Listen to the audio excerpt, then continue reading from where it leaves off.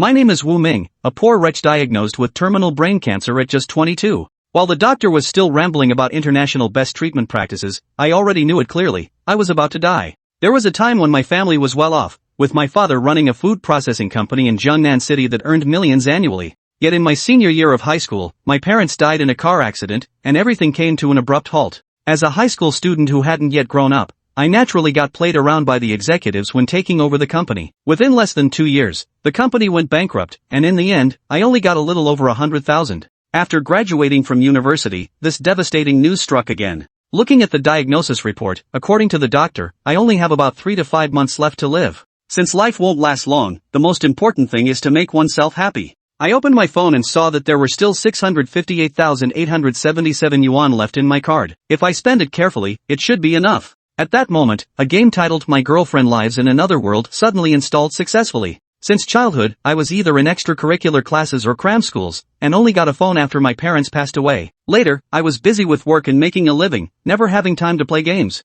Since I'm about to die anyway, might as well give it a try. This cultivation-style game has simple gameplay. Choose a female character and increase affection levels through gifting, chatting, and interactions. Among the dozens of selectable characters, there are otherworldly princesses and junior martial sisters from the cultivation world. Yet I found myself drawn to a character with an extremely simple introduction, Zhang Xinyuan. Zhang Xinyuan was born in the Divine Radiance district of the Wasteland City in the Xia Kingdom. She lost her father at the age of 3 and her mother at 5. In the Wasteland City, she was forcibly taken by the Blood Fiend gang as a living sacrifice to an evil god. 3 days ago, she escaped during the sacrificial ritual, sustaining severe injuries and was on the verge of death. An eerie apocalyptic world, SSS level difficulty, her life was tragically pitiable, hardly any better than my own damned existence. I instantly decided to choose her and clicked yes on the pop-up prompt for the SSS level conquest difficulty. The game begins. Zhang Xinyuan lies dying in a dark corner, her clothes tattered and torn, a pitiful sight. Her pitiful state of starvation instantly triggered unpleasant memories for me.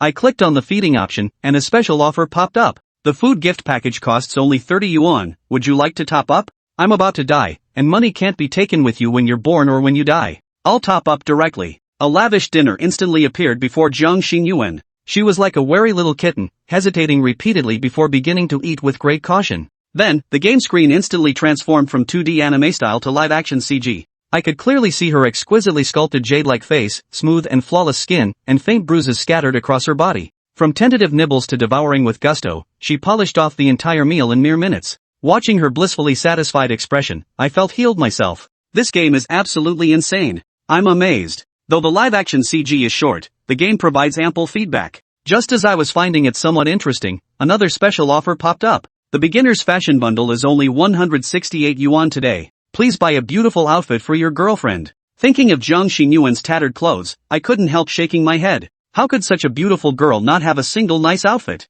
I only spent money to get her proper clothes. Of course, if the game insists on showing me those stimulating CGs, then I'd have to say, I did pay for it. Chapter 2, just charge it up. Zhang Xinyuan stared at the suddenly appeared clothes before her, lost in thought. Recalling the sumptuous dishes that had mysteriously appeared earlier, she felt this was far too strange even for this bizarre apocalyptic world and the godforsaken zone. She guessed this must be the kindness of some passing high-level ability user who took pity on her. As she fled, 2 unknown divine prayer phrases suddenly surfaced in her mind, and she thought this might be why the Lord noticed her. She picked up the clothes, guessing this was also a gift from that Lord. While changing clothes, she shyly thought that the Lord probably wouldn't care about a nobody like her. Unfortunately, the Lord, did care indeed, but this time the CG didn't show the changing scene, only displaying a full-body preview. Current favorability insufficient to unlock all scenes. Please work harder to increase favorability. The system popped up a window. However, Zhang Xinyuan in the new black combat suit still caught my eye. With waist-length hair, lively phoenix eyes, a high and upturned nose bridge, she was pure and beautiful.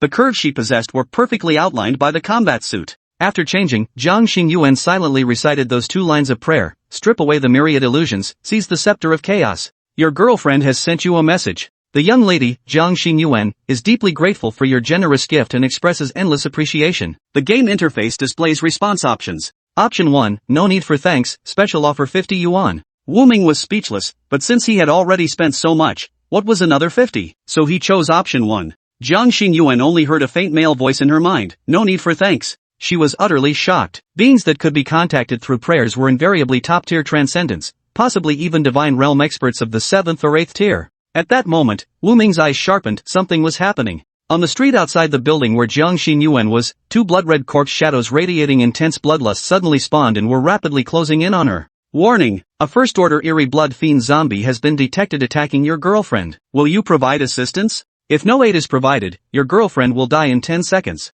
Note, character death is permanent. I've invested so much in Jiang Xinyuan, how could I let her die? Without hesitation, he clicked the rescue button. The next second, the system prompt popped up again. The novice gift pack costs 98 yuan, including one status recovery and an initial weapon. Purchase now? Wu Ming nearly laughed in anger. The roars on the street and the thick scent of blood turned Jiang Xinyuan's pretty face pale. It was the most common monster in the godforsaken zone, the blood fiend corpse demon. The corpse demon caught the scent of prey, its hollow eye sockets glowing green as it charged straight toward the shack where she was hiding. Bang! Bang! Bang! The two corpse demons instantly smashed through the flimsy door. The corpse demon sensed Jiang Xinyuan's location and instantly charged toward her. Her face turned deathly pale, realizing there was no way to escape, and in that instant, she thought of that esteemed lord. She silently recited the prayer in her heart. At the moment of despair, a refreshing current enveloped his entire body, the pain vanished instantly, and the wounds healed. Upon opening his eyes, a vintage silver revolver appeared out of thin air before him, with several bullets scattered around.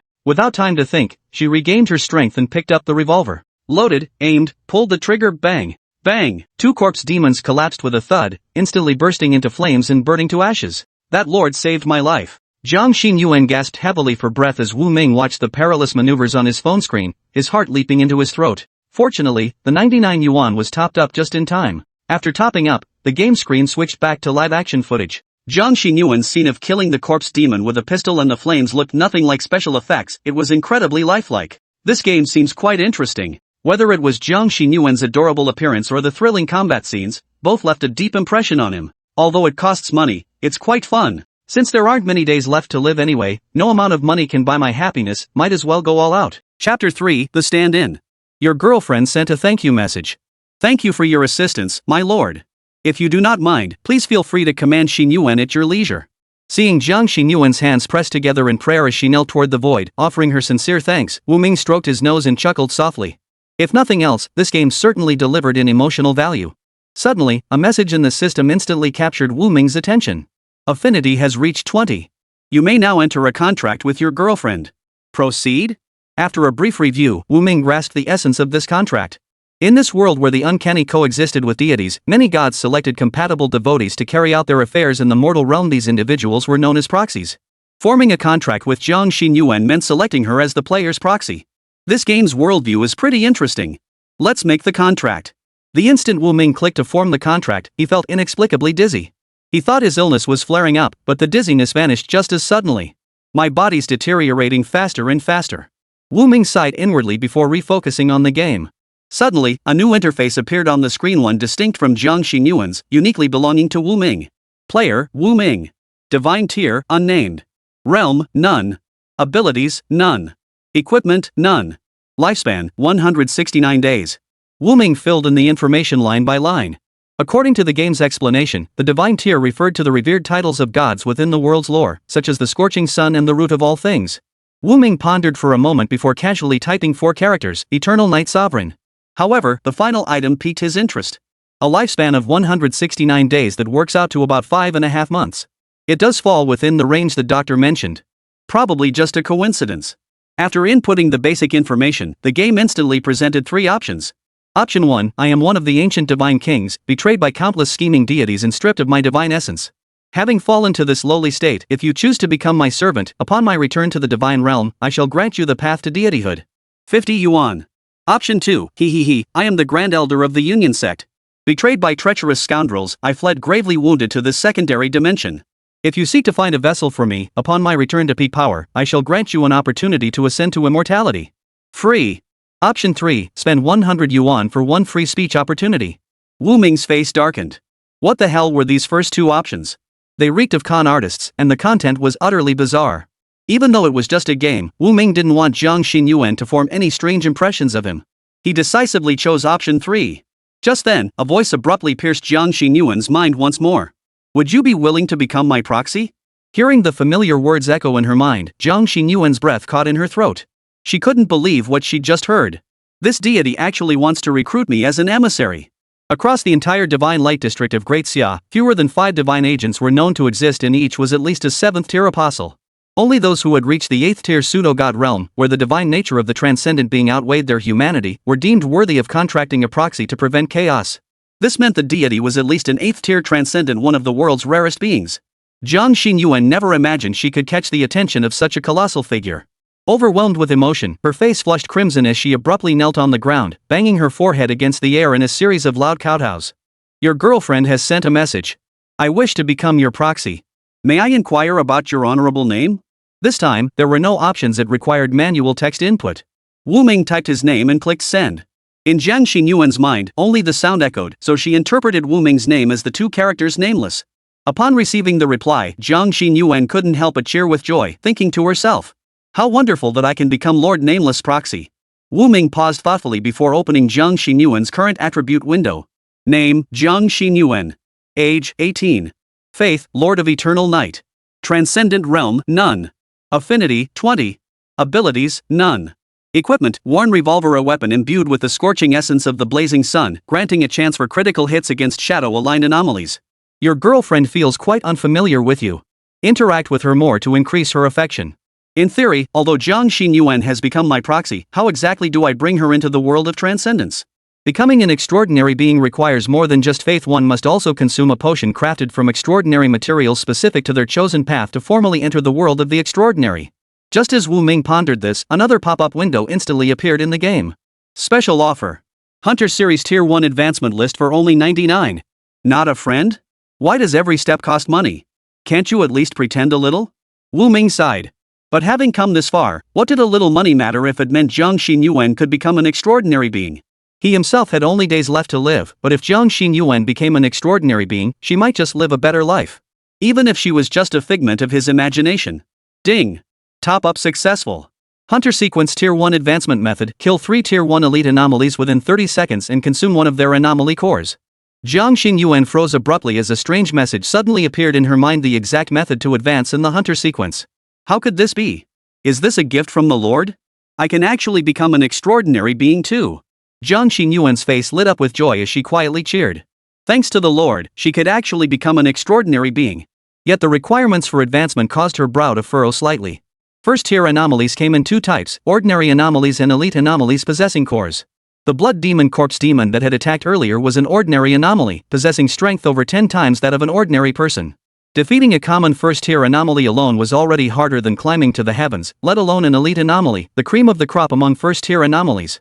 With that thought, Jiang Xinyuan retrieved the revolver she had obtained earlier from her bosom and counted the remaining bullets, exactly 12. Since this weapon was bestowed by that esteemed figure, it should suffice against first-tier anomalies. However, with the sheer number of anomalies in the godforsaken zone, indiscriminately hunting targets could deplete my ammunition quickly. Jiang Xinyuan swiftly assessed the situation, silently noting to herself. Wu Ming watched the stream of Jiang Xinyuan's thoughts and smiled wryly. This was the moment for him to step in. Wu Ming tapped the small map in the upper left corner of the game interface. Most of the regions remained shrouded in black mist, still locked and inaccessible. However, he could see the information for the small area where Jiang Xinyuan currently was. Scanning the map, Wu Ming's eyes lit up as he spotted his target on a barren hill 3 blocks away. Clicking on the 3 wolf head icons marked with stars, the game instantly popped up their descriptions. Bloodrot Wolf. Threat level, D. Ability, Blood Howl. After a brief charge, unleashes a howl that stuns and damages nearby enemies while summoning reinforcements from within a 300-meter radius. Wu Ming sneered coldly. It's decided then, he muttered before pressing the auto-navigation button. Chapter 4, Thousand-Eyed Bloodleech. Has the Master issued another command? Jiang Xinyuan suddenly felt as if someone were pushing her forward, guiding her toward a specific direction. As if answering her question, 3 wolf-like monsters instantly flashed through her mind. Her confusion instantly vanished. A realization dawned on her, and her face flushed involuntarily. It was indeed the Lord's doing. He even knew what I was thinking. Could he be watching me all the time? If only I could meet him too. She shook her head again, a wave of disappointment washing over her. The gap between herself and that noble one was so vast, how could she ever be worthy of him? For now, she must focus on rapidly strengthening herself to become a true asset to that noble being. Muttering a silent prayer of gratitude to Wu Ming, Jiang Xinyuan let the strange force propel her forward. Wu Ming stared at the screen. The journey to the desolate mountain wasn't far.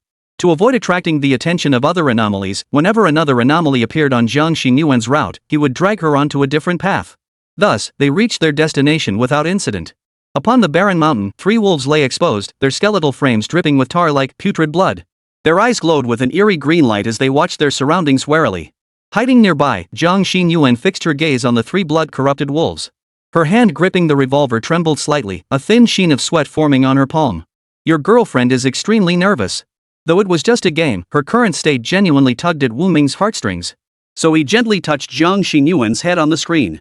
Jiang Xinyuan felt something gently touch her head, yet it didn't feel abrupt. Instead, it brought her a sense of reassurance. Could it be him? It's okay, as long as he's here, I'll be fine. Jiang Xinyuan seemed to steady her nerves. Her gun-wielding hand stopped trembling. After taking a few deep breaths, she aimed her rifle at the wolf in the center. Bang! A crimson flash of fire instantly streaked across the sky, the bullet striking the forehead of one of the blood-rot wolves with pinpoint accuracy. Before it could even let out a howl, the first-tier elite creature collapsed instantly, stiff as a board. But the gunshot revealed Jiang Xinyuan's position. The other two blood-rot wolves instantly turned, their glowing green eyes fixed on her, growling low, guttural barks escaping their jaws. Here they come. One of the blood-rot wolves coiled its hind legs, saliva dripping from its mouth, and lunged toward Jiang Xinyuan in an instant. Jiang Xinyuan's pupils contracted slightly. Though prepared, she was still startled by the blood-rot wolf's speed and scrambled toward the grassy area on the other side. The boulder she had used as cover was instantly crushed to dust by the wolf's impact. Seeing its first strike miss, the blood wolf swiftly adjusted its angle and lunged at Jiang Xinyuan once more. If she couldn't dodge in time, certain death awaited. But Jiang Xinyuan had already readjusted her stance. Facing the charging beast with utter composure, she fired 2 shots. With a thud and a bang, 2 bloody holes instantly pierced the wolf's skull. Oh no! Wu Ming exclaimed in front of the screen, finally noticing another danger. The last beast seemed to realize this human was no easy prey. It took 2 steps back, its belly suddenly swelling like an inflated balloon. Elite and bizarre creatures each possessed unique special abilities, and now this final blood-rot wolf was about to unleash its own blood howl. Jiang Xinyuan, who had just killed the second blood-rot wolf, hadn't noticed the last one's movements at all. She was about to get hurt. Wu Ming's expression darkened abruptly as he frantically scanned the game interface, searching for any useful items. Most items in the shop were beyond his means, but one highlighted option caught Wu Ming's attention. Top up 99 to purchase a 3-foot amulet consumable. Provides limited range protection, shielding Jiang Xinyuan from damage. With time running out, Wu Ming didn't hesitate. He scanned the QR code with a swift motion. Oh whoa! Only then did Jiang Xinyuan notice that the last remaining blood-rot wolf had been lurking behind her. Its crimson sonic attack surged toward her eyes. But the instant the attack reached her, an invisible barrier materialized before her eyes, completely blocking the blood-rot wolf's assault. Jiang Xinyuan knew without a doubt that this was the work of Lord Wu Ming. Thank you, Lord. After silently expressing her gratitude, she swiftly raised her rifle, aimed at the source of the sound wave, and fired 2 shots. The last blood-rot wolf fell dead on the spot. Well done. Wu Ming, watching from outside the screen, couldn't help but cheer aloud. He'd been worried Jiang Xinyuan might run out of ammunition, but this young lady seemed to possess a natural talent for shooting. She had taken down 3 blood-rot wolves with just 4 bullets and all within the 30-second time limit. Now, she only needed to consume one of those bizarre cores to formally become a Tier 1 extraordinary being on the hunter's path. Thank you for saving me, sir. I'm eternally grateful. Seeing Jiang Xinyuan's sincere expression on the screen, Wu Ming couldn't help but smile. He had spent money, but he had earned her gratitude. Worth every penny. Your girlfriend has sent you a thank you message. Your girlfriend has sent you a thank you. After solemnly reciting prayers and expressing gratitude several times, Jiang Xinyuan finally drew the military dagger strapped to her calf, slit open the putrid blood wolf's skull, and retrieved a glowing red spherical orb from the viscous, foul-smelling blood. This was the core of the anomaly. Now, by consuming it, I could become an extraordinary being. Jiang Xinyuan suppressed her surging excitement, sat cross-legged on the spot, and swallowed the core. What a strange sensation. The moment the core touched her throat, it dissolved into misty streams that coursed through every fiber of her being. Jiang Xinyuan felt a surge of heat coursing through her body, her cells and flesh creaking as if being reshaped. Simultaneously, her mind flooded with knowledge about transcendent powers. Digesting these changes would take time. Just as Wu Ming watched Jiang Xinyuan's comprehension unfold on the screen with keen interest, a red game pop-up window abruptly appeared. Your girlfriend is trapped. Rescue? If you do not rescue her, your girlfriend will die in 10 seconds. Note, once dead, she cannot be revived. 10, 9. Ha! Wu Ming froze in shock, only then noticing a swarm of red monster icons surging toward Jiang Xinyuan's location in the upper left corner, at least dozens of them. He instantly understood these monstrosities had been summoned by the blood howl trait of the blood-corrupted wolves. But the question was, how had so many arrived? The most numerous were first-tier anomalies like blood-corrupted wolves and blood-fiend corpse demons, at least a dozen of them. Several second-tier anomalies were present too, such as lantern monsters and flesh walls. Beyond that, the leading aberration had reached the terrifying third-tier level. It was a massive, dark red, fleshy tumor worm, stretching dozens of meters long with a diameter of about 5 meters. Its entire body was coated in viscous, blood-red mucus, and its skin surface was densely embedded with hundreds of rotating eyeballs. Name: Thousand-Eyed Bloodleech. Threat level: B+. Abilities: Mind distortion. Gazing into 10 or more eyes simultaneously causes continuous sanity loss and hallucinations. Flesh assimilation. Creatures contaminated by its mucus will be assimilated into the leech within 60 seconds. Fission: when fatally wounded, splits into 3-5 smaller leeches. Threat level C. Bloodlust: increases physical strength without limit after sustaining injuries. This thousand-eyed bloodleech is actually a Tier 3 anomaly. Wu Ming was startled upon seeing the densely packed skill list of the thousand-eyed bloodleech. According to the game's description, this monster was already considered a minor boss-level anomaly in the Wasteland City's godforsaken zone. A single one could slaughter an entire city.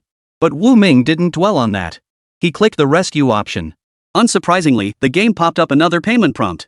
Pay just 500 yuan to temporarily gain the high-altitude slash ability. Holy, 500. You might as well go rob someone. Seeing the price tag, Wu Ming couldn't help but flinch. In the past, he would have uninstalled the game on the spot. But looking at Jiang Xinyuan's lovely face in the game, recalling her sincere gratitude, he knew what would happen to her if he truly turned his back on her. Wu Ming's face twisted into a grimace. He wanted to drag the game's producer out and haunt them with nightmares. Top up. What's a few beasts? They dare touch my girlfriend? Die. Chapter 5, Massacre. Ding. Top up successful. Swipe your screen to eliminate the abnormality. Whoa. A combat system? Wu Ming had assumed it would be a one-tap auto battle button, but to his surprise, he could actually control the action himself. Even more interestingly, the interface had transformed into a real-world scene. The vividly rendered environment before him caught Wu Ming's attention once more. The gameplay was simple: just swipe the screen to unleash invisible blades that sliced through monsters. Upon the barren mountain, the grotesque creatures with their twisted, bizarre forms hesitated mid-stride, halting involuntarily. A concealed aura of power had silently gathered around them. Even the slightest hint of this presence was enough to make the beasts hesitate in terror. When the system finished loading and he saw the real-life, nauseatingly terrifying form of the thousand-eyed bloodleech, Wu Ming couldn't help but feel a wave of nausea. This thing's appearance was pushing the limits of human tolerance. Ugly as hell. Holy, that thing looks disgusting. Did the game developers really need to make this scene so realistic? Wu Ming muttered a slight complaint before focusing on his controls. At that moment, a bloodrot wolf, spurred on by its leader's command, charged forward in an instant, lunging toward Jiang Xinyuan. Wu Ming's eyes turned cold. He silently thought, "You're asking for it." His fingers traced a dazzling arc across the screen. An invisible blade instantly sliced the beast clean in half. It plummeted from the air, splattering into 2 mangled chunks of flesh. The other monstrosities recoiled several meters in terror. The thousand-eyed bloodleech, its eyes whirling frantically, strained to locate the source of the attack. The strike had been too swift, it hadn't even sensed the aura of the attack. Wu Ming stared in astonishment at the scene before him, a glint of fascination flashing in his eyes. The game's feedback felt unnervingly real. As he unleashed his light blades and slew the vicious wolves, the screen vibrated and emitted sound effects. The blood splattering everywhere and the scattered bones around him only deepened his sense of immersion. Wu Ming couldn't help but marvel. If this game didn't scam players out of their money, it actually had something going for it. A faint smile curved his lips as he casually swung his blade, cleaving his second-tier lantern monster clean in two. This game seems to be getting more and more fun, Wu Ming chuckled. Seeing this, the eerie group dared not make another move. Without a moment's hesitation, they scattered in all directions. Wu Ming gave a cold chuckle. If you could just come and go as you pleased, wouldn't my 500 credits have been wasted? In an instant, Wu Ming casually slashed out another invisible blade. The moment the panicked, fleeing anomalies touched the blade, every single one of them sliced cleanly like white paper being cut by a sharp blade, their bodies smoothly severed into several pieces. Slashing sound. Another slash followed. Before a second-tier bizarre creature a wall of flesh could react, it snapped clean in half at the waist, collapsing into a pool of blood. A lantern-bearing monster soared skyward, but before it could escape a few meters, its head was severed from its body. The horde of blood-fiend corpse demons, rotting corpses, and putrid blood wolves were all annihilated by a single circular slash, the blade even slicing off a hill. Any anomaly within the trajectory of Wu Ming's blade instantly exploded into dust. Within mere seconds, the once teeming field of monstrosities was left with only the colossal thousand-eyed bloodleech standing. A third-tier anomaly was powerful enough to dominate its domain, possessing true sentience. The trembling eyes covering its entire body revealed its utter terror. From its perspective, it had merely ventured out for a routine hunt, stumbling upon a delicious human snack. Before it could even taste it, its entire brood had been wiped out. And they died without warning. It couldn't even discern a trace of the attacker's presence, proving the intruder's power far surpassed its own. Dealing with it would be as easy as turning over one's hand. Even with the limited intelligence of a child, this thousand-eyed bloodleech understood clearly the formidable being before it was not someone it could provoke. Wu Ming didn't dwell on it. A sharp blade of light shot from his hand. True to its reputation as a third-tier anomaly, the thousand-eyed bloodleech detected the direction of the attack. Its massive body instantly contracted, gathering flesh before it in an attempt to brace against the strike. Even under its full defensive resolve, capable of withstanding the full force of a fourth-tier extraordinary being's strike, it found itself steadily pushed back by Wu Ming's relentless edge. In the next instant, its entire body was cleaved clean in two. The pain-stricken creature let out an involuntary wail of agony. Both halves writhed in torment, their squeaking and whimpering cries piercing the heavens. What flowed from the severed halves wasn't blood, but a red, gelatinous fluid composed of shredded flesh and bone fragments. Even through the screen, Wu Ming felt utterly sickened. Why make this thing so realistic? It's making me sick to my stomach. This momentary distraction caused Wu Ming to forget to deliver the finishing blow. The thousand-eyed leech wasn't quite dead yet. It had expected the invisible light blades to finish it off, but for some reason, the attack had stopped. The opportunity vanished in an instant. One segment of its body exploded violently, spraying a sky-filling mist of blood. Simultaneously, the eyeball within the other half of its body shot out from the fleshy growth and scattered in all directions. It had survived its encounter with that fourth-tier extraordinary being from Sancheng using this very tactic. But this time, it had provoked an entity it should never have dared to challenge. Warning, Boss Thousand-Eyed Bloodleech is attempting to flee. Eliminate immediately. Wu Ming's expression hardened, a cold smile curling his lips. I'll be damned if you get away with this. You think you can just run away? What gives you the right to run? Wu Ming's fingers danced across the screen, instantly weaving an invisible net of sword chi that enveloped every single eyeball. In that instant, hundreds of fist-sized eyeballs exploded into dust mid-air, igniting a terrifying crimson fireworks display across the sky. Congratulations! Player has successfully defeated the thousand-eyed bloodleech. Reward, newbie gift pack. At the same moment, within a lavishly decorated villa in the desolate city, a sharply dressed middle-aged man clad in black robes abruptly opened his eyes. He strode swiftly outside, staring in disbelief at the spot where the thousand-eyed bloodleech had perished. Standing with hands clasped behind his back, shock filled his eyes as he murmured involuntarily, "The thousand-eyed bloodleech's aura has vanished. How is this possible? Even I couldn't resolve this anomaly. Not even those fourth-tier extraordinary beings in Sundu who worship the Bloodthorn throne and follow the Berserker path could handle it." This man was none other than Lu Qiancheng, sent by Sundu 5 years ago to hunt the thousand-eyed bloodleech in Huangcheng, a fourth-tier transcendent who followed the path of the fireworks lord, and now the acting city lord of Huangcheng. Lu Qiancheng paced in place, his eyes filled with disbelief. That beast had suffered defeat at his hands and had since vanished without a trace, hiding from him. He had never had another chance to fight it. The thousand-eyed bloodleech's aura vanished so swiftly no fourth-tier cultivator could achieve that. The attacker must be at least a fifth-tier powerhouse. Could it be connected to that mysterious aura from earlier? Lu Qiancheng dared not dwell on it, yet the location where that eerie aura had emanated did indeed align with the spot where the thousand-eyed bloodleech had perished. It was an aura of unimaginable vastness, unlike any deity he knew. Could it be an unknown, hidden entity intervening? But why would such a being act so rashly? Lu Qiancheng's gaze flickered uncertainly. An entity possessing such power could only be a transcendent being, at least at the demigod realm. The emergence of a demigod from an unknown source would send shockwaves not just through Sandu, but across the entire Great Xia Empire. Regardless, he must investigate the situation first. Lu Qiancheng snapped his fingers casually. A man in a white uniform entered, bowing respectfully. "Lord City Master, you summoned me?" Lu Qiancheng spoke in a deep, resonant voice. "Lu Chengfeng, take the guard squad and investigate what major incident has occurred in the godforsaken zone. Move swiftly." "Yes, sir." In the next instant, the figure vanished without a trace, leaving Lu Qiancheng standing alone, lost in thought. Chapter 6, Enhanced Protection. Jiang Xingyuan had already fully adjusted to her bodily changes when she was jolted awake by the blood-curdling wails emanating from the thousand-eyed bloodleech, its terrifying, unearthly power radiating through the air. Her jade-like face froze in shock as she opened her eyes. The scene before her left her petrified, frozen in place. The utter devastation before her eyes made Jiang Xingyuan doubt her own vision. Where the ground had been smooth moments before, several gashes now gouged through it, each tens of meters long and several feet deep. Even the summit of a distant hill had been cleaved clean in two. What astonished her most were the scattered corpses and flesh fragments around her. Almost all of them were monstrosities, including several second-tier monstrosities. Not to mention that creature radiating a terrifying third-tier aura. Having grown up in the wasteland city, Jiang Xingyuan knew this flesh-eating worm all too well. This creature had terrorized the godforsaken zone for decades, devouring countless victims including several third-tier extraordinary beings. Even that fourth-tier extraordinary being who arrived from Chengdu years ago had failed to bring it down. It had merely suffered some injuries, recovered to peak strength in short order, and continued its rampage in the godforsaken zone. Jiang Xinyuan swallowed hard. Only that nameless figure who had consistently aided her could achieve such feats. Even without revealing himself, the Lord wielded such power through distant spellcasting. His strength far exceeded Jiang Xinyuan's wildest imagination. Had that Lord not intervened, she would undoubtedly have become dinner for that vermin by now. A wave of warmth surged through Jiang Xinyuan's heart. From that first meal to personally intervening to kill her enemy now, the Lord had always come to her aid in her hour of need. Having lived her entire life in the apocalypse, Jiang Xinyuan's creed was simple: those without value were not worth helping.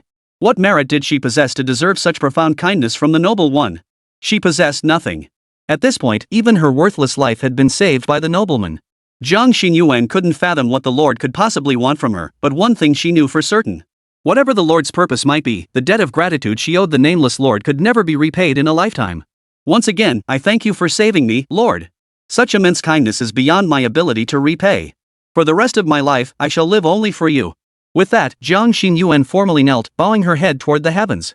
Her lips murmured prayers of gratitude, her eyes brimming with sincerity and devotion as she offered her thanks to Wu Ming. Your girlfriend sincerely expresses her gratitude. Jiang Xinyuan affection +5, current 25. Staring at the notification popping up on his screen, Wu Ming froze. Jiang Xinyuan's tearful, deeply moved expression truly warmed his heart. He couldn't help but marvel at how dedicated the actors in this game were. This emotional performance is so convincing. Her acting skills are leagues ahead of those entertainment industry stars. Wu Ming chuckled. Jiang Xinyuan was delivering such rich emotional value, every penny spent had been worth it. Your girlfriend sent you a message. Your girlfriend is deeply grateful for your efforts. Affection level increased. Your girlfriend has successfully ascended to Hunter Tier 1, elevating her transcendent realm. Your girlfriend has awakened the following Tier 1 Hunter abilities. Power Strike. Upon activation, the first attack is guaranteed to be a powerful strike. During sustained attacks, there is a 10% chance to trigger a powerful strike, dealing double damage to the target. Dash performs a 10-meter rapid movement. Cooldown, 10 seconds. Please select a Tier 1 blessing for your girlfriend. Options are as follows. These two skills are straightforward and easy to grasp. What caught Wu Ming's attention, however, was the line below. According to the game's description, blessings are unique abilities granted by the gods of this world to their chosen agents. As they directly interfere with mortal affairs, only a select few extraordinary beings can obtain them. Their powers, however, are truly extraordinary. In other words, it was as if the game itself had given Jiang Xinyuan a cheat code. Wu Ming wasted no time, swiftly scanning the next 3 or 4 options. Option 1, Concealment, passive skill.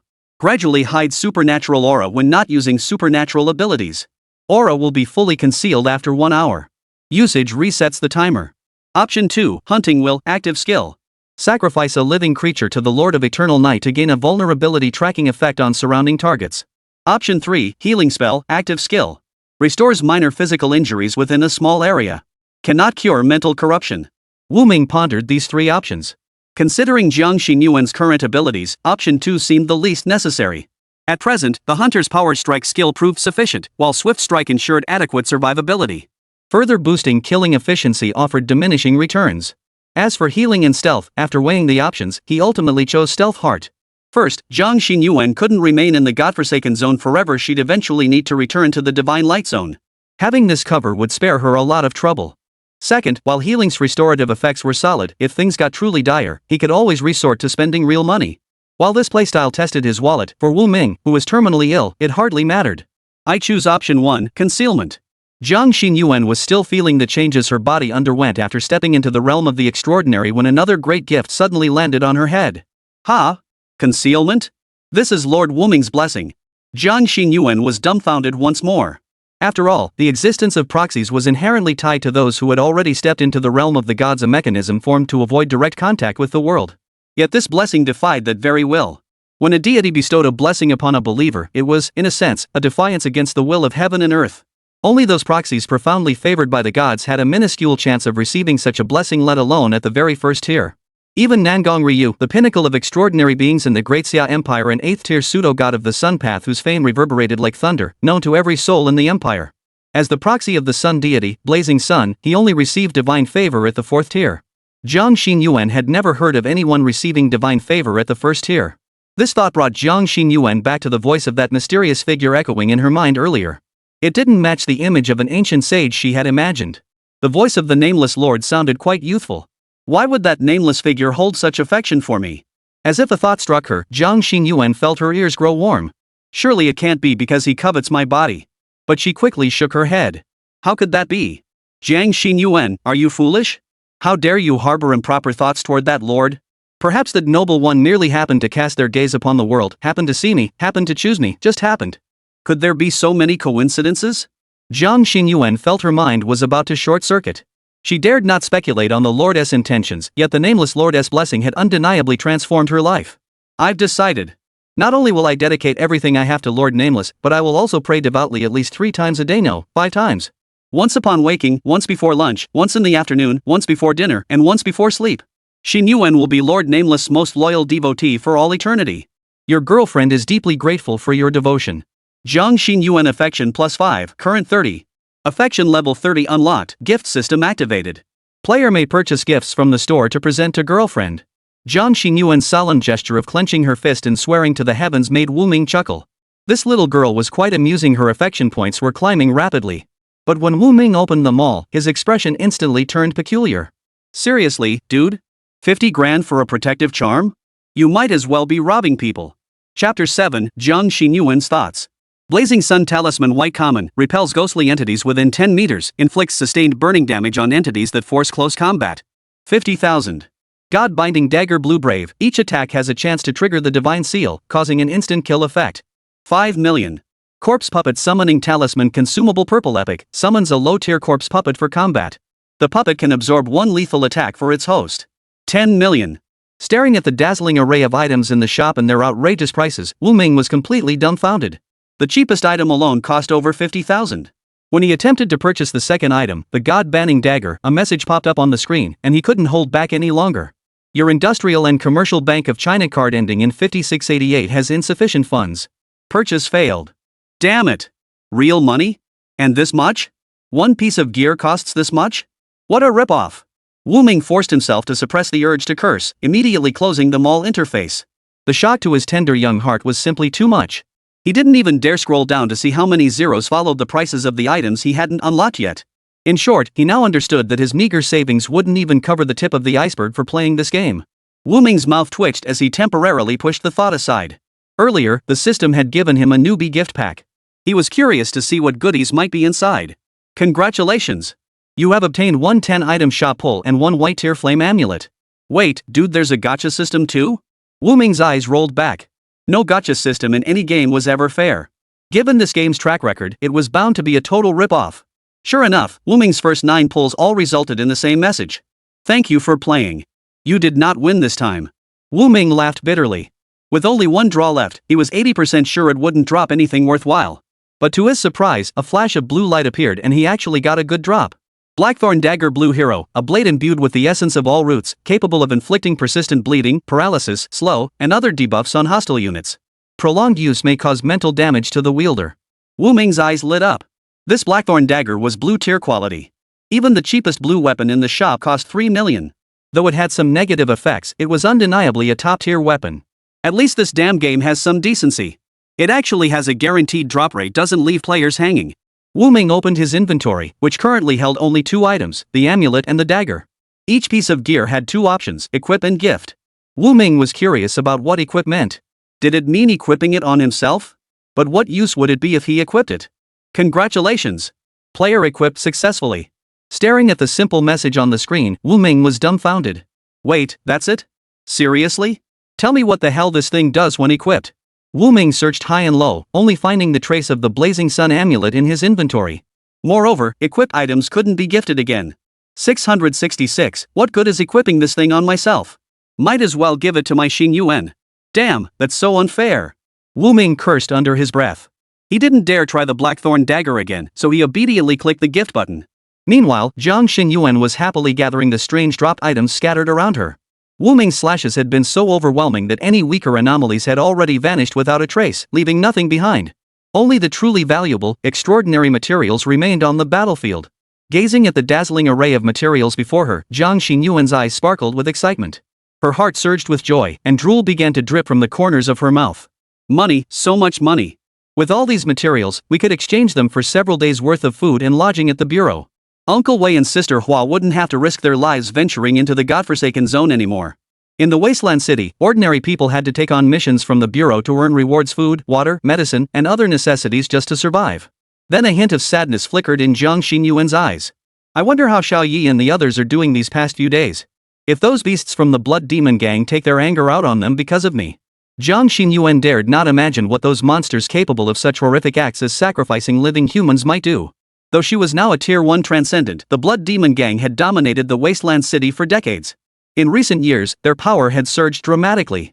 Rumor had it they possessed double-digit first-tier transcendence, while their leader, Zhang Wenlong, had reached the peak of the second tier. They held a commanding advantage over other gangs, standing as the strongest force in Wasteland City outside the Law Enforcement Bureau. If Lord Wuming were to intervene, Jiang Xinyuan instantly silenced this thought.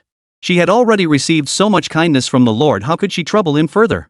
The only solution now was to rapidly enhance her own strength and devise a long-term plan later. After all, she was barely capable of protecting herself at this moment. Suddenly, Jiang Xinyuan felt a jolt in her mind as that familiar voice resounded once more. Though this object is commonplace, it may serve a purpose. Take it and swiftly strengthen your power. Before her eyes, a dagger materialized as if by magic. It measured about half a foot in length, 2 fingers in width, and radiated a deep, dark blackness. Its blade gleamed like quenched black jade, its surface etched with intricate, thorn-like patterns.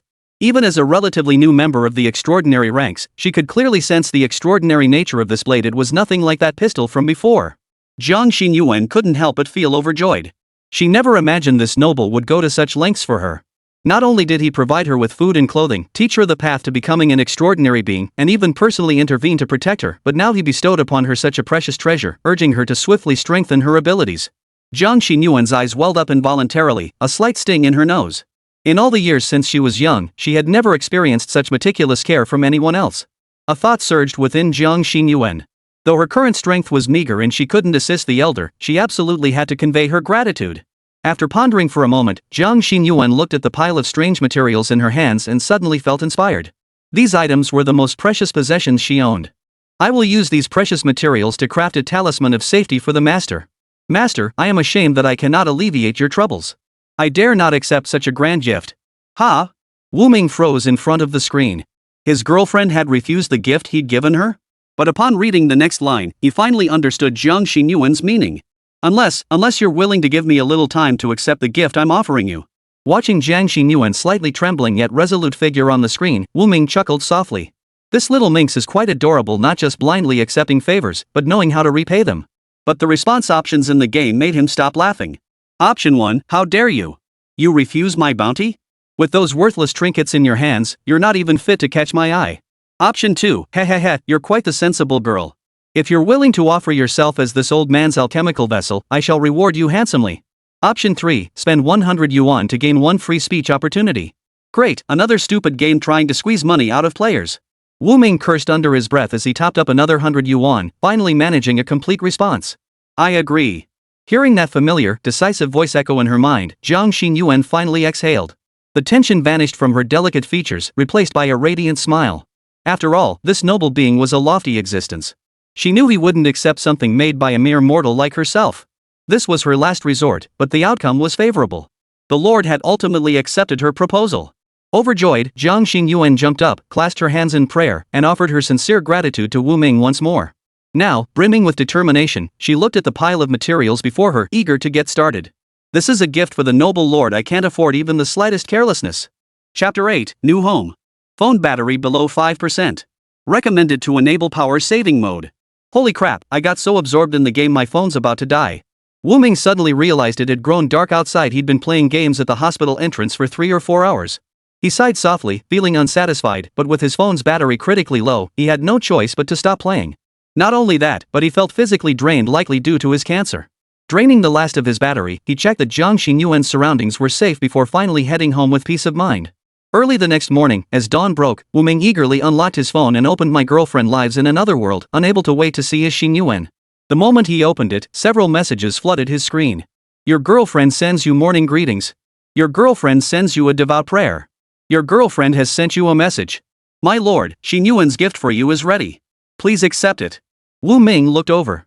Jiang Xinyuan sat upright in the center of the room, hands pressed together in prayer. On the table lay an amulet, pure white in color, inlaid with 3 precious gems, and adorned with intricate cloud patterns around its edges. Upon closer inspection, 4 large characters were engraved on its back. Wishing you well. Jiang Xingyuan's face bore bright, prominent dark circles under her eyes, and the floor was littered with scraps of crafting materials. She must have either worked through the night or pulled a major all-nighter. A wave of warmth washed over Wu Ming. He could tell Jiang Xingyuan had genuinely put her heart into this, it wasn't some half-hearted gesture. Your girlfriend has sent you a gift. Accept? Are you kidding? Of course he'd accept. Achoo. Jiang Xingyuan stretched lazily. She stayed up all night crafting the protective charm for Wu Ming, finally finishing it just moments ago. Though she wasn't entirely satisfied with it herself, keeping the master waiting this long was her own fault. Upon receiving his approval, Jiang Xingyuan instantly beamed with joy. Her cheeks flushed and her smile stretched wide, almost reaching her ears. The master had agreed to accept her gift. Jiang Xingyuan giggled foolishly, suddenly feeling a sacrificial incantation form in her mind. She immediately knelt in reverence, presenting the talisman with both hands. Standing solemnly with head bowed, she murmured the incantation. Strip away all illusions, command the very source of chaos. Jiang Xingyuan felt the weight lift from her hands. When she opened her eyes again, the talisman had vanished without a trace. The master had accepted her gift. Jiang Xingyuan's face lit up with a radiant smile. This crude offering scarcely deserves your excellency's notice. Yet I am profoundly grateful for this opportunity. I shall remain steadfast by your excellency's side, lending my utmost support. Jiang Xingyuan Affinity +2. Congratulations! You have obtained the equipment amulet. It has been automatically equipped. Amulet, crafted with heartfelt devotion by Jiang Xingyuan. Equipping it increases the player's luck by 10 points. Note, higher luck increases the probability of obtaining high-quality items from the reward pool. Seeing this effect, Wu Ming wasn't sure whether to laugh. Probability is always subject to the developer's interpretation, but it was better than nothing. What truly warmed his heart was Jiang Xingyuan's willingness to make sacrifices for him. After his parents passed away, Wu Ming had witnessed too much of the world's cruelty. At this moment, Jiang Xingyuan felt like a warm little son, bringing him much comfort. Wu Ming smiled. Seeing Jiang Xingyuan's expression, he felt like teasing her a bit and tapped her cheek on the screen. Yeah. Jiang Xingyuan in the screen covered her cheek, let out a startled cry, and looked around curiously. Did someone just poke me? Or was that my imagination? Seeing Jiang Xingyuan's amusing reaction, Wu Ming couldn't resist trying again, gently stroking her little head. Ouch! Jiang Xingyuan suddenly clutched her head, letting out an adorable cry. It felt like someone had touched her head. Who could it be? Could it be that nobleman? Please stop teasing me, Your Excellency. Just as Wu Ming was about to touch a more intimate area, Jiang Xingyuan showed no reaction whatsoever. The game alerted him that her affection level was insufficient, temporarily preventing the unlocking of special touches. So all he needed was enough affection points, right? Still, seeing Jiang Xingyuan's adorable expression left Wu Ming quite satisfied. He switched to her status screen and continued studying the game's strategy guide. Name, Jiang Xingyuan. Age, 18. Faith, Lord of Eternal Night. Transcendent Sequence, Hunter. Transcendent Realm, Tier 1. Affinity, 32. Abilities, Swift Strike LV.1, Power Strike LV.1, Stealth LV.1. Equipment, Worn Revolver, Blackthorn Dagger. Your girlfriend feels a mix of awe and fear toward you. Interact with her more to increase her affection. After studying the interface, Wu Ming realized this game was likely an MMO-style title, with a main questline displayed in the upper right corner. Main Quest 0, your girlfriend is new to the world of extraordinary beings. Help her strengthen her abilities as soon as possible. Wu Ming stroked his chin. So Jiang Xingyuan's level wasn't high enough to unlock official quests, yet she needed to grind levels in the newbie village, right? Without delay, Wu Ming opened the map. Thanks to Jiang Xingyuan's advancement, some previously blacked out areas had unlocked. Thanks to Wu Ming's earlier rampage in the wilderness, nearly all high-level anomalies in the vicinity had been wiped out, leaving mostly Tier 1 anomalies behind. Perfect for leveling up my Xingyuan. Just as he was about to take Jiang Xingyuan out to grind, another game notification popped up. Your girlfriend is extremely fatigued and temporarily unable to go out. Wu Ming realized it made sense. After all, Xingyuan had just stayed up all night crafting a protective talisman for him. She deserved some rest now. Upgrade your girlfriend's living space for 198 to give her a comfy new home and speed up her recovery. Buy now and get a week's worth of food as a bonus. Fine, I'll wait here. Wu Ming was speechless, but he understood how this game worked. Take a look at where Jiang Xingyuan was living now. It was the ruins left behind after fleeing the initial strange incident. Forget the moldy bed cobbled together from 2 rotten planks. This drafty shack would leave his girlfriend soaked to the bone if it rained. This was unacceptable. Wu Ming let out a cold laugh and swiftly launched a QR code attack.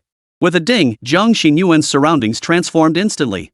The moldy sofa mattress instantly transformed into a velvet cushion. The peeling, scratched wallpaper became pristine and brand new. The exposed cement floor transformed into clean marble flooring with a whoosh. Even a bathroom and kitchen materialized out of thin air. 2 little yellow rubber ducks even floated in the bathtub. Cupboards and refrigerators slowly filled with all kinds of food ingredients. Even Jiang Xinyuan, who had already witnessed Wu Ming's miracles firsthand, was now stunned, her eyes wide as saucers and her mouth forming a perfect O. Beyond offering her gratitude for his kindness, she could only stand in awe. Your miracles are truly beyond imagination. Chapter 9, Jiang Xinyuan's efforts. Thanks to the improved environment, Jiang Xinyuan recovered her energy remarkably fast, returning to peak condition without keeping Wu Ming waiting long. During this time, he had also mapped out her upgrade path. Without delay, he pushed Jiang Xinyuan out the door. On the silent street, 2 humanoid creatures with lizard heads and bodies covered in dark blue-black scales flickered their tongues, their murky yellow-green eyes scanning the surroundings as if hunting for prey. Little did they know, they themselves had become the prey in others' eyes. Strike! With a sharp whoosh, a slender figure burst from the shadowed side of a building. A jet-black blade shot from her hand, instantly piercing the forehead of one of the creatures. The other lizard man finally reacted, opening its massive jaws in a snarling roar. Blades several feet long instantly sprouted from its fingertips, and it swung them toward the attacker. The intruder merely shifted slightly to the side, swiftly drawing a short dagger. Holding it before her, she steadied the lizardman's blade. Before he could react, she let out a sharp cry. Strike! In that instant, the lizardman felt immense force surge through his arms like a flood. The next second, the jet-black dagger severed his clawed fingers, whistling through the air to meet his head, a single strike decapitating him. After confirming the area was clear, Jiang Xinyuan skillfully split the lizardman's skull open. Yet, there was no trace of a crystal core inside. Too bad. Neither of these two had one either. Jiang Xinyuan panted slightly. She was still somewhat unaccustomed to the 2 abilities of the hunter sequence, and using them took a toll on her stamina. Yet with each use, she grew more proficient, and the skill's effects grew significantly stronger. Jiang Xinyuan retrieved a towel from her backpack behind the building and wiped the fragrant sweat from her forehead and neck. She had been hunting anomalies for several hours straight. Though initially fearful, she quickly adapted, navigating the path without major incident. This was largely thanks to the elder guiding her to the creature's lairs and selecting opponents that weren't overly powerful, allowing her to practice her moves to perfection. Jiang Xinyuan silently recited her prayer once more, clasping her hands together as she sent her heartfelt gratitude toward Wu Ming. Kill successful. Gained 2 EXP. Transcendent Realm, Tier 1138-1000. Your girlfriend's Swift Strike skill has advanced to LV.2, effective range increased to 20 meters. Cooldown reduced to 8 seconds. Your girlfriend's Power Strike skill upgraded to LV.2, chance to trigger a powerful strike during sustained attacks increased to 20%. After several hours of gameplay, Wu Ming observed the progress bar's growth and deciphered the rules for Jiang Xinyuan's advancement. Defeating a Tier 1 anomaly grants 1 experience point. Using skills increases proficiency, and reaching a certain level allows skill upgrades. Consuming a Tier 1 anomaly crystal core granted 5 experience points but required time to digest. However, reaching maximum experience didn't trigger an immediate advancement. Instead, like before, one had to complete the Transcendent Trial. Wu Ming remained unclear about the specific requirements for the advancement trial. It'll just mean spending more money later. Right now, the priority is leveling up. After Jiang Xinyuan had rested and recovered, Wu Ming selected another location where anomalies gathered. He tapped and held the character on the screen, guiding her toward the destination. With Wu Ming's God Mode Chi providing assistance, Jiang Xinyuan's leveling process wasn't exactly smooth sailing, but it was certainly uneventful. He specifically targeted tangible anomalous creatures to maximize the effectiveness of Jiang Xinyuan's weapon. He specifically targeted non-gregarious or isolated anomalies. Combined with the Hunter Path's formidable assault capabilities, their kill efficiency was remarkably high. Thanks to the stealth blessing, Jiang Xinyuan remained undetected unless she literally jumped onto someone's face. Each ambush guaranteed at least 1 kill, drastically simplifying combat. Thus, through their coordinated efforts, within a few hours, they had combed through nearly the entire neighborhood, leaving the horde of anomalies in a state of panic. Any anomaly with even a shred of intelligence had heard rumors of a young killing machine descending upon their territory. Not only did he appear and vanish like a ghost, but his strikes were ruthlessly brutal. Nearly every encounter ended in instant death, 1 strike, 1 kill. Jiang Xinyuan's fearsome reputation spread like wildfire, forcing the anomalies to hide deep within their lairs, terrified to show themselves. They were accustomed to ambushing others, never imagining the day they themselves would be hunted down one by one. Wu Ming stared at the now empty map, lost in thought. It's only the first day, and they're already nearly wiped out? No, these weirdos are just useless. Wu Ming pursed his lips. Game time and real time didn't align in game, the sun was already sinking toward the western horizon. Considering Jiang Xinyuan's condition, he could only reluctantly conclude. Alright, let's call it a day for now. Wu Ming glanced at Jiang Xinyuan's attribute panel. Her experience points had already reached 295, and that was without using the crystal core. Once she absorbed it tonight, she should hit 400. Such progress in a single day left Wu Ming quite satisfied. At this rate, Xin Yuan should reach the second tier within days. That should unlock the main quest.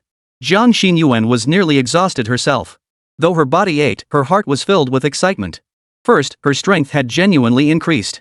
Second, the fact that the noble had guided her throughout the day meant he was constantly watching over her, which filled her with immense joy. With the Honorable One going to such lengths to help me grow stronger, I absolutely cannot slack off now. Rest for a bit, then start absorbing the crystal core. After resting, Jiang Xin Yuan frowned slightly at the foul odor clinging to her body. After all, hunting strange creatures all day outdoors meant her body carried a mix of various odors which was only natural. Recalling that her new home had a bathroom, Jiang Xin Yuan felt a flicker of excitement. In the apocalypse, water was an extremely precious resource. Before, she could only wipe herself down to stay clean. She had never truly taken a bath. Before the bathroom, Jiang Xin Yuan deftly shed her black combat suit, now stained with all manner of grime. Her jet black, lustrous hair cascaded freely over her shoulders, revealing the blue and white undergarments beneath.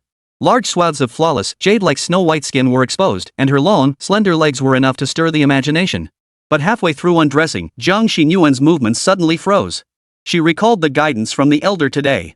Could he still be watching her now? If that were the case, then he'd have seen everything. The thought sent a wave of heat rushing to her face. Her cheeks flushed crimson, her ears turning bright red, translucent and delicate like ripe pomegranate seeds. So what if that nobleman saw? I've long resolved to devote the rest of my life to him. This is nothing. Besides, that nobleman surely wouldn't care. What's there to see in an ordinary figure like mine? With that, she stepped into the bathroom. Listening to the soft splashing sounds coming from the game, Wu Ming, sitting before the screen, had never felt such a strong urge to spend money on a game. Preview ends. Insufficient affinity points to view remaining footage. Hey, buddy. That's my girlfriend. What's wrong with me looking? You're wasting my time with this nonsense. Wu Ming was furious. All he'd seen was Jiang Xin Yuan's flawlessly smooth, world-class back exposed for cupping therapy. The rest of the game was blocked. Just as Wu Ming was still fuming, a knock sounded at the door. Hello, is this Mr. Wu Ming of room 3022? You have a delivery. Chapter 10, The Talisman. A delivery? I haven't ordered anything in the past couple of days. Wu Ming was baffled, but he accepted the package anyway. The delivery slip bore no sender's name or address, deepening his confusion. Opening it, he found two square amulets lying quietly inside. One needed no introduction. It was the amulet Jiang Xin Yuan had given him, engraved with the words, "May you be well." The other was more peculiar, entirely jet black, its center depicting a man kneeling with the sun in his hands, while the reverse side showed a sinister, crescent moon. This was none other than the blazing sun talisman Wu Ming had obtained from his beginner's gift pack and equipped earlier. Holy crap! This thing is from the game. Wu Ming finally realized these two items were most likely souvenirs sent by the game company. But the Sun Guardian amulet had only been obtained from the game last night, and the handmade amulet Jiang Xin Yuan gave him had just been received this morning. How could the delivery be this fast? And how did this company even get my address? Did I sign some unfair contract terms or something? Wu Ming pondered for a moment but couldn't figure out where things had gone wrong. But in this day and age, personal information leaks were nothing new. After all, he hadn't even downloaded this game himself. Game companies had vast resources. Sending some promotional items was hardly surprising. Wu Ming pushed the matter from his mind and focused instead on examining the differences between the two amulets. First was the one from Jiang Xin Yuan. It didn't look as refined as the other, but holding it in his hand, it had a uniquely smooth and warm feel, accompanied by a faint, subtle fragrance. The 4 characters engraved on the back were a bit crooked, but that only added to its authenticity, warming Wu Ming's heart. Even though he had only days left to live, someone still cared about him wholeheartedly. Even if she was only virtual. Carefully tucking the amulet into the pocket of his shirt, Wu Ming finally turned his attention to the blazing sun amulet. The first sensation upon holding it was its weight. He gave it a little shake. It was no bigger than half a palm, yet it felt solid and heavy, easily weighing half a pound. Clutching it, a distinct wave of heat washed over his body, as if he were standing under the blazing midday sun in summer. This thing, it's not made from radioactive waste, is it? Wu Ming hesitated for a moment, but dismissed the thought as unlikely. A company capable of producing a game like My Girlfriend Lives in Another World must be fairly large. If word got out they were using radioactive waste to make souvenirs, would the project even survive? Regardless of the material, these 2 amulets weren't cheap plastic trinkets. The makers had clearly put some thought into them. They clearly weren't trying to pull a fast one on the players. True, he mused. After all, with a minimum charge of $50 per top-up, they'd better offer decent perks, otherwise, who'd put up with it? Though he couldn't see what use these things had. He tossed the blazing sun amulet carelessly onto the table and hurried back to his bed, quickly launching the game. While Wu Ming was unboxing the package, Jiang Xin Yuan had already fallen asleep. With nothing else to do while she slept, boredom prompted him to open his character stats again. Seeing the changes displayed, Wu Ming murmured a puzzled huh? Player, Wu Ming. Divine Tier, Lord of Eternal Night.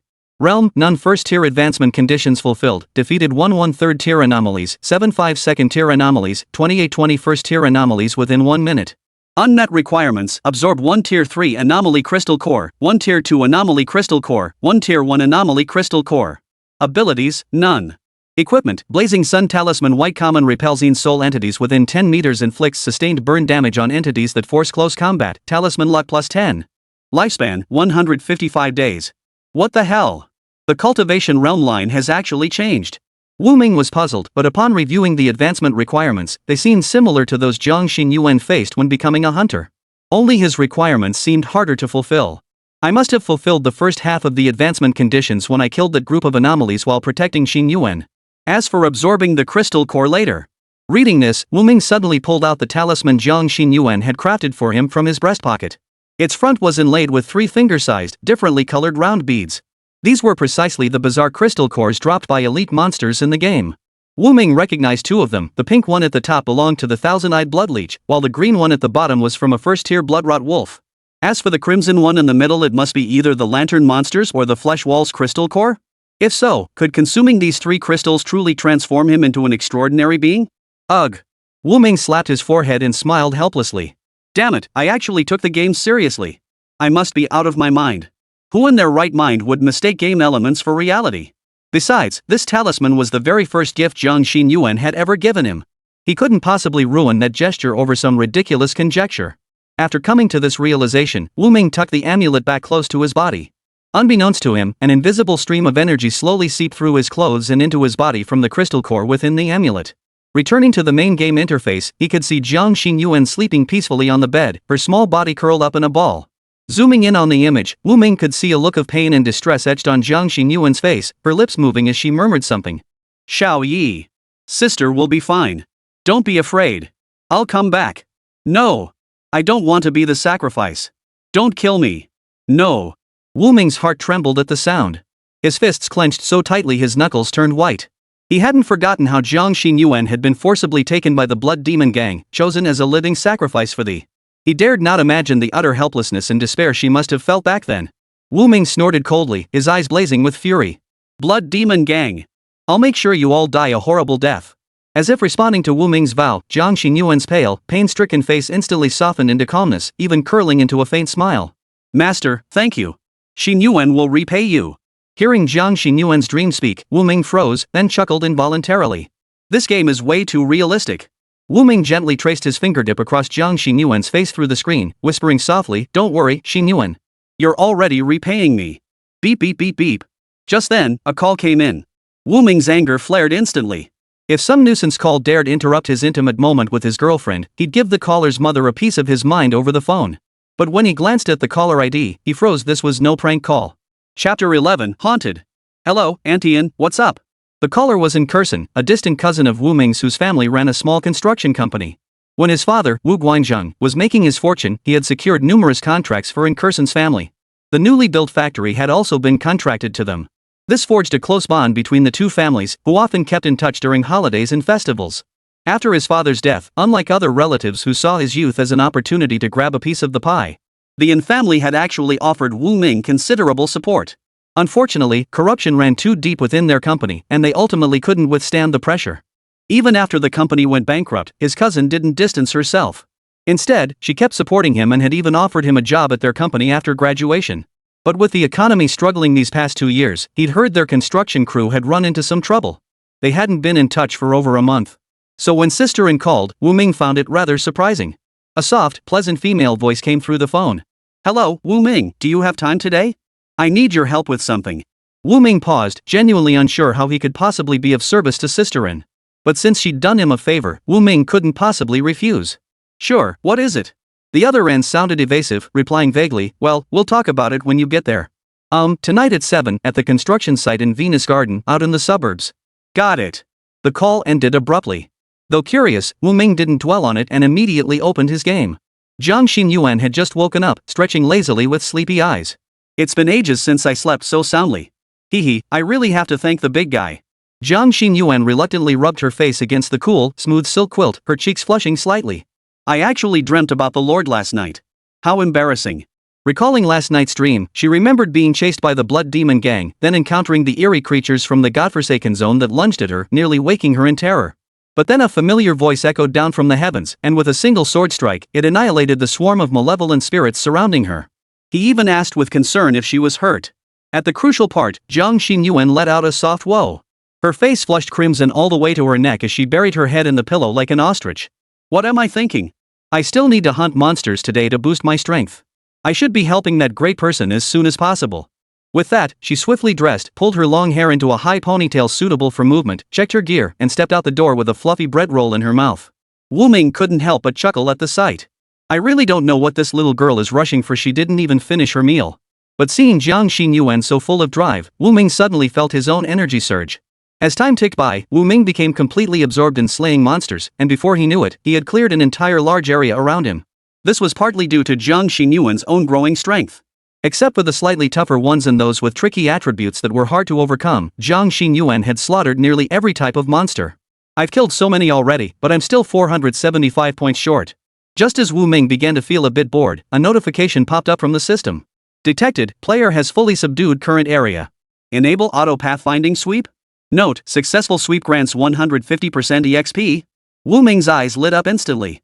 Glancing at the time, it was almost the hour he'd agreed upon with Sisterin. This feature came at just the right moment. If the leveling went smoothly, Jiang Xinyuan might even reach tier 2 tomorrow. Wu Ming instantly clicked yes. Ha! Jiang Xinyuan's eyes flashed with confusion. A moment ago, a similar cleanup instruction to the one from the Nameless Master had echoed in her mind. Yet her keen senses immediately recognized that this command did not originate from that figure. A flicker of disappointment crossed Jiang Xinyuan's eyes, but she quickly rallied. Jiang Xinyuan. The Lord has countless matters to attend to. How could he constantly assist you? Rapidly enhancing your strength until you reach a level where you can aid that Lord is the right path. Jiang Xinyuan slapped her own cheeks, refocusing her mind before charging swiftly into the swarm of monsters to fight. The blade in her hand moved with greater decisiveness, her movements growing sharper and more ruthless. Suburban Jiangnan City, Jinxing Garden Construction Zone, 3rd floor office. And Curson wore a professional office outfit, a white silk blouse slightly open at the collar, revealing delicate collarbones, paired with a black pencil skirt that perfectly accentuated her waist and hips. Her long, slender legs were encased in black stockings, and she wore a pair of pointed toe stiletto heels. Wu Ming's gaze drifted involuntarily toward the swell of Curson's chest. Damn it, forgot to turn off auto-aim. Damn, they've gotten even bigger since last time. They must be at least an E-cup now. And Curson looked troubled, wanting to say something but hesitating to speak. Seeing this, Wu Ming took the initiative to speak. Sisson, just say what's on your mind.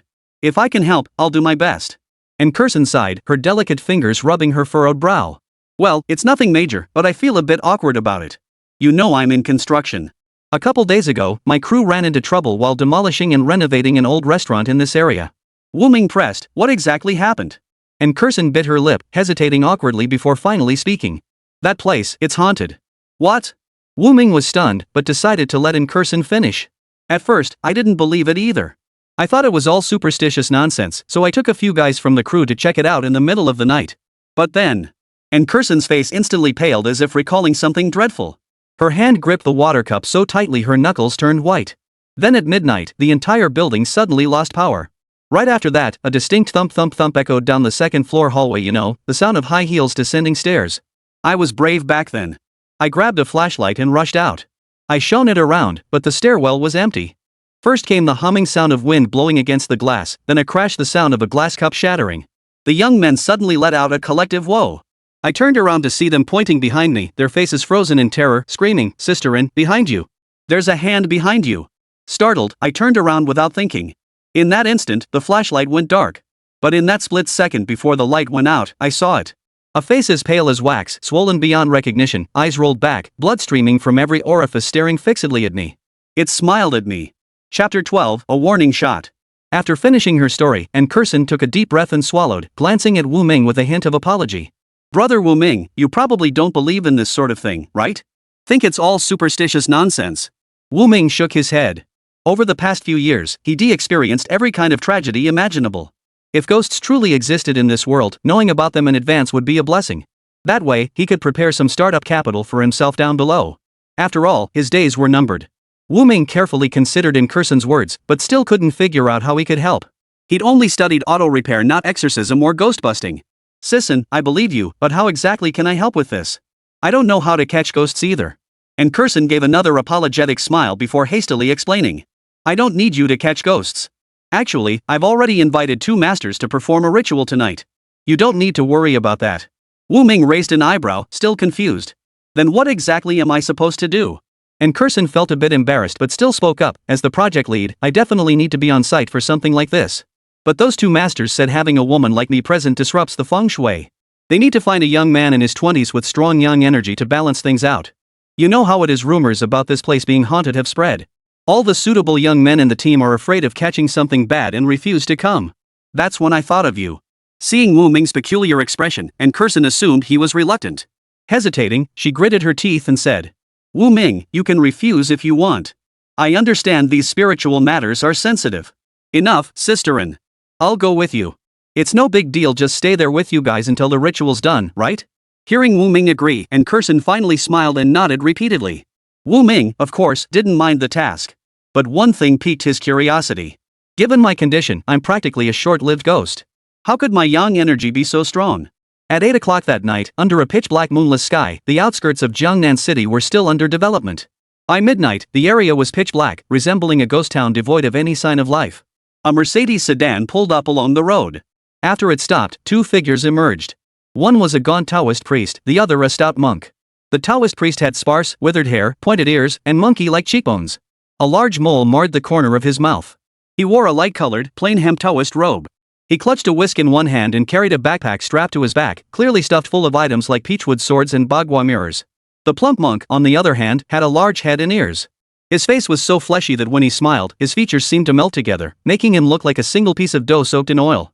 His gear was sparse, a string of prayer beads in his left hand, a wooden fish in his right. Upon seeing the 2 disembark, and Kerson immediately switched to a professional smile and hurried forward to greet them. Wu Ming's eyes darted up and down. Damn it, forgot to turn off the auto-aim again. And Kerson smiled. The 2 masters have finally arrived. When shall we begin the ritual? The thin Taoist appeared completely oblivious, his expression solemn as he closed his eyes and performed a ritual gesture. Suddenly, his eyes snapped open, white as copper bells, and he bellowed angrily, Bad. Bad. Bad. And Kerson's smile froze. Completely bewildered by this sudden commotion, the plump monk stepped forward and explained with a smile. No need to panic, laywoman. My friend here is rather sensitive to evil energies. This place is deeply steeped in resentment, a veritable hotbed of malevolent spirits. Frankly, this ritual will be quite challenging. Having worked for so long, and Kerson could easily tell these 2 were trying to intimidate her. But since she needed their help, she could only smile apologetically. Master Lingnung, you jest. Your reputation, along with Master Xuanming's, is renowned far beyond Jiangnan City. You're among the most respected in the entire province. While this matter is indeed challenging, it's not impossible to resolve. If the master successfully handles this, the company will express its gratitude afterward. The psychic monk finally nodded in satisfaction, chuckling heartily. You flatter me, layperson. Exorcising demons and banishing ghosts is simply our duty as monks. Rest assured. And Kerson nodded vigorously in agreement beside him. Wu Ming frowned slightly at the scene. These 2 didn't seem remotely like masters of their craft. He wasn't one to indulge them. Since you 2 masters are so renowned, he said, might I ask for a demonstration before you enter the house to exorcise the ghost? The Taoist Xin Ming opened his eyes slightly, glancing at Wu Ming before snorting coldly. The monk Lingneng, however, smiled even more brightly and asked, and who might you be, layman?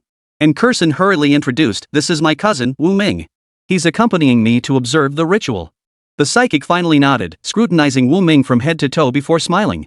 Layman Wu Ming, your countenance a broad forehead like the full moon, a lower jaw smooth as pearls truly bears the mark of profound blessings rarely seen in a century. You are destined for 100 years of life. Wu Ming's expression instantly turned eerie. Ha! He had barely half a lifetime left, yet this old monk insisted he possessed profound blessings and a century-long lifespan. Enough! What a fraud! Wu Ming made up his mind internally but didn't call him out. Instead, he pressed on relentlessly, Master, your insight is truly sharp. But since you both say this place is dangerous, why not show us a trick or 2? That way, we can feel a bit more at ease. And Kerson shot Wu Ming a reproachful glance, though deep down, she too harbored doubts. Her status prevented her from voicing it, but she too harbored serious doubts about these 2's credentials. The monk's fingers paused on his prayer beads.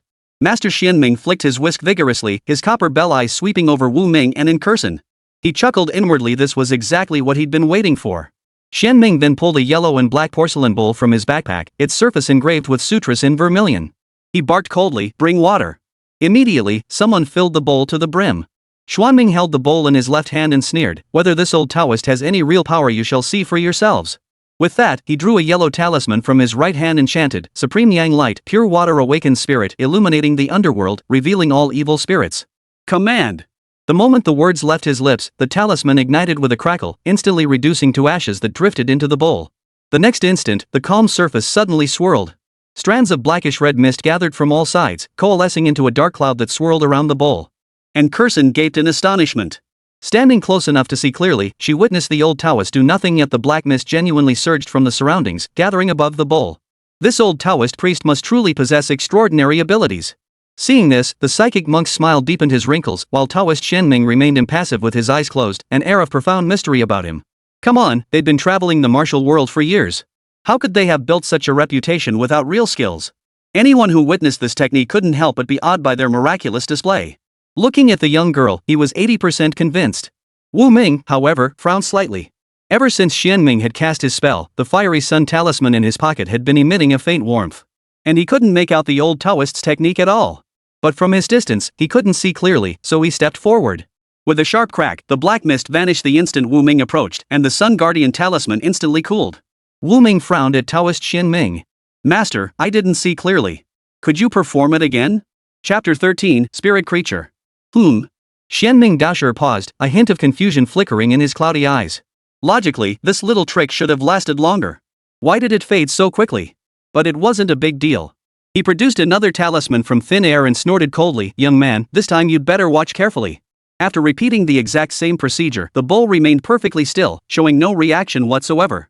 Wu Ming waited for several dozen seconds, scratched his head, and looked at Taoist Xianming. "Master Taoist, what's going on?" Xianming looked puzzled too. When had his dining skills ever failed him? He then flicked several more yellow talismans, shouting "Stick! Stick! Stick!" several times in anger, yet the surface of the water bowl remained perfectly still. As frozen as the atmosphere itself. Xianming was genuinely panicking now, a thin sheen of sweat forming on his back. His technique, though seemingly simple, was far from straightforward. This black mist was a fragment of a malevolent soul he had cultivated over years of deception, now driven by his talismans. This very soul had played a crucial role in building his reputation in later life. The moment he sensed something amiss, he silently formed a seal to inspect it. The remnant spirit he had nurtured for over a decade had vanished. Without a shred of warning, without a hint of hesitation. It vanished into thin air. Xianming the Taoist's face instantly turned a liver like crimson black, nearly choking on his own breath. This fragmentary soul had consumed over a decade of his resources to reach its current state. In a sense, the solitary Taoist, who had lived a life of solitude for half his existence, had even raised it as if it were his own son. And now, damn it, my son is gone. Seeing Xuanming's bizarre expression, as if he'd swallowed a stone, Monk Lingji immediately explained, "Layman. This technique is the Taoist ancestral clear water manifestation method. Typically, when spirits manifest thus, they either dissolve into the water or suffer severe injury. Yet the spirits here are exceptionally vicious. Though Taoist Xianming succeeded in revealing it, the entity immediately broke free from its constraints. In this monk's opinion, the beast must have prepared defenses. Why not advance the ritual timing to catch it off guard? What do you two lay followers think?" Though Xuanming's heart bled, he could not show weakness at this critical juncture. Otherwise, the reputation he had painstakingly built over the years would be destroyed in an instant. He gave a slight nod in agreement. Seeing both masters concur, and Kurson harbored no further doubts. She nodded and led them forward. Wu Ming harbored doubts but held his tongue, following quietly behind. Wu Ming still harbored serious doubts about the old Taoist's true abilities. Instead, it was the earlier anomaly with the Sun Guardian talisman that caught Wu Ming's attention, reminding him of the item's description from the game. Can repel ghostly entities within 10 meters and inflict sustained burning damage on entities that forcefully close in. I just brought it along casually. Could it actually have unexpected effects? Wu Ming's gaze flickered uncertainly as he quickened his pace to catch up. This was an old-fashioned restaurant with 2 stories. The entrance led directly to the counter, with the kitchen to the left and the main dining hall to the right. A staircase in the center ascended to private rooms on the 2nd floor. And Kurson swallowed hard, pointing at the staircase. Though she tried desperately to stay calm, her voice still trembled slightly. "Master, it's this staircase. I heard footsteps coming down the stairs, walked over here, and when I turned around, I saw that thing." Wu Ming looked over. The spot Kurson indicated was the glass panel in the stairwell. As a remote tourist development zone, the wind howled fiercely, causing the windows to hum with a constant buzz. Master Lingji twirled his prayer beads, palms pressed together. He stole a glance at the snow-white expanse of Inkursen's chest and murmured, Amitba. Lay womanin, there is no need to panic. With this monk and my friend Shinming here, even a 10-lifetime vengeful ghost shall be banished to the Avicii hell, never to rise again. At that moment, Taoist Shinming spoke, his whisk gently pointing ahead. Though the malevolent energy here is thick, it is not the source. The evil spirit lurks on the second floor. Let us ascend. With that, he strode briskly upstairs, paying no heed to the others. Inkursen hesitated. After all, this was an old building, and the second floor's electricity was notoriously unstable.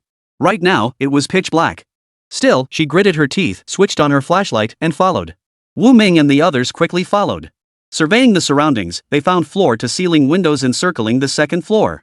The pallid moonlight streaming through the windows sent a chill down everyone's spine. Inkursen's face paled slightly. She took a couple of steps back and quietly grabbed the hem of Wu Ming's shirt. Wah!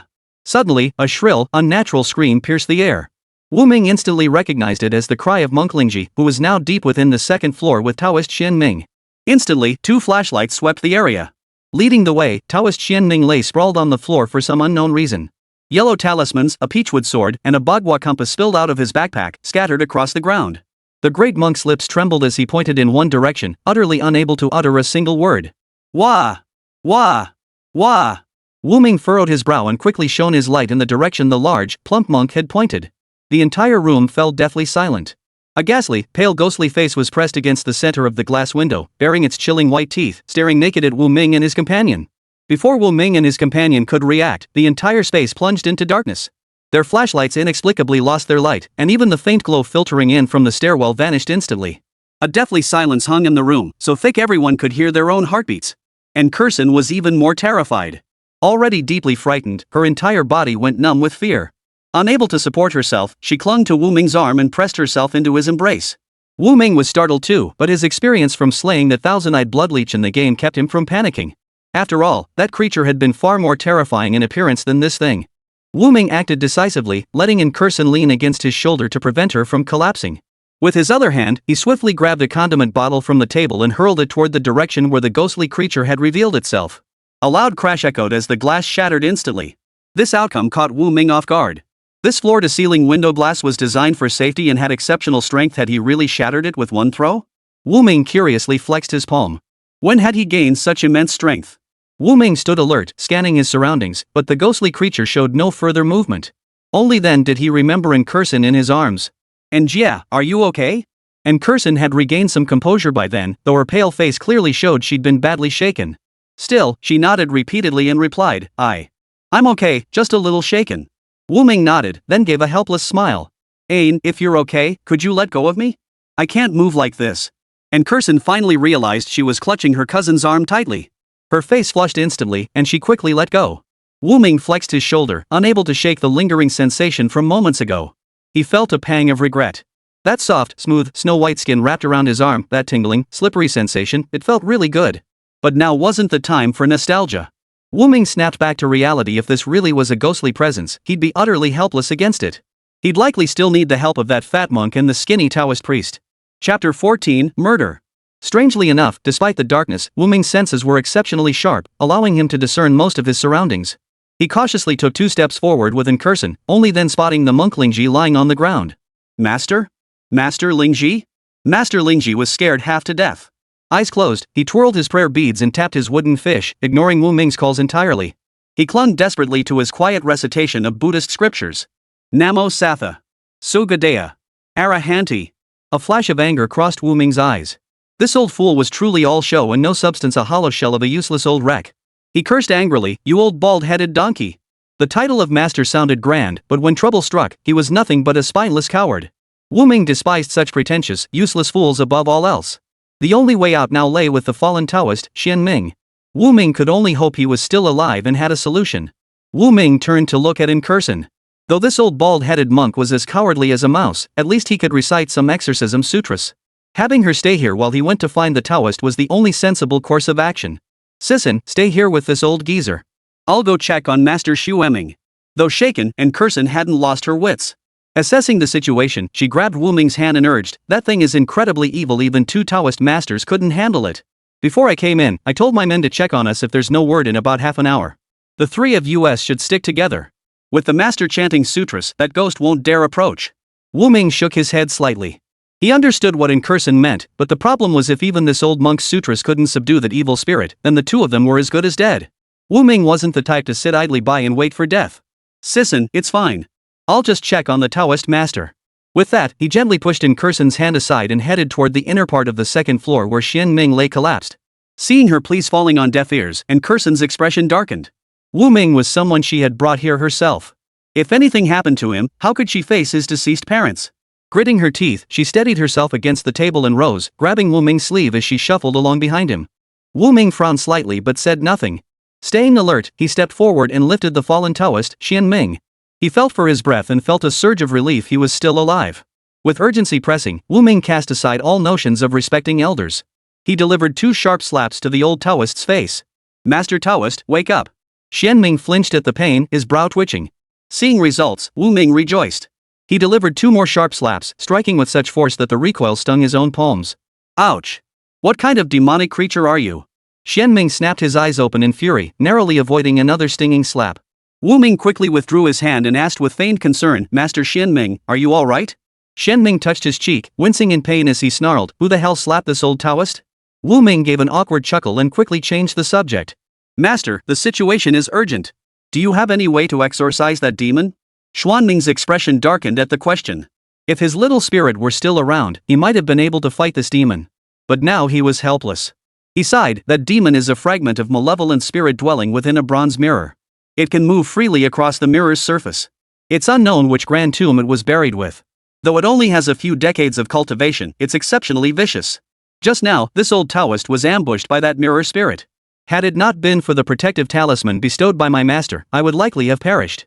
Hearing this, both Wu Ming and Incursion felt a heavy weight settle in their hearts. Wu Ming remained unconvinced and pressed, is there truly no way to deal with it?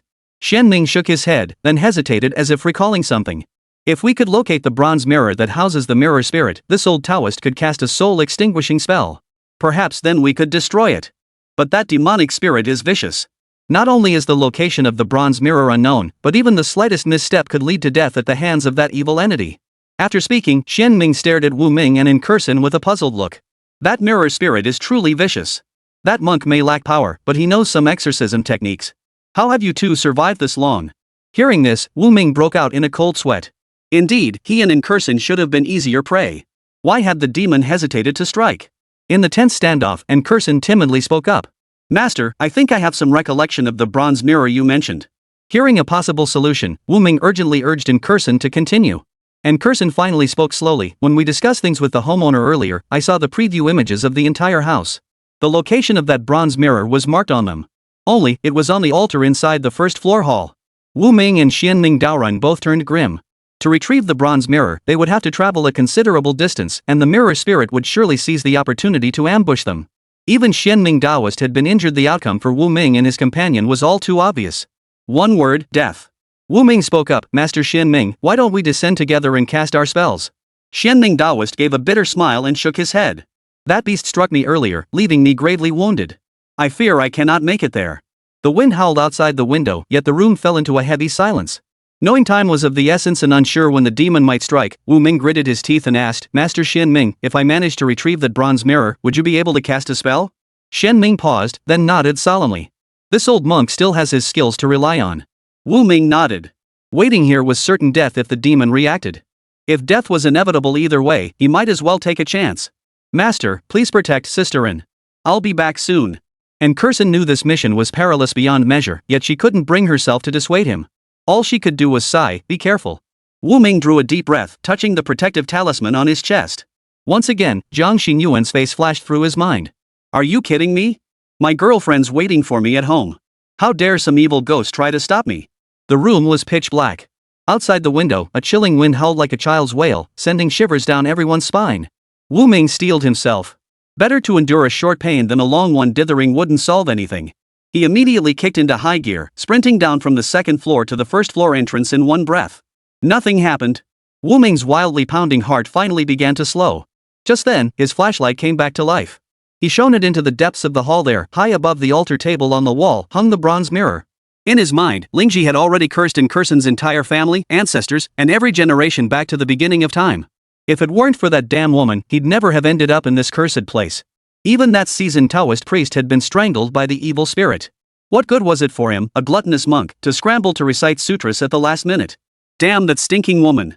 Why didn't that evil ghost devour you? Why did it let you live to cost this monk his life? The more Lingji thought about it, the angrier he became. The sutra stalled abruptly on his lips, replaced by a torrent of curses directed at Incursion. But the next instant, he felt an icy chill run through his body, trembling violently as if something had seized his throat, choking off his breath. Opening his eyes, he saw the ghastly, bloated face of the corpse demon right before him. At such close range, every detail was horrifyingly clear: the rotting cheeks, the pitch-black pupils, the severed tongue, and the blood-red teeth and lips. Now, even if he wanted to recite the Sarangama Sutra again, it was too late. The mirror spirit's decaying hands clamped down on his throat with such ferocity that even the layers of fat surrounding it were crushed. A sharp crack echoed through the air. Master Lingji's head lolled to one side like a wilted cucumber. His face was purple-black, two bloodshot eyes bulged from their sockets, and saliva and snot dripped freely. A truly gruesome death. Chapter 15, Golden Light Talisman. By the moonlight, Incursion and Xianming witnessed the mirror spirit's murder with crystal clarity. Xianming, being a Taoist disciple, remained relatively composed. Incursion, however, was just an ordinary person. How could she endure such a terrifying sight? Overcome with fear, she abandoned all dignity and screamed at the top of her lungs. Help! Ghosts! The ghostly creature suddenly whipped its head around, spotting Xianming and his companion. A wretched grin spread across its pallid face as its twisted, grotesquely arched body contorted even further. The next instant, its body sprang up from the clearing like a coiled spring, hurtling straight toward the two men. Xianming's pupils contracted slightly. He knew this beast had been driven mad by bloodlust. Wu Ming was likely beyond saving. He summoned every ounce of strength to rise, shielding Incursion behind him. Clutching the talisman bestowed by the patriarch, he glared with fury. Heaven and earth, the mysterious origin, the root of all chi, the source of all energy. Through countless eons of cultivation, I attained divine power. Within and beyond the three realms, only the Tao reigns supreme. Golden light envelopes my body, shielding me from harm. In an instant, the talisman trembled violently, erupting in blinding golden light. With a whoosh, the golden light coalesced into a barrier, blocking the mirror spirit 3 paces away. The demonic spirit, unable to dodge in time, slammed directly into the golden barrier. The light scorched its body, leaving crimson wounds that emitted wisps of white smoke. The mirror spirit recoiled in pain, snarling at Xianming and Ming, yet dared not advance. Instead, it retreated half a step and merged back into the glass. Soon after, the glass began to vibrate violently, emitting a buzzing, explosive hum from both sides. Xianming clutched his waist, drenched in sweat. Already wounded, forcing the golden light talisman was pushing his strength to its absolute limit. The beast needed only a slight trick to leave him powerless to stop it. In an instant, a pallid figure leapt from the glass to their left, lunging toward them. Xianming, startled, swiftly formed a seal to redirect the golden light talisman toward this side. The figure touched the golden light and instantly dissolved into white smoke, vanishing with a boom. Another phantom figure burst out from behind, snickering. Knowing he couldn't block it in time, Xianming stepped forward deliberately to hold off the specter, shouting, "Lady devotee, run! This old Taoist will buy you time at the cost of my life." Then, with a furious shout, he declared, "My life is forfeit." Sister in. Wu Ming, positioned on the first floor, clearly heard Incursion's blood-curdling scream. He wanted to rush back immediately, but if he failed to retrieve the bronze mirror, all 3 of them would die. Gritting his teeth, Wu Ming sprinted up the stairs in 2 strides. Just as he reached to pull the bronze mirror from the wall, a sudden, strange change occurred. A pair of deathly pale hands emerged from the wall, cradling the bronze mirror as it floated away. Wu Ming was so furious at the sight he nearly laughed. Fine. Is this how you want to play it?" The bronze mirror was nearly at the ceiling beam, utterly out of his reach. Calculating the time, it was clear he wouldn't be able to retrieve it before Incursion and the others turned into 2 corpses. He had to find a way out of this mess himself. "If I can't get you, then I'll destroy you." Wu Ming's eyes bulged with fury, but suddenly he remembered the fiery sun talisman in his pocket. It was just heavy enough. Without hesitation, Wu Ming abruptly pulled out the small black object, only to be taken aback.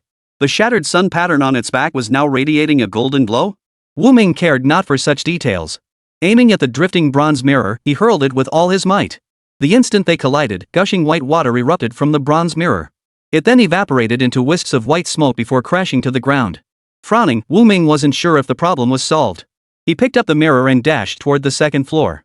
Xianming the Taoist witnessed the most unforgettable sight of his life. The moment the malevolent mirror spirit charged toward him, it suddenly seemed as though it were bathed in blazing sunlight, its entire body abruptly evaporating. Within 3 breaths, it dissolved into white smoke and vanished with the wind. Xianming gasped in astonishment, "How strange! How strange! Could it truly be that our venerable ancestor protected us and vanquished this evil spirit?" Suddenly, the electricity in the entire house restored instantly, and warm white light once again illuminated the room. Wu Ming hurried upstairs, rushed to help Curson up, handed the shattered bronze mirror to Xian Ming, and asked, "Master Taoist? Is that beast dealt with?" Though puzzled, Xian Ming nodded. The demon had indeed turned to white smoke before his eyes. Wu Ming nodded. "This place is no longer safe. We should leave now." Wu Ming then supported the nearly exhausted Curson with his left arm while propping up the gravely injured Taoist Xian Ming with his right as they made their way toward the door. Despite bearing the weight of two people, Wu Ming felt no fatigue whatsoever. This is truly baffling. By the time Wu Ming returned home, it was already midnight. Exhausted, he lay on his bed, his gaze lingering thoughtfully on the fiery sun amulet. After settling in Curson, he exchanged contact information with Master Xian Ming. After detailing the situation to Master Xian Ming, he had also examined the Sun Guardian amulet but could find no clues to its significance. Master Xian Ming had said plainly, "This old Taoist's skills are lacking. I see nothing extraordinary about this object. The engraved images don't match any of the Taoist patriarchs either. Its origins are truly beyond my understanding." The implication was clear, don't read too much into it, as it likely holds little significance. Wu Ming clicked his tongue. He didn't dwell on tonight's experience. If he had to say something, well, at least he got to see a ghost before dying that put him ahead of 99% of ordinary people. Wu Ming promptly pushed these thoughts aside, eagerly clicking open "My girlfriend is from another world." Joking aside, after all that had happened, he found himself missing this digital girlfriend intensely. Your girlfriend is praying for you with devotion. Your girlfriend sends you gratitude. Seeing over a dozen unread messages, Wu Ming smiled. This little girl really had gotten into the habit of sending him blessings. But he didn't mind the constant reminders, he actually found them quite comforting. Unfortunately, Jiang Xinyuan was fast asleep at that very moment. Wu Ming enlarged the screen, gazed at Jiang Xinyuan's adorable sleeping face, and gently patted her rosy cheeks satisfied. He was utterly exhausted tonight, and soon closed his eyes, drifting into a deep sleep. Jiangnan City, suburbia. A middle-aged man clad in a black suit, a Tang-style longsword slung at his waist, and a bagua compass in hand, strolled through the silent, dense forest. For some reason, he abruptly halted his steps. The magnetic needle made of cinnabar and the celestial pool of the bagua compass, which had been pointing precisely in a specific direction. Now, however, it seemed to have malfunctioned, spinning wildly in all directions. The man frowned, a hint of doubt creeping into his mind. Could it be that someone else beat me to it? Alarm bells rang in the middle-aged man's mind. The bronze mirror itself wasn't particularly significant. The ghost spirit dwelling within was merely a D-rank entity, hardly warranting the personal intervention of an Earth-rank demon slayer like himself. But this matter concerned the Wu King's tomb. He'd heard the Bureau had dispatched numerous experts there, even deploying a heaven grade expert. Recalling the direction the compass had pointed earlier, the man thoughtfully unfolded a map. Within a 100-mile radius, the area was nearly deserted, save for one development zone. Interesting. Let's investigate. The man murmured to himself before vanishing without a trace. Chapter 16, Jiang Xinyuan's Endeavor. On the streets of the godforsaken zone, a slender black figure silently hunted down stray, eerie creatures wandering nearby. After dispatching yet another unwary corpse demon, Jiang Xinyuan rubbed her shoulders, cupped her face in her hands, and sighed. It's been days since I heard from the master. What could he be doing now? Jiang Xinyuan frowned, her face creased with worry. These past days, even while slaying enemies, her mind remained unsettled. A persistent irritation lingered, weighing heavily on her heart. Jiang Xinyuan tapped her head as a peculiar thought flashed through her mind. Could it be that the master has gone to recruit other proxies? The more she thought about it, the more plausible it seemed. A being like the nameless master surely wouldn't train only her to serve him. What if, at this very moment, the Lord was instructing another proxy? And if that person was also a woman? Jiang Xinyuan snapped her head up, her eyes blazing with defiance. She clenched her fists tightly, her fighting spirit surging. I cannot influence the Lord's decisions, but if there are other competitors, I will not back down. The position closest to serving the Lord must be mine. Yet reality weighed heavily on Jiang Xinyuan's mind. These past days, her progress had been astonishing. She had slain and absorbed countless strange entities, honing her skills to the point where they flowed as naturally as breathing. Yet no matter how much she trained from here on, she could not advance another inch. In other words, she had now reached the peak of the first tier of transcendence. The next step was ascending to the second tier. Each tier of transcendence was broadly divided into 4 stages: early, mid, late, and peak. After reaching the peak, one must pass the advancement trial specific to that path to break through to the next tier. The problem lies in the fact that the trials required for each extraordinary path not only differ from one another, but also form the very foundation upon which major organizations stand. Such knowledge is never disclosed lightly. Before becoming a proxy, Jiang Xinyuan was merely a refugee from the slums, whose knowledge of the extraordinary was limited to rumors. Jiang Xinyuan sighed deeply, once again overwhelmed by a sense of helplessness. Resting her hands on her small face, she pouted and spoke absent-mindedly. What are the requirements for advancing through the Hunter sequence trials? Wu Ming slept soundly, waking up at noon. After a quick wash, Wu Ming felt something odd about his body. It wasn't that his cancer had returned, but rather that his condition over the past 2 days had been astonishingly good. He hadn't taken a single dose of the painkillers prescribed by the hospital. Not only that, but he felt exceptionally strong and powerful, as if he could trade punches with Tyson. Wu Ming lightly touched the amulet on his chest, recalling Jiang Xingyuan's face.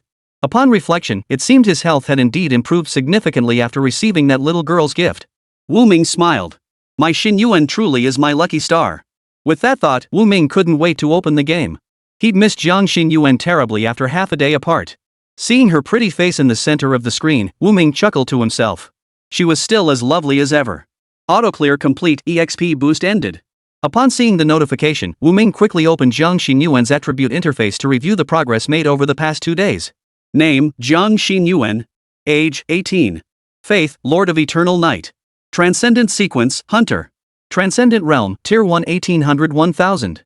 Affinity, 32. Abilities, Swift Strike LV.3, Power Strike LV.3, Stealth LV.2. Equipment, Worn Revolver, Blackthorn Dagger. Your girlfriend feels odd toward you. Interact with her more to increase affection. Holy crap, why is so much experience overflowing? Wu Ming stared in surprise at the line showing a whopping 800 points more than the required amount for leveling up. Even with the sweeping experience bonus and the extra XP from consuming crystal cores, Jiang Xingyuan would have to kill at least 200 more anomalies. According to the game's timeline, it hadn't even been a week since Jiang Xingyuan became an extraordinary being. Calculating that, even if she only hunted the weakest Tier 1 anomalies, she must have taken down over 500. Wu Ming swallowed hard, unsure how such a record measured up in this game world. But looking at the mini-map, the streets stretched out before him, completely devoid of any living creatures let alone anomalies. Wu Ming had thought her earlier words were just a joke, but it seemed Jiang Xingyuan had actually pulled it off. She seemed to have completely exterminated all the anomalies in this area. Holy crap, that's insane. Ha ha ha ha. Wu Ming suddenly burst into laughter, unable to stop grinning. To achieve this level, Jiang Xingyuan must have slaughtered the eerie creatures non-stop, only stopping to eat and sleep. Even so, her record was terrifying. Our Xingyuan really works hard. Jiang Xingyuan's performance astonished Wu Ming. Though this little girl looked frail and delicate, her perseverance and determination made him look at her with newfound respect. Jiang Xingyuan's actions didn't feel like those of a game character at all. It was as if a real person was desperately trying to seize this hard-won opportunity, always feeling like it wasn't enough. Wu Ming felt a pang of emotion. When he took over his father's company, he had been in the same state. Unfortunately, he trusted the wrong people and ended up in this predicament.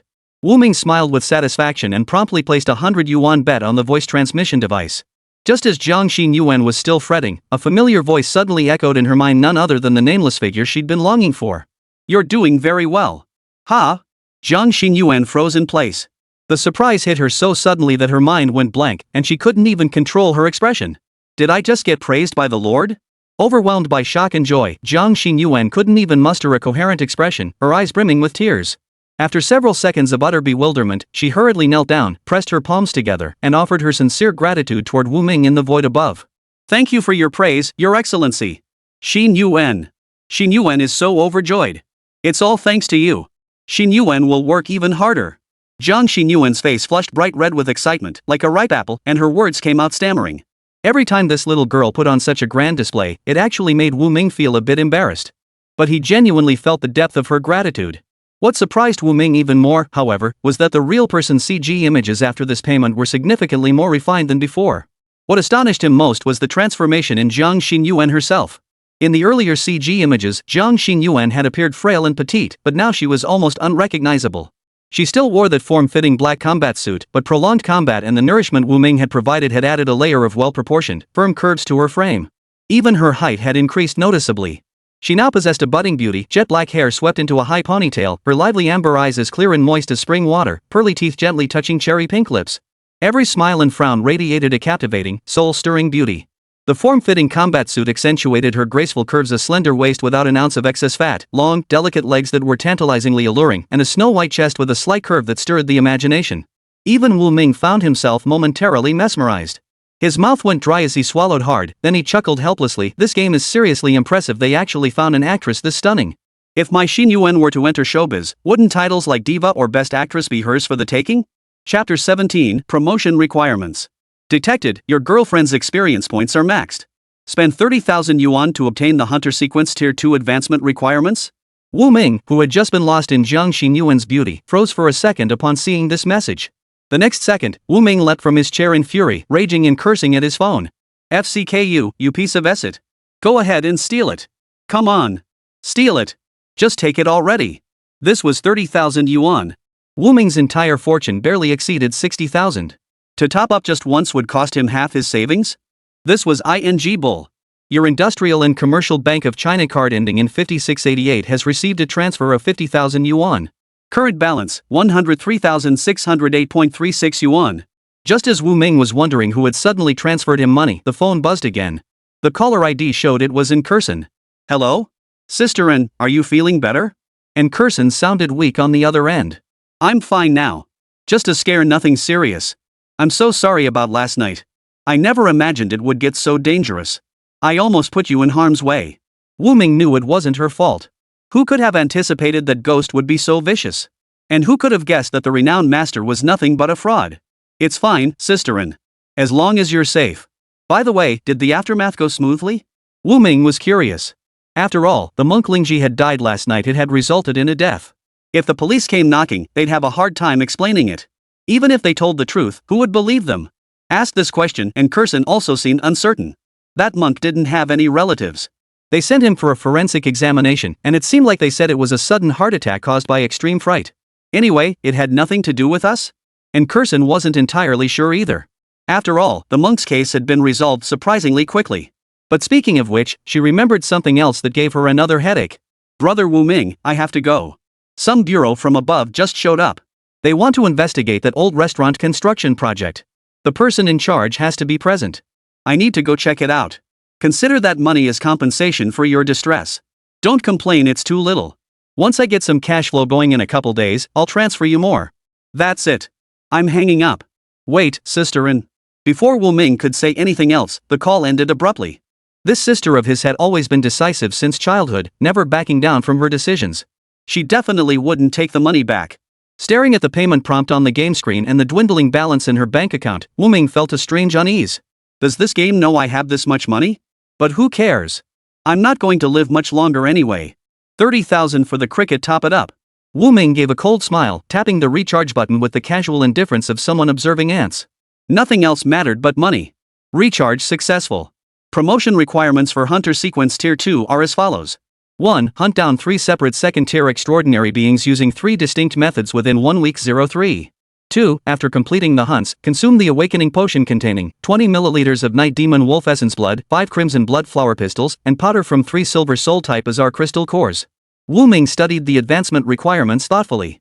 Compared to Stage 1, the difficulty had increased by more than just one level. First, he must hunt down 3 second-tier extraordinary beings. Keep in mind that extraordinary beings are no ordinary undead like anomalies. Any extraordinary being who survives this apocalyptic world and reaches the second tier is either a hardcore badass or a master manipulator. Take Zhang Wenlong, the leader of the Blood Demon Gang in the Wasteland City. Despite being only a late-stage Tier 2 powerhouse, he'd ruled the city's underworld with an iron fist for over a decade, even daring to challenge the Wasteland City Enforcement Bureau. And even then, there were 3 restrictions: they had to be eliminated within a week, each using a different method. The second requirement was even more troublesome. The Dark Knight Demon Wolf and Crimson Blood Flower? Not a single clue existed. There was absolutely no trace of them in the unlocked areas. Even when Wu Ming clicked on the names to investigate, he was met with the message, "This entity's activity area has not yet been unlocked. Please return later to explore," effectively shutting him out. This is getting a bit troublesome. Wu Ming clicked his tongue, forced to alter his original plan.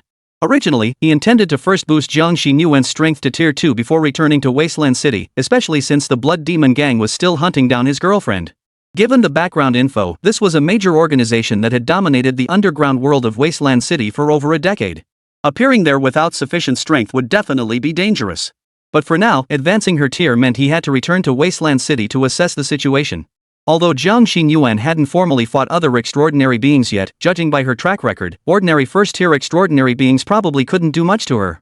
Combined with her stealth blessing and swift strike skill, self-preservation was certainly not an issue. Wu Ming smiled, relaying the details of the second-tier trial to Jiang Xinyuan and issuing her a new directive. Return to Wasteland City first to gather intelligence. We'll formulate a long-term plan afterward. Amidst the desolate, decaying streets of the old district, a figure clad in a white-gray uniform scanned the surroundings warily, frowning as they searched for any telltale signs. This individual was none other than Lu Chengfeng, the chief of the Enforcement Bureau. Entrusted by Huangqing's ruler, Lu Qiancheng, to investigate the disturbances in the old district, he was a third-tier extraordinary being who had passed through the flaming domain. Lu Chengfeng scanned his surroundings with heightened vigilance. Just days prior, he had visited the very location where the thousand-eyed blood leech had met its end.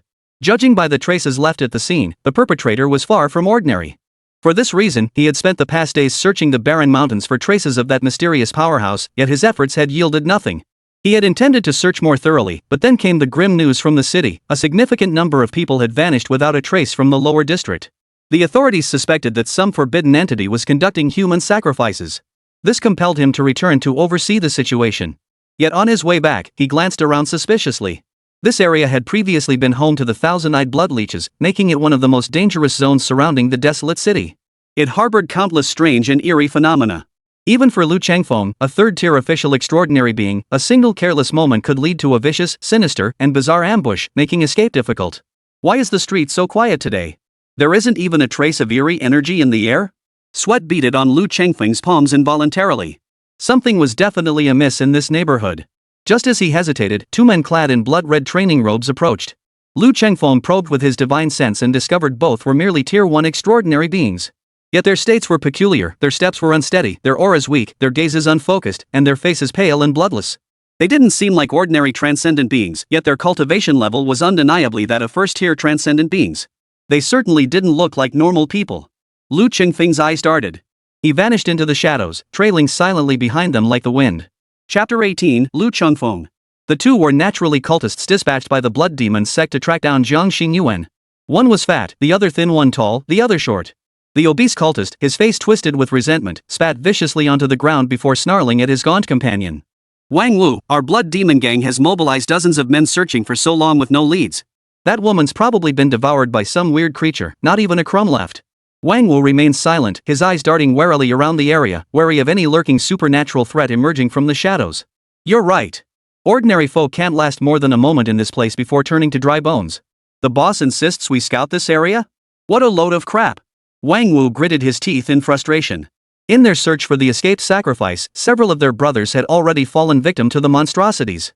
He and Li Si had drawn the worst luck, assigned to the most perilous sector of the entire godforsaken zone, a territory where even the most seasoned, well-grounded official transcendents dared not guarantee survival. Having taken the backdoor path of shady, unorthodox methods, they'd dragged their feet for days out of fear. Seeing they couldn't hide it any longer, they'd reluctantly come. I really don't get why the boss is so hell-bent on finding that guy. If he wants old folks, women, and children, the slums are crawling with them. The black sand mines have plenty of suitable young men too. I refuse to believe there isn't someone who fits that nobleman's taste. Wang Wu shot Li Si a vicious glare, inwardly cursing him an idiot. Such words weren't to be spoken carelessly. If the Law Enforcement Bureau heard him in the wasteland city, both of them would be finished. But thankfully, this was the godforsaken zone. Within 100 miles, there was no one around. If anyone really heard that, I'd eat standing on my head. Lu Chengfeng, trailing behind, overheard the entire exchange clearly. These two were undoubtedly members of the Bloodshed Gang. But when did the Blood Slaughter Gang acquire two transcendent beings? Not just in the wasteland city, but across the entire Chengdu region, transcendents were rarer than hen's teeth. Not only do ordinary people have no chance of learning the trial requirements to become one, but even if they did, they might not be able to complete it. Even if one were fortunate enough to meet the requirements, it still depended on whether they possessed the innate talent to bear and assimilate the abilities of a transcendent being. Thus, every transcendent being could be called a favored child of heaven and earth. All extraordinary beings in Wasteland City were registered on the official roster. As far as Lu Chengfeng could recall, these two nobodies, namely 4 and Wang 5, simply didn't exist. And the content of their conversation? It sounded like the unexpected disappearances in the lower district were likely connected to them. A cold gleam flashed in Lu Chengfeng's eyes. As an official enforcer, he held his position, fulfilled his duties, shouldered his responsibilities, and carried out his tasks. He would never turn a blind eye to this matter. These two must know something. Once we're out of this danger zone, we'll apprehend them and interrogate them thoroughly. Lu Chengfeng made up his mind, but the next moment, a sudden change erupted. Strike! A ghostly black figure burst silently from the shadows, closing the distance to the pair in an instant. A short blade flashed black, and Li Si collapsed instantly, blood splattering the ground. Wang Wu was momentarily stunned, taking a long while to comprehend what had happened before horror washed over him. He was a ranked extraordinary being, with physical capabilities vastly enhanced in every aspect. It was no exaggeration to say he could take on 100 opponents single-handedly. Even so, the attacker's speed was so blindingly fast it was nearly imperceptible. Just a second ago, he had been chatting and laughing with Li Si. Terrifying.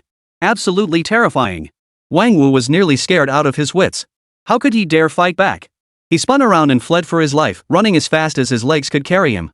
But Jiang Xinyuan never spared her enemies a single chance. A crimson glint flashed in her eyes as her form vanished from the spot. The next instant, 2 crisscrossed gashes appeared on Wang Wu's back.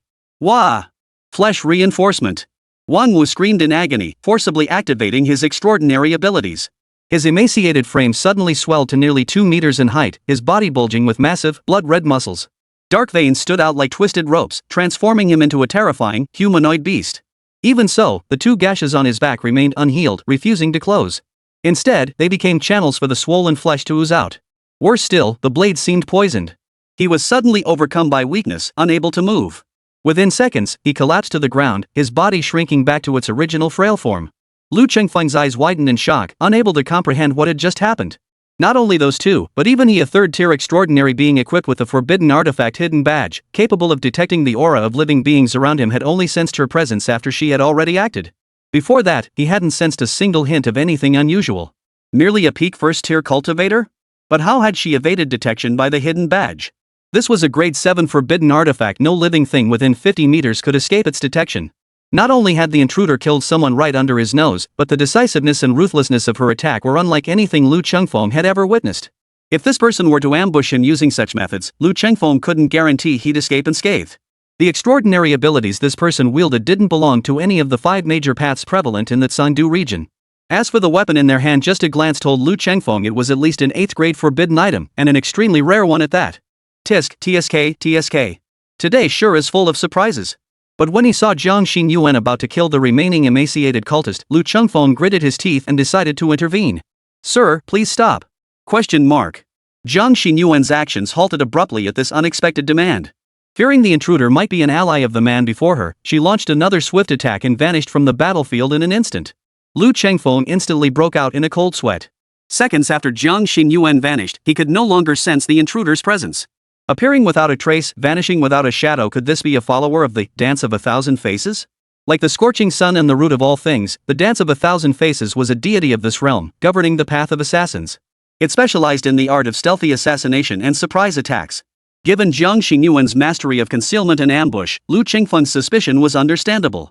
Followers of the Thousand Face Dance are exceedingly rare. Each one is a master assassin, and they are exceptionally united. If anyone crosses them, they'll be hunted down and killed no matter where they flee. Lu Chengfeng had no desire to cross paths with members of such a terrifying organization and promptly revealed his identity. My apologies. I am Lu Chengfeng, chief of the Wasteland City Enforcement Bureau. I am not affiliated with this man. However, he may be connected to the missing persons cases in Wasteland City, hence my intervention. If you would spare his life, allowing me to interrogate him first, then you may dispose of him as you see fit. Sweat beaded on Lu Chengfeng's palms under the crushing pressure. Even though he outranked his opponent by 2 tiers, he dared not act rashly. After all, the man had connections. What was he, a mere local bureau chief, compared to that? Fortunately, the other party didn't keep him waiting long. Jiang Xinyuan emerged from the building's shadow with a grave expression, asking anxiously, "You mentioned the missing persons case in Huancheng. Could you elaborate on it for me?" Chapter 19, Bad Luck. This was also the first time Wu Ming had seen Jiang Xinyuan take action, and he was genuinely surprised by her decisiveness. In his memory, this should be her first kill, but whether it was from slaying those bizarre creatures or something else, she seemed to have developed nerves of steel. Jiang Xinyuan's composure remained utterly unshaken. No panic, no trembling legs, no dizziness. It was as if she'd crushed an ant on the roadside. Dead was dead.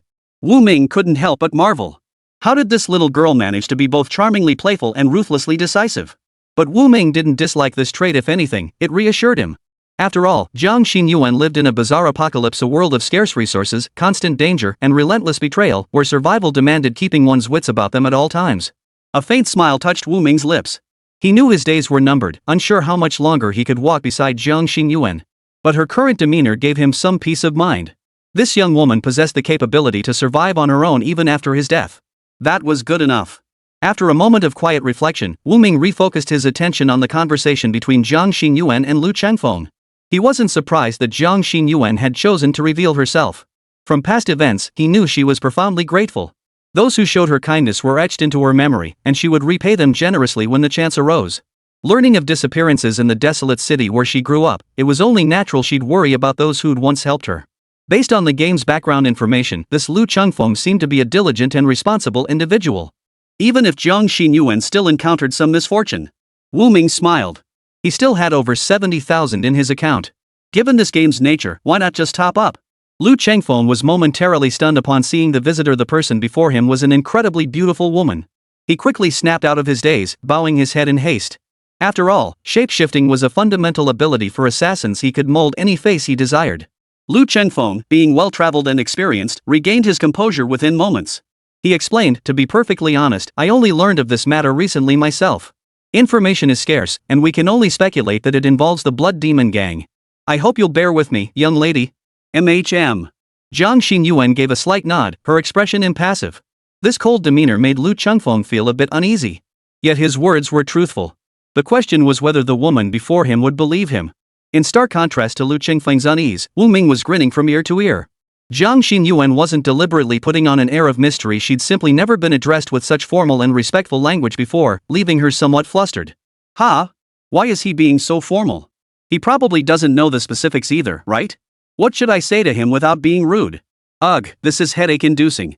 After a moment of deliberation, Jiang Xinyuan could only manage a simple The air froze for a moment. Jiang Xinyuan felt dizzy, unsure what to say next. Lu Chengfeng, worried she might be dissatisfied with his answer, also remained silent. After several awkward seconds of this stalemate, Lu Chengfeng finally broke the silence. Do you have a grudge against the Blood Demon Gang? Why did you ambush and kill those two here? Jiang Xinyuan, MHM. Yes, I do. Do I have a grudge against the Blood Demon Gang? Well, yes, they tried to sacrifice me alive. But how should I answer him? Just say I have a grudge? Or should I explain my whole ordeal? Ugh, this is such a hassle. A twitch flicked across Lu Chengfeng's eye before he continued. You inquired about the missing persons case in Huangchang. Could it be you know someone there? Jiang Xinyuan, yes. I do know people. Xiaoyi, Uncle Wei, Sister Hua. They're all good souls. I worry about them terribly. Should I name them? Or is yes sufficient? Lu Chengfeng's mouth twitched slightly, beads of sweat forming on his forehead. Could it be you're from Huangchang? Might I ask, are you an extraordinary being passing through as an assassin? Jiang Xinyuan replied, yes. And no. Asking if I'm from Wasteland City? Of course I am. What else would I be, a savage? Never heard of the assassin sequence, but it's definitely not as good as the hunter path bestowed by Lord Nameless. Lu Chengfeng was utterly flummoxed. Was she or wasn't she? Wu Ming was nearly laughing himself silly off-screen. Jiang Xinyuan's inner monologue was a chaotic mess, yet when she actually spoke, barely a word came out. Ironically, she could chatter endlessly when alone. Great. His girlfriend was probably extremely shy around strangers, familiar with acquaintances, and even a bit socially anxious. Lu Chengfeng sighed softly. In his high position, people always sought him out to flatter him. But when it came to doing this himself, it was surprisingly difficult. Still, he gained a rough understanding of Jiang Xinyuan. Even if she wasn't a follower of the thousand-face dance, her expensive attire and aloof demeanor alone made it hard not to suspect she had powerful connections behind her. In short, she demanded caution. As the awkwardness thickened, Lu Chengfeng decided to get down to business. Miss, since you're so concerned about this matter, why not join me in interrogating this man? Lu Chengfeng smiled as he stepped forward, flipping the gaunt disciple's body over only to discover the man had already breathed his last. Lu Chengfeng was devastated. Why am I doing such stupid things today? Lu Chengfeng silently screamed inside, glancing at Jiang Xinyuan with resignation. Miss, if you're heading to the Wasteland City, I wouldn't mind sharing the journey with you. Hearing this, Jiang Xinyuan pondered carefully, first nodding then shaking her head. She did indeed need to return to Wasteland City, but first she had to stop by her home in the old district to gather the materials she'd accumulated over the past few days and pack some belongings. But how could Lu Chengfeng possibly know the intricacies of her thoughts? Resigned, he pulled a token from his robe and handed it to Jiang Xinyuan. Its front bore the large characters Enforcement Bureau, while the back was engraved with the character Lu. Miss, I have matters to attend to. Should you encounter any trouble in Wasteland City, presenting this token will surely resolve the issue. If that doesn't work, you may come find me at the Law Enforcement Bureau headquarters. We part ways here. With that, Lu Chengfeng didn't linger a moment longer. He turned and took off running without looking back. Seriously, if I can't beat them, can't I at least avoid them? Jiang Xinyuan stood rooted to the spot, the token still clutched in her hand. Only after he vanished from sight did she call out, "Take care." Wu Ming watched this farce unfold, laughing so hard tears nearly streamed from his eyes. He couldn't for the life of him connect this little girl with the ruthless female demon who just killed without batting an eye. But this token is quite useful. It should save me a lot of trouble. Jiang Xinyuan sighed and tucked the token away. Talking to strangers is so hard. Midway through walking, Lu Chengfeng suddenly remembered something. His original purpose for coming here was to investigate the cause of death of that thousand-eyed blood leech. Though this person lacked sufficient strength, it was possible that the hand behind her had struck. Lu Chengfeng slapped his forehead in frustration. He'd been so thrown off by the man's strange answers that he'd completely forgotten about it. He immediately turned around and rushed back at top speed. But Jiang Xinyuan was nowhere to be seen. Only two bodies lay sprawled on the ground. Liu Qingfeng let out a helpless howl to the heavens, then slammed his fist into a nearby tree, knocking it over completely. But she was gone. With her skill at concealing her aura, he'd never find her now. With a bitter sigh, Lu Chengfeng cursed under his breath, "Damn, I'm so unlucky." Chapter 20, Storage Space. By noon, Wu Ming felt peckish. He opened a certain food delivery app, ordered a 6.9 yuan combo meal, laid his phone horizontally, and watched Jiang Xinyuan's live-streamed eating broadcast with relish. In Jiang Xinyuan's world, a century had passed since the invasion of the strange beings. During this time, humanity had suffered repeated defeats, forced to retreat and barricade themselves within the city walls. The vast majority subsisted on tasteless, odorless gelatinous synthetic food distributed by the government. Whenever Wu Ming heard this description, he couldn't help but think eating that stuff must feel no different than chewing rubber shoe soles. Rubber soles might even have more chew to them. Whenever Jiang Xinyuan recalled that taste, she couldn't help but shudder involuntarily. Therefore, the first time she discovered fresh ingredients in the refrigerator cabinet, she nearly drooled with anticipation. Lacking experience, her first few attempts ended in failure, but even the burnt, ruined dishes brought her immense joy. The thought that she might not taste such delicious food again for quite some time made her feel deeply reluctant to part with it. Her gaze fell upon the four simple yet visually appealing dishes on the table: stir-fried pork with chili peppers, quick-fried shredded potatoes, braised eggplant, and pork rib soup. Jiang Xinyuan swallowed hard, sat up straight, took a deep breath, and slowly filled her bowl with rice. With a solemn expression, she picked up a piece of meat and placed it in her mouth. Immediately, a rich, complex flavor exploded in her mouth. Forgetting all pretense of ladylike decorum, her eyes lit up as she began shoveling large mouthfuls of food into her mouth. After savoring each bite and swallowing, a look of pure satisfaction spread across her face. Cradling her cheeks in her hands, she murmured involuntarily, "So delicious. Thanks to you, Your Excellency, I get to enjoy such wonderful food." Watching Jiang Xinyuan's face glow with such blissful delight, Wu Ming suddenly felt the bland rice in his bowl transform into a sumptuous banquet feast, devouring it with renewed relish. What a feast for the eyes! Wu Ming sighed in admiration before shoveling a few more bites of the pork knuckle rice. Now Wu Ming genuinely worried this little girl might be lured away by someone offering her food. I need to find a way to give her more good food, just in case. Wu Ming sighed inwardly. There was a neighborhood bakery downstairs that everyone raved about, but unfortunately, Jiang Xinyuan couldn't enjoy it. Only after reluctantly swallowing the last grain of rice did Jiang Xinyuan tear her gaze away from the empty plate. The journey to the wasteland city still lay ahead, so she hurried to pack her belongings. Though she called it luggage, there wasn't much to pack. None of the modern appliances in the house could be taken. Thus, she packed only a few clean garments along with instant noodles, compressed biscuits, bottled water, and other essentials. These items were considered delicacies fit only for the elite in Wasteland City. It's a shame these dishes can't be preserved. I really wish I could let Xiao Yi and Uncle Wei try them. Jiang Xinyuan felt a pang of regret as her gaze fell upon her most precious assets now. Namely, the material she had gathered from hunting strange creatures these past days. Most were large items like white bones, blood-red eyeballs, and antlers useless to carry around. What remained were the strange crystal cores. After using some to enhance her own strength, she still had 35 first-tier cores and 3 second-tier cores left. These 3 second-tier cores will be perfect for crafting the Advancement Awakening Potion. As for the remaining first-tier cores, I'll exchange them for wasteland points at the bureau. After stowing them securely, Jiang Xinyuan found herself pondering the fate of the materials. What should I do with them? Special offer. Only 98.88 to unlock a storage space for your girlfriend. Limited time offer, 10 minutes only. 666? They weren't even trying to hide it. Wu Ming never imagined there'd be a top-up trap waiting for him here. Though Wu Ming felt somewhat helpless, logically speaking, most games should come with built-in storage, right? But this game actually charges for it? But in the long run, storage space is a pretty essential need. Wu Ming watched Jiang Xinyuan pack a backpack taller than half her body and felt a pang of heartache. Sure, my Xinyuan is an extraordinary being, but she's only a little stronger than the average person. What if she gets exhausted carrying such a heavy load? Ha! You think this will test my resolve? Charge on. Ding. Recharge successful. Players may freely manage items in storage space. High-value items may be sold to exchange for points. Only then did Wu Ming break into a broad smile. That's more like it. But he was also puzzled. What's the point of points? The system, as if reading his mind, explained. Points can be used to exchange for lottery chances. Wu Ming's smile froze on his face. He hadn't forgotten how he'd pulled 9 thank you for playing results out of 10 draws, only to end up with a single low-tier white quality item. This damn game is so stingy. I've spent so much and only get this measly reward? Wu Ming felt even 10-cent games weren't this exploitative. At least they treated paying customers like VIPs. The developers probably just saw him as a sucker. Wu Ming was seething with rage, wishing he could confiscate the game designer's mother. But hey, it's better than nothing. At least it's something. Wu Ming sighed softly, sending the incantation into Jiang Xinyuan's mind. Just as Jiang Xinyuan agonized over whether to abandon such a vast fortune, a familiar voice echoed in her mind. Fret not.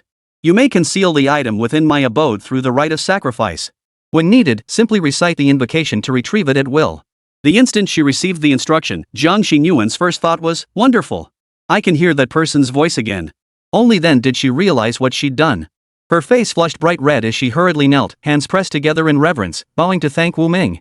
Thank you for your kindness, master. I will work diligently to serve you faithfully in the future. Wu Ming chuckled softly. Though this young girl stumbled over her words with others, her speech to him was utterly pleasing. Wu Ming charged another voice transmission talisman and smiled. It's good that you have this mindset. Jiang Xinyuan bowed repeatedly in gratitude, performing multiple deep bows before rising. With the experience of her previous sacrifice, Jiang Xinyuan was now much more proficient. She gathered the various materials together and murmured the incantation silently, strip away the masks of all phenomena, command the root of chaos. In the next instant, the array of items vanished before her eyes. Jiang Xinyuan nodded. The sacrifice was successful. Now came the retrieval. This time, she merely murmured the incantation in her mind, envisioning a white bone dropped by a bloodthirsty corpse demon. The next instant, it abruptly materialized in her hand. Success! Jiang Xinyuan leapt up in delight, as if she'd discovered a new continent. Gazing at the massive backpack, she felt eager to try it out. With a whoosh, the waist-high backpack vanished from its spot. If this thing can store that, then these food items should be fine too. Jiang Xinyuan swallowed hard, her eyes gleaming as she stared at the half-full refrigerator filled with fresh ingredients. Whoosh! Success! Jiang Xinyuan chuckled softly, glancing at the ice silk quilt that felt incredibly comfortable to sleep under, and couldn't help but feel a surge of excitement. Though the master told me to store things, he probably meant valuables. Is it really okay for me to abuse this like this? After a moment of internal struggle, Jiang Xinyuan decided that getting a good night's sleep was a higher priority. The master probably won't blame me. Please, master, let Xinyuan be selfish just this once. After offering a solemn apology in her heart, she slipped the bedding into her storage space with a sense of relief. Your storage has received a new item, Ice Silk Quilt X1. Wu Ming sighed helplessly. Like most games, storage slots were limited. But who cares? As long as the little girl was happy. Chapter 21, Blood Demon Gang's Zhanwenlong. Upper District of Wasteland City, Law Enforcement Bureau Headquarters. Inside the room, Lu Chengfeng hung his head in embarrassment. His efforts over the past few days had yielded nothing. After hearing the report, Lu Qiancheng frowned and asked, You say the person you encountered might be connected to the death of the thousand-eyed blood leech? Lu Qiancheng frowned and asked, You say the person you encountered might be connected to the death of the thousand-eyed blood leech? Lu Qiancheng pressed further, What is this person's name? Why did they come to Wasteland City? Can they still be located? Sweat beaded on Lu Chengfeng's forehead as he shook his head. I don't know.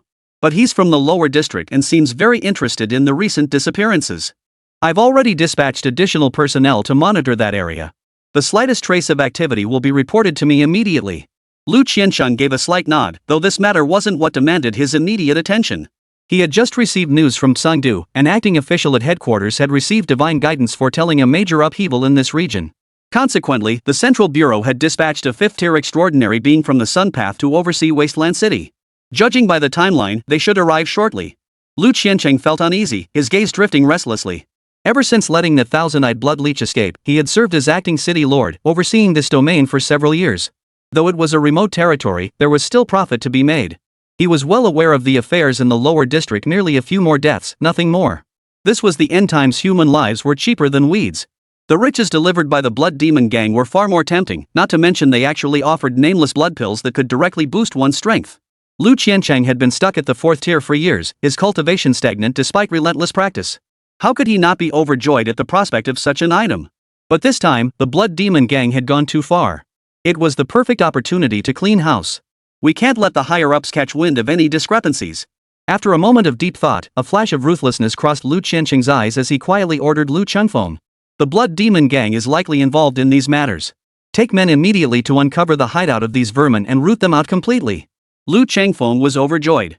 Though he held the title of Chief of the Enforcement Bureau, any major operation required the city lord's approval. He had long harbored resentment toward the Blood Demon Gang, but the old man had repeatedly stalled, leaving matters unresolved. But this time, not a single one of them would escape. Yes, Your Excellency. Deep within the shadowy, dilapidated streets of the lower district of Wasteland City, a villa stood tall and immaculate, a stark contrast to the filth and decay surrounding it. Before its imposing black iron gates, two burly men clad in crimson training robes embroidered with ferocious beasts stood guard, one on each side, their eyes fixed intently on the entrance. Inside the main hall, Zhang Wenlong, leader of the Blood Demon Gang, sat sprawled on a bench. A terrifying scar ran from the corner of his eye to the back of his head. His face was thick with fleshy features, his expression savage, muscles bulging across his body. A crimson aura of bloodshed radiated from his body. This was far beyond the peak of the second tier. His current cultivation level matched that of Law Enforcement Bureau Chief Lu Chengfeng, a third-tier extraordinary being. In the Wasteland City, third-tier transcendence could be counted on one hand. Zhang Wenlong's mouth twitched slightly. He shot an impatient glance at the clock on the beam above, his irritation deepening. Boom! A single punch shattered the marble table into pieces. Useless. All of you are useless. Can't even keep an eye on a little. What good are you to me? Zhang Wenlong roared, sending the surrounding cultists into a flustered silence. No one dared cross him now. Zhang Wenlong's head ached. The ritual should have concluded days ago, yet unexpected complications had arisen. It was precisely because the main ingredient requested by the nobleman had vanished that he'd been scrambling to round up people these past days, hoping to compensate with secondary materials. But the commotion had drawn the attention of those constables. If such an act of defying human ethics were exposed, his fate would be clear. Death would be a lenient sentence. Zhang Wenlong impatiently demanded, how much more material is needed? One square-faced cultist gritted his teeth and stepped forward, forcing back his fear as he answered, we've only gathered 9 young boys and girls, one still missing. As for the 20 young men and women each, the second in command at the mine reported they'd been assembled. Zhang Wenlong felt a wave of irritation wash over him. The problem was that even if all the supplementary ingredients were gathered, they were merely icing on the cake. The absence of the main ingredient was a major issue. He pressed further, have the brothers sent to find medicine returned? Any news? The square-faced man answered again, everyone else is back, but there's still no word from Li Si and Wang Wu. They went to the old city district. I fear the worst. Zhang Wenlong's eyes blazed with fury as his knuckles cracked from clenching his fists. A chill of dread crept over him. With such a delay, someone would surely come looking for him soon. Tap tap tap. Just as everyone was scratching their heads in frustration, a gaunt, aged figure slipped silently into the room. Only when it approached did they hear its footsteps, like a ghostly apparition. The surrounding cultists reacted instantly. With a rustle, gleaming weapons emerged from beneath the sofa, atop the counter, within the rafters, and hidden within the walls. They surrounded the figure completely. The square-faced follower bellowed, who dares enter our Blood Demon Gang alone? Do you wish to die? The old man slowly raised his head, revealing a face of extreme age wrinkled like dried fish skin, and a sinister smile curled at the corners of his mouth. His throat gurgled for a moment before emitting a sharp, raven-like caw. I seek your leader. The rest of you, step back. As if under a spell, the surrounding men obediently lowered their weapons and stepped back, revealing Zhang Wenlong's face, now etched with panic. What you fear most is what comes to pass. Zhang Wenlong gritted his teeth. Though he was a third-tier extraordinary being himself, he dared not even breathe heavily in this man's presence. I am Zhang Wenlong. Might you be a senior figure from the sect? The old man appraised Zhang Wenlong, chuckled, nodded, then shook his head without answering. I ask you this, why was the ceremony that should have taken place 7 days ago not held? Do you know how displeased that noble one is? The old man pointed skyward, making it abundantly clear whom he referred to. Zhang Wenlong was drenched in sweat, his calves twitching and trembling. He had intended to lie, but somehow the truth poured out. It was my negligence, sir. I let the main ingredient escape. But please, sir, calm your anger. Give me more time, and I will catch that main ingredient. I will also search diligently for some high-grade auxiliary materials to make up for my shortcomings. Zhang Wenlong grew increasingly flustered as he spoke, his voice dwindling to a near whisper. The old man remained impassive, his expression neither pleased nor displeased. His left hand formed a subtle seal as he spoke slowly after a long pause. The auspicious day falls 5 days hence. I shall grant you 4 more days. Should you fail to deliver by then, I shall use you as an ingredient myself. With that, the old man vanished with a whoosh, dissolving into a streak of crimson light that abruptly vanished from the air. Zhang Wenlong's face flushed red then darkened. Glaring at the dazed cultists surrounding him, he roared. Search! Search everywhere! If you don't find him, don't come back! And double all the auxiliary materials. Everything must be gathered within 4 days. If even one item is missing, I'll use you to settle the debt. The square-faced disciple stepped forward, his face troubled as he pleaded, young adults are manageable, but the city's inhabitants are already on guard. How can we possibly capture enough children? And then there's that group from the Enforcement Bureau. Clang. Before he could finish, a round, warm head rolled onto the ground, spinning 9 times. Zhang Wenlong silently scanned the surroundings, his voice tight with fury. Any further disobedience, and this is what happens. Chapter 22, Not everyone is someone you can afford to provoke. Through layers of mist, a corner of a weathered, crumbling brown city wall silently peeked through. Before the black iron gate, a man and a woman guarded the passageway through which people entered and exited. But the city had been unsettled these past few days. Few ventured outside unless absolutely necessary. At this hour, it lay utterly deserted, not a soul in sight. Through the fog, a figure cloaked in a wide-brimmed hat, concealing both face and form, crept silently toward the iron gate. This figure was none other than Zhang Xinyuan. Though the fog was thick, her remarkable eyesight allowed her to instantly recognize the woman on duty today as an old acquaintance, a kind soul who had helped her many times before. Sister Hua. Zhang Xinyuan breathed a sigh of relief. She was still being hunted by the Blood Demon Gang, and encountering trouble could have been disastrous. But with a familiar face here, she was safe. As for the other man, Zhang Xinyuan had never seen him before. Halt! Who goes there? Zhang Xinyuan stepped forward, but Zhang Kaihua reached out to block her. Zhang Kaihua frowned slightly. The person before her was completely covered by a straw hat, clearly not someone trustworthy. Startled, Zhang Xinyuan quietly edged closer, lifted the veil covering her face, and whispered to Zhang Kaihua, Sister Hua, it's me, Zhang Xinyuan. I'm back. What? Xinyuan. You're alive? Recognizing the familiar face of Zhang Xinyuan, Zhang Kaihua was taken aback. After all, Xinyuan had been missing for several days. And she'd vanished while scavenging in the godforsaken zone. Everyone had assumed she must have met with some misfortune, so no one expected her to return alive. Overjoyed, Zhang Kaihua hurriedly opened the iron gate and ushered Zhang Xinyuan inside. Supporting her shoulders, she examined her with concern. Not only were there no visible injuries, but Zhang Xinyuan's complexion even looked much better than before. Her complexion was fair and clear, and she had even gained some weight. Seeing her alive and well before her eyes finally eased the worry that had weighed on her heart these past days. With lingering concern, she asked, Xinyuan, where on earth have you been these past few days? We were so worried. Old Wei went out looking for you several times. We couldn't even eat properly. Little Yi cried herself to sleep because she couldn't see you. Zhang Xinyuan chuckled softly, her heart warming at the words. Though life in the lower district was tough, having so many people who cared about her filled her with contentment. But judging by Sister Hua's expression, she probably didn't know Xinyuan had been kidnapped by the Blood Demon Gang to be used as a sacrificial offering. There was no need to tell her now and cause Sister Hua more worry. Not to mention the encounter with the Nameless Master and her transformation into an extraordinary being, it was too complicated to explain in a few words. Blushing, Zhang Xinyuan gave a vague reply, Sister Hua, it's complicated and hard to explain. Suffice it to say, a certain lord helped me, which is why I made it back safely. Seeing Zhang Xinyuan's bashful, flushed expression, Zhang Saiwa's curiosity was instantly piqued. A wave of gossipy curiosity washed over her as she asked with a smile. What noble benefactor? Don't tell me you found yourself a man out there. The way you look, it seems like he's stolen your very soul. Sister Hua. Zhang Xinyuan pouted playfully, her face flushing even hotter. She was so embarrassed she didn't know what to say. How could you say such things about that nobleman? He certainly didn't steal my soul. Seeing that teasing the young girl any further might truly anger her, Zhang Kaihua quickly waved her hands. Alright, go home first. I'll settle accounts with you about that gentleman of yours tonight. Be careful on your way, things aren't exactly peaceful these days. Zhang Xinyuan finally gathered her composure and nodded. Alright, Sister Hua, I'll be off then. Halt! Who gave you permission to leave? Zhang Xinyuan furrowed her delicate brows, her gaze cold as she stared at the man who had spoken up to stop her. Watching from the screen, Wu Ming clicked his tongue. He'd been lost in the warm atmosphere moments ago, only for some reckless fool to ruin it. Zhang Kaihua stepped forward, shielding Zhang Xinyuan behind her. Li Fan, don't stir up trouble. I know this person let her in. Li Fan wore a lecherous expression, ogling Zhang Xinyuan with lustful eyes as he licked his lips. Damn, this little minx is gorgeous. Forget those dark, ugly, misshapen things in the lower city. Even the ladies of the upper city couldn't hold a candle to the beauty before him. He snorted coldly, glaring sideways at Zhang Kaihua, blocking Zhang Xinyuan's path. What do you mean looking for trouble? Haven't you heard how chaotic the city's been these past few days?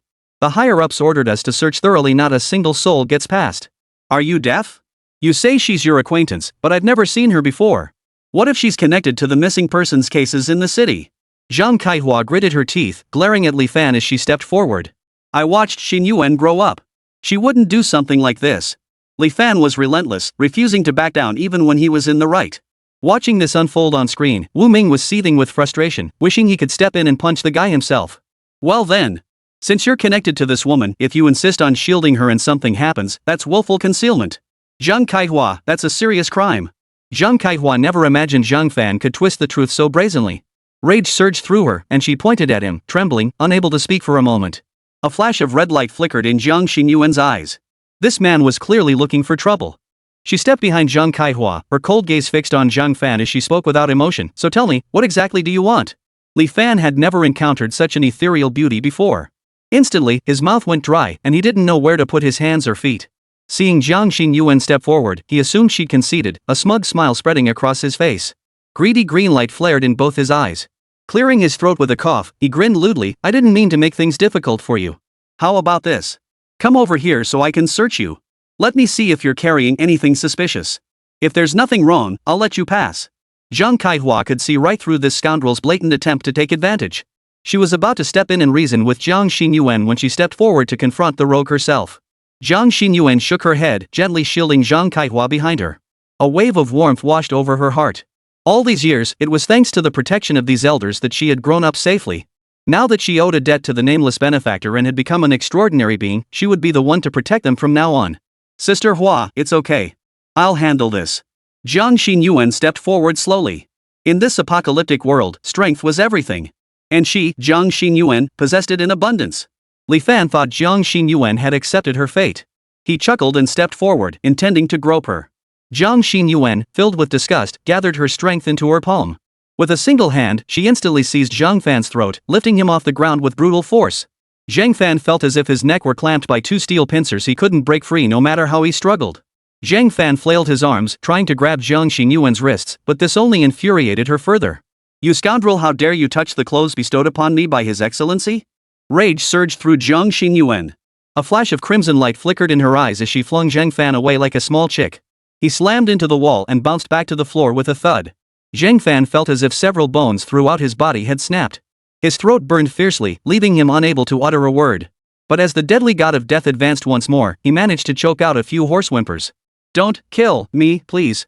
Jiang Xinyuan snorted coldly, glaring down at Zhang Fan, who lay trembling on the floor, his face ashen with terror. She spat out one final sentence. Not everyone is someone you can afford to provoke. Chapter 23, Pushing It Too Far. Zhang Kaihua stood frozen in place, utterly dumbfounded, unsure what to do. She never imagined Jiang Xinyuan would handle things this way, and how could she possibly possess such immense strength? Li Fan, weighing over 100 pounds, was being tossed around like a toy in her hands, utterly unable to fight back. Xinyuan, what are you doing? Jiang Xinyuan flashed Zhang Kaihua an apologetic smile, clenching her tiny fist proudly as she declared.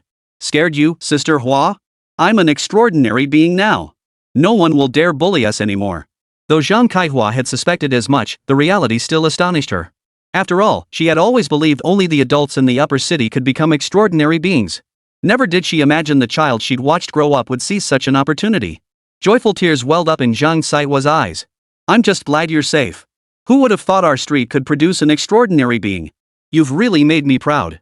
The praise made Jiang Xinyuan feel a bit embarrassed. It's all thanks to that nobleman.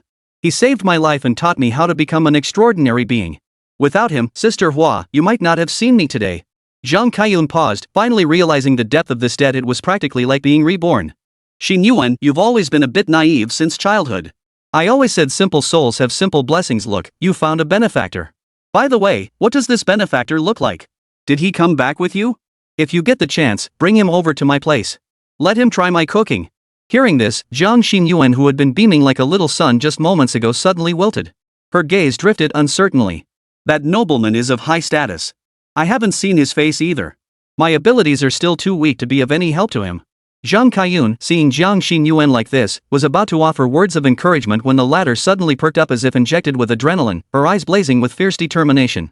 Though I'm not yet worthy to serve that nobleman, someday I will be. Yes, I absolutely can do it. Zhang Kaiyun felt a bit helpless at Jiang Xinyuan's sudden emotional shift, yet she couldn't help but feel somewhat relieved. This Jiang Xinyuan was still the same silly child she had watched grow up. Zhang Kaihua glanced at Li Fan sprawled on the ground, silently cursing him with a well-deserved serves and right. She then turned to Jiang Xinyuan and said, Xinyuan, you should go back and check on things. Old Wei and the others are getting impatient. I'll handle this piece of trash. Jiang Xingyuan nodded, casting a cold glance at Li Fan, who was moaning on the ground. He won't dare cause trouble again. Wu Ming watched the heartwarming scene on the screen and couldn't help but sigh. In this world's perspective, Jiang Xingyuan becoming an extraordinary being was akin to being the top student in the college entrance exam and getting a guaranteed high-paying job after graduation. As for that thug Li Fan, Wu Ming seethed with hatred, but Jiang Xingyuan had handled things reasonably well. After all, he wasn't a bloodthirsty man who insisted on seeing someone dead. This level of punishment was sufficient. But why does it still feel like breaking a few bones was too lenient? Wu Ming silently committed the name to memory before shifting his focus back to Jiang Xingyuan. Returning to this familiar place stirred Jiang Xingyuan's emotions. Though it was filthy, dilapidated, and plagued by violence, it remained the home she had always known. Jiang Xingyuan walked with practiced ease to the door of her familiar home. Taking a deep breath, she knocked. Uncle Wei, Aunt Wei, Xiaoyi, I'm home. Suddenly, a childish cry of surprise echoed from inside. Mommy! Sister Xingyuan is back. Then, a petite little girl only reaching halfway up her height, with adorable buns and a delicate, porcelain complexion rushed to open the door. Her gem-like eyes brimming with astonishment, she flung herself into Jiang Xingyuan's arms. The little girl's voice, filled with joy yet tinged with tears, tugged at Jiang Xingyuan's heartstrings and those of Wu Ming watching beyond the screen. Xingyuan's sister, where did you go? Xiaoyi missed you so much, I couldn't stop thinking about you. Jiang Xingyuan gently stroked Wei Xiaoya's head, lifting her into her arms. A wave of sadness washed over her, and warmth brushed her eyelids. Xiaoyi, your sister missed you too. Then, a middle-aged woman with a haggard expression peered out from the room, staring at Jiang Xingyuan in disbelief. Xingyuan, you silly girl, you finally came back. It's so good you're home, so good you're home. Aunt Wei's voice trembled slightly, yet she swiftly pulled both girls into the inner room and locked the front door. Aunt Wei immediately stepped forward, cupping Jiang Xingyuan's face in her hands. She examined her closely, scrutinizing every inch of her body until she was certain she was unharmed. Only then did she exhale a long sigh of relief. As long as you're safe, that's all that matters. That's all that matters. Feeling the rough, weathered hands caressing her cheeks, tears welled up in her own eyes. She clutched Wei Xiaoya tightly in her arms and choked out, I'm sorry, Aunt Wei. I'm sorry, Xiaoye. It's all my fault. I made you worry. Though Aunt Wei repeated that it was all right, she quietly wiped away her own tears. Though Jiang Xingyuan was a foundling, they had always treated her as their own daughter. During the days she was missing, the elderly couple lost all appetite, their days dragging on like years. To outsiders, they seemed to have aged several years overnight. Xiaoyi hugged Jiang Xingyuan tightly, afraid she might leave again without a word. Xingyuan, please don't leave again, okay? Xiaoyi was so worried about you. I had nightmares every night, they were terrifying. Jiang Xingyuan was at a loss for words. How could she not wish to stay with Uncle Wei's family forever? Yet the moment she accepted the nameless noble's favor, she had made a vow, from then on, she must serve at his side. After everyone gradually calmed down from the emotional reunion, Jiang Xingyuan suddenly realized someone was missing from the room. She looked at Aunt Wei with a puzzled expression. Aunt Wei, where did Uncle Wei go? At her question, both Aunt Wei and Wei Xiaoye froze. Wei Xiaoye, still in Jiang Xingyuan's arms, began to sniffle. After a long moment, Aunt Wei slowly revealed the truth. Xingyuan, you know we've been searching for you these past days, posting missing person notices at the bureau almost daily.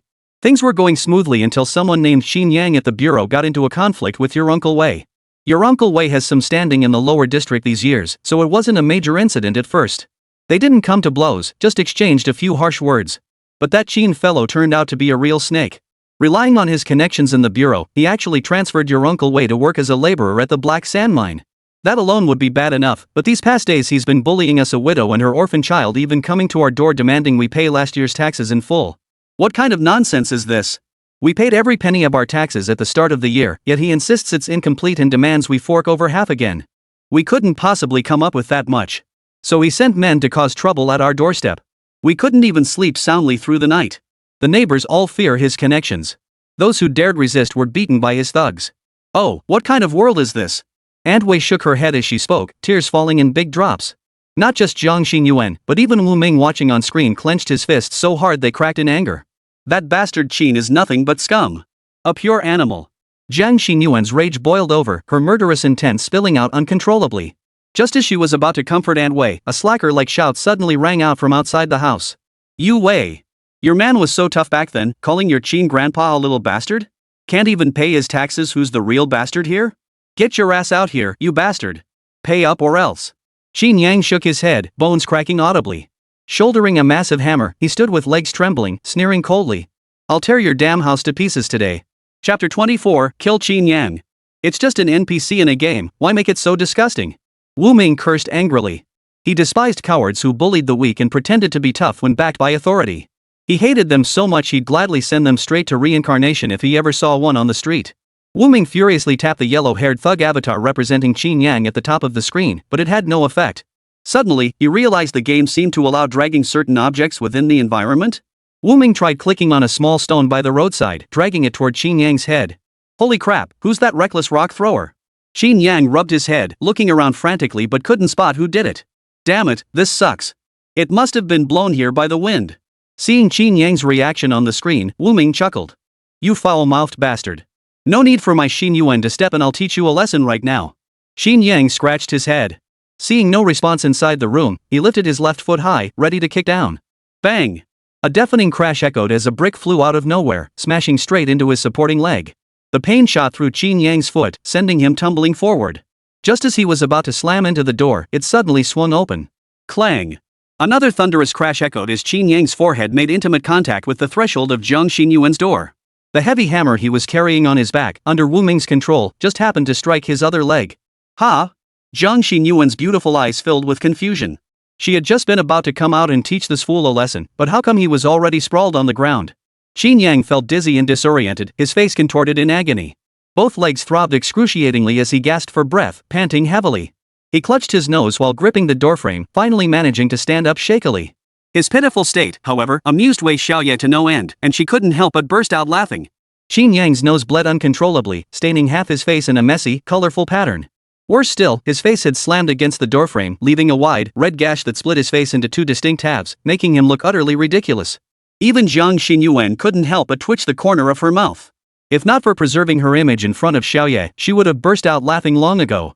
Qin Yang's henchmen beside him were momentarily stunned, unable to comprehend how their boss had ended up in such a state.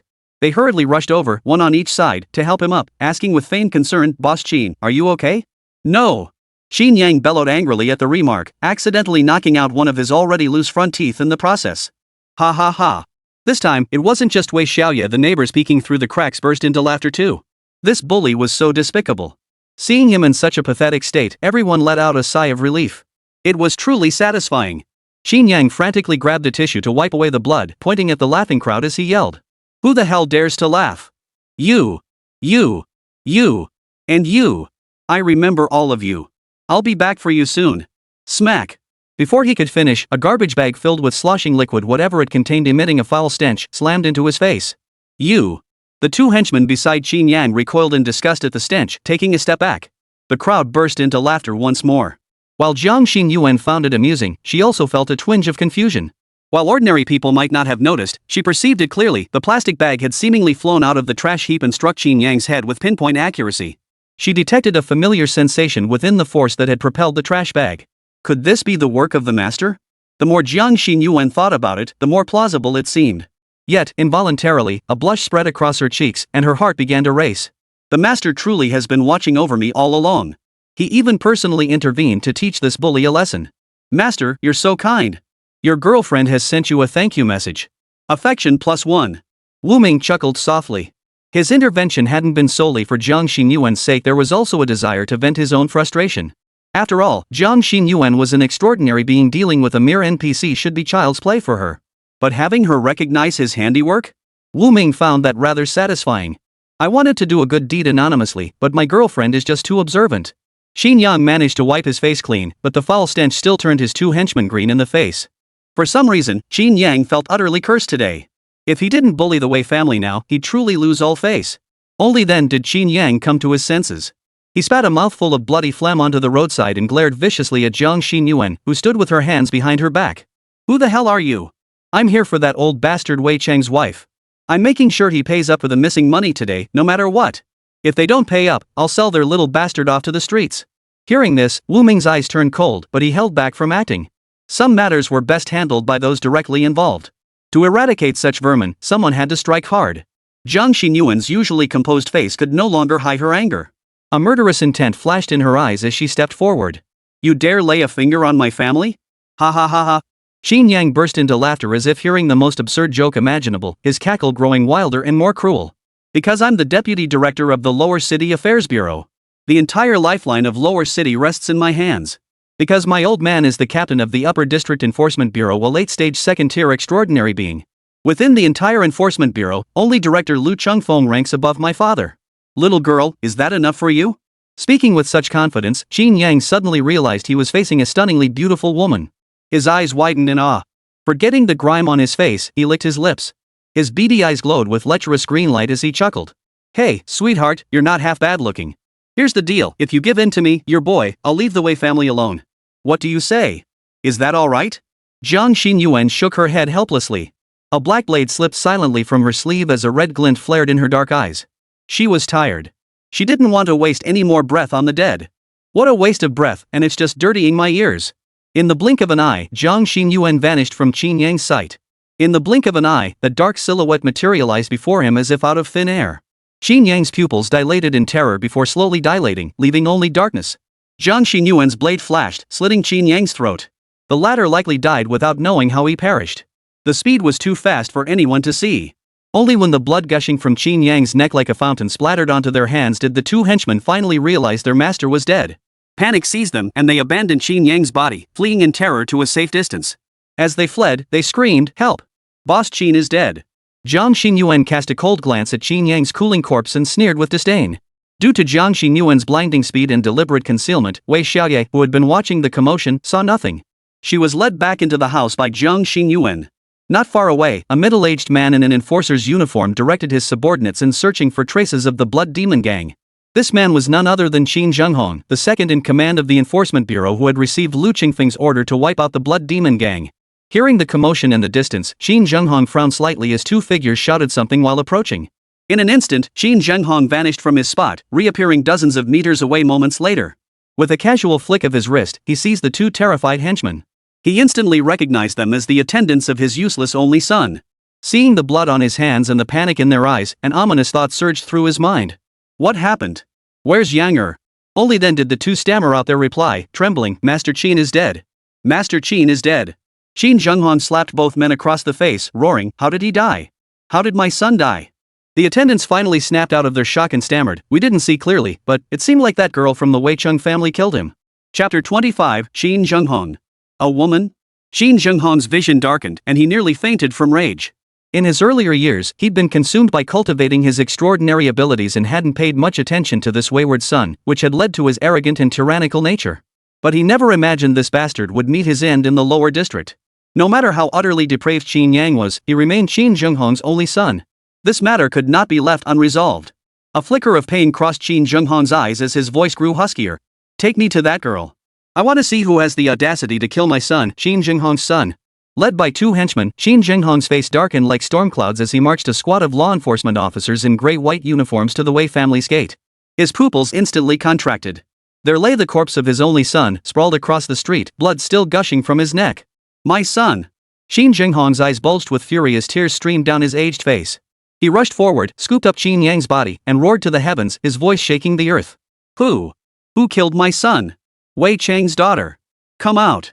The sheer volume of his voice startled both Aunt Wei and Wei Xiaoye, causing them both to flinch. Jiang Xinyuan frowned but showed no fear. She rose to go out and confront this father who had failed to raise his son properly. Wei Xiaoye grabbed Jiang Xinyuan's sleeve, her face filled with worry. Jiang Xinyuan smiled gently, patting Wei Xiaoye's head reassuringly. "It's okay, Xiaoye. I'll be back soon." Wei Xiaoye looked at Jiang Xinyuan pitifully, her voice trembling with tears. "Sister, that man outside is so scary. Please don't go out. Xiao Yi is afraid." Jiang Xinyuan wasn't without her own fears. Having grown up in the desolate city, she'd heard countless tales about enforcers. Captain Qin's reputation was legendary. Yet for some reason, she felt strangely reassured. Unconsciously tightening her grip on the blackthorn dagger the adult had given her, she managed to smile. "It'll be fine, Xiao Yi. That nobleman will protect me." With that, she glided out the door, coming face to face with Qin Zhenghong, who was clutching Qin Yang's body, tears streaming down his aged face. "I killed your son, but he had it coming.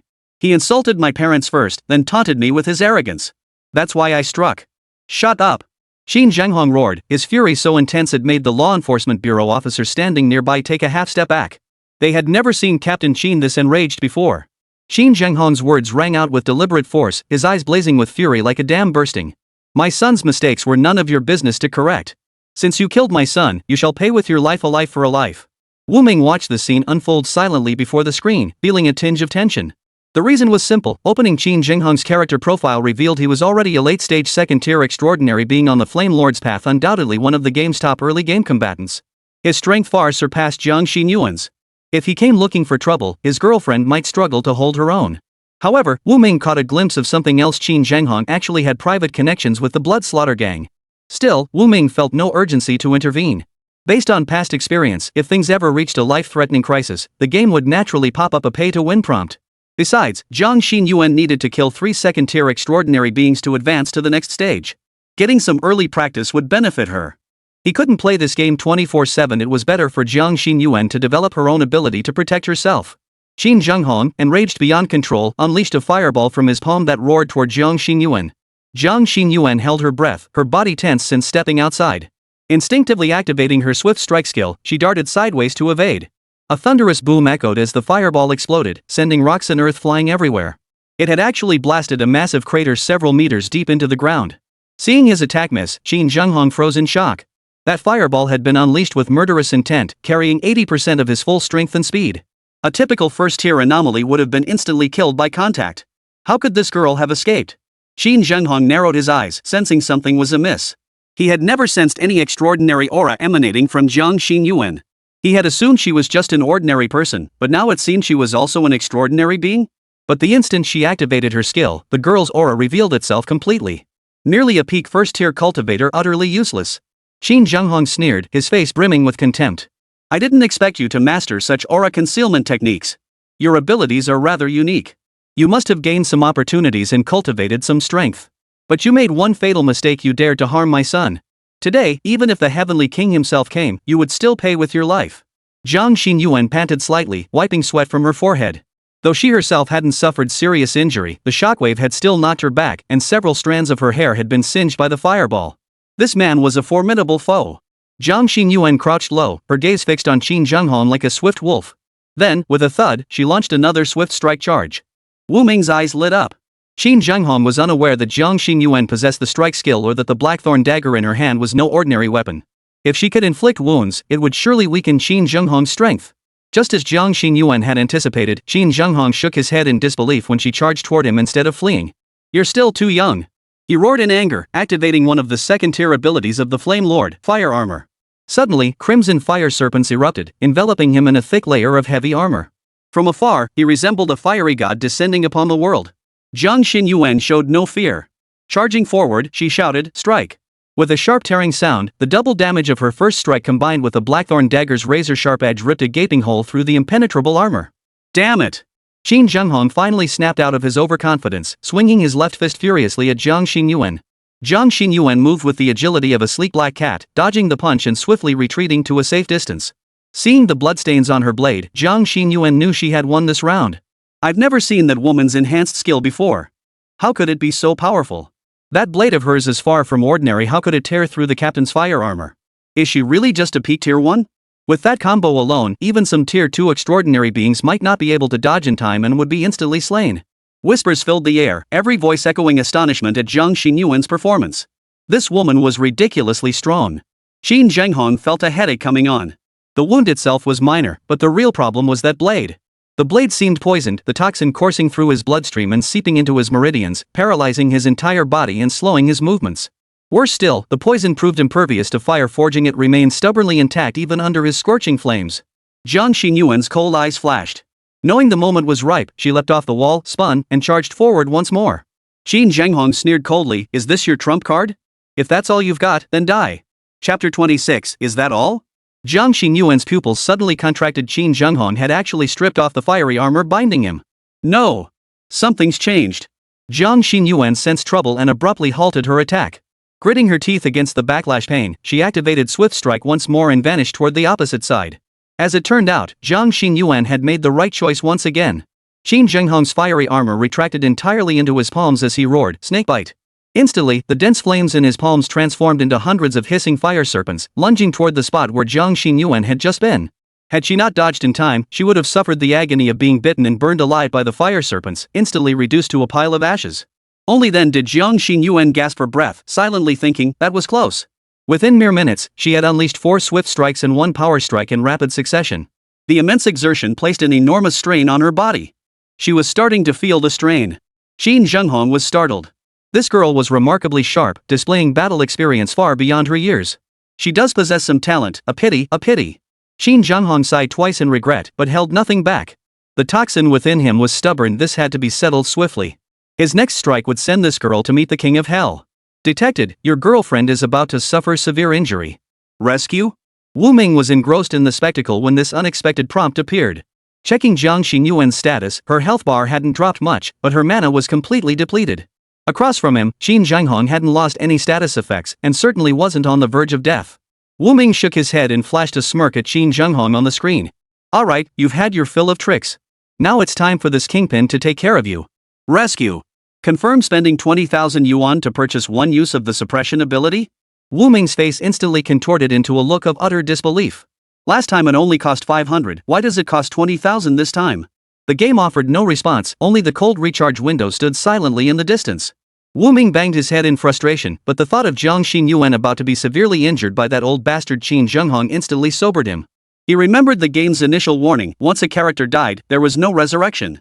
That settled it.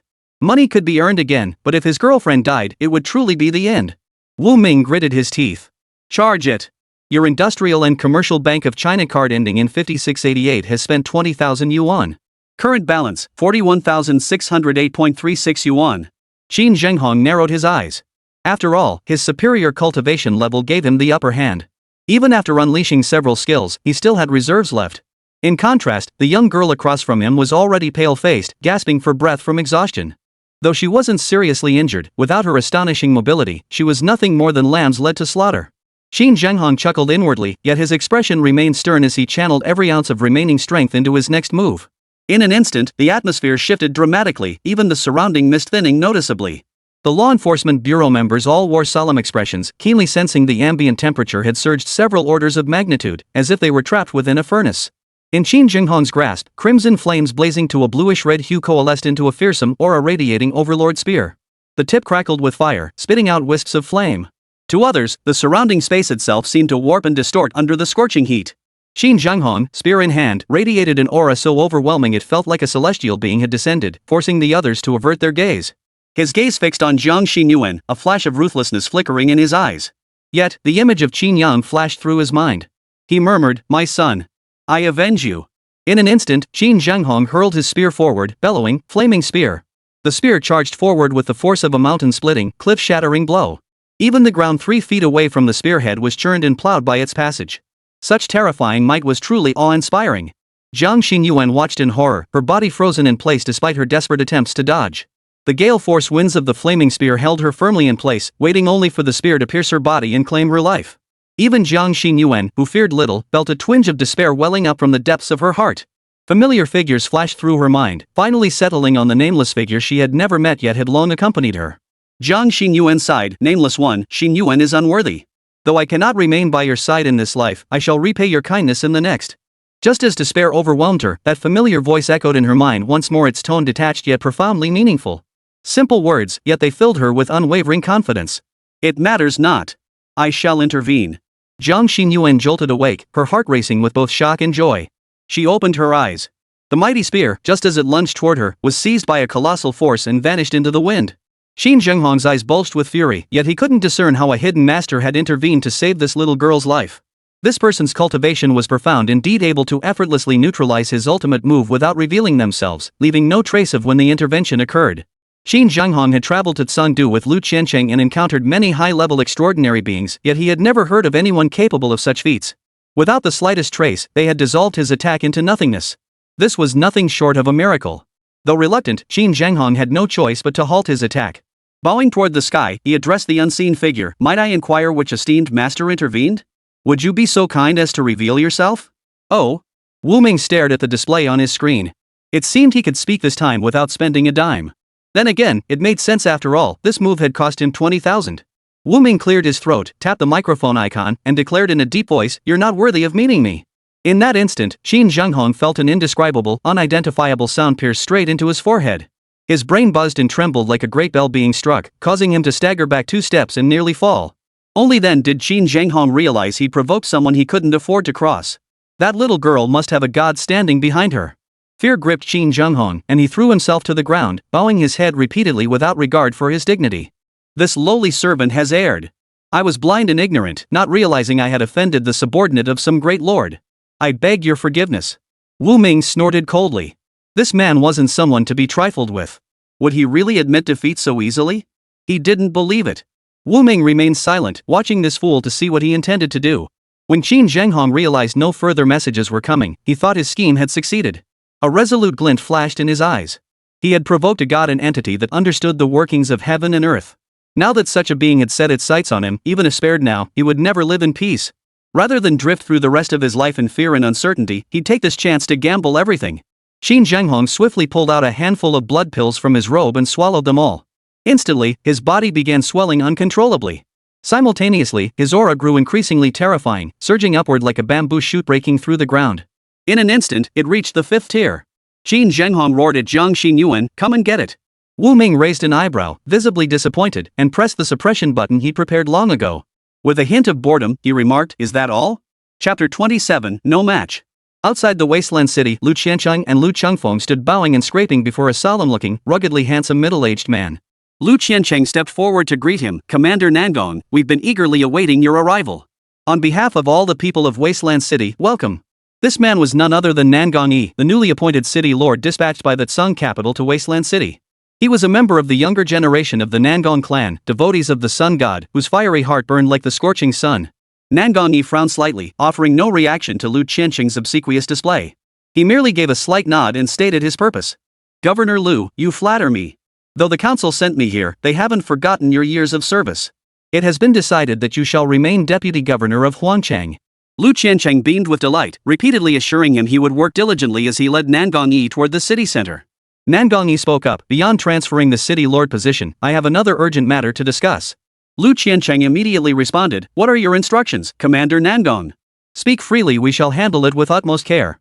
Nangong Yi nodded before explaining, "Recently, Senior Yu Changji divined the heavenly signs and discovered that followers of the blood demon cult may be about to wreak havoc within the borders of Wasteland City. He has specifically dispatched me to investigate this matter.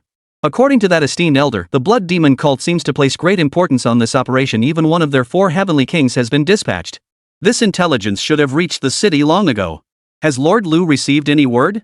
Hearing Nangong Yi's questioning, Lu Qiancheng maintained his usual cheerful expression, though sweat was pouring down his back inside.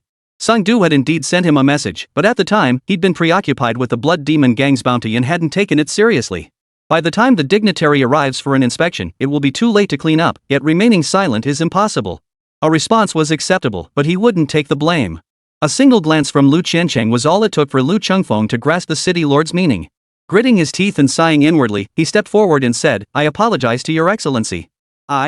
Before he could finish, all 3 were struck dumb by an overwhelming aura of authority emanating from the sky. For a moment, they forgot to breathe. Nangong Yi's pupils contracted sharply, his eyes widening in disbelief, his expression utterly horrified. "Impossible. How could this be? That colossal aura belongs to at least an 8th-tier pseudo-god." Nangong Yi muttered in utter disbelief, his hand trembling slightly. Instantly, his figure transformed into a golden streak of light, darting straight toward the source of the aura. Though Lu Qiancheng had never encountered a transcendent being of divine caliber, the sheer force of this emanating aura alone nearly forced him to his knees. This was a master. An exceptionally powerful master, far beyond his imagination. A flash of astonishment and envy flickered in Lu Qiancheng's eyes before he activated his movement technique, chasing after Nangong Yi's golden streak.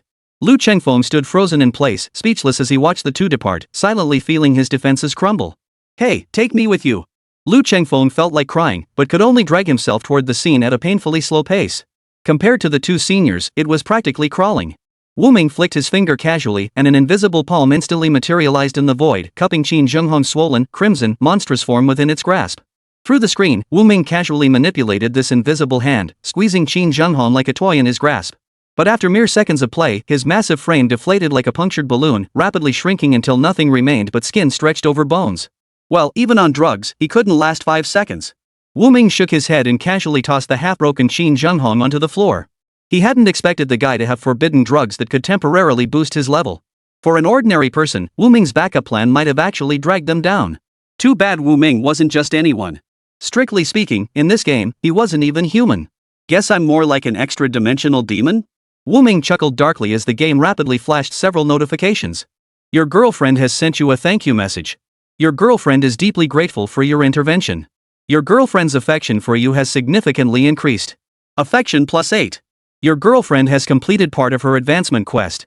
Please finish the remaining tasks within 7 days. Stunned by the messages, Wu Ming stared at the screen, where Jiang Xinyuan knelt on the ground, sincerely offering her gratitude. Seeing her affection level rise so rapidly, Wu Ming couldn't help but feel overjoyed. He clearly remembered missing out on certain scenes earlier due to insufficient affection points. I wonder when this affection gauge will ever fill up. Wu Ming glanced at Jiang Xinyuan's affection meter, which currently stood at a mere 41, not even halfway there. The road ahead is long and arduous. Wu Ming sighed softly and turned his attention to the next notification, the prompt for Jiang Xinyuan's advancement to Tier 2. 1. Hunt down and kill 3 separate second-tier extraordinary beings using 3 distinct methods within 1 week. 1-3. Qin Zhenghong poisoning. 2. After completing the hunt, consume an awakening potion containing 20 milliliters of Dark Knight Demon Wolf Essence Blood, 5 Crimson Blood Flower Pistols, and powder from 3 Silver Soul-type Strange Crystal Cores. This part was interesting. According to the game's narrative, Qin Zhenghong had been poisoned to death by the venom on Jiang Xinyuan's Blackthorn dagger. Wu Ming pondered he hadn't actually done anything. He had only destroyed the flame spear, causing no harm to the man himself. Moreover, it was Qin Zhenghong himself who deliberately overdosed on the potion, burning his life force to gain power. Wu Ming had merely restricted Qin Zhenghong's movements, forcing him into exhaustion. He hadn't inflicted any real harm. Well, though unexpected, the outcome is favorable. At any rate, this young lady has completed part of her advancement trial. Congratulations are in order. Wu Ming chuckled softly, but soon, the unusual activity on the mini-map caught his attention once more. 2 distinct figures rapidly teleported from outside the map and materialized nearby. Wu Ming frowned and opened their profiles. Lu Qiancheng, Flame Lord, late stage 4th tier Transcendent. Former acting Lord of Wasteland City. Cunning and manipulative, utterly obsessed with power. Has a recorded transaction with Blood Slaughter Gang leader Zhang Wenlong involving Blood Dan pills. Nangongyi, 5th tier mid-stage extraordinary being of the Sun Path. Son of the 4th elder of the Nangong clan and a rising star among the new generation. Upright yet pragmatic, he understands when to advance and when to retreat. Currently serving as acting Lord of Wasteland City under orders from the Tsundu Council, his true mission is to track the Blood Demon cult. After reading the records, Wu Ming understood the identities of these 2 men, though he was somewhat surprised. He hadn't expected even the ruler of this desolate city to be in league with the Blood Demon cult. These cultists certainly had their ways. However, another detail caught Wu Ming's keen attention, the Blood Dan mentioned in the profile. That crimson pill Qin Zhenghong swallowed before his death must have been this blood pill. And Lu Qiancheng probably ingested it too. Wu Ming stroked his chin, recalling Qin Zhenghong's terrifying state after his rampage, and couldn't help but feel uneasy. If a mere late-stage second-tier cultivator could temporarily attain 5th-tier strength, what level of power would Lu Qiancheng, a 4th-tier extraordinary being, reach when he lost control? Wu Ming felt a surge of curiosity. Chapter 28, Lu Qiancheng's Thoughts. Lu Qiancheng's heart sank at the sight of the utter devastation. The massive craters in the ground resembled bomb craters, and the terrified expressions of the surrounding law enforcement bureau officers. Every detail screamed the intensity of the battle that had just erupted here. But the most eye-catching sight was the withered corpse lying on the ground. Not a single shred of flesh remained on its body, even the bones were a vivid crimson red. Lu Qiancheng stared intently and couldn't help but break out in a cold sweat. Why was the deceased wearing law enforcement bureau clothing? Lu Qiancheng shot a look of shifting emotions at Nangongyi, whose face mirrored the same disbelief. Traces of an inexplicable aura of power still lingered in the air. There was no doubt that this was the very spot where that high-tier extraordinary being had struck. Nangongyi's expression grew solemn. He stepped forward twice, bowed respectfully toward the distance, and addressed the unseen presence with reverence.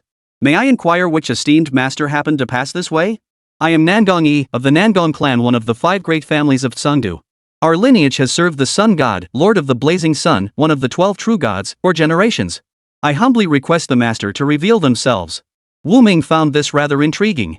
He had heard the name Blazing Sun's heart mentioned quite often. From the start, Jiang Xinyuan's pistol and the peculiar Sun Guardian amulet on his person had both been connected to this sun god. Could the next main storyline involve this deity? Wu Ming shrugged. The game's world was indeed vast, and even after playing for so long, he still knew very little. He'd have to spend time exploring it slowly. The suppression ability displayed on the game interface hadn't vanished yet, meaning he could still leverage it for certain actions. Wu Ming chuckled softly, a playful mood taking hold.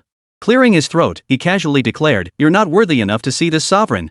A thunderous boom echoed, and within Nangongyi's mind, a mysterious, thunderous sound exploded like a bolt of lightning. The words carried 3 parts disdain and 7 parts contempt. Nangongyi was utterly horrified, his face turning as pale as wax, his lips trembling. A hint of terror flickered in his eyes. Though he suspected a powerful figure had intervened, it remained conjecture. Compared to such a direct intervention by a being of that caliber, certain forbidden artifacts could also cause such a disturbance. Clearly, the latter possibility seemed more likely. Nangong-yi prided himself on being a fifth-tier extraordinary being, closely connected to the Sun Lord's most valued proxy. He believed he had sufficient safeguards to prevent contamination by other high-ranking entities. Even a seventh-tier apostle who had barely touched upon the divine realm would, out of deference to that true god's authority, refrain from causing undue trouble for the Nangong clan. Yet this being had bypassed the prohibitions within his mind entirely, invading his consciousness directly. To achieve such a feat meant taking his life would be as easy as turning one's hand.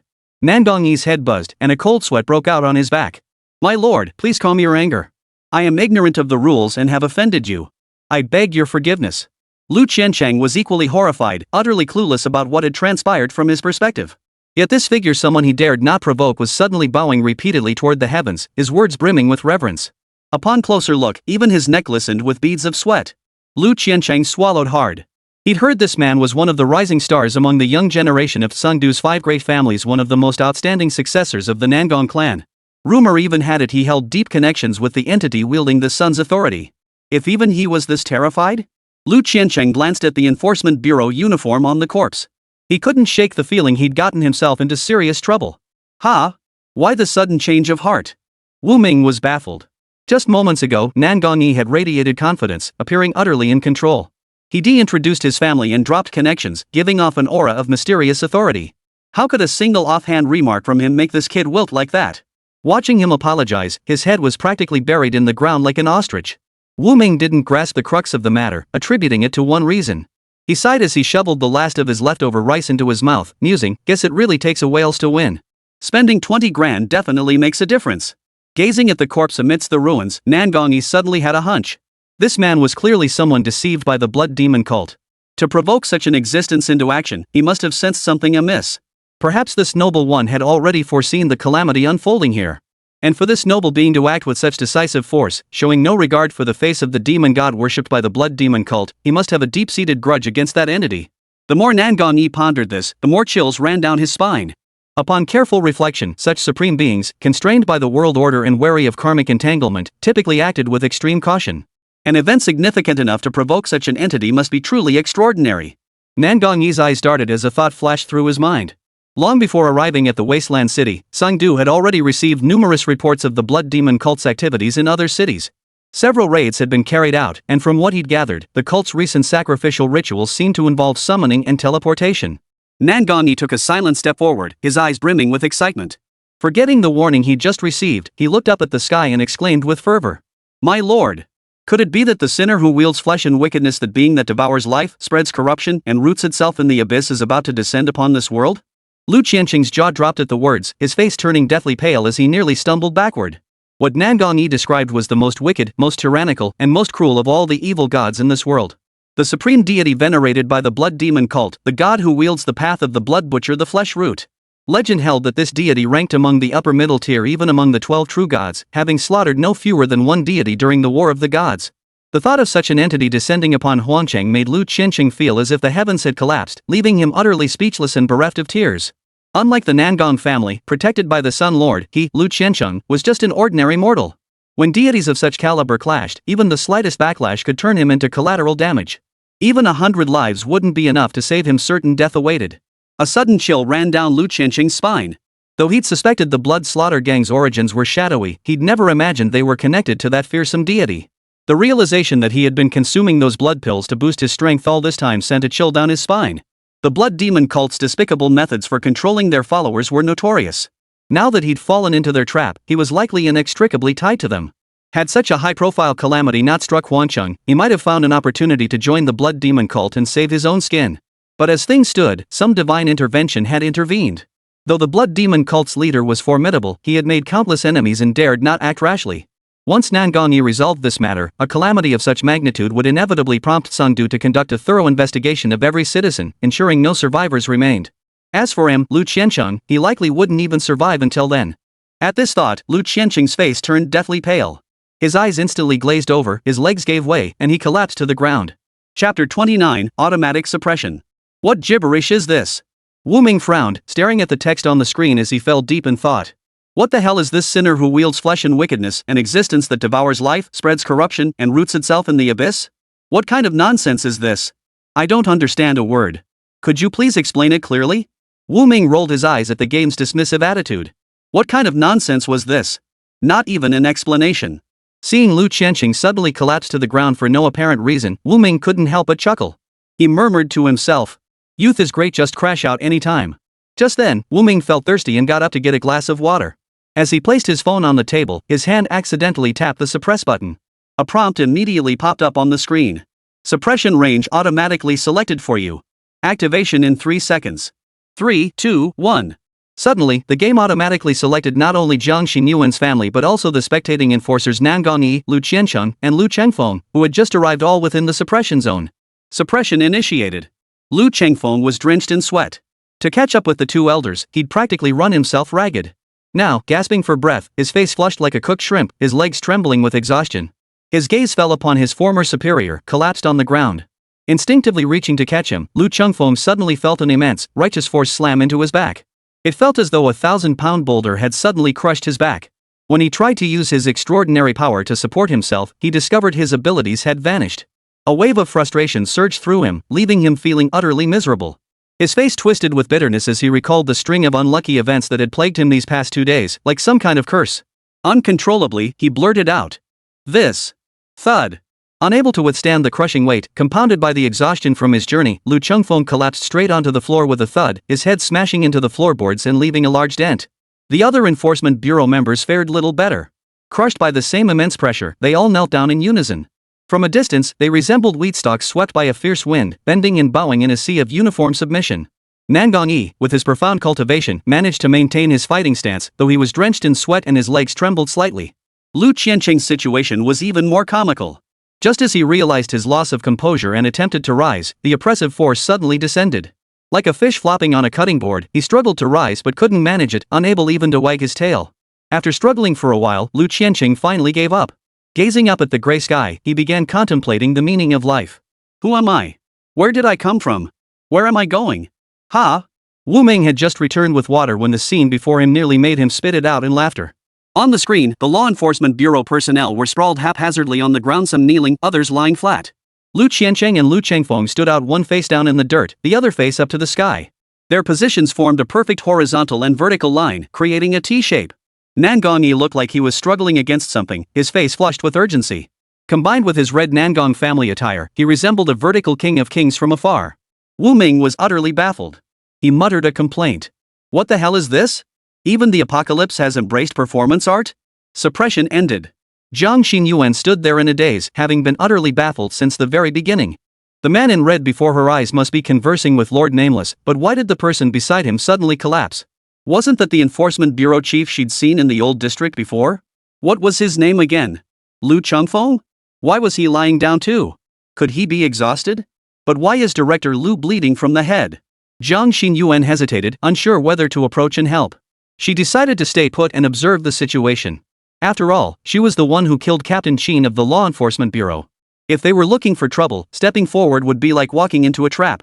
Nangong Yi had never felt such overwhelming pressure before. It felt like it was crushing his very body. He could even hear a crackling sound emanating from his calf. Nangong Yi felt like crying.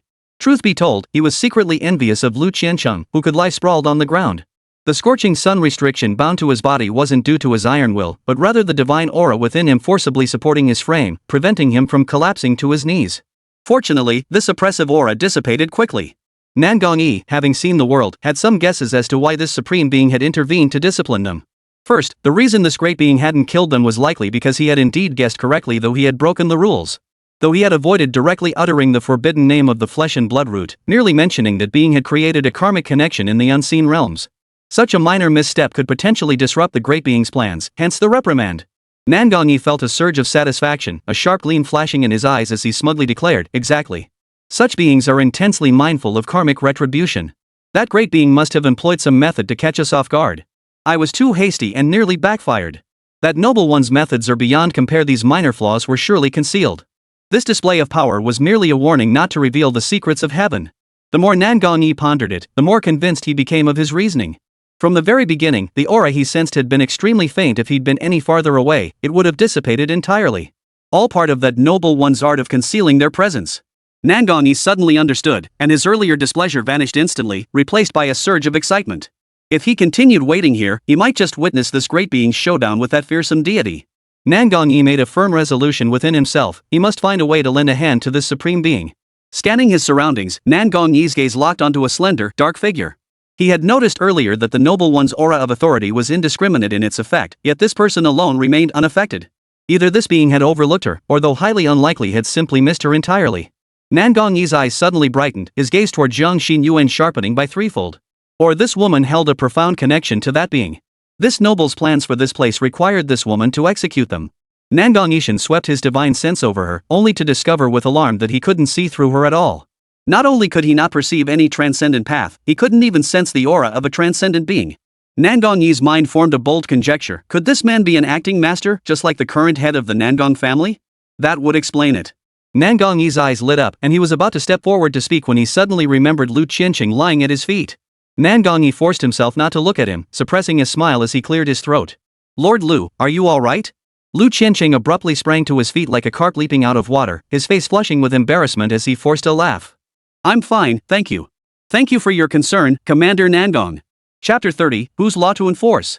Lu Chengfeng lay motionless on the ground, debating whether to stay put or get up, when Lu Qianqing's greetings arrived. "Director Lu, are you all right?" Lu Chengfeng cursed under his breath but had no choice but to accept this miserable reality.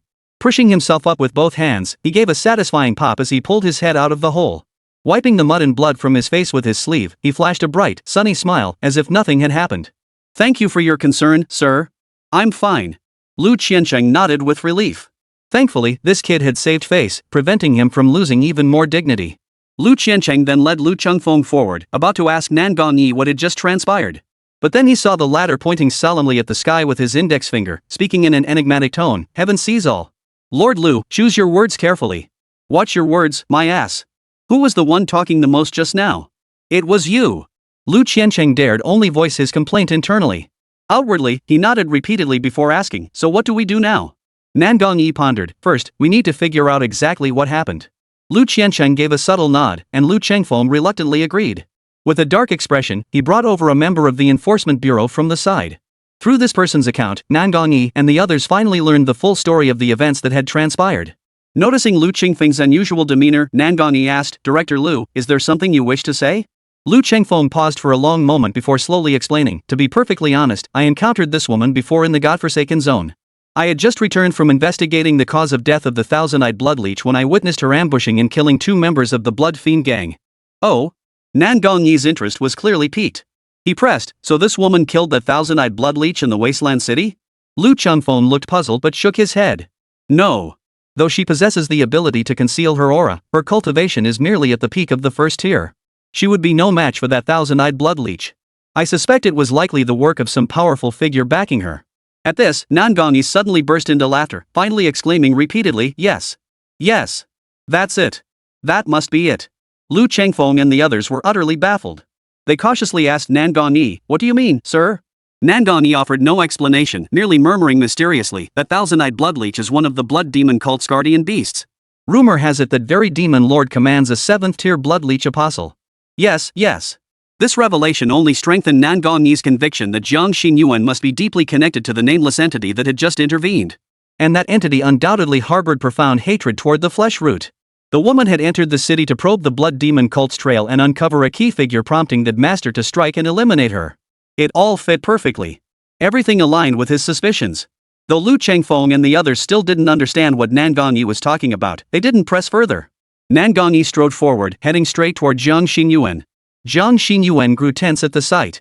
The man before her was dressed in garish red and purple, looking flashy and unpromising. Nangongyi offered what he considered a friendly smile and greeted her. "Hello, young lady." Jiang Xinyuan remained wary, nodding cautiously like a kitten guarding its food. Nangongyi nodded back before introducing himself. "I am Nangongyi of the Nangong clan of Sangdu, the current lord of Huangcheng. I have a few questions I'd like to ask you." Jiang Xinyuan's expression darkened. The city lord was the pinnacle of power in Huangcheng. If he was questioning her personally, it must be to bring charges. Fearing the Wei family might be implicated, Jiang Xinyuan bit her lip, stepped forward resolutely, and declared with unwavering determination, "I killed him. Arrest me if you must, but don't lay a finger on Aunt Wei or the others." Hearing this, Wu Ming's gaze toward Nan Gongyi on the screen sharpened. Nan Gongyi chuckled, but a chill swept through his heart, as if something ominous had set its sights on him. Rest assured, we're not here for you. But in doing this, were you acting on someone's orders? Nan Gongyi had intended to ask Zhang Xinyuan if the person she killed had been ordered by that entity. But the answer he received was entirely different. Zhang Xinyuan's face instantly drained of color. She knew the rules of the wasteland city while killing an enforcer was a grave crime. The man before her had surely come to exact punishment. Jian Xinyuan bit her lip hard, her expression filled with grievance as she spoke. I didn't kill him on purpose. He pushed me too far. Is that so? Nan Gongyi frowned. Explain yourself. Only then did Jiang Xinyuan speak up that Qin Yang, relying on his connections in the law enforcement bureau, abused his power and forcibly transferred my adoptive father to the mines. Nan Gongyi shot a cold glance at Lu Qiancheng and Lu Chengfeng standing behind him. The law enforcer had only mentioned the dispute between Qin Zhenghong and this girl. He hadn't heard about this aspect yet. Lu Qiancheng remained composed, but Lu Chengfeng's hair stood on end. The law enforcement bureau was his jurisdiction. Nan Gongyi nodded and asked, anything else? Speak freely. Zhang Xinyuan's eyes darted nervously as she continued, after transferring my adoptive father, Qin Yang also tampered with the bureau's records, forcing my adoptive mother to pay a year's worth of back taxes. Nan Gongyi's gaze grew even colder, while Lu Chengfeng and the others broke out in a cold sweat. Zhang Xinyuan sighed before continuing, not only that, but for days on end, he sent people to our door looking for trouble. My adoptive mother and little sister couldn't sleep at night, living in constant terror. Having grown up in a prominent family, Nan Gongyi possessed a much deeper understanding of basic decency and integrity. Witnessing such blatant bullying of the weak and fear of the strong made his fists clench with anger. Anything else? Zhang Xinyuan clenched her own small fists, her expression darkening with anger, clearly seething with rage herself. Lu Chengfeng and the other man were drenched in sweat, growing more anxious with every word. They silently begged Zhang Xinyuan, their formidable aunt, to stop speaking. If they didn't explain themselves soon, the next time they'd be lying on the ground against their will. Lord Nangong. Shut up. Did I give you permission to speak? Nan Gongyi snorted coldly, his displeasure palpable. Little did he know, he was drenched in cold sweat behind her, cursing Lu Chengfeng and his companion 1,000 times over in his mind. This woman was the representative of a supreme being. That someone dared harm her family. This enforcement bureau was in for a major shakeup. Only then did Zhang Xinyuan speak, her voice trembling with grief. Today, that Qin Yang actually came to our door looking for trouble again. He said if we couldn't pay a year's worth of money, he'd sell my sister. My sister is only 8 years old. Lu Chengfeng and Lu Qiancheng exchanged glances. If Qin Zhenghong and his son could be brought back to life, they wouldn't hesitate to kill them 1,000 times over. 1,000 times over. Nan Gongyi laughed bitterly. Ha! Such things exist? Truly, I, Nan Gongyi, am ignorant. That such characters walk this earth, and I encountered them right here at the Wasteland City Enforcement Bureau. Whose law does this Wasteland City Enforcement Bureau enforce? Chapter 31, Lu Qiancheng's thoughts. Clang.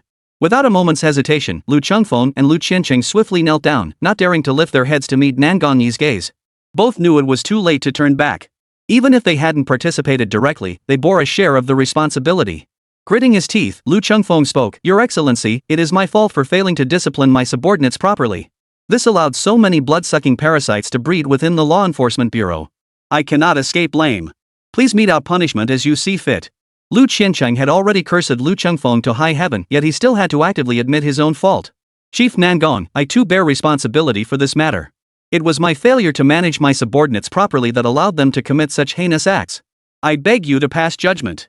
Zhang Xinyuan blinked her large, watery eyes at the two men, feeling a surge of surprise. It seemed, these people weren't here to cause trouble for her? Nan Gongyi snorted coldly but did not allow them to rise. Instead, he turned to Zhang Xinyuan with a stern expression. This is indeed our failure. May I ask your name, young lady? Zhang Xinyuan. Nan Gongyi nodded. He had already grasped the situation.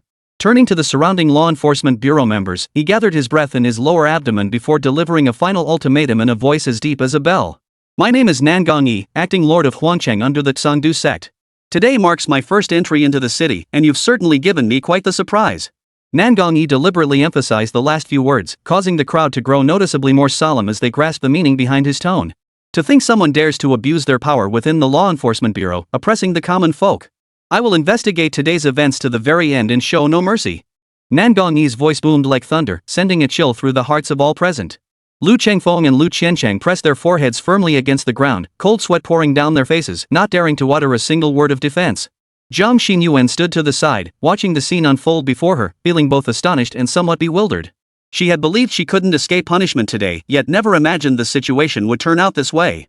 Nan Gongyi's gaze was cold as he swept over the crowd, continuing, effective immediately, the entire law enforcement bureau of Huangcheng is suspended pending investigation. Any violation of laws or regulations will be met with severe punishment without exception. Lu Chengfeng, Lu Qiancheng. The two men flinched and immediately responded, your subordinates are present.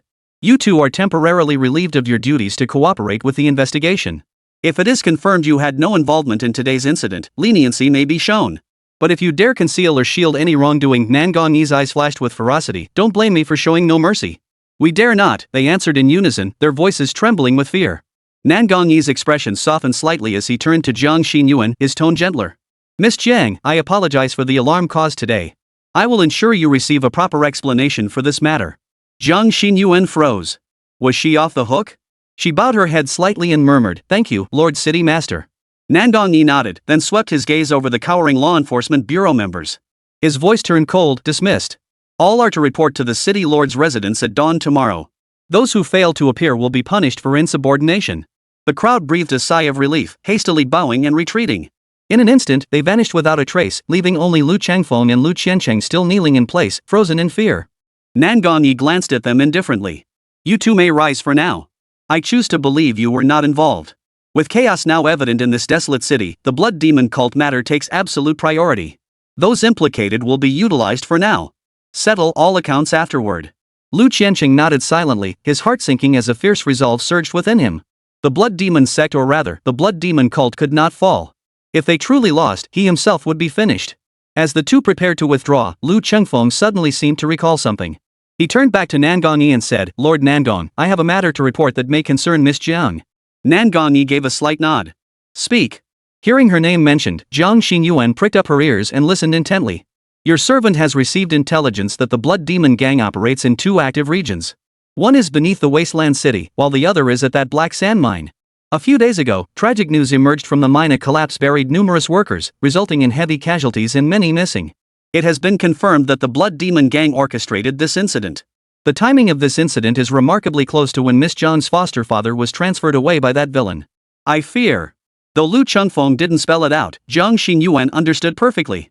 She herself had been a sacrificial offering to the Blood Demon Gang, well aware of their brutality. Uncle Wei was likely in grave danger.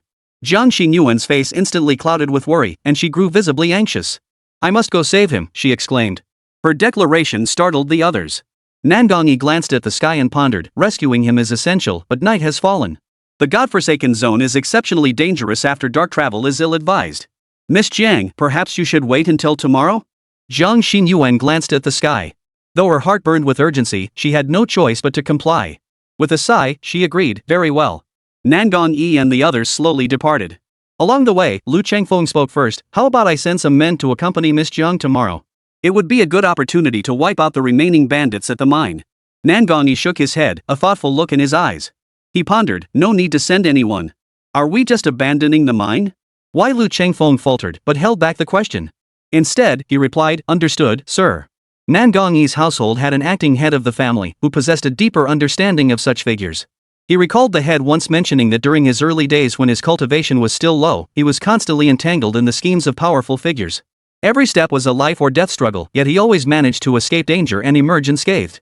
Ultimately, his strength surged rapidly, and he rose to become a formidable power in his own right. Nan Gongyi called it the divine trial. Nan Gongyi suspected that Jiang Xinyuan was likely undergoing a divine trial at this very moment.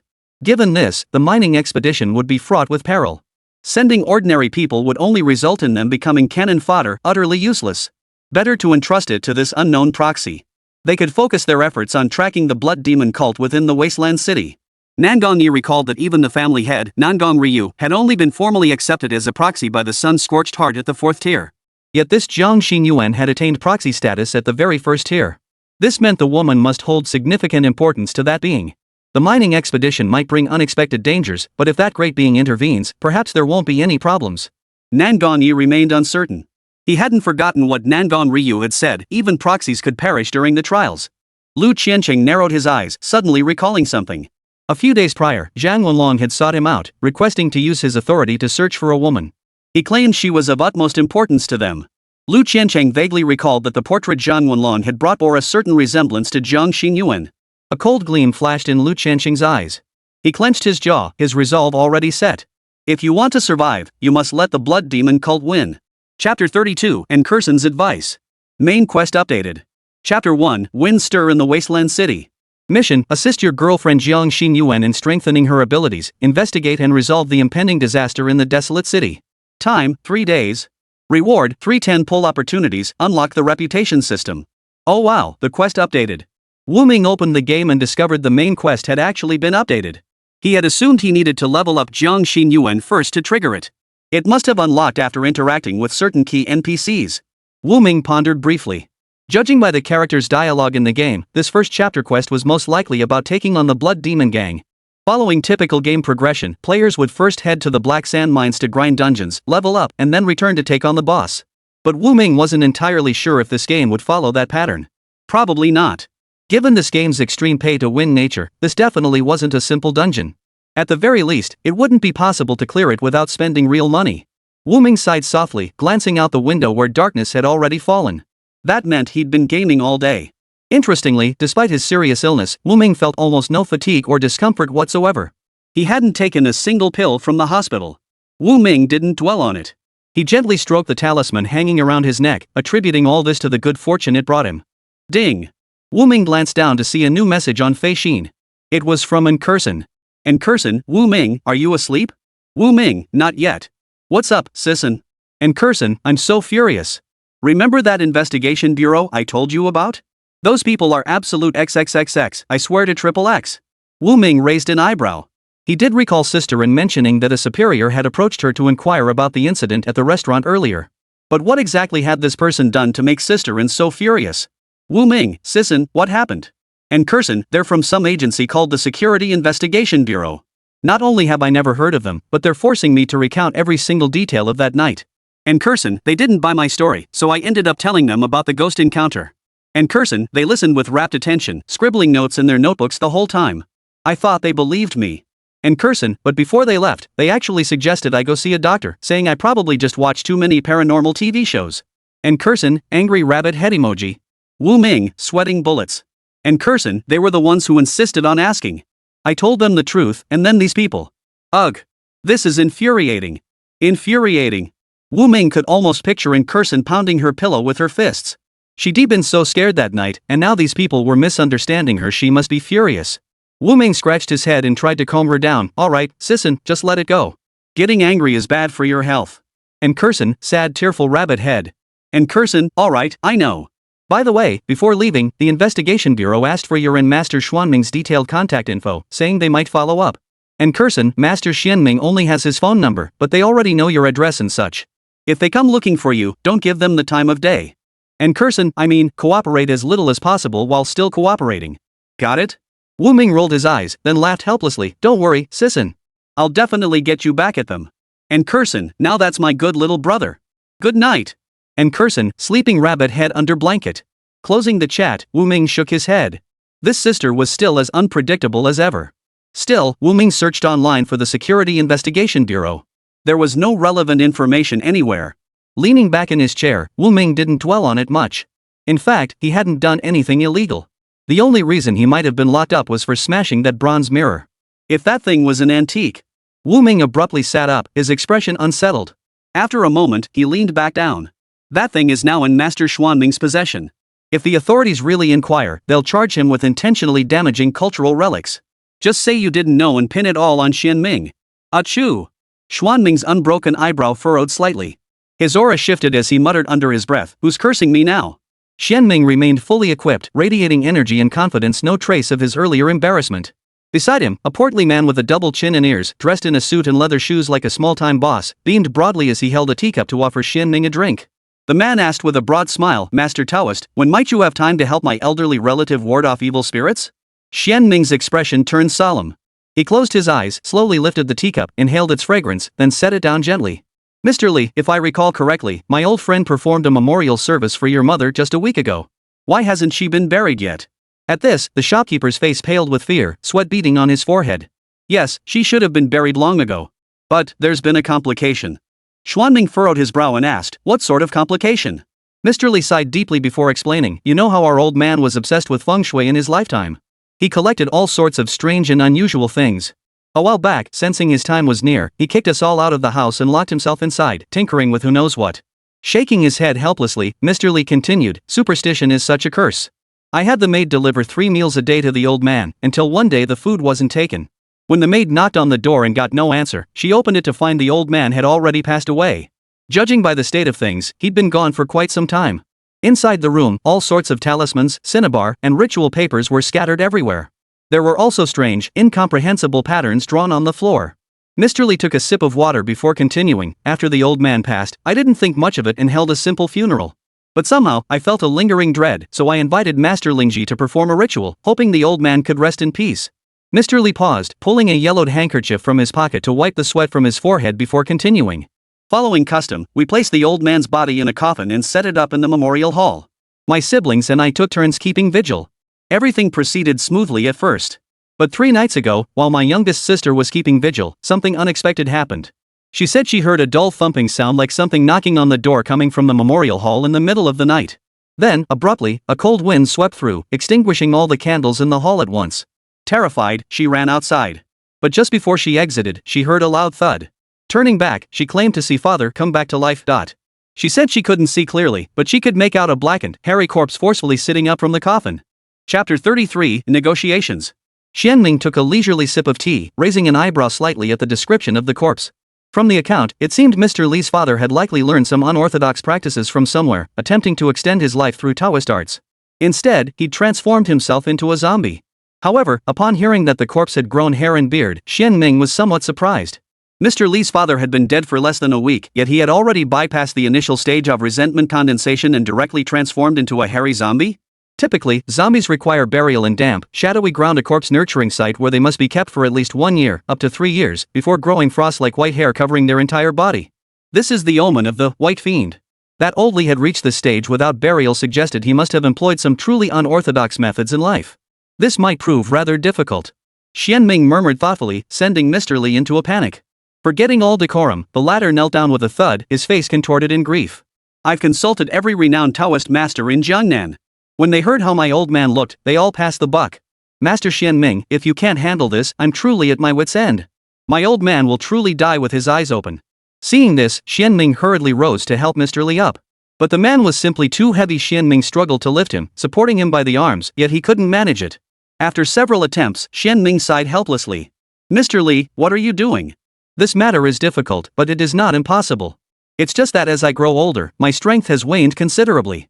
Battling that zombie will inevitably involve a struggle, and I cannot handle it alone. I must enlist a young man with vigorous vitality and ample strength to assist me." Seeing Xianming agree, Mr. Lee nodded vigorously, repeatedly affirming, "Master, rest assured. Whoever comes will be well compensated. As for finding a suitable candidate, would you like me to help look?" Xianming shook his head. His mind drifted to Wu Ming. That night, the boy's unflappable calm in the face of ghosts and monsters, his exceptional strength and courage. He was an excellent candidate. "I already have someone in mind. I'll pay you a visit in person in a few days." Wasteland City, Lower District. Jiang Xinyuan opened her eyes to find Wei Xiaoya sleeping soundly, his arm wrapped tightly around her, his face serene and peaceful. He looked like he hadn't slept well in days. Jiang Xinyuan gently stroked Wei Xiaoya's head with a smile of relief. Withdrawing her hand, she got out of bed, washed up, and began her daily prayer ritual. Seated solemnly at her desk, she pressed her palms together against her forehead, eyes closed as she murmured softly, "Thank you, Lord of the Nameless, for your aid. It is through your grace that Xin Yuan survived peril, returned home safely, and vanquished that tyrant." Aunt Wei could tell Jiang Xin Yuan was praying. Under the guidance of the Affairs Bureau, the people of Huangcheng also prayed to the Sun Lord daily.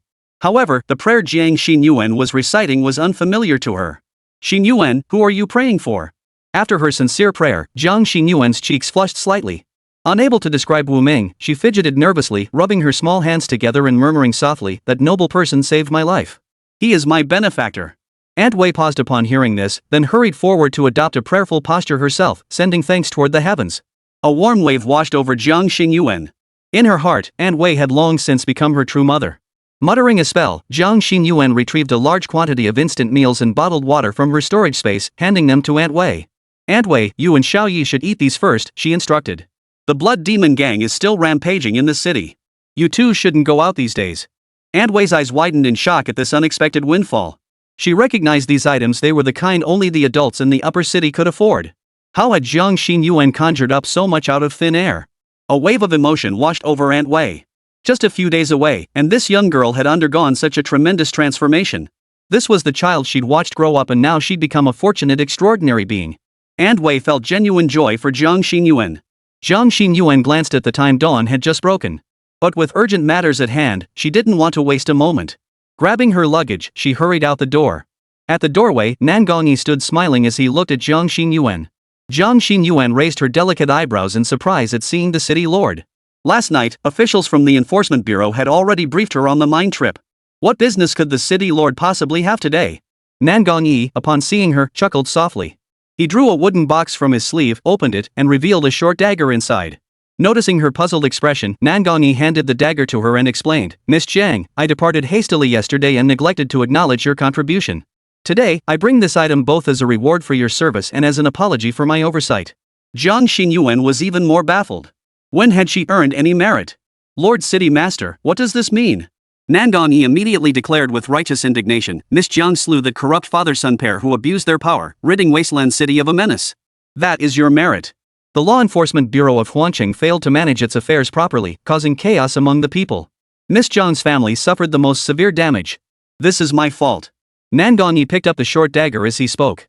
Its smooth blade reflected a cold, menacing glint, a fine weapon indeed. Yet it paled in comparison to the black thorn dagger. Though this blade is not a forbidden artifact, it is forged from the horn of that third-tier monstrous unicorn rhinoceros. "You may take it, Mississippi. It would ease my mind." Jiang Xinyuan froze in place, unsure how to respond. This man was the lord of Wasteland City. What possible motive could such a figure have for showing her favor? She couldn't fathom it. Just as she was about to decline it as a nuisance, another thought struck her. Lord Wuming hadn't sent her to Wasteland City merely to return home. He had tasked her with seeking an opportunity to break through to the second tier. With that realization, Jiang Xinyuan made up her mind. She accepted the blade, examined it closely, then shook her head. "I thank you for your generosity, Lord City Master," she said. "However, I already possess a short blade that suits me well. This sword is unnecessary for me. Please take it back." As she spoke, Jiang Xinyuan drew the black blade from her waist. The aura emanating from it caused Nan Gongyi to glance over in surprise. It was a forbidden item. And a rare forbidden weapon at that, with a grade not low, at least a mid-tier 7th grade. Generally, certain objects, after absorbing excessive airy energies, would develop special attributes, becoming forbidden items with unique powers. However, wielding forbidden items always comes at a cost, whether through flesh sacrifices or mental damage. In any case, they are not meant for prolonged use. Thus, forbidden items with minimal side effects that could serve as permanent weapons for transcendent beings were exceedingly rare. Such weapons are termed forbidden arms. Even the lowest grade 9th rank inferior ones command astronomical prices in Sandu. And Jiang Xinyuan's forbidden weapon, with its exceptional quality, was truly priceless. Only major clans possess the resources to acquire such treasures. Nan Gongyi glanced sideways, swiftly sheathing the blade in its case. He nodded. "You're quite fortunate to possess such a divine weapon, young lady. This thing in my hand seems rather conspicuous now. Then how about this? Name whatever reward you desire, and I'll do my best to grant it." Jiang Xinyuan's heart pounded wildly, her nerves showing. She'd never been good at socializing, having lived her entire life as an ordinary person at the bottom of society. Negotiating with someone like this for the first time made her palms sweat slightly. "Lord City Master, I desire either 20 milliliters of Night Demon Wolf Essence blood or 5 Crimson Blood Flower pistols." "Do you have these?" Chapter 34, The Goods Have Arrived? Nan Gongyi pondered briefly, his expression unchanged, though inwardly he was somewhat surprised. Though the nightmare wolf was not of high rank, it was a peculiar creature unique to the frigid northern wilderness, a world away from Chengdu. Even Nan Gongyi had only heard its name. As for the crimson blood flower, it originally grew only in the western Tianwang domain, serving as a material for the flame lords to ascend to the 4th tier. However, with the recent surge of extraordinary beings traversing the flames domain near Chengdu, the council had introduced it in recent years. Though scarce, he did possess several specimens. Though precious, the cost was negligible compared to securing the favor of an acting envoy. Nan Gongyi felt threefold more trust in Jiang Xinyuan's identity, yet he did not inquire further about its purpose. He merely nodded and said, "I do not have the essence blood of the Dark Night Demon Wolf on hand, but I do possess the Crimson Blood Flower. Then I shall compensate you with this instead." Jiang Xinyuan finally exhaled in relief, her face lighting up with joy. In the past, she would never have dared to act this way, but the thought of serving Lord Wuming filled her with strength. "Thank you, Lord." Nan Gongyi waved his hand, and a streak of light flashed. From a pouch at his waist emerged a jade box, inside which lay several crimson blood flowers, their petals as vibrant as fireworks. 5 delicate flower buds drifted out, settling into Jiang Xingyuan's palm. Nangon Yi returned the blade and the remaining crimson blood flowers to the pouch. Take care, young lady. City affairs are pressing, I must depart now. Jiang Xingyuan clasped the crimson flower buds tightly, stowing them away in her storage space before heading toward the door. Zhang Wenlong paced the room, his expression a mix of worry and relief. He touched the large scar on his face and slammed his fist on the table in anger. Damn it all. That Lu Chengfeng has gone too far, he's practically writing rushot over me. The joy stemmed from learning Jiang Xinyuan's whereabouts. Capturing her would spare him from becoming the sacrificial offering. The bad news was that the Enforcement Bureau had gone berserk, ruthlessly hunting down gang members, many of whom had taken bribes from him. One follower frowned, voicing his concern. Boss, the cops are being so aggressive and brutal. They seem determined to wipe us out. This man was none other than Lu Qingfeng, the Blood Demon Gang's third in command and a mid-second tier cultivator. Zhang Wenlong shot Lu Qingfeng a glance, his eyes flashing with sharpness. He almost snapped out a furious curse but held back. His voice grew solemn as he asked, "Are you certain that girl is heading toward Black Sand Mountain?" Lu Qingfeng nodded. "That's correct. The news came from that Lu official up above. Boss, why don't we intercept her along the way?" Zhang Wenlong's gaze flickered uncertainly as he cracked his knuckles. After a long moment of deliberation, he finally made his decision. "No need. Change the ceremony location. Those vicious dogs are closing and we can't stay in this desolate city any longer. How's the collection of auxiliary materials going?" Lu Qingfeng shook his head. "Hardly any progress. They're guarding it too closely. We'll likely have to make do with what we've already captured." Hearing this, Zhang Wenlong slammed his fist on the table again, but helplessness overwhelmed him. He could only continue making arrangements. "Send these auxiliary materials to the mine first. We'll deal with the rest later. Gather what we can. If we can't get everything, so be it. Lu Qingfeng, you head to the mine first. Have Zhang Qingtian and the others prepare for the ritual in advance. When the time comes, I'll join you there." Lu Qingfeng's eye twitched slightly. The boss was clearly planning a diversionary tactic. Understood. With that, Lu Qingfeng vanished from the spot in an instant. "Congratulations. You have obtained Crimson Blood Flower Pistols X5. Wu Ming had just woken up when he eagerly opened the game. Only then did he discover that Jiang Xinyuan had already set off for the Black Sand Mine, and his inventory now contained information about this advancement material. How did that little minx get her hands on this? Wu Ming was taken aback. This didn't feel like a typical game where all crucial items should require player effort to obtain. But it does feel quite realistic. I guess that's how this game is designed. Wu Ming then remembered the warehouse still held numerous discarded materials Jiang Xinyuan had previously gathered. Since it was time to tackle a dungeon run, he figured he might as well clear them out first. Maybe he could scrape together enough for a 10 pull. Let me see. White Bones X10, Bloodleech Marrow X3, Lantern Candle Hearts X8, Fangs X20. Most of this junk is probably useless. Buy it all. Wu Ming dragged all the materials to the sell button at the bottom, and in an instant, the warehouse emptied by more than half. Sale successful. Congratulations on earning 10,000 points. Total points, 10,000. Congratulations on exceeding 10,000 points for the first time. The point store is now unlocked. Players may exchange points for items within the store. Wu Ming's eyes lit up. He hadn't expected these items to fetch 10,000 points, instantly putting a smile on his face. Plus, the points store had opened. Why would anyone foolishly waste points on those deadly 10 pulls when they could buy actual items? With this many points, I should be able to get something worthwhile. Wu Ming grinned as he opened the point store, only for his face to instantly darken. Tier 1 Crystal Core X10, 15,000 points. Tier 2 Crystal Cores X10, 30,000 points. Shapeshifting Bird Feathers X6, 80,000 points. Red Demon Essence X1, 100,000 points. Sun Fragment X1, 100 quadrillion points. Holy! Wu Ming was speechless once again. He still couldn't exchange anything for anything. This was a total ripoff. The real money shop had sold weapons and gear, but this point shop only offered weird materials. Frowning, Wu Ming scrolled down until he finally spotted his target. 100 milliliters second tier Night Demon Wolf Essence Blood, 50,000 points. No way, dude. Wu Ming slammed his hand on the table in frustration. So these 10,000 points were practically worthless. First time special, 10 draw bundle at 10% off, only 10,000 points. Wu Ming's mouth twitched. So this rip-off 10 pull originally cost 100,000 points? But he didn't have anything else worth exchanging anyway. Might as well take a gamble. Redeem. Draw. Congratulations on successful redemption. Drawing in progress? Thank you for shopping with us. Sorry, no win this time. Thank you for shopping with us, but you didn't win. Congratulations. You have obtained 10-foot amulets blocks 1 external damage X10. Wu Ming's eyes flickered. This was already his 8th draw, and all he got was a common 3-foot protective charm. He'd bought these before, each cost less than 100 yuan. This thing wasn't even half as good as that blue quality dagger he'd gotten last time. Turns out all gacha games in the world are the same. What a ripoff! Wu Ming grumbled indignantly. With only 2 pulls left, he doubted he'd get anything worthwhile. Just get it over with. He clicked the draw button. To Wu Ming's surprise, a flash of white light suddenly erupted. Holy crap! I got something good. Congratulations! You have obtained 5x tier 4 demon eyes, redeemable for 60,000 points. Wu Ming first let out a joyful shout, then suddenly cursed angrily as if remembering something. You bastard, you're not screwing me over, are you? Wu Ming clearly remembered that these 4th tier ogre demon eyes were clearly priced at 200,000 points in the shop. But the buyback price wasn't just a simple 50% cut, it was like they'd chopped off everything below the neck. Wu Ming rolled his eyes and decided against exchanging them for now.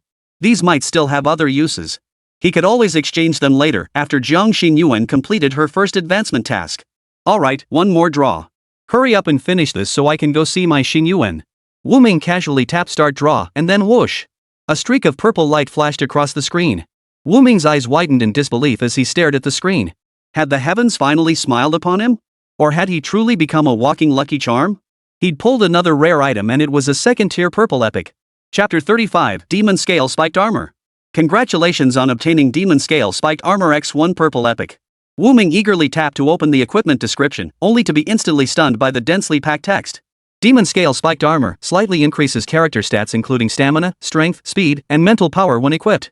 Thorn Backlash passive when hit by a melee attack fully reflects the initial damage back to the attacker. Subsequent attacks from that target suffer 20% reduced damage. Attacks have a 35% chance to inflict laceration, drains 1.5% of maximum HP per second for 5 seconds. If the target is already bleeding, additionally applies crippling for 3 seconds, significantly reduces all attributes and increases damage taken by 100%. Demon Scale Resonance active, each time damage is taken, scales absorb a large portion of the damage and convert it into demon energy. Actively releasing this ability consumes all demon energy to deal massive damage to enemies within range while generating a shield equal to half the demon energy value. Note, prolonged war causes the character's spirit to be corrupted by the dragon soul. Declining mental fortitude leads to madness, turning the wearer into a servant of the demon dragon. The body endures the searing torment of the forging process that created the armor. Lower tier transcendents may only wear it for 5 minutes per day. Description: scales forged into armor, bound by blood. Legend says those who fight in this armor hear the dragon soul's resentful roar echoing in their ears. Holy crap! Is it really that powerful? Wu Ming could tell from this description alone that this equipment was extraordinary. Both effects were offensive and defensive, and neither was weak. Not to mention the passive Thorn Backlash, a perfect match for Jiang Xinyuan's Black Thorn Dagger. It reliably triggers crippling effects, boosting combat effectiveness by leaps and bounds.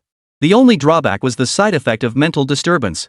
To be fair, the Blackthorn Dagger also possessed a similar effect, though he'd never seen Jiang Xinyuan exhibit any abnormalities from it.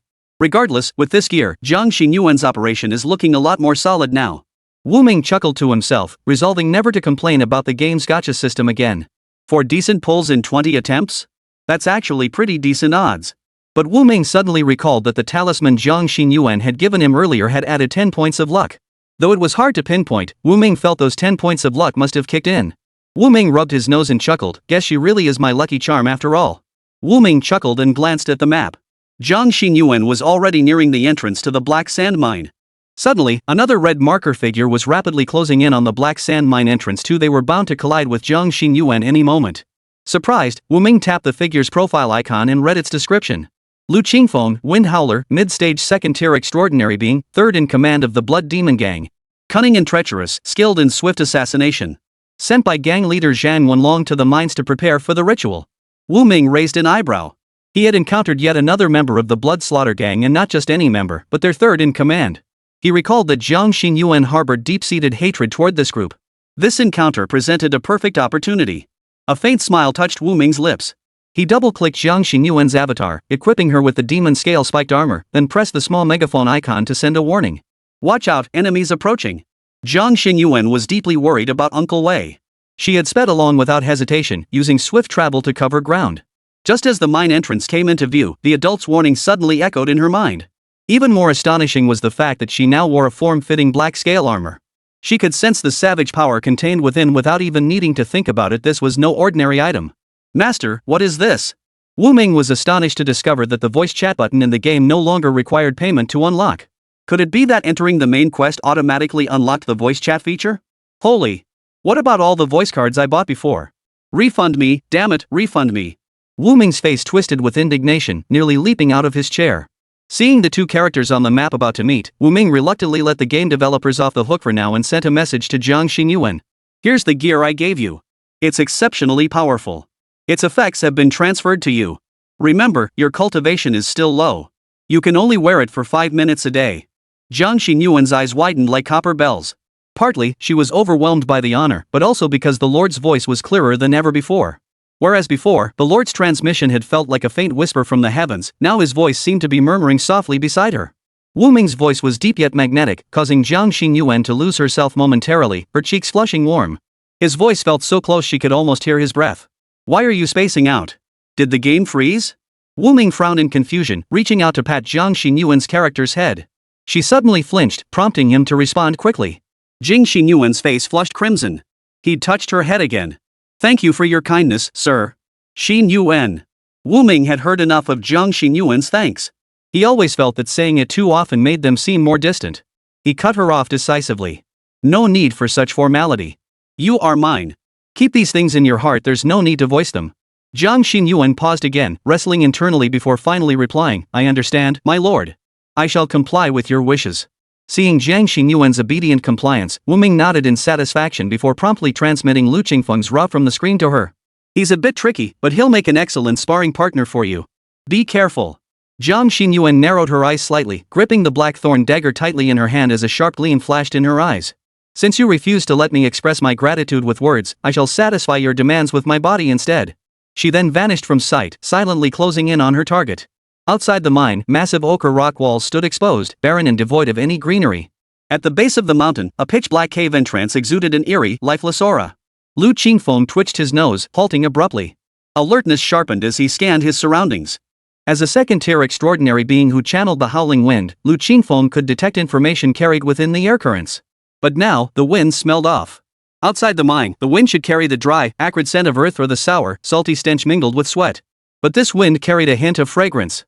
Having walked the martial world for years, living on the edge of danger, Lu Qingfeng's sense of peril was exceptionally sharp. Yet there was not a single trace of living things around him. Not a flower in sight, not even a blade of grass. Where did this fragrance come from? Something was definitely wrong. Not far ahead, behind a pile of rocks, Jiang Xinyuan held her breath, intently observing Lu Qingfeng's movements. But suddenly, a fierce gust of wind swept in, forcing Jiang Xinyuan to shut her eyes tightly. When she opened them again, he was gone. Startled, Jiang Xinyuan leaned out from cover, desperate to see what had happened. Off-screen, Wu Ming kept his eyes glued to the mini-map. Only then did he notice the anomaly. He pressed the intercom button and shouted a warning. Jiang Xinyuan, watch your back. Chapter 36, No Mercy. Behind me? Jiang Xinyuan froze in shock, whirling around to see a black whirlwind howling toward her, sand and gravel whipped up by the gale. Lu Qingfeng wore a sinister grin on his face. He had merely used a simple trick to lure them out. His eyes locked onto the figure approaching none other than the sacrificial offering they had been eagerly awaiting. Lu Qingfeng couldn't help but laugh even more wildly. He licked his dry lips, his eyes glowing with a sinister, greedy green light. Ha ha ha ha. It seems I've found you when I least expected it. Who'd have thought Lu Qingfeng would have such luck, catching you little wench right here. And you thought you could ambush me? You're still too green to take on your old man Lu. Before his words had even faded, his attack arrived. Riding the wind, Lu Qingfeng closed the distance of dozens of meters in an instant. Jiang Xinyuan's face drained of color in terror. She unleashed a swift retreat, barely evading Lu Qingfeng's assault. Lu Qingfeng was slightly surprised, but a smile grew in his eyes. You've got some skill, but it's still not enough. Wind slaughter. With Lu Qingfeng's furious roar, a violent storm erupted around them, whipping up sand and stones into a hazy yellow whirlwind. Lu Qingfeng's figure darted through the tempest like a ghostly apparition, momentarily stunning even Wu Ming watching on the screen.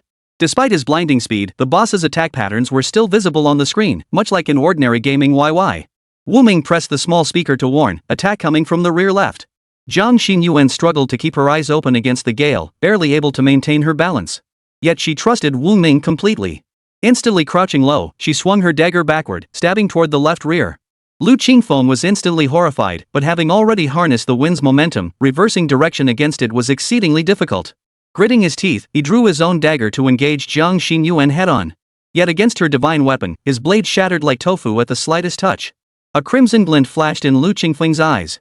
Jiang Xinyuan let out a sharp cry as the blackthorn dagger instantly sliced a deep gash across Lu Qingfeng's chest. Blood spurted forth, swept away by the raging wind. Ah! Lu Qingfeng cried out in agony, his body rapidly retreating backward. The fury of the wind demon momentarily subsided. Jiang Xinyuan was equally astonished, yet also filled with regret. If I'd used the strong strike just now, I might have taken his life. Though wounded, Lu Qingfeng was, after all, a battle-hardened second-tier extraordinary being whose core strength remained intact. You've got some skills, so I won't hold back. My next move will take your life. Whirlwind slaughter. Lu Qingfeng roared furiously, his aura swelling instantly. Several black gale winds erupted from his mouth, transforming into swirling whirlwinds that surged toward Jiang Xinyuan. The assault was overwhelming in scale. Each whirlwind towered dozens of meters high, its fierce gale sweeping up surrounding boulders and carving deep craters into the earth. Wu Ming saw it clearly. The danger indicators for this attack were all displayed, revealing its immense power and vast coverage. Yet, there was an opening. Wu Ming barked in a low voice, "Use swift strike at the junction of those two whirlwinds." Without a moment's hesitation or doubt, Jiang Xinyuan shot forward with a whoosh, charging straight into the black tornado. Lu Qingfeng burst into laughter at the sight. "Fool! My whirlwind can crush steel. If you won't dodge, then die. And you dare charge into it? You're truly courting death." "Who's courting death?" Jiang Xinyuan sneered coldly, unleashing both her swift strike and power strike as she charged toward Lu Qingfeng at breakneck speed. Lu Qingfeng's eyes instantly went blank, but his seasoned experience kicked in. The moment he heard the sharp female voice, he reacted, summoning the wind demon to retreat behind him. Mid-retreat, Lu Qingfeng's face twisted in horror, as if witnessing the undead. He muttered, "Impossible. How could you still be alive?" Wu Ming smiled. He surmised that the point where the two whirlwinds converged had actually created a windless zone, allowing safe passage. But honestly, he'd only dared to do it because this area wasn't highlighted by the red warning frame. Unfortunately, the effect wasn't entirely successful. Wu Ming pondered for a moment, assessing the current situation. Lu Qingfeng was a seasoned veteran. Seeing Jiang Xinyuan repeatedly break his attacks, he would surely seize an opportunity to escape. But Lu Qingfeng's greatest strength was his speed. If Jiang Xinyuan couldn't take him down even with such a sneak attack, he'd be helpless if Lu managed to escape. Wu Ming chuckled. The equipment he'd drawn earlier would finally prove useful. Xinyuan, feign an attack to create an opening. When he strikes, don't block. Trust me, you'll be fine. Jiang Xinyuan, quick-witted, understood the master intended to use the magic scale armor's counterattack to defeat the enemy. She nodded. Master wouldn't harm me. I understand. She spun on her heel and charged toward the direction Lu Qingfeng had fled. Lu Qingfeng was drenched in sweat by now. Only then did he realize how peculiar this girl was. Though she couldn't touch him, he couldn't harm her in the slightest either. Yet his injuries were growing worse. That blade was poisoned. Lu Qingfeng's resolve to fight began to waver. Seeing Jiang Xinyuan charging toward him, he channeled his wind demon energy to strike back. To his surprise, Jiang Xinyuan seemed exhausted, her form swaying as the fierce wind buffeted her. Lu Qingfeng rejoiced inwardly, certain she must have been wounded earlier in the whirlwind. I knew it. This little wench just has a strong constitution. My supernatural abilities aren't so easily broken. Ha, prepare to die. Lu Qingfeng roared with laughter, transforming his palm strike into a fist as he charged forward at lightning speed, his eyes fixed on Jiang Xinyuan's panicked, beautiful face. But just as his attack was about to strike, Jiang Xinyuan's expression abruptly changed, her eyes now filled with a sly, knowing smile. You've fallen for it. Lu Qingfeng's pupils contracted. The instant his fist made contact with Jiang Xinyuan, a tremendous force rebounded violently into his body, its intensity so fierce it sent shockwaves through his internal organs. Damn it! That little vixen tricked me. But it was too late. The backlash passive of the demon scale spiked armor activated instantly, compounded by the damage Jiang Xinyuan had inflicted earlier with the blackthorn dagger. Lu Qingfeng suddenly realized his body was on the verge of paralysis. Gritting his teeth, Lu Qingfeng summoned the last remnants of his extraordinary power, yet he couldn't muster even a whisper of wind. Wu Ming raised an eyebrow. This crippling passive was brutal. Though it lasted only 3 seconds, at this level of combat, even half a second could decide the outcome. Lu Qingfeng suddenly felt that the beauty before him was more terrifying than any demon from hell. Not a single one of her countermeasures had been anticipated by him. Coughing up blood, Lu Qingfeng writhed in agony, pleading incessantly, "Miss, please spare my life. It wasn't me who chose you as the sacrifice, it was that old beast Jian Wenlong. Spare me, and I'll help you deal with him." Thud. Thud. Thud. A round head rolled onto the ground, warm crimson blood spurting from the severed neck. Jiang Xinyuan drew a handkerchief from her bosom and wiped the blade clean. Her voice was deep and resolute. I will spare none of the blood demon gang. Chapter 37, The Mine. Jiang Xinyuan swiftly stripped the corpse of its valuables, then sighed softly. This was the blood demon gang's second in command? How pitifully poor. Besides a few useless-looking bottles and jars, there were only a few dozen new dollars, barely enough for the cheapest meal. Feels like something's missing. Wu Ming frowned slightly, tapped Lu Qingfeng's corpse, and the screen instantly displayed his current status. Lu Qingfeng deceased. Equipment, common short sword no grade, wind slaughter orb white common. Wind slaughter orb, infused with transcendent power, it can summon a violent gale. The wielder becomes less susceptible to wind effects and gains partial damage reduction against wind-based transcendent abilities. Note, the user must constantly maintain a small amount of blood online, otherwise, the wind slaughter bead will automatically detach from the user. A white grade item? But I searched every inch of his body. Where could he have hidden this? Wu Ming was somewhat surprised. He hadn't expected to find a white tier item on this guy. After a moment of thought, Wu Ming suddenly recalled that Lu Qingfeng's head had been severed by Jiang Xinyuan. Perhaps the item was hidden within his skull. He clicked on Lu Qingfeng's head, and sure enough, a pickup button appeared. Wu Ming clicked it. A bead the size of an eyeball, a deep crimson verging on black, burst through the top of the skull. With a whoosh, it leapt from Lu Qingfeng's head and flew toward Jiang Xinyuan's hand. What the hell? Startled by the sudden commotion, Jiang Xinyuan thought another formidable enemy had attacked. Like a frightened rabbit, she took a half step back, eyeing the orb with intense wariness. Wu Ming chuckled, transferring the wind demon orb's information into Jiang Xinyuan's mind. Only then did she vaguely grasp that this was the master's technique. Jiang Xinyuan rubbed her head sheepishly, sticking out her tongue. You're so knowledgeable, master. You know everything. If it weren't for your help, I would have missed out on this treasure.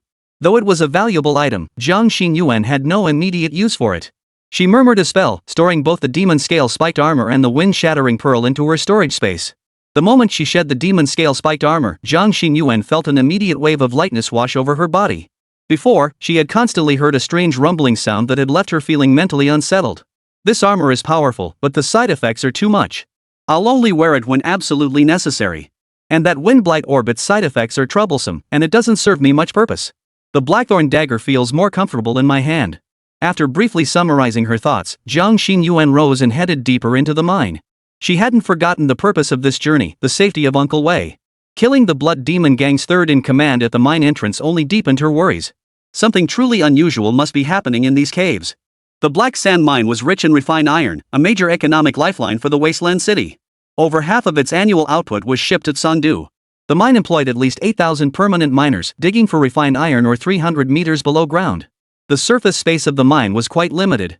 Jiang Xinyuan quickly reached the end of the tunnel and descended the stairs. After a few dozen steps, a vast subterranean expanse suddenly opened before her eyes. Exposed brown rock walls were dotted with dim, yellow oil lamps. Dark-skinned, gaunt miners sat or lay scattered about, while makeshift dwellings plastered with yellow mud lined the path like fish scales. A foul stench hit her immediately. This was the miners' temporary dwelling. At the entrance, two enforcers in gray-white uniforms stood guard. Jiang Xinyuan hurried forward but was immediately halted by a sharp command. Halt! What business do you have here? Jiang Xinyuan pulled a document from her bosom, handed it to them, and stated, I'm here on behalf of Uncle Wei Chang. I have an official order from the city lord. The two officers examined the document. Not only did it contain the personally approved order from Nangang Yi to recall Wei Chang to Huangcheng, but it also specifically emphasized that Jiang Xinyuan was an honored guest of the Law Enforcement Bureau and must not be neglected. The two exchanged glances, a thought forming in their minds. Great, some high-ranking official is here on an inspection tour. One of them began introducing themselves. My name is Lin Yuan. This is my brother, Lin Chang. May I ask your name, miss? Jiang Xinyuan replied. Jiang Xinyuan. Lin Yuan nodded, returned the documents to Jiang Xinyuan, and instructed Lin Chang, go look into Wei Chang's information.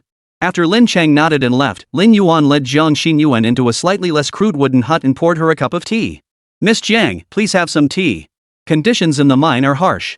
I apologize for the inconvenience. Jiang Xinyuan nodded and lifted the cup to drink when a voice suddenly echoed in her mind. The water is contaminated. Do not drink it. Tea contains blood poison toxins. Consumption will cause the character to enter a slow poisoning state and reduce mental resistance. Wu Ming shook his head in relief.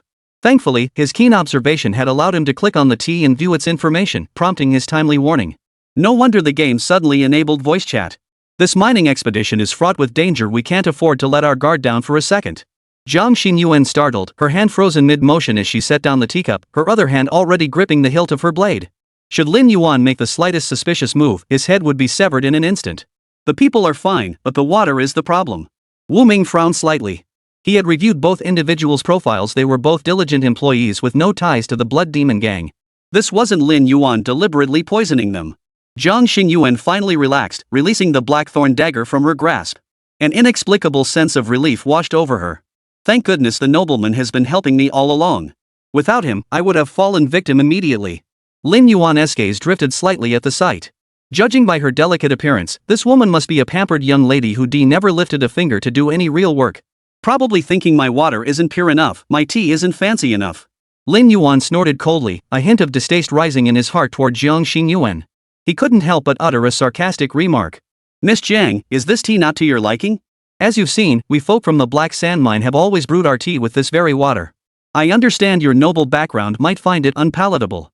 Please forgive my inadequate hospitality. Jiang Xingyuan froze. She hadn't felt neglected at all, and besides, what made her noble? She hurried to explain. It's not that. There's something wrong with this water. Jiang Xingyuan frowned in puzzlement, unsure where this man's anger had come from. Though she couldn't pinpoint exactly what was wrong with it, if Lord Wuming said so, then it must be true. Lin Yuan felt unjustly treated and was about to argue further. Just as the two were about to argue, hurried footsteps sounded outside. Lin Chang rushed back, looking somewhat flustered. Miss Jiang, the person you were looking for, something's happened. Chapter 38, Mining District 9. What? What happened? Jiang Xingyuan was startled by the news, her eyes slowly filling with worry as she immediately rose from her seat. The very thing she feared most had come to pass. Lin Yuan frowned slightly. Lin Chang, what exactly is going on? Though Lin Yuan harbored some grievances toward Jiang Xingyuan, he understood the gravity of the situation. She held crucial bureau documents in her hands. The person she sought couldn't afford to be compromised. Lin Chang understood the stakes all too well, his face turning pale as he struggled to find the words. After a moment of internal struggle, Lin Chang sighed and finally spoke. The day before yesterday, Wei Chang went to Mining District 9 with several workers. We haven't heard anything from them since. What? Why Mine 9? Lin Yuan's expression darkened instantly, realizing this matter would be difficult to handle. Jiang Xingyuan was utterly confused. Hadn't they been discussing Uncle Wei's situation? What did this have to do with the so-called number 9 mining area? Seeing Jiang Xingyuan's puzzled expression, Lin Yuan explained with a wry smile, Miss Jiang, you may not know this, but Mining Area 9 is the newest section opened at the Black Sand Mine. It's rich in minerals and a key development zone. But starting a week ago, strange things began happening. Anyone who entered that area since then hasn't come out. As he spoke, a hint of apprehension flashed in Lin Yuan's eyes, and his tone grew cautious.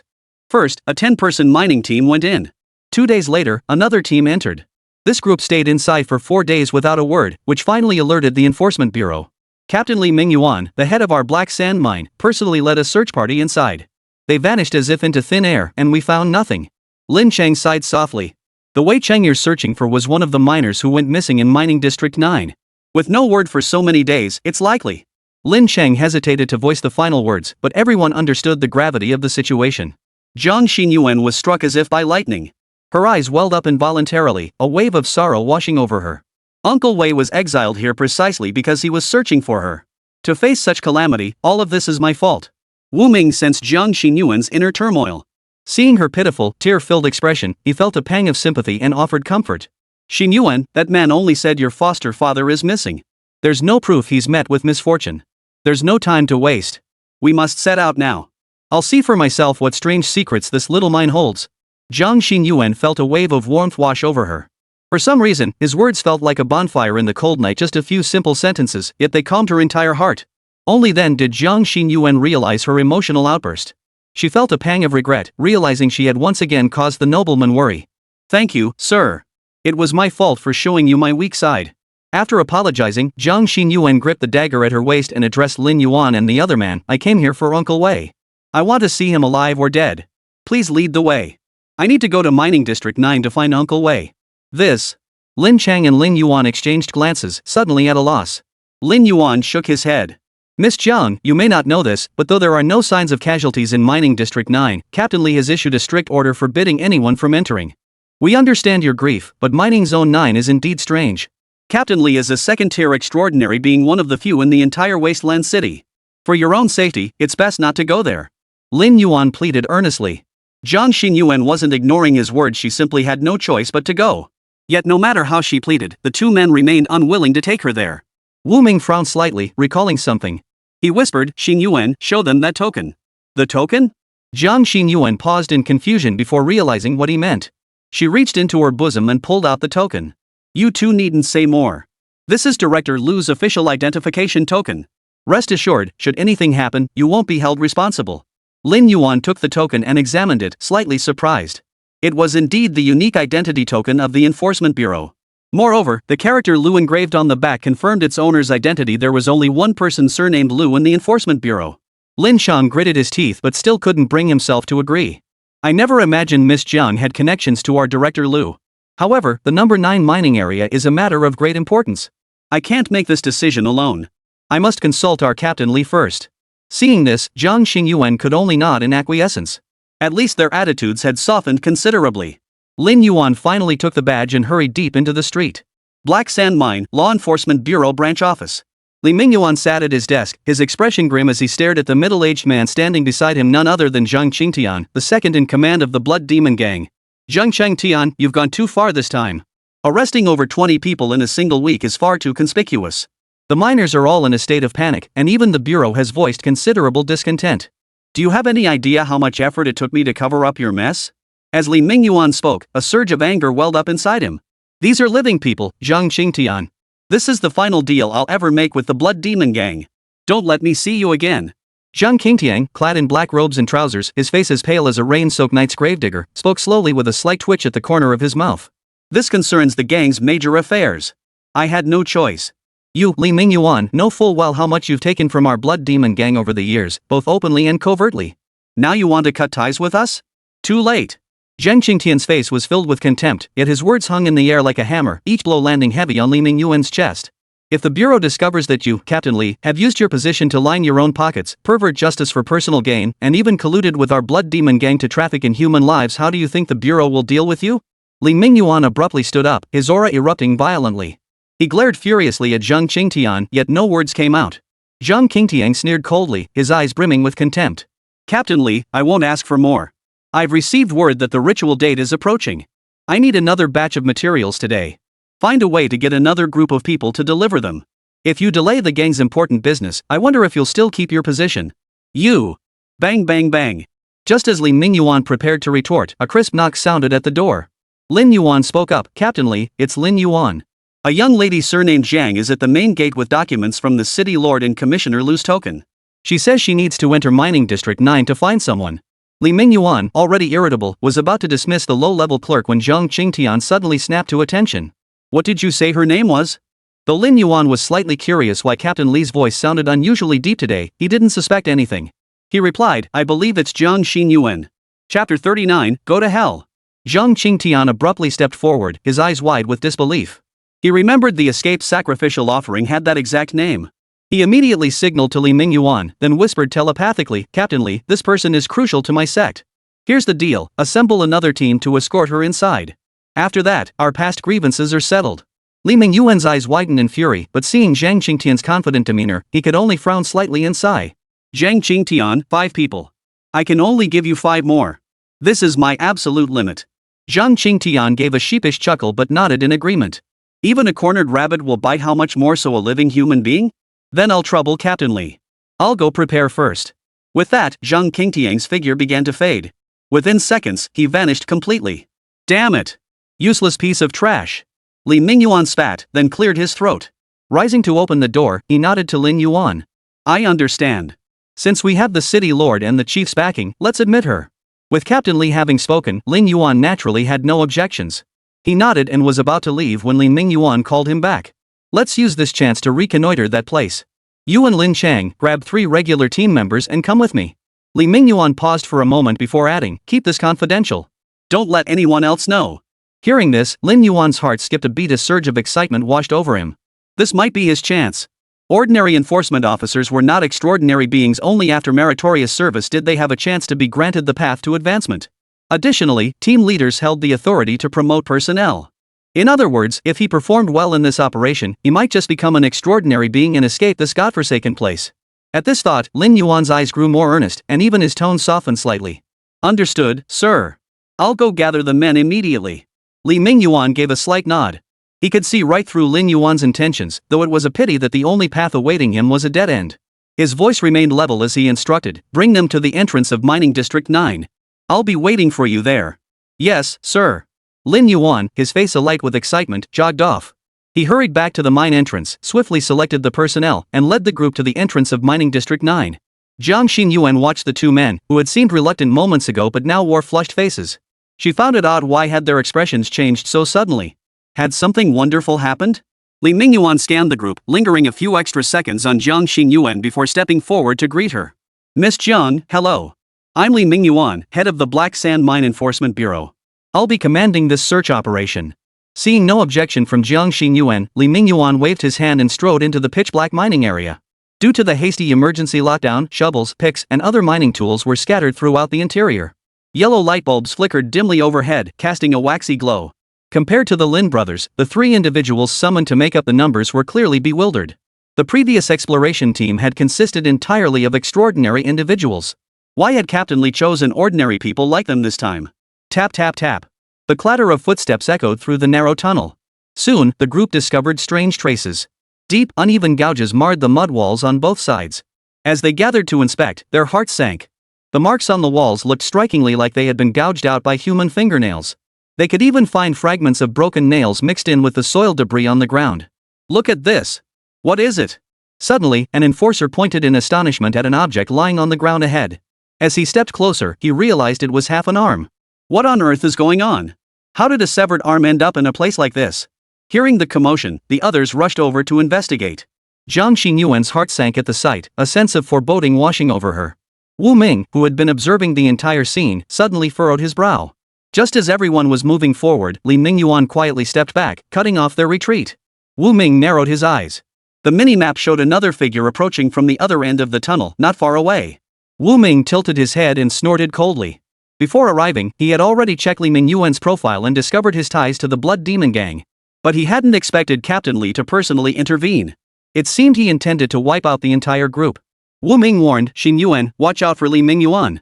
Someone's coming from the other side. Quick, put on the demon scale spiked armor. At the warning, Jiang Xinyuan instantly jolted awake. She spun around to find Li Mingyuan had retreated dozens of meters behind the group without anyone noticing. Jiang Xinyuan instantly understood. She had known before arriving that the Blood Demon Gang was behind this incident. But she never imagined the local leader would stoop to such heinous acts. What a scourge. A flash of anger crossed Jiang Xinyuan's pretty face as she clenched her small fists. With a faint sigh, she murmured, truly, aside from the Lord, one can trust no one else's words at all. Hearing this, Wu Ming chuckled. What if I'm the one deceiving you? Jiang Xinyuan hadn't expected Wu Ming to joke with her at such a moment. After a moment of serious thought, she flushed and replied. Thee would never harm me. Even if he did deceive me, there must be a deeper meaning behind it. Xinyuan would never doubt thee. Wu Ming chuckled softly, but his gaze turned cold as another mysterious figure drew closer. Xinyuan, put on the thorn armor. Danger is upon us. Jiang Xinyuan instantly chanted the incantation. With a flick of her thoughts, the demon scale spiked armor instantly enveloped her entire body, fully equipped. Thanks to its concealment enchantment, not a trace of this epic tier armor's aura escaped detection. Captain Li, what should we do now? Lin Yuan turned to seek his leader's advice, only to find Captain Li's figure had vanished without a trace. Just the 6 of them remained behind. A chill gripped Lin Yuan's heart as an ominous thought surged uncontrollably through his mind. Could Captain Li have deliberately lured us here? Lin Yuan shuddered involuntarily, then shook his head vigorously, trying to banish the thought. But the severed limb on the ground had clearly been lying there for 3 or 5 days, already festering and rotting. Captain Li and the others must have already scouted this place last time. So why did Captain Li say there were no traces at all? Ah! Before Lin Yuan could finish his thought, a piercing scream echoed from the distance. A pair of blackened hands had pierced through an enforcer's chest, sending gushing streams of blood cascading down. Lin Yuan swallowed hard, his legs trembling uncontrollably. Captain Li, this is like you're trying to get us killed. Chapter 40, Mistakes Mean Death. Jiang Xinyuan held her breath, eyes fixed on the approaching figure. By the aura alone, this person's strength was at least on par with hers. Zhang Qingtian withdrew his hand, licking the blood from his arm with a tongue that flickered in his mouth. His eyes blazed with savage intent. The enforcer's body slumped limply to the ground, lifeless. All 4 others, save Jiang Xinyuan, stared in disbelief, their eyes nearly popping out of their sockets. Their legs felt weak beneath them. Lin Yuan snapped out of it first, yelling, "Run! He's a transcendent being. We're no match for him." Without a second thought, he abandoned even his own brother and sprinted backward at full speed. Zhang Qingtian let out a cold laugh, a hint of frustration in his eyes. A living sacrifice was the best offering for the ritual. He'd already suffered a loss by accidentally killing one person earlier. There was no way he'd let anyone else escape. Zhang Qingtian opened his mouth wide, tilting his head back. In an instant, countless hideous, foul-smelling, viscous tentacles erupted from his mouth, shooting straight toward Lin Yuan. With a sharp swish, the fleshy tentacles instantly locked around Lin Yuan's limbs, hoisting him into the air before slamming him down hard. Clang! A thunderous crash echoed as Lin Yuan instantly lost consciousness. Lin Chang never imagined encountering such a situation. His eyes filled with terror, and he felt a sudden warmth between his legs. He'd wet himself from fright. Wu Ming frowned slightly. Zhang Qingdi's attack methods were downright disgusting. He couldn't let this thing touch his Xin Yuan. Zhang Qingtiang showed no mercy. His filthy tentacles flailed wildly through the air, snatching up all four of them, everyone except Zhang Xinyuan. The others screamed and struggled, scrambling with hands and feet to cling to the mud wall, only managing to leave a few shallow scratches in vain. Zhang Qingtiang snapped his double teeth shut, severing the tentacles cleanly. He wrapped the four like dumplings, flinging them haphazardly in all directions. Li Ming listened to the distant screams from afar, shaking his head but showing no change in expression. They were merely one or two ordinary people. This black sand mine was entirely his. He could simply select replacements later. If only Zhang Qingtian hadn't grown so greedy that he alerted the bureau. Even if he devoured a few more, what difference would it make? Those who never transcended the ordinary were nothing but ants to be slaughtered at will. Not a trace of shame stirred in Li Ningyuan's heart. Seeing Zhang Qingtian nearly finished, he was about to retreat when his footsteps abruptly halted. A rumbling vibration emanated from deep within the walls, accompanied by the clanging clash of metal echoing through the cavern. Li Mingyuan froze. Could Zhang Qingshan be fighting someone? But how could that be? Aside from him, Li Mingyuan, not a single person in this group possessed transcendent abilities. What was going on? Suddenly, a flash of astonishment crossed Li Mingyuan's eyes. Could it be that woman surnamed Jian? She's a transcendent being. He halted immediately. Zhang Qingtian was the second in command of the Blood Demon Gang, his cultivation already at the peak of the second tier of transcendence. His strength was unfathomable. How could he possibly lose? Well, better to err on the side of caution. But if he somehow let that woman live, his secret would surely be exposed. That would be disastrous. The thought made Li Mingyuan whip his head around, a ruthless glint flashing in his eyes. He had to ensure Jiang Xinyuan was utterly destroyed. He spun around and hurried toward the battlefield where the two were fighting. Wu Ming watched the battle with some tension. Though Zhang Xinyuan wielded the demon scale spiked armor, Zhang Qingdi was, after all, a second-tier peak extraordinary being. He was a full 3 levels stronger than Qin Zhenghong. Not to mention the battle location was extremely confined, offering little room for actual combat maneuvers like swift strikes or positioning. Yet despite this, not a trace of fear flickered in Zhang Xinyuan's gentle eyes as she swiftly severed several tentacles lunging toward her. Oh? Zhang Qingtiang was taken aback. He never imagined Jiang Xinyuan was also an extraordinary being. But his tension lasted only a moment. A mere peak tier 1 transcendent? Killing her would be as easy as turning his hand. Ha ha ha. Jiang Xinyuan, I never imagined that after escaping the ritual, you'd seize such an opportunity. Not only have you entered the path of the extraordinary, but you've even reached peak tier 1 in such a short time. Zhang Qingtiang stood with his hands behind his back, head held high, speaking with an air of casual indifference, clearly not taking the 17 or 18-year-old girl seriously. No wonder my master chose you as the sacrifice. You have a deep karmic connection with the path of transcendence. Given time, you'll soar like a great bird riding the winds, ascending straight to the heavens. At this point, Zhang Qingtian shook his head, his disdainful gaze tinged with a hint of pity. But you have already been designated as a sacrificial offering by my master. And today, you've crossed paths with me, Zhang Qingtian. Heaven has decreed that you shall fall into my hands and become nourishment for my master. I'll grant you a few moments. If you have any last words, speak them now. Wu Ming, watching on the screen, was so enraged his eyes bulged straight out. His knuckles cracked as he slammed his fist on the table and leapt to his feet. Screw your master. You dare lay a finger on my Xinyuan? You're nothing but a pig. Wu Ming lowered his head and froze. The cheap wooden table he'd bought for 300 yuan, he'd actually shattered a corner off it. And his hand felt nothing, not even the slightest tingle. Holy crap, what happened to my strength? Wu Ming was puzzled for a moment, but quickly refocused on the game as Zhang Xinyuan spoke. Her voice trembled slightly, her breath quick with excitement rather than fear. I ask you, what happened to those who entered this place before us? Zhang Qingtiang froze. He hadn't expected this little girl, after witnessing his earlier slip-up, to not be scared out of her wits, let alone dare to question him. Those people, they're all nearly dead. But don't worry. You'll soon join them in the presence of my master. Be grateful. Before the words had fully left his mouth, Zhang Qingtian lunged forward, a blood-red aura coalescing in his palm as he struck toward Zhang Xinyuan. Wu Ming saw it clearly. He had spotted the attack warning long before Zhang Qingtian moved, allowing him to issue the command in advance. Xinyuan, attack incoming. Zhang Xinyuan obeyed instantly, launching a swift retreat backward just in time to dodge the strike. Zhang Xinyuan swallowed hard, her eyes filled with apprehension. This man surpassed Qin Zhenghong in both speed and strength. Had it not been for the elder's warning just now, she would likely have been struck. Zhang Qingtian's eyes flickered with surprise. His move was usually too fast for even a second-tier extraordinary cultivator to react to how had Zhang Xinyuan managed to respond? Think you can run? You might dodge the first strike, but can you dodge the second? With that, he lunged forward again, his arms pulsing with blood-red energy as he swung toward Zhang Xinyuan. Following Wu Ming's guidance, she dodged the first strike once more. But the problem was Zhang Qingdi had a backup plan. The instant Zhang Xinyuan dodged his fists, a sharp, pointed tentacle erupted from Zhang Qingtian's waist, lunging toward her. This attack came far too swiftly. Even with Wu Ming's warning, Zhang Xinyuan couldn't launch another lightning-fast strike in such a short span. Battling a high-tier psionicist proved this challenging. Even a casual move from him forced low-tier practitioners to dodge with utmost care. The slightest misstep meant death.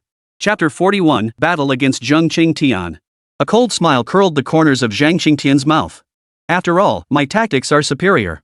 Though this little girl somehow evaded my previous attacks. But with just a feint, I'll break through her defenses. Surrender peacefully, and perhaps you'll suffer less torment. Zhang Qingtian roared, unleashing tentacles from his abdomen like steel needles that shot toward Zhang Xinyuan's chest, poised to rip her open in the next instant. The instant the attack reached its target, Zhang Qingtian's face drained of color. His body trembled violently as he stumbled backwards several steps. As he regained his footing, a metallic taste suddenly surged in his throat, and his internal organs trembled violently. Terror filled Zhang Qingdi's eyes. He looked at Zhang Xinyuan. She had taken his attack yet remained unscathed. Yet he himself had suffered a hidden injury. How could this be possible? Zhang Qingtian's heart pounded violently, his eyes brimming with apprehension. The force of the damage he had just suffered was negligible, nothing more than minor injuries. What truly horrified him was that he hadn't even seen how Zhang Xinyuan had executed her strike. He was a formidable second-tier peak cultivator. How could he fail to see through even a lowly first-tier peak like Zhang Xinyuan? Zhang Qingtian's face turned ashen, his eyes darkening with suppressed fury. What kind of technique is that? I couldn't even see how you struck. Zhang Xinyuan felt a pang of regret. The gap between her and a second-tier peak extraordinary cultivator was simply too vast. The counterattack ability of the demon scale spiked armor only worked on the first strike. If used properly, she might have been able to exploit an information gap and take him down, just like she had with Lu Qingfeng. But exhausting that counterattack ability here meant her hopes of defeating this opponent across tiers were nothing but a pipe dream. Damn it, I'm still too weak. I couldn't even seize this small chance. How can I possibly serve the Lord properly? The Master has done so much for me, yet I've made no progress at all. What if he grows weary of me? Zhang Xinyuan's willow brows furrowed tightly. Her gaze drifted uncertainly as her small fists clenched involuntarily, a wave of helplessness washing over her. Wu Ming shook his head at the screen. He witnessed every ounce of Zhang Xinyuan's effort. No one worked harder than her. Wu Ming gently stroked the jade-like amulet hanging at his chest, as if he were truly touching Zhang Xinyuan herself. Xinyuan, there's no need to belittle yourself. You're already doing remarkably well. This opponent is beyond your current capabilities, but given time, not only this desolate city, not even Sangdu, but no one in all the realms of this world will be able to stand against you. Zhang Xinyuan froze at his words, her eyes brimming with tears. A blush spread rapidly across her cheeks, creeping up to the base of her neck. She never imagined the elder held such high expectations for her, and she was startled by her own reaction. With the Lord holding such faith in me, how could I ever give up so easily? As if she had come to a realization, Zhang Xinyuan's gaze sharpened, all doubt vanishing.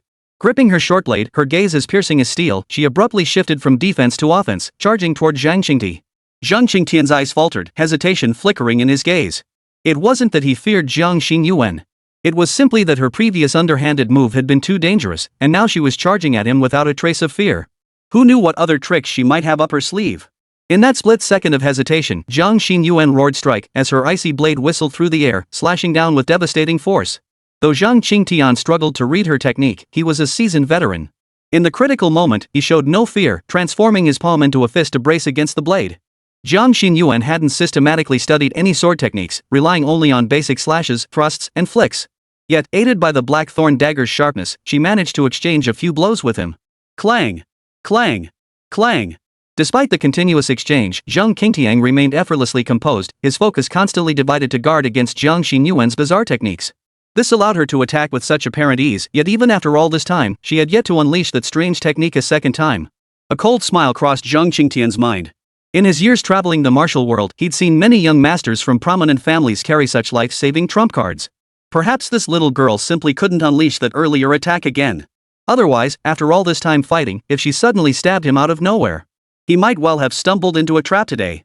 With a clang, Zhang Qingtian's hands bulged with muscle, veins knotting like tree roots as he gathered power. His fist slammed out, colliding directly with Zhang Xinyuan's dagger. Zhang Xinyuan felt her wrist tremble, a sharp pain shooting through her palm, nearly causing her to lose her grip on the dagger. What a fierce punch! Had he been holding back this entire time? Zhang Xinyuan's eyes narrowed instantly, a sense of foreboding rising within him. After this clash, Zhang Qingtian became even more certain that the previous move was something his opponent could only use once. Zhang Qingtian chuckled inwardly. Thank goodness for his caution, he'd nearly been fooled by this little minx.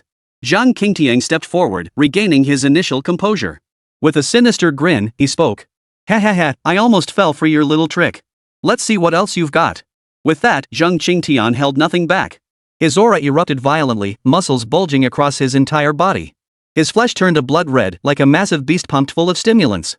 The tunnel, barely spacious enough for dozens to work in, couldn't withstand his colossal frame, causing the surrounding walls to creak and groan under the pressure. Zhang Qingtian unleashed the second-tier ability of the Flesh Path, Blood Rage. Upon activation, his strength and speed surged dramatically. At this moment, Zhang Qingtian's physical prowess rivaled that of a third-tier extraordinary being. The cost was a weakened mental state, plunging him into a frenzied, bloodthirsty rage while numbing his pain receptors. He was a living embodiment of a super berserker. And one utterly fearless of death. Even a third-tier extraordinary being from the ordinary path wouldn't dare confront such a wildly uncontrolled opponent head-on. One misstep could lead to injury, making it a losing proposition. Wu Ming's heart instantly leapt into his throat. The opponent clearly harbored murderous intent. Here it comes. Zhang Qingtian's breath formed wisps of white mist as his bloodshot eyes nearly popped from their sockets. His legs erupted with immense power as he charged toward Zhang Xinyuan. The sheer speed and power of the attack stirred a fierce gust within the confined space, tearing gashes into the surrounding rock walls. Zhang Xinyuan's jet-black pupils dilated instantly. The warning from the elder came swiftly, but the opponent's fist was faster. Wu Ming's eyes widened in shock. This boss was giving him far too little reaction time. The attack seemed to materialize the very instant the warning appeared. Damn it! Too late. Use a 3-foot protective talisman. Boom! In an instant, the fist surged toward his face, only to be halted by an invisible barrier that stopped it dead in its tracks. The impact of the fist against the barrier released immense energy, causing the entire tunnel to shake violently. Large chunks of rock fell from the surrounding walls. Zhang Xinyuan froze, instantly realizing the master had intervened again. This technique had been used during the corrupted Blood Wolf's attack. Surveying the devastation around her, she swallowed hard. If that fist struck her, she wouldn't survive even with 10 lives. Now! Wu Ming pressed the small megaphone and bellowed. While blood rage did rapidly amplify one's strength. But it simultaneously eroded the user's sanity, turning them into a mindless beast driven solely by savage attack. Wu Ming glanced at the warehouse. Of the 10 3-foot talismans he'd obtained from that previous 10 draw, only 9 remained. If used wisely, he could help Zhang Xinyuan slay this man. Chapter 42, The Demon Approaches. Zhang Xinyuan suddenly realized the master wasn't personally subduing this man, but instead protecting her in this manner.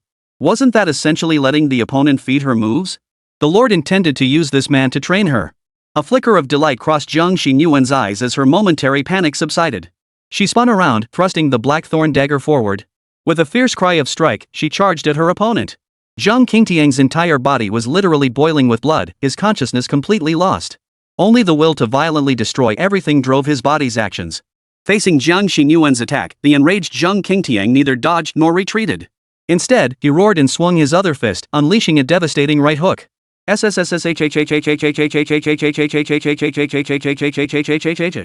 Zhang Xinyuan's blade was razor sharp. Zhang Qingtian's rock-hard muscles sliced open like butter under a hot knife. Sensing the flanking attack, Zhang Xinyuan instinctively arched backward until her hands touched the ground, narrowly evading the deadly blow. Zhang Xinyuan immediately braced herself with both hands, propelling her body upward. As she executed a backward somersault, her legs swept upward, delivering a vicious kick to Zhang Qingti's jaw. Zhang Qingtian lost his balance, roaring in pain as he staggered backward several steps. Each step sent thunderous booms echoing across the ground. Like an agile cat, Zhang Xinyuan executed several skillful backflips, swiftly creating distance once more. Well done. Wu Ming couldn't help but clap enthusiastically in front of the screen. Zhang Xinyuan's earlier moves were like something straight out of an action movie, strong and cool. Even so, Wu Ming couldn't help but hold his breath. He had to focus intently on their battle, timing his move perfectly to protect Zhang Xinyuan with the 3-foot-long talisman. This was a delicate task, after all, as the talismans were in limited supply. He'd nearly had to use one earlier, but Zhang Xinyuan had deftly deflected the attack. Truly impressive. Hearing the admiration echo in her mind, Zhang Xinyuan felt a surge of excitement. She hadn't expected to dodge the attack in such a way. Could it be that she actually possessed a natural talent for combat? Zhang Xinyuan felt a surge of delight. This was the first time she'd ever received praise from the master. If she could further develop her combat abilities, perhaps she could assist that master. Zhang Xinyuan's determination surged once more, her eyes blazing with fierce resolve. But Zhang Qingtian showed no mercy. Deprived of pain, he charged forward like a lethal weapon, his fists swinging with deadly precision. Zhang Xinyuan focused intently, not missing a single detail. Guided by Wu Ming's foresight, she dodged this vicious punch once more. But just as she spun swiftly, striking from the side, an unexpected change occurred. Zhang Qingtian instantly whipped his head toward Zhang Xinyuan's position, opening his gaping maw as countless crimson tentacles surged forth from his 5 orifices.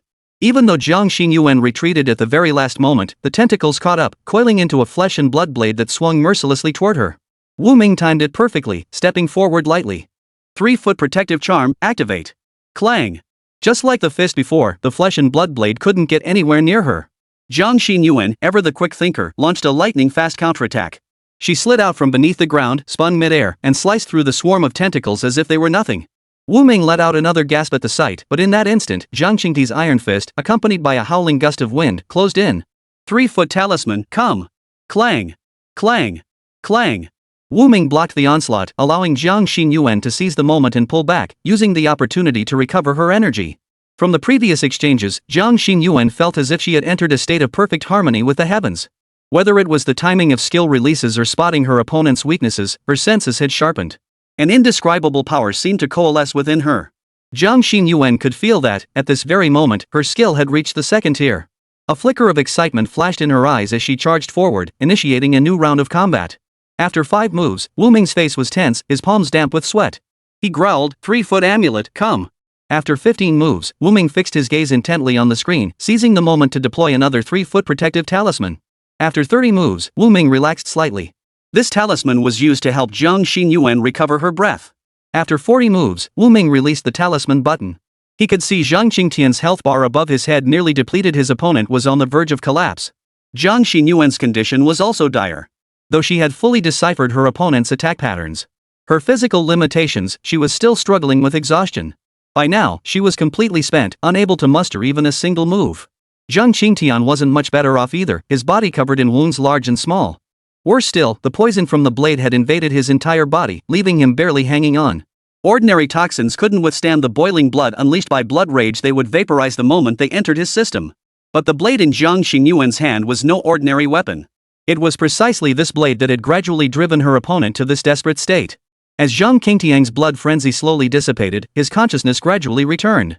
By the time he realized something was amiss, his best chance to escape had vanished. The moment the blood rage ended, he would enter a period of extreme weakness. At that point, he would be utterly unable to resist both the toxins within his body and Zhang Xinyuan's relentless pursuit. Zhang Qingtian never imagined this young girl could wound him so severely. But the gravity of his situation left him no choice but to believe it. Another moment's hesitation, and he would meet his end right here, defeated by this junior. A resolute, ruthless glint flashed in Zhang Qingtian's eyes. It was time to unleash that move. He stepped forward half a pace, his body sucking in the surrounding flesh and blood like a whale gulping water. In the next instant, his enormous body began to collapse inward, nearly all his flesh and blood retreating into his abdomen. Now, Zhang Qingtian's entire body was thin as a skeleton, with only his abdomen bulging high like a woman in her 10th month of pregnancy. Wu Ming narrowed his eyes. He sensed this was Zhang Qingtian's final resort. He glanced at Zhang Xinyuan, who now lay utterly limp, unable to muster even a shred of strength. Wu Ming didn't care. After all, he still held 6 3-foot talismans in his hands, enough to hold out until Zhang Qingtian exhausted himself to death. I'll see what tricks you have left up your sleeve. Zhang Qingtian's abdomen swelled like a water-filled balloon, expanding until it could nearly hold 2 adults. In an instant, Zhang Qingtian's face contorted into a hideous grimace, as if enduring extreme agony. With every ounce of strength left in him, he glared at Zhang Xinyuan and roared, "Go to hell!" Demon's Descent. Chapter 43, Demon Dragon. Li Mingyuan had been watching the entire battle from a distance since the beginning. His initial disdain had now turned into utter horror. He couldn't comprehend why Zhang Qingtian's attacks always halted abruptly just as Zhang Xinyuan was about to be struck. It was as if some divine power was protecting her. And now, at this very moment, he witnessed a scene he would never forget for the rest of his life. The renowned second in command of the Blood Demon Gang, a formidable second-tier peak extraordinary being, had exhausted his life force to unleash a desperate, earth-shattering technique. The moment Zhang Qingtian spoke, his swollen abdomen exploded violently, sending fragments of flesh flying everywhere. Worse still, the demonic fetus concealed within his belly was indeed that mass of tentacles. The surface of these tentacles revealed countless human faces, babies wailing, youths in agony, middle-aged men roaring with rage, and elderly souls weeping with sorrow, a tableau of humanity's suffering. Each viscous, foul-smelling tentacle intertwined with the others, its slender body swaying with excitement as it reveled in the narrow tunnel. Yet each one radiated a terrifying aura, every single one matching Zhang Qing's peak power. Like a swarm of venomous serpents, the demonic fetuses rustled and slithered toward Lin Yuan and his three companions. In an instant, they sucked the four men dry, leaving nothing but skeletal frames. After feeding, the tentacles intertwined and rubbed against each other, emitting a gurgling, sinister sound like the low, mocking laughter of demons, sending involuntary goosebumps across one's skin. Li Mingyuan was now terrified beyond reason, his legs weak and trembling. Only one thought occupied his mind. Run! Run now! This thing was far too ominous, it was beyond his ability to handle. In an instant, he channeled his extraordinary power and sprinted toward the exit with reckless abandon. The tentacles instantly sensed their prey's attempt to flee. One shot out like a bullet, its speed so great it created a sonic boom. In the blink of an eye, the tentacle wrapped around Li Mingyuan's waist, dragging him back. Instantly, a swarm of tentacles swarmed in, tightly enveloping him. Despair washed over Li Mingyuan's face as every inch of his body trembled uncontrollably. Only when he was dragged back to the center of the battlefield did he grasp the terrifying horror of this presence. He couldn't muster even a shred of resistance, his mind filled with nothing but regret. Wu Ming felt queasy at the sight. The developers of this game always loved pushing the boundaries of human tolerance with disgusting stuff like this. This thing was far more revolting than any thousand-eyed bloodleech. Compared to this, the zombies in Uncle Lin's films could almost be called cute. The tentacles now detected Jiang Xinyuan's presence, instantly coalescing into a circle as they reached out toward her. Having endured countless battles, Jiang Xinyuan's mental fortitude had grown considerably. She didn't lose her nerve now, summoning every ounce of strength to restore her body's energy until she could finally move. But evading the demonic fetus's tentacle assault proved far too difficult. Just as the tentacles closed in, Wu Ming sneered coldly. Another 3-foot protective talisman. Clang! The tentacle instantly collided with the barrier, its distance from Jiang Xinyuan locked firmly within 3 feet, unable to advance another inch. Seeing this, Jiang Xinyuan finally breathed a sigh of relief and began to recover her strength. Wu Ming, however, was left flustered. He had assumed Zhang Qingtian's trump card would be a hidden reserve energy, a skill capable of massive, wide area damage in a single burst. He figured a single 3-foot protective talisman would suffice to block it. But now, the demonic fetus's tentacles showed no signs of dissipating. Would his remaining few 3-foot protective talismans be enough? At most, they could hold out for another few dozen seconds before his barrier was breached. Then Jiang Xinyuan would be like fish on a cutting board, helplessly at their mercy. What should I do? Is it time to spend money now? Wu Ming hesitated. Based on past experience, Jiang Xinyuan was already in a desperate situation. The next step would be for the game to pop up a payment button, fleece him for a hefty sum, and then resolve the incident. But why hadn't it appeared this time? Cold sweat beaded on Wu Ming's forehead as his finger trembled over the button. 1, 2, 3. Only one 3-foot protective talisman remained. Why hadn't the recharge button appeared yet? Wu Ming had never wanted to top up a game so badly before. But suddenly, Wu Ming had a flash of insight. Could it be that this isn't a life or death moment yet? That Jiang Xinyuan doesn't need my help just yet? If that's the case, what exactly is the solution to break this deadlock? The only equipment Xinyuan has is the Blackthorn dagger, it's useless now. The calming pearl? That won't work either. The demon scale spiked armor? But the counterattack chance has already been used. Wait. Wu Ming seemed to have an epiphany as he swiftly opened the magic scale spiked armor's description. If he remembered correctly, this piece of gear had an active skill. Magic scale resonance active. Each time damage is taken, the scales absorb a large portion of the damage and convert it into magic energy. Actively releasing this skill consumes all magic energy, dealing massive damage to enemies within range while generating a shield equal to half the consumed magic energy. Note, fully charged. Wu Ming instantly beamed with delight. This was it. Jiang Xinyuan clearly hadn't taken much damage, yet this skill was fully charged. There was only one possibility: Zhang Qingtian's earlier attack on the 3-foot talisman counted as damage taken. Which meant Jiang Xinyuan still had a hidden AoE attack unused. Wu Ming instantly pressed the small megaphone and shouted toward Jiang Xinyuan, quickly use the active skill of the magic scale sting armor. Ha! Jiang Xinyuan was puzzled. She hadn't taken any damage, so why use the armor's ability? Yet she didn't question Wu Ming's words. Instantly channeling her transcendent power into the armor, she murmured, "Demon scale resonance." In an instant, the black scales on the demon scale spiked armor hummed and vibrated violently. A purple-black phantom dragon burst forth from the armor. Though merely a phantom, this purple-black demon dragon was immense. A single scale was as large as a person, and with each sway, it radiated an overwhelming aura of dominance. Roar! The moment the demon dragon spotted the swarm of tentacles, it charged forward as if seeing a feast on a table, eager to engage in battle. Yet the demon dragon held the upper hand. With a casual sweep of its tail, it reduced a cluster of tentacles to ash. Its 5 sharp claws clamped down, crushing countless tentacles like noodles into pulp. Finally, with a furious roar, it unleashed a purple-black inferno from its maw, reducing Zhang Qingtian and the corpses of countless tentacles to ashes. A sizzling sound filled the air. The moment the tentacles touched the flames, they emitted the sizzling sound of roasting meat, wailing as they tangled together, yet unable to escape the fire's incineration. Within moments, the multitude of demonic fetus tentacles were reduced to ashes amidst their wails. Only a trail of devastation remained. The demon dragon, seemingly drained of strength, shrank to the size of a finger and flew back to the spiked armor covering Zhang Xingyuan's body. Everyone stared in stunned silence, utterly unprepared for such an ending. Li Mingyuan, who had narrowly survived, took in the entire scene. A wave of awe surged within him, and he stumbled forward, kneeling before Zhang Xingyuan.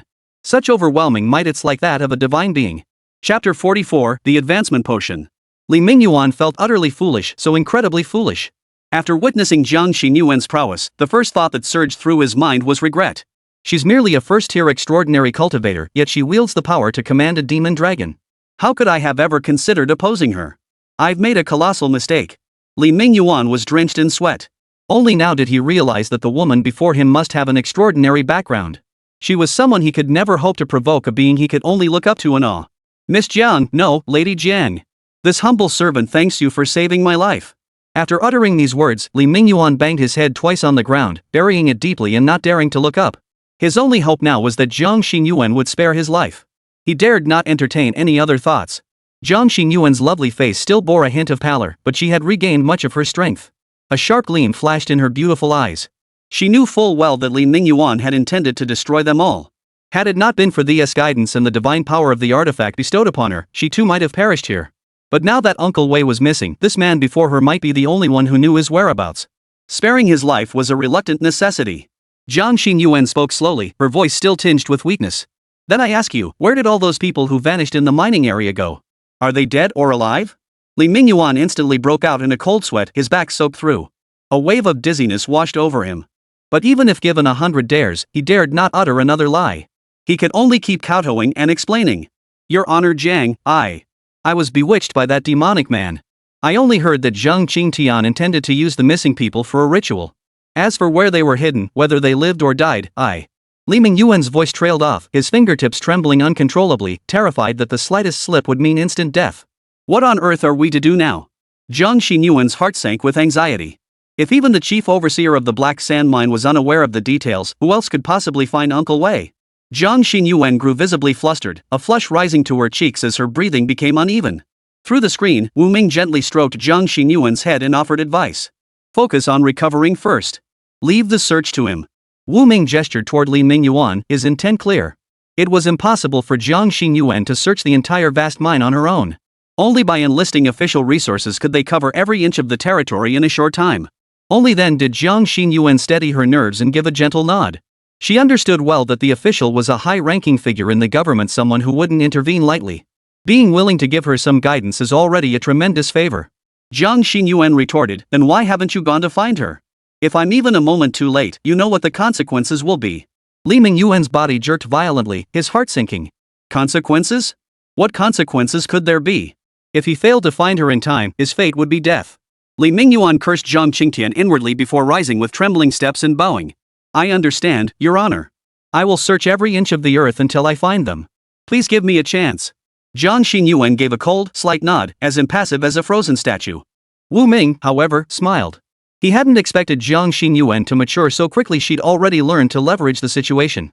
Wu Ming nodded slightly, examining Zhang Xingyuan's status panel. After completely eliminating Zhang Qingtian, half of Zhang Xingyuan's second-stage advancement trial was now complete. Name, Zhang Xingyuan. Age, 18. Faith, Lord of Eternal Night. Transcendent Sequence, Hunter. Transcendent Realm, Tier 1 2000-1000. Advancement Trial 1. Hunt down 3 separate Level 2 extraordinary beings using 3 distinct methods within 1 week. 3 completed. 2. After completing the hunts, consume an awakening potion containing 20 milliliters of blood essence from a Tier 2 Nightmare Wolf, 5 crimson flower pistols, and powder from 3 silver soul-type anomalous crystal core spending. Affinity, 44.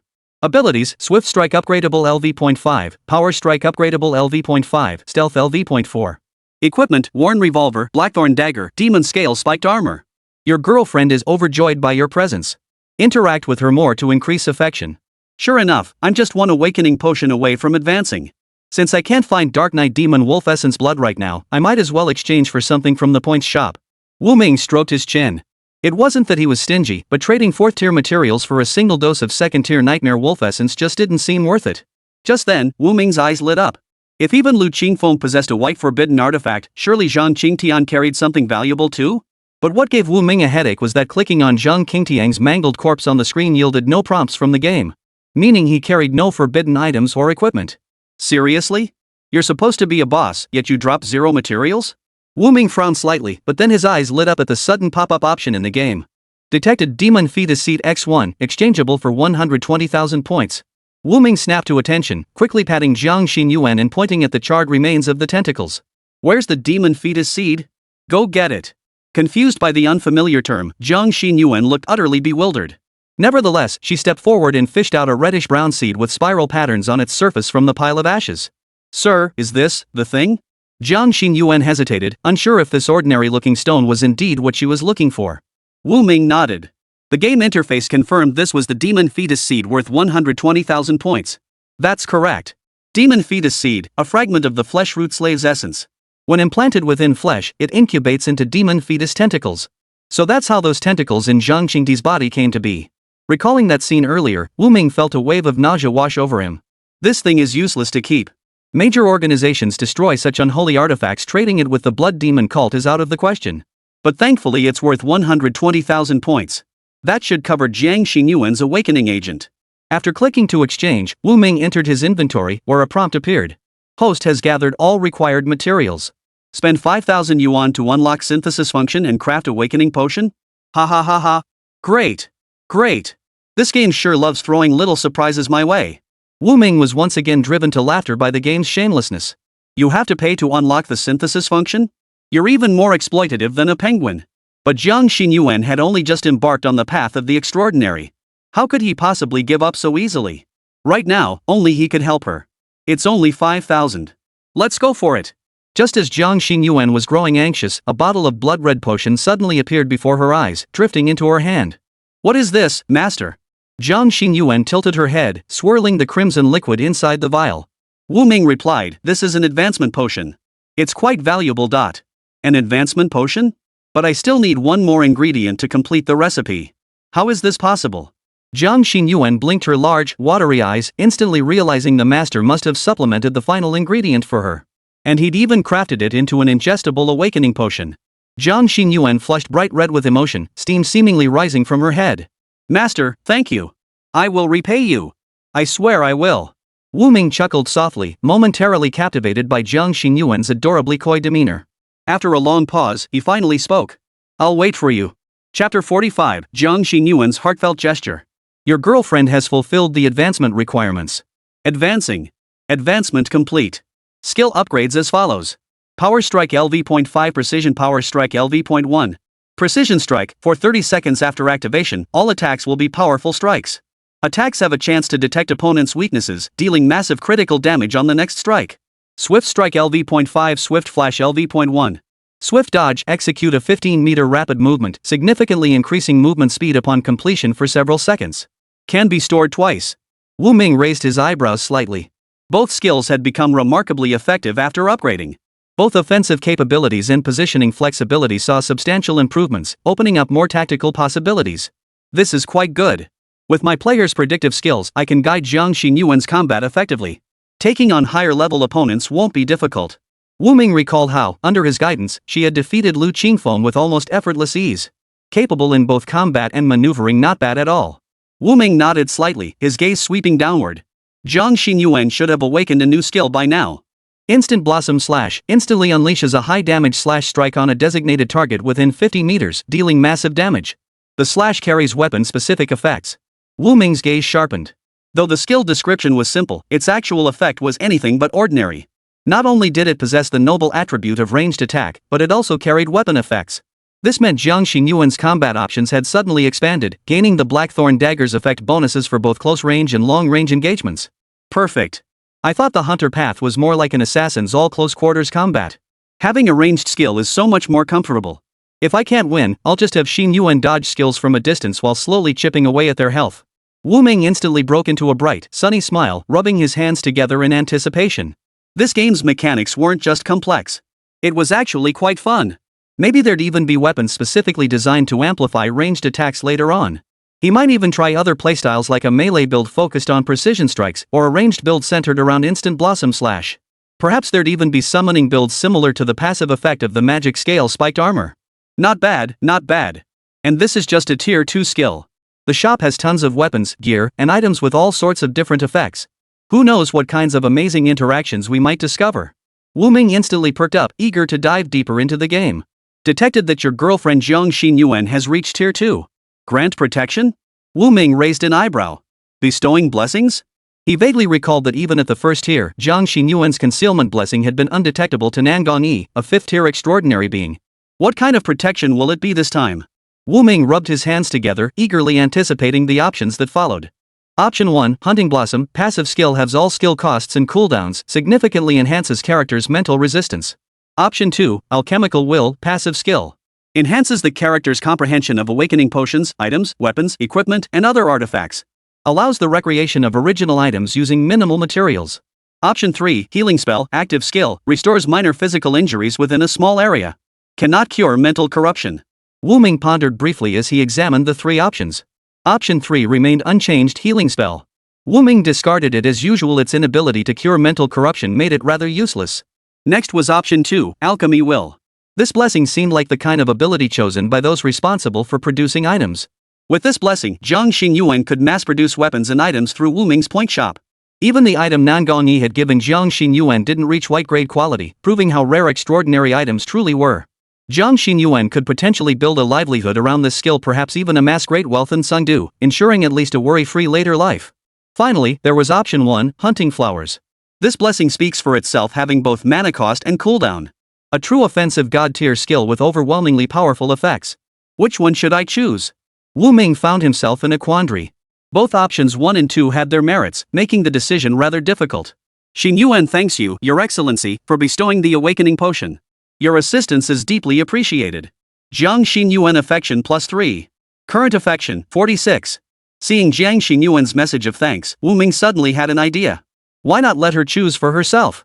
Whether she aspires to be an unrivaled warrior, a wealthy merchant settling in one place, or even a healer saving lives, I'll simply lend her a helping hand. Wu Ming promptly implanted 3 options into Jiang Xin Yuan's mind and said, choose one of these 3 blessings for yourself. Blessings? Master is bestowing blessings upon me again? Jiang Xin Yuan froze, carefully examining the 3 blessings in her mind. Her expression gradually grew solemn. Her pearly teeth lightly pressed against her cherry lips. Her spring-like eyes brimmed with conflict. Her throat moved as if she wanted to speak but held back, before she let out a soft sigh. Lord Wu Ming, what protection do you wish Xin Yuan to choose? Wu Ming furrowed his brow slightly. To him, it mattered only that Jiang Xin Yuan lived well. Her choice of protection wouldn't alter his resolve to guard her. Therefore, he shook his head. This is your decision. Whatever you choose, I will respect it. Hearing this, Jiang Xin Yuan felt as if struck by lightning. Her fair face instantly drained of color, her fingertips trembled slightly, and she suddenly found her breathing labored. A sharp pang of pain gripped her heart. In Jiang Xin Yuan's eyes, a figure like Lord Nameless would never bestow such immense favors upon a mortal without reason. Especially someone like her, an ordinary person from the lowest of the low. The only explanation she could fathom was that the Lord harbored ulterior motives toward her, a truth she understood all too well. No one bestows kindness without reason, that much she understood. But whether he desired her body or her soul, she would gladly accept. Whatever kind of being the Lord wished her to become, she would strive to be. Therefore, she harbored not a shred of doubt about any command from the master, determined to fulfill it at the cost of her life if necessary. Yet these words from the master differed from his previous commands. In Jiang Xin Yuan's eyes, entrusting such a crucial choice to her felt like a life or death dilemma. The 3 options determined her future path, but if she failed to choose the one the master desired, perhaps the master would be disappointed in her. Perhaps the master would cast me aside. Jiang Xin Yuan's eyes reddened slightly as she knelt with a thud. She dared not gamble, nor could she afford to. Yet she dared not disobey the Lord's command either.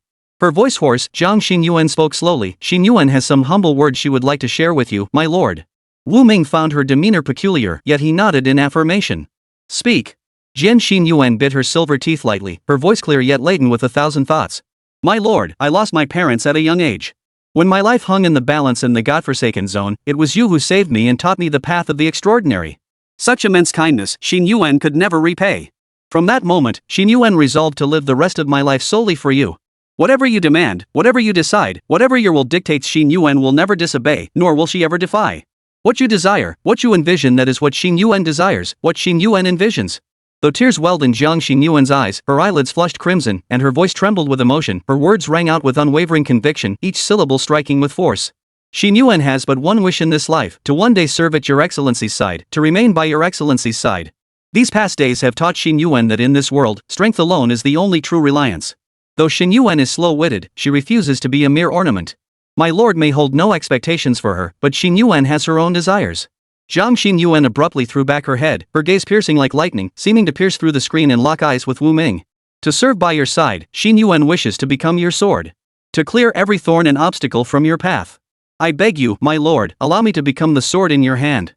With those words, Jiang Xin Yuan bowed her head as if drained of all energy, yet her gaze remained unwavering. My wish, my lord, would you accept it? Chapter 46, Stronghold. Wu Ming stared in utter shock, his grip on the cola bottle slipping as it clattered to the floor. He couldn't fathom why Jiang Xin Yuan would suddenly pour out such heartfelt words. He had merely asked her to choose a protective blessing she liked. What was so wrong with that? Still, Wu Ming could grasp the meaning behind Jiang Xin Yuan's words and hear the resolve in her voice. Staying by his side was her greatest wish at this moment. And to stay by his side, the Lord of Eternal Night, she needed to gain sufficient strength. Thus, her words could be seen as an indirect explanation for choosing option 1. Wu Ming reflected on this, yet the words she had spoken lingered in his mind. Even someone as world-weary as Wu Ming felt his face flush involuntarily upon hearing such an emotionally charged confession. This little girl sure is straightforward. Though I don't know why she said all that, I truly understand her feelings. Wu Ming tapped his cheek with his fingertip, pressed the small speaker, and spoke. I'm truly delighted by your feelings. As you wish, I shall grant you Shouwa's blessing.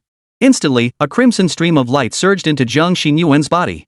Jiang Xin Yuan instantly lifted her head, her eyes sparkling like dancing stars. Like a forgiven child, she jumped up excitedly, her face flushed with emotion. She pinched her jade-like arm to confirm she wasn't dreaming before offering her thanks. Thank you, Your Excellency. I will strive tirelessly and never disappoint you.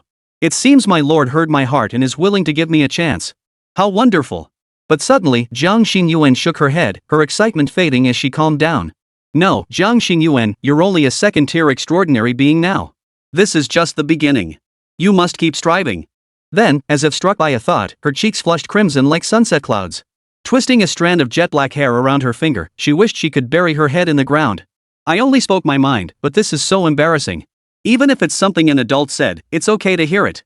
He definitely wouldn't take it to heart, but, it's still so embarrassing. Yikes. Jiang Xin Yuan's heart pounded wildly. Having accidentally blurted out her inner thoughts, she hastily covered her mouth with her hand.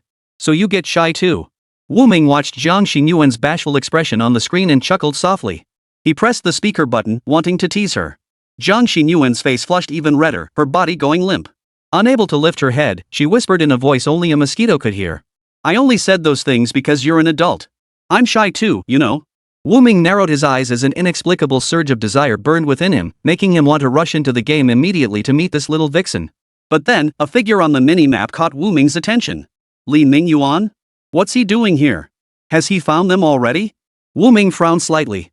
If it was Li Ming Yuan, did that mean there was news about the missing group? Not now, buddy. You show up this fast? Can't you read the mood? A flicker of displeasure crossed Wu Ming's eyes. He certainly didn't want anyone else to see Jiang Xin Yuan like this. Though he felt a bit reluctant, life was long. Building a connection with her later wasn't out of the question. She spoke up to warn him, someone's coming.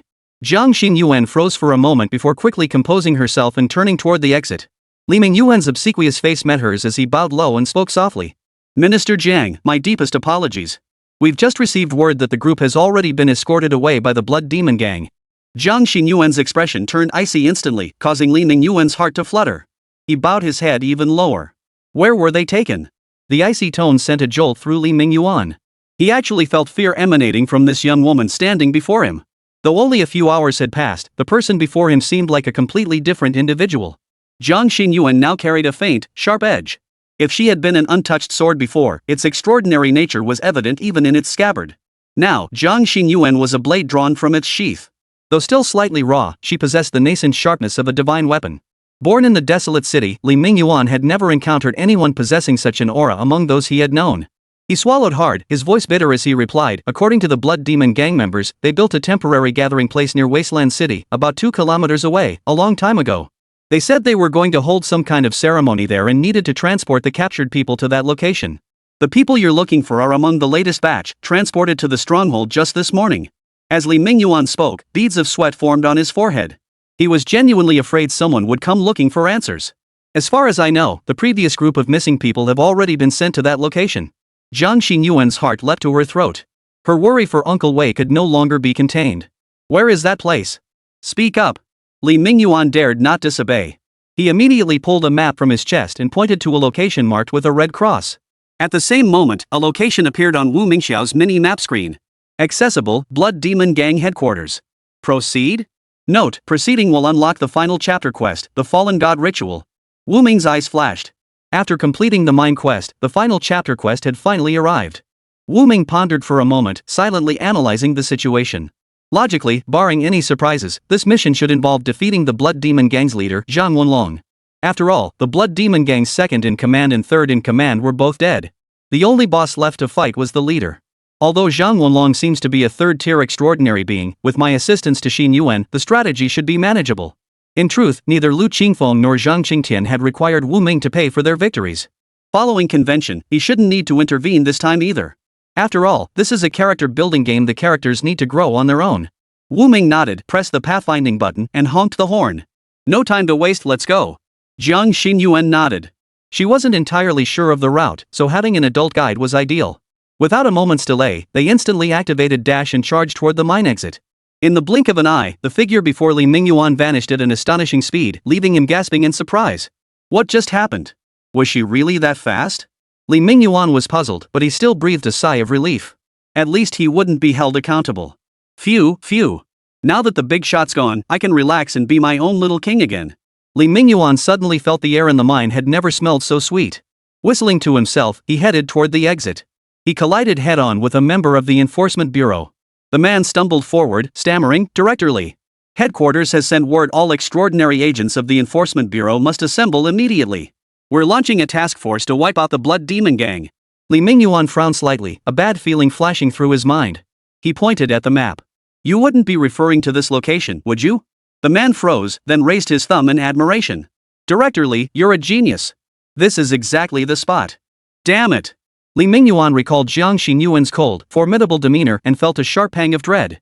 She'd let him off this time, but who could guarantee she wouldn't harbor murderous intent the next time they met? But the headquarters orders must be obeyed. He could only sigh and say gloomily, "No choice. Let's go." Chapter 47, The Ceremony. At the Fallen God ceremony site, deep within a desolate mountain range, the ancient elder's eyes snapped open, a piercing light shooting from them. Every wrinkle on his face seemed to tremble. Stunned, he tilted his head back and shot upward like a streak of light, soaring 100 meters into the sky to survey the direction of the black sand mine. Unconsciously, he murmured to himself, "How is this possible? That was a demon seed forged from my master's grace, how could it suddenly lose its essence?" The ancient elder's expression darkened instantly, his fingertips trembling slightly. In his eyes, such an occurrence was utterly impossible. Could it be Nangong Yi? Impossible. I've never sensed his presence outside the Wasteland City. Here, he's merely a fifth-tier extraordinary being, how could he possibly destroy the demon seed? That was my lord's blessing. Even if the head of the Nangong family, Nangong Ryu, were to personally go there without the authority of the sun, he couldn't damage the thing in the slightest. The ancient elder shook his head repeatedly, his eyes narrowing as a flicker of apprehension crossed them. The more he thought about it, the more impossible it seemed. Could another supreme being have intervened? But who? The Bloodthorn Throne? No, that one wouldn't take interest. Could it be the root of all things? Or the eternal frost throat? Perhaps the forge fire body? The ancient elder murmured the names of these supreme beings one by one, yet shook his head each time. He couldn't pinpoint which supreme being had acted, nor could he be certain if only one had intervened. As this thought crossed his mind, a sudden chill ran down his spine, an inexplicable wave of dread washing over him. Could it be that our plan has been exposed? This was a scheme our sect spent decades plotting, how could it end so easily? The ancient elder's withered body erupted with a terrifying crimson glow, his eyes bulging with fury. As one of the sect's 4 great Dharma kings, how could he tolerate such an occurrence? His gaze sharpened instantly as he plunged back to the ground. Forming his fingers into a blade, he slashed downward from his chest to his abdomen, carving a terrifying wound dozens of centimeters deep. yet not a single drop of blood flowed from the wound. Through the gash, one could see his stark white ribs. Beneath that layer of wrinkled skin, there seemed to be no flesh or blood at all. The ancient elder had forcibly snapped a rib from his own chest cavity, its surface etched with countless crimson, eerie inscriptions. He clenched his fist with a roar, and instantly, blood gushed from the inscriptions on the bone, pooling beneath his feet. Like swarming insects, the blood extended outward, tracing countless eerie patterns across the earth. A blood demon cult follower witnessed this scene, his mind filled with confusion. What's going on? Where did this blood come from? Frowning, he stepped forward and lightly dipped his fingertip into the viscous blood. The next second, his eyes instantly went vacant and he collapsed with a thud, his fingertip still pressed against the crimson array pattern. Within mere breaths, his body ballooned like an inflated sphere. Then, in another instant, it deflated, as if all flesh had been drained from it. He collapsed to the ground, his body now nothing but a layer of wrinkled skin stretched over crimson bones, glowing with a faint pinkish red light. Only streams of crimson essence blood continued to pour into the array patterns. Help! What is this thing? Save me! No! No! Don't come near me! Don't kill me! I don't want to die yet! I don't want to die! Witnessing this horrifying spectacle, the Blood Fiend gang members were terrified out of their wits, scattering in all directions in a panic. In an instant, the air was filled with wails, struggles, and pleas for mercy. At the very center of the formation, the ancient elder sat composed, though a hint of pallor crept onto his withered, aged face. The spell had taken a tremendous toll on him. Conducting the descent ritual prematurely was now unavoidable. The situation had been exposed, and there was no turning back. If not for the loss of one demonic embryo, I wouldn't have had to resort to such forbidden arts. Nangon-yi would have certainly discovered it. But this works out perfectly. My blood demon sect must settle the old scores with the Nangon family. A fierce glint flashed in the ancient elder's eyes. The sun-burning heart and flesh roots factions had always been mortal enemies, their factions locked in a bitter, irreconcilable feud. Since concealment was impossible, there was no point in hiding any longer. Though the premature exposure will inevitably alter some future plans, once our Lord arrives, all shall be settled. Ha ha ha. Though I know not which supreme being intervened, they too must tread carefully. Entangle themselves too deeply in karmic retribution, and their divine essence shall falter. No such being would intervene directly. The ancient elder nodded with a smile, seemingly convinced the matter was settled, then turned his gaze toward the ritual. Facing such a hellish scene, he remained unflinching, instead nodding with a smile, his eyes radiating fervor. How I envy you all, to become part of my Lord, to be the foundation upon which my Lord descends. Lord! Lord! Silence is the symphony, emptiness is fullness. All beings are altars, all things become sacred words. May you descend, in the manner of your choosing. In the city lord's office, Nangon-yi shot upright, his eyes wide with disbelief at this overwhelming aura. Suddenly, alarm bells rang in his mind as his gaze darted toward the window. How is this possible? Such overwhelming power, have those blood demon cult fanatics lost their minds? Could they truly be attempting to summon a genuine deity into this world? Nangon-yi couldn't fathom them making such a decision. Judging by the scale of this ritual, they were dead serious. Fools! Nangon-yi cursed under his breath. The descent of a deity, even if it lingered in this realm for but a single second, would unleash an ocean of karmic consequences. Such an existence, intertwined with the workings of heaven, could trigger countless upheavals with every move. Nangon-yi's heart trembled.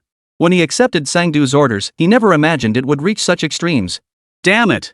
We absolutely cannot let them succeed. We must stop them. Lu Qiancheng! Lu Changfeng! Nangon-yi roared their names, and the two swiftly entered the city lord's chamber. Lu Changfeng wore a look of utter bewilderment. His cultivation was still too shallow to comprehend what was unfolding. Lu Qiancheng, however, was ashen-faced, his expression so dark it seemed ready to rain. Just moments ago, he had sensed a force stirring restlessly within him. No need to guess, it was all caused by the blood dam the blood slaughter gang had given him. Most likely, they had already begun their operation. Lu Qiancheng let out a soft sigh, his nerves instantly tightening. Though he had resolved to aid the blood demon cult in exchange for survival, the critical moment had arrived, and he found himself uneasy. Nangon-yi, however, remained oblivious to their unease. His voice cold and detached, he issued his command. Summon every extraordinary being immediately. Something major is about to happen, the more, the better. Lu Changfeng instantly snapped to attention, bowing deeply as he replied. Understood, sir. Chapter 48, The First Battle of the Second Tier. Wait, something's off. Wu Ming pressed the small megaphone, alerting Jiang Xingyuan. On the minimap, the danger level of this outpost kept rising. From an initial 2 stars, it had now escalated to the deep crimson Demon King emblem. Something was definitely amiss. Hearing this, Jiang Xingyuan obediently halted her steps, though they were not far from their destination. Thanks to Shouwa's blessing, she could use swift dash nearly every 3 seconds without significant stamina cost. Before long, she dashed swiftly to the vicinity of the stronghold. Such a strange aura, it feels eerie, ominous, and downright sickening. Jiang Xinyuan frowned slightly. It might sound disrespectful, but she sensed a mysterious aura. She had only ever encountered this aura before on the nameless master, the presence of a higher being. Instantly, a flicker of worry crossed her eyes. Any keen observer could tell this place was extremely dangerous. If Uncle Wei had already been abducted inside, the situation looked grim. Wu Ming noticed Jiang Xinyuan's worry, but he believed the person hadn't reached the place yet. This location was still 20 to 30 kilometers from the Black Shark Mine. Without relying on her lightning dash ability, Jiang Xinyuan would likely need half a day to reach it. Judging by the estimated time, they should be arriving soon. Sure enough, Wu Ming didn't have to wait long. A group of figures slowly came into view on the map in the distance. At Wu Ming's signal, Jiang Xinyuan quietly slipped into the shadows and crept forward. Zhang Wenlong flicked his jaw, spitting a thick glob of phlegm by the roadside before slapping the backtalker hard across the face. What the hell are you yelling about? If the boss hadn't wanted you alive, I'd have slaughtered every last one of you already. Zhang Wenlong's eyes flashed with malice as he delivered another punch, knocking the troublemaker Wei Chang to the ground. Wei Chang could never have imagined enduring such relentless misfortune. First, the child he'd raised vanished. Then, after being betrayed by a villain, he came to the mines only to be kidnapped by this gang. Judging by this deadly atmosphere, he probably wouldn't make it back alive. Ah, Xiaoyi, Xinyuan, my dear wife. Zhang Wenlong shot him a glance, his irritation mounting. He could feel the power within him trembling. That nobleman clearly promised to grant him more time. Why was the ritual beginning now? The thought sent fear creeping into his eyes. The Dharma king of the sect had made it clear, if the escaped main ingredient wasn't found, he would be the scapegoat. Damn it, how could this happen? Second brother should have gotten the news by now. Why didn't they wait for him to capture the person? Could it be something went wrong with the second brother too? As Zhang Wenlong pondered this, his eyes suddenly narrowed and the hairs on the back of his neck stood on end. An attack was coming. Instant blossom flash. A sharp cry rang out as a fierce attack struck Zhang Wenlong from behind. With a sharp tearing sound, the black crescent blade instantly sliced through Zhang Wenlong's flesh. The immense force of the strike sent him flying backward. Zhang Wenlong was utterly horrified. He hadn't sensed a single trace of energy before the attack struck. By the time he realized it, it was too late. He took the full brunt of the strike. Struggling to his feet from the rubble, his eyes narrowed in shock. He marveled inwardly, what a vicious poison. He turned to face Jiang Xinyuan, silently questioning, Sir, impressive technique. To think even intangible sword energy can carry poison? Might I ask who the master behind this is? Jiang Xinyuan met his gaze with a cold stare, her voice tinged with a light laugh that carried a palpable aura of murderous intent. Master? Hardly. I'm merely here to take your worthless life. What arrogance! Zhang Wenlong stared, his jaw dropping in disbelief. How is this possible? Why are you here? Didn't old Ghost Lu say you went to the Black Sand Mine? Jiang Xinyuan's brows furrowed slightly. She hadn't expected Lord Lu to be part of the Blood Demon gang as well. But this also explained why Lu Qingfeng had suddenly appeared at the Black Sand Mine. He was likely tipping off Zhang Qingtian when he happened to be caught. Seeing Jiang Xinyuan's silence, Zhang Wenlong suddenly burst into laughter. Running his fingers over the terrifying scar on his smooth bald head, he sneered coldly. Though I don't know why you're here, it's perfect timing. With you here, the Dharma King won't take my life. You've come at the perfect moment. I'll use you to pay for my life. Only then did Wei Chang recognize the intruder, his adopted daughter, Jiang Xinyuan. He never imagined Jiang Xinyuan could undergo such a drastic change. She seemed to have even become an extraordinary being. But no matter how powerful she was, she couldn't possibly stand against the boss who had ruled the underground world of the Wasteland City for decades. Seeing Zhang Wenlong about to strike, Wei Chang couldn't help but cry out in alarm. Xinyuan, run! You can't defeat him. He's the leader of the Blood Demon gang. Zhang Wenlong, however, only sneered coldly. He swung his long blade and licked his parched lips. Trying to run now? Too late. Blood slaughter. In an instant, Zhang Wenlong's blade was enveloped in crimson light, unleashing unstoppable force as he swung toward Jiang Xinyuan. Left. Wu Ming murmured the warning. Jiang Xinyuan reacted instantly, sidestepping to the opposite side and evading the strike. Seeing his strike miss, Zhang Wenlong instantly shifted his stance, switching from a vertical slash to a horizontal cut, lunging toward Jiang Xinyuan with a sharp swish. Jiang Xinyuan's crimson lips parted as she cried out, "Swift dodge!" In an instant, she created a significant distance between herself and Zhang Wenlong. Her eyes flashed as she formed her fingers into a sword, pointing them at Zhang Wenlong and unleashing two consecutive abilities. Precision strike. Instant blossom flash. Suddenly, a crescent-shaped sword beam far more powerful and devastating than before shot straight toward Zhang Wenlong. His face instantly drained of color. He never imagined the opponent could unleash such a technique a second time so swiftly. And its might was so overwhelming. Damn it! Blood rage. Zhang Wenlong roared in fury, unleashing one of the extraordinary abilities of the flesh path, blood rage. His body rapidly swelled, his forearms thickening like tree trunks as he crossed them before his chest, managing to take the blow head-on. Thud. Thud. Thud. Zhang Wenlong sneered coldly at Jiang Xinyuan. Though his arms were reinforced by blood rage, they still sustained significant damage. Numbness spread through his hands as the poison seeped into his bone marrow, blurring the sensation in his arms. Yet his face still bore a look of absolute confidence. Hey!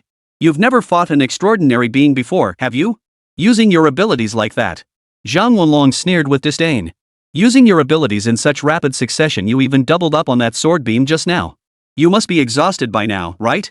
Seeing Jiang Xinyuan's silence, Zhang Wenlong felt his guess was correct. A cruel smile slowly spread across his face as he gently cracked his neck with a satisfying pop. Let me guess. Judging by your aura, you're merely a peak second-tier extraordinary being. Skills that unleash such overwhelming power? You can only use them twice at most. You tried to ambush me earlier but failed. The second attack was clearly much more powerful, probably your last desperate attempt. Zhang Wenlong's grin widened, his eyes brimming with amusement. So now you're spent. You can't possibly unleash another attack of that caliber.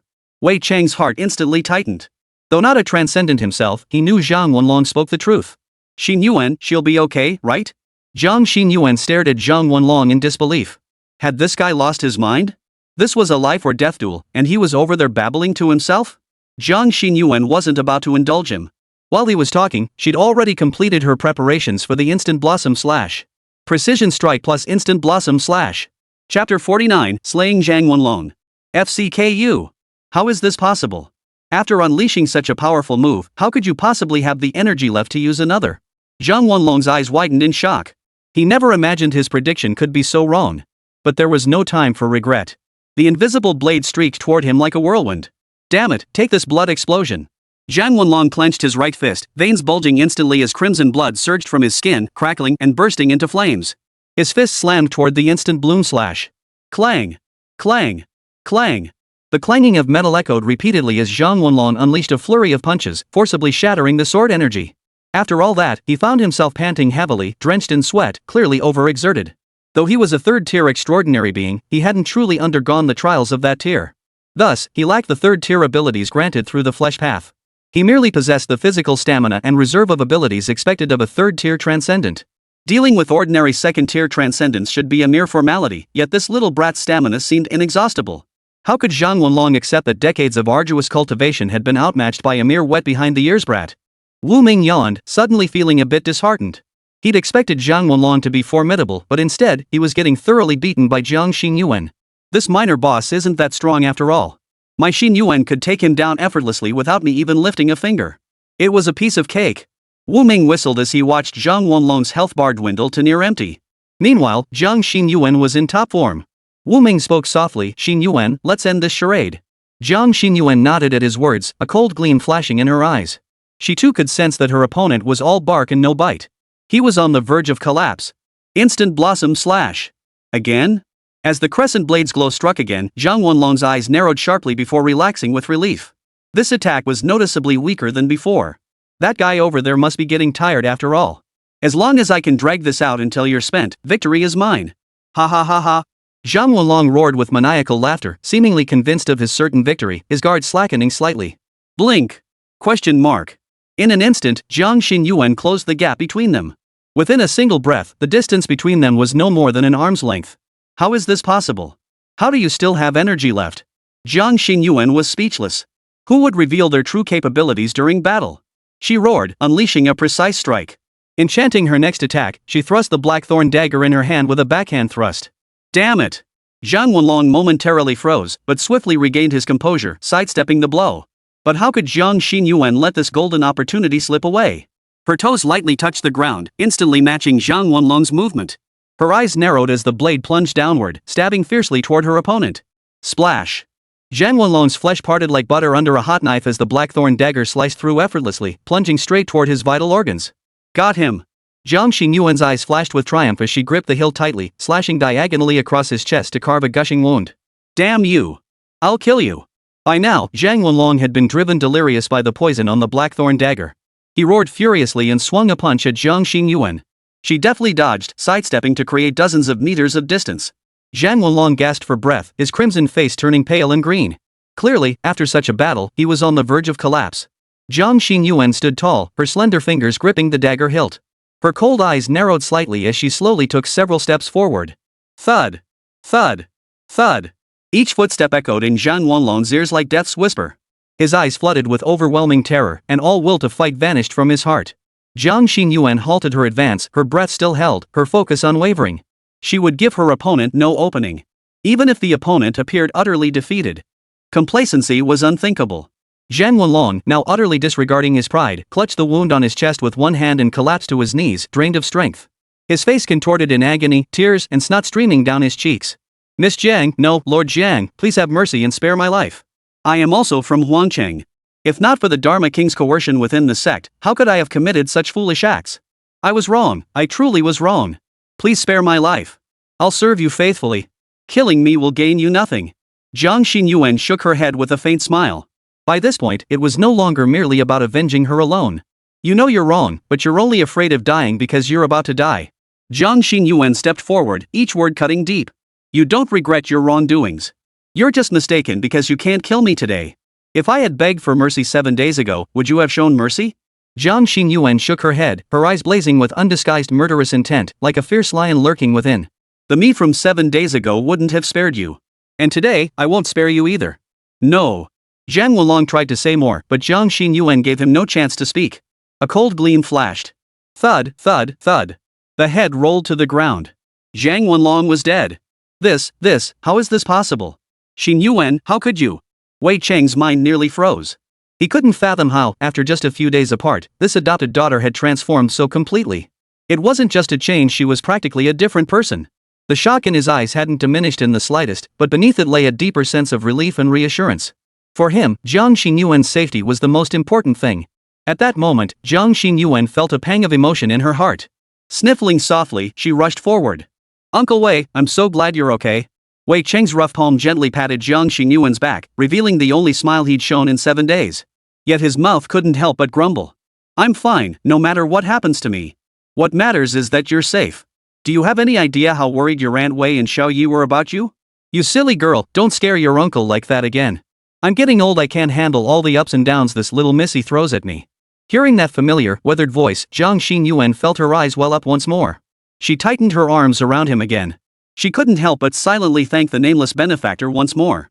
Without his aid, she wouldn't have escaped death, nor returned to Huangcheng in time to help Aunt Wei and Xiao Yi. And it would have been impossible to rescue Uncle Wei from his prison cell now. Lord, it's such a blessing that I met you. I am truly, truly fortunate. After clinging to Wei Cheng's embrace for several seconds, Jiang Xinyuan reluctantly spoke. I understand, Uncle Wei. I won't be so stubborn anymore. Wei Cheng shook his head and chuckled, then how much longer do you plan to lie there? You're not a child anymore. If you're not embarrassed, I certainly am. Only then did Jiang Xinyuan release Wei Cheng, her eyes reddened. She wiped the tears from the corners of her eyes with her sleeve, her tears turning to a smile. How wonderful. Watching the screen, Wu Ming felt his heart nearly melt from the warmth, a pang of emotion stirring within him. The scene before him inevitably reminded him of his late parents. They might have been busy, strict with him, not very talkative, and bad at expressing themselves. They were first-time parents, full of flaws. But their love was real. That, Wu Ming never doubted. Chapter 50, The Ancient Elder appears. While this side was still immersed in a warm atmosphere, Zhang Wanlong's corpse was rapidly undergoing a strange transformation. Much like Zhang Qingtian, repulsive tentacles were writhing out from his ruptured abdomen. Wu Ming frowned slightly, about to warn them, when suddenly his eyes narrowed sharply.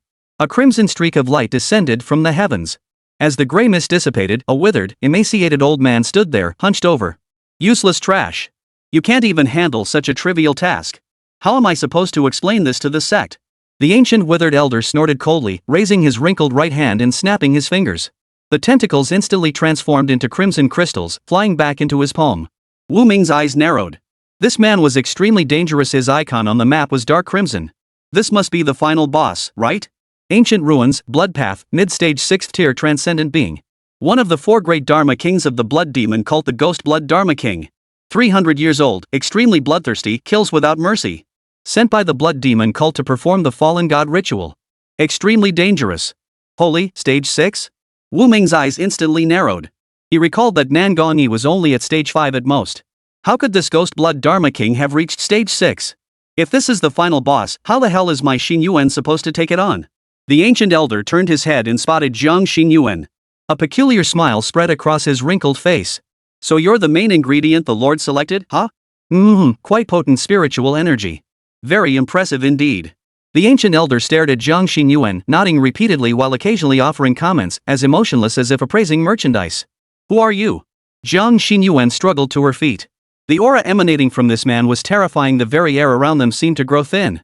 Yet her eyes held not a trace of fear as she asked calmly. The ancient elder was taken aback. He hadn't expected this youngster, whose age was less than a fraction of his own, to even speak. Most would have been cowed by the overwhelming aura of death radiating from him, unable even to lift their heads.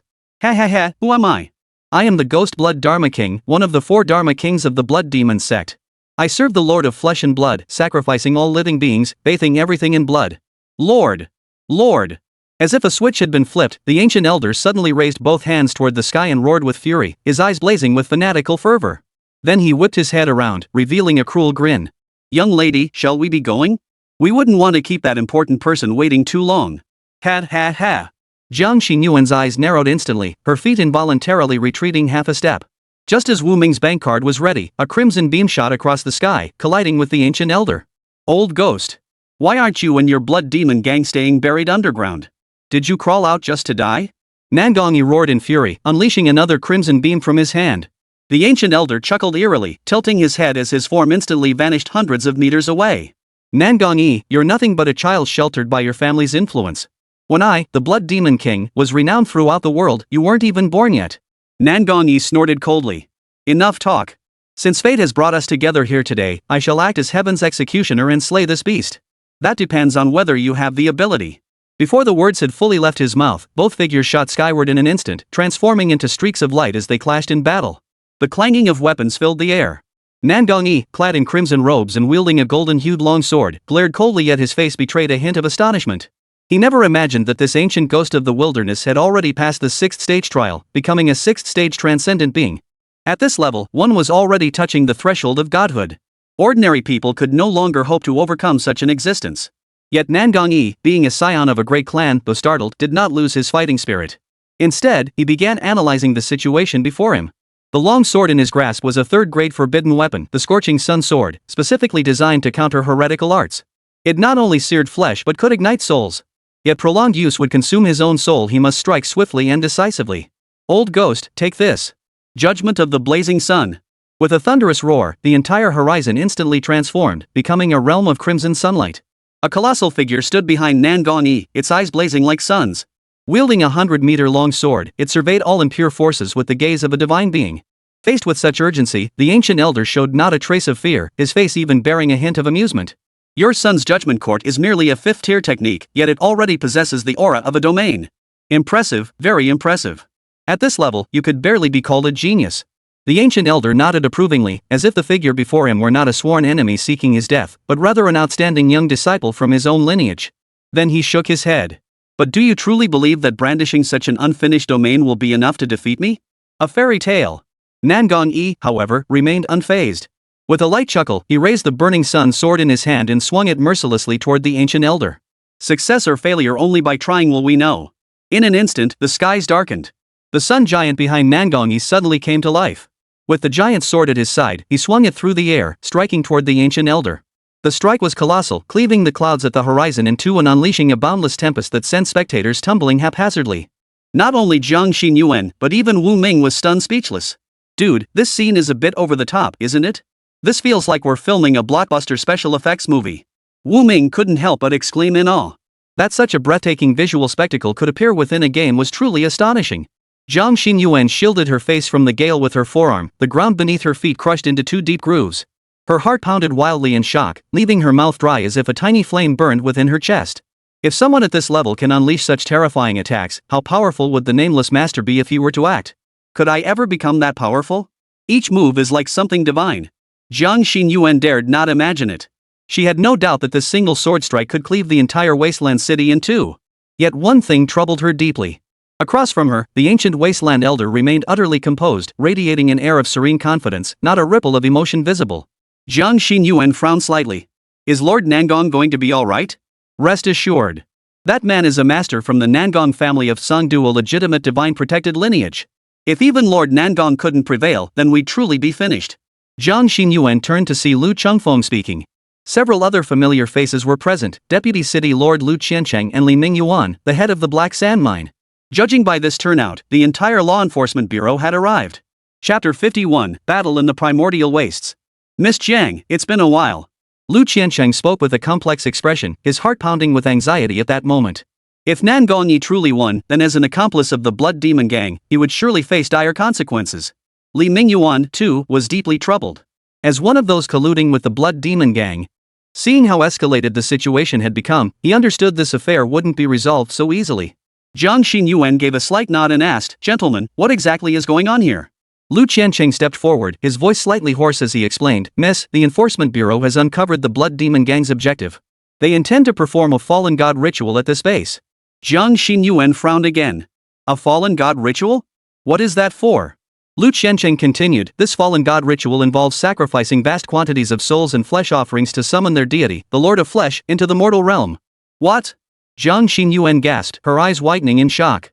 "These people actually intended to summon a deity?" Lu Qiancheng nodded solemnly. "The Lord of Flesh is a first-rate demon god, possessing combat prowess that ranks among the highest in all supreme beings of this world. Should such an entity descend upon the world, it would unleash unimaginable slaughter. Within 1,000 miles, there would be no place left to hide.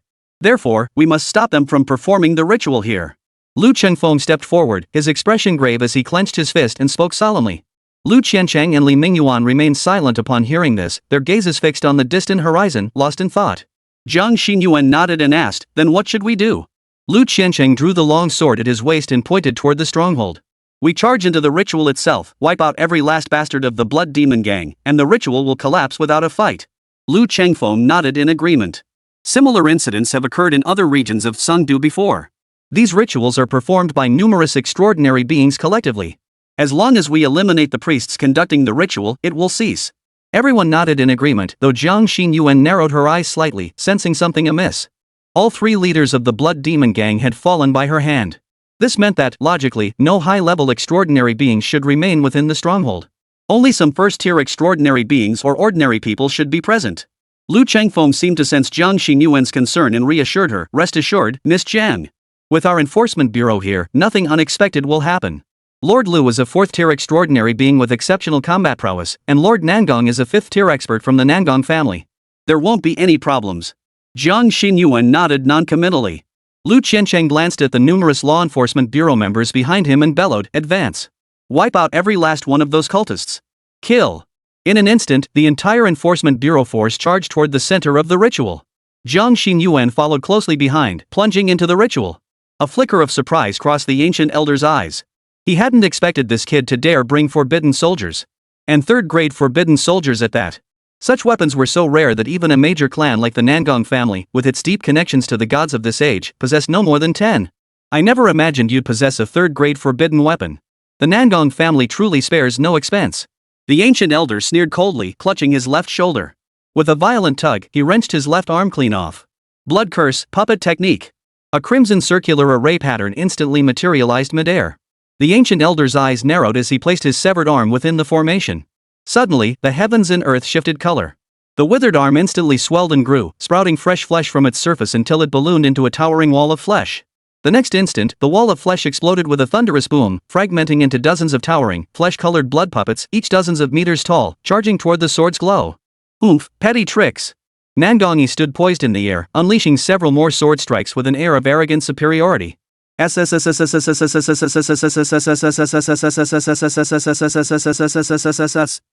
the slashes of the burning sun sword, the dozens of meters tall blood puppets were severed as easily as thin paper, exploding into fiery bursts in the air. Nangongyi's gaze sharpened slightly as he looked at the ancient elder, his expression growing more solemn. Though these blood puppets weren't difficult to slay individually, their sheer numbers were overwhelming. Wave after wave surged forward like a tidal flood, making the battle exceedingly taxing. Not to mention, he had only tapped into a fraction of the burning sun sword's power. After just a few swings, sweat drenched his forehead, and his fingertips trembled slightly. The drain from using third-grade forbidden soldiers is too great. We can't engage in a protracted battle with him. Nangongyi made his decision instantly. Biting his tongue, he spat forth a crimson mist of blood and murmured the command. Scarlet Sun Judgment. In that instant, the colossal golden judgment giant in the sky transformed its eyes into blood-red orbs. Roaring with fury, it swung its massive golden sword with all its might toward the ancient elder. In less than a moment, it forged a bloody path through the tide of blood puppets. Yet the giant's radiant aura dimmed, its golden sword stained crimson, its blade now cracked and chipped. Seeing this, the ancient elder chuckled and shook his head. Still just a young upstart.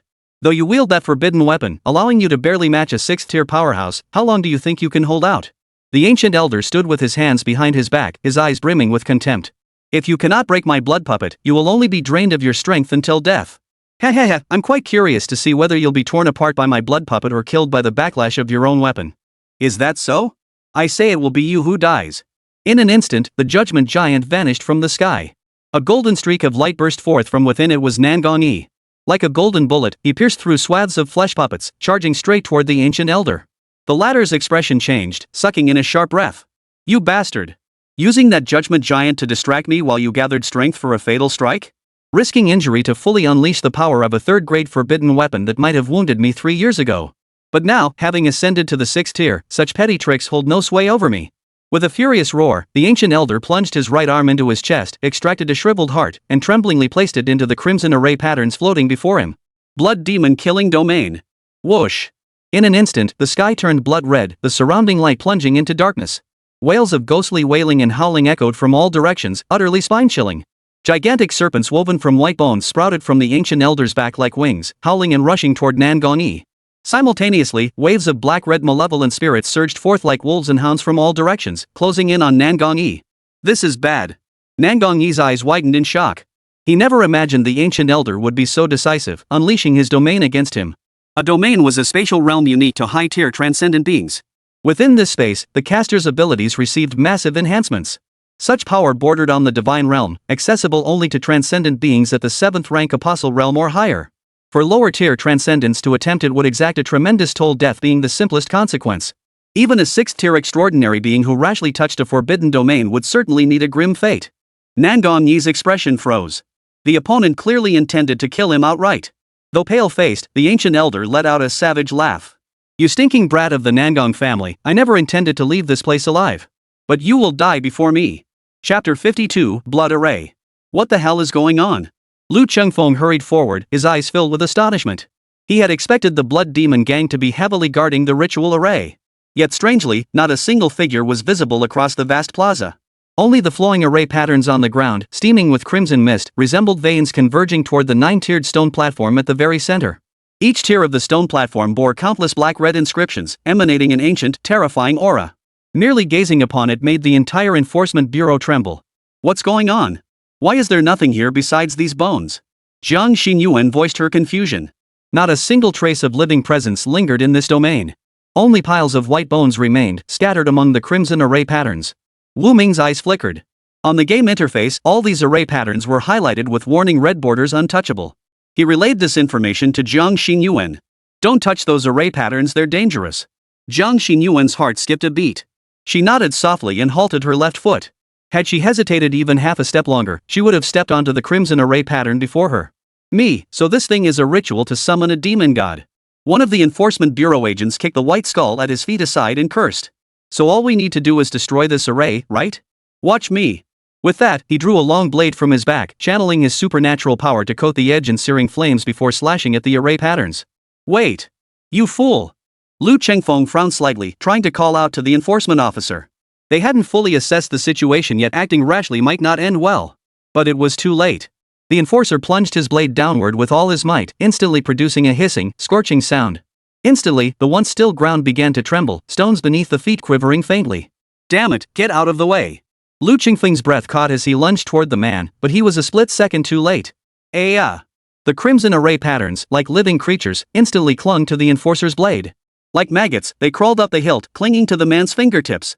The moment contact was made, he felt a tremendous force tearing at him, devouring everything within his body.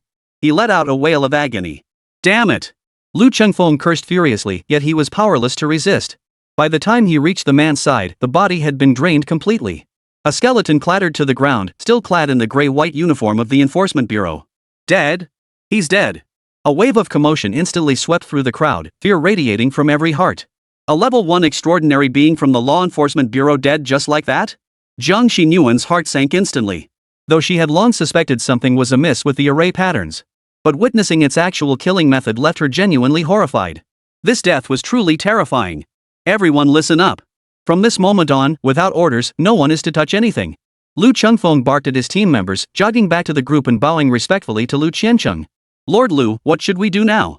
As the strongest and highest-ranking individual present, Lu Qiancheng naturally held the authority to decide their next course of action. But strangely, ever since entering the ceremony, Lu Qiancheng had kept his head bowed, saying nothing. He showed no reaction to Lu Chengfeng's question. Sir, what should we do? Lu Chengfeng, growing concerned, gently prompted him again. Hey, look! The sky's gone dark. Damn it, what the hell is going on? This Thai place, I don't want to stay here another second. Jiang Xinyuan looked up to see the entire sky shrouded in an eerie crimson-black mist. Waves of ominous, shifting energies pressed down on them, making it hard to breathe. A faint golden light flickered within the crimson haze, but it grew dimmer by the moment, nearly vanishing entirely. Could it be? Lord Nangong is in trouble? Someone in the crowd murmured this, instantly spreading panic. What do we do? If even Lord Nangong has lost, what's the point of us lowly minions charging in? We'd just be walking to our deaths. No way. I'm not ready to die yet. Let whoever wants to be the enforcer take the job. Run. Run now. Someone's legs gave way first. With a clang, their weapon fell to the ground. They clutched their head in terror, eyes wide with dread. Damn it! Is Lord Nangong all right? A tremor ran through Lu Chengfeng's heart. He felt a surge of panic, yet his will to resist remained unbroken. Jiang Xinyuan's breath quickened as worry and tension gripped her. Unbidden, memories of being abducted by the Blood Demon gang flooded her mind, making her fingertips tremble slightly. Her face suddenly drained of color as she gasped for breath. Detected, your girlfriend is in a state of mental suppression. Please engage in conversation to release the suppression. So that's it. Wu Ming nodded in realization. On the left side of the screen, beneath Jiang Xinyuan's status bar, a suppression debuff appeared. Clicking on it revealed the character was currently within the Blood Demon killing domain. Within this domain, living beings suffered mental corruption and suppression, their negative emotions amplified. Those with weak willpower risked having their minds utterly obliterated. Looks like that ancient elder really has some skills. They're fighting at least several kilometers up in the air, yet the battle's aftershocks are affecting the ground. Nangong Yi is probably doomed to lose. Wu Ming shook his head. For now, he didn't need to intervene personally. His immediate priority was resolving Jiang Xinyuan's situation. Jiang Xinyuan, snap out of it. Thud. Wu Ming's words thundered like a great bell within Jiang Xinyuan's mind, banishing all dark thoughts and delusions. Jiang Xinyuan snapped back to her senses instantly, her eyes regaining their clarity. The scene before her sent a chill down her spine. Only then did she realize her right hand was raised behind her back, clutching the black thorn dagger, poised to plunge it into her own chest in the next instant. Had the elder not spoken up to stop her in time, she would have ended her own life. The realization sent a cold sweat trickling down her back. Her face drained of color, and a wave of dread washed over her, chilling her to the bone. What kind of trick was that? How did I nearly end my own life without even realizing it? If not for the Lord's intervention, I fear I might have. Jiang Xinyuan dared not dwell on the thought. She suddenly realized how perilous the path of transcendence truly was. Without the assistance of the Nameless Master, she wouldn't even have known how she died. Thank you for your help, Lord. I am eternally grateful. Wu Ming chuckled softly and reminded her, it was nothing. This place is treacherous, you should be more cautious. Jiang Xinyuan nodded repeatedly before turning her gaze to the others. Her heart lurched. As expected, nearly all the enforcers were vacant-eyed, shuffling about like zombies. Several bodies lay sprawled on the ground, victims of suicide by slitting their own throats, sending a chill through Jiang Xinyuan's heart. Without the elder's intervention, this would have been her fate. Wait, someone seems unharmed. Jiang Xinyuan scanned the area and noticed Lu Chengfeng. A thin blue mist surrounded him, blocking the surrounding fog from penetrating. His eyes still held a glimmer of consciousness. But he didn't look well either, his face pale. Wu Ming was astonished by the sight. According to the game's explained mechanics, everyone within this domain should be affected, yet Lu Chengfeng alone remained partially untouched. How intriguing. This doesn't seem like his own ability. Could it be a forbidden artifact? Wu Ming was intrigued. Could Lu Chengfeng actually possess a forbidden item capable of resisting the domain? Similar equipment existed in the game's shop, but the lowest tier was blue-quality hero gear, worth millions. In other words, this Lu Chengfeng's background seemed far from ordinary. Chapter 53, The Crimson Priest. Lu Chengfeng was drenched in sweat. Though he held several forbidden artifacts, his low level meant he could barely maintain his mental composure. Lord Lu? What should we do? Lu Chengfeng roared in frustration, then whipped his head around. His eyes widened in shock and he froze instantly. Lu Qiancheng stood completely still within the domain, not using any method to clear his mind. On the other side, Li Mingyuan's body began to tremble violently as the crimson patterns on the ground surged toward him. But unlike the others, he wasn't being sucked dry. Instead, the patterns enveloped him like armor, covering him completely without a single gap. He looked as if he had been cocooned in flesh and blood. The next second, the flesh-like layer enveloping Li Mingyuan rapidly cracked, sending bursts of crimson flesh fragments flying in all directions. Upon closer inspection, Li Mingyuan's body had undergone complete metamorphosis. Dark red, vine-like roots rise beneath his skin, his eyes clouded like rotten fruit, and his feet had fused into tree-like roots, twisting and coiling around the array patterns. What a hideous monster! Wu Ming frowned slightly. He couldn't decide if this game's art design was good or bad. This thing looked downright insane. Blood priest, servant of flesh and root, once a sinner who defied the gods. Repenting under divine light, willing to sacrifice all for the master. Threat level A. Abilities, root manipulation. The priest summons flesh roots to attack enemies. These roots pierce armor to directly absorb life force, turning victims into desiccated corpses that nourish the root network. Corrupted wail, the priest channels energy into a piercing howl. Low-tier creatures exposed to it suffer mental collapse, bodily decay, and assimilation into the root network. Bondage pact, humans or other races can be transformed into blood servants. Their consciousness is eroded by the roots, turning them into puppets of absolute obedience. Holy crap, the danger levels hit A? That's pretty intense. Wu Ming was stunned. He recalled that the thousand-eyed blood leech was only a B+ level anomaly, yet it possessed third-tier strength. After mutating, this Li Mingyuan might reach the level of a fourth-tier extraordinary being? Roar! Roar! Roar! The transformed blood-red priest roared furiously at Jiang Xinyuan and the others who had intruded upon the sacred ritual. In an instant, the surrounding earth trembled violently as if a switch had been activated. Countless pitch-black fissures split open across the surface, from which surged forth tendrils of black and crimson. These were the demonic fetus tentacles that had once appeared on Zhang Qingtiang's body. My god, what is this monstrous, terrifying aura? Panic spread across Lu Qingfeng's face as the sudden turn of events far exceeded his wildest expectations. He had assumed this was merely an ordinary battle. How could a monster of this caliber appear? The blood priest's aura had surged to the peak of the fourth tier, barely short of reaching the fifth tier. Even Lu Qiancheng hadn't reached such heights. But the blood priest, transformed by Li Mingyuan, showed no mercy. He swung his fleshly roots, charging toward the group to slaughter them. Miss Jiang, be careful. This thing is strange. Lu Chengfeng gritted his teeth to warn her, though he himself was barely holding on. The tree root-like tentacles moved with astonishing speed, closing in on Lu Chengfeng in an instant. Lu Qingfeng's pupils contracted slightly as he drew his long sword from his waist. With a furious shout, he commanded, "Wind slaughter." Instantly, a layer of grayish-white wind blades formed along the blade's edge as he swung at the tentacles. Thud! Thud! The seemingly soft, fleshy tentacle collided with the blade like steel, jolting Lu Qingfeng's palm with a sharp pain. Several more slashes followed, but Lu Qingfeng's face paled as the edge of his blade chipped. He had no choice but to retreat rapidly. Glancing back, he saw Jiang Xinyuan still dodging. Wiping sweat from his brow, he warned, "Miss Jiang, be careful. This thing is tough as nails. Don't try to fight it head-on."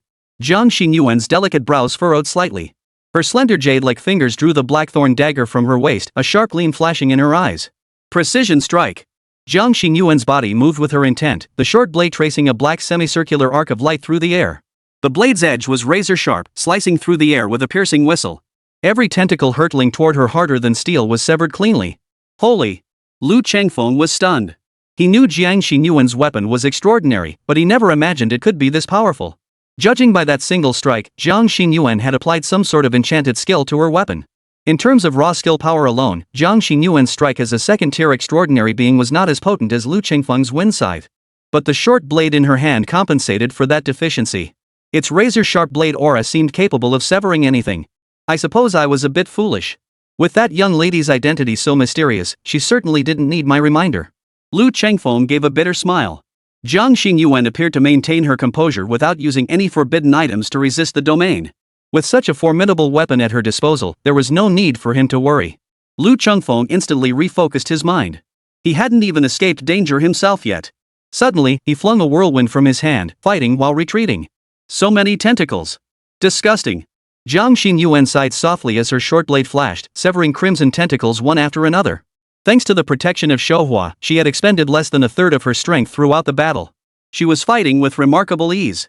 If we don't eliminate the source, we'll just get worn down and killed eventually. Jiang Xinyuan fixed her gaze on the crimson priest transformed from Li Mingyuan. With a sudden surge of resolve, she executed a swift dash, charging toward the leader. Arg!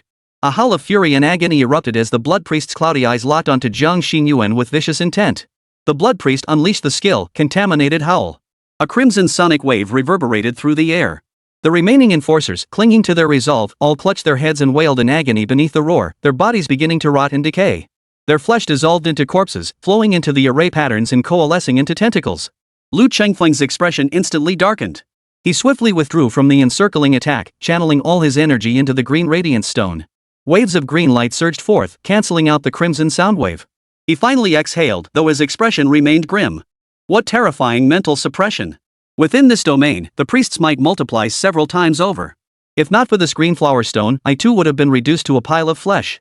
But the green flower stone wasn't something one could wield so easily. Lu Chengfeng glanced downward. His left calf was gradually hardening, its surface covered by a layer of brownish-red bark. His gaze swept the surroundings, then suddenly sharpened. Jiang Xinyuan was still lingering near that blood-red priest? Wasn't she afraid of the sonic waves effects? Precision strike plus instant blossom slash. A pitch-black moon blade suddenly materialized in the sky, slicing toward the crimson monster with a biting cold wind.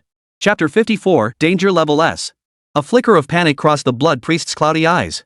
Instantly, it swung both arms, coiling its tentacles end-to-end to form a shield, blocking the blade's path. Jiang Xinyuan's expression grew grave. Her feet flashed forward in a swift dash, closing the distance in mere moments. Within seconds, she had traversed over 100 meters, appearing before the priest in an instant to launch a fierce attack. Gripping the blade's hilt with her backhand, she silently activated Precision Strike, slashing toward its neck. In an instant, she delivered a fatal blow. A sharp crack echoed. The bizarre head instantly fell to the ground. The tentacle-formed shield instantly softened, utterly unable to withstand the descending slash. The flash slash descended from the sky, cleaving the headless torso clean in two. So fast. Such a fierce strike. How did she manage that? Lu Chengfeng was so stunned by the scene before him he could barely speak. She actually dared to slay that blood priest, whose eeriness rivaled that of a fourth-tier being? Truly terrifying. But what astonished Lu Chengfeng even more was her ability to unleash so many extraordinary abilities in rapid succession. This was utterly unbelievable, far exceeding the capabilities of an ordinary extraordinary being. It's like she's cheating. Suddenly, Lu Chengfeng's eyes narrowed as a thought surged through his mind. Though wildly improbable, it held compelling logic. This Miss Jian wasn't merely connected to some supreme being, she had actually gained divine favor. Lu Chengfeng's throat moved slightly as he swallowed hard, still unable to believe it. A proxy so young, receiving divine favor at merely the second tier? Not just in Sungdu, but across the entire continent, no one had ever heard of such a legendary figure. Typically, gifted extraordinary beings cultivate diligently, proving their worth through trials to earn divine favor and receive blessings. But Miss Jiang seems to have been cherished by some supreme being from the very beginning, which is why she has received divine favor so early. An even more terrifying thought emerged in Lu Chengfeng's mind, its sheer absurdity leaving him breathless with shock. Could it be that this Miss Jiang is a divine heir? The mere thought sent chills down Lu Chengfeng's spine. Only one connected by blood to the divine could command such extraordinary favor. No way. My jurisdiction actually has someone like this? I can't tell if this is bad luck or good fortune. Lu Chengfeng sighed softly, then grew suspicious. If Jiang Xinyuan truly was a divine heir, what was the purpose of her only now revealing her true strength? Lu Chengfeng lifted his gaze toward the 9-tiered stone platform at the ceremonies center, and his breath caught in his throat. The entity behind Miss Jian must have placed her in the wasteland city specifically for this moment. That being intends to confront the Lord of Flesh and Blood. Right. That explains everything. A wave of astonishment washed over Lu Chengfeng, his palms sweating profusely. For a moment, he was at a loss. If his suspicions were true, the danger of this situation far exceeded anything he could have imagined. A game of such magnitude was beyond his comprehension. He didn't even know whether to flee or stay put. Perhaps his own life had already been factored into the scheme. Meanwhile, Jiang Xinyuan stared in astonishment at the unfolding scene, her gaze sharpening. Though she had swiftly killed the blood-red priest, it felt strangely unreal. Sure enough, blood-red patterns spread across the ground like veins, pumping flesh and blood into the priest's remains. In the blink of an eye, a brand new crimson priest materialized before Jiang Xinyuan, its limbs dripping with fresh blood. It roared furiously, swinging its arms and charging toward her. With a light leap, the latter dodged gracefully like a fox, retreating several dozen meters backward. Jiang Xinyuan scanned the area. At the distant array node points, crimson giant cocoons were slowly bursting open. 1, 2. There are actually over a dozen of these monsters? She sucked in a sharp breath. But what she didn't know yet was that the newly hatched blood priests were gathered like guards around a mountain-sized blood cocoon, as if protecting it. Jiang Xinyuan's heart sank. These blood priests were mutated enforcers from the Enforcement Bureau. And within that colossal flesh cocoon lay Lu Qiansheng, the former lord of the wasteland city of 4th-tier transcendent. That aura, it's terrifyingly powerful. Jiang Xinyuan murmured to herself, startled. The blood priest she had slain did not press the attack but instead assumed a defensive posture, shielding the giant cocoon. The next moment, the sky abruptly darkened. The cocoon began to tremble, its surface cracking open as countless black fissures gushed forth streams of blood. Crash! A thunderous roar echoed as a blood priestess several times larger than ordinary ones emerged, stretching her massive form to its fullest. Blood Priestess Leader, Threat Level, S. Abilities, Flesh Manipulation. The High Priestess can summon all manner of flesh-based aberrations to attack enemies, including but not limited to thousand-eyed blood leeches, blood priests, blood-soaked ghouls. Contaminated Domain. The High Priestess creates a domain that transforms all living beings within it into nourishment for herself. This effect cannot be blocked by equipment of lower than epic quality. Bondage Contract. Humans or other races can be transformed into blood servants, their consciousness eroded by root-like tendrils, becoming puppets of absolute obedience. Blood-Devouring Curse Web. While the Blood Priestess is present, all priests' attributes are doubled, and they cannot be completely killed. Wu Ming stared dumbfounded at the densely packed skill bar. This Crimson High Priest wasn't just an S-rank high-risk anomaly, it possessed dozens of skills, too many to even comprehend. This is truly dangerous. It's time for me to step in. A grave expression flashed in Wu Ming's eyes. This thing's stats even surpassed Nan Gongyi's Jiang Xinyuan, and the others stood no chance against it. Just as Wu Ming anxiously waited for the recharge button, the game suddenly shifted. A crimson meteor streaked from the sky, plunging straight toward the earth. With a thunderous crash, it smashed into the ground, carving a massive crater dozens of meters deep. The immense shockwave and crushing pressure instantly pulverized several blood priests nearby into mincemeat. Lu Qingfeng's eyes narrowed, then a flicker of joy spread across his face. That aura belonged to Nan Gongyi. Could it be he had defeated the blood demon cult's Dharma King and now came to rescue them? Overjoyed, Lu Chengfeng started to rush forward, but his steps faltered. Wait, why is the sky still crimson? The mental suppression is still active. Lu Chengfeng swallowed hard, his hand gripping the sword hilt trembling uncontrollably. Could it be Lord Nangon lost? As if to confirm his suspicion, a hoarse, withered voice like the screech of a vulture suddenly echoed from the sky. Ha ha ha, Nangongyi, you're still too green. Did you truly believe a single forbidden weapon could defeat me? Utterly delusional. Today, this ancient elder will slay you on behalf of our sect. With the essence of your heart's blood, I shall sacrifice it to avenge my comrades. The ancient elder floated alone in the vast sky, his hair and beard slightly scorched and yellowed. His left arm was empty, yet his expression remained unchanged, a look of absolute confidence. Seeing the ancient elder so full of life, Lu Qingfeng's heart sank. He knew the Enforcement Bureau's last hope was gone. The ancient elder roared with unrestrained laughter in the air, his cold gaze sweeping over the only two still conscious Lu Chengfeng and Jiang Xinyuan filled with utter contempt. He regarded them as though they were mere ants, utterly contemptuous. Ha ha ha ha. Today, the century-long scheme of our blood demon sect has finally succeeded. Fulfilled. Chapter 55, The Dead End. Beneath the blood-red setting sun, Nangongyi knelt on one knee, the burning sun sword plunged deep into the cracked rock. His black brocade robe lay in tatters, revealing a body streaked with blood. He gasped for breath, each labored inhale tearing at the gaping wound between his ribs, spattering fine droplets of blood. Leaning on the scorched sword, he rose unsteadily, his face etched with utter despair. The moment he learned the ancient wasteland elder had broken through to the 6th tier, he sensed trouble. Yet he never imagined he would suffer such a crushing defeat. Even with the aid of a third-grade forbidden weapon, he still couldn't prevail over his opponent. The battle had drained nearly all his strength and resources. He was now a spent force, gasping for breath. A mere mortal could kill him. Yet even so, as a scion of the Nangong family, one of the 5 great clans of Sengdu, Nangongyi would never beg for mercy. Old ghost, I, Nangongyi, misjudged you. I never imagined you would seize that opportunity and reach the 6th tier. I accept my defeat. A sharp gleam flashed in Nangongyi's eyes. He showed no fear of death, only a proud resolve that radiated outward. He surveyed his surroundings. Every member of the Enforcement Bureau lay dead, while the survivors had been transformed into servants by the blood priest. Like walking corpses, they stumbled into the ritual, offering up every ounce of their flesh and blood. At the very center, the 9-tiered stone platform stood, its 5th tier already stained crimson, emitting a faint, eerie red glow. Viscous blood plasma oozed along ancient engravings, emitting a bone-chilling sucking sound. The ancient elder's gaunt form hovered midair, his tattered robes fluttering without wind. He roared with unrestrained laughter, his entire face trembling. His withered hands clenched into fists, knuckles cracking loudly. So this is your day, Nangongyi. Those who defy my blood demon cult face only death. Whether it's the Nangong clan or anyone else. The ancient elder seemed convinced Nangongyi could no longer turn the tide, his guard slipping slightly.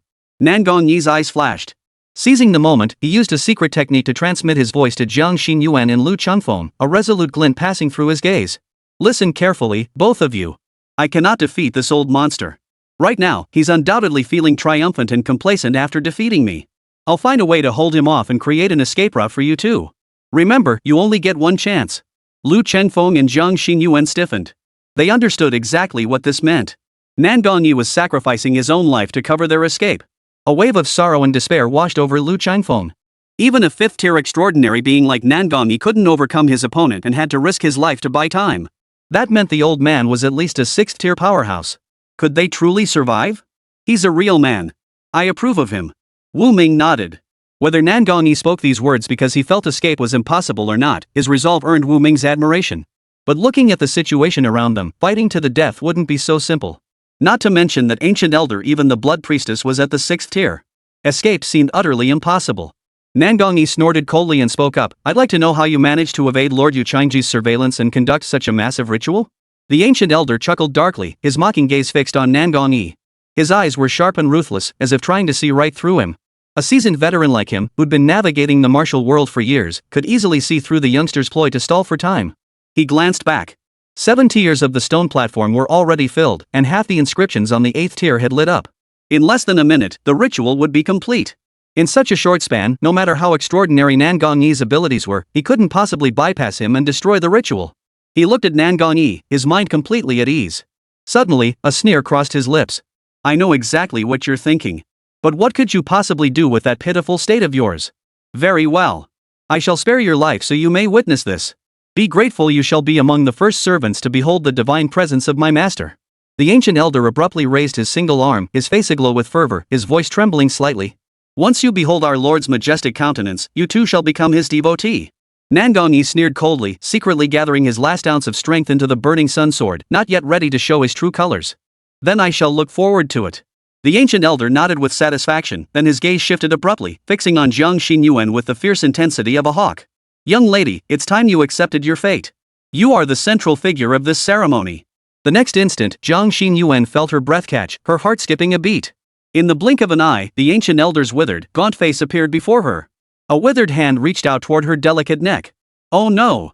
Nan Gongyi hadn't expected the ancient elder to target Jiang Xinyuan first. And this woman was closely connected to the fallen god ritual? There was no time to wait. Though his power wasn't fully charged, he couldn't hold back any longer. He had to strike immediately. Nan Gongyi's eyes widened in fury as he gripped the crimson hilt with both hands, channeling every ounce of strength into the strike. Scarlet Sun Radiance. In an instant, a pillar of golden light several zhan wide surged forth with unmatched might, transforming into a streak of light that fused with the sword's edge. This strike was unimaginably swift, its overwhelming momentum roaring forth as if it could cleave all evil and purge every demon. Clang! A deafening clang echoed as the immense shockwave surged outward. Dust and debris suddenly erupted from the surroundings, a haze of yellowish-gray smoke and dust blanketing the area, obscuring everyone's view of what had transpired. Seconds later, as the haze finally cleared, the first sight that met Lu Qingfeng's eyes was Nan Gongyi's face, pale with despair and utter disbelief. His lips turned pale as he stared at the scene before him, his throat moving as he murmured, his eyes vacant. Impossible. Impossible. No fifth-tier extraordinary being could have blocked my strike. Unless. Lu Chengfeng fixed his gaze. The largest blood-red high priest had actually blocked Nan Gongyi's fatal strike. Nan Gongyi couldn't fathom what he was seeing. How could this monstrosity possess such power? If this monster also possessed sixth-tier strength, then his desperate plan was laughable. It was utterly impossible. Ha ha ha. I knew you weren't up to any good, kid. But with such feeble sword energy, who could you possibly kill? The ancient wasteland elder roared with laughter, thoroughly enjoying the look of despair and shock on Nan Gongyi's face. Suddenly, the crimson aura in the heavens and earth grew even more intense. Led by the high priest, the priests bowed en masse toward the central stone platform at the heart of the ritual. There, the densely inscribed characters on the 9-tiered stone platform were now entirely illuminated by blood, radiating an endless aura of terror. The moment the ancient elder's pale fingertips were about to touch Jiang Xinyuan, a red pop-up window instantly appeared in the game. Wu Ming rubbed his hands together, cracked his neck, and scanned the mini-program ready to go. Detected imminent life-threatening danger to your girlfriend. Proceed with rescue? Wu Ming crushed the lollipop in his mouth and tapped yes at a speed that left after images. The screen's glow illuminated his savage grin. After watching this farce unfold for so long, it was finally his turn to take the stage. Screw your 6th-tier transcendent beings, your S-rank anomalies, your flesh lords, your supreme deities. As long as there's enough money in my bank account, every last one of you will die. And even if it's not enough, I've got 98,000 yuan left on my Huabei credit, more than enough to buy the lives of your entire families. Chapter 56, Descent. Spend 100,000 to obtain one true form descent opportunity? Seeing that amount, Wu Ming's eyes widened in shock. Recalling his earlier words, he froze in shock. Wait, I said I still had 98,000 yuan left, and you actually sent that much? Screw you. Your girlfriend will die in 10 seconds. 10, 9. Damn it. Fine, take it. It's just 100,000 yuan. I'll just charge it. Wu Ming's face was twisted with resentment, but his concern for Jiang Xinyuan still prevailed. After spending so much time together these past days, he no longer saw Jiang Xinyuan as a mere game character. She was his real family now. Spending 100 grand to save a family member's life? This deal was more than worth it. Ding. Top up successful. Please descend to slay your foes. Enjoy the game. The moment the game pop-up appeared, Wu Ming was instantly overwhelmed by a wave of exhaustion. His entire body felt heavy and drowsy, stars dancing before his eyes. His eyelids felt like they weighed 1,000 pounds, utterly powerless against the urge to shut them. Wu Ming inwardly cursed. Could this damn brain cancer be flaring up at this critical moment? No, don't act up now. If I pass out, won't all this money be wasted? What about my Xinyuan? Damn it. Despair washed over Wu Ming. Why did this brain cancer have to strike now of all times? And it was hitting him so hard the overwhelming drowsiness left him unable to move even a finger. In utter despair, he sank into a deep sleep, losing consciousness. Wasteland City, Fallen God Ritual Site. The ancient elder's fingertip hovered a mere centimeter from Jiang Xinyuan's throat. Just as he was about to strike, he suddenly whipped his head around. He stared upward in disbelief. Clouds churned like boiling water as several 100-foot-long beams of golden light pierced the heavens like judgment spears hurled by celestial gods. The golden light intertwined into a vast, rotating magical array, bathing the entire desolate city in light as bright as day. At the center of that dazzling halo, a figure slowly descended. 1 second, 2 seconds, 3 seconds. Every living soul present, whether the ancient elder, Nan Gongyi, Lu Chengfeng, or Jiang Xinyuan, all held their breath, their hearts seemed to stop beating, and their consciousness gradually faded. None dared to look directly upon that supreme being. Fear, worry, shock, sorrow, reverence, remorse, cowardice. Countless emotions surged like a tidal wave within their minds, ultimately coalescing into a single, overriding will. Ah! Wu Ming opened his eyes hazily, looking around in confusion. Chaos reigned all around him. The crimson array patterns on the ground were identical to those he had seen in the game. In the distance, several blood-red priests, led by their high priest, stood guard over the 9-tiered stone platform, staring at him with terror. What's going on? Isn't that my girlfriend? Wu Ming suddenly looked over and saw Jiang Xinyuan staring at him in utter shock, her face flushed with excitement. His gaze turned cold when he spotted another figure. That hideous form belonged to the very source of this tragedy, the ancient withered old man. Those were eyes burning with golden flames. Merely meeting his gaze for an instant felt like plunging into a sea of fire. The ancient wasteland elder's soul seemed to be scorched in the depths of purgatory. What kind of being is this? For the first time, tremors shook the ancient wasteland elder's voice. His withered fingers remained frozen against Jiang Xinyuan's throat, unable to advance another inch. An invisible pressure washed over the entire scene like a tidal wave. Everyone touched by the golden light felt as if mountains weighing 10,000 tons pressed down upon their shoulders. The ancient elder instantly retreated dozens of meters, stumbling back near the stone platform and hiding behind the blood priest. Like a wounded wild fox, he watched Wu Ming warily. Nan Gongyi's pupils suddenly contracted, as if he had witnessed an absurd spectacle beyond comprehension. Horror froze on his ashen face. His lips moved involuntarily, murmuring, "How is this possible? How could this be?" Lu Chengfeng stared at Wu Ming, his face twisted with horror. This man, shrouded in golden light, his features obscured, there was no doubt he was a supreme being descended from the heavens. He must have sensed Jiang Xinyuan's mortal peril and descended to save her. This realization stirred deep emotion within Lu Chengfeng. His earlier assumptions had been far too simplistic. Their appearance didn't resemble that of a deity and the heir to a divine bloodline. Rather, they seemed like lovers? Lu Chengfeng startled himself with this thought, yet upon reflection, it felt equally implausible. What kind of deity would risk karmic entanglement just to protect a girl? It must be to deal with the flesh and blood ruler. Now this was interesting. Lu Chengfeng watched the scene with keen interest. With beings of such stature present, matters of life and death were no longer within his control. He might as well relax. This could be his only chance in life to witness such an existence.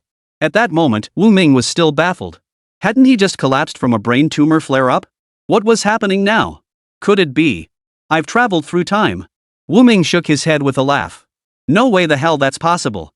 I must have fallen asleep. Worrying so much about Xinyuan, I dreamed myself into saving her. Wu Ming nodded slightly, propping his chin as he muttered to himself, confirming this theory. Yeah, time travel is way too far-fetched. Dreaming makes more sense. The others stood frozen in place, utterly dumbfounded, as if turned to stone. Only Jiang Xinyuan wore a look of astonishment and excitement, her eyes sparkling with admiration. Her little fists clenched, she was about to kneel and bow. This aura was all too familiar to her. It belonged to the nameless noble who had always watched over her, aided her, and whom she longed to serve. This humble maiden, Jiang Xinyuan, greets the nameless noble. Wu Ming lifted his gaze, his heart stirred, and his figure instantly materialized beside Jiang Xinyuan. Just as she was about to bow, he wrapped his arms around her willow-like waist, steadying her body. This startled Wu Ming. He had no idea how he'd managed to traverse dozens of meters in an instant and rush to Jiang Xinyuan's side. But remembering this was his dream, Wu Ming let it go. Exactly. In my own dream, I can do whatever I want. Jiang Xinyuan, now steadied, felt the warmth against her waist. Her face flushed instantly, a blush spreading across her cheeks. She didn't know where to look, her heart pounding wildly. Whether it was the overwhelming excitement of seeing the adult or some other reason. Jiang Xinyuan suddenly felt weak in the knees and leaned into Wu Ming's embrace. Her face pressed against his chest, the warmth radiating from him making her blush even more. Steam practically rose from her head. Wu Ming felt a surge of secret delight, inwardly exclaiming, "Wow!" Jiang Xinyuan's body was soft and supple, cool to the touch like hugging a giant pudding. A faint floral scent wafted up to his nose, making him blush and his thoughts drift. No way am I going. This dream feels too real. No, it's way too damn real. Hearing this, Jiang Xinyuan lifted her head in confusion, looking at Wu Ming. His voice was magnetic, clear, and pleasing to the ear. Unfortunately, his features were obscured by a thin veil of golden light, making his face indistinct. "Sir, what do you mean by dream?" Wu Ming looked down to find Jiang Xinyuan's eyes, as clear as autumn water, filled with affection. Her features were pure and delicate, her cheeks flushed crimson, and her lips moist. 18 truly was the most beautiful age for a young girl. Even seeing Jiang Xinyuan up close like this, he couldn't help but stare blankly. She looked 100 times more beautiful than in the game 100 times. Ahem. Wu Ming cleared his throat twice, trying to hide his flustered state. Even though this was a dream, he hadn't expected the Jiang Xinyuan in his subconscious to be this stunning. "It's nothing. Don't worry about it." Jiang Xinyuan gave a non-committal nod before turning her gaze toward the distant stone platform. "My lady, what should we do now? They seem to be summoning the demon god. If we don't stop them, it'll be disastrous." Jiang Xinyuan's voice carried a hint of urgency. Wu Ming nodded lightly. This dreamscape was remarkably considerate, even the events mirrored those in the game. "I told you, there's no need to worry." Wu Ming took a leisurely step forward, silently pondering within. "Are you kidding me? Since this is my own dreamscape, I am the god within it." Chapter 57, A Single Word Slays. The ancient elder's face was as dark as storm clouds, his expression so grim it seemed it could drip with water. He stared at Wu Ming in disbelief. By all logic, such an existence should never have descended upon the mortal realm so easily. Otherwise, the blood demon cult wouldn't have gone to such great lengths, spending decades planning the fallen god ritual to summon the Lord of Flesh. Yet this man before them had simply materialized out of thin air. There were only two possibilities: either he had not truly ascended to godhood and thus faced minimal interference from the world's laws, or he had forcibly endured the karmic consequences, shattering the world's barriers to descend upon the mortal realm. The ancient elder leaned toward the former explanation. After all, even the most supreme beings above the heavens couldn't shatter the world's barriers without suffering damage. Even so, the being before them was at least a 7th-rank apostle, possessing divine essence. The ancient elder dared not act rashly, instead stalling for time as he spoke with a grim expression. "May I inquire which venerable elder graces us with their presence?" "I am Huanggu of the Blood Demon sect. Should the elder deign to visit, our sect shall offer rich rewards in gratitude, no empty words." Wu Ming watched the ancient withered elder, who was hiding behind the stone platform, with keen interest, a faint smile playing on his lips. "In that case, I require no grand gifts. I desire only one thing. Give it to me, and I shall depart." Jiang Xinyuan gasped in alarm, clutching Wu Ming's sleeve tightly. Her eyes brimmed with unease, yet she dared not speak. She could only bite her lower lip lightly, casting a worried glance at Wu Ming. Nangong Yi's expression changed instantly. He hurriedly interjected, "Forgive my boldness, but may I ask what the honored elder seeks? Our Nangong clan is also considered a distinguished family. If the elder favors us, I shall spare no expense to present whatever you require." Wu Ming glanced at Nangong Ming, smiled faintly, and shook his head. His index finger pointed toward the ancient elder. "What I seek, you cannot provide. Only he can." "What?" Nangong Yi's expression turned ashen. He tried to struggle for words, but a sharp pain surged through his chest. His previous injury had flared up. He couldn't utter a sound. Lu Chengfeng's heart sank. He never imagined this venerable figure would also have ties to the blood demon cult. He likely intended to use this opportunity to cultivate ties with that flesh and blood overlord. This is truly the end. A glimmer of despair flickered in Lu Chengfeng's eyes. In contrast, the ancient wasteland elder's mouth twitched slightly. Suppressing his laughter was proving exceedingly difficult. Narrowing his eyes, he asked cheerfully, "What might the senior seek?" "I shall spare no effort to deliver it to you, sir." Wu Ming scratched his head, stepping forward with his usual easy tone, though a cold gleam flashed in his eyes. "Nothing much, really. Just your life. The ancient elder's face froze instantly. His throat rolled, and it took him a long moment to utter a single sentence. You must be joking, senior. Wu Ming's expression turned solemn, his gaze as sharp as a blade, seemingly intent on tearing the ancient elder apart. You harmed my people. Death is your only path. Jiang Xinyuan's heart skipped a beat. She quickly lowered her head, afraid Wu Ming would see her blush. The master actually called me his person? This. The ancient elder's face instantly drained of color, terror washing over him. He never imagined this master would actually want his life. Dying was out of the question, but he couldn't fight back. Yet a sliver of hope remained. The fallen god ritual was nearly complete. If he could delay just a little longer, even without a vessel to fully summon the master's true form into the world, at the very least, he could welcome a fragment of his soul. This was his only chance. Not to mention the blood priestess and dozens of blood priests were present. If they joined forces and fought desperately, there would surely be a glimmer of hope. With that thought, the ancient wasteland elder hesitated no longer. Instantly, he formed his remaining right hand into a blade and sliced open his chest. He tore out his liver, lungs, and kidneys, offering them as sacrifice upon the array patterns. Blood demon slaughter domain. In an instant, the heavens and earth twisted violently. A dark crimson aura of malevolence surged forth like a burst dam, engulfing the entire world in an instant. Viscous blood mist churned like a sea of wailing specters, whipping bone-chilling winds toward Wu Ming. Wherever it passed, plants withered completely, and even the air corroded with hissing sounds. Wu Ming shook his head, gently setting Jiang Xinyuan down from his embrace, and stepped forward. Here, I am the way of heaven. I am the deity. Break! With that declaration, Wu Ming stood with hands clasped behind his back, his gaze commanding all creation like a true deity. As sacred incantations flowed from his lips, golden light erupted around him. Before his words had fully faded, the heavens and earth abruptly froze. That single word, spoken with casual ease, carried the weight of a divine decree, crashing down with overwhelming force. A hissing sound filled the air. The crimson black mist surging toward him, upon touching the golden light, vanished like snow under the sun's direct rays, turning entirely to white vapor. In an instant, the blood demon killing domain was shattered. Impossible. The ancient wasteland elder spat out a mouthful of blood with a puff, his body sent flying as if struck by a heavy blow. He crashed onto the stone platform with a thunderous thud. Not a single bone in his body remained intact. Clutching his chest, the ancient elder coughed up black blood repeatedly. His eyes were filled with terror and dread, his face contorted in agony. This single strike had effectively killed him. At this moment, he was merely clinging to life by the thread of a sixth-tier extraordinary ability. He, the ancient elder, has roamed the world for decades. As one of the 4 great archbishops of the blood demon cult, his name strikes terror into the hearts of all who hear it. The bones he trampled beneath his feet could fill the seas, the blood staining his hands could dye the heavens crimson. Even now, he couldn't help but regret his own foolishness. How dare he lay a hand on such a supreme being? I refuse to accept this. Black blood spurted from the ancient elder's mouth as his gaze grew unfocused. Exhausting his last ounce of strength, he uttered one final cry of defiance before his life force faded. The expressions of the others were complex. Man Gongyi's face was frozen in shock, his clenched fists trembling slightly. His pupils contracted violently, his limbs stiff as if filled with lead, his entire body resembling a frozen statue. A single word shattered the divine realm, wounding a 6th-tier powerhouse to the brink of death. The sheer terror of a single word's power. Compared to such a being, his own reputation as the prodigy of Sangdu, the so-called demonic genius disciple, seemed like a joke. Lu Qingfeng's Adam's apple rolled with difficulty, as if even the simple act of swallowing drained every ounce of strength from his body. Only then did he realize his back was already soaked through with cold sweat. Before such an existence, he was but an ant that had dared to glimpse the majesty of heaven by sheer luck. If he did not act, so be it. Once he acted, a single word could subdue the ages. All his speculations were nothing but a joke. Jiang Xinyuan's eyes nearly sparkled with stars, her mouth agape in astonishment, her cheeks flushed crimson with excitement. She knew the master would never lose, but she never imagined victory could come so easily.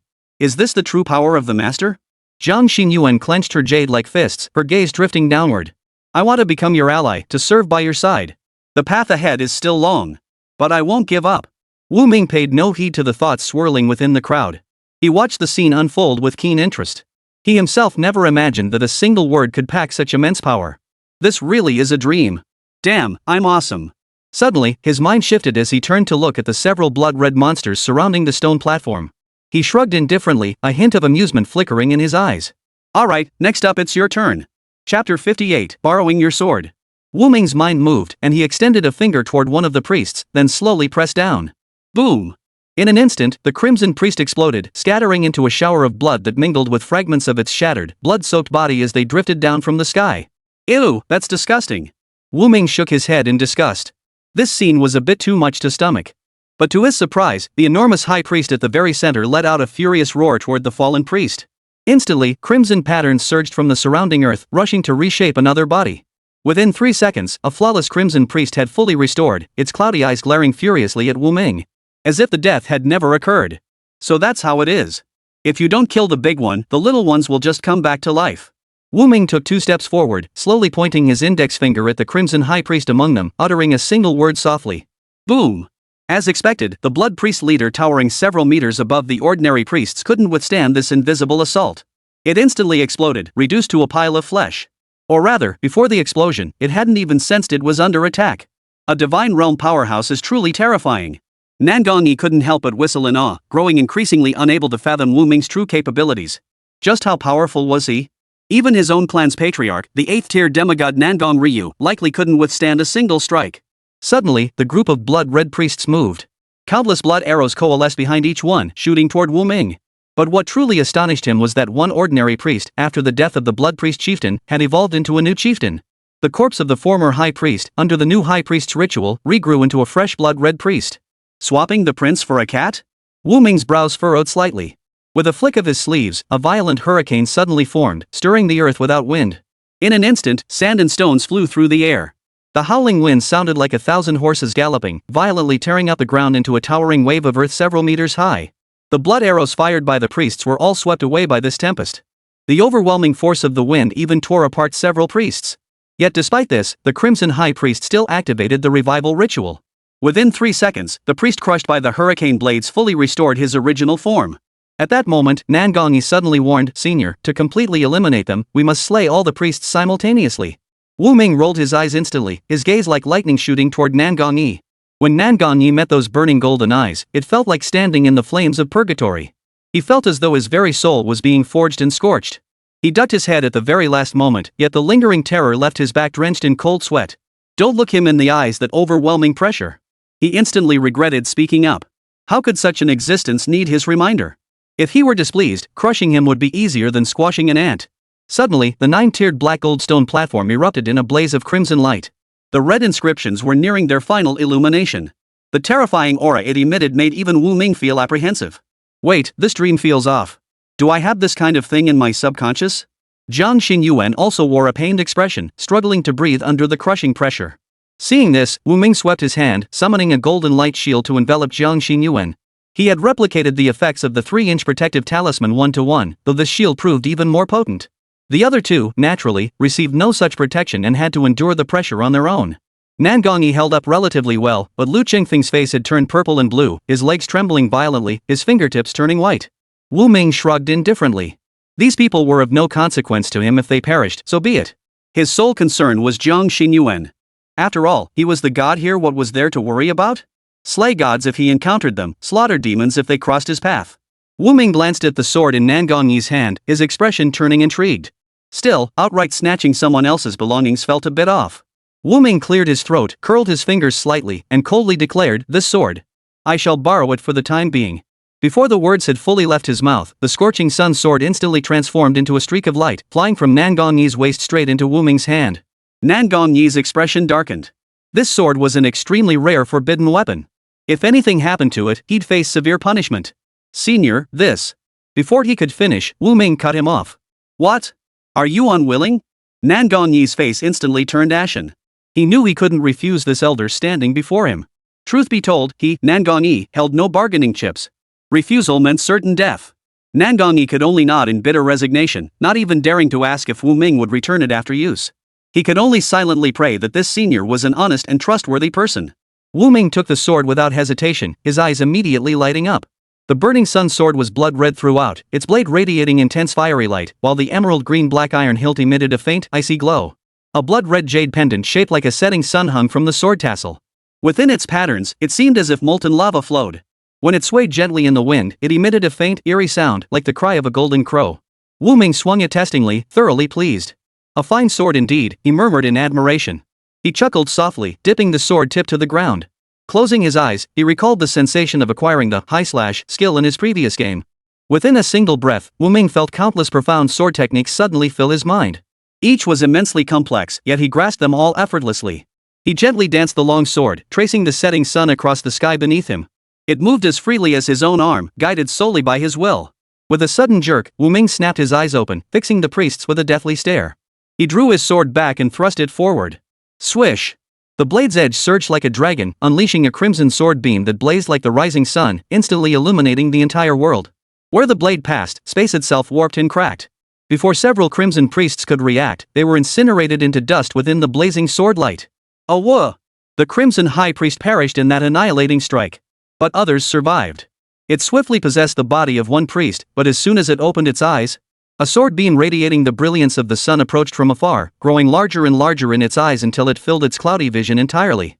SSSSHHH. Wu Ming's expression remained impassive as he swung his sword. The colossal blade's glow, like an apocalyptic catastrophe, devoured everything it touched. One more strike. Wu Ming murmured to himself. With these 2 strikes, most of the priests on the field had been slain. Once the high priest fell, the others would cease to revive. The Crimson High Priest, transformed from Lu Qiancheng and a servant of the Lord of Flesh, possessed extraordinary intelligence. How could it fail to see that the man before it possessed the power and means to wipe out every priest with a single strike? Yet he seemed to be toying with them, exterminating them one by one. A wave of helplessness welled up within it, followed by an uncontrollable dread. Fear of absolute power.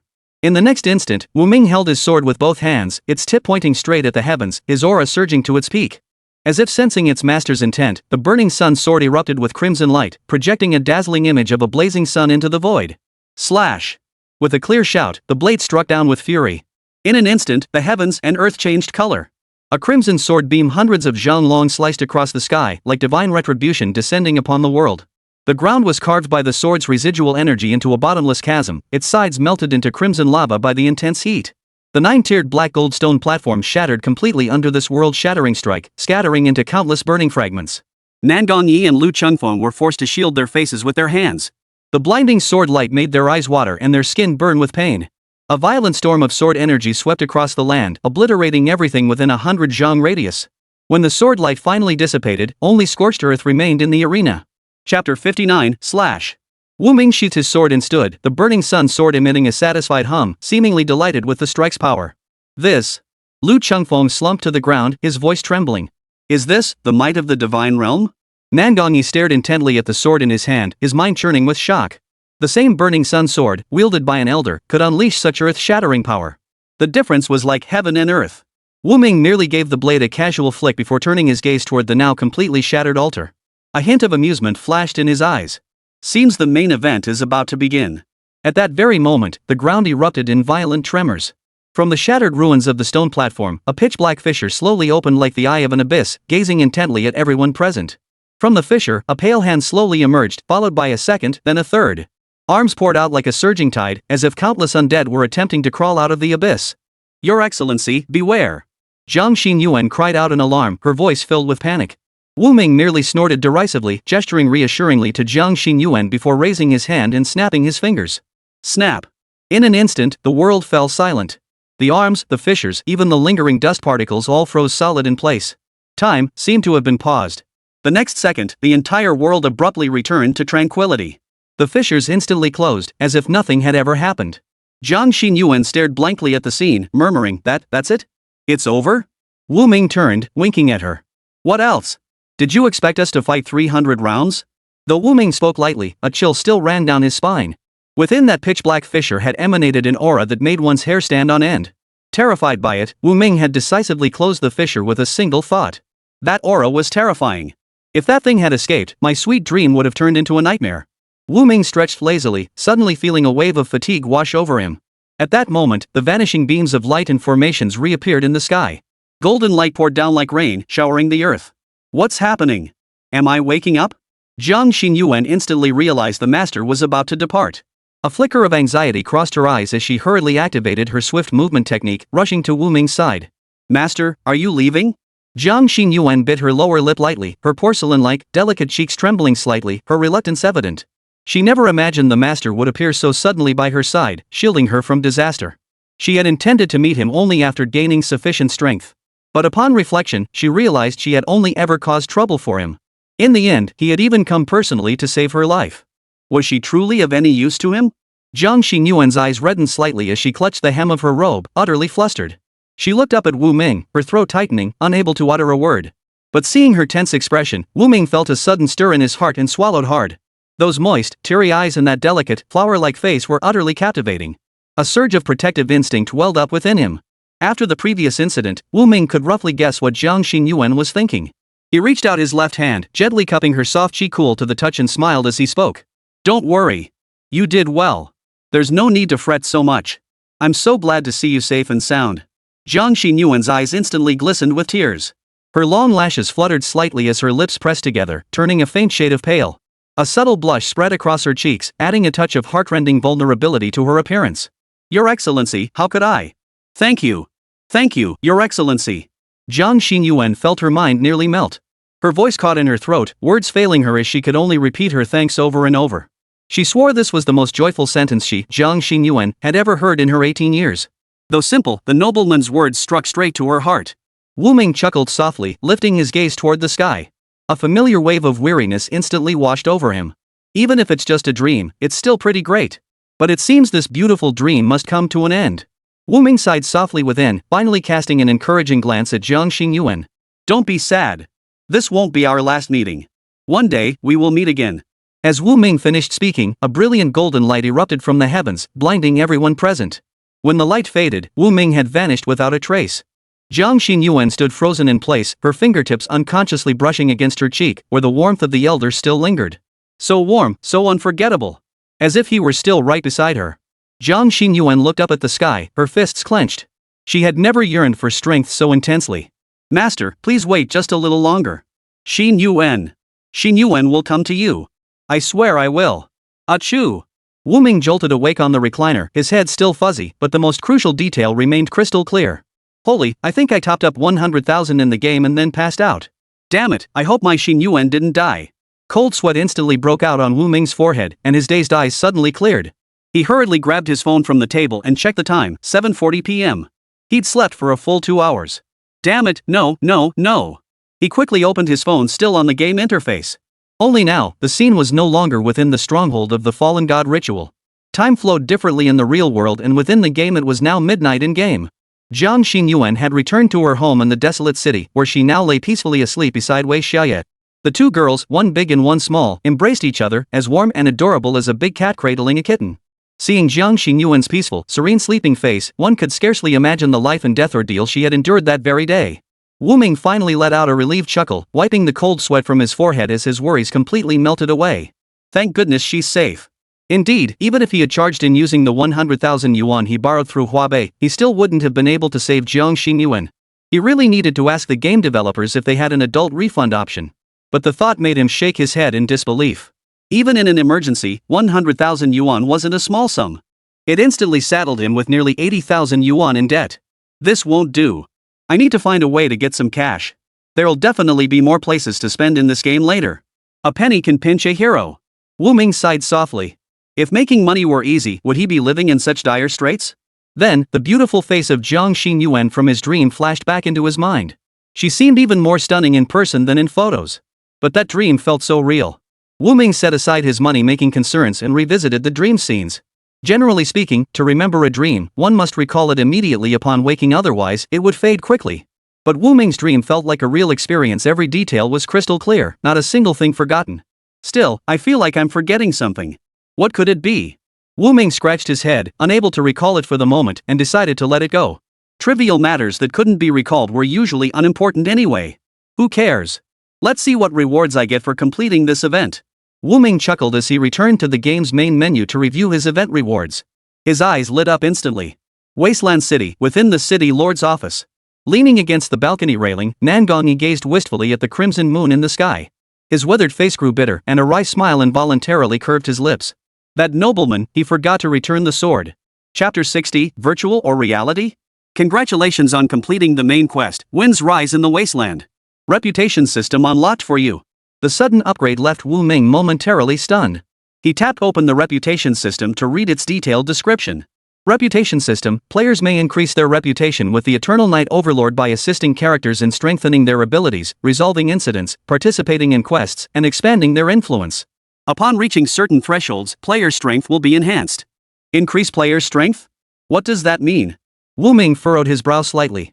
This description seemed odd. Logically, it should be about increasing reputation to enhance the character, that is, Jiang Xinyuan's strength. Why would it boost the player's strength? Speaking of which, when he first started playing this game, his own attribute window had appeared. At the time, he thought it was completely useless. After all, in these pay-to-win progression games, wasn't it all about him helping to boost the character's power? What's going on here? Wu Ming felt puzzled. He tapped the avatar icon in the top left corner of the game's main interface and saw his own attribute panel. Then his body trembled and his brows furrowed deeply. Player, Wu Ming. Divine tier, Lord of Eternal Night. Realm, Tier 1. Reputation, 31,000. Abilities, Master of All Martial Arts LV.1, Divine Sense LV.1. Equipment, Blazing Sun Talisman, Amulet, Scorching Sun Sword Golden Legend. Lifespan, 689 days. Holy, what the hell is going on? He hadn't checked his stats window in ages. How did they change so drastically all of a sudden? The first thing he noticed was that he had fully entered the first tier realm. Does this mean I've consumed crystal cores of ranks 1, 2, and 3? Wu Ming was puzzled. He had no recollection of ever using crystal cores or anything of the sort. Could it be that amulet? Wu Ming pulled the talisman from his breast pocket. The 3 eerie crystal cores embedded within it now appeared slightly dimmer. He touched his lips. This was indeed peculiar. Could it be?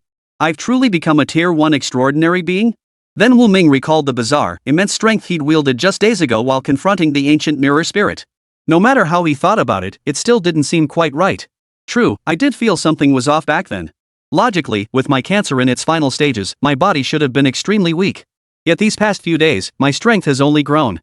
My appetite has improved too. I've been ordering 2 servings of rice at every meal. Furthermore, glancing at the reputation count below, it must be the reputation system added earlier. So, if I want to advance to the next tier, I need Jiang Xinyuan to complete more quests and boost her fame, right? Looking at the display, it currently showed Tier 1 with 30 reputation points. Reaching the next tier was still a long way off. Then there were 2 newly appeared abilities, Mastery of All Martial Arts and Divine Sense. Both skills were at level 1 and likely required accumulating proficiency points to level up. Let's see what these skills do first. Wu Ming rubbed his chin and tapped the description for the first skill, Mastery of All Weapons. Mastery of all weapons. 1. The player instantly comprehends the usage of any weapon or item upon wielding it. For cursed weapons, master-bound artifacts, and other special weapons, additional mental energy is required to break their restrictions. 2. The player instantly gains maximum proficiency in all weapons. Upon accumulating sufficient additional proficiency points, they may unlock exclusive weapon skills. Primary weapon proficiency, sword 1000 points, blade 15 points, firearms 3 points. Wu Ming furrowed his brow again, his confusion deepening. If one treated everything in the game as real, such high sword proficiency made sense. After all, he had previously purchased the high tier /skill, which should have boosted his sword proficiency. As for the other effects, however, left Wu Ming speechless. It felt like the implication was that picking up a gun would instantly make one a master of firearms? Wu Ming kept that thought in mind as he turned his attention to the next ability. This is interesting. Let's see what the next skill is. Divine Sense. The player's mental power increases significantly, allowing perception of objects within 10 meters. Wu Ming frowned slightly upon reading the skill description. It was straightforward. It seemed like a straightforward ability to boost mental power. As for the perception ability mentioned later, Wu Ming found himself intrigued. Is this real or fake? Reality or game? I'll just have to try it out. Wu Ming gently closed his eyes, sat cross-legged before the bed, and focused his mind inward. He concentrated intently, sensing everything around him. After a few breaths, a strange sensation washed over him. It felt as though his soul had left his body, allowing him to observe his surroundings from an unimaginable perspective. He could see the missing socks tucked between the bed slats, hear the faint buzzing of mosquitoes fluttering on the ceiling, and smell the subtle fragrance drifting from the green plants on the balcony. And, from the next room, the heavy breathing of his neighbor and the creaking sounds of something unknown. Embarrassed, Wu Ming quickly withdrew his mental awareness. Come on, dude. It's barely past 9. How can you be so energetic? Wu Ming shook his head and gave a wry smile, then his expression suddenly turned grave. What he'd just experienced couldn't possibly be his imagination. It meant he had truly gained the ability of Divine Sense. No way. This is too surreal. Did the game's setting come to life? Wu Ming couldn't quite believe it. He walked into the kitchen and pulled a brand new fruit knife from the cabinet. After placing the watermelon from the fridge on the cutting board, he took a deep breath and declared in a deep voice. I'm going to carve you into a 5-clawed golden dragon. Wu Ming strained to recall the appearance of the 5-clawed golden dragon from TV dramas and other films. Then, the fruit knife in his hand moved with his thoughts, swiftly carving into the watermelon rind. 1 minute later. Wu Ming stared in astonishment at the watermelon before him, larger than his own head. It had been carved into a lifelike divine beast, a golden dragon. Every scale, every tentacle from the intricate whiskers on the dragon's massive snout to the intricate patterns on its tail. Everything was lifelike. Holy! Did I really carve this thing? Wu Ming was at a loss for words to describe his astonishment. A carving of this caliber would make even a true master sculptor bow respectfully and call him Master Wu. And this was carved on a watermelon. It was simply unbelievable. This is just too awesome. Wu Ming's eyes suddenly lit up and he slapped himself twice. Damn, that stings. This isn't a dream? Feeling the stinging pain on his face, Wu Ming finally snapped back to reality. Both abilities were real. After a mere few seconds of elation, Wu Ming instantly sobered up. There were still many unanswered questions about his abilities. Why had he acquired these abilities? And why were they connected to the game? So this game isn't just a game. Wu Ming was suddenly struck by astonishment. Is this game also my system? This matter is riddled with uncertainties. Let's not expose it just yet. We'll observe the situation for now. Just as Wu Ming was deep in thought, a call came in. Wu Ming narrowed his eyes slightly. The caller was none other than Master Xian Ming. He swiftly pressed the answer button. Chapter 61, The Li Family Father and Daughter. Outside, dark clouds obscured the moon. The night wind wailed like a lament, stirring the fallen leaves in the courtyard to rustle softly. Inside, the portly Mr. Li's forehead glistened with a thin sheen of sweat. He took a sip of tea, scratched his head, and looked at Wu Ming, extending his hand. Hello, young man. I'm Li Mingsheng. You must be the assistant Master Xian Ming invited? Wu Ming paused slightly upon hearing the name. He had heard of this man before while working at his parents' company. The man before him was one of Jiangnan City's foremost real estate tycoons, the CEO of Changning Group. It was no secret that his net worth was at least tens of billions. Seeing such a figure, Wu Ming couldn't help but be startled. No wonder the car that picked him up this morning was a Bentley worth over $1 million. Li Mingsheng had also risen from humble beginnings, weathering decades of business ups and downs to build Changning Group from scratch. More importantly, he was known for his genuine and honest character. Every Qingming festival, he would make a grand return to his hometown to honor his ancestors, earning him a reputation as a filial son throughout the surrounding villages. His reputation was indeed impeccable. His personal involvement in greeting guests and attending to matters spoke volumes. Wu Ming glanced at Master Xian Ming, who sat calmly sipping tea nearby, and found himself at a loss for words. Last night, he had received a call from Master Wu Ming, who asked him for a small favor. He never imagined that the favor Master Xian Ming sought would be to subdue the famed Mr. Li's father, who had turned into a zombie. Having previously worked together to deal with supernatural creatures, he didn't doubt the authenticity of the matter. However, Wu Ming had initially intended to refuse. But then he reconsidered. He decided to seize this chance to inquire about the strange occurrences happening to him. It certainly wasn't because he'd been told that helping out this time would earn him a $15,000 reward from the big boss, Mr. Li. Wu Ming took a sip of tea, silently nodding to himself. This had nothing to do with money. Among the extraordinary supernatural matters he knew of, the only relevant figure he was acquainted with was Master Xian Ming.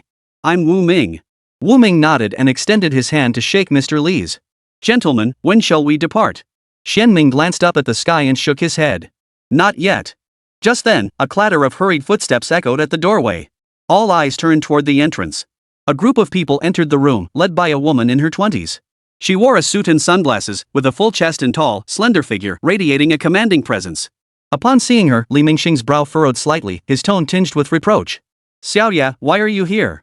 Li Xianyu strode into the room, casually plopping down on a wicker chair as she removed her sunglasses, revealing a face of jade-like beauty. She glanced casually at Wu Ming and the others before addressing Li Mingsheng. Dad, Grandpa's situation has the whole family in an uproar. You refuse to let us handle it, yet you insist on seeking out these charlatans? Li Xianyu pointed at Xian Ming and the others with her fingertip, her face brimming with disdain and suspicion, her words cutting without mercy. It's the 21st century. Where are these zombies and ghosts supposed to come from? It's all superstition, Dad. I'm just worried you're being taken advantage of. Wu Ming paused, suddenly realizing this woman was Li Mingsheng's daughter, Li Xianyu. He had heard of this accomplished young woman's achievements. Rumor had it she'd attended a prestigious overseas university after high school, then pursued a PhD in finance and management at an Ivy League institution before recently returning to China. At such a young age, she'd already become the general manager of Changning Group. She had managed Changning Group with remarkable efficiency, emerging as a rising star in the business world. Wu Ming nodded in agreement. Indeed, how could someone with such high intelligence, raised from childhood in elite foreign education, possibly believe in ghosts and spirits? If he hadn't personally witnessed ghostly apparitions, Master Xuanming's supernatural abilities, and the strange occurrences happening to himself, he wouldn't have believed in such nonsensical things either. Wu Ming glanced sideways at Master Xian Ming, curious to see how he would handle such matters. But the latter remained impenetrably serene, eyes closed as he sipped his tea without a word. Li Mingxing's expression darkened at this. If Master Xianming truly grew angry and refused to help, what then? He immediately turned to scold Li Xianyu angrily. What do you know, child? Master Xianming is the president of the Jiangnan City Taoist Association. He's a prominent figure nationwide. If he says there's a problem, then there is a problem. Go. Get out of my sight. You're annoying me. After scolding his daughter, Li Mingsheng hurriedly offered Xianming a cup of tea, apologizing profusely. Master, please don't take it to heart. My child doesn't understand these matters. Please don't let it bother you. Dad. A wave of hurt washed over Li Xianyu. When had her father ever scolded her like this before? And all because she defended two con artists. She felt more wrong than Doi. Seeing Li Xianyu about to speak again, Li Mingsheng shot her a warning glance. She hesitated, biting her lip in silent fury. Master Xianming slowly opened his eyes and spoke with a faint smile. Rest assured, Mr. Li. Your daughter did not say anything overly harsh. This humble monk would not break a promise over such a minor matter. Hearing Master Xianming would not pursue the matter, Li Mingxing finally exhaled in relief and turned to Li Xianyu. Xianyue, come apologize to Master Xianming this instant. Li Xianyu's face flushed crimson with anger, stammering incoherently. Usually, everyone at the company fawned over her. How dare he ask her to apologize to this fraud? Absolutely not. Xianming glanced up, noting the hour was nearly upon them. He set his teacup back on the table and shook his head. No need. Whether this monk is a fraud or not will be revealed shortly. Seeing Xianming had spoken, Li Mingxing reluctantly conceded. Li Xianyu gritted her teeth, still unwilling to concede. But with her father defending this old monk so fiercely, she found herself at a loss for words. Wait, wasn't there one more person? Suddenly, Wu Ming felt a chill run down his spine. He looked up to see Li Xianyu scrutinizing him from head to toe. Great, she's definitely going to give me trouble now. Wu Ming thought to himself. True to his expectations, Li Xianyu fixed her gaze on him. After inquiring about his name from the steward standing nearby, she raised an eyebrow and turned to question him. Brother Wu Ming, how long have you known Master Xianming? Wu Ming chuckled softly and spoke calmly. I've only met the Taoist master once. Hearing this, not only Li Xianyu but even Li Mingsheng furrowed his brow. They had assumed Wu Ming must also belong to the Taoist sect, perhaps even a disciple of Xianming, but to discover he was just an ordinary passerby? Everyone scanned Wu Ming from head to toe. His appearance was indeed somewhat handsome. Compared to the burly black bodyguard standing by the door, his build was decidedly slight, giving off an air of mediocre combat prowess. They reached a consensus. This was an ordinary person, as ordinary as they come. Li Xianyu's face involuntarily flushed with smug satisfaction, a hint of contempt flickering in her eyes. Her inner voice seemed to declare, see? This guy is a fraud. Facing the mocking, skeptical, and puzzled stares, Wu Ming remained utterly unfazed, calmly taking a bite of a pastry. He'd seen this kind of look countless times before, back when his company was on the brink of bankruptcy. He had long since grown immune to them. Seeing his carefree, flippant demeanor, Li Xianyue felt a wave of disgust wash over her. She pressed on with her question. So, young man, what skills do you possess? Wu Ming shook his head gently. Truthfully, he had no idea why Master Xianming had asked him for help. He answered honestly. I don't know hand seals or incantations, can't discern feng shui dragon veins, and don't perform rituals to summon corpses or exorcise ghosts. To be honest, I'm not a Taoist disciple at all, just an acquaintance of Master Xianming. Chapter 62, Summoning the Corpse. At these words, the others exchanged bewildered glances, at a loss for what to say. Li Mingsheng, mindful that Wu Ming had been brought by Master Xianming, hesitated to speak. But Li Xianyu cared little for such niceties. With a cold sneer and a flicker of her beautiful eyes, she signaled behind her. From behind her emerged a foreign man with a fierce countenance and a broad, muscular build. Young brother Wu Ming, this is Sanklai from Thailand. He's a three-time national Sanso champion who trained in ancient Thai boxing since childhood. With 318 fights, 256 wins, and 80 KOs, he's a genuine Thai boxing king. Miley family has hired him as our chief trainer for the bodyguards at an annual salary of 3 million. I know his capabilities very well. Wu Ming narrowed his eyes slightly, his tone tinged with a dangerous edge. Miss Li, what exactly are you implying? Well, young brother Wu Ming, it's not that I don't trust you. It's just that this matter concerns my old man. We simply can't afford to be careless. Li Xianyu paused before smiling and speaking. Since you don't possess any extraordinary skills, why not simply offer the position of Master Xuanming's assistant to Sanklai? Noticing Wu Ming's displeased tone, Li Xianyu quickly added, you see, this matter is indeed quite dangerous, for everyone involved. Of course, I'm saying this for your own good. A flicker of displeasure crossed Wu Ming's eyes at her words. Mr. Li's hometown lay in a remote village within Guanshan County, a considerable distance away. After receiving the call last night, the private car arranged by Boss Li was waiting at his doorstep this morning, whisking him away without delay. This meant he'd only casually checked on Jiang Xingyuan's condition all day today, with no time to make any progress. I sacrificed precious time with my Xin Yuan. They hauled me here first thing in the morning, ruining my gaming session, and now they want me to go back. This is nothing short of treating me like a monkey. Wu Ming shot Li Xianyu a cold stare, instantly radiating a dangerous aura that spread silently through the air. Those nearby felt a chill run down their spines. Even Xian Ming, seated nearby, was startled by the sensation. It's only been 3 or 5 days since we last met, yet this kid seems like a completely different person? If Xian Ming had to describe it, it was as if Wu Ming had suddenly gained a newfound confidence, radiating an inexplicable self-assurance. But what piqued his curiosity even more was the crimson-hued long sword at Wu Ming's waist. Xian Ming, who had traveled far and wide with a keen eye for quality, instantly recognized this masterpiece as no ordinary weapon. Even the revered Xian blade enshrined within their monastery paled in comparison to the aura emanating from this sword. Li Xianyu felt her breath catch, a cold sweat breaking out on her back. She could actually sense danger in Wu Ming's eyes. Her instincts screamed, "This man is dangerous. This doesn't feel quite right." Li Xianyu trusted her sixth sense implicitly, yet she refused to back down. Thus, she opted for a compromise. The moment Wu Ming spoke, Li Xianyu immediately forced a smile and changed her tone. "Young brother Wu Ming, rest assured you won't have made this trip for nothing. You'll get every penny you're owed. If the masters still need more hands, you can come back and fill in. How does that sound?" At the mention of getting paid without having to work, Wu Ming's furrowed brows instantly smoothed out. The surrounding atmosphere warmed up instantly, and everyone felt a wave of relief wash over them. Only then did Wu Ming smile and speak. "But then again, since you're the employer, Miss Li, I suppose I shouldn't argue. Let's proceed as you suggested." Seeing Wu Ming nod in agreement, Li Xianyu beamed with delight and turned to look at Master Xian Ming.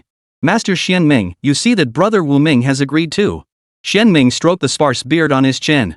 Though surprised by the sudden intensity Wu Ming had displayed moments ago, he hadn't forgotten his original purpose. As long as Wu Ming was brought in, his task would be fulfilled. Whether he intervened or not made little difference. Xian Ming gave a non-committal nod. "Since neither of you objects, then let brother Sang lend this humble monk a hand." Inside the tea room, upon seeing Master Xuanming's nod of consent, Mr. Li promptly invited Sang Qilai to sit down and personally poured him a cup of hot tea. Sang Qilai accepted without hesitation, downing the tea in one gulp before clasping his hands together and saying in slightly stiff Chinese, "Thank you, Mr. Li." Master Xian Ming rose to his feet, glanced at the sky, and swept his sleeves as he said, "The time is nearly upon us. We should be setting off." Mr. Li and Li Xianyu immediately nodded in agreement, rising to lead the way, flanked by numerous burly black-clad bodyguards. Sang Qilai followed closely behind, while Wu Ming trailed leisurely at the rear, looking as if the matter had nothing to do with him. The group traversed the courtyard and reached the rear mountain of the Li family's ancestral home. The night wind wailed, casting shadowy flickers through the trees. An eerie silence hung heavy around them. Mr. Li wiped the cold sweat from his brow and whispered, "Master Taoist, this is the place. The old master's coffin lies here." Li Xianyu stared intently, her face tense. To say she wasn't afraid would be impossible. Wu Ming fixed his gaze on the coffin, its surface a sickly greenish black. Ink-dotted strings were already wrapped tightly around the coffin body, the cotton threads soaked in black dog's blood stretched taut and straight. On an altar nearby, all the necessary items were laid out, a peachwood sword, talisman papers, black thread, and dog's blood. Everything was ready, all that remained was to perform the ritual. Master Xian Ming stepped forward, his brows furrowing as he lifted the talisman with the peachwood sword. A cluster of blue flames suddenly ignited at the sword's tip. From within the coffin came the sharp scraping of fingernails against wood, mingled with a low, hoarse growl as if something was churning within the corpse's throat. Heaven and earth, mystic origin. All chi, primordial root. He bit his fingertip, swiftly etching a blood curse upon the coffin lid. Xian Ming bellowed at Sanklai. "Quickly scatter glutinous rice onto the coffin." Sanklai hurried forward, trembling as he scattered a handful of glutinous rice. The snow-white grains turned black the moment they touched the coffin, rising in a foul-smelling white smoke. Boom! Boom! Suddenly, a low thumping sound erupted from within the coffin, as if something were pounding on the lid. The entire coffin began to shake violently, even the plumbline instantly snapping taut. Xian Ming's face drained of color. He hadn't expected this zombie's strength to be so immense. It was clearly a corpse that had only recently died. How could it possess such formidable power? "Quick! Quickly hold down the coffin. We absolutely cannot let it break free." Xian Ming urgently signaled Sang Qilai to hold down the coffin lid. The latter immediately leapt onto the coffin, crouching down and planting his feet firmly, trying to pin the coffin down with his entire weight. But the problem was, the coffin's shaking grew louder and louder. Sanklai's weight was utterly useless. Bang! Bang! Bang! After several thunderous crashes, the chalk lines snapped one by one. "We can't hold it." Cold sweat beaded on Master Xuanming's forehead as he flipped the bagua mirror to face the coffin's head. The 7 stars of the northern dipper flickered within the mirror's reflection. Suddenly, a piercing howl erupted from within the coffin, shaking the altar table until all the candles went out. In the final moment, he caught sight of a wisp of purplish-black corpse cheese seeping from the coffin's cracks. Crash! The coffin lid exploded violently, sending splinters flying like blades. The rotting corpse rose stiffly upright, fangs piercing through its purplish-blue lips, its fingernails curled into hooks. Chapter 63, Corpse Assault. Standing atop the coffin lid, Sanklai was sent flying by the colossal force of the knuckle strike. He tumbled across the ground several times before scrambling to his feet, covered in dust and dirt. Muttering a curse under his breath in Thai, he locked eyes with the zombie, its murky, purplish-black eyes fixed intently on him. Sanklai turned his head and spat, glaring coldly at the creature. Who cares what kind of demonic creature you are? Take this punch first. In an instant, Sanklai bounded toward the zombie, gathering power for a punch aimed squarely at its right cheek. A searing pain shot through his fist. This didn't feel like hitting a corpse at all. It felt more like striking a steel plate, sending a searing pain through his knuckles. Gah! Seeing the vibrant life force radiating from the face before it, the zombie's eyes blazed with a dark light. Such a meal offered on a platter, how could it possibly pass it up?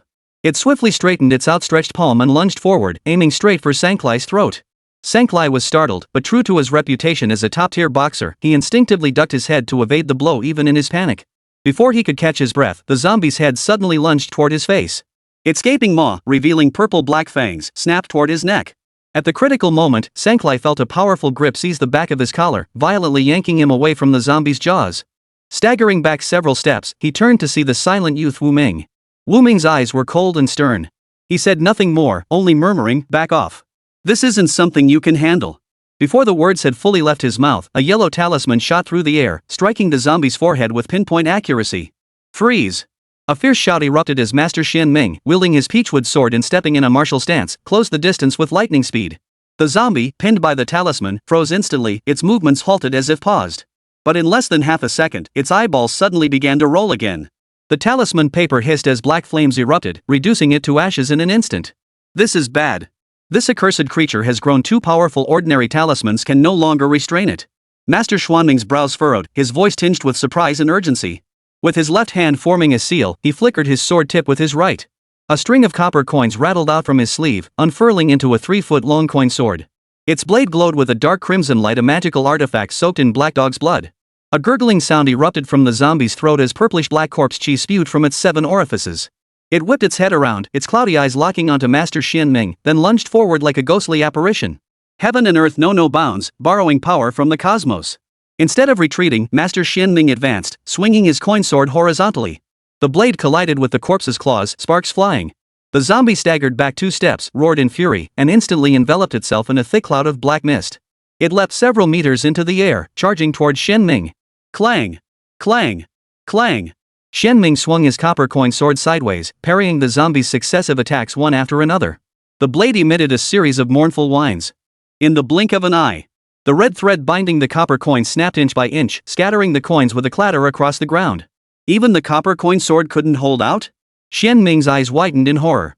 His age was catching up to him, and he couldn't possibly overpower a zombie with such monstrous strength. The zombie let out a blood-curdling roar, its corpse cheese surging violently. The muscles on its arms bulged like twisted ropes, making it appear even more ferocious than before. It leapt forward like a tiger pouncing on its prey, aiming straight for Master Xuanming's throat. Xian Ming swiftly swung the long sleeves of his Taoist robe, spinning to shed it in one fluid motion.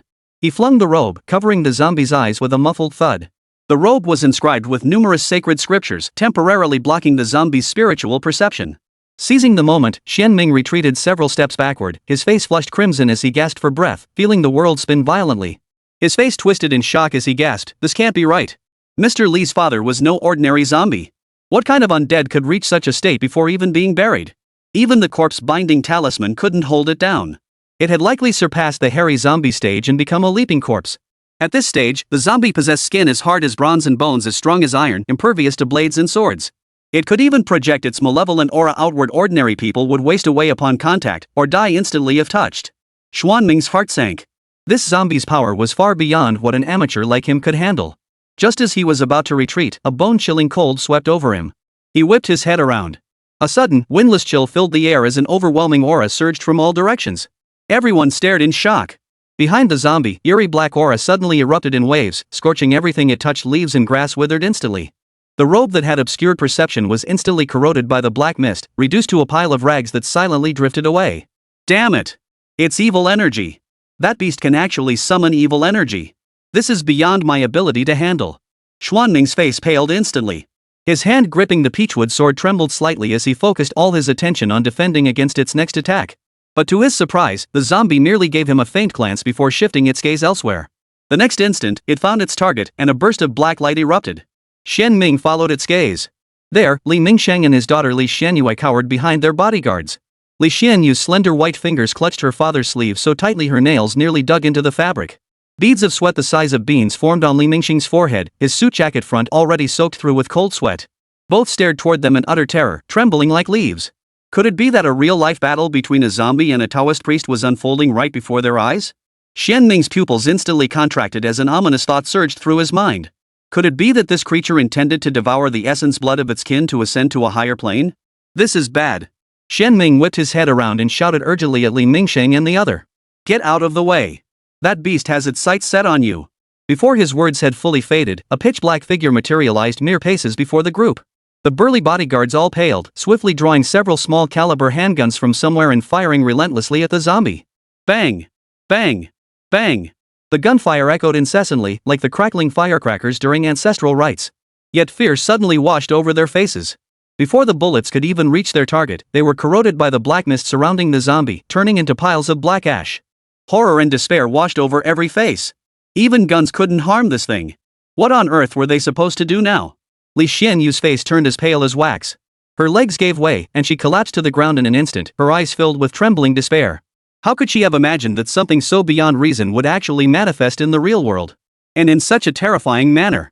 As the zombie's figure drew nearer, the corpse's face gradually came into focus. It was none other than her own grandfather, who had always doted on her.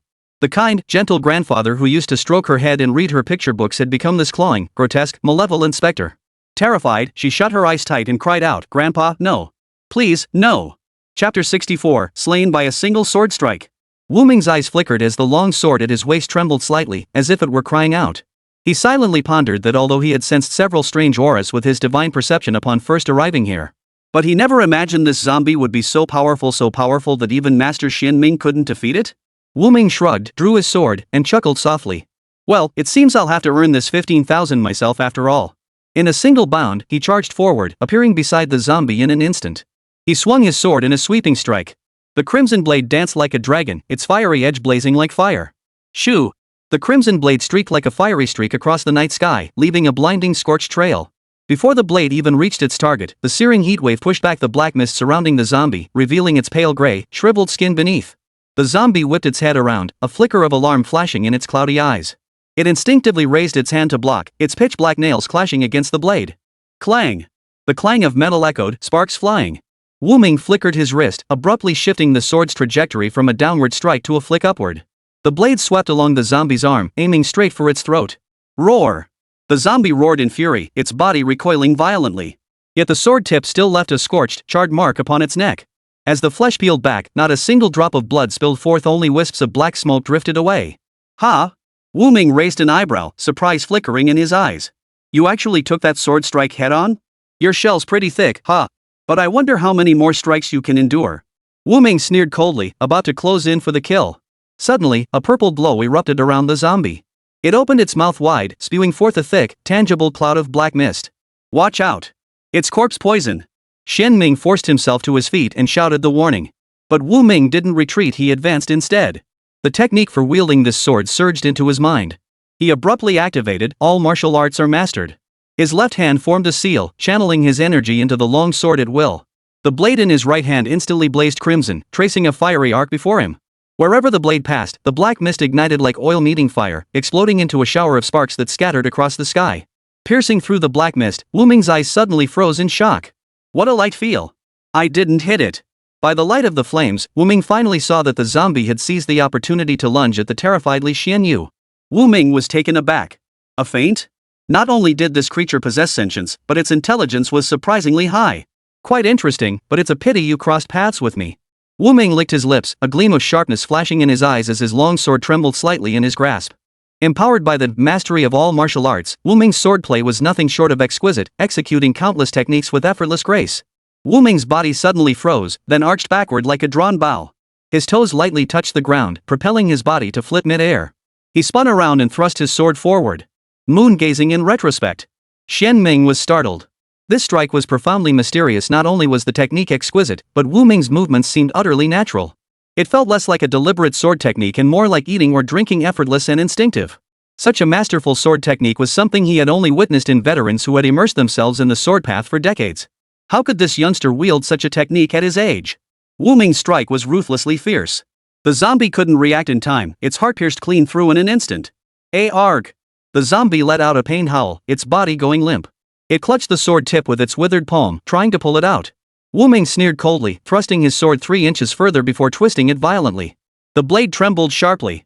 The next second, a raging inferno erupted across the zombie's entire body. Licking tongues of fire screeched and howled, devouring the purplish-black corpse. Wu Ming drew the burning sun sword from its sheath, returned it, and lightly brushed the dust from his shoulder, paying no heed to the burning corpse behind him. It seemed as though the incessant howling behind him wasn't from the zombie, but from the very air itself. Everyone stood frozen in shock. Master Xian Ming, needless to say, possessed the broadest knowledge among those present and was best positioned to recognize Wu Ming's extraordinary nature. Even he couldn't help but sigh in admiration. Truly, heroes emerge in youth. Sang Qilai had been frozen in place ever since Wu Ming saved him. Only after witnessing the entire sequence of Wu Ming's actions did he finally break from his shock, his face etched with profound bewilderment. He simply could not comprehend how Wu Ming had accomplished all this. But one thing he knew with absolute certainty. This unassuming young man before him was a truly terrifying presence. Even if he trained in Muay Thai for decades more, he doubted he could block a single strike from this man. Li Mingshang was even more astonished. In the heat of the moment, he hadn't seen the details clearly, but the outcome was plain to him. It was that youth named Wu Ming who had saved everyone. With a single sword, he had pierced through a zombie bulletproof to bullets. A wave of dread instantly washed over him. When Wu Ming had admitted he had nothing special, Li Mingsheng had indeed looked down on him. Had he spoken any words to offend him then, the consequences would have been unimaginable. Li Xianyu's face flushed alternately pale and crimson as she stared at the corpse nearly consumed by flames, her mind reeling. She recalled her own suspicion that he was a fraud, the mockery and contempt that had seeped into her words. She suddenly felt utterly ridiculous. There's always someone better out there. A monster that wasn't even afraid of a pistol, yet he killed it with a single sword thrust? This isn't just a lack of skill, is this even human? Li Xianyue murmured to herself. Born with a silver spoon in her mouth, she possessed extraordinary talent and exceptional gifts. Throughout her years of study, she had encountered countless academic prodigies and elite scions of distinguished families. Each one a phoenix among men, a prodigy favored by heaven. But they were still human, not insurmountable beings. This fellow before her, however, was different. What he possessed wasn't wealth or power, but rather the most fundamental yet most unadorned truth in this world. Violence. Unmatched strength, power that crushes all. After Wu Ming helped Master Xian Ming to his feet, the latter finally snapped out of his shock and bewilderment. Master Xian Ming, are you all right? Wu Ming offered a faint smile. Xian Ming, however, wore a complex expression. He gave Wu Ming a meaningful look and sighed softly, thank goodness, thank goodness. It was only thanks to Brother Wu Ming's help this time that we managed to slay that beast. Otherwise, all of us here tonight would likely have ended up as its meal. Wu Ming replied with a smile, it's nothing. Didn't you help me greatly last time as well? Xian Ming paused, then praised, Brother Wu Ming, to possess such formidable strength at such a young age this monk is truly impressed. Flattered by the praise, Wu Ming scratched his head awkwardly, offering no reply. At that moment, Li Mingsheng, supported by his bodyguards, staggered over to them. Without a word, he immediately knelt down. Fortunately, Wu Ming reacted swiftly, catching Mr. Li before he fell. Mr. Li, there's no need for such extremes. Please rise. Li Mingsheng gave a bitter smile. If not for the assistance of you two masters tonight, my entire family would have met their end without even knowing how. Please accept my deepest gratitude. Wu Ming was startled. He'd never witnessed such a dramatic scene before and repeatedly tried to dissuade him. After multiple apologies and expressions of gratitude, Li Mingxing still felt unsatisfied. He summoned the pale-faced Li Xianyu and had her express her thanks to the two men as well. After Wu Ming declined several times, Li Mingxing finally relented. Supported by his bodyguards, he returned to the main hall, followed closely by Xian Ming and the others. Wu Ming stood where he was, smiling as he said he feared danger and would handle other matters here. Minutes later, the vast courtyard was left with only Wu Ming and the charred remains of the zombie. Wu Ming looked up at the roof, cleared his throat, and called out, "You two, you've been watching for so long. Why not come down for a chat?" Chapter 65, Official Personnel. The night wind wailed like a lament, moonlight spilling like water across the ground. A chill wind swept through, prompting Wu Ming to tuck his head in and close his eyes as he activated his divine sense once more. Not far away, on the rooftop, two extremely concealed auras were watching everything unfold. Wu Ming frowned, stepped forward, and spoke with a grim expression. "Gentleman behind the southwest eaves, lady behind the southern stone pillar, you two have followed me this entire way. There's no need to hide anymore. At his words, the pair startled. After exchanging a signal, they emerged together from the shadows. The man wore a suit, a long sword slung at his waist, his expression stern. The woman, dressed in plain black clothes, was young and delicate-featured.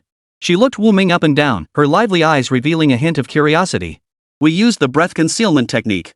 Every detail was flawless, truly seamless. How did you spot us? And how did you even pinpoint our hiding spot? The dark-clad woman stared at Wu Ming with genuine curiosity, her crisp, melodious voice striking up a conversation with an air of familiarity. Wu Ming frowned slightly, his expression turning slightly unfriendly. He hadn't even asked why these two were lurking nearby. Instead, they were asking him questions? Why don't you two explain first, why have you been following me?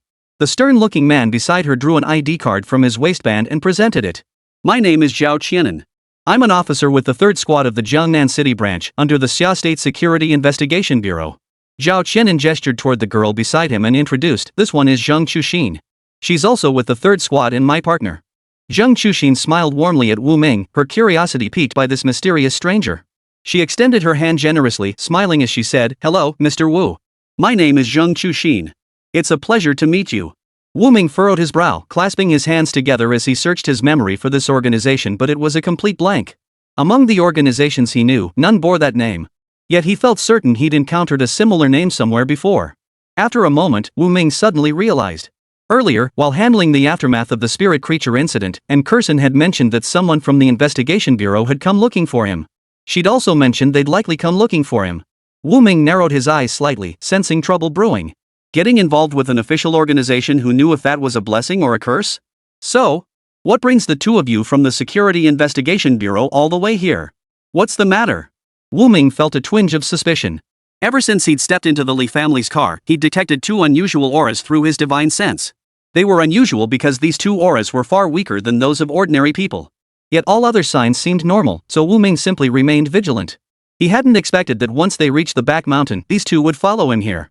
Wu Ming had initially intended to observe quietly, but the situation had grown serious enough that he had to intervene. Zheng Chuxin, seeing Wu Ming ignore him, showed no frustration. He withdrew his hand and pointed to the nearby zombie, explaining, Mr. Wu, you must have noticed that this world isn't as simple as it seems. Not only are there spirits and ghosts, but also all manner of strange demons and monsters, along with the numerous supernatural and inexplicable events they cause. And our Safety Investigation Bureau is the organization specifically tasked with handling these supernatural incidents. At this point, Zheng Chuxin paused, then winked at Wu Ming. Mr. Wu, you should understand why we sought you out now, right? After a moment's thought, Wu Ming spoke up, is it because of that ghost encounter at Venus Garden? He recalled that the creature had been subdued by the Taoist priest, hadn't it? Zheng Chuxin nodded. Precisely. That bronze mirror was originally a burial artifact. The spirit dwelling within it was exceptionally powerful, yet it vanished and perished under mysterious circumstances.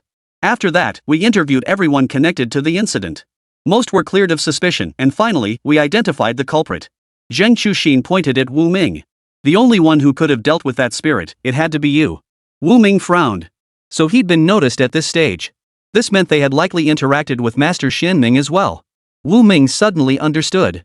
Master Xianming likely had deep connections with the Investigation Bureau, which was why he'd been invited here. But what was the purpose? Though his mind raced with turmoil, Wu Ming kept his expression neutral, maintaining an air of indifference as he pressed, hold on. Watch the time. Zheng Chuxin was about to say more when Zhao Qianan suddenly interrupted. He pointed at the digital watch on his left wrist, stretched lazily, and yawned. Instantly shifting from work mode to the relaxed demeanor of a middle-aged gentleman, he turned to Wu Ming. Sorry, I know you have many questions, but today's overtime hours are up. No overtime pay for continuing. We'll visit again tomorrow morning. Zhao Qianan made an apologetic gesture, then turned without a second glance and walked off into the distance. Zheng Chuxin rolled her eyes inwardly. She, too, detested overtime work, especially unpaid overtime. She offered Wu Ming an apologetic smile and said, Mr. Wu, please don't worry too much. We'll come back tomorrow. After waving to Wu Ming, she hurried off on her own, leaving him standing there flustered in the wind. Seriously, what kind of situation is this? A strange look flashed across Wu Ming's face, but forcing someone to work overtime was unwise. He suppressed the urge to chase after them for further explanation. Forget it. They said they'd come back tomorrow. We'll deal with it then. Zheng Chuxin ran to the roadside and saw Zhao Qianan leaning against a black car, lighting a cigarette. He looked up at the bright moon, lost in thought. Zheng Chuxin approached, handed him a black object, and nodded. Recovery complete. This zombie was indeed contaminated. Zhao Qianan carefully tucked the black object into his breast pocket and nodded. Good. Glad nothing went wrong. Zhang Chuxi nodded, then murmured doubtfully, Captain, what do you think of this Wu Ming? Zhao Qianan exhaled a series of smoke rings, extinguished his cigarette butt, and looked at her with a serious expression. He's strong. That kid is strong. Don't let his youth fool you, he carries an extraordinary aura. He's no ordinary man. Even I wouldn't be certain of victory against him. Is that so? Zhao Qianan nodded, recalling Wu Ming's sword strike with lingering astonishment. He knew that subduing a B-grade black zombie wouldn't be too difficult for him, Zhao Qianan. But to execute such a clean and decisive kill as Wu Ming had done? That was another matter entirely. Though Wu Ming's blade was indeed extraordinary, Zhao Qianan couldn't shake a peculiar feeling. That weapon was merely icing on the cake for him, not a lifesaver in his hour of need. I'm afraid I've stumbled upon a treasure. Zhang Chuxin was skeptical, though it wasn't that she doubted Zhao Qianan's account. But he was, after all, a rare Earth-grade demon slayer, battle-hardened with a long list of achievements, and connected to many influential figures. Had he not disliked the tedious paperwork, his credentials alone would have long qualified him for a transfer to the imperial capital's headquarters. Therefore, she concluded that Captain Zhao was merely being modest. A mere graduate student? Could he really be that capable? Chapter 66, The Era of the Uncanny. Mr. Wu, this is the headquarters of our Security Investigation Bureau. It's a bit modest, but please bear with us. Zhang Chuxin maintained her faint smile as she served a cup of hot tea. Wu Ming surveyed the surroundings. From the outside, it looked like an ordinary government office. No one would suspect such a place had anything to do with zombies, ghosts, or other supernatural phenomena. After spending the night at Li Mingxing's residence, he had returned to the city this morning with Zhao Qianan and the others. Master Xianming remained at the Li residence to perform the necessary rituals and clean up. Wu Ming silently observed the stern-faced Zhao Qianan before him, tapping his knuckles lightly on the table. He cut straight to the point. Mr. Zhao, cut to the chase.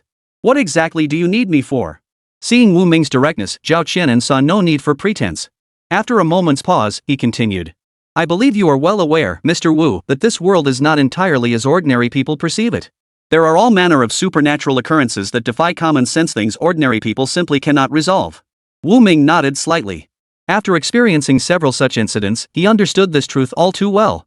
Never mind those elusive spirits that could pass through mirrors, even zombies with physical forms were impervious to blades and bullets, emitting eerie, malevolent energy. For ordinary people, forget about solving such problems, it was doubtful they could even escape if confronted. Zhao Qianan flipped open a file and pointed with his rough fingers to a page detailing Wu Ming's personal history. A flicker of curiosity crossed his eyes. But what's intriguing is that Mr. Wu, who resolved both these incidents, appears to be nothing more than an ordinary person. So I'd like to ask, Mr. Wu, where did you acquire the abilities to deal with that spirit and that zombie? Wu Ming narrowed his eyes, though he himself couldn't explain why he possessed these strange abilities.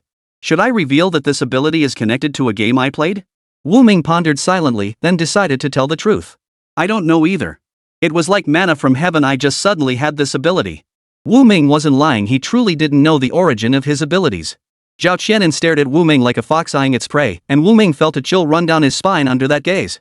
You might not believe it, but it's the truth. No, I believe you. What? I said I believe you. You yourself don't understand why you possess this ability.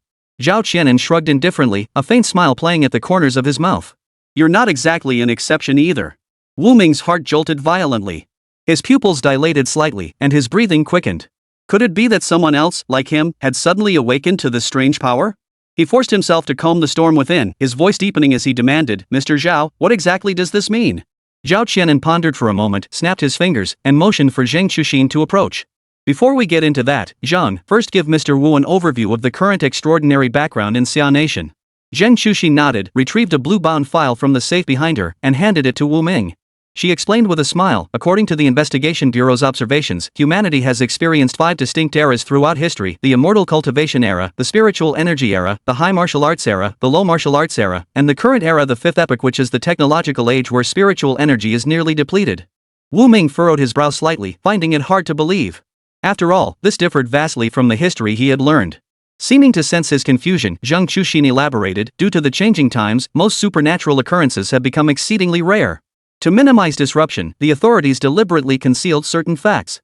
You know, there's always been this notion that after the founding of the nation, becoming a spirit beast was forbidden, along with all those conspiracy theories about the 749 Bureau and top-secret alien files. While most of it is fake, some of it is actually true.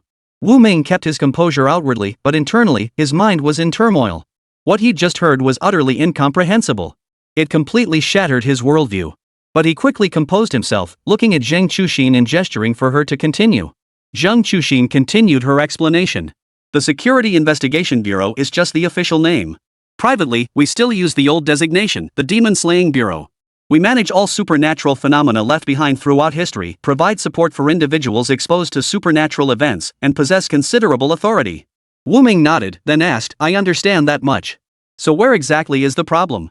Just as Zhang Chuxin was about to answer Wu Ming's question, Zhao Qianan interrupted. I'll handle the rest. Zhao Qianan pulled 2 photographs from his suit pocket and handed them over. Wu Ming took them and saw 2 hideously deformed humanoid monsters. One had an enormous, smooth head studded with hundreds of eyes, while its lower body was skeletal and emaciated, resembling a string attached to a balloon.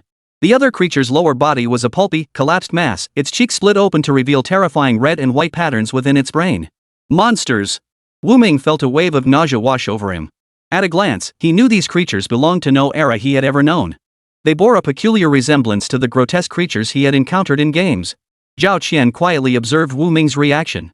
Seeing him remain unmoved by such repulsive and terrifying images, he gave a slight nod. You're interesting.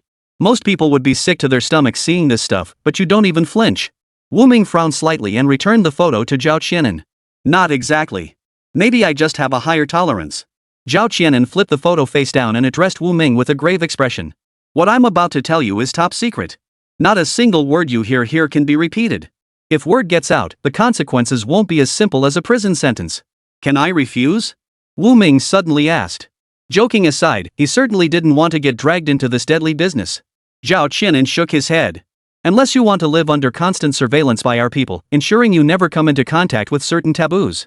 Rest assured, while this is top secret to ordinary people, among us extraordinary beings, it's practically common knowledge. Hearing this, Wu Ming nodded noncommittally.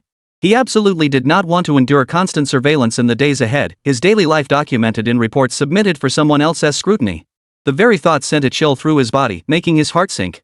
Zhao Qianan then spoke solemnly, each word deliberate and weighty. I believe you've noticed that these creatures bear little resemblance to the ghosts, zombies, or demons of traditional folklore.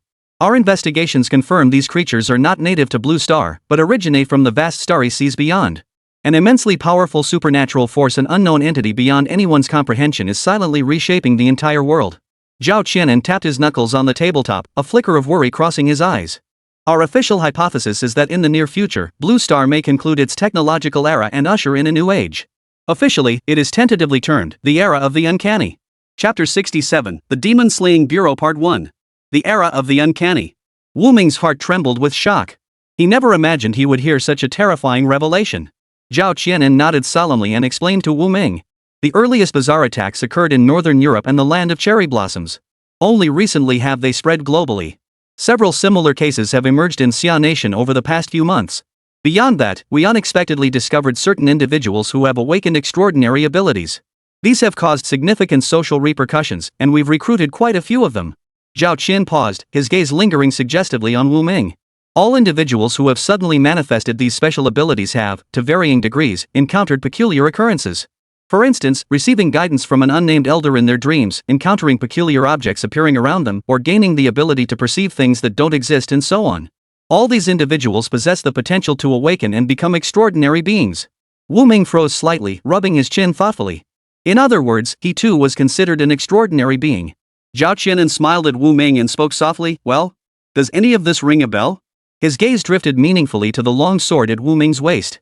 Like this sword you carry, it's no ordinary weapon, is it? Wu Ming fell silent, his mind racing with unanswered questions. Instead of answering, he countered, why do these extraordinary beings awaken? Or rather, where does their power come from? Wu Ming fixed his gaze intently on Zhao Qianan, sensing the man was withholding crucial information. A faint smile curved Zhao Qianan's lips, his eyes brimming with approval, yet he shook his head. Unfortunately, this is the most confidential of secrets. I cannot tell you now. However, he paused, his expression turning serious, the power you possess is genuine even if its origin is difficult to accept. Wu Ming fell silent, letting out a long sigh. So after all this, Mr. Zhao, what exactly is your purpose? Zhao Qianan chuckled softly, flipping open the file from earlier. The next page of Wu Ming's file contained a contract.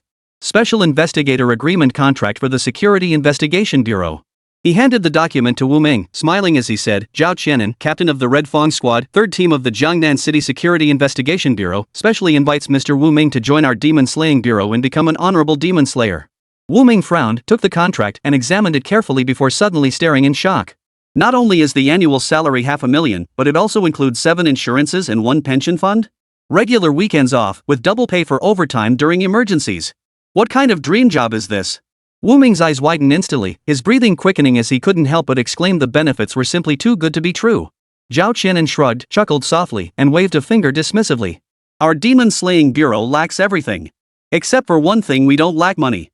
Zhao Qianan pointed to the salary column and reminded him, this is just the starting wage. If you perform well, get promoted, and pass the evaluations, your salary can increase even further. From what I understand, even the lowest tier grade Demon Slayer earns at least 3 million annually, plus year-end bonuses. Wu Ming felt his heart race with excitement, his fingers unconsciously tracing the edge of the contract. But then he thought, where does such a windfall come from? He took a deep breath, forcing himself to calm down. Captain Zhao, the compensation is indeed tempting. He chose his words carefully, but the job itself must be no walk in the park, right? Zhao Qianan's smile faded slightly, his gaze deepening. Of course. A demon slayer's job is to handle all kinds of supernatural incidents and confront those eerie entities. He gestured toward the window. Like that thing last night, it might become your daily routine. The office fell suddenly silent, broken only by the faint hum of the air conditioner. Wu Ming wasn't afraid, but for some reason, Zhang Xinyuan's lovely face flashed through his mind, and his throat tightened. If I die, that girl would be heartbroken, wouldn't she? What's the mortality rate? Wu Ming asked bluntly. Zhao Qianan paused briefly before pulling a black-covered file from his drawer. Over the past year, the Jiangnan City Demon Slaying Bureau's casualty rate stands at 23%. However, he shifted his tone, new recruits only participate in low-risk missions during their first 3 months, and they'll be led by experienced team members. Wu Ming's fingers tapped lightly on the tabletop. A 23% mortality rate meant 1 in 5 would die. But considering he'd already been inexplicably drawn into this bizarre world, joining an official organization might actually be the safest choice. More importantly, he needed money. Last time he intervened to save Jiang Xinyuan, he had already spent 100,000 yuan. It was foreseeable that Jiang Xinyuan would inevitably encounter more traps and difficulties ahead. To ensure her successful ascension to godhood, ample funds were absolutely essential. Not to mention his own time was running out. Taking on such a well-paid job wouldn't be a bad deal. You can think it over, Zhao Qianan handed Wu Ming a business card. Give me your answer within 3 days. However, he added meaningfully, you've already been marked by those entities.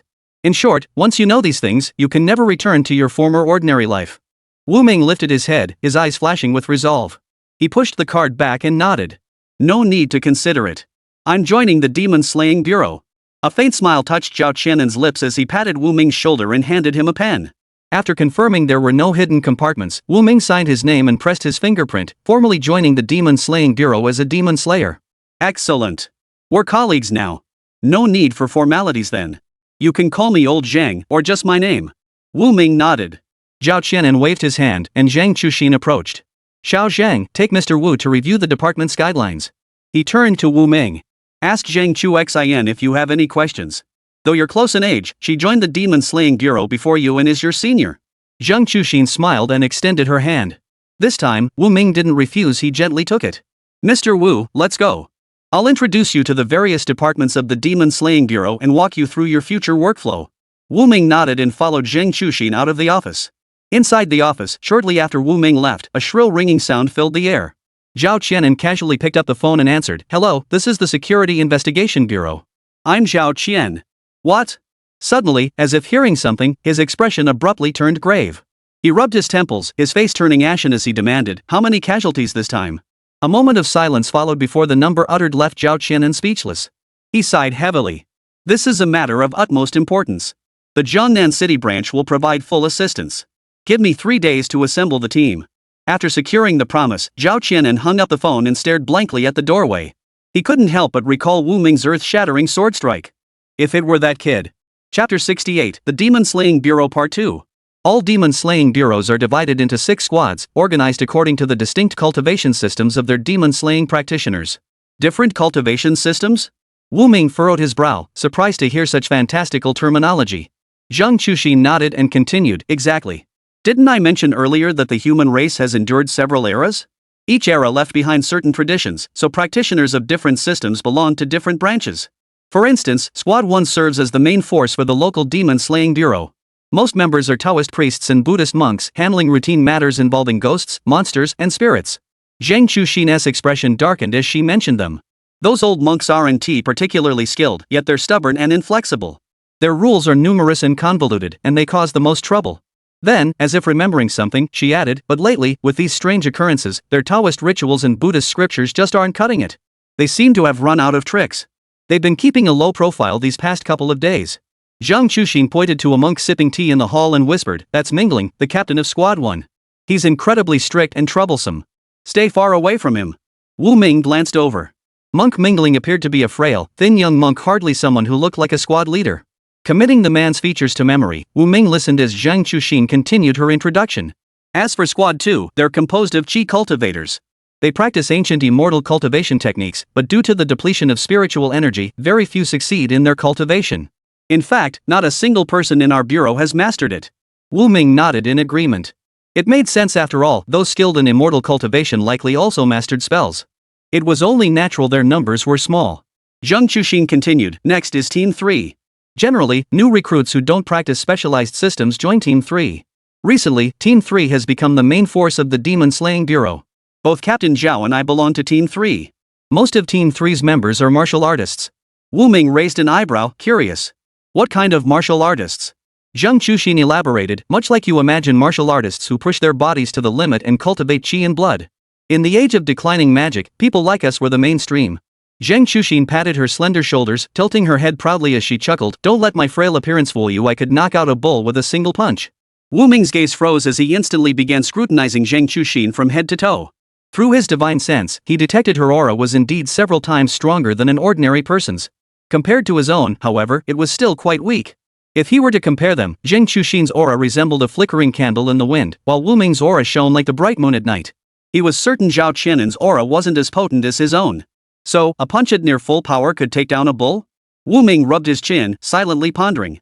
He continued walking forward. After Zhang Chuxin briefly introduced the third squad, she gave a rough overview of the remaining squads.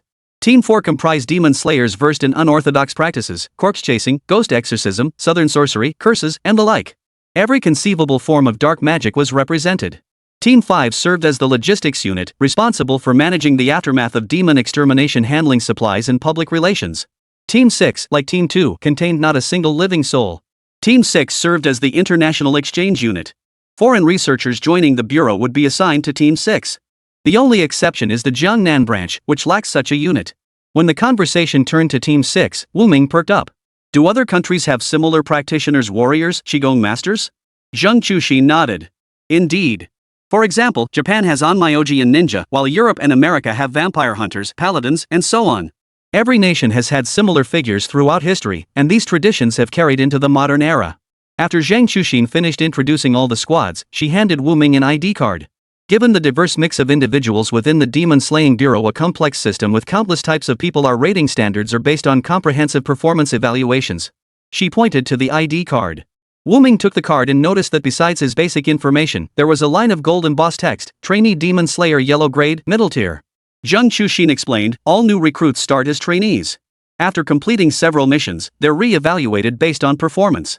The lowest rank is Yellow Grade Lower, and the highest is Heaven Grade Upper.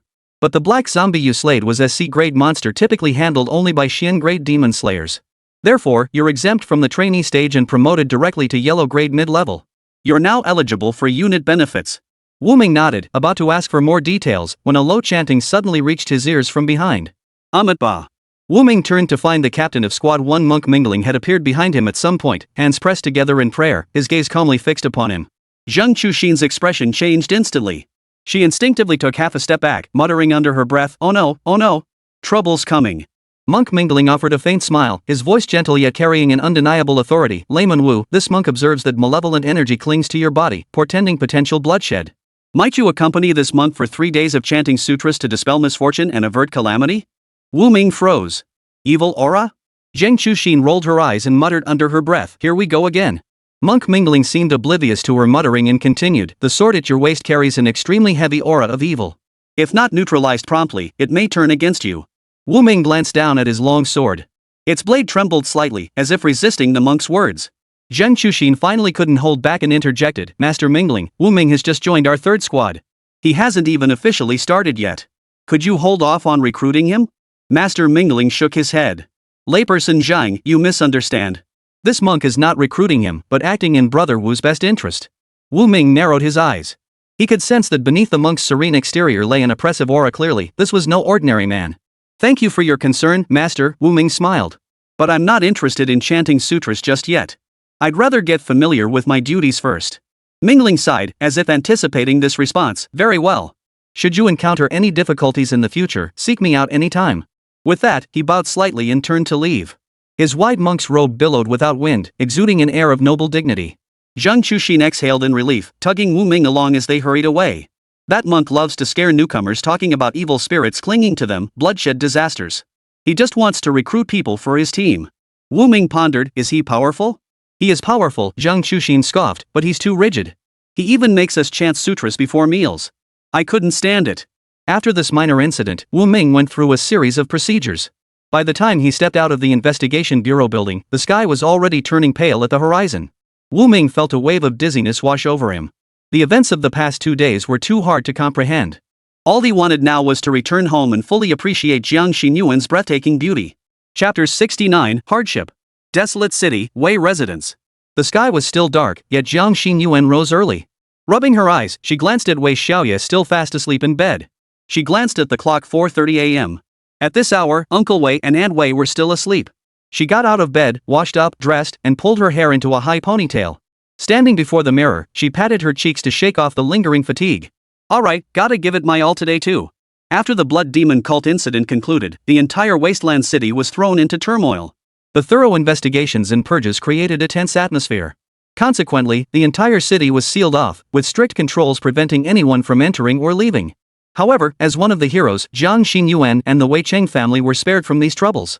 Instead, they enjoyed several days of peace and quiet. During this time, Jiang Xinyuan took the opportunity to explain everything she had experienced to her family at home. They were mostly concerned and understanding.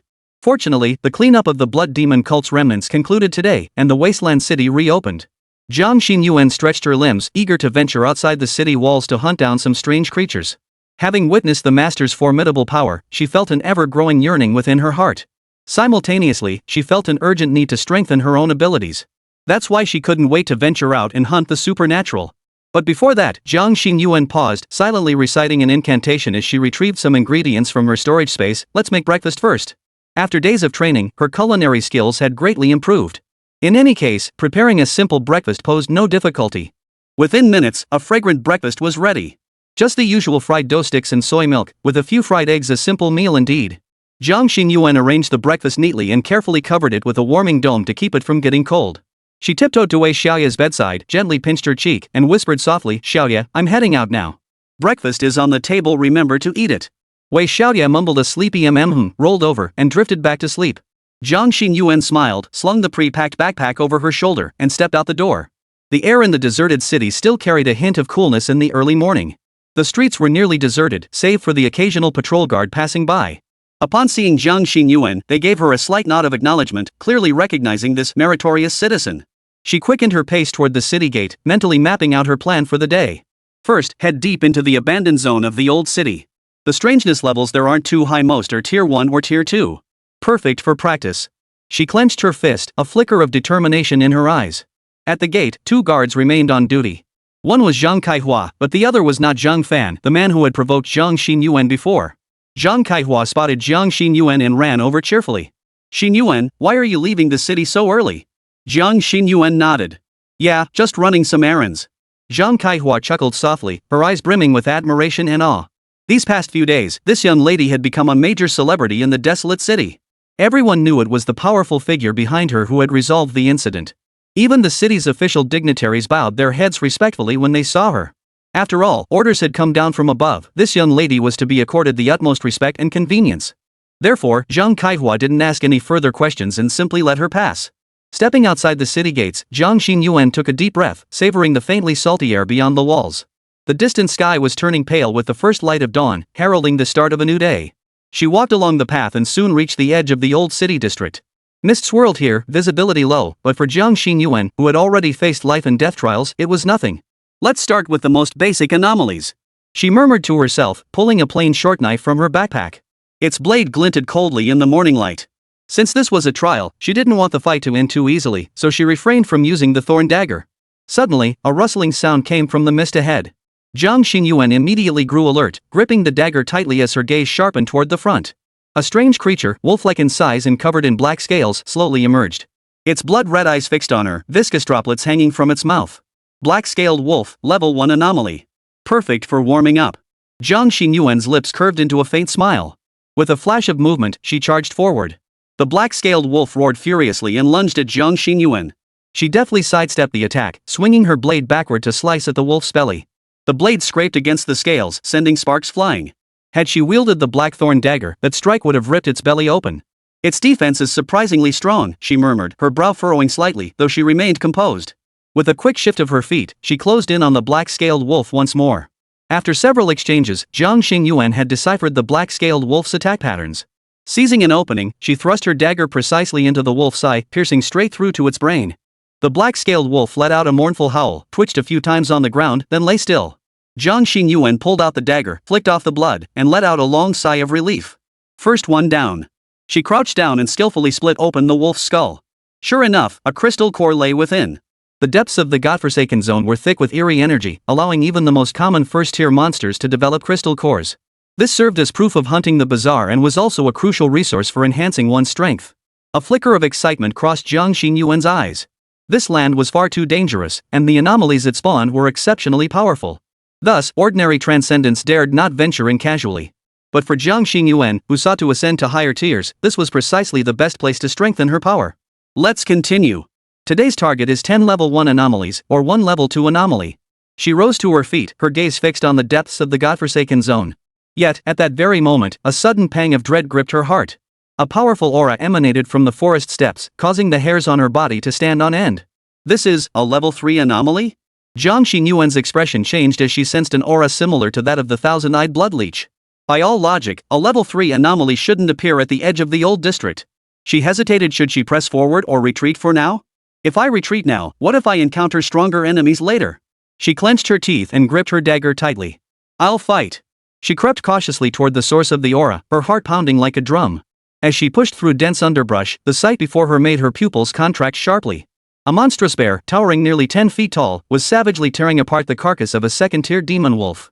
Blood stained the surrounding ground crimson. The bear's body was covered in thick bone armor, its eyes glowing an eerie green. Bone armor berserker bear. It really is a third-tier monstrosity. Cold sweat beaded on Jiang Xingyuan's palms. The bone armor berserker bear seemed to sense her presence, whirling its head with a deafening roar. She took a deep breath, forcing herself to calm down. Come on then, let me see just how powerful a third-tier anomaly is. She assumed a fighting stance, her gaze fixed firmly on the bone armor berserker bear. Chapter 70, Side Quest. The moment Wu Ming logged into the game, he saw Jiang Xingyuan battling a monstrosity, instantly filling him with concern. But upon seeing the creature's stats, Wu Ming instantly relaxed.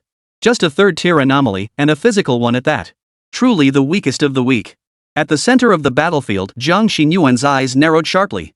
Her fingers swept across her waist, instantly transforming her original short blade into a pitch-black dagger whose blade was twisted with thorn-like patterns, the blackthorn dagger. Blink! Her toes touched the ground, and her form blurred, leaving only an afterimage in the air. The bone armor berserker roared, sweeping its claws wildly, only to strike nothing but empty air. In the next instant, Jiang Xingyuan materialized like a specter beside its flank. The blackthorn dagger flashed coldly, piercing precisely into the gap between its bone plates. Thud! The sound of the blade-piercing flesh echoed alongside the berserker bear's agonized roar. The blackthorn dagger was razor-sharp, slicing through defenses like rotten wood. Dark purple venom swiftly spread through the wound, visibly slowing the bone-armored bear's movements. Jiang Xingyuan didn't pause. Seizing the momentum, she spun, the dagger tracing a fierce arc of light, aiming straight for the bear's other eye socket. Roar! The bone-armored bear let out a deafening roar, its massive body twisting violently as claws swept forward, carrying a stench of blood. Jiang Xingyuan anticipated this, however. Her toes lightly touched the ground, and her entire body drifted backward like a willow catkin, narrowly evading the deadly strike. Wu Ming folded his arms, a faint smile playing at the corners of his mouth. Still as clean and precise as ever. Jiang Xingyuan fixed her gaze intently on the prey before her. The bone armor berserker bear, wounded, grew even more frenzied. Its eyes glowed blood red as the bone armor covering its body began to writhe and rearrange itself in an eerie manner. Her eyes narrowed sharply. A third-tier anomaly was indeed no easy foe. Almost simultaneously, the bone armor on the bear's back suddenly cracked open, unleashing dozens of sharp bone spines that shot out like a torrential downpour. Jiang Xingyuan spun swiftly, her blackthorn dagger weaving a dense net of blades before her, deflecting every incoming bone spike. The sharp clang of metal clashing against bone echoed incessantly, sparks flying everywhere. The moment the bone spike assault faltered, Jiang Xingyuan seized the opening to charge forward once more. This time, she leapt lightly, landing on the ferocious bear's back like an agile black cat. Her dagger plunged deep into its cervical vertebrae. The berserk bear let out a piercing howl, thrashing its body violently in a desperate attempt to shake her off. "It's over," Jiang Xingyuan murmured coldly. A faint blue glow suddenly flared along the blade. Precision strike. With a sharp command, Jiang Xingyuan activated her skill, thrusting toward the colossal bear beneath her. The bone armor berserker bear's movements froze instantly as the blackthorn dagger tore open a bloody hole in its skull. Third-tier monstrosity, dead on the spot. Jiang Xingyuan landed lightly, sheathing her dagger with a hint of boredom. Her victory had been far too easy, she hadn't even broken a sweat. Is this what a third-tier creature is? Seems pretty underwhelming. Jiang Xingyuan muttered to herself, her hands moving swiftly as she deftly extracted the crystal core from the stupid bear. Wu Ming, witnessing it all, couldn't resist pressing the small horn to offer praise. "Impressive. Your strength is improving rapidly." A familiar voice suddenly echoed in her mind. Jiang Xingyuan froze, her eyes welling up as she blinked and gazed skyward. Muttering a silent prayer, she sent her greetings to Wu Ming with reverence, her cheeks flushing slightly as she openly expressed her longing. "My lord, I'm so relieved to know you're safe. I hadn't heard your voice for so many days, and I was worried." Realizing what she had just said, Jiang Xingyuan froze, her face flushing crimson all the way to her ears. She was so embarrassed she wished she could vanish into a hole. How could she be so presumptuous? How dare she speculate about the lord's affairs? What right did she have to worry about him? Yet the words had slipped out instinctively. What was she to do now? Wu Ming also froze for a moment before letting out a low chuckle, his eyes flickering with unreadable emotion. Since his cancer diagnosis, he hadn't heard a single person express concern for him so directly. Watching Jiang Xingyuan squirm and fumble for words, Wu Ming sensed she wasn't lying. According to the game's lore, he was supposed to be a lofty deity. Mortals wouldn't concern themselves with a deity's safety. Jiang Xingyuan didn't see him as an unreachable entity, but as a living, breathing human being. A faint smile curved Wu Ming's lips, and warmth instantly filled his heart. Though he'd been disoriented by the shocking truths of this world, Jiang Xingyuan had offered him solace. "So there's still someone who cares about me this much." Wu Ming murmured to himself, gently touching the screen and patting Jiang Xingyuan's head. "I have many responsibilities to attend to and cannot stay by your side forever. But I'm truly happy you feel this way." Feeling the familiar touch on her head, Jiang Xingyuan let out a silly chuckle. Twisting her fingers through her hair, she murmured softly, "I'm so relieved you didn't blame me, master." Wu Ming smiled quietly, staring at the game screen. Recalling the previous attribute panel, he fell deep in thought once more. Though hard to believe, the evidence was undeniable. Wu Ming had no choice but to accept it. His abilities must have originated from this game. Wu Ming rubbed his chin, his brow furrowed. The reputation system required him to enhance Jiang Xingyuan's strength and participate in various events to increase his influence, thereby earning reputation points. Wu Ming opened the attributes interface. Surprisingly, even though he hadn't logged in much these past 2 days, his reputation points had still increased. Reputation points, 81,000. It must be because the Blood Demon cult incident has been escalating in the game these past few days.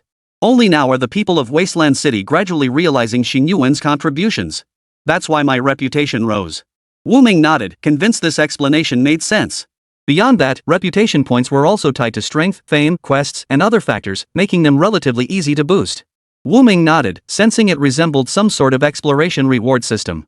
Just as Wu Ming was lost in thought, a pop-up window suddenly appeared in the game. Side quest, Threat in the Depths of the Godforsaken Zone. The eerie atmosphere of the Godforsaken Zone never feels quite right. It seems some terrifying, dangerous creature has emerged from its depths. Please investigate. Objective, assist Jiang Xingyuan in investigating and resolving the strange threat incident. Reward, Reputation plus 100, Character Skill Book 1. A new side quest? Wu Ming narrowed his eyes, suddenly intrigued. Opening the mini-map revealed the unexplored depths of the Godforsaken Zone, a pitch-black void. Yet while the surrounding areas were accessible, the entrance was now swarming with clusters of eerie entities. Highly unusual. Wu Ming's fingers swiftly swiped across the screen, issuing mission instructions to Jiang Xingyuan. There's a threat deep within the Godforsaken Zone. We need to take care of it. She responded softly, her voice tinged with unmistakable excitement. This was the first commission the master had ever entrusted to her. The first mission the master has entrusted to me. I must succeed. But she quickly adjusted her breathing, calming her restless heart. Her slender fingers unconsciously brushed against the blackthorn dagger at her waist. Its icy touch sharpened her gaze. At that moment, Jiang Xingyuan resembled a drawn blade, radiating a fierce, battle-ready aura. Her black combat suit hugged her agile form, while her high ponytail swayed gently in the wind, a Valkyrie poised for battle. She would not question any command from the master. As a loyal follower, her sole purpose was clear: to fulfill every demand of the master. Yes, master. Xin Yuan departs at once. Meanwhile, deep within the godforsaken zone, the sky hung heavy as ink, thick black fog enveloping the entire old district. Buildings lining the streets appeared corroded by some unseen force, their walls crawling with eerie black patterns. In the distance, a pair of crimson eyes slowly opened in the darkness. Chapter 71, Strangling the Third-Tier Anomaly. Within the decaying, crumbling structures, a black figure darted through the ruins with the speed of a hare. Zhang Xinyuan caught a glimpse out of the corner of her eye. Barren wastelands flanked the abandoned road. Scattered across the street lay numerous four-wheeled metal boxes. Yellow-gray walls bore several barely legible signs. XX Clothing Store, XX Cafe, XX Amusement Park. All unfamiliar terms to her. Wu Ming raised an eyebrow, feeling an odd sense of familiarity with this place. But he didn't dwell on it. After all, this game was probably a cheat code gifted to him by the heavens. It was still fundamentally a game. It wasn't impossible for its worldview to draw inspiration from reality. We're almost there, it's just up ahead. Wu Ming enlarged the mini-map, pinpointed the final destination's coordinates, and activated auto-navigation. Zhang Xinyuan instantly received a stream of instructions in her mind, immediately knowing the route ahead. This place is indeed dangerous, but thankfully the concealment buff prevents us from being exposed immediately. The game map's mountain was densely packed with elite monsters marked in red and black. Second-tier monsters are common here, with several third-tier ones as well. Fourth-tier ones haven't been spotted yet. Zhang Xinyuan landed lightly on the roof of a crumbling department store, gazing down at the eerie creatures roaming the streets below. Her breath was steady and deep, her entire being seeming to merge with the shadows. Gazing into the distance, she could see a deep, black pattern radiating from the city center. It radiated an eerie, ominous aura. Clearly, it was nothing good. Wu Ming cautiously surveyed the surrounding eerie creatures, carving out a safe passage for Zhang Xinyuan. This way. Watch out for those anomalies. Zhang Xinyuan nodded softly, transforming once more into a shimmering silhouette that darted through the shadows. Soon, they reached the source of that eerie aura. Suddenly, a piercing, metallic screech echoed from the distance. Boom! The ground shook violently, causing Zhang Xinyuan's pupils to contract sharply. 300 meters away at the crossroads, the asphalt road bulged in crack-like waves as a colossal centipede, 3 stories tall, burst forth from the earth. The creature's body was covered in dark blue-black armor, each segment of its torso bearing a hideous human face. Hundreds of pairs of sharp walking legs scraped across the ground, producing a bone-chilling, teeth-grinding sound. 100-faced centipede Tier 4. Threat level A. Abilities. 1,000-legged phantom stride, splits into dozens of indistinguishable phantom trails while moving. Each trail deals 30% of the main body's damage and dissipates after 10 seconds. 100-face whisper emits chaotic mental corruption from its heads, inflicting fear or confusion on nearby targets. Under sustained attack, affected characters become immobilized. Molting rebirth, when health drops below 20%, sheds her shell and teleports 100 meters away, restoring 40% of maximum health within 5 seconds. Its core form is composed of countless human faces stitched together, each bearing the agonizing memories of its former life. Wu Ming sat bolt upright. It's actually a Tier 4. And it's rated a level danger even more perilous than that blood priest before. Zhang Xinyuan was merely a lowly Tier 2 hunter. Dealing with such a monster would be quite a challenge. Wu Ming stared at the game interface again as a new prompt popped up. Reconnaissance mission successful, reputation plus 30. Player must defeat the 100-faced centipede to complete the mission. Holy, we actually have to fight this thing? Wu Ming's eyes flickered with uncertainty, but since it was a game quest, he had to do it no matter what. Worst case, just charge in. Zhang Xinyuan's palms were sweaty, yet her eyes burned with unusual intensity. With the master watching her, she felt invincible. She lightly licked her lips and whispered, "Master, shall we go?" Wu Ming rapidly assessed the situation. The danger wasn't limited to that 4th-tier 100-faced centipede. 3 third-tier weird creatures were lurking nearby. A rash attack could easily lead to being surrounded. Wu Ming's mind raced, meticulously sifting through every possibility to devise a strategy for this mission. Then, a spark of insight flashed in his eyes. As long as Zhang Xinyuan followed his instructions, she wouldn't get hurt. Let's give it a shot. His slender fingers tapped furiously on the screen, sending a series of precise commands as golden streams of light into Zhang Xinyuan's mind. Xinyuan, follow my commands. First, take out the 3rd-tier shadow fiend on the left, then.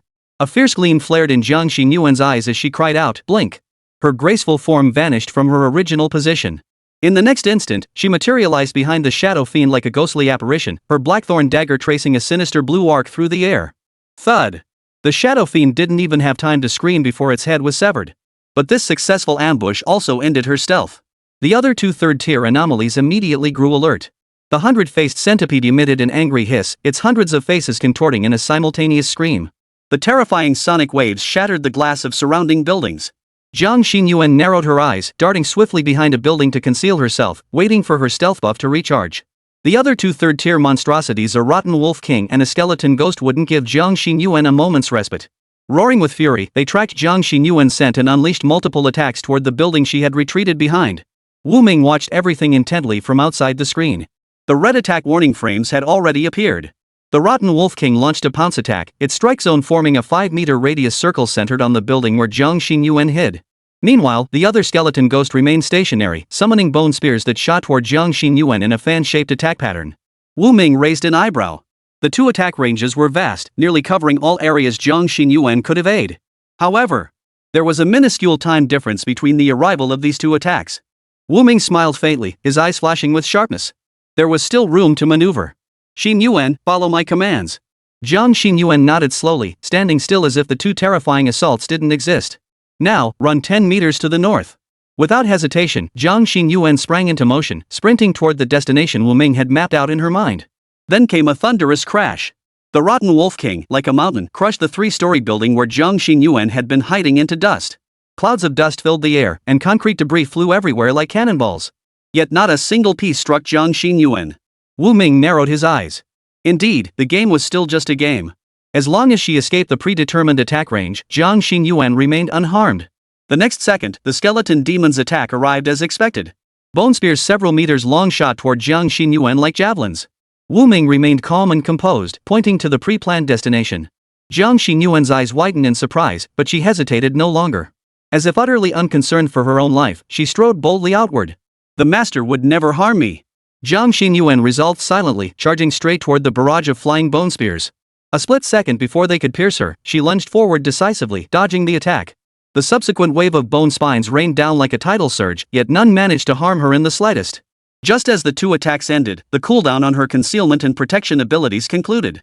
A cold gleam flashed in Wu Ming's eyes as he chuckled lightly. You two seem to be having quite a good time just now. Xinyuan, now it's our turn to act.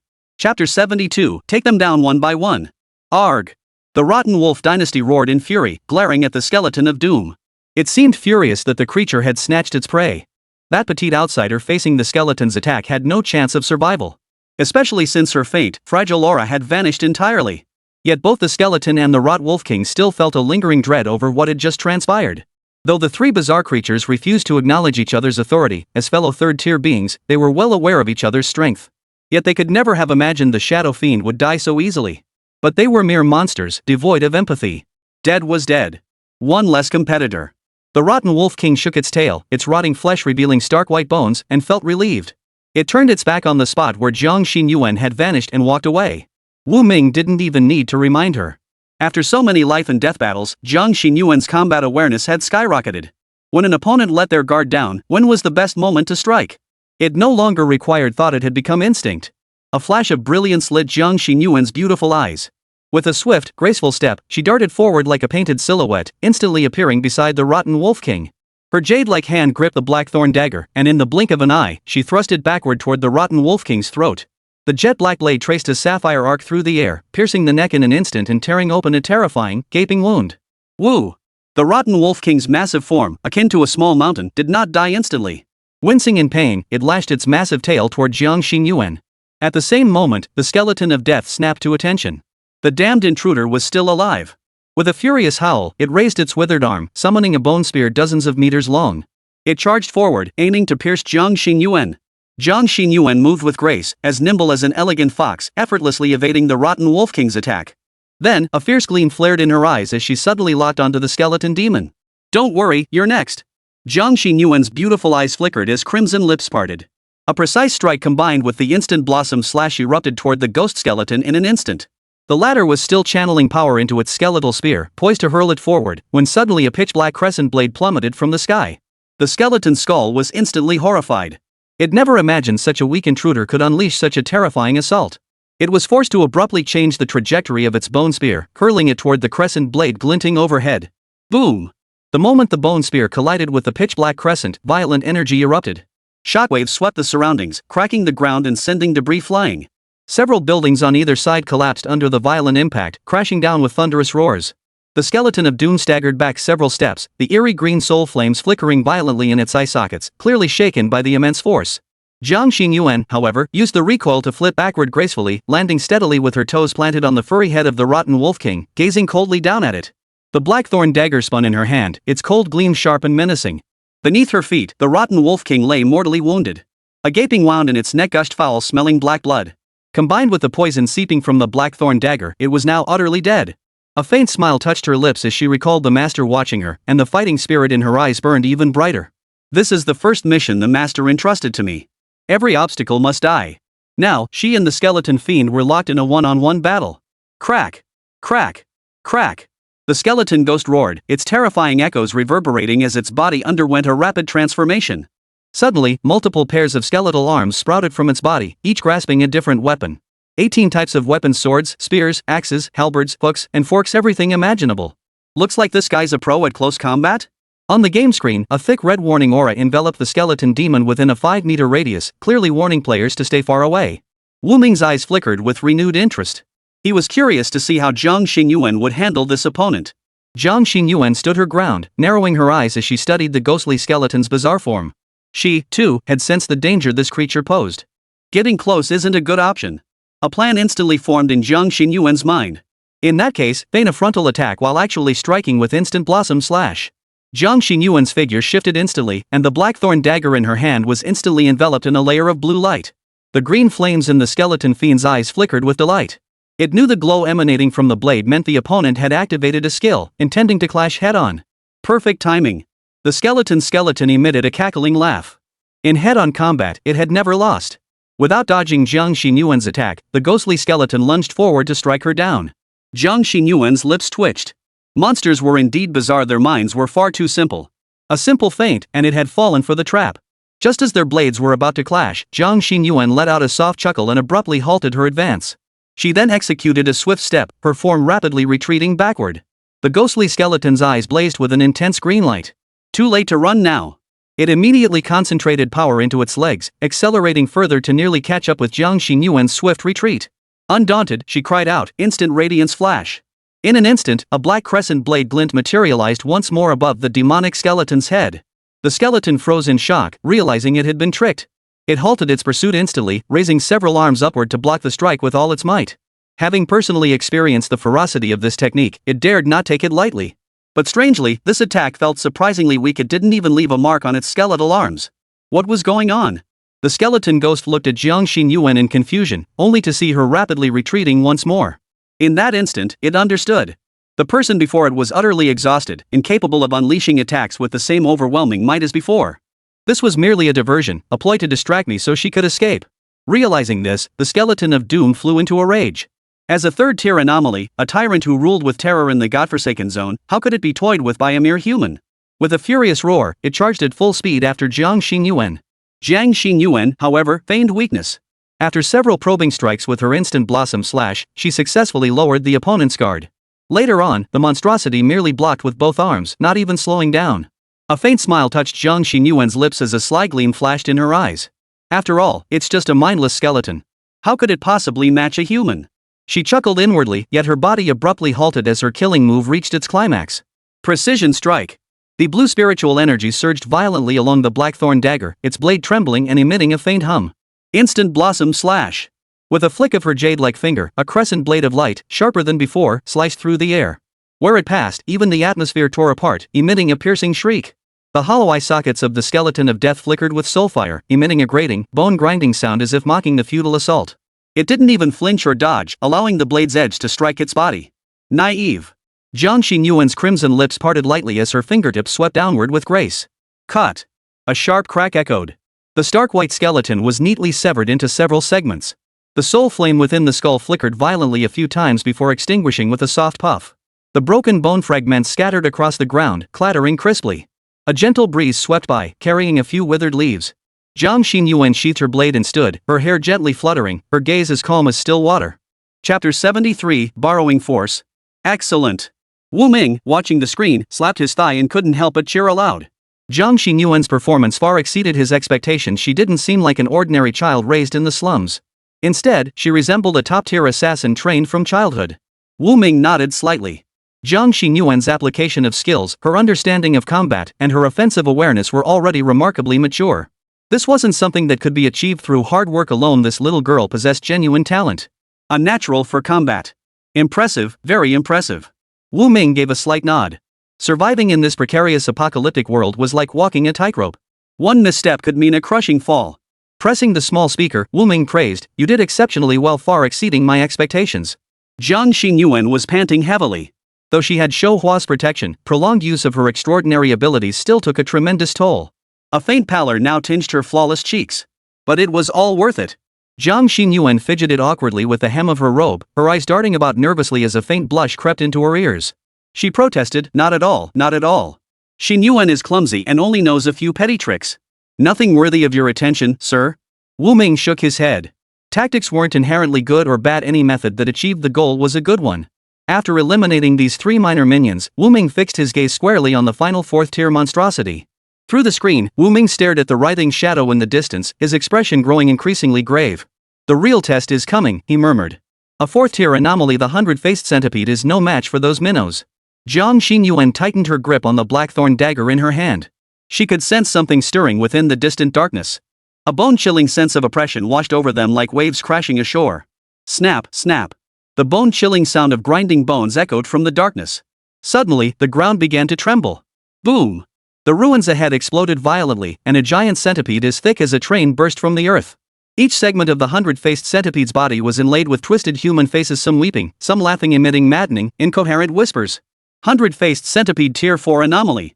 Ability activated, whispers of 100 faces. Wu Ming's eyes instantly narrowed. He hadn't expected this creature to strike so quickly. Jiang Xinyuan's head instantly throbbed with agony as the wails of those faces pierced directly into her mind, distorting the world around her. She saw her deceased biological father beckoning to her, saw her slum companions covered in blood. Jiang Xinyuan, snap out of it. Wu Ming roared, his sacred voice booming like a temple bell within her mind. Her clouded eyes cleared in an instant, though she remained slightly dazed. She had experienced mental manipulation before. This sensation was still unbearably painful. Jiang Xinyuan couldn't help but freeze. But in that brief moment of hesitation, the 100-faced centipede had already launched its attack. Whoosh! It suddenly split into over a dozen lifelike afterimages, each lunging from every direction. Ability activated, 1,000-legged phantom stride. Wu Ming's pupils instantly dilated. This thing was playing dirty. It unleashed a killing move right off the bat, holding nothing back. Fortunately, attacks from clones in the game didn't come with red warning frames. That meant he could tell which one was the real body. Airborne. Jump to the northern house. Wu Ming bellowed, and Jiang Xinyuan leapt into the air, narrowly evading the lunging jaws. The massive venomous jaws scraped past the sole of her boot, corroding the ground into a deep pit billowing black smoke. That was close. Cold sweat beaded on Jiang Xinyuan's forehead. Another 100-faced centipede lurked in this direction. In her eyes, she had just willingly jumped into the monster's mouth. No matter how mentally resilient Jiang Xinyuan was, she was still just an 18-year-old girl. A wave of fear and disgust washed over her. Fortunately, it was only an illusion. Had she disobeyed the adult's orders just now, she would have truly become that creature's meal. But before she could catch her breath, the 100-faced centipede suddenly reared up on its hind legs. Hundreds of human faces grinned eerily, all opening their mouths at once. Boom! Black venom poured down like a torrential rain. Jiang Xinyuan's pupils contracted sharply. This attack was impossible to evade. That was how it appeared to her eyes, and to Wu Ming's eyes, it was the same. The venom's coverage was too vast, there was no way to dash to safety in time. Wu Ming shrugged and pulled out another backup phone. Payment successful. Congratulations on obtaining 10-foot amulets x10. A single 3-foot protective talisman cost 10,000 yuan, yet it could block one lethal attack. Even my grandmother would say this deal was worth it. Spending 100,000 yuan felt like nothing to Wu Ming. The reason was simple, the confidence that came with his 6-figure salary. Just as Jiang Xinyuan searched for a solution, a familiar talisman materialized before her eyes once more. The talisman transformed into a golden light, enveloping her like a shield and completely blocking the venom of the 100-faced centipede. Master! Jiang Xinyuan gasped in surprise. The nameless master had once again intervened to save her from peril. She clenched her fists tightly, then slowly relaxed them. Gazing at the colossal form of the 100-faced centipede, she sighed. This creature was ultimately beyond her capabilities, no wonder the Lord had intervened. But she couldn't help feeling bitterly disappointed. This was the first mission the Lord had ever entrusted to her, and now it was ending like this? Just as Jiang Xinyuan hung her head in silent disappointment, a familiar voice echoed in her mind. Xinyuan, do you want to defeat it yourself? Jiang Xinyuan froze. If that were possible, she couldn't be happier. Jiang Xinyuan nodded eagerly, her eyes sparkling with anticipation. Of course. What method does the master have? A pop-up window appeared on the game screen. Would you like to spend 50,000 yuan to have your character gain the attention of the Lord of Eternal Night?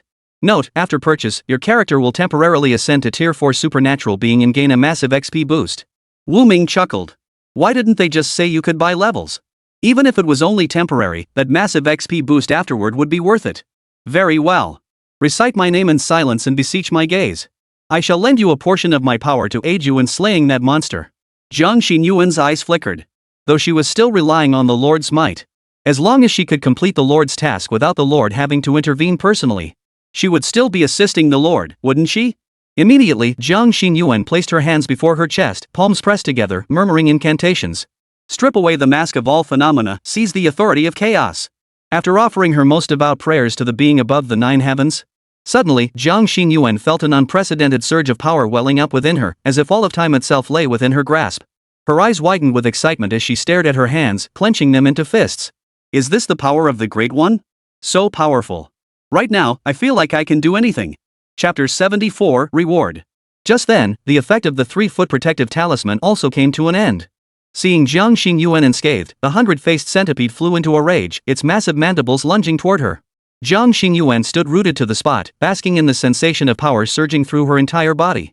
Facing the incoming attack, she leapt lightly, like a fairy chasing the moon, soaring dozens of feet into the air. After evading the strike, she landed lightly.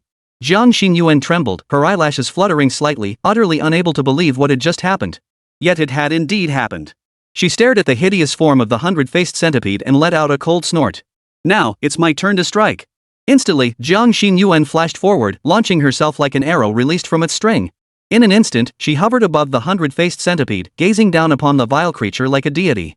Holding her dagger in a reverse grip, she spun downward like a top. The blade's tip blazed with intense blue light, its momentum overwhelming as the wind howled. The razor-sharp blade instantly carved a spiraling wound into the centipede's back, causing dark purple blood to spurt forth.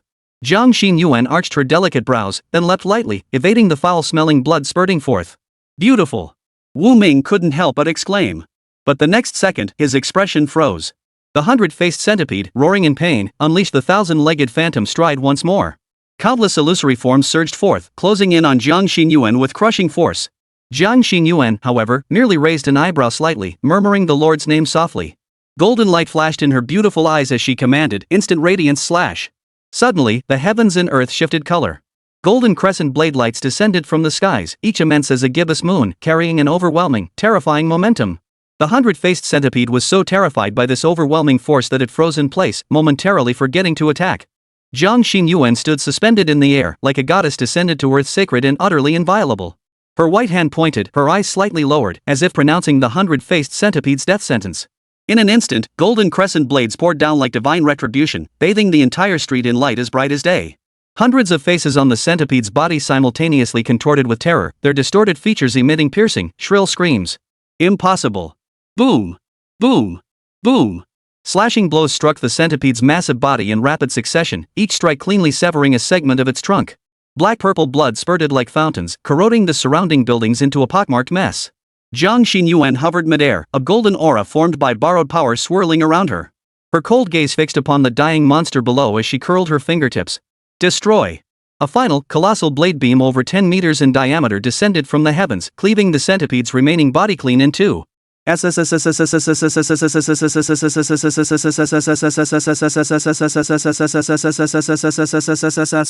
Accompanied by a bone-chilling scream, the centipede's severed remains convulsed violently. The human faces embedded in its body peeled off one by one, dissolving into wisps of black smoke that vanished into the air. Boom! Amidst the deafening explosion, the colossal centipede's massive body crashed to the ground, disintegrating into countless particles of black ash that drifted away. The centipede didn't even have time to activate its practical molting rebirth technique before being obliterated into dust by the powerful slash. When the dust finally settled, Jiang Xinyuan slowly descended back to the ground, the golden light surrounding her gradually fading. Her body went limp, as if half her soul had been ripped away. Just as she was about to collapse, Wu Ming, watching from the screen, acted swiftly, catching her with his fingers. Jiang Xinyuan knelt on one knee, gasping for breath, yet her face glowed with an excited flush. Master, I did it! Very good, very good. Wu Ming leaned back in his chair, nodding with satisfaction. Witnessing Jiang Xinyuan in her Valkyrie form struck him as rather amusing. On the screen, Jiang Xinyuan stood suspended in midair, her figure bathed in a golden halo, resembling a goddess descended to the mortal world. Her icy, commanding gaze was a stark contrast to her usual gentle and obedient demeanor. Wu Ming watched her every subtle expression with keen interest. Her slightly raised chin, her piercing gaze sharp as blades, and the powerful aura radiating from her without effort. This was no longer the blushing young girl who called him Your Excellency with shy reverence. She had always presented herself as adorable, obedient, and diligently striving for improvement. But this oppressive, towering, untouchable coldness held a different kind of charm. Well, this 50 grand top-up was worth every penny. Ding! Defeated a Tier 4 anomaly. Gained plus 70 reputation. Your girlfriend, Jiang Xinyuan, borrowed your power to gain a profound understanding of the realm of high-tier extraordinary beings and enhanced her grasp of hunter skills. Experience points plus 1000. Side quest completed, plus 100 reputation, obtained character skill book X1. Wu Ming opened his attributes interface. The reputation bar now displayed 280 points. He still had some distance to go before reaching the next tier at 1000 points. Wu Ming then opened Jiang Xinyuan's profile. Name, Jiang Xinyuan. Age, 18. Faith, Lord of Eternal Night.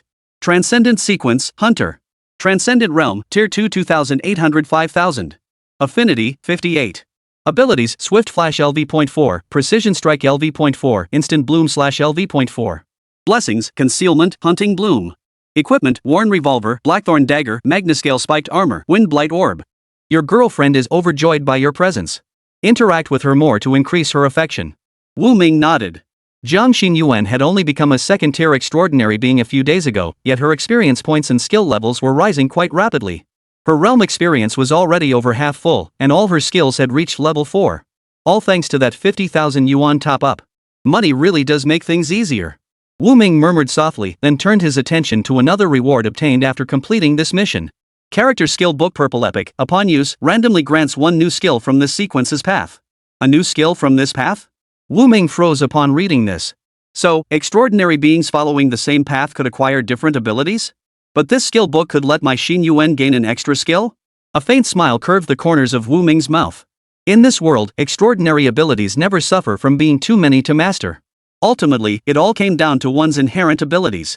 Whoever possessed more and stronger abilities would naturally hold the upper hand in combat. With that thought, Wu Ming hesitated no longer and clicked to use it.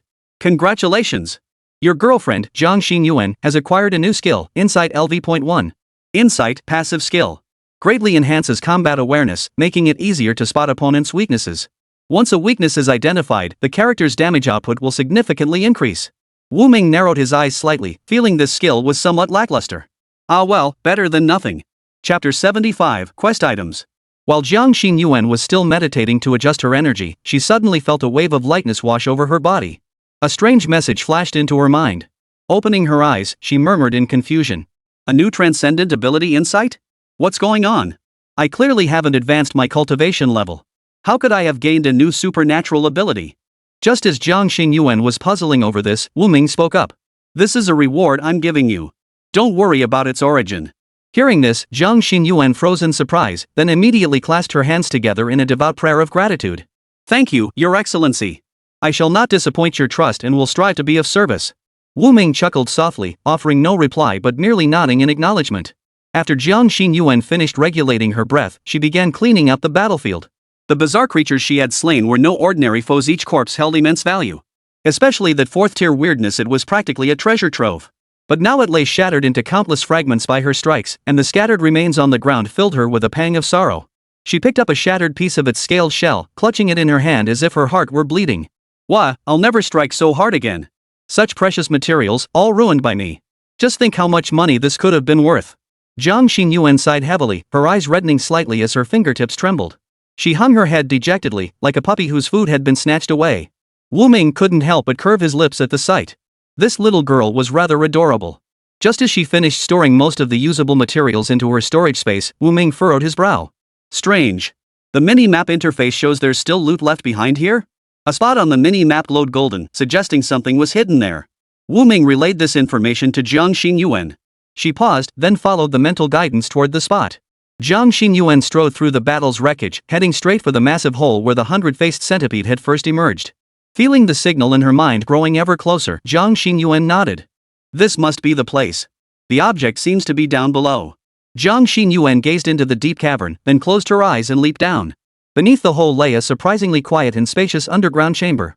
Jiang Xinyuan swallowed hard, forcing down the fear rising in her chest as she retrieved a flashlight from the pouch strapped to her leg. As the beam swept across the darkness, Jiang Xinyuan's eyes widened in sudden shock. The sight before her felt eerily unsettling. The space was rectangular in shape, narrow at the entrance and widening dramatically toward the far end, stretching outward almost endlessly. The walls were covered in bizarre murals depicting humans of various forms engaged in strange activities. For instance, a group of humanoid creatures with lion heads, dog heads, and snake heads knelt before an infant seated upon a throne. Another depicted a shadowy figure kneeling on one knee, bearing a partially missing crimson orb upon its shoulder. And a skeleton resembling an angel, crowned with thorns and bearing multiple pairs of wings on its back. Each painting was utterly bizarre, radiating an ominous aura that sent shivers down Jiang Xinyuan's spine. Before the screen, Wu Ming suddenly furrowed his brow. Most of these murals held no recollection for him. Except for that being bearing the crimson orb. He vaguely recalled receiving an amulet from the game's developers. The pattern on the blazing sun amulet is identical to this. Wu Ming frowned slightly, puzzled as to why such a strange mural would appear in the underground space of the godforsaken zone. And it was connected to the Sun Guardian amulet in his hand. Recalling the origins of the Sun Guardian amulet. Could this figure bearing the crimson orb be connected to the scorching sun? Wu Ming frowned slightly, but his understanding was still too limited at this point. He temporarily filed the painting away in his mind. The immediate priority was to locate the item marked on the map. Xinyuan, the item should be nearby. Search carefully. Jiang Xinyuan nodded at his words, lifting her flashlight away from the mural to scan the surroundings for potential treasures. But after searching for a long while, she was still completely baffled. The ground held nothing but dirt and dust, absolutely nothing else. Jiang Xinyuan felt discouraged. She had searched everywhere, how could there be nothing? The master couldn't possibly be wrong. Suddenly, a flash of insight struck Jiang Xinyuan. There was one place she hadn't checked yet. She slowly stepped into the mural, lightly touching the surface with her fingertips. She slid her hand along the wall, searching inch by inch for anything unusual. Suddenly, her beautiful eyes flashed as her fingertip detected an unusual texture. Beneath the throne where the infant sat, there was a small, peculiar protrusion. Jiang Xinyuan pressed down firmly, and the protrusion shifted slightly. Her eyes narrowed. This object wasn't part of the stone wall itself, it was clearly something embedded later. She drew the blackthorn dagger from her waist, intending to chisel through the wall and extract it. But to her utter astonishment, this divine weapon, which had never failed to cut through anything, left barely a scratch on the stone wall. What on earth is going on? This stone is surprisingly hard. Jiang Xinyuan frowned. Since this approach was futile, she would try another method. She lightly touched the protrusion with her fingertip, channeling her extraordinary power into it. Instantly, she felt a slight tremor in her fingertip. The object was responding. Overjoyed, Jiang Xinyuan immediately increased the flow of her extraordinary power. Thud! Seconds later, a sharp crack echoed as the protrusion suddenly burst from the stone wall and landed on the ground. It emitted a clear metallic clang. Jiang Xinyuan swiftly picked up the object and examined it closely. To her surprise, it was a small bronze key. Judging by its dimensions, the key was barely the length of a fingernail and only as wide as a few strands of hair bundled together. If not for its key-like appearance, Jiang Xinyuan would have dismissed it as mere trash. That's it. Place it inside the storage space. Wu Ming was puzzled by the key too, but the treasure glow in the game was undeniably pointing at this item. Meaning this thing was the treasure he'd been searching for. But what on earth about this thing looked like a treasure? Wu Ming was perplexed, yet it didn't stop Jiang Xinyuan from murmuring an incantation as she placed the key into the storage space. Key of the end quest item, the end in the apocalypse, blasphemy and sin, gods and men hereby offered to the heavens. What the hell is this? A quest item? Wu Ming's eyelid twitched. He suddenly sensed that things weren't as straightforward as they seemed. This thing must be a key item for some quest, though he had no clue what kind of quest it was.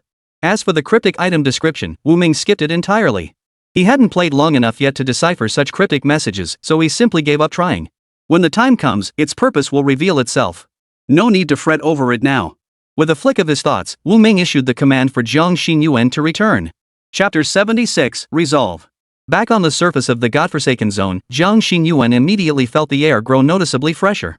That place down below had an odd feeling as if something was watching her. Creepy. Once she reached the surface, that feeling vanished. After pondering for a moment, Wu Ming decided to explain the reputation system to Jiang Xinyuan. To efficiently increase reputation points, staying in the desolate city alone wouldn't suffice. They must venture onto a broader stage. For instance, Sangdu, the southern stronghold teeming with the 5 great clans and all manner of extraordinary beings. But Wasteland City was, after all, Jiang Xinyuan's hometown where she was born and raised. There were people and things here she couldn't bear to leave behind. Wu Ming didn't want to force her into anything, so he simply explained the entire reputation system to her in detail. That's the situation. To increase your reputation faster, I hope you'll go to Tsangdu. Of course, the choice is yours. Wu Ming paused thoughtfully. Traveling to Tsangdu naturally offered more events and quests, presenting greater opportunities to boost reputation points. Staying in Huangcheng wasn't necessarily impossible for gaining reputation, it was just more troublesome. After all, she could only gain reputation by triggering temporary quests like the one today. Jiang Xinyuan listened blankly, her lips moving slightly.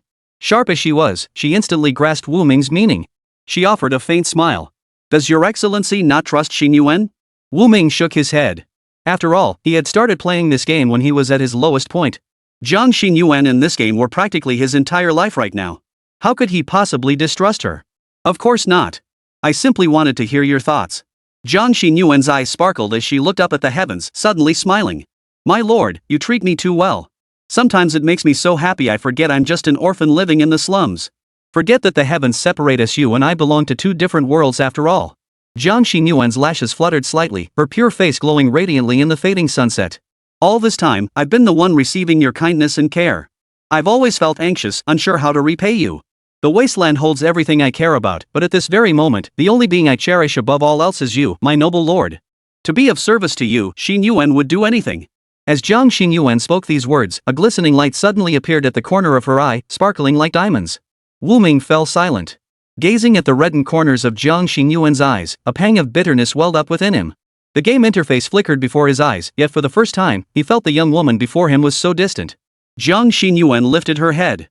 The warm glow of the setting sun cast a soft halo over her face, yet it couldn't conceal the unwavering resolve in her eyes. My lord, she murmured softly, I am willing to go to Tsangdu. Wherever I can be of service to you, I will go. Wu Ming drew a deep breath, yet no words came out. She merely nodded and uttered a single word, good. Jiang Xinyuan's face lit up with a smile, as if the earlier sadness had never existed. I'll handle the matters in Huangcheng as quickly as possible. I won't cause you any trouble, Your Excellency. In the desolate city, Jiang Xinyuan felt a bit downcast. She clenched her fists, puzzled as to why the master had asked that question. She was his proxy, his servant. Whatever the master desired, he need only speak it, and she would do everything in her power to fulfill it. Yet he had asked her opinion in that tone. As if he doubted her ability to fulfill his mission. Jiang Xinyuan clenched her fist so tightly her nails dug into her flesh, drawing a trickle of blood. I'm not strong enough. I'm still not strong enough. You won't even trust me to handle tasks properly. I'm still so far from where I need to be. Jiang Xinyuan sighed softly. Yet no matter how impatient she felt, advancing her cultivation realm wouldn't happen overnight. She could only proceed step by step, slowly feeling her way forward. As soon as she entered the door, she saw Uncle Wei and the others had already prepared the meal. Wei Xiaoya smiled and waved at Jiang Xinyuan, bouncing excitedly as she clung to Jiang Xinyuan's leg. Sister, why did you take so long to come back? Come eat quickly. Jiang Xinyuan crouched down, ruffled Wei Xiaoya's hair, and managed a faint smile. Good girl, Xiaoya. Sister, we'll eat later. She lifted her head to look at Uncle Wei and Aunt Wei sitting at the table. All these years, if not for their support, she would have starved to death in some corner of the slums. Uncle Wei set down his chopsticks, his cloudy eyes filled with concern. What's wrong, kid? You look terrible. Jiang Xinyuan opened her mouth, but her throat felt blocked and she couldn't speak. How could she tell them she was leaving Huangcheng for the distant, unfamiliar capital of Tsangdu? She took a deep breath and finally spoke. I'm leaving Huangcheng. The table fell instantly silent. Wei Xiaoya tilted her little face up, asking blankly, where are you going, sister? Tsangdu, Jiang Xinyuan replied softly, gently pinching Xiaoya's cheek. A very distant place. Uncle Wei fell silent for a moment before slowly nodding. It's for the best. This place, Huangcheng, was never meant to hold you back. Uncle Wei. Jiang Xinyuan's eyes stung with warmth. Don't look like that, Uncle Wei waved his hand, forcing a light-hearted smile. You've always been clever and capable since childhood. Staying in Huangcheng would truly be a waste of your talents. But, Jiang Xinyuan clutched the hem of her robe. If I leave, what about you all? We old bones don't need you worrying about us, Uncle Wei snorted. Besides, you're not leaving for good. Exactly. Aunt Wei chimed in with a forced smile. Xinyuan's made something of herself, I'm overjoyed. Jiang Xinyuan looked at their forced smiles, a pang of sadness welling up inside her. She knew they were comforting her, not wanting to burden her. Sister. Wei Xiaoya suddenly tugged at her sleeve, her voice trembling with tears. When will you come back? Jiang Xinyuan crouched down and gently hugged her. When sister becomes even stronger, I'll come back to see Xiaoyi, okay? Then, pinky swear. Xiaoya held out her little finger. Jiang Xinyuan smiled as she hooked her finger, pinky swear. Deep into the night. Jiang Xinyuan sat alone on the rooftop, gazing at the dim stars above the desolate city. Master. She murmured softly, can I really do this? Wu Ming's voice echoed in her mind, what are you worried about? Sangdu, it's teeming with powerful beings, and I. She looked down at her own hands. I'm still too weak right now. But you possess something none of them have, Wu Ming said calmly. You have me. Jiang Xinyuan paused, startled. Besides. Wu Ming paused, I asked for your opinion not because I doubt you, but because. Because of what? Because I care about your thoughts. Wu Ming's voice softened unusually. To me, you've never been just an executor. Jiang Xinyuan's eyes widened, her heart skipping a beat. So? Wu Ming continued, don't doubt yourself. I'll be by your side, helping you grow stronger step by step. The night breeze swept past, and Jiang Xinyuan's lips curved upward without her realizing it. Yes, she nodded firmly. I won't let you down. In the distant sky, a shooting star streaked across the night, vanishing in an instant. Like the desolate city she was about to leave behind, like the brand new journey she was about to embark upon. But this time, she felt no confusion. Because someone was walking beside her. Chapter 77, The Beginning. At dawn, the rising sun bathed the desolate city in a veil of mist. After bidding farewell to Uncle Wei, Aunt Wei, and Wei Xiaoya, Jiang Xinyuan stood motionless outside the city walls, her gaze complex as she stared at the weathered ramparts. Her mind flashed back to the scene of Wei Xiaoya clinging to her legs, eyes red and nose sniffling, refusing to let her leave. A pang of sadness pierced Jiang Xinyuan's heart. But she quickly composed herself, sighed softly, pulled her conical hat down over her face, and walked away without looking back. Before she had taken more than a few steps, an unexpected figure suddenly appeared. Nangong Yi, dressed in plain clothes, stepped out from the side of the road and offered Jiang Xinyuan a smile. Miss Jiang, why such haste to leave Huangcheng? Our enforcement bureau has yet to properly thank you for your contributions to the city. Jiang Xinyuan furrowed her delicate brows and shook her head. I have no merit to speak of. It was all thanks to the Lord's grace. I need not be thanked. Besides, Huangcheng is my hometown. I protect it not out of gratitude. Lord City Lord Nangong, if there is nothing further, I must take my leave. Jiang Xinyuan bowed with neither humility nor arrogance. Her composed demeanor caused Nangong Yi to pause in surprise. The sharpness in the young woman's eyes was subdued, yet the aura surrounding her was as still as water, like a peerless sword sheathed, its edge concealed. Standing still, she resembled a well without a ripple. Yet Nangong Yi could distinctly sense the terrifying sharpness lurking beneath its seemingly tranquil surface.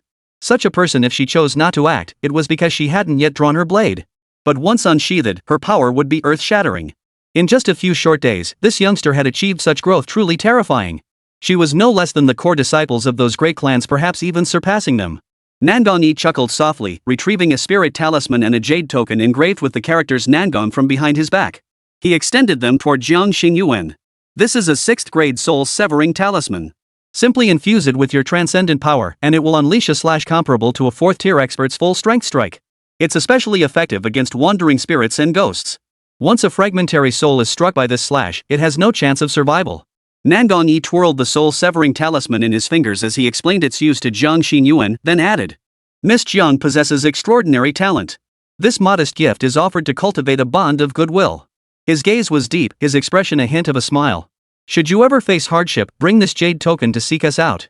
The Nangong family of Sangdu shall offer our utmost assistance. Jiang Xinyuan did not immediately accept it. Instead, she lifted her gaze to meet Nangong Yi's eyes, a flicker of contemplation passing through her own. She understood perfectly well that this Lord Nangong had undoubtedly taken note of her relationship with the Lord and sought to cultivate a connection with her in advance. Jiang Xinyuan saw through it but chose not to expose it.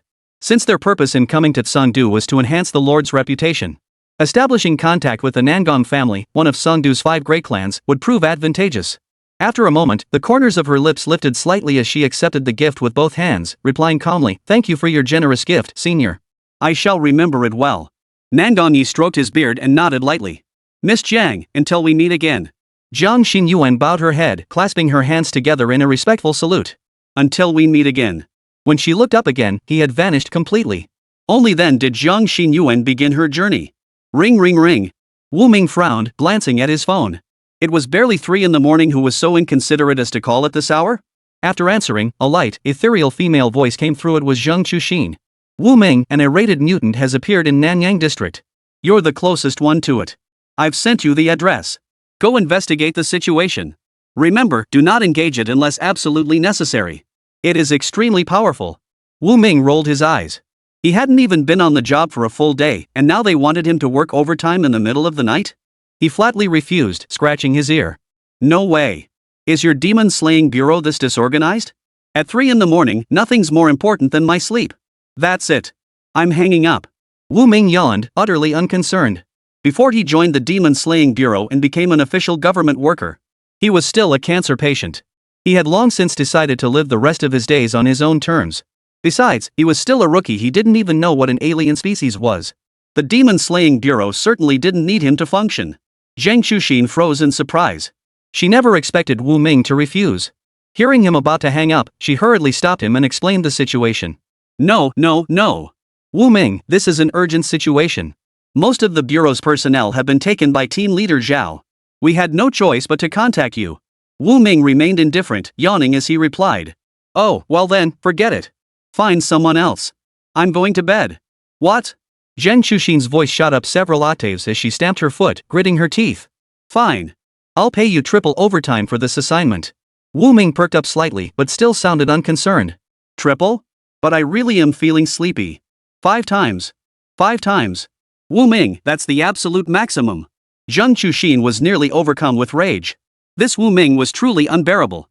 Wu Ming smiled faintly, shook his head lightly, and casually said, 10 times. Give me 10 times the overtime pay, and I'll go. Zhang Chuxin's eyelid twitched. She instinctively wanted to refuse, but seeing the urgency, she gritted her teeth and nodded. Deal. I'll send you the address. Hurry over. Wu Ming shrugged, a sharp gleam flashing in his eyes. He shook his head. No need. Just send someone to clean up the scene. What? Before Zhang Chuxin could finish, Wu Ming hung up, a flicker of sharpness passing through his eyes. The moment he regained consciousness, his divine sense had locked onto an odd aura nearby. It carried a profound stench and an ominous aura. Not human, nor ghostly, or spectral. Wu Ming pondered briefly. This aura bore a certain resemblance to the one he had encountered on that zombie before. The difference was that the zombie's peculiar aura was relatively faint, like a mere accent. This creature, however, radiated that ominous aura from every pore. Wu Ming yawned indifferently, hastily changed into his clothes, grabbed the burning sun sword, slipped on his flip-flops, and headed out the door. Though the aura was indeed peculiar, it was hardly a match for him. He strolled leisurely toward the source of the aura. In the shadowy corner of an alleyway, a dark figure swayed unsteadily under the dim yellow light. A closer look revealed a white shirt and black dress pants. Just another ordinary worker burning the midnight oil. Except for his head. Looking upward, his head was abnormally swollen, completely covered in crimson-black lumps. A gaping fissure split its center, revealing rows of fine, sharp teeth dripping foul-smelling mucus. His hands had also mutated into sharp claws, leaving deep gashes in the walls. Hungry, so hungry. The creature uttered a muffled murmur, staggering toward the alley entrance. Just then, a lazy voice drifted from the alley entrance. Disturbing someone's sleep in the middle of the night is a serious offense. Wu Ming yawned, his right hand gripping the burning sun sword while his left still held a flip-flop, looking thoroughly sleepy. Chapter 78, No Match. The monster whipped its head around, the crack in its swollen skull suddenly widening as it let out a shrill, piercing growl. Food. It lunged at Wu Ming with a speed far surpassing that of any human. Wu Ming sighed, not even bothering to draw his sword. He casually swung his arm. Thud. The monster flew backward even faster than its initial charge, slamming into the wall and embedding itself deep into the bricks. That's why I hate overtime the most. Wu Ming strolled over, watching the creature struggle to crawl free. He raised his foot. Slap. His flip-flop landed squarely on the creature's hideous face. Quiet down. Let me see what you are. He leaned down, a flash of golden light darting through his eyes. Under the scrutiny of his divine sense, the energy currents within the creature's body were laid bare. Strange. So this alien species is actually human? Wu Ming nodded thoughtfully, yet a trace of confusion flickered in his eyes. How could an ordinary human turn into a monster? What the hell is this hybrid? I absolutely must ask Zhang Chuxin about it later. Save me. The creature underfoot suddenly emitted a faint cry for help, its swollen head regaining a faint semblance of human form. Wu Ming raised an eyebrow and eased his foot off slightly. Still conscious? Interesting. Wu Ming smirked, about to investigate further when the alien creature's aura suddenly surged. Its head reverted to a grotesque, flesh and blood mess. Not only that, its entire body began swelling rapidly, deep black veins twisting and coiling across its form. A violent surge of black energy erupted from the creature's body, shattering the surrounding bricks and stones into dust. Wu Ming was forced back several steps by this sudden force, leaving 2 scorched marks on the ground. Oomph, a 2-stage transformation? He narrowed his eyes, his hand finally resting on the hilt of the sword at his waist. The alien's body began to twist and swell, its barely restored human features once again covered by hideous flesh tumors. Its spine pierced through the skin, transforming into bone blades gleaming coldly in the moonlight. Kill me. A raspy voice forced from the monster's throat, yet its claws mercilessly slashed down toward Wu Ming's head. Clang! The burning sun sword, like a crimson dragon, drew 3 inches from its scabbard, precisely parrying the bone blade sharp enough to sever steel rebar. Wu Ming twisted his wrist lightly. The scabbard suddenly erupted with dazzling golden light. With a gentle flick, he instantly severed every bone blade. The monster was sent flying back several meters. Red flares blazed in the monster's eyes as its flesh and blood solidified across its entire body. Within mere breaths, it had fully restored itself. It roared once more and charged toward Wu Ming. Wu Ming finally drew his sword from its sheath. The moment the burning sun sword was fully drawn, the temperature in the entire alley surged.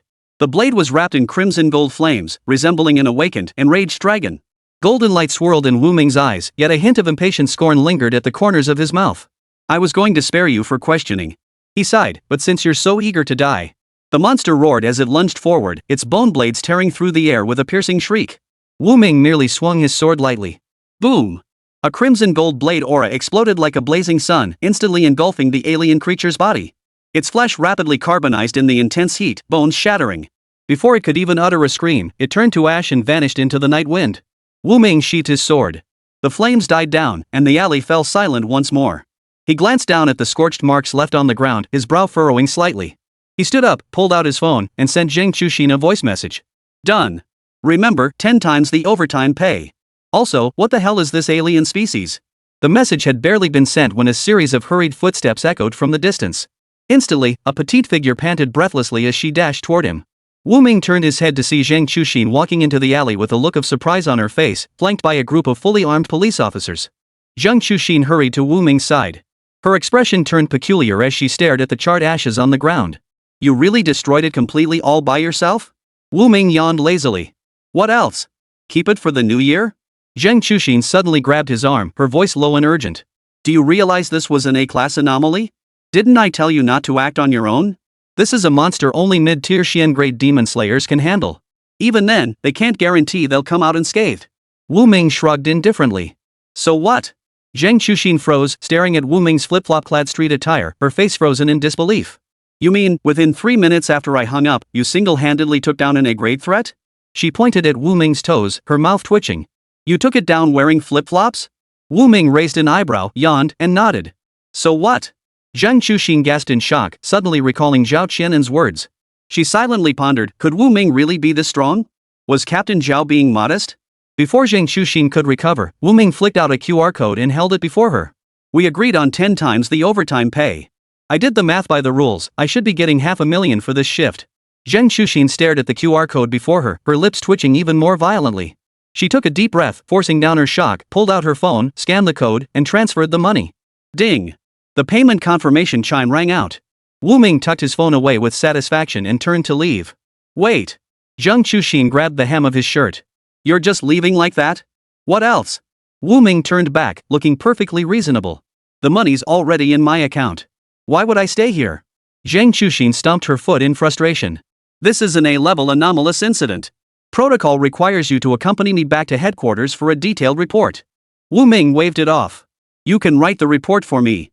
Just say monster appeared, monster died. Simple as that. Simple my ass. Zheng Chuxin was momentarily speechless. If she actually submitted a report like that, she'd risk losing her job. But seeing Wu Ming's state, getting him to return for the report tonight seemed impossible. Zheng Chuxin sighed and relented, all right then. You can go home for tonight. Just remember to come to the bureau first thing tomorrow morning. Wu Ming raised an eyebrow. What for? Zheng Chuxin rolled her eyes at him and explained, to finish tonight's report, of course. Besides that, your training course has been scheduled for tomorrow. Wu Ming froze. Training? I've never heard of such a thing. A faint smile touched Zheng Chuxin's lips as she shrugged. Well, now you know. Chapter 79, The Newcomer. Arriving at the demon-slaying bureau, Wu Ming wore an expression of impatience. After hastily explaining last night's events to Zheng Chuxin, she looked at him with a mix of skepticism and disbelief. But Wu Ming was telling the truth. I just kicked it once, stabbed it with a sword, and it breathed its last. Really, it was that simple. Seeing Wu Ming's confident expression, Zheng Chuxin felt her anger welling up. She could only wave her hand dismissively. Fine, whatever. Go ahead and brag. Now, you're off to new recruit training. Wu Ming curled his lips and asked Zheng Chuxin, what exactly does this training involve? Zheng Chuxin sorted through her documents and replied casually, nothing too complicated. just familiarizing you with potential incidents, different types of monsters, and how to handle them. Wu Ming frowned. Will it take long? Zhang Chuxin rolled her eyes and explained, not at all. It should take about half an hour max afterward. You can pick up assignments on your own at the office or wait for tasks to be assigned from above. Once you complete the training, you'll be officially on staff and receive regular pay. Hearing it wouldn't take long, Wu Ming finally nodded in agreement. Though he desperately wanted to go home and play games, this job did offer a very high salary. But right now, Zhang Xinyuan was just starting out in Songdu, and he was worried sick about her. Wonder how that little girl is doing now. Wu Ming muttered worriedly under his breath, about to step out the door, when Zhang Chuxin suddenly spoke up as if remembering something. Oh, I forgot to mention 2 other new recruits will be joining your training session. As usual, after completing the training, you'll all undergo a practical assessment together. Use this chance to get acquainted early. When she looked up, Wu Ming was already gone. Zhang Chuxin sighed softly, suddenly realizing what a bunch of troublemakers the demon-slaying bureau was, each one more troublesome than the last. She was, after all, Wu Ming's superior. How could he show her no respect whatsoever? But she couldn't just say it outright. After all, the demon-slaying bureau valued fists over titles. If Wu Ming truly killed that great mutant so easily, as he claimed, it would be a major scandal. If that were the case, she might end up having to treat Wu Ming with utmost respect. What a headache! Captain Zhao, when are you coming back? Following the staff's directions, Wu Ming navigated through layer upon layer of corridors until he reached a training ground within the demon-slaying bureau. The central plaza served as a shooting range, with walls lined with various firearms that caught Wu Ming's eye. On the opposite side hung long swords, daggers, and other cold weapons. Wu Ming scanned them all, just ordinary arms. They couldn't hold a candle to his sunblazed sword. He approached the area, where a group of men and women were already engaged in sparring practice. The burly man wielded a spear whose tip glinted coldly as he executed fierce, precise strikes. The woman wielded a pair of short blades, moving with the agility of a swallow as her blades danced in a weaving net of light. The two exchanged blows relentlessly, locked in a fierce, evenly matched battle. Wu Ming stood aside, watching with keen interest. But he soon noticed that while the man's spear techniques were fierce, they lacked variation. The woman's dual blades, though agile, lacked sufficient force. With the enhancement of mastery of all martial arts, their techniques appeared to him like children playing with weapons riddled with flaws. After watching for a while, Wu Ming lost interest. Rather than watch this childish play, he'd rather wrap up the training early and head home to see Xin Yuan. Hey, you two are the new recruits, right? Wu Ming stepped forward, interrupting them with a lazy tone. Hearing him, both stopped their movements and turned to face him. The man frowned, clearly displeased with Wu Ming's lackadaisical attitude. The woman, however, smiled faintly and sheathed her twin blades. You're Wu Ming? The woman stepped forward, extending her hand. I'm Lin Xiaoyu. This is Zhang Meng. Wu Ming gave her hand a casual shake. Yeah, heard we're training together? Zhang Meng snorted coldly. It's just training. No need to get so familiar. Seeing this, Lin Xiaoyu quickly stepped in to smooth things over, shooting Zhang Meng a disapproving look. It's not just training. We'll be going on missions together later, right? Zhang Meng, you should keep your mouth shut. Seeing Lin Xiaoyu siding against him, Zhang Meng snorted again, his gaze turning cold toward Wu Ming. Wu Ming shrugged indifferently.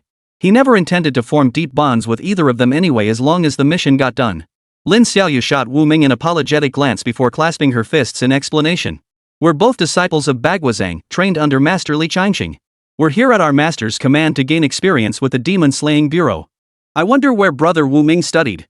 Hearing this, Wu Ming paused, recalling Zhang Chuxin's earlier description of the demon-slaying bureau's structure. He nodded.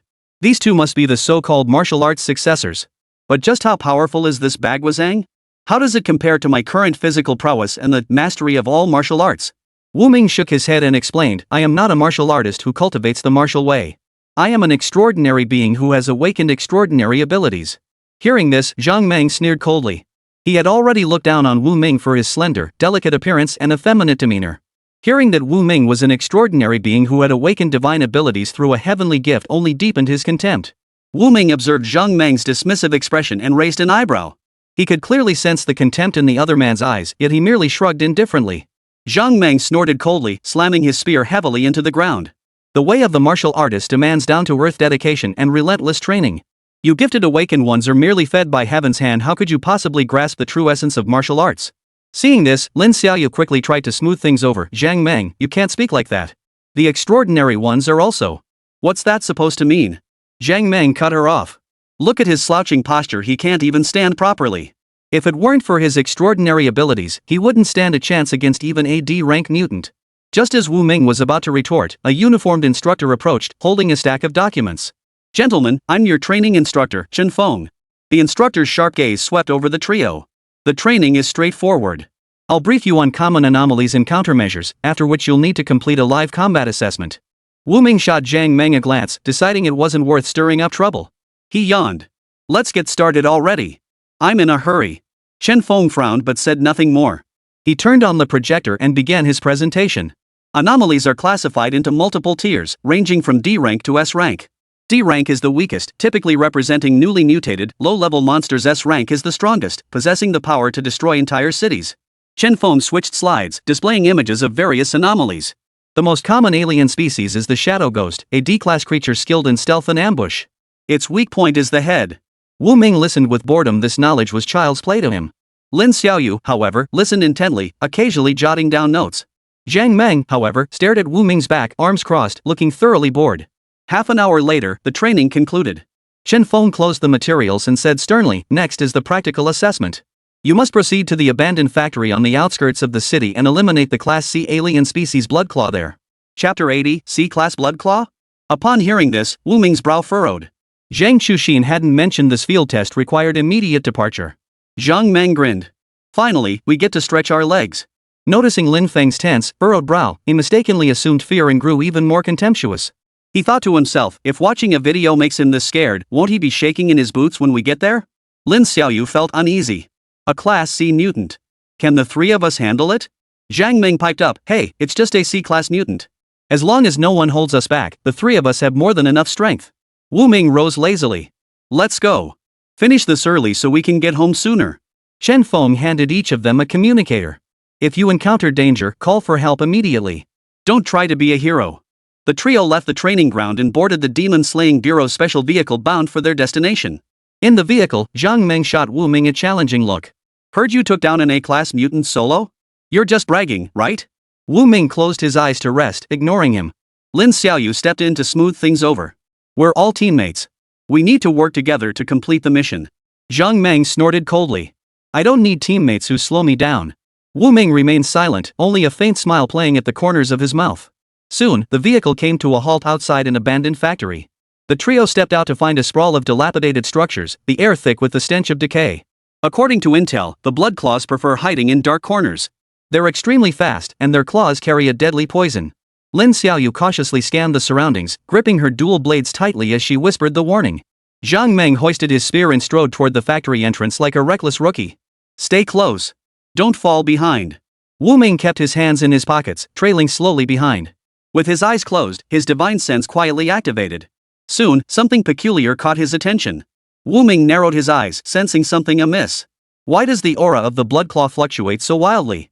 It's so unstable, and there's this strange, unfamiliar scent? Wu Ming frowned slightly, but showed no sign of worry. Even at its peak intensity, the aura of this Bloodclaw couldn't match the overwhelming power of last night's A Great Anomaly. At least for him, it was a piece of cake. He glanced at Jiang Meng striding ahead with his usual brashness and Lin Xiaoyu following cautiously behind. But for others, this great Bloodclaw was far from easy to handle. If the third member of this squad had been someone on par with these two instead of him, they'd likely be wiped out entirely. Lin Xiaoyu glanced at the pair, sighed helplessly, shook her head, and quickened her pace to catch up. The factory interior was dim and damp, its walls piled high with rusted machinery and debris. The trio advanced cautiously, keeping a watchful ear for any sounds from either side. Suddenly, a dark shadow streaked across the ceiling at astonishing speed, trailing a chilling gust of wind. Watch out! Lin Xiaoyu's pupils contracted slightly as she shouted the warning. Jiang Meng reacted swiftly, raising his spear to sweep horizontally, but it struck empty air. In an instant, the shadow landed, revealing its true form. A humanoid creature nearly 2 meters tall, covered in dark red scales, with abnormal fleshy growths protruding from its back. Green saliva dripped from its fangs, and its fingers extended into half-meter-long, razor-sharp bone claws that glowed with a sinister blue sheen in the dim light. Blood Claw! Jiang Meng shouted excitedly. Come on! But Lin Xiaoyu froze abruptly. Having paid the most attention during her training, she instantly noticed something amiss. Typical Bloodclaws had white eyes, and their surfaces should have been fur rather than scales, giving them the appearance of ordinary werewolves. Even stranger, ordinary Bloodclaws were about the size of humans. What was the story behind this towering monster over 2 meters tall? Jiang Meng, wait! Lin Xiaoyu tried to stop Jiang Meng from acting, but he had already raised his spear and charged forward. Jiang Meng's muscles tensed as he channeled Bagwazang power into his spear. A faint white glow emanated from the spearhead as it aimed straight for the Bloodclaw's throat. Die! The spear sliced through the air, carrying a fierce gust of wind. Yet just as the spearhead was about to pierce the monster, the fleshy growths on Bloodclaw's back suddenly convulsed violently. Its entire body twisted into an unnatural angle, forcibly evading the fatal strike. What? Zhang Meng's pupils contracted sharply. Before he could withdraw the spear, the Bloodclaw's razor-sharp talons swept toward him, carrying a foul stench. Clang! At the last possible moment, Lin Xiaoyu's twin blades blocked the claw. But the immense force sent a muffled groan escaping her lips as she was knocked back several steps, blood seeping from the creases of her palms. This isn't an ordinary blood claw.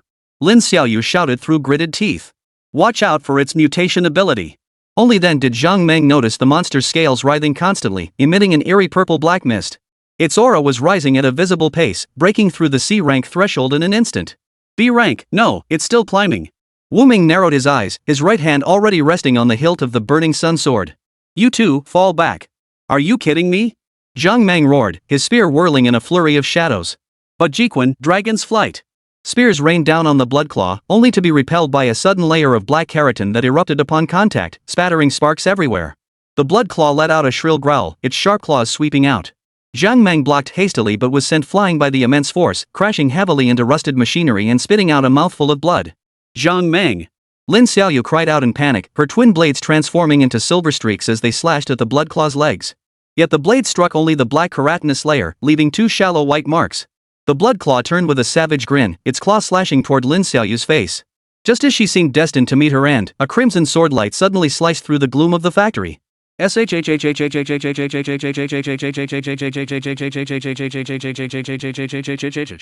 The burning sun sword, carrying searing sword energy, severed the Bloodclaw's right arm clean off at the shoulder. The monster let out an agonized howl as purplish black pus and blood spurted from the severed stump.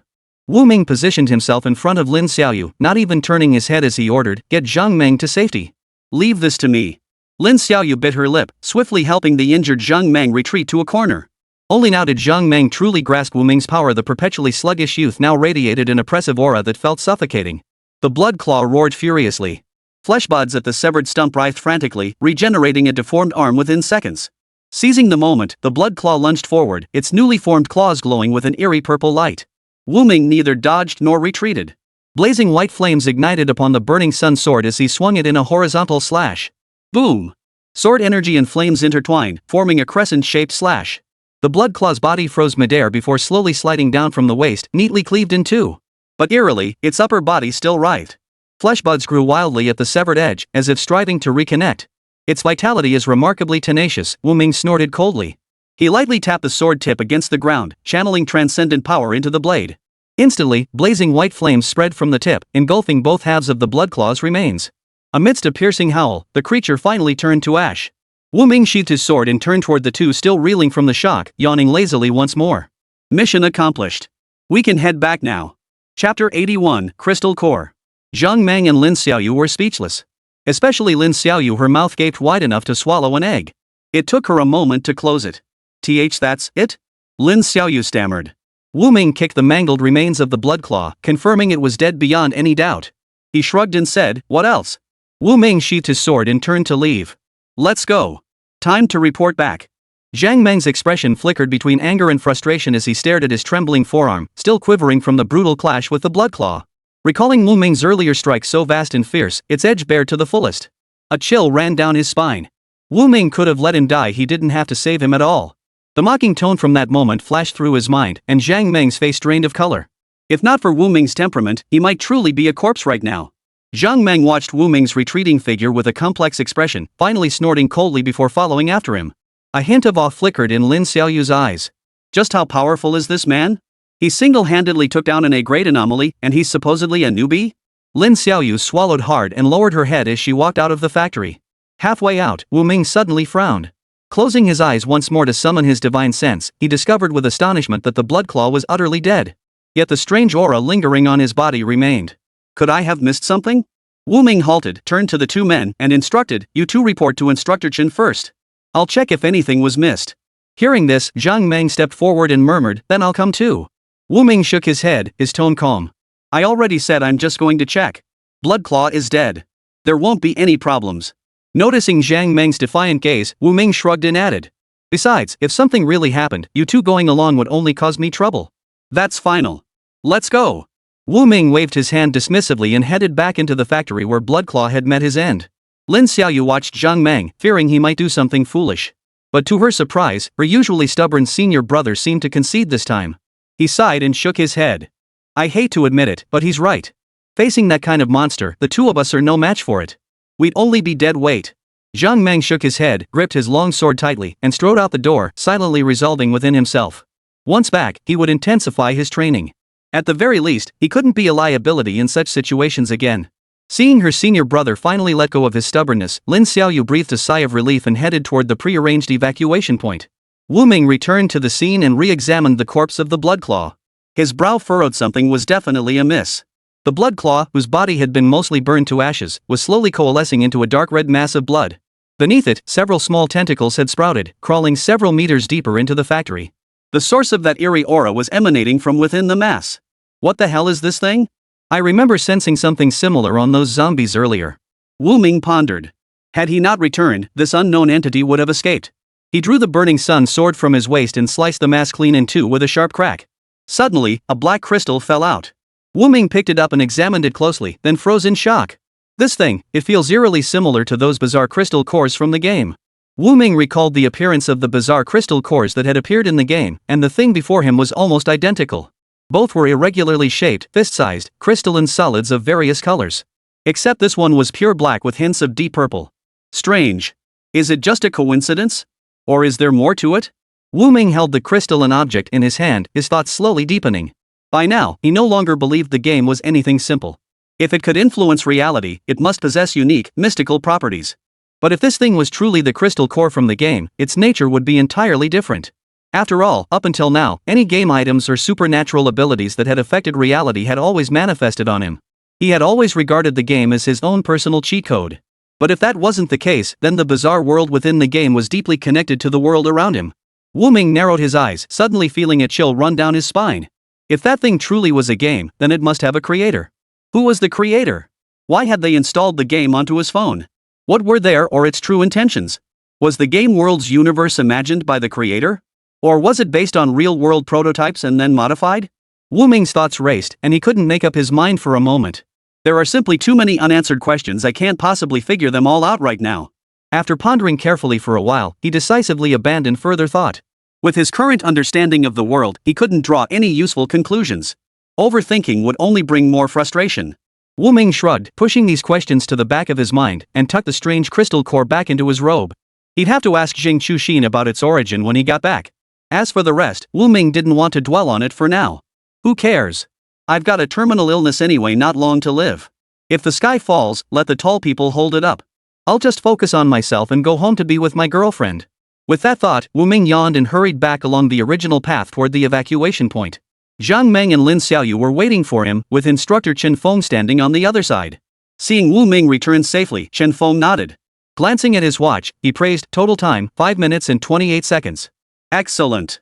Your first mission results are outstanding.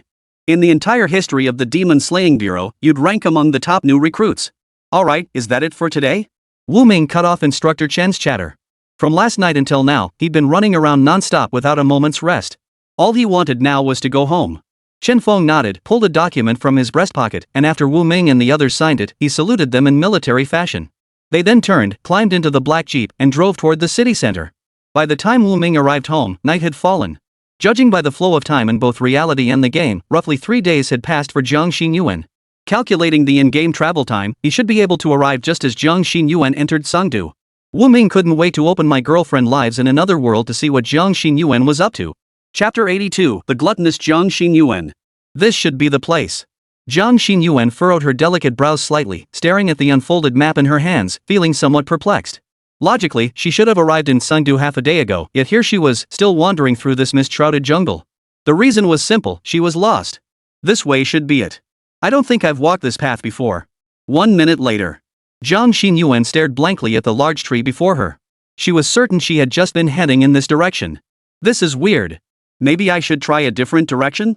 Jiang Xinyuan headed off in another direction, venturing farther this time. 10 minutes later, she found herself circling back to the exact same spot. How is it still this tree? Staring at the tree so thick it took 5 people to encircle it, Jiang Xinyuan was dumbfounded. She shook her little head, consulting the map as she explored left and right. Then, feeling utterly helpless, she sighed, why isn't this tree even on the map?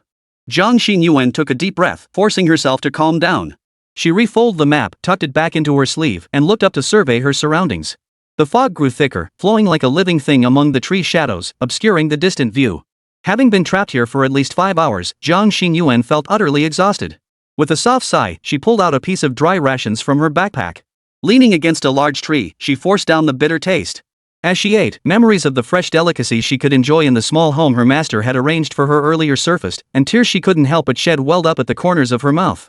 The dry ration in her hand suddenly tasted like chewing wax, yet she continued to nibble at it in small bites. Mumbling softly as she ate, she muttered a quiet complaint, afraid someone might hear her. "Master, you promised to accompany Xinyuan on this journey. You're such a liar." Wu Ming had just opened the game when he was struck dumb. "Wait, I just went out to earn some milk money. How did that make me a big liar?" Jiang Xinyuan, her face covered in dust, leaning against a tree and nibbling on cold, hard rations, looked like a forsaken stray cat, softly lamenting her master's wrongdoing. Reviewing the game's description, he learned Jiang Xinyuan had wandered lost in the woods for at least 10 hours, starving and freezing. Now Wu Ming could understand her predicament. "Detected, your girlfriend's happiness level has decreased. She is in a state of hunger. Would you like to spend 500 yuan to purchase a Western-style dessert set?" Wu Ming chuckled softly. All his hard work toiling for the demon-slaying bureau had been for this very day. Gazing at the balance of over 500,000 yuan in his bank account, Wu Ming's eyes flashed with determination. "One set? What if the weirdos next door think my Xinyuan can't afford it? Bring me 100 sets with no duplicates." Ding! Your Industrial and Commercial Bank of China card ending in 5688 has deducted 50,000 yuan. Current balance, 568,608.36 yuan. Little Missy, who do you call a fraudster? Jiang Xinyuan was struggling to chew her dry rations when a familiar voice suddenly echoed in her mind. Startled, she leaped 3 meters into the air, nearly choking on the paste she hadn't swallowed yet. After gulping down a huge mouthful of water, Jiang Xinyuan finally realized the adult had contacted her again. But this timing was uncanny. She only just whispered a few complaints about him, and now he appeared. Could this be what they meant by "if you don't want others to know, don't do it yourself"? Jiang Xinyuan's mind raced as she hastily knelt in a prayer-like posture, apologizing, "Master. I didn't mean it that way, I just. Unable to find a suitable excuse, her face flushed crimson with panic, her voice breaking into tears. "Xinyuan was wrong. Please punish me, Your Excellency." Wu Ming chuckled softly, virtually stroking her head through the screen as he reassured her. "Of course I know you meant no harm. Rest assured, I won't punish you." "Thank you, sir." After hearing Wu Ming's promise, Jiang Xinyuan blinked her eyes, wiped away the tears lingering at the corners, and broke into a smile. Wu Ming smiled softly, glancing at the 100-piece Western-style dessert set on the right side of his phone. He tapped the gift button. "Not only will I not punish you, but I'll compensate you. Look at what's in front of you." Hearing the nobleman actually offer compensation, Jiang Xinyuan froze in surprise and hurriedly protested. "Compensation? How could Xinyuan possibly?" She instinctively tried to refuse, but the sight before her froze her in place. The words of refusal simply wouldn't come out. Before her eyes lay an array of colorful treats, soft and fluffy, wafting a deliciously tempting sweet aroma. A pang of regret stabbed at Jiang Xinyuan's heart. Part of her suspected this might be another test from the adult and wanted to refuse. But what if the elder wasn't testing her at all? What if she refused these unfamiliar yet undeniably exquisite delicacies before her? She would regret it for the rest of her life. "Master, this. Two conflicting thoughts battled fiercely in her mind, leaving her spinning in confusion, utterly at a loss. Wu Ming shook his head, swiped his finger across the screen, and floated a slice of strawberry chiffon cake toward Jiang Xinyuan. With a smile, he said, "I told you this is compensation for you. If you won't eat it yourself, do you want me to feed it to you?" At his words, Jiang Xinyuan's cheeks flushed crimson, her heart skipping a beat. "If he really fed it to me, I'd probably faint from embarrassment." But as she watched the little cake swaying before her, Jiang Xinyuan cradled it in her palm and stammered, "Master, I'll eat it now." Resolved, she swiftly picked up the fork, cut off a corner piece, and popped it into her mouth. In that instant, her eyes widened in astonishment, sparkling with golden light. The velvety creaminess of the frosting paired with the crisp sweetness of the strawberry created a taste beyond compare, truly a heavenly delight. Not to mention, Jiang Xinyuan had never tasted sweets before. To her, this was nothing short of divine. "My lord, it's delicious, so incredibly delicious." Jiang Xinyuan tried several times to pause and express her gratitude, but the temptation of the sweet treat proved too powerful. She buried her head deep into the dessert bowl, unwilling to lift it for a long time. This is delicious too, this one, every single one is so delicious." Jiang Xinyuan marveled at how such delicious food could exist in the world, her cheeks puffed out as she continued to eat without pause. Wu Ming watched Jiang Xinyuan on the screen, her mouth smeared with cream, and couldn't help but laugh. She resembled a greedy little squirrel, her cheeks puffed out, eyes sparkling brightly, even her nose tip dusted with icing sugar. Only after Jiang Xinyuan had finally eaten her fill did she reveal a satisfied expression. She licked the cream from her nose with her tongue, looking utterly reluctant to stop. So? Was it good? Am I still a liar? Hearing Wu Ming's teasing, Jiang Xinyuan flushed instantly. The memory of her embarrassing state moments ago made her blush with shame. It was all her own fault for letting her mouth run away with her again in front of an adult.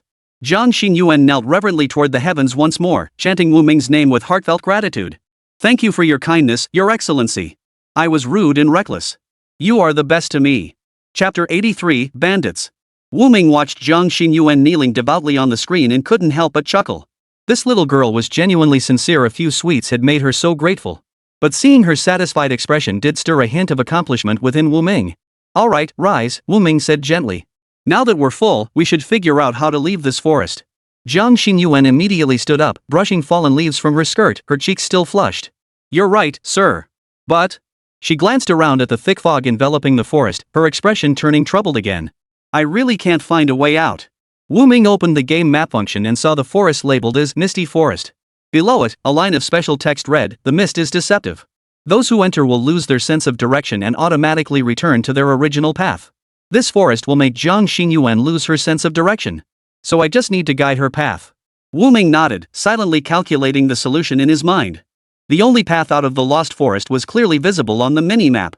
As long as we followed the path, there would be no problem. Xinyuan, try heading southeast first. Wu Ming directed. After Jiang Xinyuan obediently walked about 15 meters ahead, Wu Ming spoke again. Now turn around and walk backward. Turn around? Though puzzled, Jiang Xinyuan obediently followed the instructions. Over the next 10-odd minutes, under Wu Ming's direction, Jiang Xinyuan wound her way around in circles several times. Strangely enough, after walking for about 15 minutes this time, the surrounding mist gradually began to dissipate. Sir! The fog is clearing! Jiang Xinyuan exclaimed with delight, quickening her pace as she ran forward.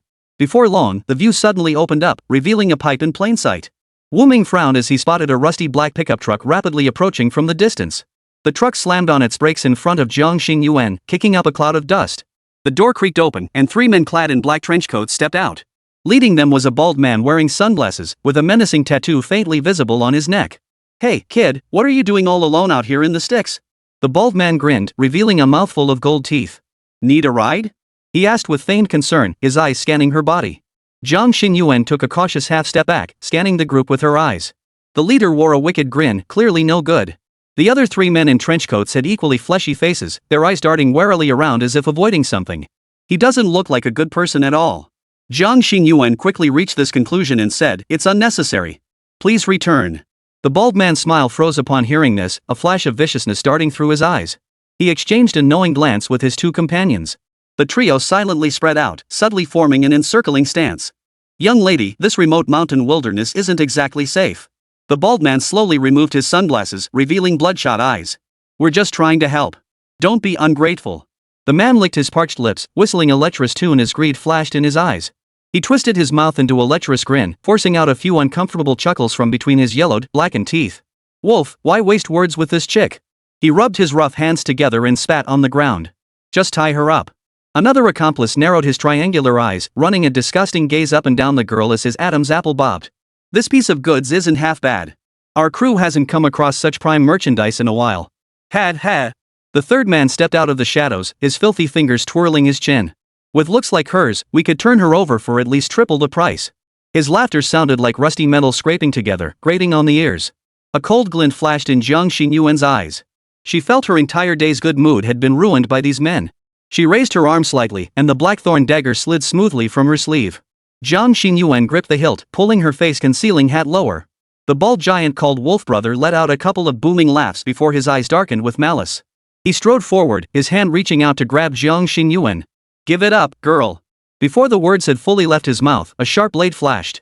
With a sharp swish, the bald man's arms were severed at the elbows, both stumps plopping to the ground. My arms. The bald man let out a blood-curdling scream like a slaughtered pig, the excruciating pain causing him to collapse onto the ground, curling into a ball. What terrified him even more was that the flesh around the wounds instantly turned purple and black, spreading inward toward his body. Poison. It's poison. This woman is dangerous. Old Ghost Lu, help me. The bald giant's screams echoed across the wilderness as blood spattered onto the dusty ground. His two accomplices froze in shock at this sudden turn of events, their lecherous grins instantly frozen on their faces. Jiang Xinyuan stood coldly in place, the blackthorn dagger spinning lightly between her fingers, its blade glowing with a sinister purple light. She lifted her gaze slightly, her eyes beneath the straw hat as piercing as ice. "You," she murmured, her voice barely audible yet carrying an undeniable intent to kill, "shouldn't have crossed me." The lanky man known as Old Ghost Lu snapped out of it first, his face twisting in horror. He yanked a short knife from his waist and snarled, "Damn it, this has got something weird about her. Let's take her down together." The other accomplice snapped out of his daze, a vicious glint flashing in his eyes. He yanked an iron bar from the pickup truck and advanced with a savage grin. "Playing ghost tricks? I'll see just how unnatural you can be." The two men charged at Jiang Xinyuan simultaneously, one from the left, one from the right. Yet to Jiang Xinyuan, their movements appeared laughably slow. Her form flickered like a ghostly apparition, vanishing from her spot. In the next instant, she materialized behind Old Ghost Lu. The dagger flashed coldly, instantly slicing a thin line across Lu Laogui's throat. Before he could even utter a sound, he knelt on the ground, clutching his neck as blood spurted through his fingers. Seeing this, the other man's pupils contracted sharply. He swung his iron rod even more wildly, roaring as he lunged at Jiang Xinyuan. Jiang Xinyuan sidestepped the blow, flicking her dagger in a backhand flick that pierced his wrist with pinpoint accuracy. The man let out a piercing scream as the iron rod flew from his grasp. Instantly, his entire arm turned pitch black as the poison rapidly spread throughout his body. His eyes widened in terror, a guttural "ho" escaping his throat before he collapsed, twitching a few times before falling silent. Within mere moments, all three men lay fallen. The bald giant watched his comrades die horribly, fear completely consuming his reason. He struggled to crawl away, but the poison had already eaten into his chest. His skin began to rot, and breathing grew increasingly difficult. Spare me."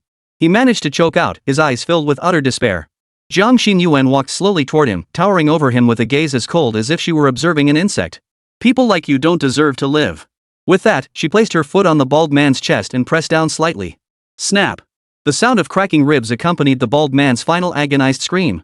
His body convulsed violently a few times before finally falling utterly still. The wilderness fell silent once more, broken only by the rustling of wind through the treetops. Chapter 84, The Canary's Guard. Jiang Xinyuan sheathed her dagger and brushed her sleeves lightly, as though she had merely dispatched a few bothersome insects. She lifted her gaze toward the distant official road, her brow furrowing slightly. "My lady, these men, they don't seem like ordinary bandits." She murmured to herself, "There's an odd aura about them." Just then, the game interface popped up with another notification. "Your girlfriend has triggered a side quest, Canary's Escort." Wu Ming stared at the screen, his brow furrowed. "A new side quest? A guardian mission? What is this?" He quickly tapped to open the mission details, or a line of information appeared before his eyes. Danger level, D. Target, the girl held hostage by the robbers is no ordinary person. Safely escorting her back to her destination might net you a hefty reward. Seeing it was a D-level mission, Wu Ming breathed a sigh of relief, at least it meant the difficulty wasn't too high. He opened the mini-map and sure enough, in the back of the pickup truck driven by the bandits, a blonde girl with her hands bound was huddled in the corner of the cargo bed. She appeared no older than 12 or 13, petite in stature, dressed in an elegant Western-style dress. Yet now, her skirt was dust-covered, and a faint trail of blood marked her fair cheek. Jiang Xinyuan also followed the guidance to this spot. Seeing the young girl slumped over the truck, her heart trembled, and a flicker of pity appeared in her eyes. Yet she did not act rashly. "Sir, should we save her?" Jiang Xinyuan asked softly. Wu Ming narrowed his eyes, scrutinizing the mission interface. The D-level difficulty wasn't particularly high, but the description highly unusual identity piqued his interest. Save her, Wu Ming decided. But be cautious, these robbers might have accomplices. Jiang Xinyuan nodded, stepped forward to help the blonde girl up, and cut through the ropes.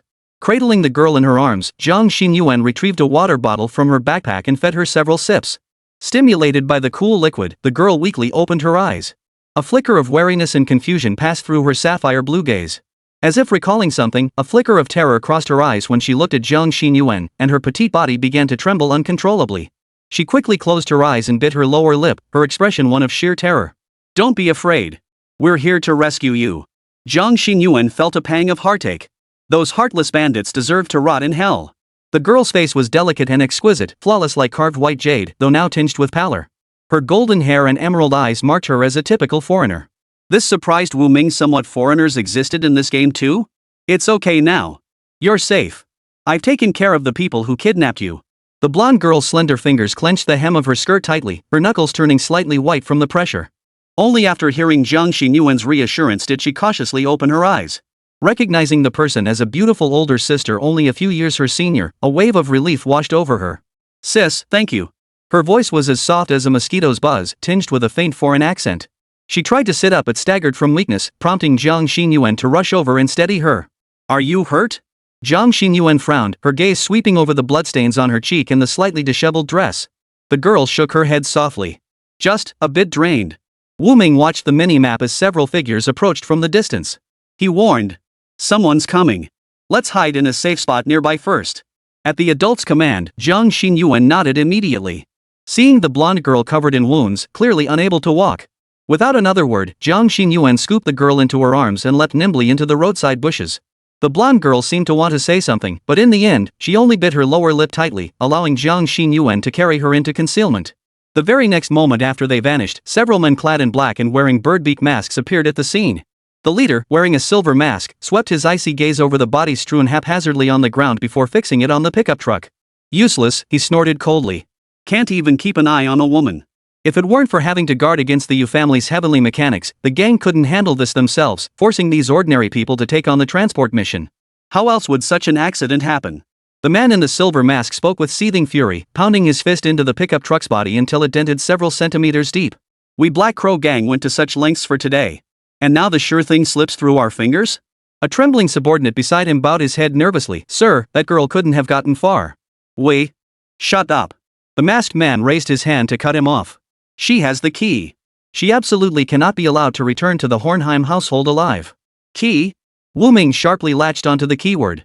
"What key?" Jiang Xinyuan overheard their exchange and looked down at the blonde girl in her arms. The girl's face instantly drained of color, a flash of despair crossing her eyes. They're here to kill me." She trembled as she spoke.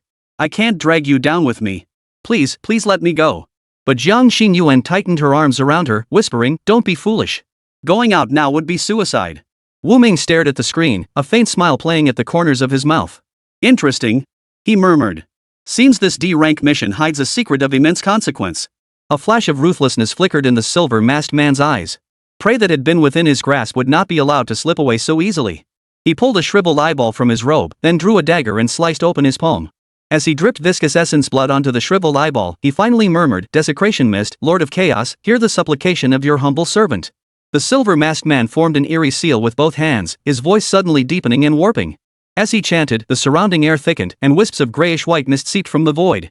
"With blood as sacrifice, with soul as guide, we beseech you to bestow your gaze." The shriveled eyeball began to tremble violently. After absorbing the blood, it swelled eerily, eventually transforming into a living orb veined with bloodshot threads and glowing with an eerie green light in its pupil. The silver-masked man instantly drained of color, seemingly drained by the immense expenditure.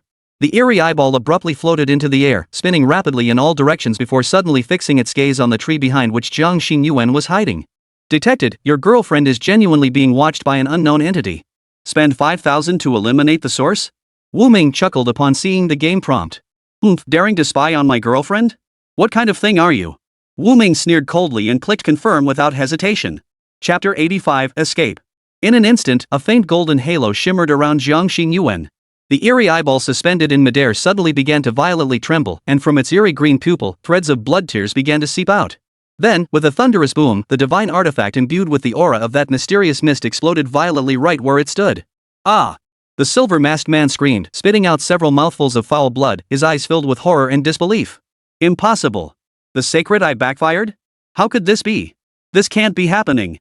He staggered backward several steps, his face beneath the mask as pale as paper. A wave of panic washed over him as he swallowed hard. If the organization discovered he had not only allowed the target to escape, but also destroyed one of the sect's last two divine relics, the Eye of the Deceitful God. This artifact had been specially authorized for him to use in surveillance missions. Awaiting him would be a punishment more brutal than death, skinning and dismemberment, soul-binding imprisonment, bone extraction and soul refinement, total annihilation of body and spirit. In short, for blood-soaked characters. No whole corpse left. At this thought, the silver-masked man shuddered violently, his legs buckling beneath him. His subordinate hurriedly reached out to steady him, only to be shoved away. Damn it! That woman is trouble." Gritting his teeth, the silver-masked man's panic grew, his voice rising as he barked. "Everyone spread out and search. Dig through every inch of earth if you have to find her today. Tisk, that's gotta be the worst 2,000 I've ever spent. And all for blowing out some worthless eyeball? Screw that." Wu Ming watched the scene unfold in the game, muttering under his breath. But with the hefty salary from the Demon Slaying Bureau, he didn't dwell too much on the loss. He quickly shifted his focus back to Jiang Xinyuan and the blonde girl. In the bushes, Jiang Xinyuan felt the blonde girl trembling in her arms, tears glistening at the corners of her eyes. "Don't be afraid," she whispered soothingly, her eyes darting warily around the surroundings. Wu Ming quickly scanned the game interface and discovered the mission difficulty had silently risen from D rank to C rank. What caught his attention even more was a strange new icon on the blonde girl's status bar, a golden key bound by chains. So this must be the key they mentioned. Wu Ming pondered thoughtfully, but when he tried to click it, he was informed that it required unlocking through the mission storyline. Just then, the game suddenly popped up a warning. "Warning! Your girlfriend is about to be discovered." On the mini-map, several red dots were moving toward them at an alarming speed. Wu Ming instantly switched his view and saw 3 figures clad in black robes leaping through the forest in pursuit, each wearing identical bird beak masks. "Xinyuan, high-level extraordinary beings are approaching," Wu Ming urgently warned, "Retreat first." Jiang Xinyuan's brows furrowed at the warning. She instantly scooped up the blonde girl, activated her swift movement technique, and darted deeper into the dense forest. But before they could escape far, 2 dark figures suddenly dropped from the treetops ahead, blocking their path. Trying to escape, one sneered coldly, brandishing a short blade. "Hand over the young lady of the Hornheim family." Jiang Xinyuan halted, a cold gleam flashing in her eyes as she drew a dagger from her waist. "Sir, it seems we'll have to force our way through." Wu Ming swiftly assessed the situation. There were 5 opponents in total. According to the game's description, 4 of them were third-tier extraordinary beings. The leader, the silver-masked man, had even reached the 4th tier. Though Jiang Xinyuan possessed considerable strength, she was currently only a second-tier extraordinary being. In a one-on-one fight, none of these useless fools could defeat her. Even if she couldn't win, she could still escape unscathed. But protecting the blonde girl while facing so many opponents? Jiang Xinyuan's chances of victory were practically zero. Wu Ming stroked his chin, glanced at the items in the shop, and suddenly had an idea. Thunder Escape Talisman Blue Brave Consumable 50,000, upon use, instantly unleashes powerful thunder energy, dealing massive lightning attribute damage to all enemies within a 10-meter radius and inflicting a 3-second paralysis effect. Simultaneously, the user can teleport to any location within 100 meters using the lightning's power cooldown, 30 minutes. This talisman is impressive. Wu Ming made a quick decision, clicked to purchase it, and sent the usage instructions to Jiang Xinyuan. "Use the talisman I gave you to escape." Jiang Xinyuan instantly understood. Holding the girl in her left arm, she focused her mind. With a swift motion, her right hand drew a purple glowing talisman from her waist. It was the Lightning Escape Talisman. Seeing Jiang Xinyuan about to deploy the peculiar talisman, the silver-masked man instantly grew wary. Having previously witnessed the eerie divine eye being blocked, he deeply feared this woman's bizarre methods. If she truly activated that talisman, who knew what the outcome would be? Stop her. Under no circumstances let her activate that talisman. The leader of the silver-masked men roared, his eyes blazing with ferocity. He spat out a mouthful of blood in rage, murmuring under his breath. "Mystic slaughter ghost mist, command the heavens extremes, slay." Instantly, the blood in his mouth swelled and transformed into a mass of eerie black mist. The mist shifted form again, materializing into countless blades and weapons. With unparalleled killing intent, they surged toward Jiang Xinyuan. Additionally, 5 black-clad figures simultaneously pounced from all directions, each radiating an undeniable aura of extraordinary power. Wu Ming narrowed his eyes. Damn, this group was pulling out all the stops. Jiang Xinyuan's pupils contracted as the Xiansha blades closed in. Suddenly, a golden light flashed before her eyes. "Your Excellency." Jiang Xinyuan froze. That familiar sensation, it was the 3-foot protective amulet. Wu Ming shrugged indifferently on the screen. At this point, a white-quality consumable like a 3-foot protective amulet was practically peanuts. He could buy as many as he wanted. But this talisman was only useful in the early stages. After all, it could only block a single attack below 5th tier. Well, it'll suffice for now. Seeing Jiang Xinyuan neither dodge nor retreat, the silver-masked man's heart leapt with delight. The next second, his eyes widened in shock, his jaw dropping in disbelief. His full power strike was completely blocked by a thin golden light, unable to penetrate even an inch further. This can't be. What trick did you use?" The silver-masked man roared in disbelief, but Jiang Xinyuan merely curved her lips into a faint smile before slamming the talisman onto the ground. Boom! A blinding flash of lightning erupted, instantly illuminating the surroundings as bright as day. The overwhelming thunder light engulfed the area. The black-clad figures couldn't dodge in time and were struck, their flesh torn and blood spilling. The black-clad figures screamed in agony, their eyes wide with terror as they scrambled backward, their faces frozen in sheer horror. When the light faded, Jiang Xinyuan and the blonde girl were nowhere to be seen. "Damn it!" The silver-masked man roared, punching a nearby tree trunk until it snapped. "Pursue them. They can't have gone far." Chapter 86, Elena Hornheim. Deep within the dense forest, 2 figures darted past a small stream. Jiang Xinyuan halted beside the stream. Using rapid dashes consecutively posed little problem for her, possessing the ability to hunt flowers.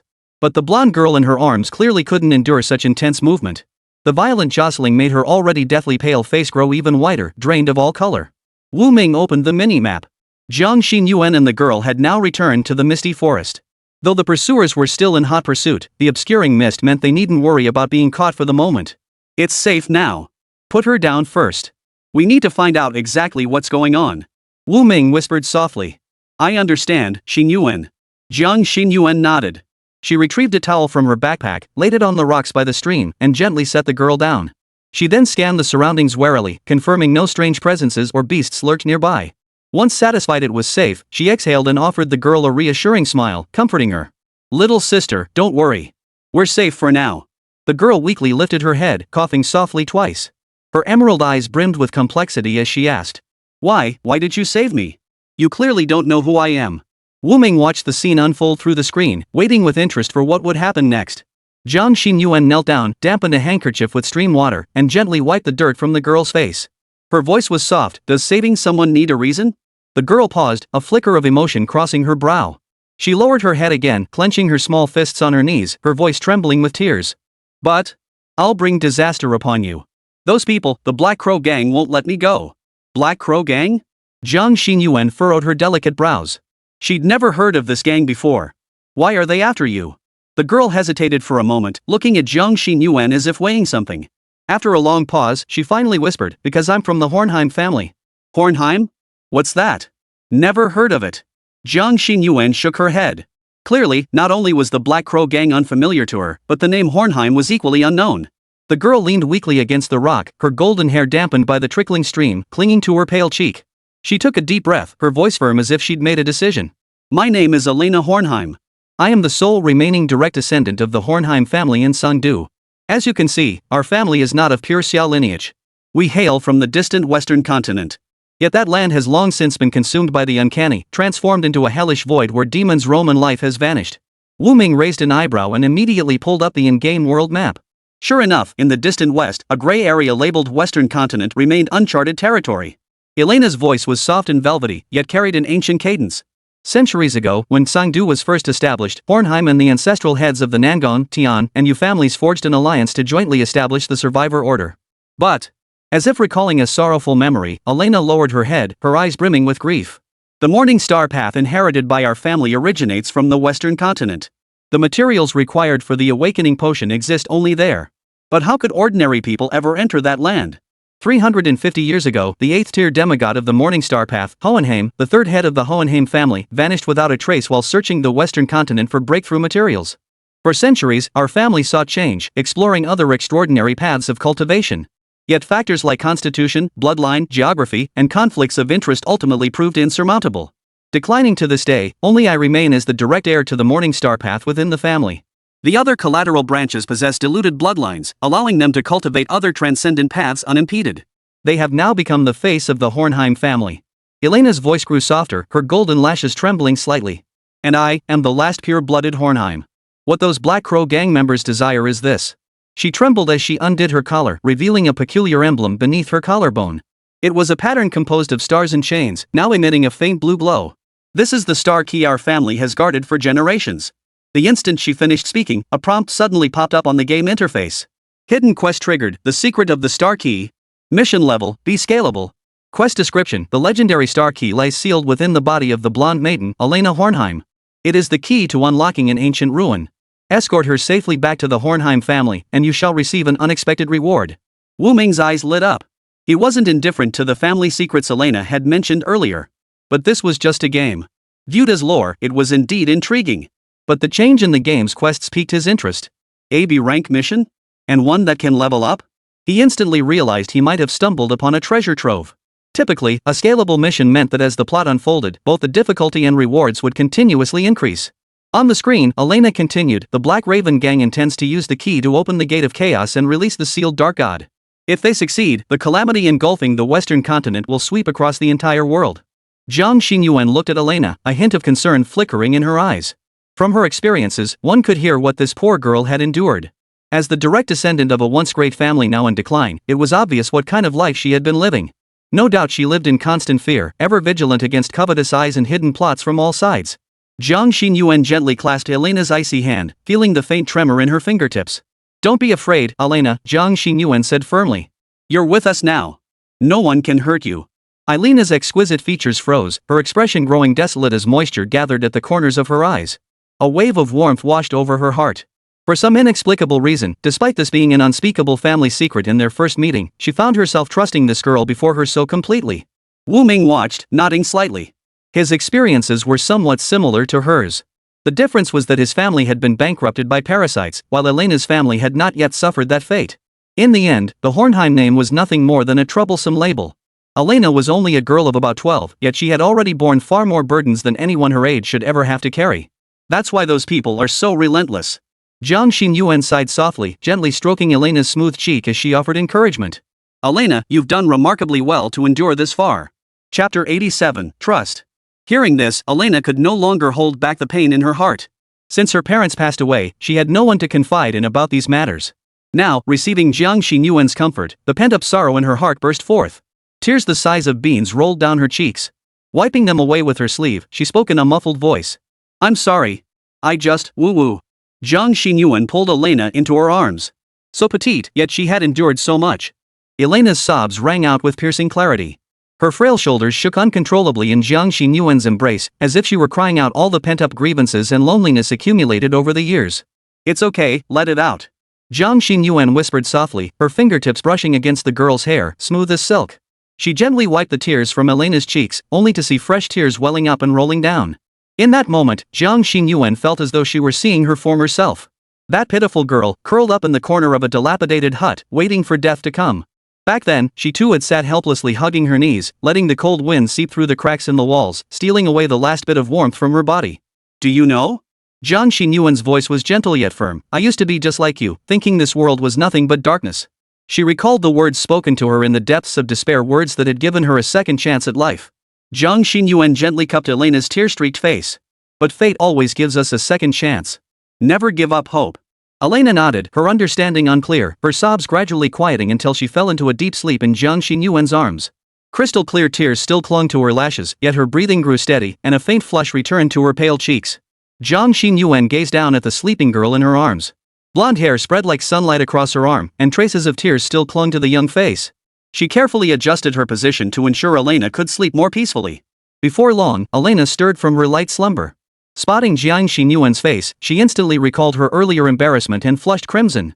She quickly sat up, leaving Jiang Xinyuan's embrace, and smoothed her disheveled golden hair. Only then did she realize she still didn't know her benefactor's name. She quickly asked. Elena fidgeted nervously with the hem of her dress, her voice still hoarse from crying. I don't even know your name. Jiang Xinyuan couldn't help but smile at the girl's flustered expression. She reached out to smooth the stray strands of golden hair from Elena's forehead and said gently, My name is Jiang Xinyuan. Jiang Xinyuan. Elena repeated the name slowly, syllable by syllable, as if etching it into her heart. She suddenly stood up solemnly, lifted her skirt, and performed a standard noble curtsy. The Hornheim family will forever remember your kindness. Jiang Xinyuan paused, but then heard a loud rumble from her stomach.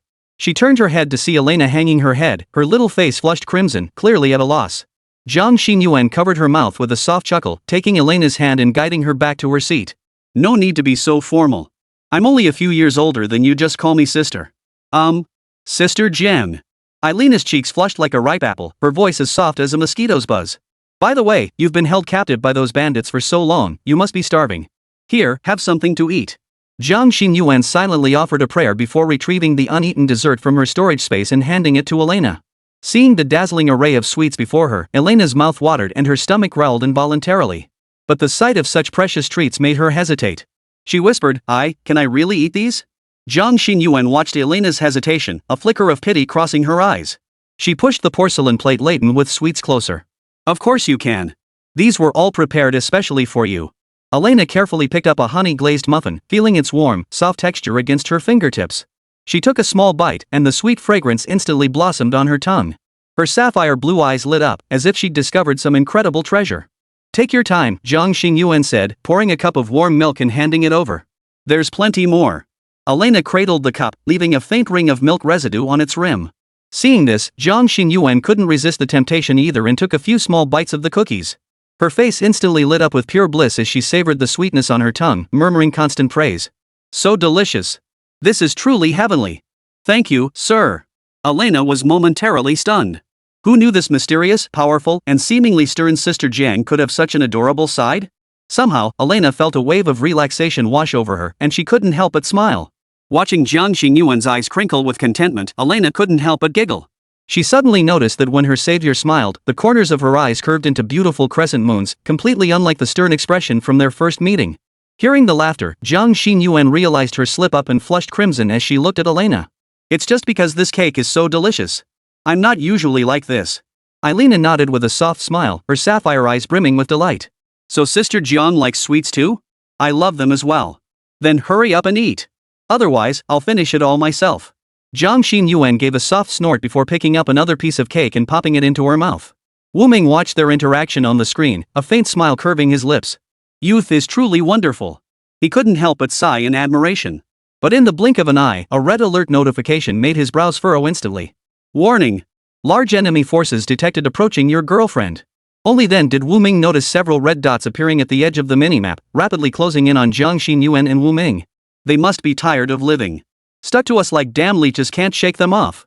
He scowled. This group was relentless. He had no idea what tricks they'd used, but they'd caught up again.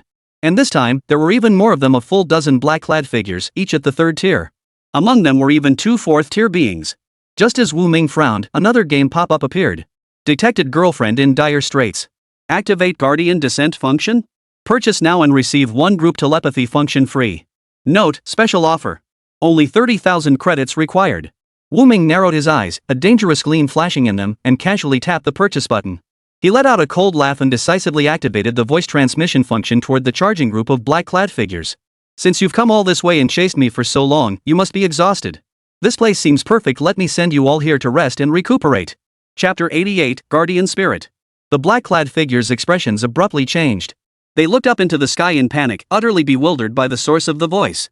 They exchanged glances, seeing confusion in each other's eyes. It wasn't just one of them who had heard it. Their expressions flickered between fear and suspicion as they turned to the silver-masked leader. Lord Yi, they asked, their voices trembling with doubt, did you hear that too? The silver-masked man's face turned even paler. He couldn't detect who could possibly wield such a telepathic technique. Regardless, their cultivation level must surpass his own. But in the blink of an eye, he clenched his teeth and made a decision.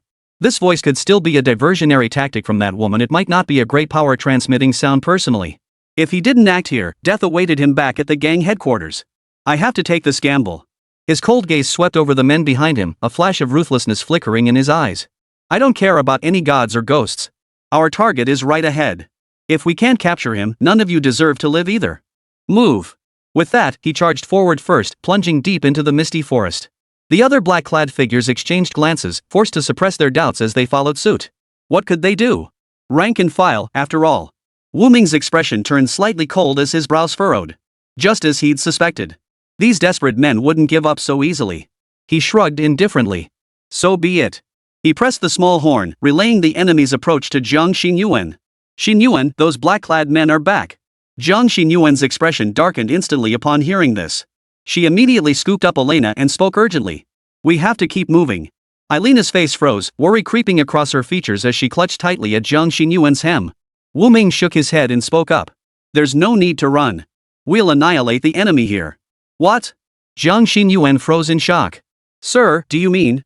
Before she could finish, a chilling laugh echoed through the woods. Found you. Over a dozen black-clad figures closed in from all directions, led by the silver-masked man. His mask was now half shattered, revealing the hideous scar beneath. Run. Why aren't you running? He approached with a savage grin. Hand over the hostage now, and I'll give you a quick death. Jiang Xingyuan shielded Elena behind her, her eyebrows furrowed in fury as she glared at him coldly. Don't even think about it. The silver-masked man waved his hand, and all the black-clad figures simultaneously drew their weapons. Wu Ming quickly scanned the game interface, discovering the enemy numbers had tripled, 15 of them. Like a pack of hunting wolves, they closed in on the 2 women, their eyes gleaming with predatory intent. Detected imminent severe damage to your girlfriend. Activate Guardian Spirit? Wu Ming clicked confirmation without hesitation. Whether it was for the potential rewards of a B-rank mission or to escape these relentless hyenas, it was absolutely worth it. The instant he activated it, the game screen erupted in brilliant golden light. A dazzling radiance erupted around Jiang Xinyuan, and an ethereal figure separated from her body. Suddenly, a tall woman identical to Jiang Xinyuan, clad in golden armor and wielding a spear, hovered in midair. Her entire body radiated a golden glow, her solemn face resembling a celestial deity, showing not a hint of emotion. What is this? The silver-masked man paled in shock. Before he could even act, he sensed this entity was far beyond his capabilities. 5th tier? 6th tier? How is that possible? What the hell is this thing? The silver-masked man's eyes widened in terror. Forgetting all dignity, he whipped around and bellowed. Retreat! Withdraw immediately! But it was too late. The golden-clad woman cast a merciless gaze downward, like a heavenly torrent crashing from the skies. With a flick of her spear, a crescent-shaped blade of light swept through the air. Wherever it passed, the black-clad figures were severed at the waist like weeds. In a single exchange, 7 or 8 men lost their lives. Seeing this, the silver-masked man lost all will to resist. As he scrambled to flee, the golden-clad woman seized him through the air, lifting him up by the collar. No, don't, he struggled in terror. Spare me. I was only following orders. The golden-clad woman stared at him coldly, her palm closing. With a crisp snap, the silver-masked man's neck snapped cleanly. His lifeless body was tossed aside like a rag doll. The remaining black-clad figures, witnessing this, were utterly terrified and scattered in all directions. Jiang Xinyuan's expression froze for a moment before she snapped back to reality, a red glint flashing in her eyes. Instant blossom slash! She cried out softly, stepping forward with lightning speed. Instantly, a crescent-shaped blade of light descended from the heavens. One black-clad man was too preoccupied dodging the guardian spirit. By the time he realized the attack was upon him, it was already too late. He was sliced clean in two as easily as cutting through a melon. The golden guardian spirit, observing Jiang Xinyuan's display, flashed a look of recognition, its movements growing even more ruthless. Her spear danced like a graceful dragon, thrusting and flicking to sever several more heads. Jiang Xinyuan was not to be outdone. With a swift flash, she stepped forward, her form as ghostly as a phantom. As she darted through the fray, she severed head after head. In less than a quarter of an hour, every assassin was utterly annihilated. Threat detected has been eliminated. Guardian spirit returning. Wu Ming watched as the golden woman, spear in hand, stood motionless.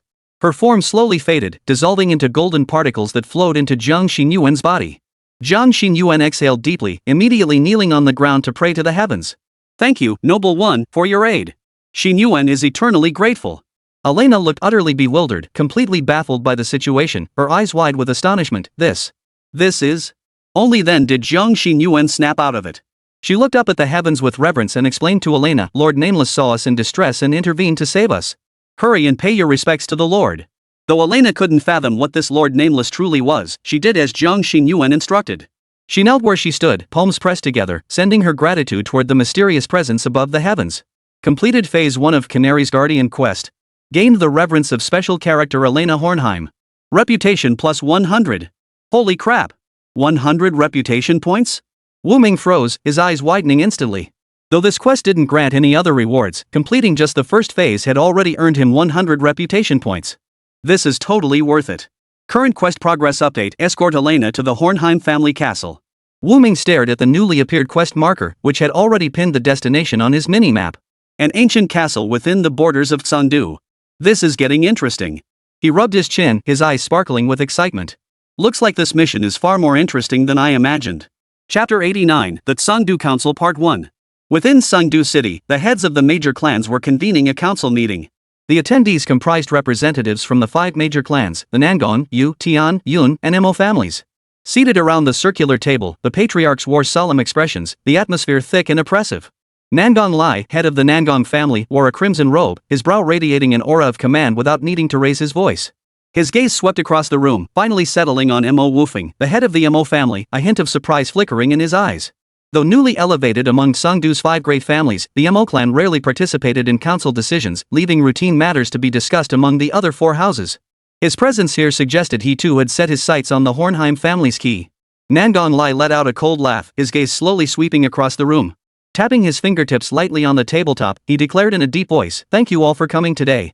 There are 2 main matters to discuss. You are all busy individuals, so I shall not waste words. Let us proceed directly to the matter at hand." Nangon Lai raised a finger and swept it across the round table. An instant image, formed from the radiance of the sun, abruptly materialized before everyone's eyes. The figure in the image was familiar to all present: Nangon Yi, the outstanding young talent of the Nangon family. As for the figure standing opposite him, everyone knew exactly who it was. Tian Wulwen, the head of the Tian family, his silver hair like frost, eyes deep as the starry sky, a wisp of icy chi gathering at his fingertips, his brow slightly furrowed. So it's the blood demon called Swangu. Has he broken through to the 6th tier? That boy Nangongyi actually took the scorching sun sword with him? Nangong Lai, you really let him go. Nangong Lai snorted coldly, a flicker of pain crossing his eyes. What I wish for you all to witness is not this, but this scene. The images on the circular table rapidly shifted until the moment Nangongyi was defeated, on the brink of death. Then, as if extinguished by some force, the scene vanished. When the image reappeared on the circular table, the ancient demon had already turned to ashes, leaving only a charred corpse. What is this? Seeing the gruesome state of Huangdo's death, the clan heads all froze in shock, though none were overly surprised. For one thing, they themselves were all peak 6th tier cultivators, standing on the threshold of 7th tier. Their respective clans harbored countless hidden experts. While 6th tier transcendence represented the pinnacle of mortal cultivation, it was hardly a rare occurrence. Moreover, those who had risen to become heads of clans were all shrewd individuals, possessing extraordinary composure. After a moment of fleeting confusion, their expressions settled back into composure. But what Nangong Lai uttered next instantly sent shockwaves through the assembly. His expression grew solemn, his gaze intense as he spoke slowly, enunciating each word. Gentlemen, several days ago, the blood demon cult deployed the fallen god formation in the wasteland capital. Only through the foresight of family head Xin Dayu did we gain warning, averting a catastrophe. Yet the blood demon cult proved more cunning, preemptively establishing dozens of ground-level formations to conceal the grand array in Sangdu. Ultimately, we overlooked one crucial layer. Hearing this, the others all frowned. If they had indeed overlooked something, how could the wasteland city still teem with life? Yun Qingda, the head of the Yun family, clad in snow-white robes with an otherworldly aura, lightly traced the rim of her teacup as she murmured, "Head of the Nangong family, there's no need to beat around the bush. Speak your mind." Nangong Lai nodded slowly. The fallen god formation in the wasteland city was already a foregone conclusion. But an unknown supreme being intervened. In an instant, the entire conference room fell silent, so quiet you could hear a pin drop. Family head Yu Xuanji, clad in a deep blue robe with scholarly grace, gently fanned himself with a folding fan. His eyebrow arched, sensing trouble brewing. The term supreme being could only refer to those eternal, indestructible deities dwelling beyond the 9 heavens and the star-slaying realm. How could such a being intervene in mortal affairs? Yu Xuanji snapped his folding fan shut with a sharp crack, his voice trembling slightly. "Brother Nangong, is this true?" Nangong Lai offered no reply, merely waving his hand to reveal the final fragment of the distorted image. In the scene, a golden fissure suddenly split open above the desolate city. Beams of blinding light pierced the sky, weaving together into a sacred formation. Within it, a figure bathed in golden divine light rose, soaring gracefully toward the heavens. At that very moment, the blood demon cult's arrays deployed across dozens of other realms all collapsed simultaneously. The icy breath at Tian Wulhen's fingertips suddenly spiraled out of control, instantly coating the entire council chamber in frost. To traverse space and simultaneously destroy all formations. This must be divine might. Mo Wolfing spoke in a sinister tone, his eyes flickering with an eerie light. And not just any ordinary deity. To interfere so effortlessly across multiple planes of reality, he must rank among the highest of the supreme beings. To dare oppose the flesh corruptor, he must be a true god on par with the sun-scorched heart, the eternal frost swa, or the bloodthorn throne. This is absolutely not the level of ordinary demon gods like the profane mist or the primordial believers. The teacup in Yun Qingda's hand suddenly shattered, yet the tea water remained suspended in midair. Have you ascertained the name of this being? Nangong Lai shook his head. We do not know. However, Nangong Yi once mentioned that this being is closely connected to a woman, likely acting as its proxy. A woman? Yun Qingda's willow brows furrowed slightly. Does the Nangong family head possess any specific identity information on this individual?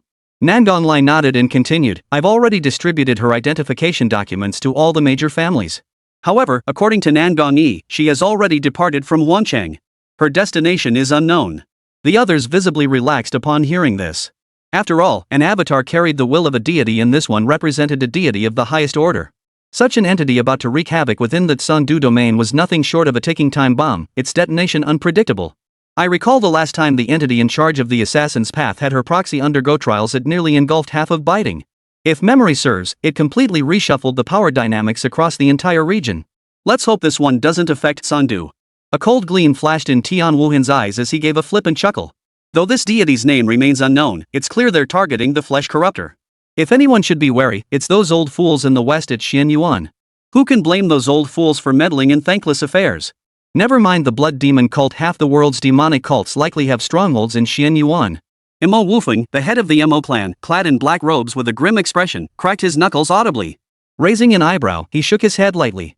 Xianyuan is, after all, the region closest to the western continent. It's only natural that it harbors more demons, monsters, and spirits. Nangonlai nodded in agreement before waving his hand to erase the patterns on the table. The matter of the proxy is of utmost importance. Everyone, please remain vigilant. Once all the family heads nodded in agreement, Nangonlai swept his hand dramatically before continuing. Next on the agenda is the abduction of the Hornheim family's heiress. Chapter 90, The Council of Sungdu Part 2. The Hornheim family's heiress? Yunshinga's fingertip tapped lightly against her teacup. The icy crystal-encrusted tea suspended mid-air reflected her pensive expression. The Hornheim family, one of the founding four clans of Sungdu, had once stood alongside the Nangon, Tian, and Yu families, wielding power over Sungdu for centuries. However, due to the peculiar nature of their transcendent path, their bloodline gradually thinned. Over 2 centuries ago, they had already fallen to the lowest rank among the four clans. Their decline only accelerated thereafter, leaving them little more than an obscure, ordinary family by today's standards. 3 years ago, the current patriarch and his wife perished together in a bizarre attack, leaving behind only a 12-year-old orphan daughter. Merely the disappearance of an orphan girl from a fallen family. Yunshinga mused inwardly, is this matter truly worthy of being raised at the Five Clans Council? In Yunshinga's eyes, compared to the enigmatic highest being's representative, the orphan daughter of the Hornheim family was utterly insignificant. Nangonlai's fingertip traced a fiery arc across the round table, leaving a trail of burning embers. He abruptly turned his gaze toward Yu Xuanji. Yu Xuanji immediately understood. A shimmering light danced between his brows. With a soft rustle, he slowly unfolded his folding fan. After a brief pause, he spoke in a deep, measured tone. 3 days ago, Elena Hornheim vanished under mysterious circumstances.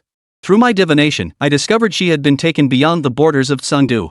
He gently fanned the surface, his tone tinged with intrigue. What's intriguing is that the kidnappers were a group of ordinary human traffickers devoid of any supernatural abilities. Absurd! A sudden chill crystallized in Tian Wuhan's palm, plunging the entire council chamber into a bitter cold. The Hornheim family, however fallen, was once a prominent clan of Sangdu. Their bloodline would be snatched by mere mortals? He sneered coldly, this joke isn't funny at all. Yunshinga's fingertip tapped lightly, shattering the suspended ice crystal tea into countless tiny ice flowers that reflected her deep gaze. It seems, there's someone else pulling the strings behind the scenes. Nangonlai nodded slightly, his voice grave. It's been confirmed. The Black Crow Gang is responsible. They abducted Elena Hornheim likely for the stellar key within her. Their objective is likely to transport her to the western continent, shatter the Gate of Chaos, and release the sealed Dark God. Yunshinga raised her delicate eyebrows slightly, weighing her words before speaking. Gate of Chaos? Evil gods? Legends about such things have remained unverified for centuries. While the Hornheim family did migrate from the western continent, do those Black Crow Gang members truly believe in such nonsense? Mo Wolfing chuckled darkly, his black robes fluttering without wind as he spoke coldly. A mere heiress is hardly worth mentioning. The Star Key is but an ancient legend of the western continent. Even if it truly fell into the hands of petty thieves and they opened the Gate of Chaos, the calamity would be confined to that barren wasteland and would not reach this land. His crimson eyes shifted to Nangonlai, his voice as venomous as a snake striking. I suspect the matters discussed by the Nangon family head today extend beyond this, do they not? Nangonlai gave Mo Wolfing a deep look, then slowly nodded. He began pacing the hall as he continued his speech. As you all know, Sangdu was founded by 4 ancient clans Nangon, Tian, Yu, and Hornheim. A crimson flame surged from his palm, coalescing into a miniature topography of Sangdu. Beneath the city walls lay ruins bound by chains, within which twisted shadows could be faintly seen writhing. As one of humanity's sacred sites, Sangdu was built upon the ruins of a divine war, harnessing the lingering might of the gods to guard the south. Within a 100-mile radius, malevolent forces dare not approach. All present fell silent. It was precisely because of this that Sungdu had become one of the last pristine lands for humanity on the eastern continent. To protect mortals in those days, Nangonlai's fingertips ignited into 4 ancient chains. The 4 tribes of demigods joined forces to seal the ruins. They agreed that every 100 years, the descendants of the 4 families would reinforce the seal. As compensation, the young of each race may enter the ruins of the divine war to train, grow, and seek their destiny. Yunshinga's eyes flickered. Though the Yun clan was also a major family in Sungdu, having been among the 5 clans for 30 years, they were not one of the original 4. This secret was news to her. After the decline of the Hornheim family, their ruins guarding key was entrusted to the custody of the other 3 clans. However, Nangonlai suddenly clenched his fist. Among the 4 chains of flame, one snapped with a sharp crack. The problem is, the earthbound keys corresponding to the 4 great families can only be wielded by pure-blood members of their own clan. 3 years ago, after the Hornheim patriarch and matriarch perished, the only remaining pure-blooded Hornheim now is Elena Hornheim. What? Tian Wuhan's body erupted with surging frost, instantly coating the entire assembly hall floor with crystalline ice. Yuxuanji rapidly tapped her folding fan, causing the phantom forms of the remaining 3 keys to violently tremble. What's more troubling is that the sealing power of the other 3 keys is fading. A heavy silence fell over the hall.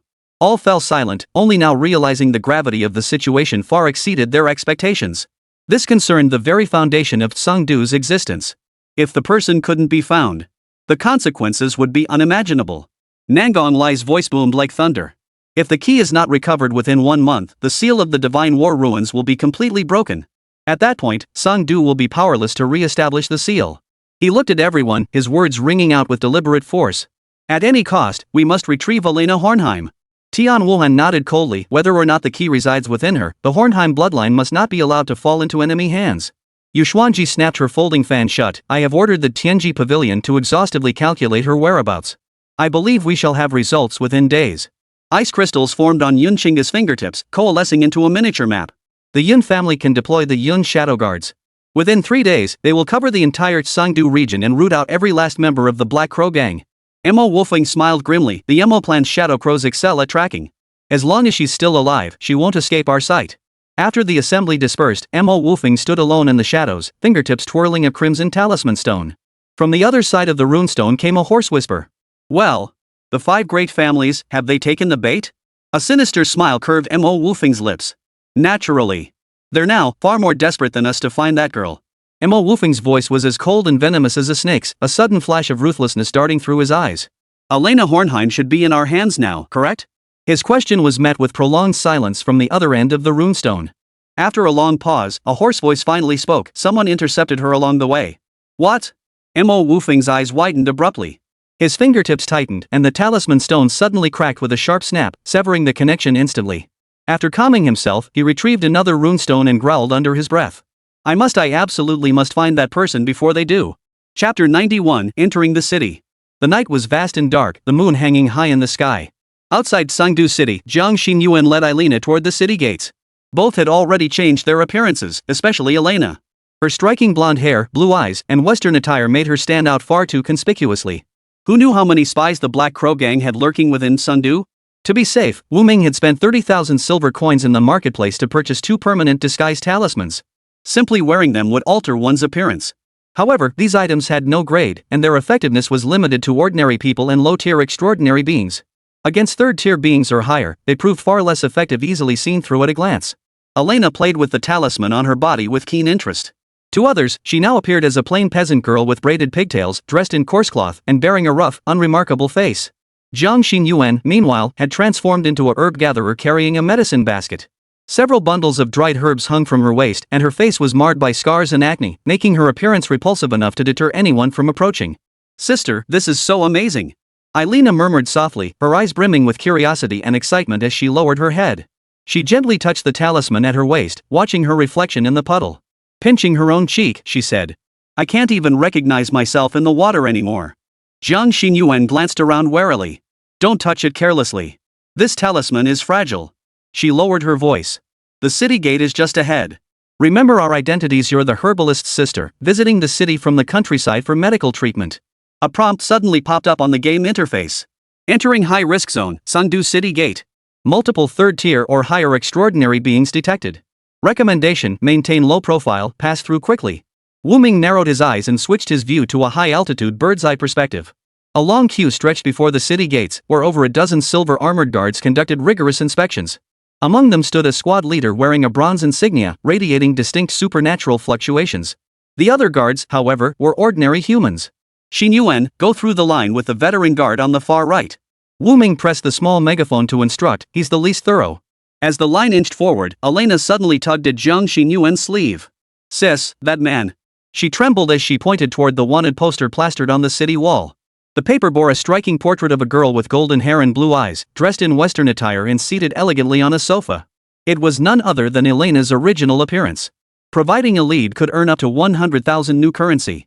And if the person was found, a further 500,000 would be awarded immediately. Jiang Xinyuan gave Elena a reassuring look. Before entering the city, she learned from Elena that the black-clad pursuers belonged to the Black Crow Gang. Not only were they a notorious underground organization in Sangdu, but their background was unfathomably deep and their power immense. Therefore, the two decided to keep their movements concealed, infiltrating the city with utmost caution. Seeing the stringent security at the city gates, Jiang Xinyuan was grateful the noble had provided them with disguise talismans beforehand.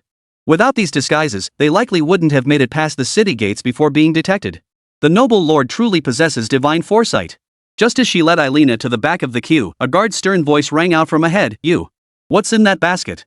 Jiang Xinyuan's heart skipped a beat.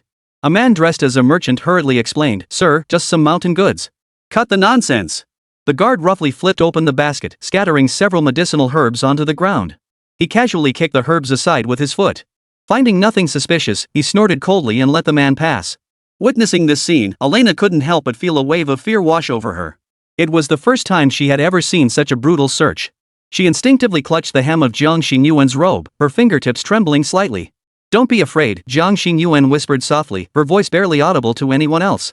"Stay close to me and don't look around." The line moved slowly forward until it was finally their turn. The elderly guard lifted his eyes lazily. "Herbalists?" "Yes, sir," they replied. Jiang Xinyuan, hunched over, her voice hoarse, added, "Taking my younger sister into town to see a doctor." The old guard casually scanned their medicine baskets, about to wave them through, when suddenly his brow furrowed. "Wait." His bony fingers pointed toward Eilina's waist. "What's that?" Jiang Xinyuan looked down. The disguised talisman at Eilina's waist was emitting a faint glow. Eilina froze, her expression faltering at the sight of the talisman. Momentarily bereft of her anchor, she didn't know what to do. "Sir, it's a protective charm I obtained from a temple in the countryside." Jiang Xinyuan feigned alarm, swiftly pulling several coins from her waistband and slipping them into the old guard's pocket. She murmured, "Sir, please accept this small token of my gratitude. I beg your kindness to let us pass." The old guard narrowed his eyes, about to speak, but then felt the weight of the coin pouch settled firmly at his waist. His face instantly broke into a broad grin. He weighed the pouch in his hand, his lips parting to reveal several yellowed teeth. "Well, you know the ropes." He waved his hand, gesturing for them to pass. Go on, go on. Don't hold up the people behind you." Jiang Xinyuan breathed a silent sigh of relief, pulling Elena along as they hurried through the city gate. Finally safe within the walls of Sengdu, Jiang Xinyuan breathed a sigh of relief. Man proposes, heaven disposes. But thankfully, it was a scare without danger. "At least we've made it into Sengdu City." Jiang Xinyuan stroked her chin, gazing at the sights lining both sides of the road, utterly stunned by the scene before her. Gazing at the bustling street scene before her, Jiang Xinyuan felt momentarily dazed. The streets of Sengdu were wide and immaculate, lined with shops whose colorful signs glistened in the sunlight. Pedestrians thronged the streets, carriages clattered by, and vendors' cries echoed in waves, while the air was filled with the enticing aromas of various foods. In the distance, several skyscrapers pierced the clouds, and even a few airships hovered in the sky. This extraordinary sight felt like a dream to Jiang Xinyuan, who had come to Sengdu from the small town of Huangcheng. She gazed upward at the enormous airships gliding through the sky like fish, casting flowing shadows beneath them. On the side of one airship, the emblem of the Nangong family was prominently displayed, a three-legged golden crow with wings spread wide. "Is this the legendary sky vessel?" Jiang Xinyuan murmured to herself, her eyes sparkling with awe and longing. She had only heard tales before. The entire eastern continent had endured centuries of bizarre invasions, leaving only 4 sacred sanctuaries as the last human strongholds. Sengdu was one of them. Each sanctuary lay far apart, while the land between them was overrun by all manner of anomalies. Coupled with treacherous terrain that made escorting difficult, ordinary people could not travel between them. Thus, airship technology emerged as the vital means of communication and transportation between these sacred lands. "So this is Sengdu. Chapter 92, Looking for Death." She murmured softly, her eyes brimming with awe. Whether it was the densely packed skyscrapers, the airships soaring through the skies, or the elegantly dressed pedestrians, it was all a sight she had never witnessed before. Wu Ming nodded along in front of the screen, finding it all quite novel. Before Jiang Xinyuan's exclamation had fully faded, Elena suddenly tugged hard on her sleeve. "Sister Jiang, something's wrong." Elena lowered her voice, her sapphire eyes darting warily around. "Someone's watching us." Jiang Xinyuan froze at the warning, then quickly pulled Elena's hand toward the crowd, glancing over her shoulder with her peripheral vision. After winding through several streets, she confirmed someone was indeed following them. This puzzled Jiang Xinyuan greatly. With the protection of their disguised talismans, their current appearance should be indistinguishable from ordinary destitute beggars. How could anyone possibly target them? Could it be that a high-level extraordinary being has seen through the disguised talisman and recognized Elena? A sharp gleam flashed in Jiang Xinyuan's eyes. She dared not delay, her lips twitching slightly as she made up her mind. Whether they had been discovered by the Black Crow gang would soon be revealed. Jiang Xinyuan's mind raced. Deliberately, she pulled Elena through a series of twists and turns, steering them into a narrow, dimly lit alley. Facing the dead end, Elena's tension mounted, her grip on Jiang Xinyuan's hand tightening involuntarily. "Sister Jiang, won't we be exposed?" Jiang Xinyuan shook her head and instructed, "We won't know for sure until later. If anything happens, I'll handle it. You mustn't make a move." But Elena looked at Jiang Xinyuan's youthful yet resolute face and felt a pang of sadness. Sister Jiang was barely a few years older than her, yet she felt like a burden, constantly needing her protection. The thought made Elena bite her lower lip, a pang of bitterness flickering in her sapphire eyes. If only I were a supernatural too, I could help her. Wu Ming glanced at the game screen. Just as Jiang Xinyuan had anticipated, several figures approached from the alley entrance. Without needing his warning, Jiang Xinyuan had already noticed the new arrivals. A flirty laugh suddenly echoed from the alley entrance. "Hey, ladies, what brings you to a place like this?" 3 ragged men blocked the entrance. The tall, thin leader rubbed his hands together, his eyes gleaming with greed. Though their clothes were torn, sharp daggers were faintly visible at their waists. Clearly, they were no ordinary beggars. Jiang Xinyuan's eyes widened in surprise. Judging by their demeanor, these men weren't Black Crow gang members at all, they were just common thugs. It seemed they hadn't uncovered her disguised talisman at all, they'd simply latched onto their fragile and vulnerable appearance. No, what kind of nonsense was this? "Gentlemen, we sisters are merely passing through. We carry nothing of value." Jiang Xinyuan feigned timidity, her voice hoarse as she took a half step back. Yet her fingers silently crept toward the blackthorn dagger hidden in her sleeve. "No money?" The lanky one grinned, revealing a row of crooked yellow teeth. "Well, this pretty little face is worth something, isn't it?" Jiang Xinyuan froze. She remembered her disguised talisman hid a face scarred with acne, making her look dark and gaunt. Did these people even spare someone like me? But another man quickly answered her question. "Stick in the mud, only you'd go for someone like her. I reckon her heart, liver, spleen, lungs, and kidneys could fetch a decent price." Before he could finish, Jiang Xinyuan's eyes turned icy cold, and a flash of cold steel gleamed from her sleeve. With a flick of her wrist, the blackthorn dagger shot out like a venomous snake, aiming straight for the tall, thin man's throat. Splatter! Blood spattered. Before he could even scream, the man staggered backward, clutching his throat, his eyes filled with disbelief. A gurgling sound escaped his throat before he collapsed heavily to the ground. The other 2 men, seeing this, paled instantly. They drew their short blades and lunged forward. Looking for death. Jiang Xinyuan snorted coldly. Her form flickered like a ghostly apparition as her dagger traced a sharp arc through the air, instantly slicing through one man's wrist. "Ah!" The man cried out in pain as his dagger clattered to the ground. The other man flashed a look of fear before his eyes, but quickly twisted it into a savage grin. "You little brat, you've got some skills." He abruptly drew a black sphere from his waist and slammed it into the ground. Boom!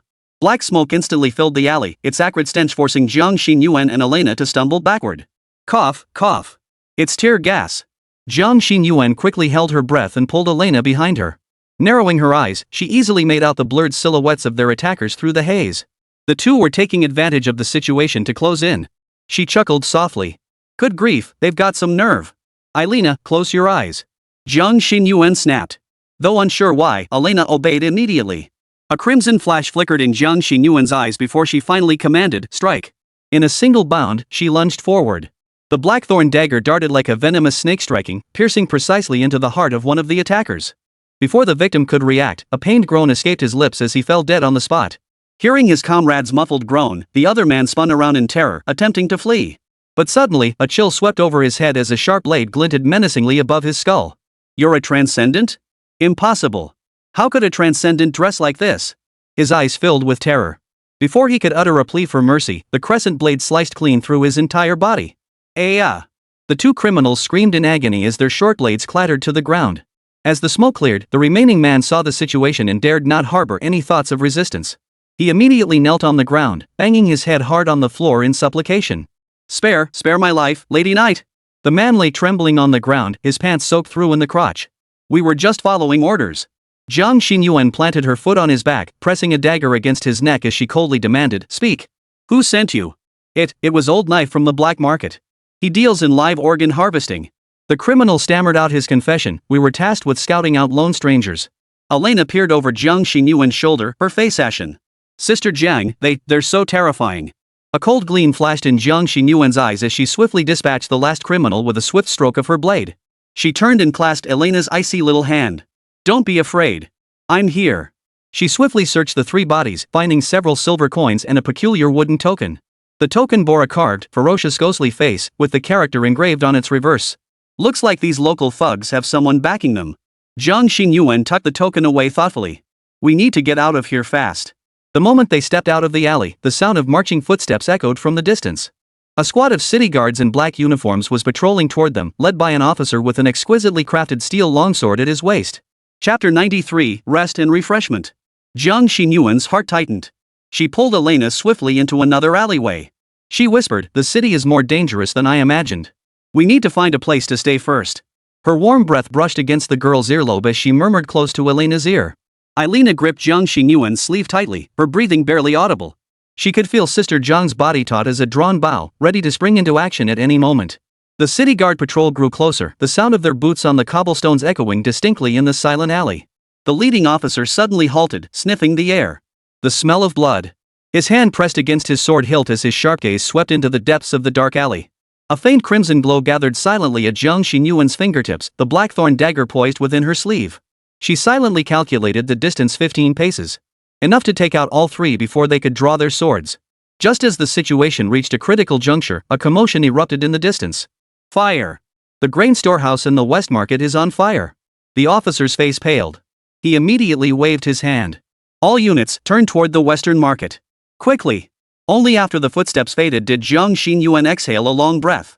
She looked down at Elena and saw the girl's lips were bitten until they bled. "It's okay." She gently wiped the blood from Elena's lips. "We need to find a safer place." Under cover of night, the two made their way through winding alleys until they reached a dilapidated inn. The faded sign read ULI Inn. Jiang Xinyuan pulled out several hundred Singapore dollars she'd taken from the thugs and booked the room furthest inside. After closing the door, she meticulously inspected every corner, then laid several strands of red thread as thin as hair across the windows and doors. "We'll rest here tonight." Jiang Xinyuan drew the curtains, then turned to Elena with a gentle smile. "I'll go get something to eat. Stay here quietly and don't make a sound." Elena nodded obediently, yet her small hand clung tightly to Jiang Xinyuan's skirt hem. "Sister Jiang, could you please not go too far?" Jiang Xinyuan's heart softened. She crouched down to meet the girl's gaze. "I'll be downstairs. I'll be back in 5 minutes." She unfastened the blackthorn dagger from her waist and pressed it into Elena's hand. "Take this. If anyone comes in, stab them." After Elena reluctantly nodded, Jiang Xinyuan tiptoed out the door. Instead of heading downstairs to the kitchen, she climbed straight onto the roof.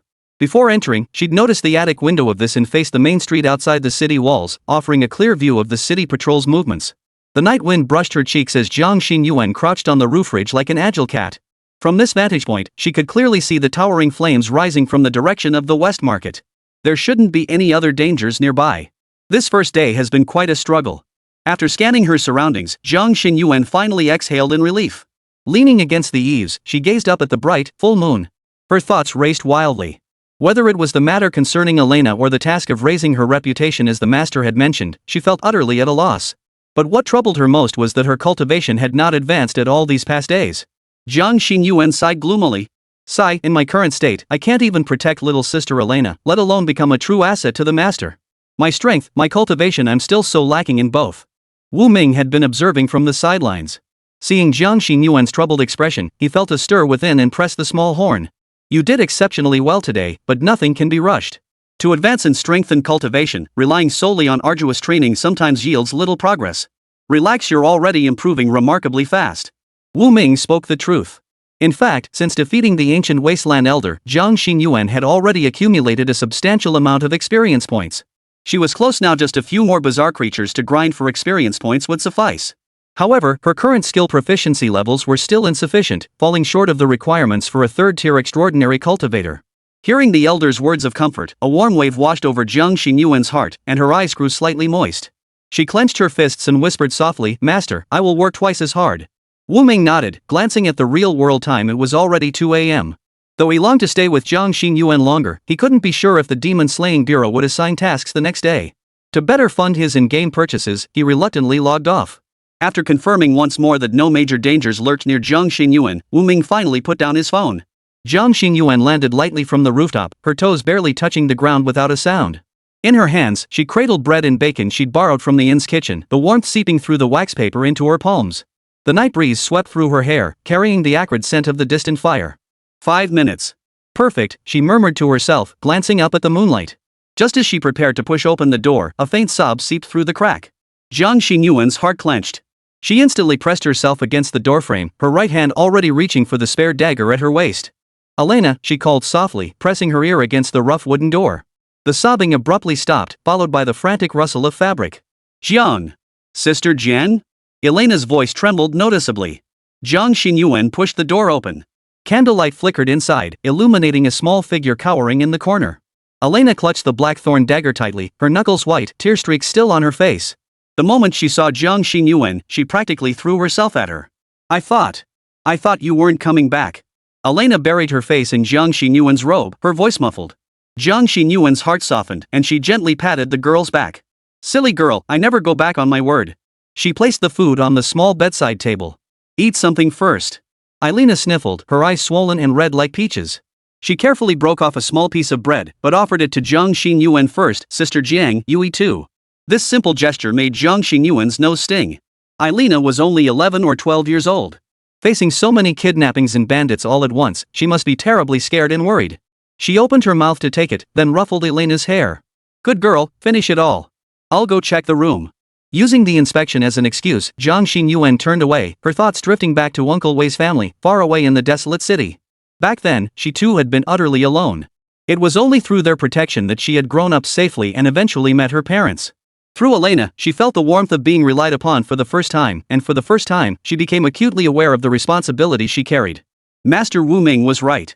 I have progressed remarkably fast. She murmured silently, the faint red glow flickering at her fingertips. But not fast enough. Just as she inspected the crimson thread by the window, a faint creak emanated from beneath the floorboards. Chapter 94, Powdered Medicine. Jiang Xinyuan's body tensed instantly, the dagger already sliding into her palm. Who's there? She demanded coldly, shielding Elena behind her. The trapdoor in the floor creaked open slowly, revealing a face etched with wrinkles. It was the inn's elderly proprietor, holding an oil lamp. The dim, yellow light stretched his hunched silhouette into a long shadow. My apologies for disturbing you so late at night, guests. The old man's voice was hoarse, yet his eyes were unusually bright.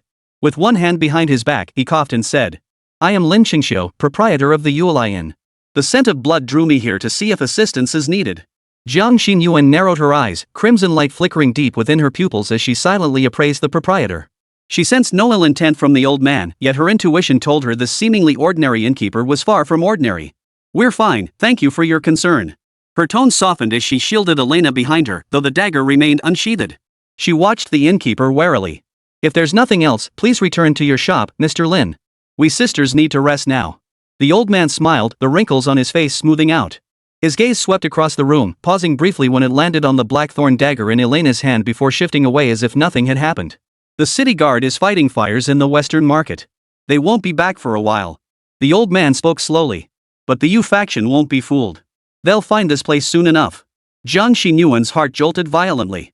Her fingers instinctively reached for the ghost face token nestled in her bosom, and a fierce glint instantly flared in her eyes. The group she had killed in the alley carried ghost face tokens bearing the character Yu. Though she didn't know how this connected to the Yu faction, the old man bringing it up at this moment. He must know something. In other words, this old man knew what they had done in the dark alley today. Jiang Xinyuan's eyes flickered as she studied the old man's gaunt face, uncertain whether he was friend or foe. For a moment, she hesitated. She asked coldly, do you know the Yu faction? This old man has lived in this city for 60 years. What haven't I seen? Lin Qingxiu cleared his throat twice and offered Jiang Xinyuan a smile. Rest assured, young ladies. This old man means you no harm. Trembling, he pulled a small packet of powder from his robe. Sprinkle this at the doorway. It will mask that scent. Odor? Jiang Xinyuan frowned, sniffing herself carefully. She hadn't had time to wash after rushing to the inn. A faint scent of blood lingered on her, but surely that couldn't serve as a telltale marker. Jiang Xinyuan's brows furrowed slightly, her nostrils twitched, and she immediately sensed something amiss. Poisonous smoke. Composed of a peculiar substance, the poisonous smoke clung to her body, carrying an exceptionally distinct scent though it was quite faint. Even as an extraordinary being with senses far sharper than ordinary humans, she had to concentrate intently to detect this faint trace. Jiang Xinyuan glanced at the old shopkeeper, her expression shifting.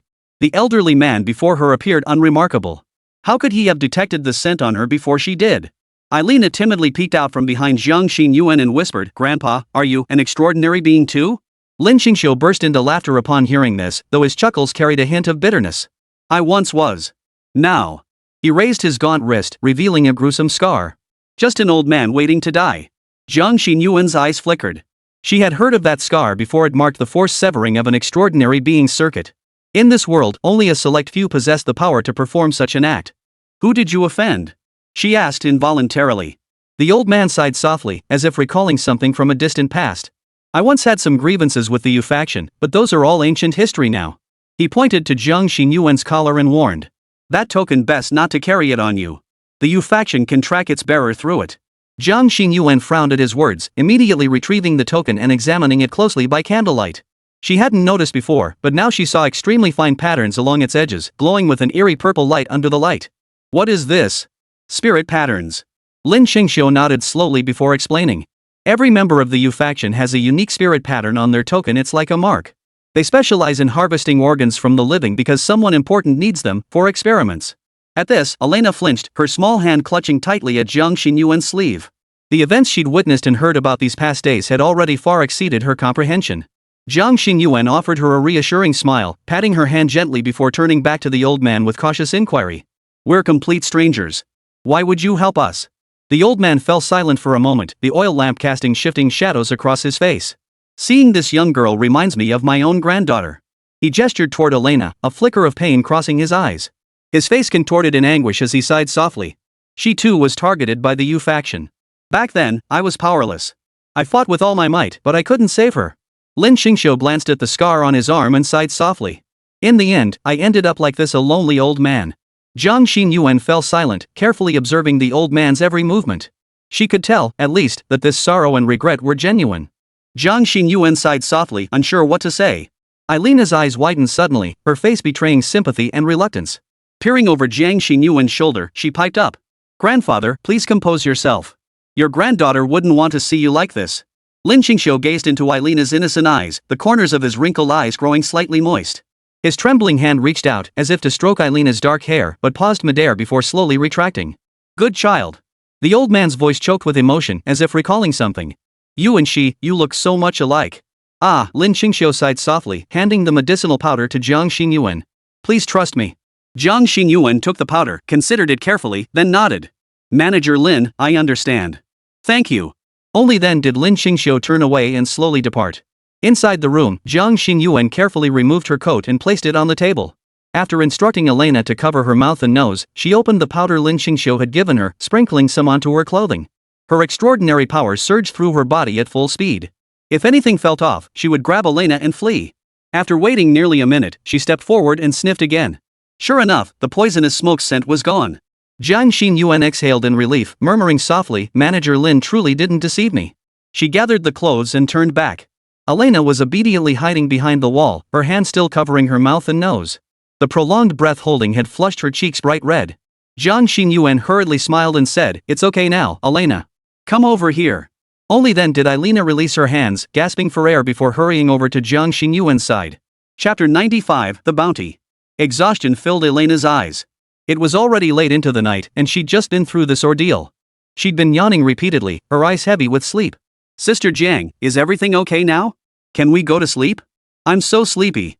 Her eyelids fought relentlessly against sleep, her neck struggling to support her head as it slowly drooped downward. Like a dazed little clumsy chicken. Jiang Xinyuan smiled as she pinched Elena's cheeks, then laid her gently on the bed. She removed her clothes, applied medicated powder, then fetched a basin of water to gently wash the girl's body. Finally, she sprinkled the medicinal powder around the room as instructed. Only then did Jiang Xinyuan feel at ease, settling down beside Elena. Gazing at her adorable sleeping face, Jiang Xinyuan couldn't resist the encroaching drowsiness. After softly murmuring good night, she drifted into a deep slumber. The next morning dawned bright and sunny, filled with birdsong and the fragrance of flowers. Jiang Xinyuan rose early. When she opened her eyes, the morning light streamed through the window curtains, filling the entire room. Her hand instinctively reached beside her, finding Elena fast asleep. She smiled as she ruffled Elena's hair, confirming the disguise talisman was still active.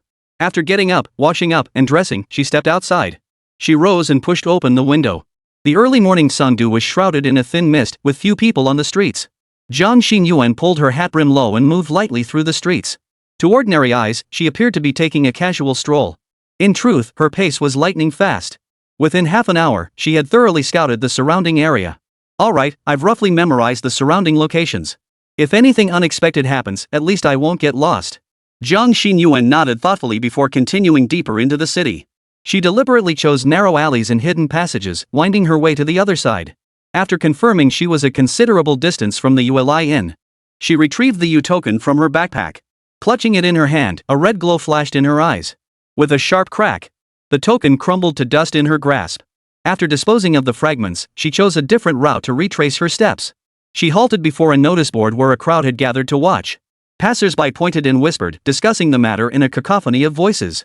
Someone died in an alley over in the East District. Word is the city guard is hunting down the culprit. Look, that fire in the West Market seems to be arson too. What kind of person is so heartless? Another person pointed to the most prominent notice and said, those are minor matters. I heard the Hornheim family's young lady has been missing for 3 days. Her family is frantic.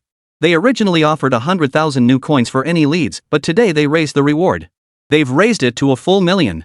The staggering sum drew gasps from the crowd, causing them to suck in their breath. 1 million new coins just for providing a lead, how could that not make people envious? For most people in Sangdu, working their entire lives wouldn't earn them that much. While everyone buzzed about the astronomical bounty, marveling at the Hornheim family's extravagant generosity, Jiang Xinyuan, the person at the center of it all, couldn't help but frown. They raised the bounty? And today of all days? Jiang Xinyuan felt puzzled. She had just rescued Elena yesterday, and today the bounty had skyrocketed. More than tenfold. A flicker of confusion crossed her eyes as she quietly tapped the shoulder of the man speaking ahead. In a hoarse voice, she asked doubtfully, brother, who put up this bounty? The man glanced at Jiang Xinyuan and was startled by her appearance. But he quickly realized his lapse, scratching his head awkwardly as he explained. Who else could it be? It was posted by Mo Mingyuan, the acting head of the Hornheim family. Honestly, the Hornheim family is in a sorry state. They're so depleted they have to let an outsider run the household. Jiang Xinyuan listened silently, her suspicions deepening. She pressed on, then how do I get to the place where the bounty is paid? The man frowned, pointing at the notice. Right here, isn't it? Number 35, Minka Road in the northern suburbs. Seems to be a property under their name. Mid-sentence, he suddenly realized something and whipped his head around. Young lady, do you know something? But the girl was already gone. An instant of profound regret flashed in the man's eyes. Damn it, that's $1 million. I really hope she doesn't know anything. Damn it. After leaving the bulletin board, Jiang Xinyuan hurried along with the crowd, her mind churning with thoughts. 35, Minka Road, North Suburb. She silently committed the address to memory, though she had no immediate plans to go there. The sudden surge in the reward amount, coupled with Mo Mingyuan's status as an outsider appointed as acting head of the family, instinctively made her sense something was off. If it were just a simple missing person reward, why raise the amount suddenly today? And the Hornheim family's internal affairs seemed far from straightforward. She pulled her hat brim low and quickened her pace back toward the Uli Inn. When she pushed open the door, Elena had already woken up. She sat on the edge of the bed, rubbing her eyes, looking drowsy and disoriented. Sister Jiang, where did you go? Her soft, sweet voice carried the lingering drowsiness of recent sleep. Jiang Xinyuan smiled faintly, closed the door behind her, and whispered, I went out for a walk and picked up some information. She walked over and sat beside Elena. After a moment's hesitation, she decided to ask directly. Elena, how much do you know about this Mo Mingyuan? Mo Mingyuan? Elena tilted her head, seeming unfamiliar with the name. But soon, as if remembering something, her expression shifted slightly. He was my father's cousin, though not a direct descendant of the Hornheim family. She spoke softly. After father passed away, the family was in turmoil.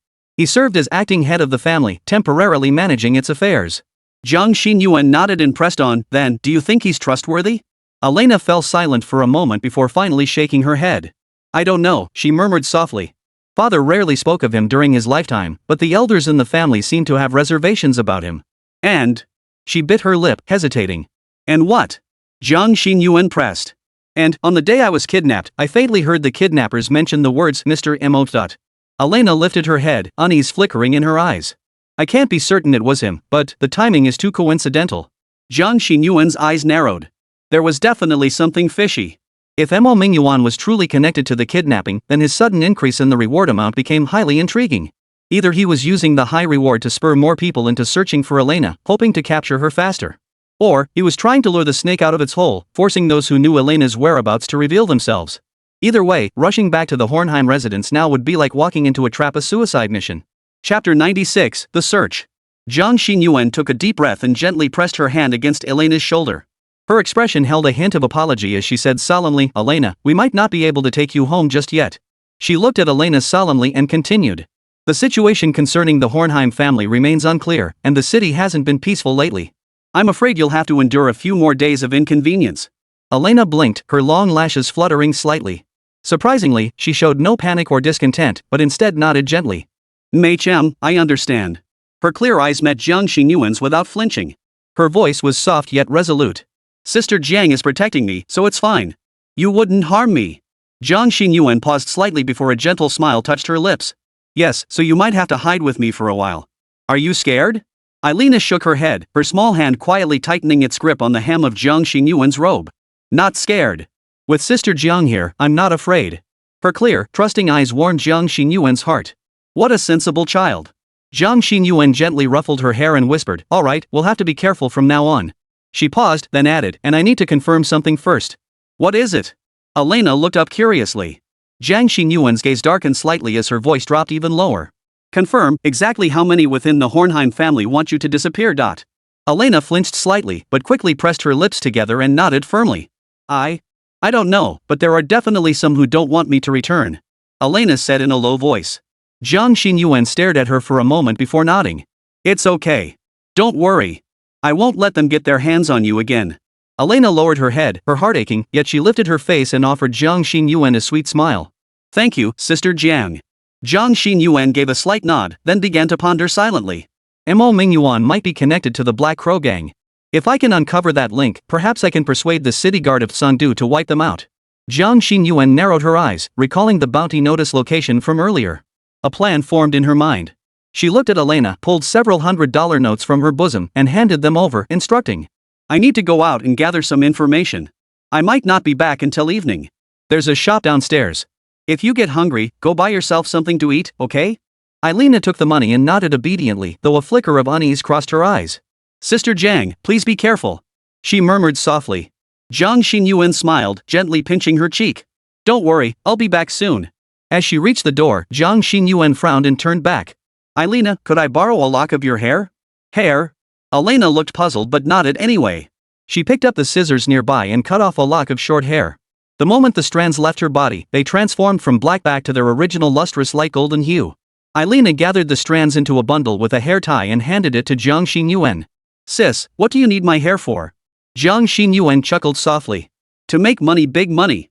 Money? Elena felt dizzy, utterly baffled as to why her hair could earn big money. She obediently stopped asking questions and nodded. I understand, Sister Jiang.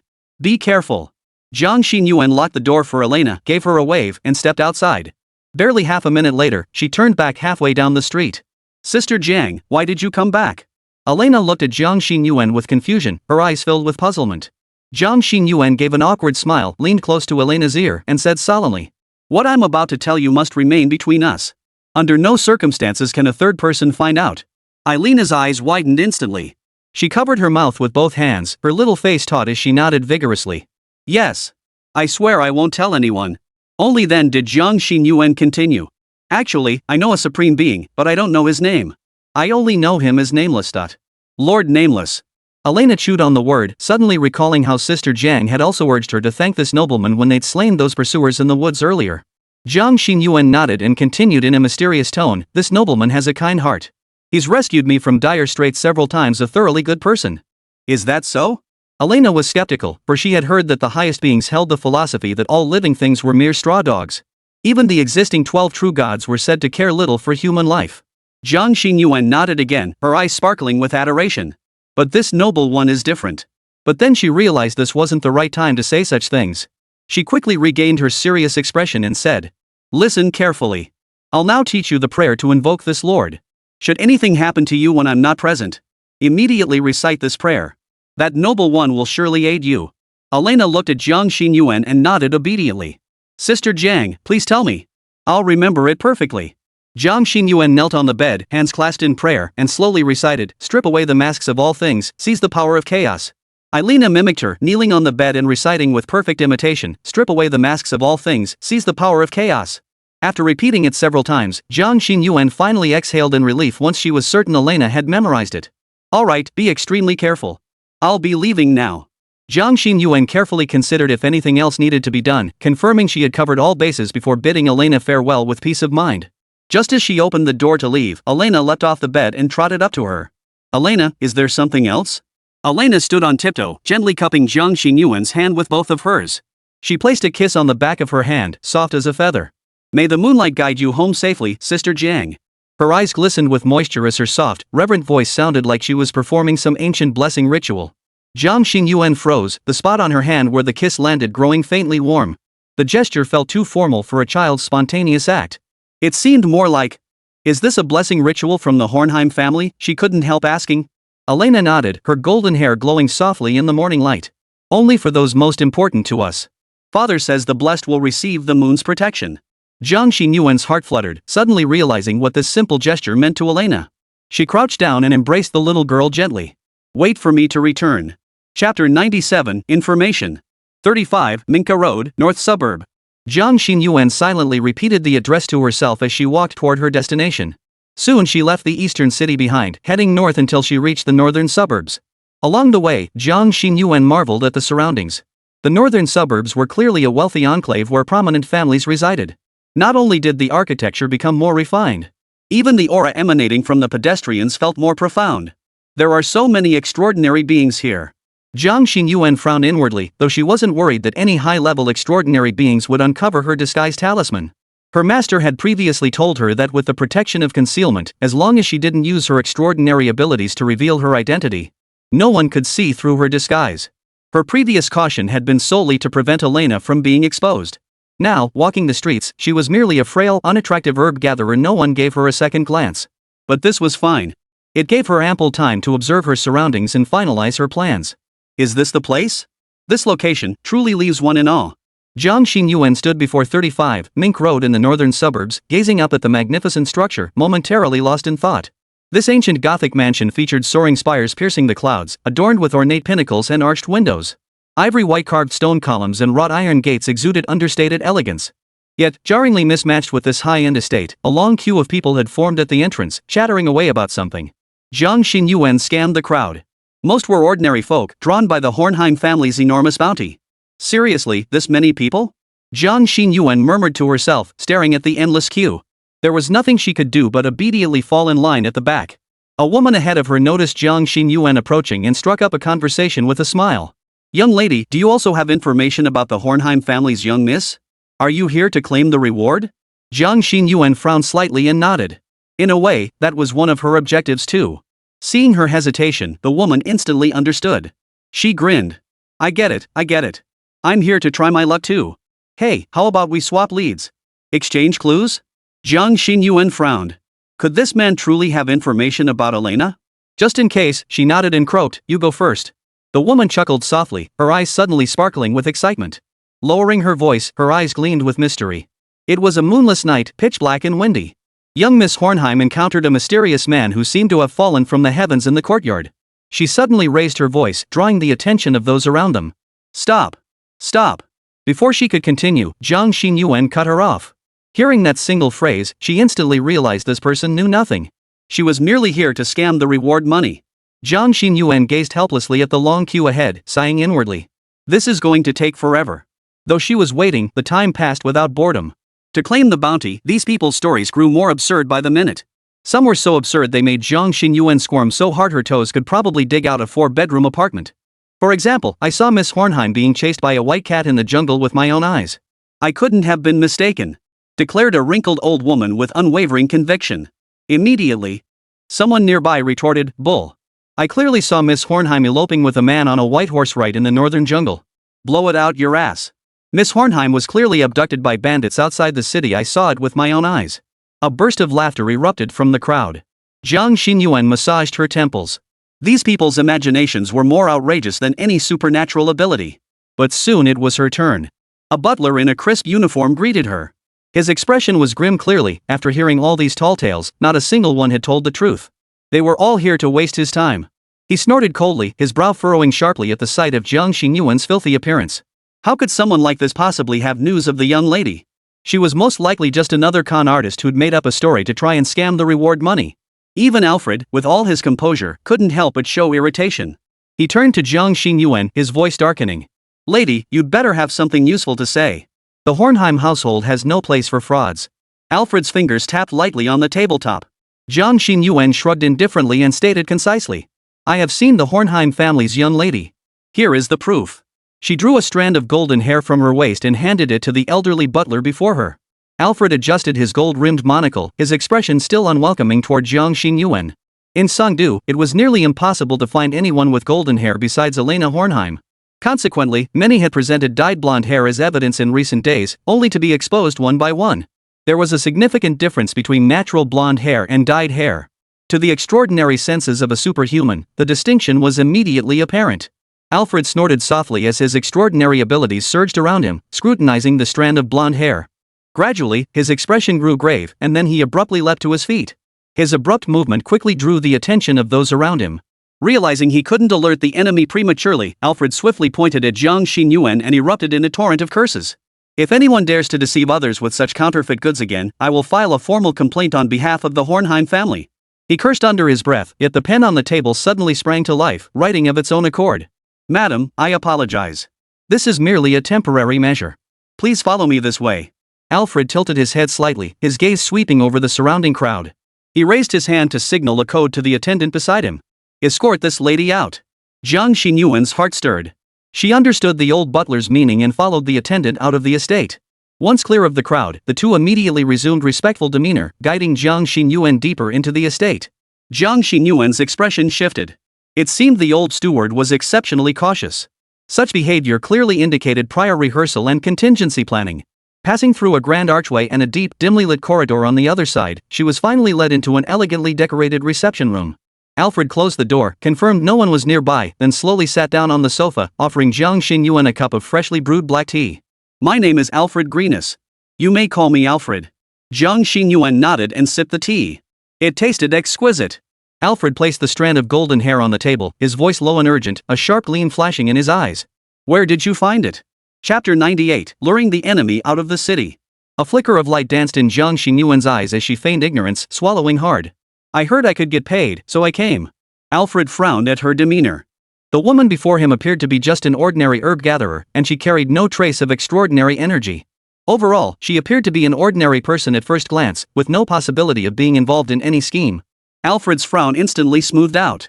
As long as he could get news of the young lady, 1,000,000 new coins was nothing. He pulled a blank check from the desk, filled in the amount, and handed it to Jiang Xinyuan. In case she didn't know how to use it, he thoughtfully added that she could cash it at any bank. Jiang Xinyuan took the check, her fingers trembling slightly as she feigned wild delight. Thank you, sir. She carefully tucked the check into her bosom before lowering her voice. 3 days ago, while gathering herbs in the lost forest outside the city, I saw an overturned pickup truck and the bodies of a group of men in black. Furthermore, there was a shadowy figure carrying an unconscious blonde woman deep into the forest. Alfred's eyes sharpened abruptly. Are you certain it was blonde? Absolutely certain. Jiang Xinyuan nodded emphatically. Her hair shimmered in the sunlight. I'd never seen such beautiful hair. I thought it was pretty, so I picked up all the strands of blonde hair scattered along the roadside. Later, when I heard the news, I came to claim the reward. Alfred cut off Jiang Xinyuan's story, staring at her intently as he spoke slowly and deliberately. Did you catch a glimpse of the person who abducted the young lady? Male or female? Any distinguishing features? Jiang Xinyuan feigned fright, her voice trembling. I only caught a glimpse from afar. I couldn't make out much. But he or she seemed short, not overweight. Alfred sighed softly. That description could fit any ordinary person. There were easily millions of people like that in Sangdu. He stared at the trembling Jiang Xinyuan and coldly demanded, do you recall the exact location where you last saw the young lady? A sharp gleam flashed in Jiang Xinyuan's eyes as she slowly nodded. Of course I remember. It was right along the path I usually take to gather herbs. Alfred nodded. This bit of information was better than nothing. At least they weren't flying around like headless flies anymore. He immediately rang the bell beneath the table, and 4 fully armed guards appeared silently at the door. Prepare the carriage. We're leaving the city immediately. The old steward gave the order swiftly before turning to Jiang Xinyuan. Madam, would you be so kind as to lead the way? The Hornheim family will reward you handsomely. Jiang Xinyuan feigned hesitation, but night is falling, and that forest is known for its wolf packs. Alfred frowned and hugged his pillow, reassuring her, rest assured, your safety is under the protection of the Hornheim family. Extraordinary beings will serve as our guards, fully responsible for our security. Seeing Jiang Xinyuan still seeming hesitant, he immediately added. Additionally, we'll add another 500,000 to your guide fee. Alright, fine. Jiang Xinyuan reluctantly agreed. Just as she turned away, a barely perceptible smile touched the corner of her lips. The plan was proceeding even more smoothly than anticipated. Alfred soon had 3 black sedans ready. But before departing, he entered the main house and addressed a pale-faced, hawk-nosed man with a shadowed gaze. Steward Lin, a volunteer, has provided information about the young lady. We are about to leave the city to investigate. Please inform the master of the household. Alfred bowed respectfully, though his eyes betrayed a hint of resentment. Their family had long served the Hornheims. Now that the main house had fallen into decline and power had passed to outsiders, how could he not harbor resentment? A flicker of light passed through Lin Qingfeng's eyes as his expression abruptly turned cold. He gave a light chuckle. This is a matter of great importance. I will send someone to notify the head of the household. However, you are of advanced age. Might you encounter danger? Are you certain you are well enough? Alfred snorted coldly. No need for Steward Lin's concern. Alfred straightened his back, his tone resolute. Though I am old, my resolve to protect the young lady remains unwavering. Lin Chengfeng chuckled softly and nodded. I shall accompany you then. The young lady's safety concerns me deeply as well. Alfred frowned slightly but nodded in agreement. Both reason and sentiment left him no room to refuse. Then we'll trouble you, Steward Lin. The carriage is ready. Let us depart. With that, Alfred stepped out of the room first. Lin Chengfeng snapped his fingers and a man in black emerged from the shadows. Go. Notify all teams. We have leads. Stay out of sight. Follow that old bastard from behind. If the target truly appears, bring him back at any cost. The dark-clad man nodded and vanished into the darkness in the blink of an eye. Lin Qingfeng's expression turned stern. He touched the ring on his ring finger, then stepped outside carrying his long sword. He sat alone in one of the black vehicles. Alfred entered the house, ushered Jiang Xinyuan into another vehicle, and drove out of the city under her guidance.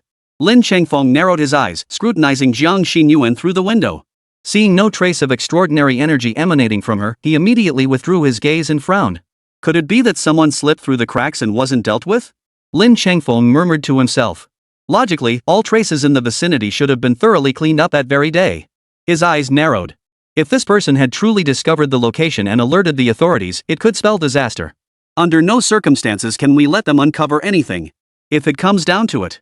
A dangerous glint flashed in Lin Qingfeng's eyes. He gave a cold snort and said no more. As the convoy left the city, the road grew increasingly bumpy. Jiang Xinyuan sat in the passenger seat, occasionally stealing glances at Alfred's solemn expression in the rearview mirror. Turn left up ahead, she pointed to an overgrown dirt path. The vehicles can't go through. We'll have to walk. Alfred signaled the convoy to halt. 6 fully armed guards swiftly fanned out to secure the perimeter. Jiang Xinyuan shrank her neck in feigned fear. I can only take you this far, okay? Lin Chengfeng stared at Jiang Xinyuan's retreating figure, the murderous intent in his eyes unmistakable. The location where the target had previously escaped was not far from here. Which meant this person truly knew the secret. He narrowed his eyes, holding back his anger for now. Following behind the group, out of sight, he gathered a ball of black mist in his hand. Suddenly, the mist split into several streams, darting off in different directions throughout the forest. Soon, the others searching nearby picked up the signal. One man stood out handsome, fair-skinned, with meticulously combed hair and dressed formally. He reached out, abruptly intercepting the dark mist mid-air. His eyes snapped open, revealing a terrifying aura. Seems someone's lost their way. He murmured softly, then set off toward the source of the black mist. Chapter 99, The Knife Revealed. This is the spot. This is where I saw the young lady. Jiang Xinyuan pretended to be cautious as she pointed to the roadside, the very spot where they had encountered the bandits earlier. I saw an overturned car here. The young lady was taken into the woods from this very spot. Alfred immediately rushed forward, his expression panicked. He stared intently, but there was no trace of anything. Frowning, he crouched beside the road, scooped up a layer of soil with his finger, and placed it in his mouth. A look of confusion then appeared in his eyes. Something's off about this soil. It's been dug up and packed down again. He concentrated his extraordinary senses, bringing his nose closer. Sure enough, he detected a faint scent of gasoline lingering in the earth. As a scholar turned second-tier extraordinary being, one of Alfred's enhanced abilities was heightened sensory perception for gathering external information. Through multiple checks, he could accurately determine that someone had hidden something here. The scent is still fresh, yet there's no trace of anything here. Clearly, someone is trying to disguise something. Alfred adjusted his monocle, his expression grave as he glanced at Lin Chengfeng behind him. He genuinely appeared utterly unconcerned, wandering about and glancing around casually, seemingly indifferent to the matter at hand. Having served the Hornheim family for decades, Alfred was relatively well informed about the various developments within the family over the past 10 years. He sensed that the profound upheavals within the family were inevitably connected to Mo Mingyuan and his associates. Moreover, the abduction of Miss Elena must have been facilitated by an insider. Lin Chengfeng was not someone to be trusted lightly. With this thought, he rose and walked toward Lin Chengfeng, his face solemn yet seemingly devoid of any hidden agenda. Well, Alfred, any discoveries? Lin Chengfeng approached with a smile plastered on his face, patting his shoulder as he asked with feigned concern. Alfred shook his head, his voice low and subdued. Reporting to Steward Lin, this old fool has yet to uncover any clues. His expression grew serious, a sharp gleam in his eyes as he continued. There's a peculiar gasoline smell on the ground, but this passage is one of the main routes out of the city. Vehicles passing through wouldn't be unusual. I see. Lin Changfeng looked disappointed inside. What a pity. I had hoped to find news of the young lady here. After all, the head of the household is deeply concerned about her safety. The acting head of the household, Lin Steward. Only a pure-blooded member of the Hornheim clan can hold the position of head of the household. Alfred's gaze turned cold, and his sudden remark startled Lin Changfeng. Sensing the anger in the other's words, Lin Changfeng sneered coldly, thinking to himself. Old fool, no matter who took her away, her fate remains unchanged. Death is inevitable. He chuckled awkwardly, stepping forward with an apologetic tone. Ah, you're quite right. That was a slip of the tongue on my part. Lin Changfeng feigned frustration, tapping his forehead before pausing deliberately before continuing. The acting head of the family has indeed been deeply concerned about the young lady's safety. Alfred didn't respond, only fixing him with a piercing stare. An invisible tension hung heavy in the air. Jiang Xinyuan silently observed this charade from the sidelines, acutely aware of the tense atmosphere. He stepped forward, feigning concern as he patted Alfred's shoulder with a sincere tone. The acting head must be deeply anxious. After all, Miss Elena is the family's sole direct bloodline. Lin Changfeng shifted his fingers, running them over the crimson ring on his ring finger before letting out a cold laugh. But if you ask me, Alfred, you're getting senile. Steward Lin, what do you mean by that? Alfred was baffled by the sudden remark and asked in puzzlement. Lin Changfeng smiled faintly, his calm tone delivering the most shocking truth. Look, Miss Ming was clearly abducted right here by us, yet you failed to notice a single thing. Alfred's pupils suddenly contracted, and he froze in place. A red glint flashed in Lin Changfeng's eyes. He raised his elbow, and the attack arrived simultaneously with his words. When you're old, it's time to step aside. Go join your old master down below. Clang! A thunderous crash echoed as Lin Changfeng's palm, shrouded in black mist, struck Alfred squarely in the chest. Alfred was sent flying several meters, crashing into a tree with a thud before collapsing to the ground. What? Lord Alfred? The 4 guards he had brought with him were instantly stunned, utterly bewildered as to why Steward Lin would suddenly attack. Attack! Lin Changfeng spoke calmly. Suddenly, several menacing figures leapt out from the surrounding jungle, radiating terrifying auras. These extraordinary beings were shrouded in dark crimson blood energy, their faces concealed by iron masks engraved with twisted runes. Moving with ghostly swiftness, they instantly surrounded the 4 guards. You! Before the lead guard could even draw his sword, a jet-black dagger pierced his throat. Blood spurted as the remaining 3 guards were pierced by multiple cold blades before they could react. Gah! The screams abruptly ceased. 4 bodies, pierced with multiple bloody holes, crashed to the ground. Blood gushed forth, seeping into the soil and staining the ground a deep crimson. In the blink of an eye, Alfred and the 4 men he had brought with him were instantly killed by the assassin's attack. What should we do with this girl? One of the masked figures spoke in a voice as harsh as scraping metal, pointing at Jiang Xinyuan with a deep, commanding tone. Lin Changfeng, however, paid no heed. He walked toward Alfred and spoke indifferently. Just an ordinary person. Kill them all. Leave no survivors. The old butler lay half buried in tree debris, blood trickling from the corner of his mouth. One lens of his monocle was shattered, yet his eyes remained as sharp as blades. Cough. So it was you. Alfred coughed up blood, his voice raspy. What did Mo Mingyuan offer you? Lin Changfeng shrugged, drew the long sword at his waist, and coldly declared, Stop pretending. Don't think I didn't see you using forbidden artifacts to block my palm. You're barely injured at all, aren't you? Alfred's expression hardened instantly. He slowly rose from the tree trunk debris, a cold gleam flashing behind his shattered glasses. He tore open his shattered tunic, revealing a silver breastplate beneath, now covered in cracks. Truly worthy of the name Bloodhand Lin Changfeng. The old butler's voice suddenly grew deep and resonant, yet carried a faint undertone of despair. To shatter even an 8th-grade forbidden artifact, a mithril breastplate, with a single palm strike. Lin Changfeng chuckled softly, a hint of regret flickering in his eyes. What a pity about this shield. Had you activated its extraordinary power earlier, it could have withstood at least 10 more of my strikes. But never mind. For the sake of the guild's greater cause, the loss of a forbidden artifact is hardly a significant matter. Chapter 100, Battle against Lin Changfeng. Lin Changfeng chuckled softly, his eyes suddenly flashing with cold resolve. His long sword swung with overwhelming force. Alfred gritted his teeth, his aura surging violently as he roared defiantly, refusing to retreat. Yet facing Lin Changfeng's relentless twin blades, Alfred found himself utterly unable to retaliate. Not only was his opponent a 3rd-tier peak extraordinary being of the Black Mist Path, exceptionally cunning and skilled in combat. Alfred was merely an ordinary scholar path practitioner, still only at the late 2nd tier, barely stronger than an ordinary person. Though his combat techniques were deeply ingrained, his advancing age made sustained combat increasingly beyond his strength. Within mere exchanges, Lin Changfeng overwhelmed him, leaving Alfred powerless to counter. Seizing a single opening, Lin slammed him to the ground with brutal force. "Old man, I'll spare your life if you swear allegiance to the Black Raven gang. After all, you've served the Hornheim family for years." Lin Chingfeng's brow relaxed as he smiled at Alfred. The Hornheim family was, after all, a major clan. Like a centipede, it remained resilient even in death. If Alfred surrendered, it would make it easier for the organization to gradually take control of the Hornheim family. Alfred coughed up a mouthful of blood, yet let out a cold laugh. His cloudy eyes flashed with an unyielding light. "The Black Raven gang? So it's true. You've infiltrated the Hornheim family all along." He struggled to push himself upright, his voice hoarse yet resolute.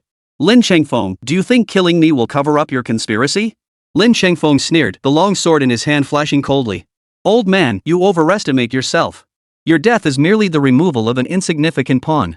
He slowly raised his blade, his eyes burning with murderous intent. "Since you refuse to recognize your place, go report the good news to your master in the underworld." In an instant, a black crescent blade materialized above his head, crashing down with a thunderous roar as it charged toward him. "What?"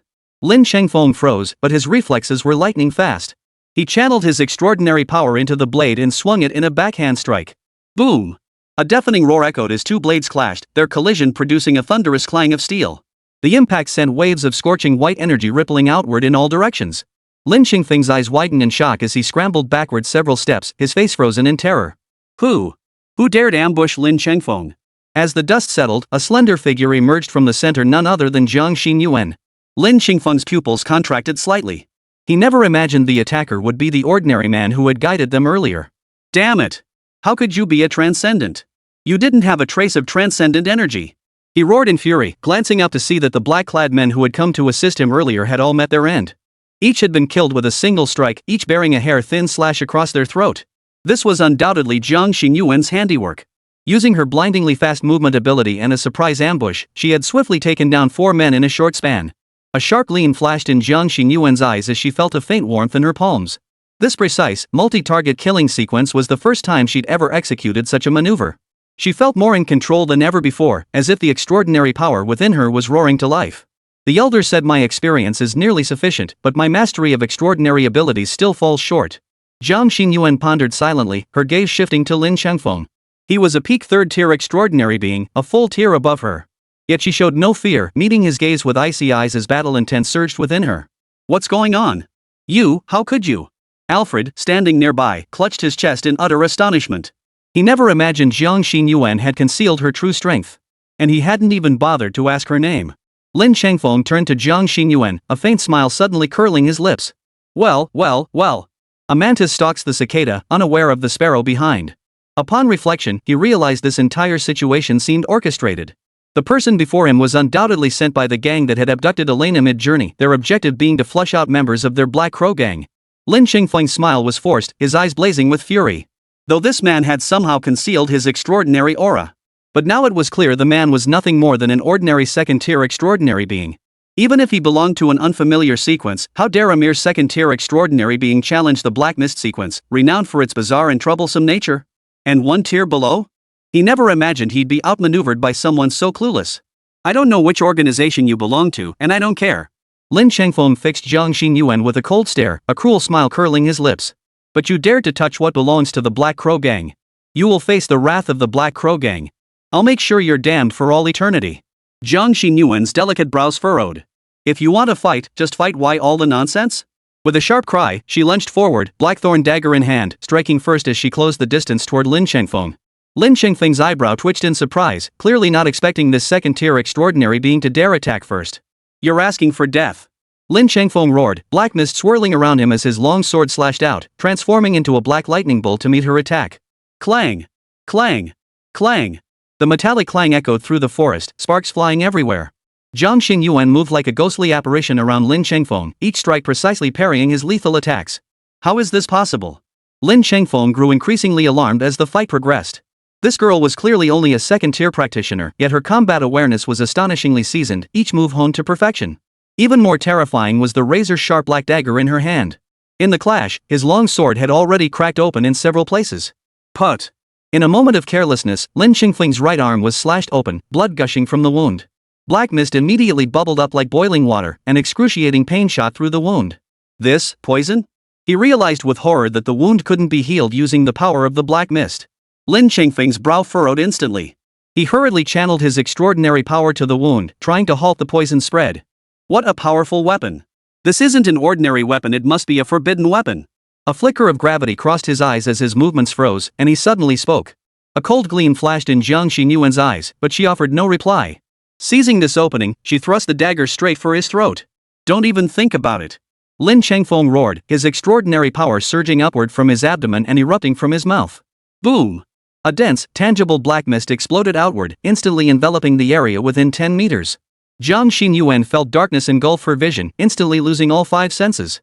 Ha ha ha ha! Within this realm of darkness, I am the master. Lin Chengfeng's voice echoed from all directions. Let me show you the true power of a peak third-tier cultivator. Countless black blade-like streaks surged from the fog, causing Jiang Xinyuan's expression to abruptly change. In her hasty defense, she couldn't fully evade the attack, and several wounds instantly appeared on her body. Faint crimson blood seeped through the fabric. Damn it! She gritted her teeth. In this absolute darkness, even her swiftest evasive maneuvers proved nearly impossible. Chapter 101, Killing becomes second nature. Jiang Xinyuan's brows furrowed. She was now completely enveloped in the black mist, her vision limited to mere inches ahead. She couldn't even see her own outstretched arm. Not only was her vision severely restricted, but Lin Chengfeng's attacks continued unabated, flying at her from all directions. Splatter! In an instant, the blade formed from the black mist carved another bloody gash across her smooth, fair arm. So fast! Jiang Xinyuan couldn't help but exclaim in astonishment, her brows furrowed and her expression grave. Her opponent's methods were too bizarre. Within this sea of black mist, she couldn't detect the enemy's true form at all. The black mist permeated like air, seeping into every pore. Even the slightest inhalation made her nose tingle with warmth. Her entire body suddenly went limp, a wave of dizziness surging from her feet straight to her brow. Jiang Xinyuan staggered violently, stumbling to evade the next attack as she realized the problem. This mist is dangerous. Lin Chengfeng watched Jiang Xinyuan's flustered state with a cold snort, fingering the black ring on his finger. His voice mingled with the black mist, its origin indistinguishable. Young lady, the mist essence within my heavenly mist mystic ring has been condensed for over a decade. A single wisp inhaled could poison an elephant to collapse instantly. And you dare provoke my Black Crow gang? You're truly courting death. As he spoke, a ruthless glint flashed in Lin Chengfeng's eyes. He pinched his fingers together and pointed toward Jiang Xinyuan. Instantly, the black mist coalesced into a monstrous, pitch-black serpent. It flickered its tongue menacingly and lunged forward to strike. Jiang Xinyuan immediately activated her swift flash, retreating several steps backward. Suddenly, a chill ran down her spine. She spun around to find Lin Chengfeng had closed the distance behind her in an instant. His long sword gleamed coldly, poised to strike as she collided with it. Oh no! Jiang Xinyuan gasped in shock, abruptly halting her dash and darting sideways. But the black mist serpent offered her no chance. Hissing and snarling, it pursued Jiang Xinyuan relentlessly. Flash of brilliance! Jiang Xinyuan gritted her teeth, whipping her blade in a crescent arc as she retreated at breakneck speed.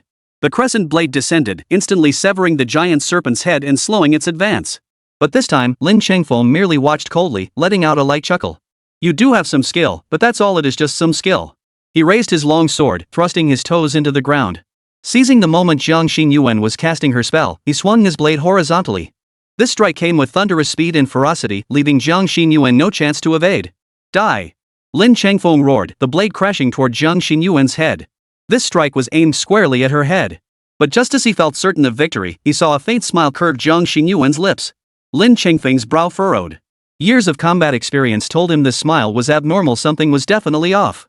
But with the blade poised to cleave her head in two, how could he possibly back down now? I'll see what other tricks you have up your sleeve. Then so be it. Jiang Xinyuan's crimson lips parted as she channeled extraordinary power into her close-fitting armor, causing purple radiance to suddenly erupt around her body. Besides the thorn dagger, there was another forbidden artifact bestowed upon her by the Lord. The very same demon scale-spiked armor. Clang! A thunderous clang echoed as Lin Chengfeng's pupils abruptly contracted. His long sword halted mere inches from Jiang Xinyuan's throat. No matter how hard he pushed, it wouldn't budge an inch. What's going on? What trick did you use?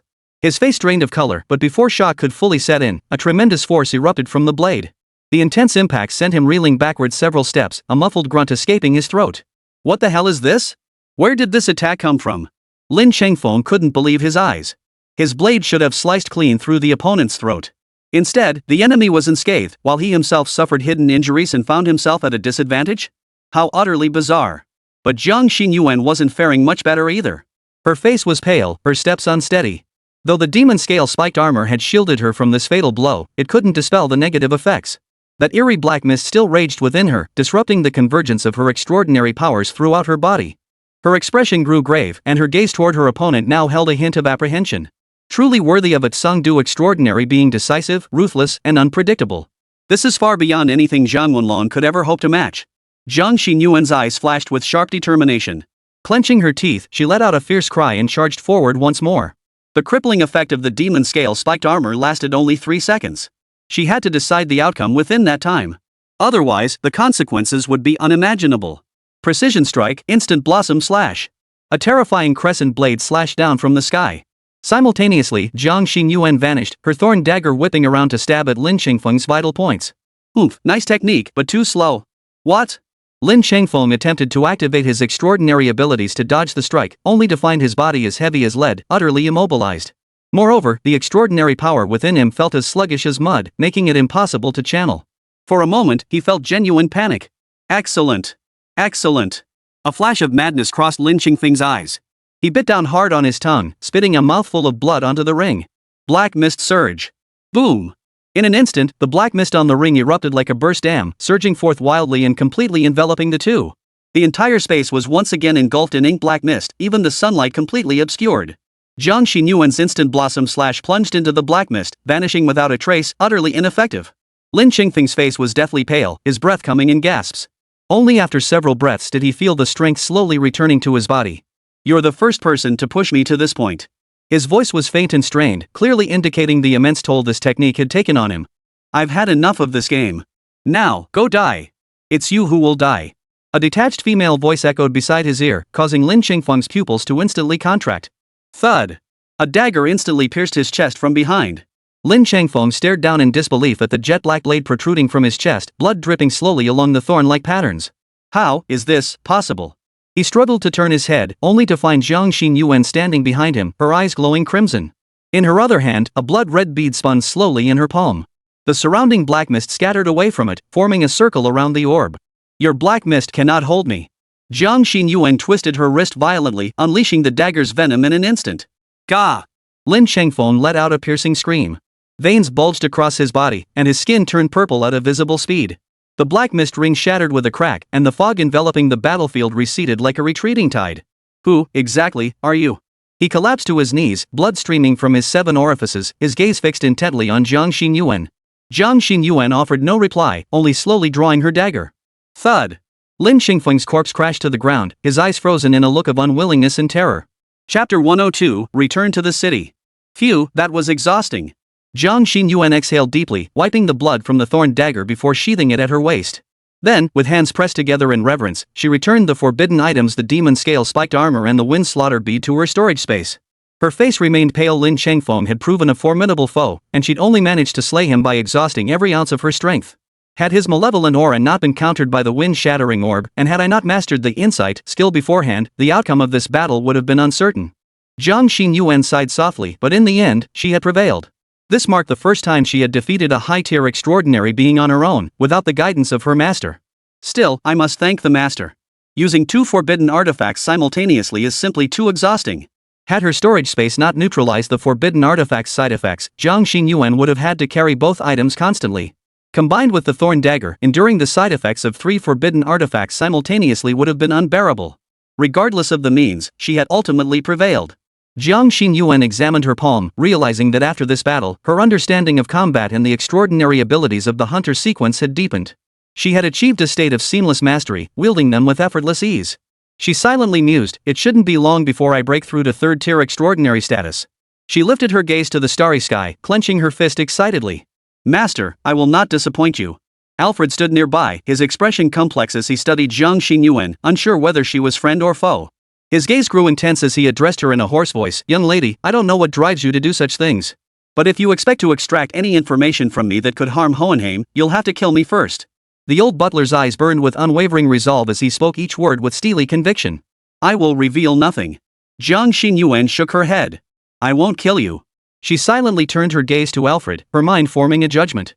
Though she knew little about him, she could discern some clues from Lin Chengfeng's words. This old butler, though not particularly formidable in combat, was undoubtedly loyal to his master's family.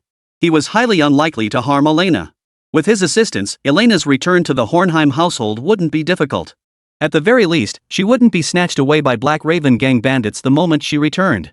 Jiang Xinyuan paused for a moment before revealing her identity. Alfred, there's no need to worry. I've been sent by your mistress, Elena. Alfred's cloudy eyes widened abruptly, his gaunt fingers trembling slightly. The young lady is still alive? Jiang Xinyuan nodded and drew a delicate satin ribbon from her bosom, the one Elena used to tie her hair. The old butler trembled as he took the ribbon. When he saw the family crest embroidered upon it, tears instantly welled up in his eyes. Thank the goddess for her protection. He kissed the ribbon, choking back sobs, then glanced warily around before addressing Jiang Xinyuan.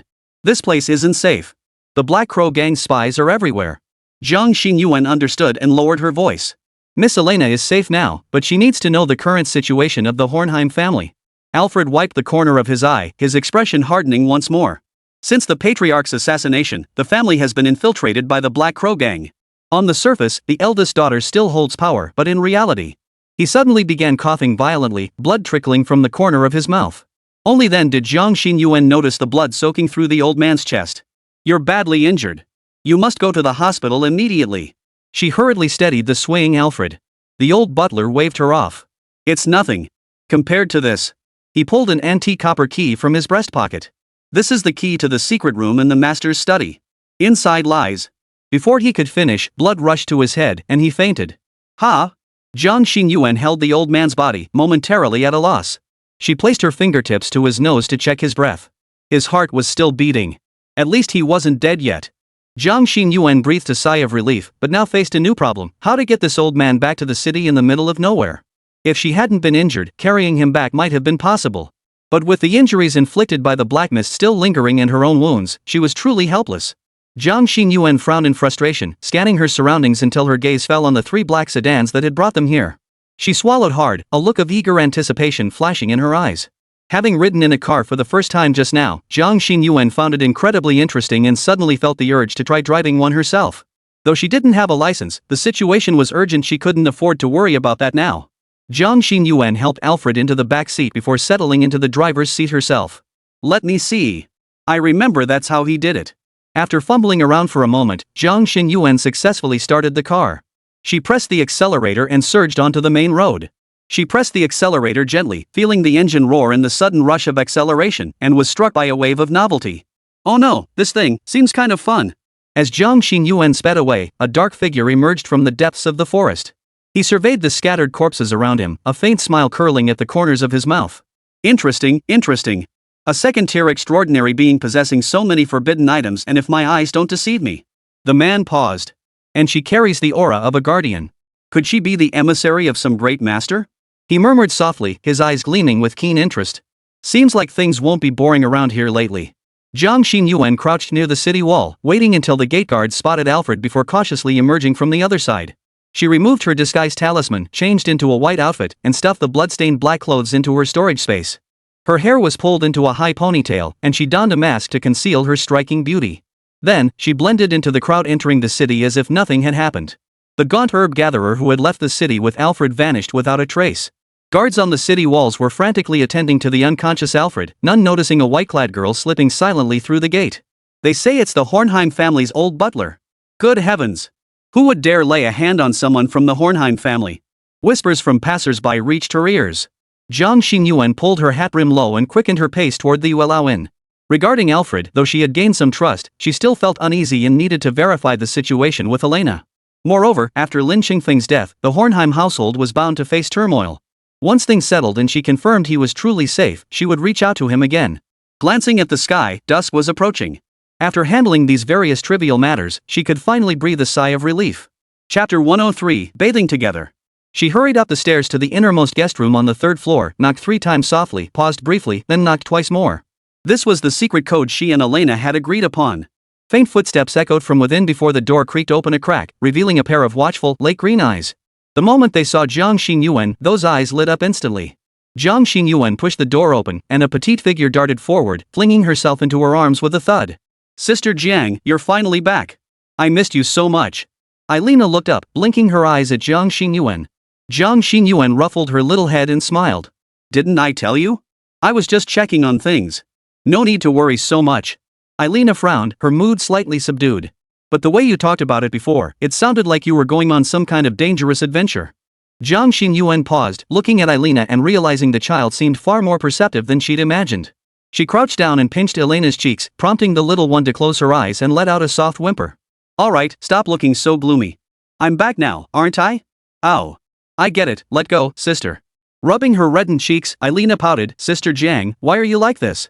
I was genuinely worried. Jiang Xingyuan smiled as she pulled out a bag of candy from her storage space. Here, a gift for you. Wow.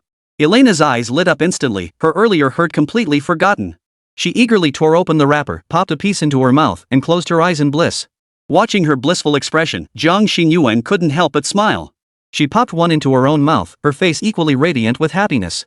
After a short rest, Jiang Xingyuan sat on the bed with a serious expression and turned to Elena, asking softly. I went out today to gather some information about Hornheim. Is Alfred someone we can trust? At the mention of Alfred's name, Elena immediately set down her candy, her expression turning serious. Uncle Alfred is the person father trusts most, she said softly, her lake green eyes sparkling with conviction. Ever since I can remember, he's been protecting our family. Jiang Xingyuan nodded thoughtfully, concealing today's events and only hinting, I saw him today. He was injured, but he entrusted me with something important. Really? How badly is Uncle Alfred hurt?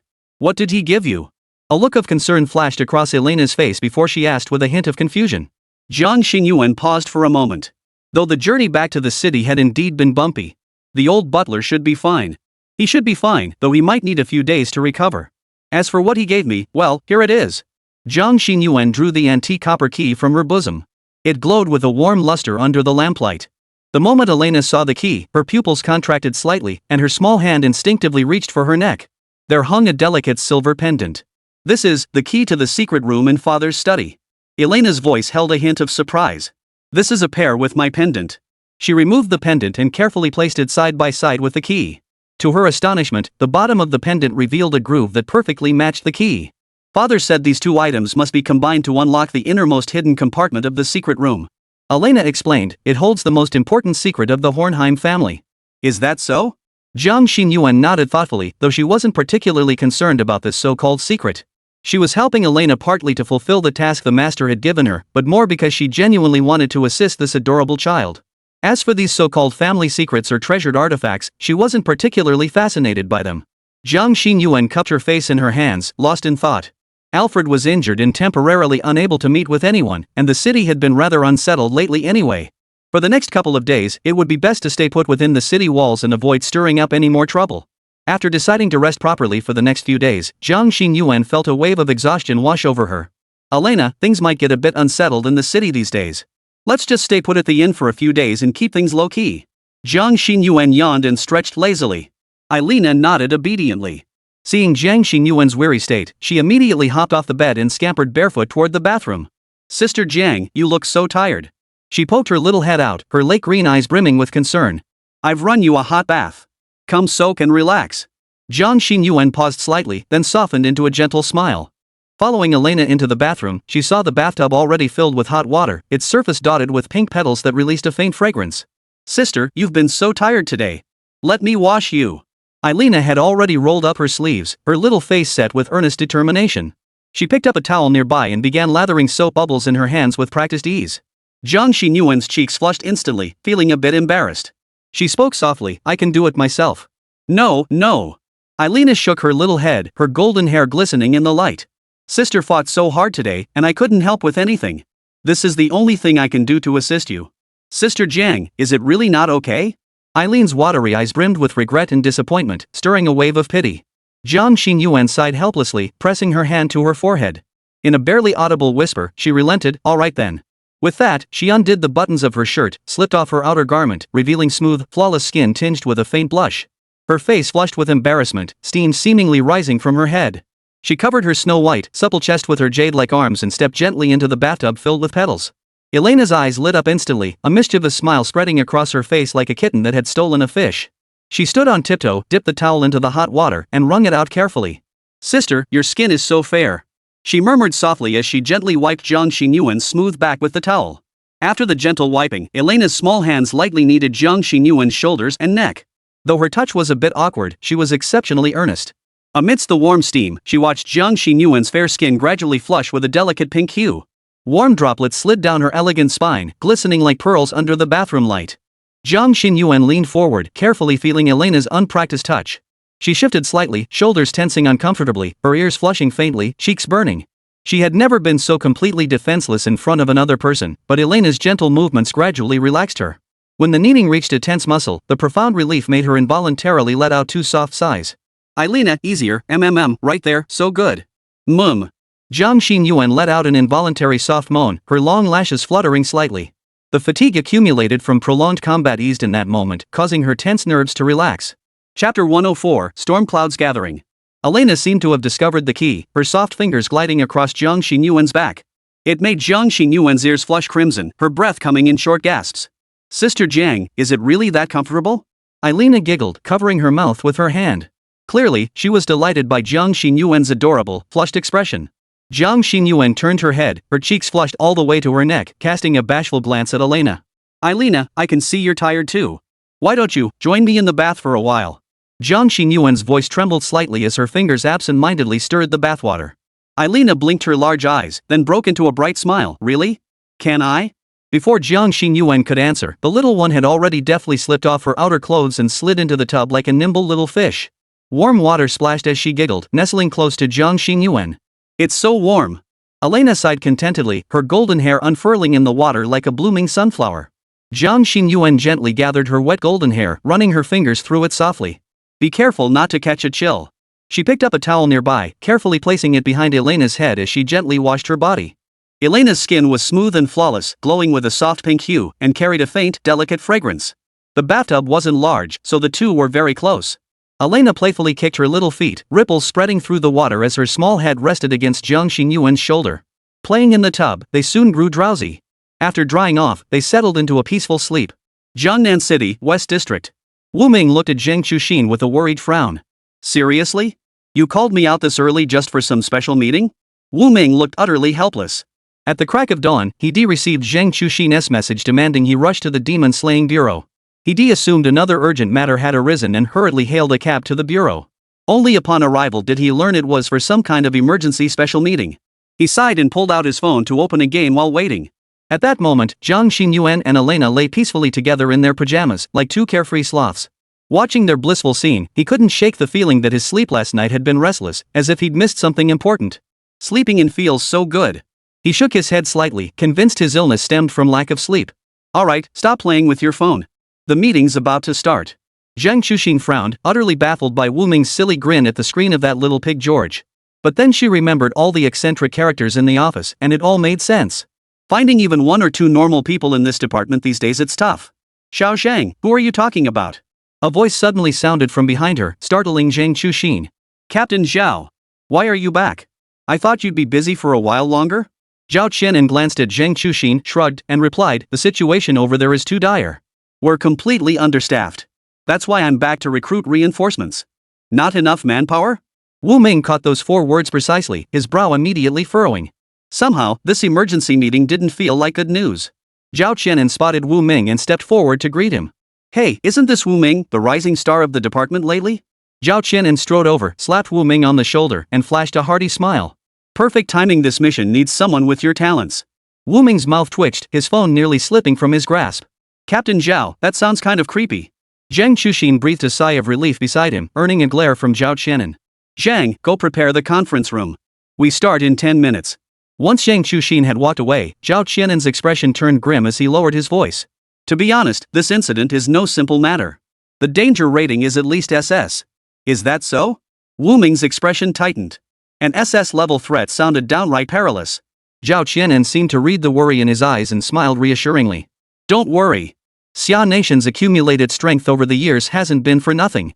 You're only a mid-tier yellow-grade demon slayer now, so we won't assign you overly dangerous missions. If the sky falls, the heaven-grade demon slayers in the imperial capital will hold it up." Wu Ming nodded noncommittally at the words, though unease lingered in his heart. Zhao Qianan nodded. Zheng Chuxin jogged over. "Captain Zhao, everyone's here." Zhao Qianan glanced at his watch and nodded. "Let's go." Wu Ming followed into the conference room, where he recognized several familiar faces, including siblings Lin Xiaoyu and Zhang Meng. His seat was positioned beside them. Additionally, the captain of Team 1, Ming Ling, and the monk Zheng Zhengxi both looked at him with kind expressions. On the other side sat a burly, bearded man with a formidable presence that commanded respect without a word. His name and title were written on the seat: Si Chaoyang, captain of Team 4. Team 4's captain? So this guy specializes in corpse chasing, soul summoning, curses, and other occult practices? His name sounds pretty respectable, though. Wu Ming clicked his tongue, then withdrew his gaze and walked toward his seat. Lin Xiaoyu spotted Wu Ming approaching and gave him a nod. Wu Ming responded with a faint acknowledgement. Zhang Meng, however, paid him no mind whatsoever, still refusing to give him a single glance. Only after sitting down did Wu Ming notice the grave expressions on Lin Xiaoyu and the others. Especially Lin Xiaoyu, her fists were clenched so tightly her knuckles had turned white. Confused, he asked, "Do you guys know what this meeting is about? Why are you both so tense?" Hearing this, both of them froze, staring at Wu Ming with disbelief. As if they were looking at a country bumpkin. Lin Xiaoyu's voice rang out sharply, her confusion evident. "You don't know about the Wu King's tomb? This has caused such a stir, it's been buzzing all over town for ages." Wu Ming shook his head blankly. "What tomb of the King of Wu? I've never heard of it." After all, Wu Ming was a latecomer to the world of abilities, with few sources of information on extraordinary events. It was no wonder he remained completely unaware. Zhang Meng snorted coldly before finally speaking up. "You don't even know about this, yet you dared to join this operation?" Lin Xiaoyu quickly intervened, smoothing things over. "Wu Ming is an awakened individual. It's perfectly normal for him to be unaware since information doesn't circulate among us." She turned to Wu Ming and explained in a hushed voice. 3 days ago, an archaeological team discovered an ancient tomb in the western suburbs of Jiangnan City. Preliminary assessments suggest it's the burial site of a prince from the Wu Kingdom during the Great Xia dynasty. Wu Ming raised an eyebrow. "So what? Isn't an archaeological discovery perfectly normal? The problem is..." Lin Xiaoyu's voice dropped even lower. "The first team that entered the tomb lost all contact. The SWAT squad sent later only transmitted back a blurry video clip." She was about to continue when the conference room doors abruptly closed. Zhao Qianan stepped onto the main podium, instantly silencing the entire room. "Everyone, this is urgent. I'll keep it brief." Zhao Qianan pressed the remote control and a blurry video appeared on the projector. In the footage, several fully armed SWAT officers advanced through a dimly lit tomb passageway. Suddenly, the camera shook violently, accompanied by the officers' startled cries. The image finally froze on a bone-chilling sight, countless distorted human faces emerging from the tomb passage walls. Chapter 105, Signing Up. This was the last footage transmitted back. Zhao Qianan's expression was grave. According to ancient texts, this is the Wall of 1,000 Souls, an extremely evil forbidden technique. We suspect the tomb sealed something that should never have existed, and now that seal may have been broken. The conference room erupted in commotion. Monk Mingling pressed his palms together, murmuring Buddhist chants. Si Chaoyang narrowed his eyes, tapping his fingers rhythmically on the table. Wu Ming noticed Lin Xiaoyu's face had grown even paler, while Zhang Meng wore an eager expression. Wu Ming tilted his head slightly, sensing this was no simple task. Zhao Qianan continued. Before this, the Imperial Capital's Demon-Slaying Bureau had already dispatched several teams to investigate. His gaze sharpened as he played another video clip. It depicted an immense, boundless expanse stretching as far as the eye could see. The sky glowed crimson, with thunder occasionally rumbling low, churning within the dark red clouds. The land was strewn with the ruins of modern structures, countless crumbling walls and shattered buildings exuding an ominous aura. This is the final footage transmitted by the third squad sent by the Imperial Capital. Zhao Qianan's voice was heavy, as if weighed down by lead. After entering the ancient tomb, they were somehow transported to this alternate dimension. The footage suddenly shook violently, accompanied by the team members' terrified shouts, "Retreat! Everyone retreat! That's no ordinary monster!" The recording abruptly ended, freezing on a bone-chilling final frame. Deep within the ruins, a massive humanoid silhouette loomed, dozens of meters tall, with 6 pairs of twisted bone wings stretching from its back. It let out a blood-curdling shriek and charged toward the camera. The conference room fell deathly silent. Even the usually composed Si Chaoyang paled. "What is that?" Everyone exchanged stunned glances, gasping in unison. None of those present had ever witnessed a creature radiating such terrifying aura. In fact, they'd never even heard of anything remotely similar. Judging by its size and speed, this thing was at least an SSS-level anomaly. Anyone below a heaven-tier demon slayer would be sending themselves to their deaths. In fact, they'd never even heard of anything remotely similar. "This doesn't seem like a creature from Blue Star," Si Chaoyang muttered under his breath, his knuckles cracking as he clenched his fists. Zhao Qianan nodded solemnly. "Correct. The Bureau's experts have determined this space doesn't seem to be on Blue Star. But for some reason, it's connected to the Wu King's tomb. Any being with sufficient supernatural power who enters the tomb gets transported into this space." He pointed at the monsters in the footage and continued. Investigations reveal these creatures aren't native to Blue Star. They originate from beyond the heavens from those unnameable entities. They share the same origin as the strange phenomena recently appearing on Blue Star. Moreover, this anomaly isn't solitary within the space. Most lurk deep within the ruins, rarely making their presence known. Occasionally, weaker anomalies may roam the periphery, though their levels are generally not particularly high. At this, the group fell silent for a moment. They had only heard vague rumors about the so-called descent of these anomalies. Most dismissed it as mere legend, refusing to believe it. Yet now, witnessing this eerie spectacle, they could not help but confront this terrifying reality. If this space were to fully open to Blue Star, unleashing all the anomalies within, that would truly be the age of anomalies. The world is about to change. Si Chiang sighed. Hearing this, Lin Xiaoyu swallowed hard, her voice trembling slightly. Has anyone who entered as a demon-slaying master ever returned? Zhao Qianan glanced at her, sensing her worry, and nodded reassuringly. Rest assured. I've personally entered that space myself. See? I'm still alive and well, aren't I? Through various reconnaissance teams' explorations, we've discovered that anyone staying in that space for 60 hours will be expelled by the space itself and returned to the tomb. Hearing there was a chance to return, Lin Xiaoyu finally exhaled in relief. Zhao Qianan continued reassuringly, after months of exploration, the Bureau has gained a general understanding of the situation within the space. There are outposts constructed by the Bureau inside, with demon slayers stationed there long term. It's safe to say that as long as you stay within the designated areas, you won't encounter too many problems. Zhao Qianan's gaze swept slowly across the group, his voice low yet tinged with resolve. My purpose in coming here today is to assemble sufficient personnel to explore this region. Naturally, this endeavor will be fraught with extraordinary peril. Therefore, I won't force anyone to join. Instead, I'm calling for volunteers. Zhao Qianan looked at the group and spoke slowly. You all understand the gravity of this situation without my explanation. It is foreseeable that the emergence of this space is merely a prelude. Those unknown entities will not cease their actions. Perhaps in the future, it won't be limited to the Wu King's tomb, the entire Xia kingdom could be invaded. If we cannot even thoroughly investigate this one space, how can we possibly confront the greater dangers that may arise in the future? Zhao Qianan's gaze grew icy as he spoke each word with deliberate precision. Everyone here has relatives and loved ones.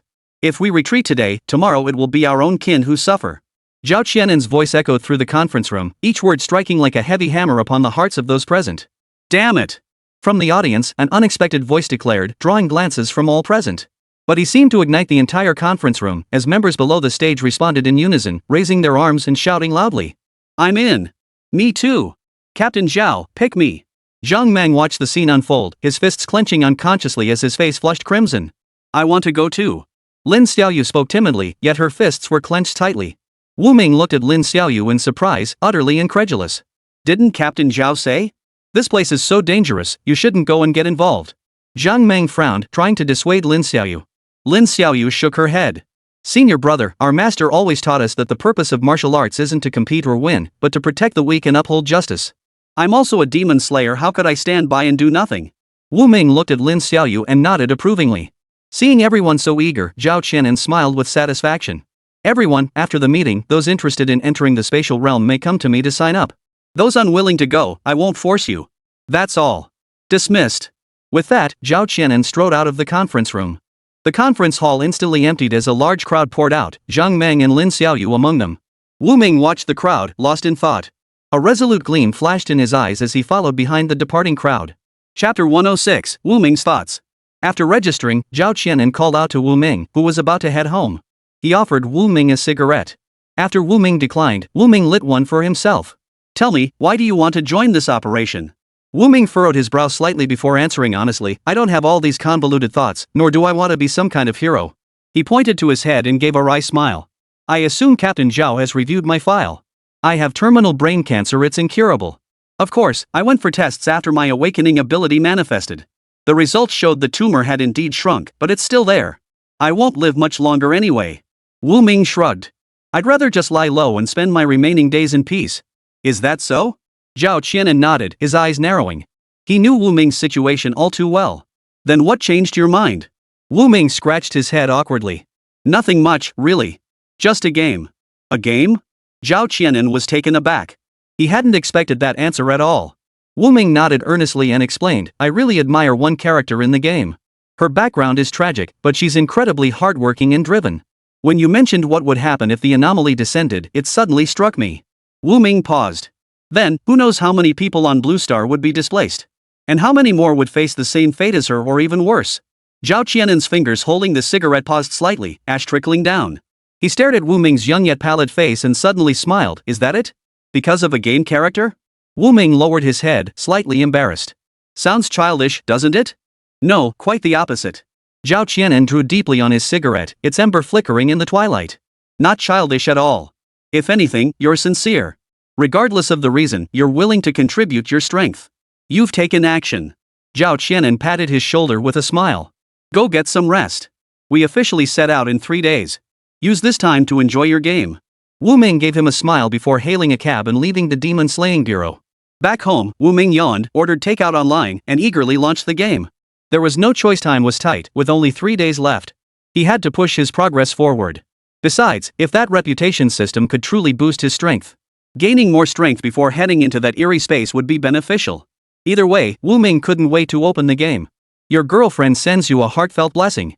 Elena sends you greetings and blessings. Staring at the flood of messages on the screen, Wu Ming froze. How could there be a message from Elena? But that didn't matter. He eagerly checked the progress.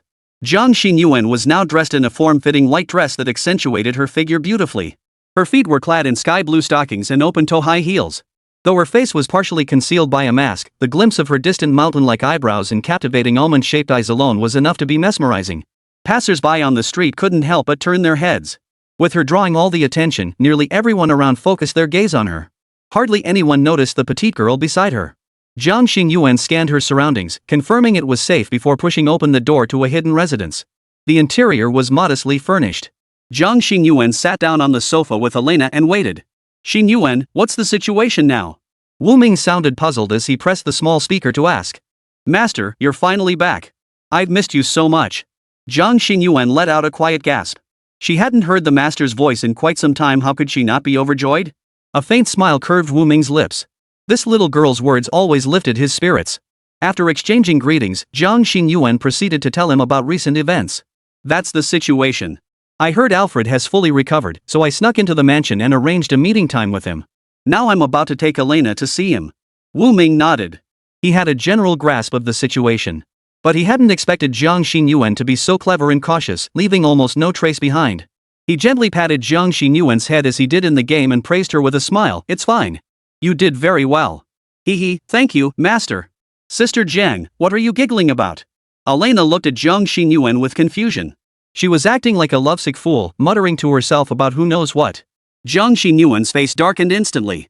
Only then did she remember Elena was still present, realizing she'd lost her composure. Nothing.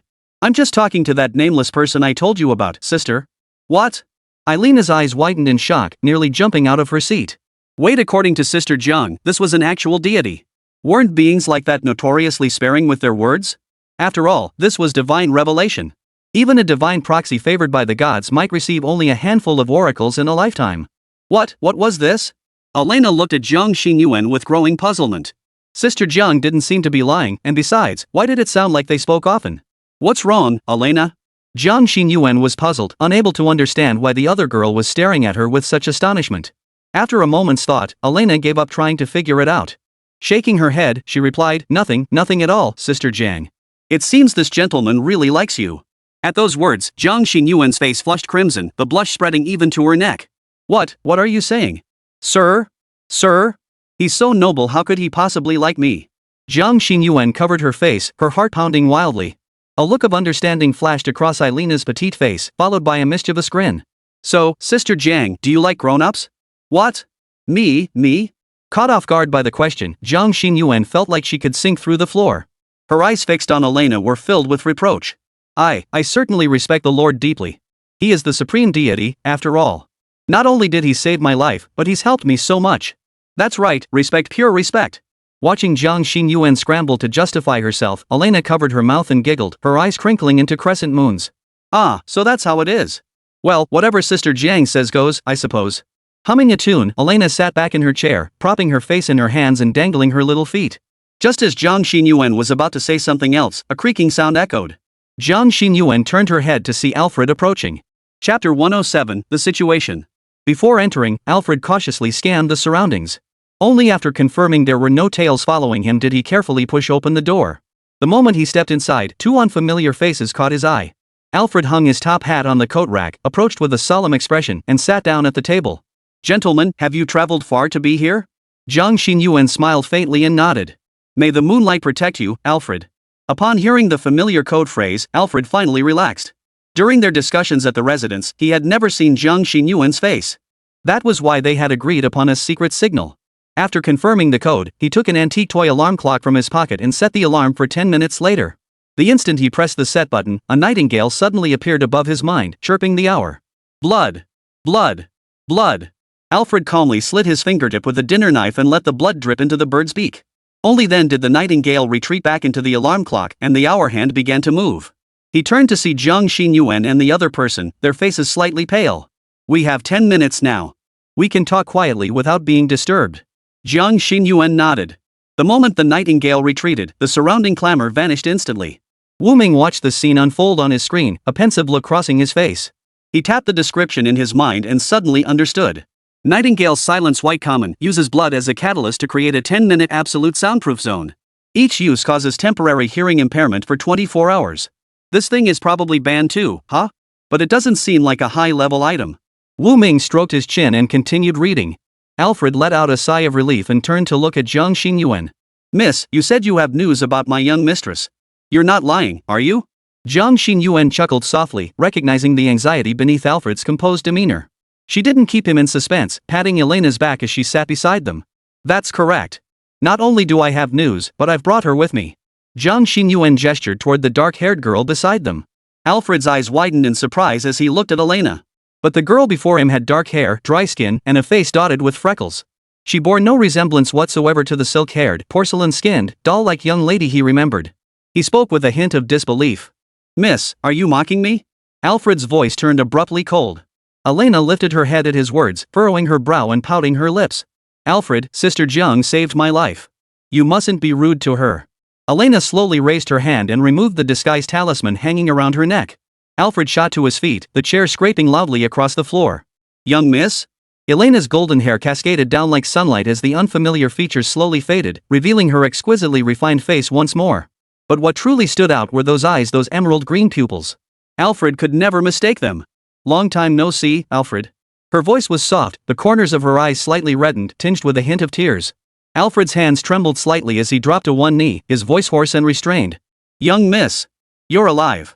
Elena bit her lip, fighting back tears. She reached out and gently helped Alfred to his feet, whispering. It's all thanks to Sister Jiang. If she hadn't rescued me from the Black Crow gang, I never would have made it back. Hearing this, Alfred turned to Jiang Xinyuan and bowed deeply. This woman before him had not only saved his life. More importantly, she had risked her own life to save the young mistress. Such profound kindness deserved nothing less than his deepest gratitude. This debt of gratitude, I, Alfred, shall repay in this lifetime. The old steward's voice was deep and resolute as he placed his right hand over his heart, performing an ancient family salute. Elena also solemnly bowed to Jiang Xinyuan. Sister Jiang, on behalf of the Hornheim family, I offer you our eternal friendship. Though her voice was soft, it carried an undeniable solemnity. Jiang Xinyuan gave a slight nod, feeling somewhat embarrassed. She quickly helped them to their feet and gestured toward the alarm clock. All right, no need for such formality. Let's get down to business first. At her words, the two relented and returned to their seats. Jiang Xinyuan's expression turned serious as she spoke first. Alfred, you should know why the Black Crow gang kidnapped Elena, right? Alfred nodded. The matter of the Hohenheim bloodline and the Chaos Gate seal wasn't exactly new information. Families with even a little history knew some of the secrets. And certainly not the Grintus family, who had served the Hohenheims for generations. Their knowledge was only greater, not lesser. Jiang Xinyuan's expression grew even more grave as she continued. Lin Chengfeng must be part of the Black Crow gang, right? Alfred nodded, unable to respond. That's right. Too many unscrupulous individuals have infiltrated the family over time. It's all my fault. Hearing this, Jiang Xinyuan shook her head. Regardless of whose fault it was, assigning blame now was irrelevant. The most crucial matter now was ensuring that nothing similar would happen again after Elena returned. Alfred, can you guarantee Elena won't be targeted by the Black Crow gang again after she returns? Alfred suddenly looked up, hesitated, then shook his head. He said bitterly, the acting head of the family now is Mo Mingyuan. To be perfectly honest, Lin Chengfeng was promoted by him. He's likely the Black Crow gang's mole within our family. But he's too cautious, leaving almost no trace of his actions. We simply can't find any evidence against him. A heavy silence fell over the group. Elena couldn't help but lower her head, a pang of sorrow welling up inside her. After all, the agony of being unable to return home made her heart tremble. Continuation. Jiang Xinyuan's fingers tapped lightly on the tabletop as her gaze shifted between Alfred and Elena. If the family itself is no longer safe. She spoke slowly, then perhaps it would be best for Elena to remain outside for now. Alfred's brow furrowed. But the young miss is Hornheim's sole bloodline heir. If she remains away long-term, Mo Mingyuan will certainly seize the opportunity to fully seize control of the family or even. He didn't finish his sentence, but everyone understood his meaning. He might even declare Elena accidentally deceased outright, seizing complete control of the family. Elena clenched the hem of her skirt, her knuckles turning slightly white. Amid the collective silence, Alfred suddenly frowned as if recalling something. I recently received some news, though I'm not sure if it's true. Chapter 108, The Next Move. At this, Jiang Xinyuan perked up with interest, urging him to continue. Alfred pondered for a moment before speaking. The young lady's disappearance hasn't just caused a stir within our family, it's sent shockwaves throughout the entire city of Chengdu. While there are no overt major actions, there are undercurrents of turmoil beneath the surface. Alfred added uncertainly, the 5 major families of Chengdu appear to be searching for the young lady as well. But I wonder what their true purpose might be. Jiang Xinyuan's fingertips paused lightly on the rim of her teacup, a sharp gleam flashing in her eyes. The 5 major families? Why would they be interested in Elena? Alfred shook his head, but Elena suddenly froze, as if remembering something. Sister Jiang, Alfred, I recall father once telling me he was going to accomplish something extremely important. A flicker of memory passed through Elena's eyes before she continued. It seemed connected to the founding of Chengdu. He mentioned that if the opportunity arose, it might lead to obtaining a potion capable of breaking through the Morning Star path. This. Alfred frowned and shook his head. Clearly, he had never heard of such a thing. Elena drew the key from her bosom, murmuring to herself. Father said the Hohenheim family bore a profound mission, especially in his generation. The founding of Chengdu? Alfred pondered for a moment before replying. Indeed, the founding anniversary of Chengdu is approaching. It falls on the 3rd of next month. As for the mission, as one of the 4 founding ancient clans of Chengdu, the Hohenheim family might well possess some hidden secret requiring their own bloodline to unlock. Alfred continued to ponder. If that's the case, it could explain why the major families are so invested. Jiang Xinyuan, who had been sitting quietly nearby, finally spoke up after a long pause. So, what do you intend to do? Alfred continued, the 3 of us are ultimately too weak to resist the Black Crow Gang's invasion. Moreover, though Mo Mingyuan is nominally only the acting head, he has already infiltrated the family to its core. Returning now would be walking straight into a trap. It would be better to seek refuge with the 5 clans first. Their relentless search for the young miss must mean they need something from someone. A sharp gleam flashed in Alfred's eyes, yet hesitation crept into his voice as the words formed. Then we'll use the secret as leverage. Let others do the dirty work and eliminate Mo Mingyuan. Alfred's gaze shifted nervously, avoiding Elena's eyes. After all, the other clans weren't fools. If the secret held by Elena was truly that valuable, it might well be like sending a lamb to the slaughter. Elena wasn't foolish either. She could clearly discern the difficulties and dangers in this plan. She fell silent, lowering her head as her fists clenched tightly. Then, as if suddenly resolved, she snapped her head up, a flicker of determination crossing her face. I'll go, Alfred. Elena's voice rang out, firm and clear, echoing through the quiet room. Her fingertips gripped the ancient key tightly, knuckles turning slightly white from the pressure. Jiang Xinyuan frowned slightly, gently placing her hand over Elena's wrist and asking softly, are you sure? This isn't child's play. Jiang Xinyuan spoke the truth. Not only was Elena merely a child of about 12, how could she possibly negotiate with other families? She couldn't even guarantee her own safety. Jiang Xinyuan's eyes were filled with concern as she looked at Elena. I must go. Aileen lifted her head, her sapphire eyes burning with an uncommon resolve. The mission my father left behind, the secrets of the Hohenheim family, I cannot let them fall into the hands of someone like Mo Mingyuan. I know this is incredibly dangerous, but I'll fight with everything I have. Jiang Xinyuan smiled softly, took Elena's hand, and said, don't worry. I'll be with you until the very end. Sister Jiang. Elena paused, her eyes brimming with gratitude as she looked at Jiang Xinyuan.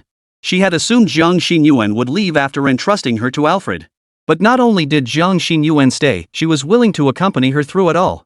Reason told her she must refuse Jiang Xinyuan, yet she simply couldn't bring herself to say it.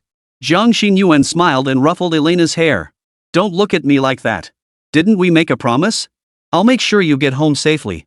Hearing this, Alfred also breathed a sigh of relief. After all, he had witnessed Jiang Xinyuan's true strength firsthand. Someone capable of defeating Lin Chengfeng was certainly no ordinary opponent. Her decision to protect Elena was undoubtedly the best outcome. However, there was still one pressing issue. Alfred spoke up, but among the 5 great families, where exactly should we go for help? Jiang Xinyuan's eyes flickered as she suddenly recalled the jade token Nangong Yi had given her when she left the wasteland city. It was said to summon the Nangong family's aid in times of peril. Jiang Xinyuan pondered silently. Nangong Yi's status within the Nangong family was said to be quite high, so his promise should carry considerable weight. If they reached the Nangong family and conflict truly arose, this promise might prove invaluable. Listen to me, both of you. Why not choose the Nangong family? The Nangong family? Alfred pondered briefly before nodding. The Nangong family is a good choice. Like Hornheim, they are one of the founding families of Tsangdu. They're also devotees of the Sun Lord, and they're at each other's throats with gangs like the Black Crows. It's a good place to go. Jiang Xinyuan nodded, pointing at the Nightingale alarm clock, which was nearing its designated time. She spoke up. Then it's settled. I'll take Elena to seek the Nangong family's protection and persuade them to help us purge the traitors within the Hornheim family. Alfred, you'll remain within the main house. Wait for the right moment to coordinate an inside-outside attack and take down Imoming Yuan's group in one fell swoop. Alfred gave a slight nod, yet a trace of hesitation lingered in his eyes as he looked at Elena. Noticing his gaze, Elena shook her head softly, her tone resolute. Alfred, don't worry about me. Sister Jiang will protect me.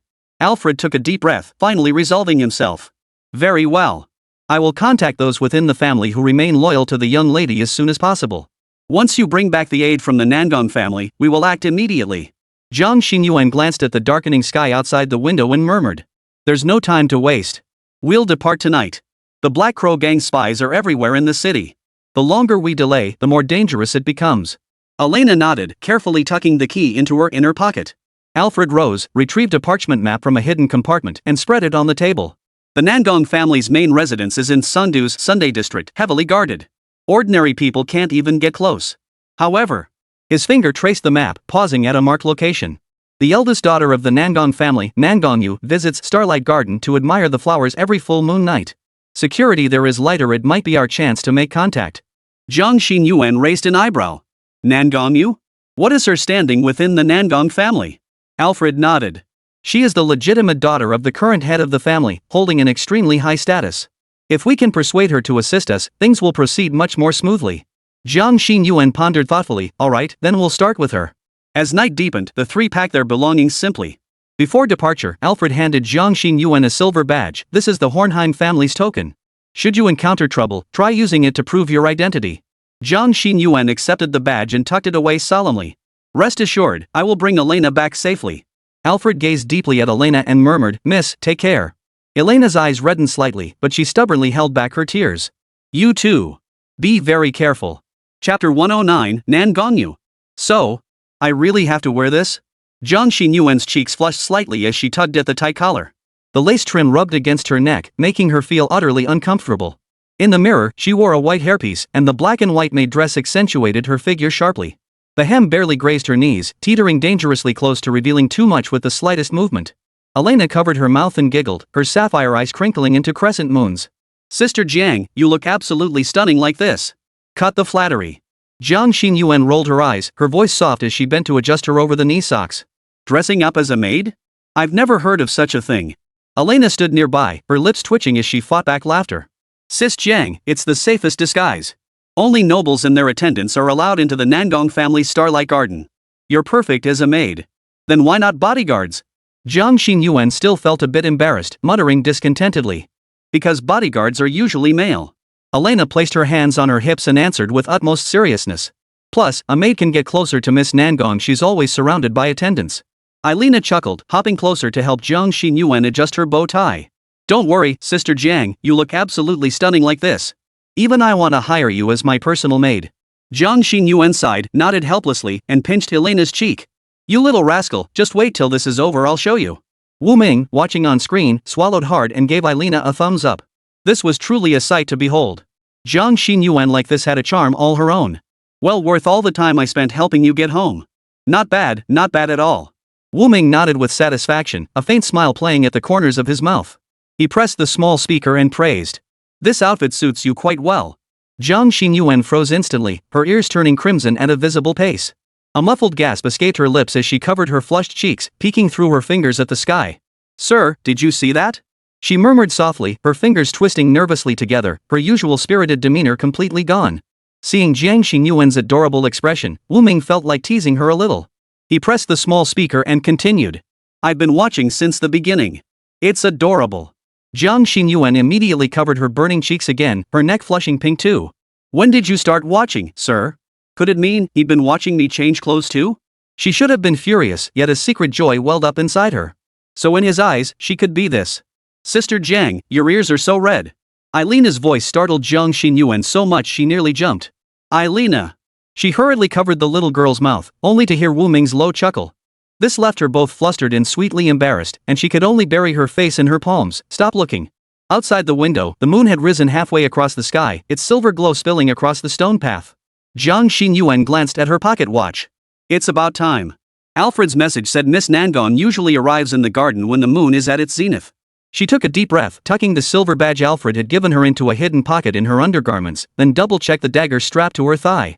The only advantage of a maid's uniform was the unexpected places to conceal weapons. Let's go, young mistress. She performed an exaggerated curtsy toward Alina, eliciting a giggle from her. The two made their way through the alley toward Starlight Garden in the northern part of the city. Alina had changed into a pale blue dress, her hair meticulously styled in the fashionable braids of noble maidens, and she carefully applied a disguised talisman.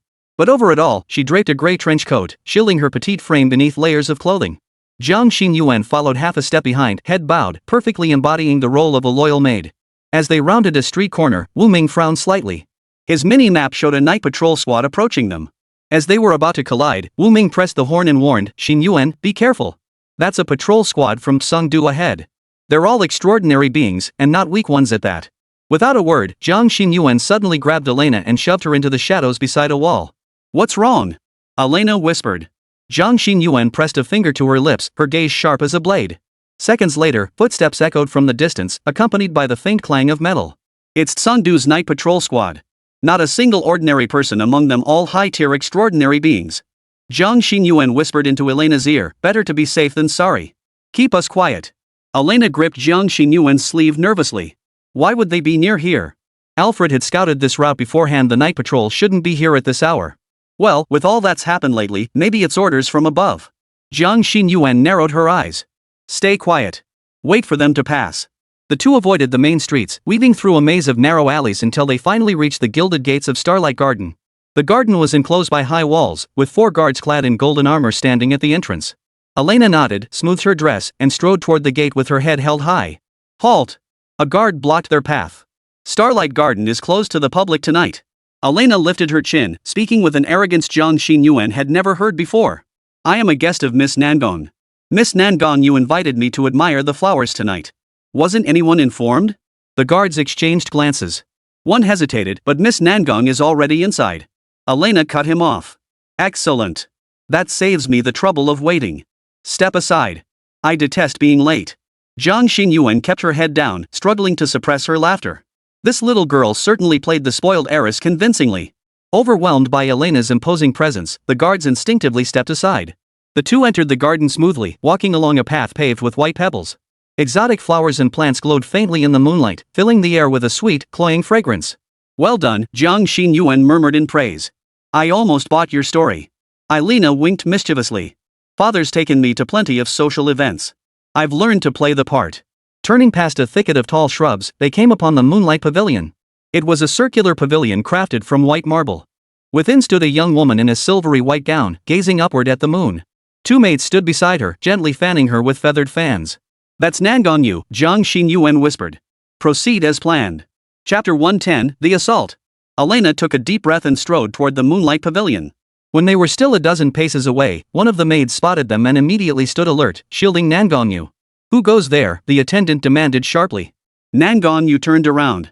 Bathed in moonlight, her features resembled exquisitely carved porcelain.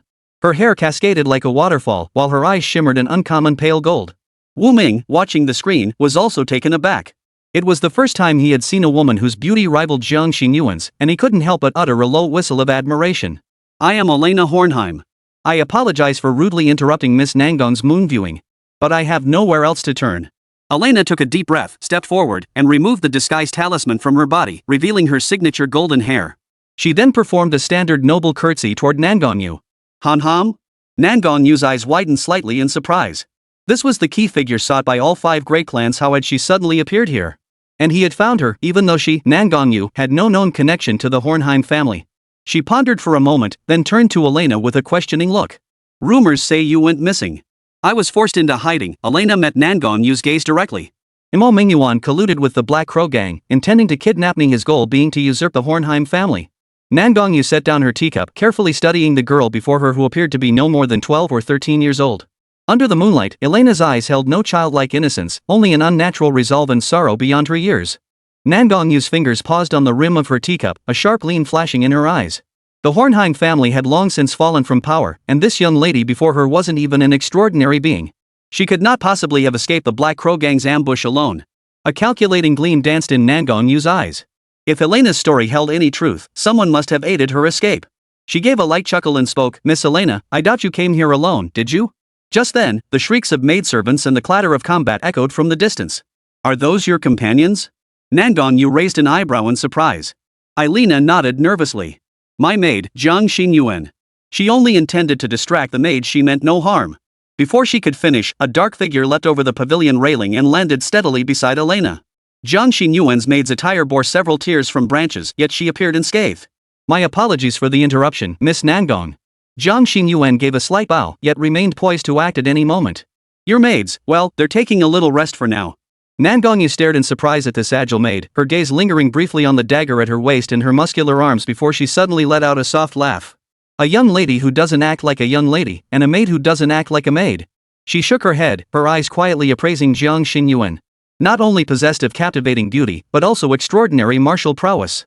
Her transcendent rank might not be high, yet her strength was commendable, quite intriguing. The Hornheim family truly is extraordinary. Distant footsteps echoed in the distance, clearly alerting the guards. Jiang Xinyuan instinctively stepped in front of Elena, her fingers brushing against the dagger at her waist. "No need to be nervous. I trust you both." Nangong-yu offered a faint smile before suddenly speaking. She rose to her feet, her silver-white gown flowing like water beneath the moonlight. With a single wave of her hand, the encircling guards all withdrew. Jiang Xinyuan and Elena both froze in surprise. "What do you mean?" Elena asked cautiously. Nangong-yu clapped her hands, and a guard concealed in the shadows immediately stepped forward. "Notify the guards it was a false alarm. Prepare the carriage. I intend to escort our guests back to the manor." The guards saluted and departed. A quarter of an hour later, a discreetly luxurious black limousine without any family crest quietly glided out of Starlight Garden. Inside, Nangong-yu sat on one side, while Jiang Xinyuan and Elena sat across from him. "For safety's sake, we'll take the back alleys. Now, ladies, tell me exactly what happened." Nangong-yu turned to them, narrowing his eyes slightly. The vehicle entered a narrow alleyway. Moonlight was blocked by high walls, leaving only the faint glow from the lanterns at the front of the car. Jiang Xinyuan watched the window uneasily, her fingers never leaving her dagger. The carriage moved slowly through the narrow passageway, its wheels grinding over the cobblestones with a dull thud. Elena clasped Jiang Xinyuan's hand tightly, recounting how she'd been kidnapped by the Black Crow gang and her suspicions about Imo Mingyuan's conspiracy. The key father left behind. Elena began, but stopped mid-sentence. But Wu Ming, watching the screen, frowned. Why had the night patrol that had just passed by suddenly turned back? And they were charging straight toward Jiang Xinyuan and the others? Something's wrong. This is suspicious. Wu Ming's pupils contracted sharply as he pressed the small speaker to warn. "Xinyuan, be careful. There might be another ambush." Jiang Xinyuan froze for a moment before snapping into action. She shielded Elena in her arms and turned to look at Nangong-yu. Her voice hushed, fingers already gripping the dagger's hilt. "Watch out, someone's nearby." Nangong-yu's eyes narrowed sharply as she swiftly pressed the window button, "Stop the car." Almost simultaneously, a dark figure plummeted from the sky, crashing heavily onto the roof. The screech of metal bending echoed as the roof caved in at a terrifying angle. "Enemy attack!" The guard's shout from the front instantly turned into a scream. Jiang Xinyuan kicked open the door, clutching Elena as she rolled out. A poison-tipped crossbow bolt whizzed past, embedding itself with a thud in the seat she had just occupied, its tail still quivering violently. "These people? Why are they wearing Tsundu Night Patrol uniforms?" Nangong-yu furrowed her brow, inwardly puzzled. With a light leap, she landed gracefully on the ground. Swinging her sleeve, 3 golden needles shot through the air. A muffled groan echoed from the shadows as a dark figure tumbled from the wall. Eerie green torches flared simultaneously at both ends of the alleyway as a dozen masked assassins, their faces concealed by raven masks, advanced slowly. Their weapons glowed with an eerie blue light under the moon, all dipped in deadly poison. The lead assassin stepped forward, his silver mask etched with 7 blood-red scars. "Miss Nangong," he said, "hand over the young lady of the Hornheim family, and you may leave unharmed." Jiang Xinyuan shielded Elena behind her, glaring coldly at the group as she spun her dagger in a graceful flourish in her palm. "Want the girl? Ask my blade first." The silver-masked assassin eyed her maid's uniform and let out a hoarse laugh. A mere maid dares to give orders. His words abruptly halted. Jiang Xinyuan's feet flashed forward like a ghostly apparition, closing the distance in an instant. Her dagger shot straight for his throat. The assassin jerked backward in haste, his mask cracking under the blade's edge. "You're asking for death." Enraged, the assassin drew both blades, their gleaming edges cascading like a waterfall. Jiang Xinyuan's form flickered, narrowly evading each deadly strike. But more assassins closed in. "You have some nerve, daring to ambush even my Nangong family." Nangong's voice rang out with a sharp cry, a hint of ruthlessness flashing in her eyes as her hands formed intricate seals. Golden streams of light erupted from her fingertips, weaving intricate runes in the air. 7 assassins suddenly froze in place, as if bound by invisible ropes. Jiang Xinyuan seized the moment, her dagger tracing a perfect arc. Blood blossomed simultaneously from the throats of 3 assassins. But more enemies surged forth from the shadows. Chapter 111, Nangongyu. Jiang Xinyuan narrowed her eyes. A faint black mist swirled around each of the figures before her. There was no doubt about it, these assassins were members of the Black Crow Gang. A flash of anger flickered through Nangong's golden pupils. These Black Crow Gang assassins had truly grown a pair, daring to disguise themselves as the Tsangdu Night Patrol. And they had the audacity to attack her, Nangongyu, directly. They clearly held no regard for the Nangong family. "Miss Nangong, these are no ordinary assassins." Jiang Xinyuan gripped the blackthorn dagger in her hand, shielding the trembling Elena behind her. But the assassin's target was crystal clear, the woman behind Jiang Xinyuan, Elena. The group of black-clad figures exchanged a glance before charging toward Jiang Xinyuan. A crimson glint flashed in Jiang Xinyuan's eyes. "How dare they!" Instant blossom slash. She cried out sharply as extraordinary power surged through her fingertips. Suddenly, several razor-sharp blades descended from the sky. Wu Ming froze at the sight. He vaguely recalled Jiang Xinyuan previously only being able to unleash a single blade beam. Now she could unleash over 8 blade beams simultaneously. This meant her skill level had nearly reached its next advancement. Xinyuan should be close to reaching the 3rd tier now. Wu Ming nodded slightly, then watched her next move. With Jiang Xinyuan's command, fall. Dozens of blade beams suddenly descended, unleashing massive shockwaves that instantly sliced through the air. The powerful impact slammed heavily into the assassin's body. Clang! A thunderous crash echoed as Jiang Xinyuan watched the group of black-clad figures shift into position, forming a strange formation with each pair slightly offset. The mist enveloping them coalesced into a black shield, deflecting every blade strike. Interesting. Jiang Xinyuan paused, then smiled faintly. Want to test her strength? Her eyes flickered, and with another swift swing of her hand, she unleashed yet another barrage of blade energy. The assassins, believing the attack had ended, abruptly dissolved their formation. But what they hadn't anticipated was that after unleashing such a powerful, wide-ranging assault, Jiang Xinyuan casually fired off another blade in the blink of an eye. Panic swept through the group as they scrambled to reform their formation. But the hastily formed formation was riddled with flaws. Under the rush defense, cracks already appeared on the black mist shield. Jiang Xinyuan gave a sharp command, her pale arm slamming down. Precision strike. Suddenly, an even larger and more powerful blade aura crashed down. With a loud crack, it completely shattered everyone's defenses. No! No! Damn it, how is this possible? Don't kill me! Screams filled the air as the piercing blade light severed them all. Jiang Xinyuan's astonishing display drew the attention of all present. Nangong's eyes brimmed with astonishment. This woman before her was merely a 2nd-tier peak extraordinary being. Yet the abilities she just unleashed and her combat experience already rivaled her own as a 4th-tier extraordinary being. How fascinating! To encounter such a talent. Nangong murmured his admiration, then noticed a faint sense of familiarity in his gaze toward Jiang Xinyuan. Just as she pondered whether she had seen this woman somewhere before, a hoarse voice shattered the silence. Hovering in the air, a man cloaked in deep black stood suspended, followed by several hooded figures wearing dark masks. They gazed down upon the crowd like deities. "Young lady of the Nangong family, you are not our target. If you know what's good for you, and for your father's sake, I might spare your life." The voice, rough and grating like sandpaper, echoed through the night sky. Jiang Xinyuan snapped her head up, her pupils contracting sharply. The black mist swirling around the suspended figure had nearly solidified, forming a pair of faintly visible raven wings behind him. A faint golden glow flashed in Nangong's eyes, starkly visible against the night sky. She stepped forward gracefully, a smile playing at the corners of her lips, yet her gaze was terrifyingly cold. "You're nothing but vermin lurking beneath Tsangdu's soil. How dare you dare to mention the name of the Nangong family?" Nangong snorted coldly. "Those two are guests of the Nangong family. If I were to let you take them away like this, where would the Nangong family's honor lie? Should you withdraw now, the Nangong family will not pursue this matter further. But if you insist on pursuing this matter..." The golden light in Gong's eyes intensified as her pale fingers slowly curled.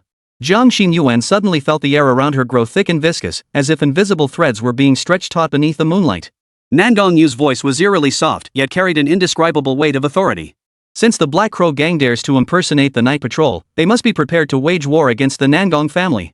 The lead assassin, suspended midair, suddenly flung 3 jet black darts engraved with twisted runes. Since the Nangong heiress refuses to recognize her place, so be it, will take you captive too. His raspy voice carried 3 parts scorn and 7 parts fury. The darts halted abruptly 3 feet from Nangong Yu, as if striking an invisible wall. Nangong Yu blew a soft breath. The darts abruptly reversed course, hurtling back at an even greater speed. With a sharp thud, 2 assassins plummeted from the air, crashing to the ground. Their own weapons lodged deep in their throats. Trying to capture me? Nangong Yu stepped forward, her silver gown billowing without wind as the formidable aura of a 4th-tier transcendent radiated unmistakably. Can you afford to pay for the dignity of the Nangong family? Complex golden patterns suddenly illuminated the ground, radiating outward from Nangong Yu. Despite the dead of night, the surrounding temperature surged several degrees. Jiang Xinyuan felt a stinging pain on her skin and quickly pulled Elena back several steps. Wherever the golden patterns touched, the stone pavement rippled like water, emitting a humming vibration. Sister Jiang, look at Miss Nangong's eyes. Elena gripped her sleeve tightly, pointing at Nangong Yu, her eyes wide with astonishment. Only then did Jiang Xinyuan notice that Nangong Yu's golden pupils had completely transformed into flowing liquid gold. 2 dazzling golden streaks drifted from the corners of her eyes, resembling burning flames in the night. The assassins clearly sensed the anomaly, their formation beginning to stir. Their leader barked sharply, formed the Dark Crow formation. Now! 12 assassins swiftly flew to designated positions. The black mist enveloping them surged violently, coalescing midair into the form of a colossal crow. The shadow spread its wings, plunging the entire alleyway into pitch-black darkness. Trivial tricks. Nangong Yu's voice rang out clearly in the darkness. A golden light pierced the darkness, followed by a second, then a third. In an instant, countless golden beams erupted from the patterns on the ground, tearing the Black Crow shadow to shreds. Jiang Xinyuan watched as Nangong Yu hovered 3 feet above the ground, her long hair flowing freely, each strand radiating golden light. Sunlight. Nangong Yu pressed her palms together, murmuring softly. A miniature sun coalesced in her palms, its blinding radiance instantly illuminating the entire alleyway. The assassins let out piercing screams.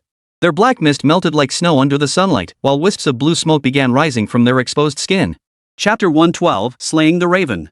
Jiang Xinyuan's gaze sharpened as she seized the moment to burst into the enemy ranks.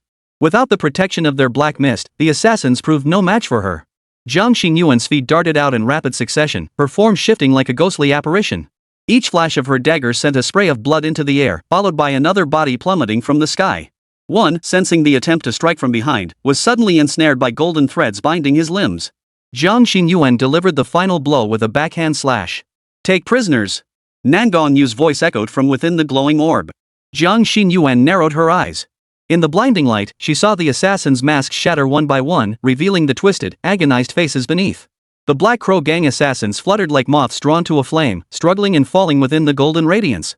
The Nangong family truly lives up to its reputation as a major clan. Their strength is extraordinary. Wu Ming murmured softly before the screen, a flicker of curiosity in his eyes. According to the game's data, these Black Crow gang assassins were all 3rd-tier extraordinary beings, with their leader reaching 4th-tier strength. Not to mention that when they formed their formation, their power surged even higher. An ordinary 4th-tier extraordinary being would meet their end instantly upon encountering them. Unfortunately for them, the man before them was no ordinary extraordinary being. He was a direct descendant of one of the 5 great families of Sangdu. If Nangong Yu was already this formidable, how terrifying must the true high-ranking figures the family heads be? Elena gripped Jiang Xinyuan's arm tightly, her voice trembling. Sister Jiang, should we help? Before Jiang Xinyuan could answer, disaster struck. The black-robed assassin at the front let out a shrill, raven-like cry. His body twisted and distorted within the black mist, transforming into a colossal 3-eyed raven. A sinister purple glow flickered within its 3rd vertical pupil, defiantly holding its ground against the blazing sunlight. Little brat of the Nangong family, don't get too cocky. The raven spoke in a voice like scraping metal, its tone laced with fury as it flapped its wings in rage. Today, I'll show you the true power of the Black Crow gang. It flapped its wings violently, sending countless black feathers whistling like arrows toward Nangong Yu. Each feather bore eerie purple runes, tracing deadly trajectories through the air. Nangong Yu's expression shifted slightly as his hands swiftly formed seals, conjuring a golden light barrier before him. Yet the black feathers corroded the barrier, emitting a teeth-grinding hiss. No! Jiang Xinyuan's eyes narrowed sharply as she made an instant decision. Clenching her teeth, she turned to look at Elena and pointed toward the corner of the alley. Go hide there. I'll go help Miss Nangong. Though terrified, her face drained of color, Elena still nodded resolutely. She pulled her cloak over her head and hid far away behind a stone in the corner. Once Elena was safely concealed, a red light flashed in Jiang Xinyuan's eyes as she charged forward. The blackthorn dagger in Jiang Xinyuan's hand glowed a deep crimson, tracing a graceful arc through the air. The black feathers poised to breach the light barrier were all severed, ringing out with a sharp metallic clang. The three-eyed crow cawed shrilly, another one coming to die. Excellent. Let's dispose of them all together. It plunged downward, its talons aimed straight for Jiang Xinyuan's face. Jiang Xinyuan neither dodged nor retreated. Her dagger met the attack head-on, striking with precise, enchanted force. A clang echoed as sparks erupted across the night sky. But in the next instant, the raven's wing lashed out violently, its razor-sharp edge closing in with deadly speed. At the critical moment, a flash of silver light streaked through the air. Clang! The clang of metal clashing was deafening. Nan Gongyu, wielding a slender silver sword, stood before Jiang Xinyuan. What are you spacing out for? Watch out, it's third, I can predict movements. Nan Gongyu didn't even turn her head, her tone thick with gravity. Jiang Xinyuan immediately sobered, narrowing her eyes. No wonder the previous attack felt insubstantial. She swiftly adjusted her stance, standing back to back with Nan Gongyu. Left sides on me, Nan Gongyu said tersely. Jiang Xinyuan responded with understanding, I'll handle the right. Though it was their first time working together, their coordination was unexpectedly seamless. Nan Gongyu's swordplay was elegant and precise, her techniques flawless and penetrating like moonlight. Jiang Xinyuan's dagger strikes were devious and vicious, each blow targeting vital points. Combined with her pinpoint accuracy, she repeatedly carved wounds as large as bowls. The three-eyed crow gradually struggled to defend itself, new wounds appearing across its body. It screeched furiously, suddenly opening its massive jaws to spew a burst of purple flame. Watch out! Don't get hit by the flames! Wu Ming's eyes narrowed sharply as he pressed the small speaker in front of the screen to warn Jiang Xinyuan. Just as Nan Gongyu prepared to cast a defensive spell, Jiang Xinyuan vanished from sight. In the blink of an eye, she had charged to the crow's head, thrusting her dagger straight at its third eye. Nan Gongyu gasped in shock. This was undoubtedly a suicidal attack. But Wu Ming merely frowned. Jiang Xinyuan's choice likely stemmed from her own calculations. Sure enough, the next instant brought a shocking turn of events. Jiang Xinyuan's figure vanished the instant she neared the crow. The vertical pupil on the three-eyed crow's forehead contracted sharply, and a fireball erupted from its rear. Poof! A faint, chilling laugh echoed through the air. Jiang Xinyuan's figure had barely materialized before it dissolved into a blur once more. The searing fireball tore through the air in vain, scorching a charred pit several meters deep into the ground. The crow's predictive eyes spun frantically, yet failed to capture any useful information. For the first time, a flicker of panic appeared within those eerie vertical pupils. A sharp gleam flashed in Nan Gongyu's eyes as she instantly grasped Jiang Xinyuan's intent. Her long sword erupted with blinding white light, weaving several silver blossoms. The seemingly elegant sword technique concealed a hidden strategy. Each strike precisely sealed off the crow's escape routes, leaving it nowhere to flee. Now! In midair, Jiang Xinyuan's figure flickered like a ghostly apparition. Empowered by the insight skill, her eyes glowed with an eerie blue light. Every minute movement of the crow became a clear trajectory line in her vision. As Nan Gongyu launched another devious diagonal thrust, the crow let out an angry screech, forced to brace its wings against the blade. Clang! Amidst the crisp metallic clash, a cold voice echoed from above its head. Gotcha! The icy glint of the blackthorn dagger now seemed colder than the moonlight itself. Thud! The blackthorn dagger pierced the vertical pupiled creature with deadly precision, and the raven let out a piercing, agonized scream. The purple flames pent up in its throat erupted uncontrollably mid-air, consuming its entire body. No! In a wail of despair, the crow dissolved into drifting ash. Jiang Xinyuan landed lightly, letting out a long sigh of relief. Nan Gongyu approached swiftly, her golden eyes filled with complex emotions. That move just now. Just a little trick, Jiang Xinyuan smiled. Thank you for your help, Miss Nangong. Chapter 113, Unexpected. The golden light gradually faded as Nan Gongyu descended to the ground, the golden hue in her eyes slowly dissipating. She exhaled deeply, her gaze toward Jiang Xinyuan now tinged with admiration. This woman was no ordinary opponent. Not only did she possess seasoned combat experience, but she was also bold and resourceful, not to be underestimated. The question remained, who exactly was this young prodigy? Could she possibly be under the Nangong family's banner? Just as Nan Gongyu was about to speak, a series of hurried footsteps suddenly echoed from the alley entrance. Miss Nangong! Dozens of guards clad in silver-white uniforms rushed over. The man leading them, spear in hand and uniform bearing the Nangong family crest, looked tense. The sight of the utter chaos before him sent a cold sweat running down his back.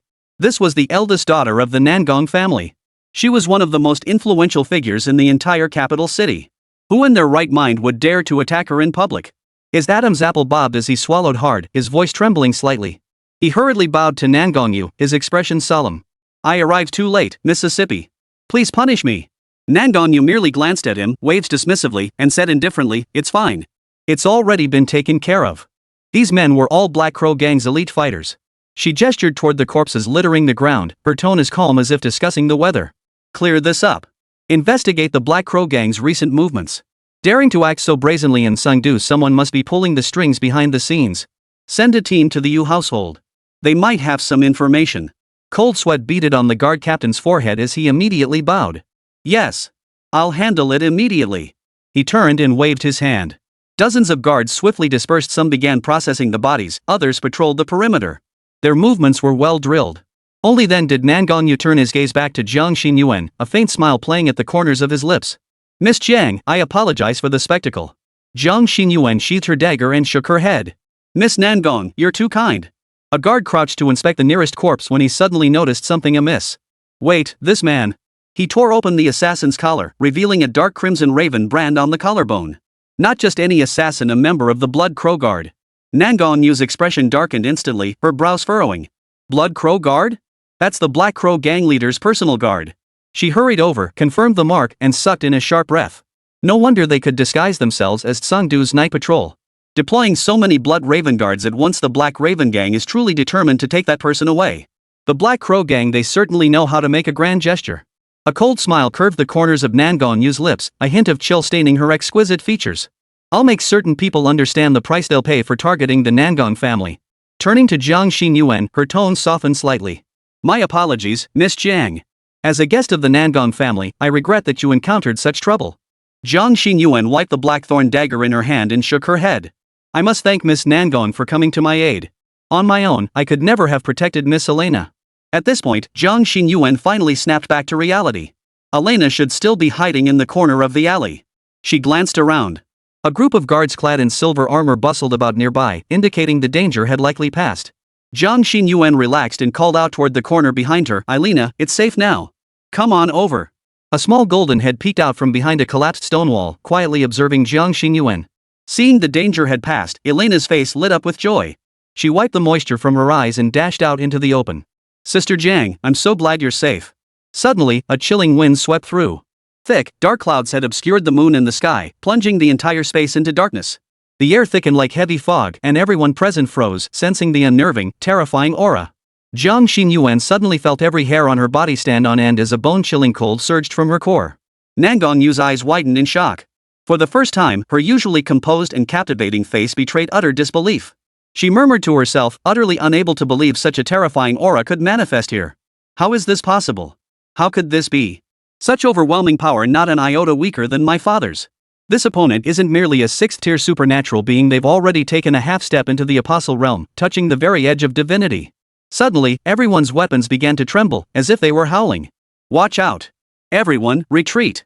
Nangongyu shouted sharply, the silver sword in her hand instantly bursting into dazzling golden light. But it was too late. A figure as dark as ink materialized out of thin air behind Elena. Shrouded entirely in shifting shadows, the figure's features and form remained indistinct. Only 2 points of crimson light flickered where the eyes should be, radiating an air of profound mystery. "You've been quite the challenge to find, young lady of the Hornheim family."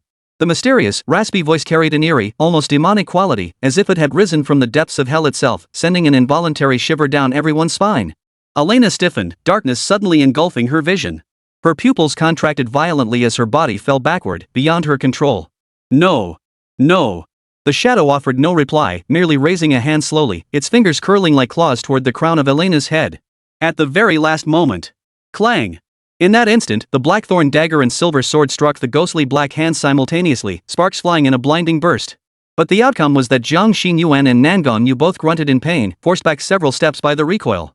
The palms of their hands split open, blood dripping from their weapons as terror filled their eyes. Mere ants. A flicker of contempt flashed through the shadow's crimson eyes. With a cold snort, it casually swung its arm. Boom! A torrent of dark energy surged forth like a tsunami, instantly hurling dozens of silver-armored guards into the wall. They crashed heavily, spitting blood and falling unconscious. Nangongyu gritted her teeth. She never imagined a super-powered expert at the threshold of apostle would intervene. Facing life or death peril, she had no choice but to stake everything on this final gamble. Without a moment's hesitation, Nangonyu's lips parted. She bit her tongue, spitting out a mouthful of vital blood as she forcibly activated her clan's secret technique. Sunday, Heavenly Light Barrier.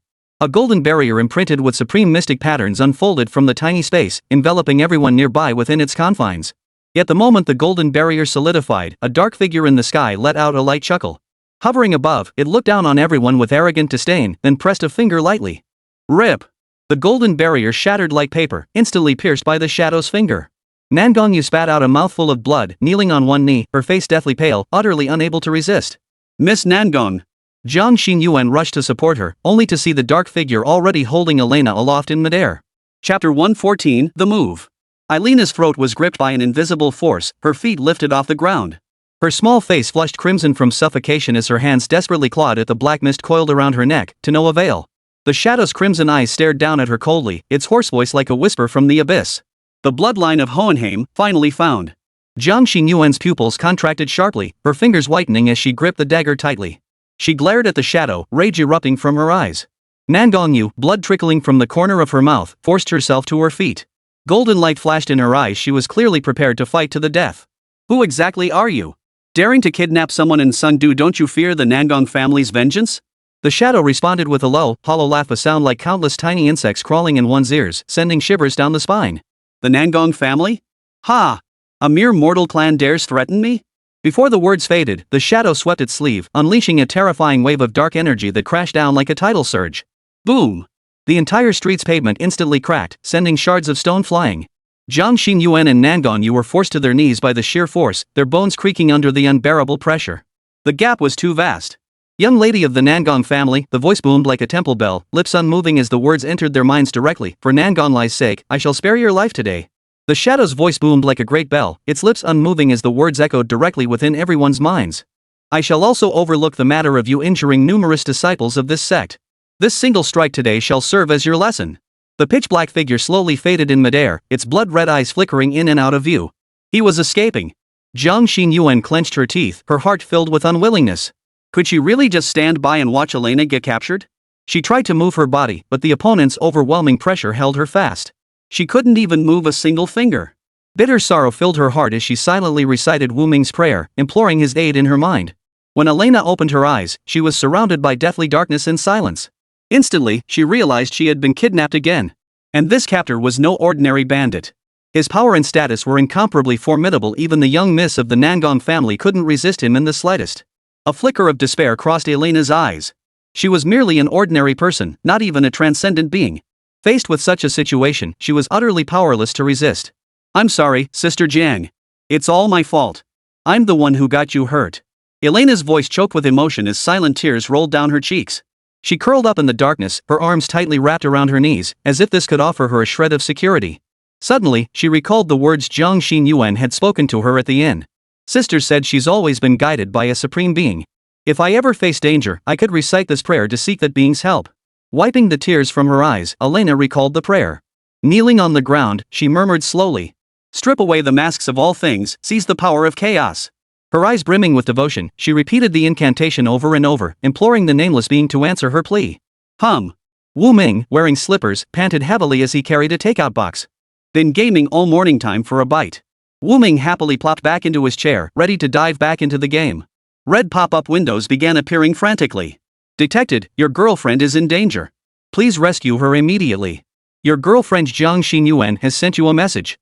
My lord, please help me. Elena has been abducted. Please rescue her at once. Elena sends you a devout prayer, beseeching your aid. Note, key figure in B-rank mission Canary's Guardian is in peril. Mission will terminate early. B-rank mission Canary's Guardian has been upgraded to a rank. Complete it immediately. Wait, I just went downstairs to grab takeout. How did the game suddenly start crashing? This isn't like I'm trading stocks or something. Wu Ming was stunned. Just moments before descending the stairs, Jiang Xinyuan and Nangongyu had clearly dealt with all the assassins. How could the situation have changed so drastically in just a few minutes? Alright, let me see what's going on here. Wu Ming focused his gaze and clicked on the shadow's profile, raising an eyebrow. Seeing Shu alter ego, a 6th-tier peak extraordinary being who manipulates Black Mist, a half-step apostle, a devotee of the Chaos Mist. The de facto leader of the Black Crow Gang, a secret underground society in Sundu. Possesses formidable strength and excels at escape. Very well. So it's the Black Crow Gang's leader. How delightful. Wu Ming let out a cold laugh, a sharp gleam flashing in his eyes. The root of all this trouble was the man before him, the very reason they pursued Elena.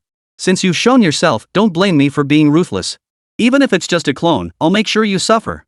Wu Ming glanced at a prominent recharge pop-up window. Spend 50,000 yuan to use Sacred Radiance once? A cold smile curled at the corner of Wu Ming's lips. Perfect. Ding. Top-up successful. Please press and hold the screen to unleash the holy light. The instant Elena finished her final incantation, the entire dark space abruptly froze. The shadowy figure's crimson eyes widened in disbelief as it stared into the void. What is this? Crack. A crisp cracking sound reverberated through the heavens and earth, as if the entire world had been forcibly torn apart by some supreme power. Elena gasped in astonishment as the black mist binding her neck began to shatter inch by inch. A brilliant golden pillar of light descended from the heavens, piercing the entire dark space like a sword of judgment. Within the beam, countless dancing, mystical runes appeared, each containing a force of law that made the dark shadows tremble. Wherever the holy light swept, the black mist dissolved and vaporized instantly, like ice exposed to intense heat. Impossible. This can't be. This is a manifestation of divinity? The shadow let out a shrill howl as the black mist on its body shattered inch by inch, its face contorted with agony. Elena was lifted by a soft golden light. To her astonishment, she saw her own hands glowing. The light coalesced into intricate patterns, tracing mystical totems upon her skin. Sacred link established. Temporarily grants the supplicant Elena divine protection. Wu Ming's voice echoed through the void. You mere ants dare to bark. Boom. A golden pillar of light erupted suddenly, and the dark shadow let out a scream unlike any human voice. Its body melted like snow under the scorching sun, the black mist purified into scattered starlight. No. Impossible. This can't be. Chapter 115, New Believer. The shadow roared hysterically, its crimson eyes warped and distorted by terror. It wildly flailed the remnants of its mist, attempting to resist the sacred radiance, yet it was like a grasshopper trying to stop a cart. How dare a mere mortal lay claim to the power of the gods? Wu Ming's voice thundered like a bolt of lightning, causing the entire space to tremble under the weight of his majestic proclamation. Elena saw a colossal hand formed of holy light emerge from the pillar of light, its fingers spread wide enough to obscure the entire sky. Snap. A crisp snap echoed through the void. In an instant, the shadow's body began to disintegrate completely at the molecular level. It looked down in horror, its blood-red eyes filled with utter disbelief. It could only watch helplessly as its arms dissolved into countless black particles drifting away. This master wasn't merely erasing this physical form, it was a dimensional strike that obliterated the very essence of existence. No! My master will not let you go. The Lord of Chaos Mist will never. Before the threat could be fully voiced, the shadow's head collapsed like a sand sculpture, dissolving into a cluster of black light points that vanished into the air. The last to vanish were those crimson eyes, their pupils frozen in utter, unshakable despair. Ding! Si Yingshu's clone has been eliminated. Gained reputation plus 15,000. Elena's affection plus 20, current affection 25, feeling, trust. Elena is deeply curious about your existence. Interact with her more to increase her affection. Jiang Xinyuan affection plus 20, current affection 88, feeling, admiration. Your girlfriend is overjoyed by your presence. Interact with her more to increase her affection. Wu Ming's eyes narrowed slightly, surprised by these messages. What's going on? Didn't only Jiang Xinyuan increase affection before? Why does Elena have this affinity bar now too? Wu Ming rubbed his chin, suddenly filled with astonishment. Could it be?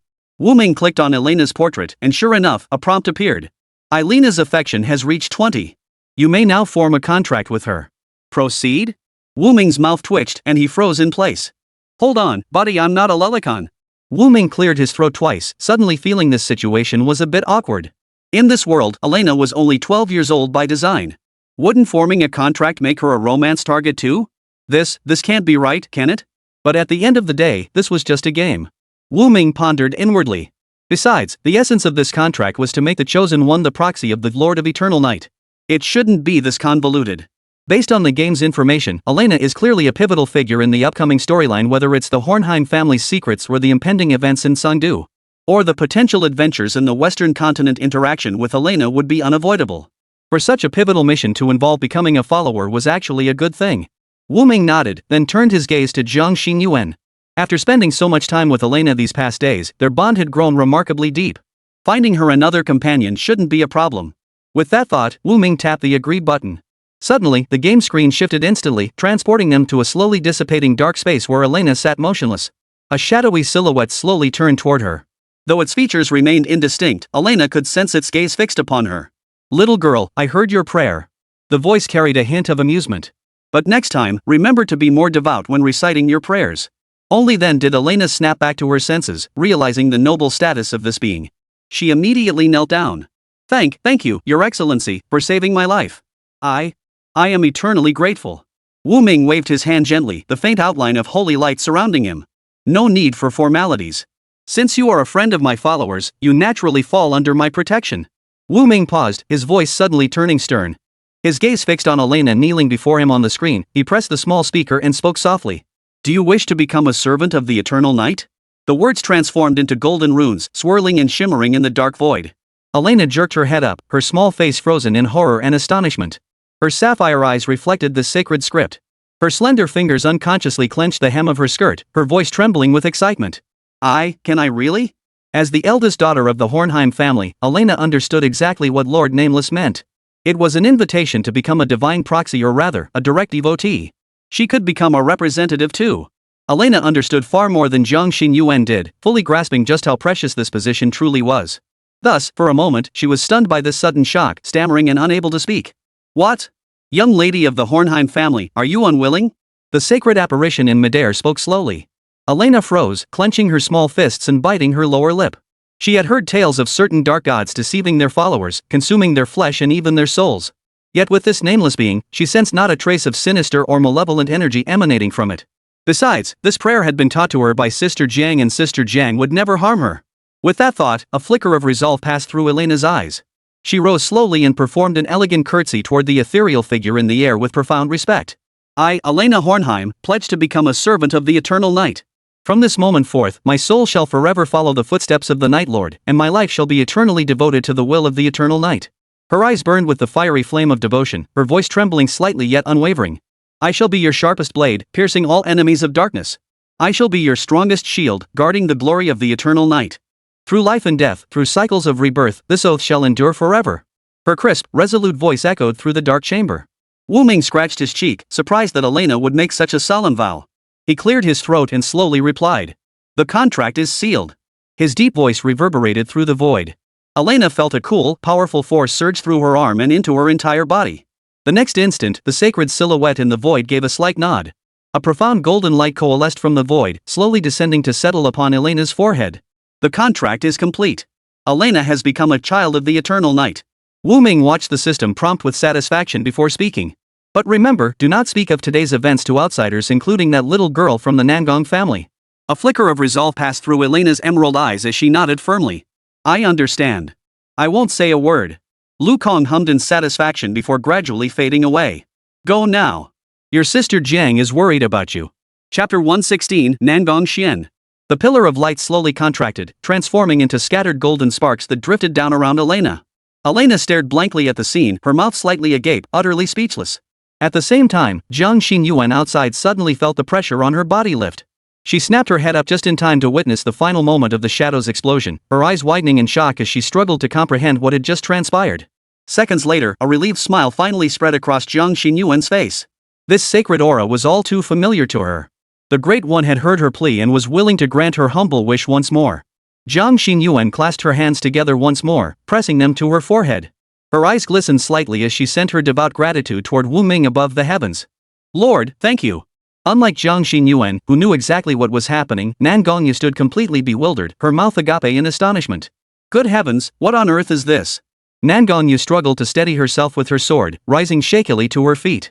Her golden eyes brimmed with shock as her throat involuntarily rolled. Surveying the utter devastation around her, she couldn't believe her eyes. What on earth just happened? The divine light that had descended from the heavens earlier, merely gazing at it had made Nangongya's heart tremble and her legs shake uncontrollably. There was no doubt about it, this was far beyond the capabilities of any ordinary high-tier extraordinary being. At the very least, Nangongya had witnessed 7th-tier apostle-level transcendence in action. The elders within her clan could never match such a terrifying offensive. This wasn't physical terror, it was a crushing dominance over the very laws themselves. Could this be? Nangongya's voice trembled uncontrollably as she stared fixedly at the lingering golden speck in the sky. A chilling suspicion flashed through her mind. A miracle? The moment the word escaped her lips, she instinctively covered her mouth, as if uttering it alone could summon calamity. As the heiress of an ancient lineage, she understood better than anyone what the existence of deities truly signified in this world. As the pinnacle of all living beings, they would never intervene lightly. The only recent incidents involving deities were the flesh corruptors of Tsangdu and that unknown god. At this thought, Nan Gongyu froze in place. It suddenly dawned on her why Jiang Xinyuan looked so familiar. Isn't she the one Uncle Nan Gongyu mentioned, the emissary of that unknown deity? Nan Gongyu's eyes widened in horror, her face clouded with confusion. But didn't our elders speculate she went to Xianyuan City? How could she be active in Songdu? And she's the one who saved the young lady of the Hornheim family? Nan Gongyu frowned, her gaze toward Jiang Xinyuan growing more complicated. As the last faint outline faded, the darkness before Elena's eyes receded like a retreating tide. She blinked, finding herself standing in the middle of the alley, while Jiang Xinyuan and Nan Gongyu stared at her in utter shock. The terrifying black shadow and the sacred aura of the nameless figure had vanished without a trace. Elena.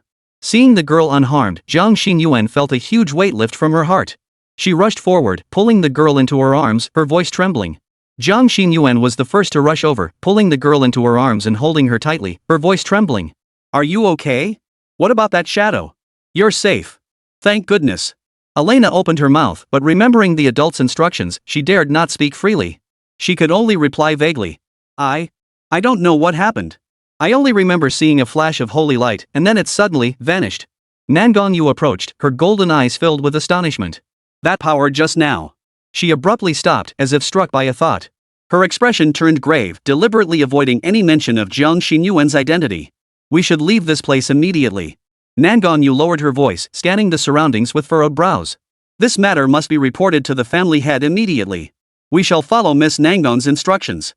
Jiang Xinyuan nodded in agreement, fully aware of the gravity of the situation. She took Elena's hand, preparing to leave. Just then, she felt a gentle scratch on her palm. She looked down at Elena, who blinked at her and silently mouthed, "I'll tell you later." Jiang Xinyuan's heart skipped a beat, and she nodded in understanding. This little girl seemed to be hiding something? Just as everyone was about to leave, a piercing sword cry suddenly split the night sky. Nan Gonyu's movements froze abruptly. Her golden eyes narrowed slightly as she looked up at the sky, sensing something. A slender figure stood suspended mid-air, silver white hair billowing in the wind. The next instant, a dazzling silver-white sword light plummeted like a meteor. Then, a figure standing 7 feet tall, with sharp eyebrows and starry eyes, materialized before the crowd. Xiaoyu, what's happening here? The voice was cool and detached, yet carried an undeniable air of authority.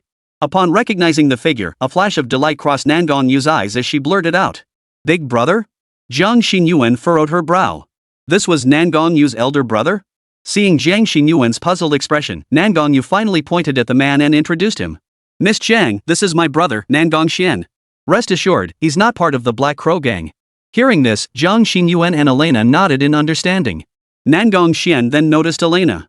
Hearing the name Black Crow gang and glancing at the surrounding mess, he instantly grasped the situation. He frowned, glancing at the corpses scattered about. His divine sense swept over them, yet he shook his head in puzzlement. No, these people's aura is merely that of ordinary second-tier extraordinary beings. How could they possibly have emitted that aura just now? Nan Gongyu was at a loss for words. She glanced at Nan Gongxian and shook her head. "Brother, this isn't the place to talk. Let's find a safe spot first, then we can discuss this properly." Nan Gongxian glanced at Jiang Xinyuan and Elena hiding behind her, then nodded. "All right, let's head to the Nangong family residence." 3 kilometers away, at the underground altar. Seeing Xiu's true form, seated cross-legged in the center of the blood pool, suddenly coughed up a mouthful of black blood. The candles surrounding the altar flickered out in unison, and the 12 desiccated corpses hanging on the stone walls let out piercing wails simultaneously. "Master!" The black-robed cultists knelt in terror. Seeing Xiu clutched his chest, his once sinister face now as pale as paper. His trembling hand rose to reveal black energy disintegrating in his palm. For the first time, profound terror flickered in his eyes. Divine power. It's genuine divine power. He croaked hoarsely. "Behind that girl stands a living god. Send out the order." He suddenly lunged forward, grabbing the nearest priest by the throat. "All pursuit operations concerning the Hohenheim bloodline are to cease immediately. Now." Chapter 117, Mutual. Under Nan Gongxian's guidance, Elena, Jiang Xinyuan, and the others temporarily took up residence in the Nangong family mansion. Jiang Xinyuan surveyed her surroundings, unable to suppress repeated glances of astonishment. Compared to the Hornheim mansion, the Nangong residence was even more opulent and magnificent, radiating the profound heritage of a 1,000-year-old family at every turn. Passing through the winding corridors, Jiang Xinyuan's gaze was drawn to a towering ancient tree standing in the center of the courtyard. Golden patterns twisted around its trunk, and a faint shimmer seemed to dance among its leaves and branches. Clearly no ordinary tree. That is the golden glow sycamore. Nan Gongyu noticed Jiang Xinyuan's gaze and explained with a smile. This tree existed before the founding of Songdu itself, standing at 3,000 years old. It is the Nangong family's treasured guardian. Elena looked up and murmured in awe, "How beautiful." Nangong Yu, who was leading the way, turned back and summoned a maid. Our distinguished guests shall be accommodated in the rain listening pavilion in the west wing. It is serene and elegant, most suitable for recuperation. The maid bowed her head, curtsied to the group, and spoke slowly. "Please follow me." After passing through several moon-shaped archways, the scene suddenly opened up. A pool of emerald water came into view, spanned by a white jade arch bridge leading to an exquisite pavilion at its center. "This is Tingyu Pavilion." The maid gestured invitingly. The young mistress has instructed that you may stay here comfortably. Should you require anything, simply call out to the attendants. Upon entering the pavilion, a subtle fragrance of sandalwood wafted through the air. The furnishings were simple yet luxurious: rosewood tables and chairs, screens woven with cloud brocade, even the tea set crafted from the finest green jade. "Miss Joan, Miss Elena." Nangong Yu stood at the doorway, a flicker of hesitation crossing her golden eyes. "Regarding today's assassination attempt, we must discuss a solution within the household." Jiang Xinyuan immediately understood and quickly interjected. "Rest assured, Miss Nangong.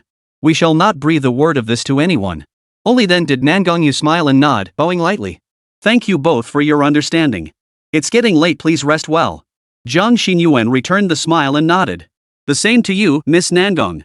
After Nangong Yu departed, Elena's tense body finally relaxed. She plopped down onto the soft bed, buried her head in the fluffy quilt, and took a deep breath. Sister Jiang, tonight truly scared the life out of me. If it weren't for...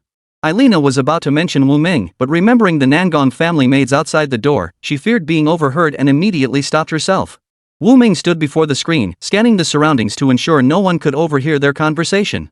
Only then did he press the small speaker and transmit his voice to the two. "Don't worry, no one around can hear us." Hearing this familiar voice, Jiang Xinyuan and Elena reacted completely differently. Jiang Xinyuan remained perfectly composed, her expression unchanged as if hearing a whisper from an acquaintance. But Elena was different. This was the second time she had received the legendary divine revelation. Her body instantly stiffened, her face turning pale and grave, her eyes darting about in panic, unsure how to react. Seeing Elena's tense state, Jiang Xinyuan felt a bit puzzled. She asked with concern, "Elena, what's wrong? Why do you look so terrible?" "Sister Jiang, I..." Elena hesitated, remembering the nameless master's warning that no one must learn of what had transpired. But she couldn't lie to Sister Jiang, could she? Wu Ming noticed the unusual tension between them and suddenly remembered he hadn't told Jiang Xinyuan about Elena's situation. He pressed the horn again, transmitting his voice privately to Jiang Xinyuan. "Xinyuan, I intervened to save Elena earlier. Like you, she has sworn to become my proxy. Her current state is likely due to being startled by what I said earlier." Jiang Xinyuan froze, her eyes widening in surprise. Then, as she processed the news, a wave of relief washed over her. She truly hadn't expected the master to take Elena as a proxy. But he harbored no ulterior motives, he was simply happy for Elena. "My lord, thank you. I'm certain Elena will be of great assistance to you." Jiang Xinyuan offered her gratitude to Wu Ming. "Sister Jiang, you..." Before Elena could figure out how to respond to Wu Ming's divine decree, she heard Jiang Xinyuan's words. Her face flashed with surprise. Jiang Xinyuan stepped forward, sat beside Elena, and took her small hand in hers. "Don't worry, Elena. I know your true identity now. I, too, am a follower of that great being." Elena nodded firmly, yet still felt some confusion. "But I heard that to speak with the divine, one must use complex prayer etiquette, bathe, burn incense, and offer gifts to demonstrate devotion first?" A hint of confusion flickered in Elena's emerald eyes as she tilted her head to ask. "Won't someone like Sister Jiang, who responds so casually, be reprimanded by the Lord?" Jiang Xinyuan froze, meeting Elena's innocent gaze. "Ha? So communicating with the divine beings involves all these convoluted rules? No one ever told me." Jiang Xinyuan's cheeks flushed crimson as her eyes darted nervously. She shot a sincere apology toward the nameless deity. She genuinely hadn't known about this. Seeing Jiang Xinyuan's bewildered expression, Elena also froze. She tentatively asked, "Sister Jiang, have you always responded to the Lord in such an irreverent tone?" Jiang Xinyuan's face instantly flushed scarlet. She fidgeted nervously, twisting the hem of her robe. I didn't know." The atmosphere in the room suddenly grew awkward. Just then, Wu Ming's voice echoed in their minds once more, tinged with a hint of resigned amusement. "There's no need to be so formal. Just tell me what's on your mind." This simple sentence caused both girls to freeze simultaneously. Elena immediately sat up straight on her knees, hands pressed together in prayer, adopting a devoutly attentive posture. Jiang Xinyuan, however, scratched her face shyly and murmured softly, "I told you the Lord wouldn't mind these things. He's not like ordinary deities, no need to be nervous. But surely basic courtesy is still expected?" A flicker of confusion crossed Elena's eyes. This nobleman's demeanor didn't resemble that of a lofty deity. Instead, she felt like an old acquaintance, radiating a warmth as gentle as a spring breeze. She pulled a small notebook from her bosom and opened it carefully. I've consulted ancient texts. When communicating with deities, one must at least. Wu Ming watched the scene unfold through the screen, unable to suppress a smile. Elena's devotion reminded him of fanatical followers in ancient religions, while Jiang Xinyuan's casual attitude felt more relatable. Alright, I said before that formality doesn't matter. Just talk as you normally would. There's something more important now. His voice instantly silenced the two girls. Chapter 118 Promotion Requirements. Wu Ming opened the attribute windows for both girls on his phone. First, he opened Jiang Xinyuan's panel. Wu Ming then opened Jiang Xinyuan's panel. Name, Jiang Xinyuan. Age, 18. Faith, Lord of Eternal Night. Transcendent Sequence, Hunter. Transcendent Realm, Tier 2 6000-5000 Promotable. Affinity, 78. Abilities, Swift Flash LV.5, Precision Strike LV.5, Instant Bloom /LV.5, Insight LV.3. Blessings, Concealment, Hunting Bloom. Equipment, Worn Revolver, Blackthorn Dagger, Magical Scale Spiked Armor, Wind Blight Orb. Your girlfriend is thrilled by your presence. Interact with her more to increase her affection. Wu Ming stroked his chin. After all this time, Jiang Xinyuan's experience points and skill levels were finally sufficient for her to advance to Tier 3. Sure enough, the next pop-up window demanded payment. Detected your girlfriend is about to break through. Spend 30,000 yuan to purchase the Hunter Sequence Tier 3 advancement requirements? Wu Ming shrugged. 30,000 yuan? A mere trifle for him now. He casually clicked the purchase button. Ding! Purchase successful. Hunter Tier 3 Ascension Ritual unlocked. Promotion requirements: 1. Complete a flawless assassination on a full moon night, eliminating a Tier 3 extraordinary being 01. 2. Consume the awakening potion brewed from 3 drops of crimson blood wolf badger essence, spores of the full moon ghost mushroom, and the heartblood of the assassinated extraordinary being.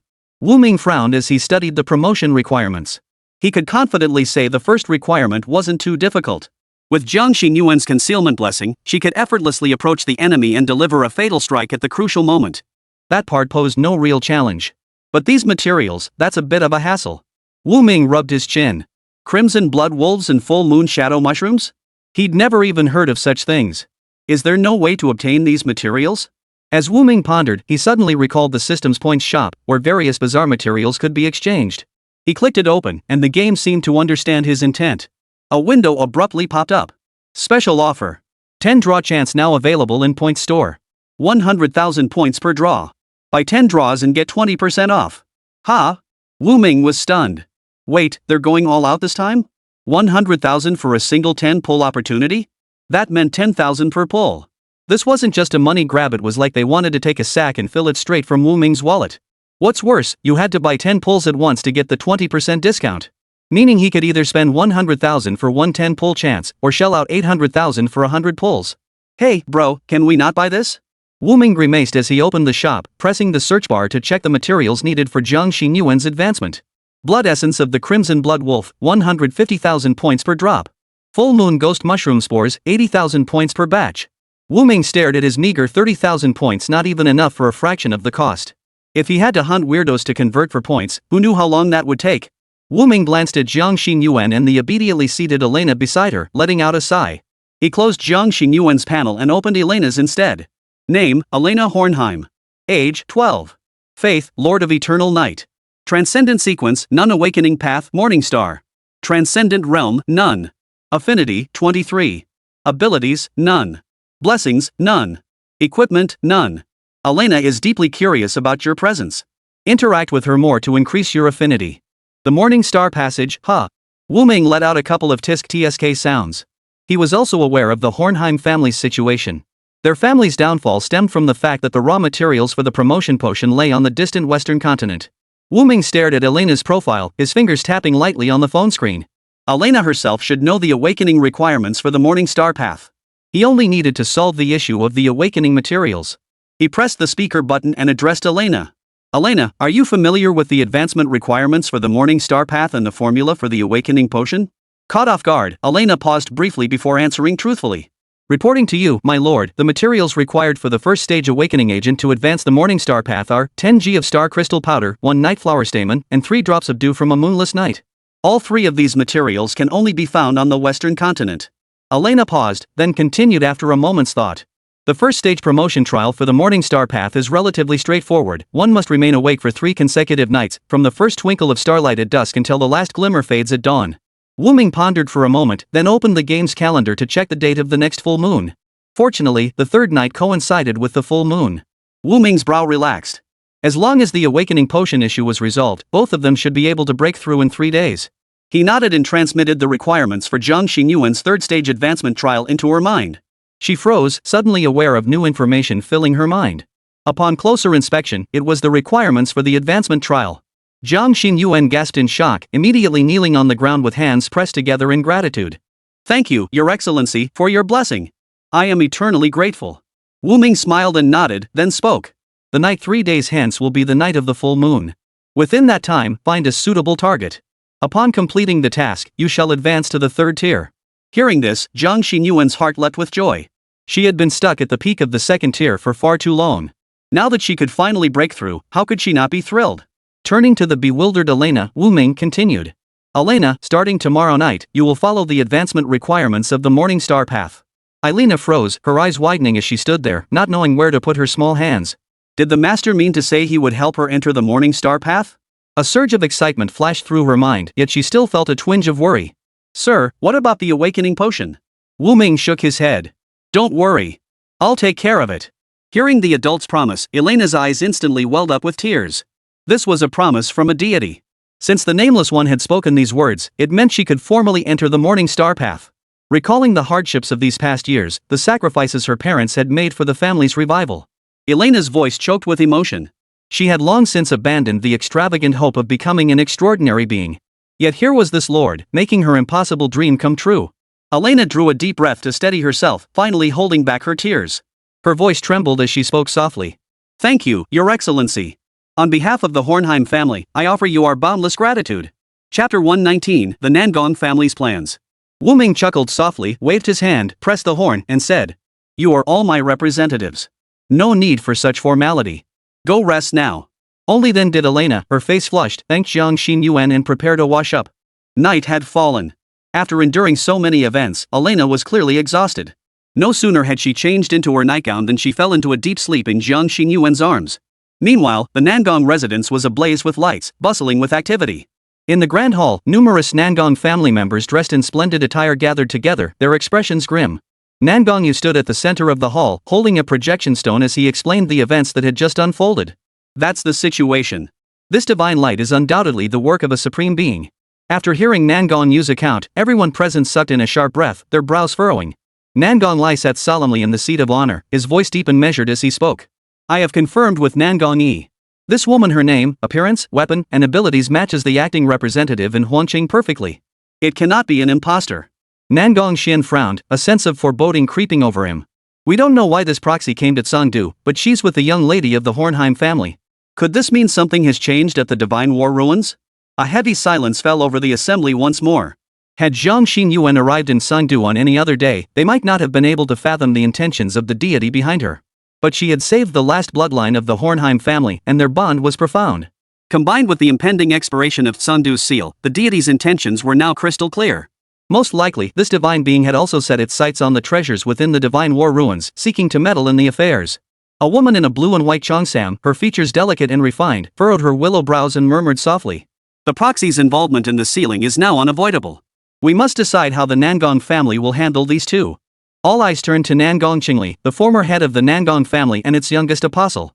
When she spoke, even Nangong Lai couldn't help but listen intently. Nangong Qingli sipped her tea and spoke slowly. That proxy of the Dance of a Thousand Faces unleashed a storm of bloodshed in the northern court.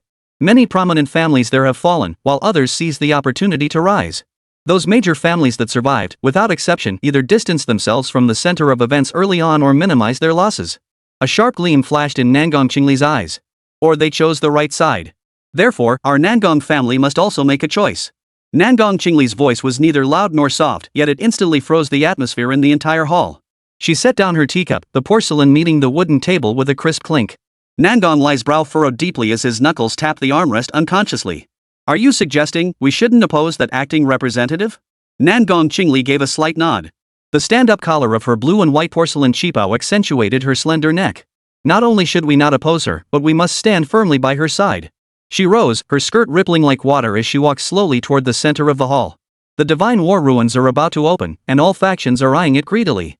The sudden appearance of the Hornheim orphan, followed closely by the acting representative of the Wasteland City. This is no coincidence. The Black Crow gang has been stirring up trouble lately, and dark currents are churning beneath the surface of Tsangdu. Who knows how many supreme beings have set their sights on this patch of land? Nangong Qingli's expression was grave. Though our Nangong family has endured for centuries under the supreme radiance of the Sun Lord. But among the great clans destroyed in biting, there were also families who were devoted followers of the Lord of the Sun. The supreme being that assassin passed by back then radiated such overwhelming power that all the gods had to avoid provoking them. Nangong Qingli frowned.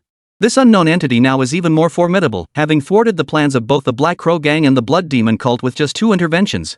Compared to the one in biting, its might is even more terrifying. No sooner had Nangong Qingli finished speaking than the hall erupted in uproar. Absurd! A white-haired elder slammed his hand on the table and rose. Our Nangong clan has served the Sun Lord for generations.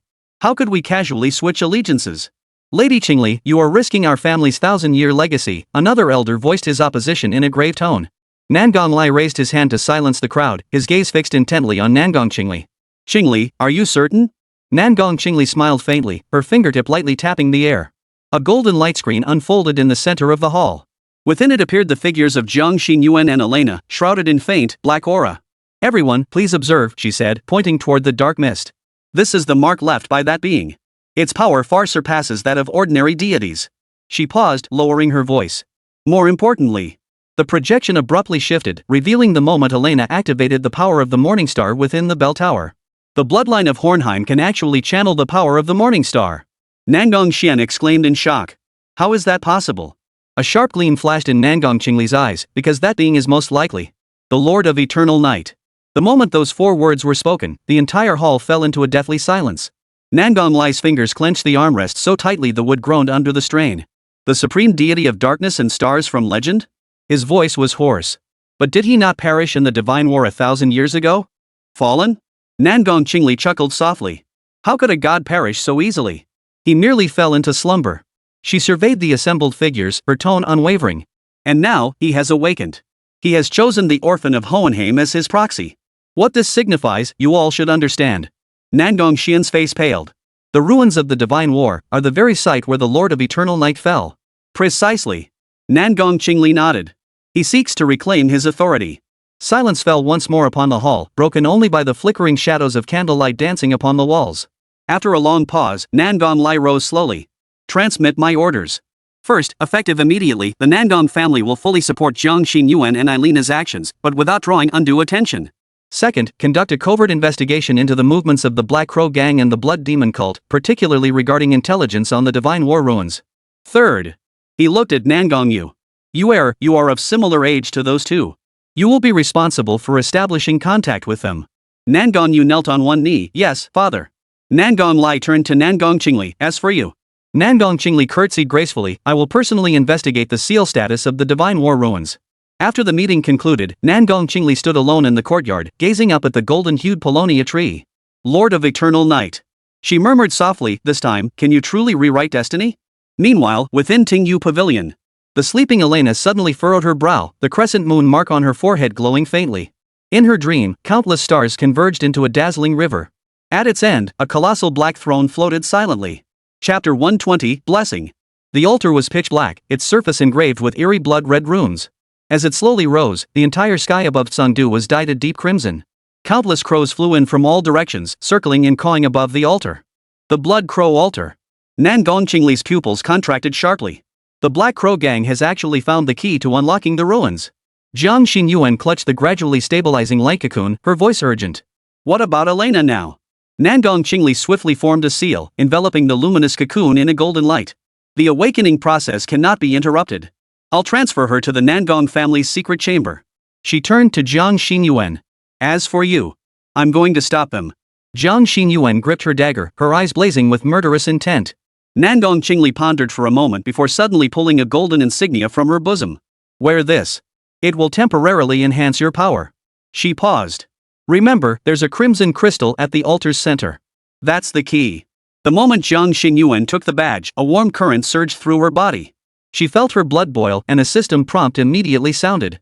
Gain temporary buff, Sun's Blessing. All attributes increased by 30%, lasts 2 hours. Wu Ming's voice echoed in her mind, be cautious. I sense at least 3 fifth-tier extraordinary beings near the altar.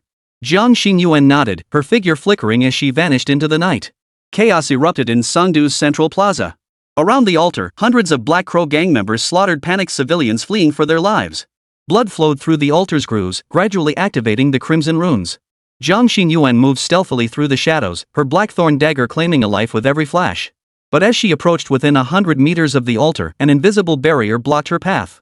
At last, a sinister voice echoed from the altar's summit. An elder cloaked in raven feathers slowly turned, a third vertical pupil flickering with eerie purple light. The little mouse of the Lord of Eternal Night. Jiang Xinyuan's heart lurched. Black Crow gang leader? The old man let out a sinister chuckle and waved his hand. 3 dark figures descended from the sky, forming a triangle to surround Jiang Xinyuan, 3 fifth-tier extraordinary beings. Kill her. Use her blood for the sacrifice. Battle erupted instantly. Empowered by the sun's blessing, Jiang Xinyuan barely managed to hold her own against the trio, but soon found herself at a disadvantage. A black beam struck her left shoulder, instantly soaking her clothes with blood. Damn it! Half kneeling on the ground, Jiang Xinyuan watched the enemies closing in. Suddenly remembering something, she asked, Master, can we use it now? Wu Ming's voice was grave, yes, but the side effects are severe. I can't afford to care about that now. Jiang Xinyuan bit her finger hard, smearing blood across the dagger. Blood as the catalyst, let the eternal night descend. In an instant, the world shifted. The blackthorn dagger erupted in a torrent of pitch-black mist, instantly engulfing the entire 100-meter radius. 3 fifth-tier extraordinary beings watched in horror as all their extraordinary abilities ceased to function. This is the eternal night domain? The Black Crow gang leader's expression finally shifted. In absolute darkness, Jiang Xinyuan moved with the ease of a fish in water. She darted about like a ghost, each strike landing precisely on vital points. Within 10 breaths, all 3 fifth-tier extraordinary beings lay dead on the ground. But Jiang Xinyuan paid a price. Blood streamed from her 7 orifices, and spiderweb-like black patterns spread across her skin. The backlash from forcing a god-tier skill. Wu Ming felt both heartache and urgency. Quick! We must destroy the altar within 5 minutes. Gritting her teeth against the agony, Jiang Xinyuan charged toward the altar. Just as her hand was about to touch the crimson crystal, a dark shadow flashed. The Black Crow gang leader had personally intervened. Thud! His gaunt palm pierced straight through Jiang Xinyuan's abdomen. You think only you're willing to fight to the death? The Black Crow gang leader sneered savagely as a blinding purple light erupted from his third eye. Blood Crow soul devour. Countless crimson crows poured through her wound, devouring her soul. Agony nearly sent her reeling into unconsciousness, yet her hand clutched the Black Crow gang leader's robe with deathly grip. Gotcha! A cold smile twisted the corners of Jiang Xinyuan's blood-stained mouth. Before the Black Crow gang leader could react, a silver sword beam suddenly descended from the sky, severing his arm cleanly. The Nangong girl? The Black Crow gang leader reeled back several paces, staring at the suddenly appearing Nangongyu with a mix of shock and fury. No! The Nangongyu before him now had eyes entirely transformed into silver, her entire body enveloped in stellar energy. Behind her, Elena floated silently, the crescent moon mark on her forehead radiating brilliantly. Eternal Night and the stars have joined forces? The Black Crow gang leader's voice trembled. Elena slowly raised her hand, and a beam of starlight struck the crystal at the altar's center with pinpoint accuracy. With a crack, a fissure appeared on the crystal's surface. No! The Black Crow gang leader lunged at the crystal in a frenzy. Jiang Xinyuan seized the moment to break free, mustering her last ounce of strength to hurl the dagger. With a thud, the blackthorn dagger pierced the Black Crow gang leader's chest. Boom! The altar collapsed with a thunderous crash, the crimson runes extinguishing one after another. The blood moon in the sky gradually returned to normal, while the crows plummeted from the sky, dissolving into black smoke. Jiang Xinyuan collapsed to the ground, her vision blurring. Through the haze, she saw Elena running toward her, tears streaming down her face, followed by a familiar figure. My lord! You came personally. Wu Ming gently lifted the barely conscious Jiang Xinyuan, his eyes filled with tenderness. Silly girl, why push yourself so hard? He raised his hand to press against her forehead, and a gentle black light surged into her body. The dark patterns began to fade, and her wounds slowly began to heal. Ruler of the Eternal Night. It was you after all. Nangong Qingli stood nearby, her expression complex. Wu Ming didn't even look up. What does the Nangong family want? We can discuss it now. 3 days later, in the Nangong family's secret chamber. Jiang Xinyuan slowly opened her eyes to find Elena sleeping soundly beside her bed.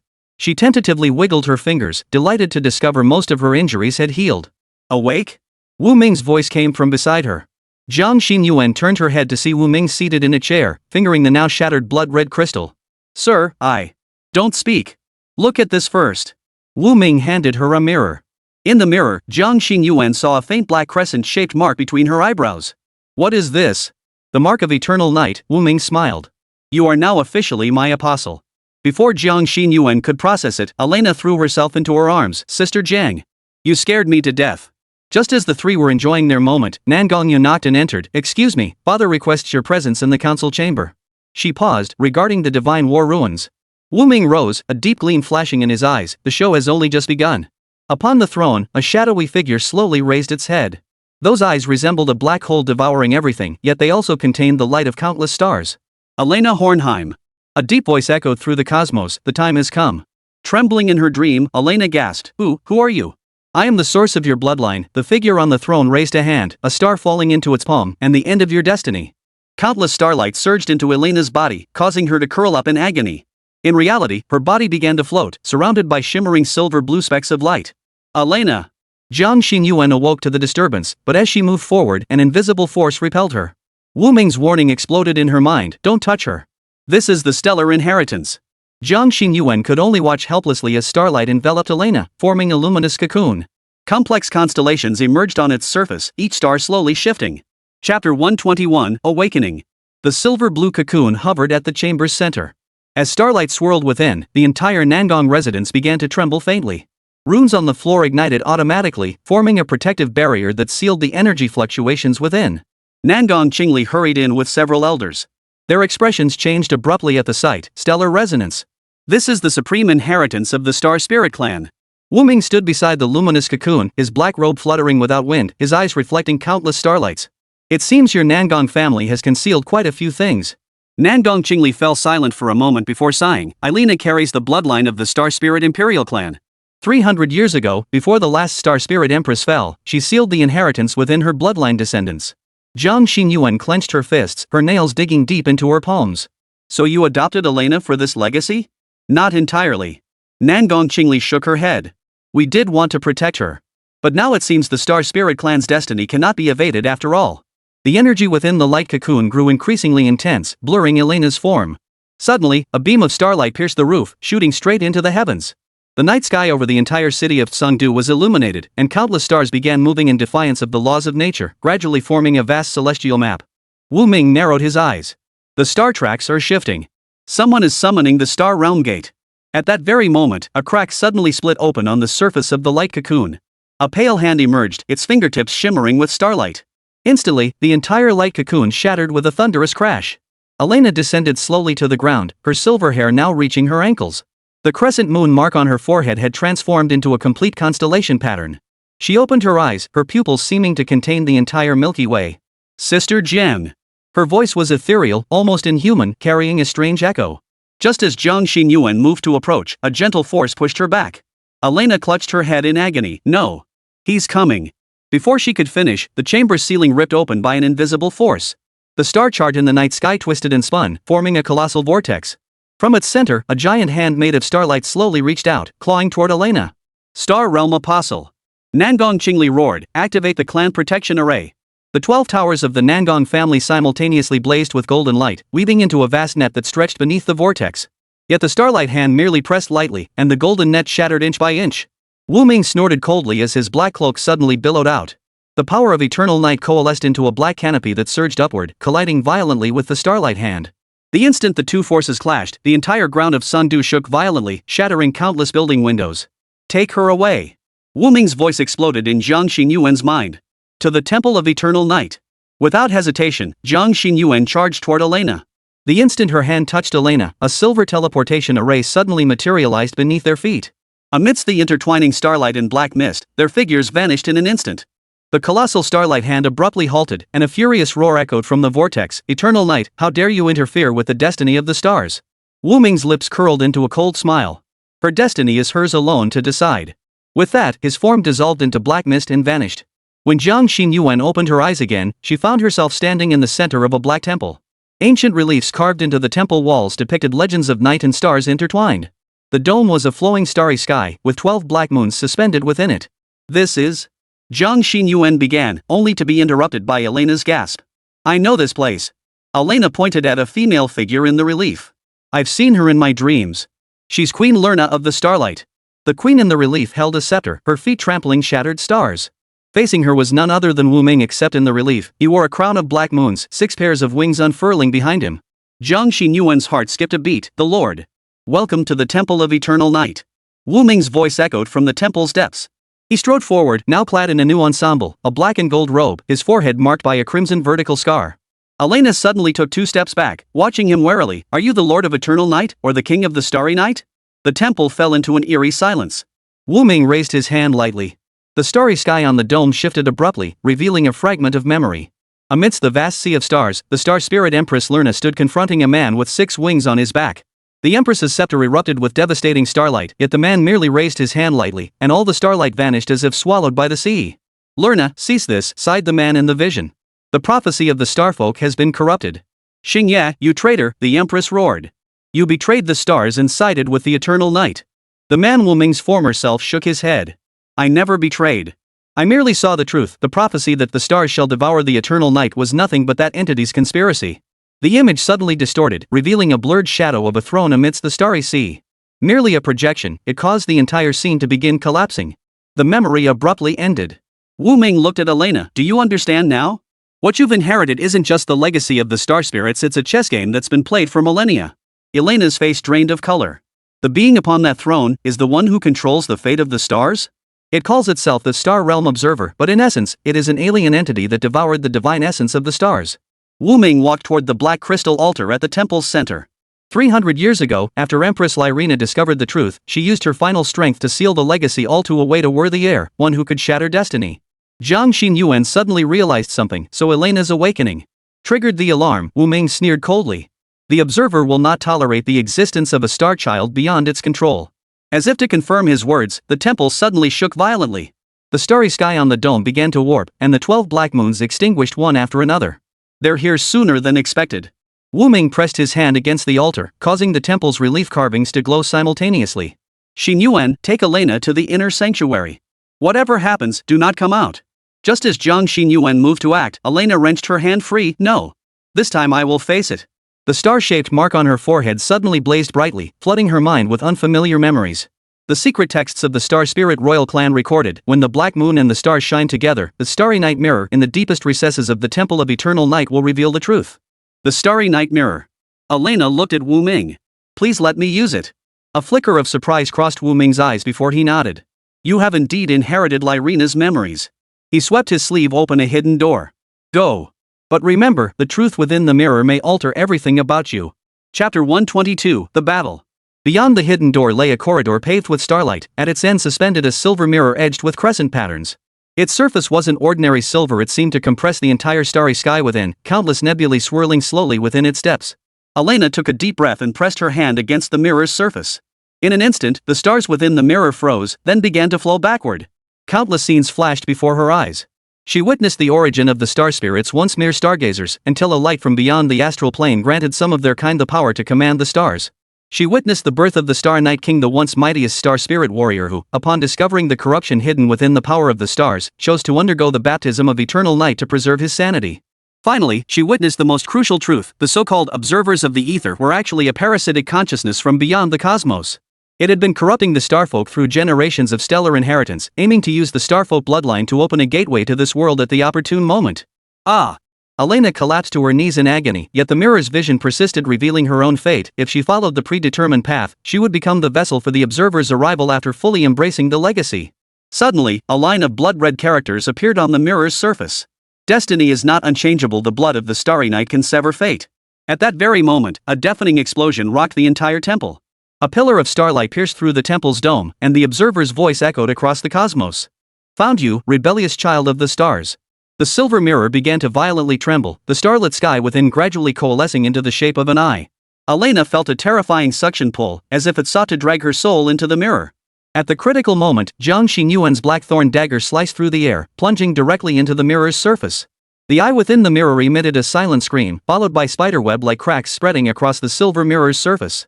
Elena! Jiang Xinyuan rushed over and embraced her. Are you okay? Before Elena could answer, the entire dark chamber began collapsing. A force pulled them out, and in the next instant, the chamber disintegrated into stardust amidst the cosmic glow. At the temple's center, Wu Ming battled 3 starlight avatars. His black robe was torn, blood streaked his lips, yet the fire in his eyes burned fiercer than ever. Master! Just as Jiang Xinyuan moved to join the fight, Elena pulled her back. Sister Jiang, I found a way, Elena declared, her eyes flashing with resolve. The mirror of the Starry Night revealed that only by fusing the blood of the Starry Night with the power of the stars can we sever the observer's control. She looked toward Wu Ming in the fray. I need a single drop of the Eternal Night Ruler's primordial blood. Jiang Xinyuan instantly grasped her intention. You're going to cast that forbidden spell? It's far too dangerous. There's no time. Elena pushed her aside and suddenly charged toward the center of the battlefield. Just as the Starlight Avatar was about to strike her, the celestial mark on her forehead erupted with an unprecedented brilliance. In the name of the stars. The entire temple's starry sky froze, even the observer's avatar momentarily halted. Seizing the opportunity, Wu Ming forced a drop of ink-black blood from his fingertip and flicked it toward Elena. Elena caught the droplet and pressed it without hesitation onto the mark on her forehead. Reconstruct destiny. The instant the black blood touched the starlight, an unprecedented pillar of light shot skyward. The observer's avatar let out a shrill howl and began to disintegrate. The vortex in the starry sky was pierced by this pillar of light, and a faint, furious roar echoed. No! This can't be. The Starry Night bloodline was clearly already. The pillar of light persisted for a full 10 breaths before gradually dissipating. When the glow faded, Elena floated suspended in midair. Her silver hair had transformed into a pale blue reminiscent of starlight, and the mark upon her forehead had become a pattern of a black moon encircling stars. Most astonishingly, a sword, both tangible and ethereal, had materialized in her hand. Its blade resembled frozen starlight, while its hilt was inlaid with a miniature black moon. The Starry Night blade. Wu Ming murmured softly. After 300 years, it has finally reappeared in this world. Elena descended slowly, her gaze utterly transformed. The observer's connection has been severed for now, but it won't give up. She looked toward the distance. I can sense it gathering power, preparing to force its way down. Jiang Xinyuan approached her side. What do we do now? Elena and Wu Ming exchanged a glance before speaking in unison. To the Star Spirit Ruins. Before the observer fully descends, we must destroy the astral gate. The Star Night blade trembled faintly in Elena's grasp.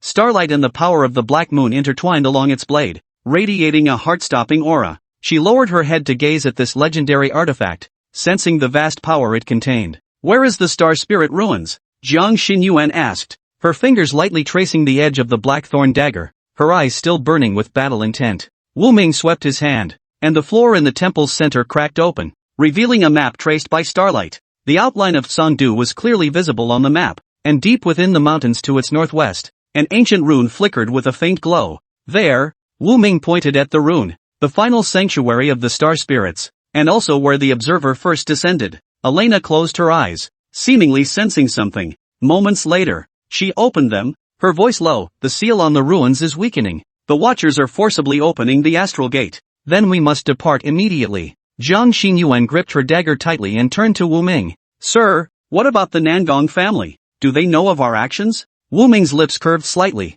Nangong Qingli is far more astute than you imagine. She anticipated our journey to the ruins long ago. So, before he could finish, the temple doors slammed open.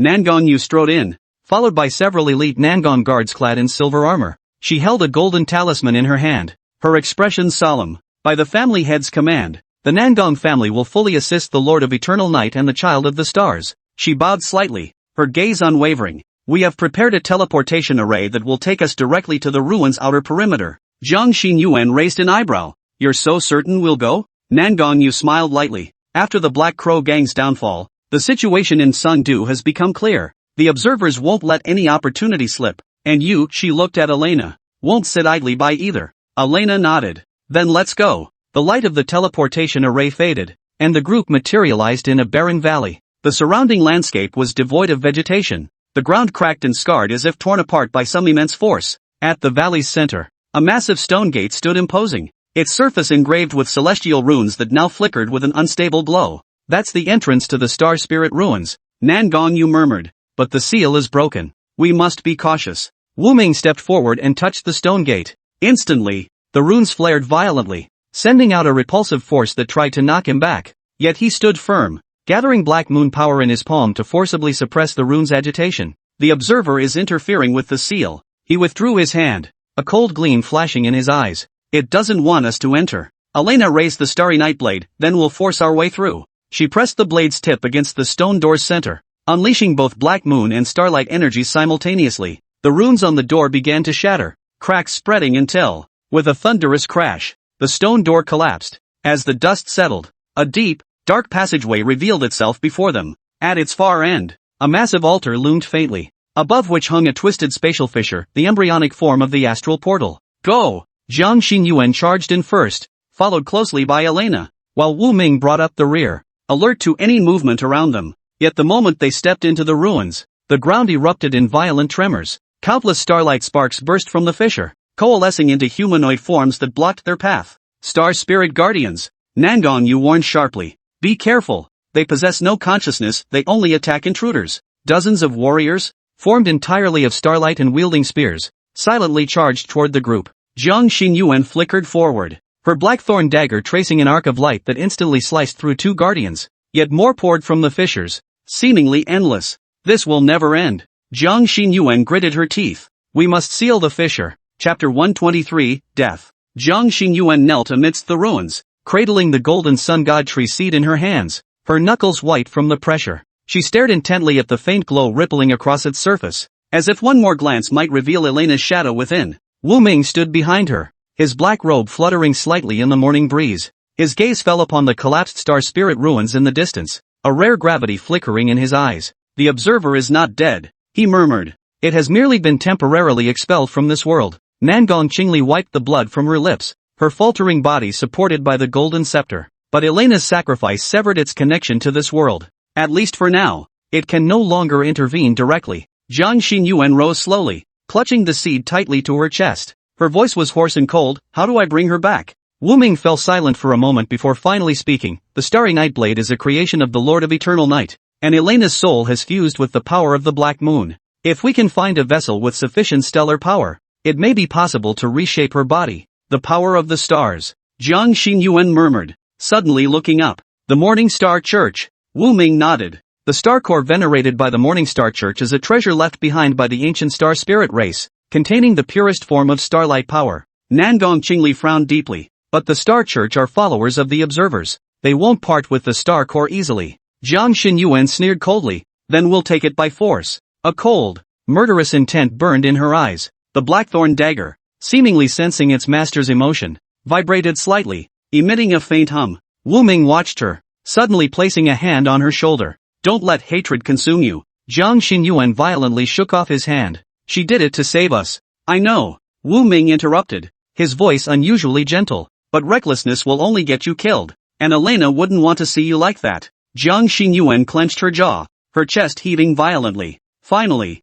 she took a deep breath, forcing herself to calm down. Then what do you suggest we do? Wu Ming looked at Nangong Qingli. Where is the headquarters of the Morning Star Church? Aurora City. In the Northlands, Nangong Qingli replied. But they recently established a branch in Sangdu apparently to coordinate the arrival of the observers. A cold gleam flashed in Wu Ming's eyes. Then we'll start with the branch. The night in Sangdu remained bustling, its streets brightly lit as if yesterday's catastrophe had never occurred. Yet in the shadows, various factions were already stirring. Following the Black Crow Gang's collapse, the underground world underwent a reshuffle. The Blood Demon cult seized the opportunity to expand its territory, while the Morning Star Church quietly erected a tower in the western part of the city. At its peak, a faintly glowing blue crystal was embedded, a replica of the star core.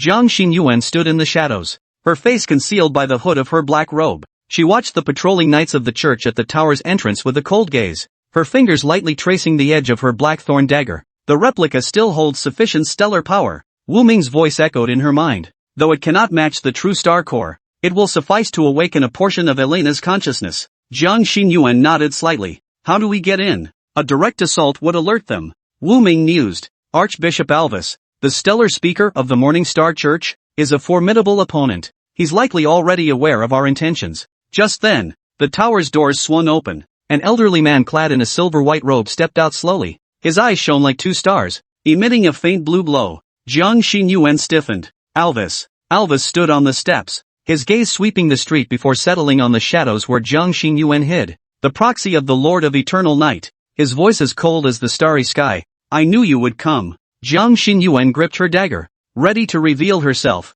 But Wu Ming suddenly warned. Wait, something's wrong. Before he could finish, dozens of starlight chains erupted from behind Alvis, instantly sealing off the entire street. Trap! Jiang Xinyuan's pupils contracted sharply as she leapt backward. But it was too late. The starlight chains coiled toward her like living creatures. Jiang Xinyuan slashed through several with her dagger, only to have more chains wrap around her limbs. She grunted in pain. Feeling the black moon power within her suppressed, Alves approached slowly, towering over her. The observer anticipated your arrival for the Star Core. Jiang Xinyuan sneered coldly. So what? Are you going to kill me? Alves shook his head. No. We need you. He raised his hand. A genuine Star Core suspended in his palm, radiating pure stellar energy. After Elena Hornheim's soul fused with the Black Moon's power, she became a unique vessel. Alves's voice carried a hint of fervor. The observer requires her body. And you. He leaned closer, his icy fingers lifting Jiang Xinyuan's chin. You will be the key to awaken her. Jiang Xinyuan's pupils suddenly contracted. The next instant, the star nucleus's light erupted, plunging her consciousness into endless darkness. Jiang Xinyuan felt herself drifting in nothingness, surrounded by pitch-black darkness. Only a faint starlight glimmered in the distance. She tried to draw closer, yet found her body utterly immobile. Sister Jiang. A familiar voice drifted from the starlight, sending a jolt through Jiang Xinyuan. Elena? The starlight gradually expanded, forming a blurry silhouette. Elena stood within the halo, smiling at her. Don't come closer. It's dangerous here. Jiang Xinyuan struggled desperately. Elena, where are you? How can I save you? Elena shook her head. The observer seeks to use my body to descend, but my consciousness is shielded by the Star Core. She reached out, as if to touch Jiang Xinyuan, yet withdrew her hand. Alves intends to use your blood to break the Star Core seal. You must escape. Jiang Xinyuan clenched her teeth. I won't abandon you. A flicker of sorrow crossed Elena's eyes. Then, find the true Star Core. Her form began to fade, her voice growing faint. It lies within Aurora City, deep within the sanctuary of the Morning Star Church. Elena! Jiang Xinyuan shouted, but could only watch helplessly as the starlight vanished completely. Suddenly, excruciating pain surged through her, and she snapped her eyes open. Her eyes fell upon a cold stone chamber. Her hands were bound by starlight chains, and before her stood Alves and several church knights. Awake? Alves sneered coldly. Seems you've already met her. Jiang Xinyuan glared at him fiercely. You won't succeed. Alves shrugged indifferently, drawing a dagger inlaid with starlight gems. Your blood will be the final key to unlocking the seal. He raised the dagger, aiming it at Jiang Xinyuan's heart. Boom! The stone chamber walls suddenly shattered. A dark figure burst in like lightning, the Black Moon's power violently tearing apart the surrounding church knights. Alves' face paled. Lord of Eternal Night? Wu Ming's figure materialized through the dust, his eyes burning with icy fury. You're asking for death. Alves retreated swiftly, the starlight core in his hand erupting with blinding radiance. Stop him. Several knights charged forward, only to be instantly crushed by the Black Moon's power. Wu Ming stepped forward, his hand closing around Alves' throat. Hand over the Star Core. Alves sneered savagely. Too late. The ritual has already begun. He crushed the Star Core violently, unleashing a torrent of colossal stellar energy that surged directly into Jiang Xinyuan's body. Ah! Jiang Xinyuan let out a pained scream, feeling as though her soul was being torn apart. Wu Ming's expression darkened instantly. Jiang Xinyuan. Chapter 124, The Church. He lunged forward, only to be repelled by a barrier formed from stellar energy. Alves cackled wildly. Observer. Descend. Jiang Xinyuan's body floated midair as stellar power and dark moon energy collided violently within her. Star patterns began to emerge on her skin, her eyes gradually consumed by starlight, just as her consciousness was about to be swallowed whole. Sister Jiang. Elena's voice rang out once more. Jiang Xinyuan bit down hard on her tongue. The excruciating pain briefly restored her control over her body. She looked at Wu Ming and shouted with her last ounce of strength. Go to Aurora City. Find the true Star Core. The next second, the power of the stars erupted completely, and her consciousness sank back into darkness. When Jiang Xinyuan awoke again, she found herself lying in a bumpy carriage. She sat up abruptly, only to have the movement tug at her wounds, causing her to gasp sharply in pain. Don't move. A familiar voice spoke as Nangong Yu lifted the curtain and handed her a cup of water. Your body nearly exploded from the starlight power. Surviving this is a miracle. Jiang Xinyuan scanned her surroundings. Where is Lord Wu Ming? He went to draw off the pursuers. Nangong Yu sighed. The Star Church dispatched the Star Knights, 300 elite warriors, determined to reclaim you. Jiang Xinyuan clenched her fists. Elena, she's still alive. Nangong Yu reassured her. Lord Wu Ming said your blood only temporarily activated the Star Core, but for the observer to fully manifest, it still requires a genuine Star Core as a vessel. Jiang Xinyuan looked up. So now we, to Aurora City. Nangong Yu declared with unwavering resolve, to reclaim the Star Core and rescue Elena. Outside the carriage, wind and snow howled. The northern aurora danced across the night sky, as if guiding their path. Jiang Xinyuan gazed toward the distant horizon, a cold flame igniting in her eyes. The Morning Star Church. The observers. Aurora City's silhouette flickered through the blizzard, its soaring spires piercing the leaden sky. Star crystals embedded in the tower's peaks emitted a faint blue glow. The entire city was shrouded in a pale blue barrier, resembling a star frozen in ice. Jiang Xinyuan stood atop the cliff, letting the biting wind slice her cheeks. Her black cloak flapped wildly, the blackthorn dagger at her waist trembling faintly, as if sensing its master's murderous intent. The headquarters of the Morningstar Church lies within the central sanctuary. Nangong unfolded a parchment map, pointing to the area marked in blood red. But the entire city is their territory. Charging in would be suicide. Jiang Xinyuan narrowed her eyes. What about the barrier? The stellar barrier. Only those bearing the star seal can pass freely. Nangong retrieved a silver-blue badge from her bosom. This is a temporary pass we seized from a church knight. It can only grant entry to 2 people at most. Jiang Xinyuan took the badge. Its cold metal touch reminded her of Elena's gaze before she vanished. She clenched her fist. When will Lord Wuming arrive? Nangong shook his head. He said he needed to verify something first. He told us to wait for him at the Frost Rose Tavern. Jiang Xinyuan frowned but asked no further questions. The two moved along the edge of the barrier until they found a concealed side entrance. The guarding knight was dozing off when Nangong silently snapped his neck. The badge touched the barrier, and with a flash of blue light, the two slipped inside. The Frost Rose was one of Aurora City's few establishments free from church control. Its proprietress, Monica, was a one-eyed woman rumored to be a descendant of the Star Spirit tribe. Her eye gouged out for opposing the observers. Dim light filled the tavern as the hearth crackled. Jiang Xinyuan and Nangong sat in a corner, surrounded by patrons mostly mercenaries and wandering mages. The air thickened with the scent of mead and blood. You're later than expected, Monica said, setting down 2 steaming cups of mead. A sharp gleam flashed in her single eye. The emissaries of the Lord of Eternal Night are just as reckless as the rumors say. Jiang Xinyuan didn't touch her cup. You know why we're here. Monica chuckled softly, pulling a scroll of yellowed parchment from beneath the counter. The temple's underground sewers lead straight to the Star Core altar, but it's guarded by the Star's Gravekeepers, a horde of monsters engineered by the observers. Nangong stared at the map. The Gravekeepers' weakness? They lack sight, relying on stellar energy to sense living beings. Monica lowered her voice. But the power of the Black Moon can block that perception. Jiang Xinyuan's fingertips tapped the tabletop. What else did Lord Wuming say? Monica's smile suddenly grew meaningful, he said. When the aurora turns crimson, that is the moment to act. As if to confirm her words, commotion erupted outside the tavern. Someone screamed in terror. The sky. Look at the sky. Jiang Xinyuan rushed to the window. The once deep blue aurora was now gradually staining crimson, like silk soaked in blood. Monica's voice echoed faintly behind her. The observer is forcing its descent. Your time is running out. The catacombs beneath the temple were cold and damp, their walls covered in luminous moss that offered faint illumination in the darkness. Jiang Xinyuan and Nangong moved forward, holding their breath, their blackthorn daggers gleaming coldly in their hands. Heavy footsteps echoed in the distance, accompanied by the jarring clang of metal scraping. Nangong signaled, and both immediately pressed themselves against the wall. A 3-meter-tall shadow moved slowly past a steel golem powered by starlight, its chest inlaid with the head of a star spirit. Blue flames flickering in its hollow eye sockets. The Gravekeeper. Jiang Xinyuan murmured silently. She glanced at Nangong, who nodded in agreement. The instant the golem turned, Jiang Xinyuan darted out like a ghost, thrusting her dagger straight at its energy core in the back of its neck. The golem let out a silent roar and crashed to the ground. But more footsteps surged in from all directions. We've been spotted. Nangong drew his sword, slicing through another puppet. Run! The pair raced through the maze-like waterways as pursuers closed in. At a corner, a hidden door suddenly swung open. A pale hand yanked Jiang Xinyuan inside. She instinctively tried to fight back, only to meet a pair of familiar obsidian eyes.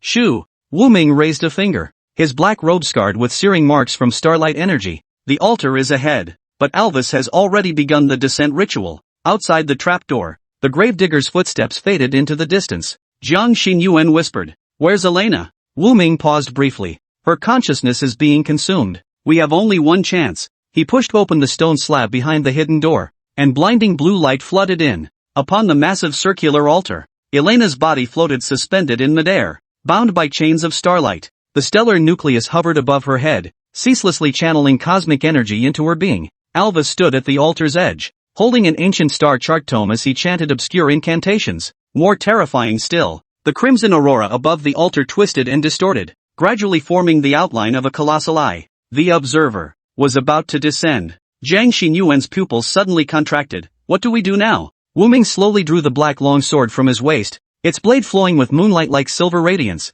I'll sever the connection to the star core. You take care of getting Elena out of here. Nangong pressed her hand against Jiang Xinyuan's shoulder. What about me? Hold off, Alvis. Wu Ming's voice was as cold as iron. Even if it costs you your life. There was no time for hesitation. The crimson aurora abruptly contracted. The observer's eyes snapped wide open, its icy gaze locking onto Elena atop the altar. Alvis raised his arms in ecstatic triumph. Hail our lord. Now! Wu Ming erupted forward, the black moon's power surging like a torrent, striking directly at the star core. Jiang Xinyuan followed close behind, her dagger aimed squarely at Elena's chains. Alvis roared in fury, unleashing a tidal wave of stellar power that crashed down only to be severed by Nangong's sword. The entire sanctuary shook violently from the clashing energies, its dome beginning to collapse. The instant the connection to the star core was severed, Elena's body plummeted downward. Jiang Xinyuan lunged forward, clutching her tightly. Got you. She choked out. Chapter 125, War.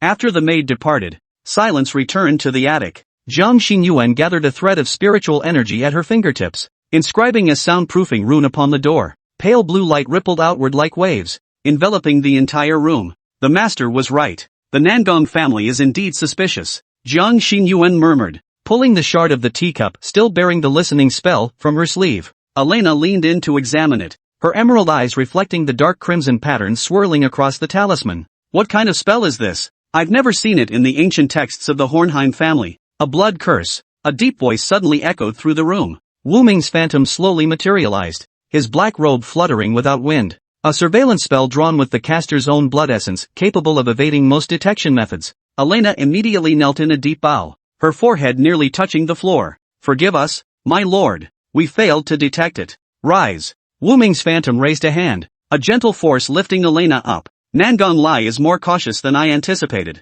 Jiang Xinyuan frowned. Master, that Paulownia tree. An ancient soul is sealed within that tree. Wu Ming turned toward the window. Under the moonlight, the golden-hued Paulownia tree glowed with an unnatural radiance. I can sense its agony and fury. Elena suddenly clutched her chest, her face turning pale. I feel it. Something is calling me. She staggered toward the window, her eyes reflecting the same golden glow as the tree. Jiang Xinyuan rushed to support her, only to be thrown back by a sudden surge of power erupting from Elena. The bloodline of Hornheim. Wu Ming's shadowy form solidified instantly. His black robes billowed as he enveloped Elena. Indeed, it resonates with that tree. Elena's pupils turned entirely golden as her slender fingers unconsciously traced intricate runes in the air. With each rune formed, the Paulownia tree trembled, its golden patterns on the bark growing brighter. Master, what's happening to her? Jiang Xinyuan gripped her blackthorn dagger anxiously, unsure how to help. Wu Ming pressed a hand to Elena's forehead. She's awakening. Hold her shoulders. Don't let her complete the rune array. Jiang Xinyuan obeyed immediately. The moment her hands touched Elena, a strange warmth surged through her fingertips. Instantly, countless images flooded her mind. The barren wasteland before Tsangdu's founding. Robed mages performing a bloody ritual around the Paulownia tree. A white-clad woman pierced through the chest by golden chains. Ah! Jiang Xinyuan jerked her hands away, and the visions vanished instantly. Elena collapsed limply into her arms, the golden light in her eyes gradually fading. Wu Ming's ethereal form grew faintly transparent, suppressed for now. But the next time the bloodline resonates, I fear. Before he could finish, a crisp bell tolled outside the window. Lanterns throughout the Nangong residence flared simultaneously, banishing the night's darkness. A squad of guards sprinted across the white jade arch bridge, led by none other than Nangong. Oh no! Jiang Xinyuan swiftly drew the curtains. The disturbance in the Paulownia tree alerted them. Wu Ming's phantom began to fade. Remember, no matter what Nangong Lai asks, do not mention my true name. Only say I am the nameless god. As the last wisp of black mist vanished, a knock sounded at the door. Nangong Yu's voice came through the wood. Miss Jiang, my father wishes to see you both now. Jiang Xinyuan exchanged a tense glance with the newly awakened Elena. The turn of events had surpassed their expectations. Outside the attic, the smile in Nangong Yu's golden eyes held no warmth. My apologies for disturbing you so late. My father sensed something amiss with the Paulownia tree and fears for your safety. Jiang Xinyuan supported the still weak Elena, her face wearing just the right amount of puzzlement. The Paulownia tree? We've been resting the entire time. We didn't sense anything. Nangong Yu's gaze lingered briefly on Elena's pale face. Miss Elena seems unwell? Just a nightmare. Elena managed a faint smile, her fingers discreetly pinching the hem of her robe. Soon there was a concealment talisman bestowed by Wu Ming. Passing through layers of courtyards, the trio arrived before an octagonal structure. Its pitch-black walls were engraved with runes that glowed an eerie blue under the moonlight. 8 robed cultivators stood flanking the entrance, each holding a bronze lamp whose flames burned an unnerving green. What is this? Jiang Xinyuan tensed, her blackthorn dagger growing faintly warm beneath her sleeve. The Nangong family's stargazing pavilion. Nangong Yu announced as he pushed open the doors. My father awaits inside. The moment she stepped inside, an air of antiquity washed over her. Bookshelves lined the walls, stacked high with ancient texts. At the center, a crystal sphere floated, reflecting an image of a golden-hued paulownia tree. Beneath it, the faint, shackled silhouette of a woman could be discerned. Jiang Xinyuan's heart skipped a beat. It was the white-robed woman she had seen in her visions. Welcome, young guest of the Hornheim family, a deep voice echoed from the shadows. Nangong Lai stepped forward slowly, his silver-gray hair held back by a jade hairpin. His countenance was stern yet gentle, but Jiang Xinyuan noticed a bone ring on his right pinky finger, identical to the one worn by the shadowy figure. Elena bowed and subtly stepped back half a pace. We deeply apologize for troubling the Nangong patriarch at this late hour. Not at all. Nangong Lai seated himself beside the crystal ball, gesturing for the two to join him. The paulownia tree has shown no unusual activity for 300 years, yet tonight it suddenly resonated with Miss Elena. This old man is quite curious. Jiang Xinyuan's heart tightened. This seemingly benevolent elder spoke with hidden sharpness. Resonance? Elena looked perplexed. I'm just an ordinary person. How could I? Nangong Lai suddenly raised his hand, a golden beam shooting toward Elena's chest. Jiang Xinyuan instinctively drew her blade to block. The blackthorn dagger collided with the golden light, erupting in blinding sparks. Good reflexes. Nangong Lai withdrew his hand, a hint of approval flickering in his eyes. But that strike was merely a test. Miss Elena, the bloodline power of Hornheim truly flows within you. The image within the crystal ball abruptly shifted, revealing the scene of the shadowy figure attacking Elena. Nangong Lai gently stroked his bone ring. This assailant, do you recognize him? Jiang Xinyuan gripped her dagger tightly. If the head of the house possesses the ability to monitor the entire city, why didn't he intervene to save her then? Good question. Nangong Lai's expression abruptly hardened as he slammed his palm onto the table. Because I was waiting for the one who would eliminate that shadow to reveal themselves. The temperature in the stargazing pavilion plummeted. 8 robed cultivators simultaneously raised bronze lamps, causing the green flames to surge violently. Nangong Yu retreated behind her father, a golden dagger now in her hand. Father, shall we strike? She asked, her voice stripped of all gentleness. Nangong Lai didn't answer. Instead, he fixed his gaze on Elena. Tell me, who saved you? That entity calling itself nameless, what is its origin? Elena bit her lower lip, a fleeting golden light flashing in her emerald eyes. The image of the paulownia tree replayed before her vision, the woman bound by chains silently speaking to her. She's calling for help. Elena murmured unconsciously. Nangong Lai's expression darkened. You can hear the tree spirit's voice? He sprang to his feet, the bone ring aimed at Elena. Speak, what did the tree spirit say to you? At that critical moment, the roof of the stargazing pavilion suddenly shattered. A dark figure plummeted from the sky, sweeping his black cloak to shield Jiang Xinyuan and Elena behind him. Nangong Lai. Wu Ming's true form revealed itself fully for the first time. His voice as cold as ice frozen for 10,000 years. You conspired with the followers of the evil god to imprison the tree spirit for 300 years. Today, you pay your debt. Nangong Lai staggered backward, terror etched across his face. Impossible. How could you break through the Wutong tree's barrier? Chapter 126, Awakening. He sprang to his feet, the bone ring aimed at Elena. Speak, what did the tree spirit tell you? At that critical moment, the roof of the stargazing pavilion suddenly shattered. A dark figure plummeted from the sky, sweeping his black cloak to shield Jiang Xinyuan and Elena behind him. Nangong Lai. Wu Ming's true form revealed itself fully for the first time. His voice as cold as ice frozen for 10,000 years. You colluded with the followers of the evil god to imprison the tree spirit for 300 years. Today, you pay your debt. Nangong Lai staggered backward, terror etched across his face. Impossible. How could you break through the Wutong tree's barrier? Wu Ming raised his hand, a jet of black light piercing the crystal sphere. As it shattered, the entire Nangong residence shook violently. From afar came the cracking of branches from the Golden Dawn paulownia tree, and the sharp snap of chains breaking. Run! Wu Ming shoved the two girls toward the door. The tree spirit is awakening. Nangong Lai roared, a crimson beam shooting from his bone ring. Stop them. 8 black-robed cultivators lunged simultaneously, only to be impaled midair by suddenly sprouting paulownia branches. Emerald green twigs were wrenched from their chests, already stained a dark crimson. 300 years of torment. An ethereal female voice echoed throughout the mansion. Nangang Lai, now it's your turn to taste this suffering. Countless branches burst from the ground, writhing like living creatures toward Nangang Lai and his daughter. Nangang Yu screamed, swinging her sword wildly, but a branch pierced her forehead, instantly turning her into a desiccated corpse. Jiang Xinyuan dragged Elena to safety as Nangang Lai's piercing screams echoed behind them. When she glanced back, she witnessed the sycamore branches forming a colossal cage, slowly shredding Nangang Lai to pieces. Don't look! Wu Ming covered her eyes. The sight of a tree spirit's vengeance will corrupt your mind. By the time they escaped the Nangang residence, the entire city of Sundu was in uproar. Countless cultivators rushed toward them, yet the greatest threat had only just begun. The golden glow Polonia was growing wildly, its roots already covering half the city district. What should we do now, Master? Elena asked, trembling. The golden light in her eyes grew brighter, her resonance with the sycamore deepening. Wu Ming gazed at the wildly expanding giant tree, his expression grave. The tree spirit is blinded by hatred. If we let it grow unchecked, the entire city of Sundu will become a wasteland. He turned to Elena, only you can calm her, but the cost is. I'm willing, Elena declared without hesitation. Tell me what to do. Jiang Xinyuan tried to intervene, but Wu Ming stopped her. This is her choice, and the destiny of the Hornheim bloodline. The night sky over Sundu was dyed an eerie golden red. Elena stood before the wildly proliferating sycamore tree, her slender figure appearing minuscule beneath its colossal trunk. Her hair stirred without wind, each strand glinting with a faint golden light. Elena!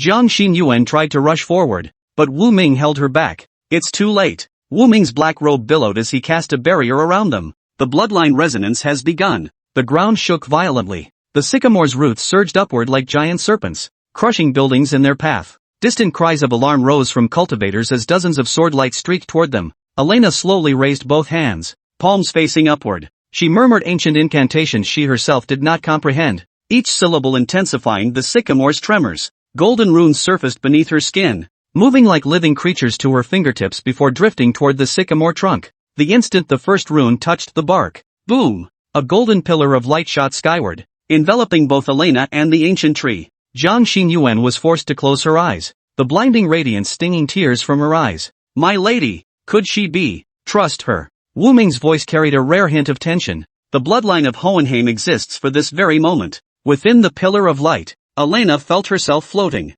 Countless images flooded her mind. 300 years ago, Sundu was still a barren wasteland. A sapling broke through the soil, unfurling its leaves beneath the moonlight. A woman in white gently stroked the tender leaves, her smile tender. The scene abruptly shifted. Black-robed monks surrounded the now towering sycamore tree. An ancestor of the Nangang family, wielding a bone staff, thrust it into the trunk. The woman in white screamed piercingly as her spirit was forcibly torn from her body. The final image made Elena's heart stop, the white-robed woman pierced by golden chains, imprisoned within the tree's core. And the bone staff in the Nangang ancestor's hand was undeniably the same origin as the bone ring worn by Nangang Lai. Did you see my suffering? The ethereal female voice echoed directly within Elena's mind. She opened her eyes to find herself standing within a golden void. The white-clad woman stood before her, chains deeply embedded into her spirit body, golden sparks continuously seeping from the wounds. Who are you? My name is Qingyao, the last guardian of the tree spirit clan. The woman lifted her pale face,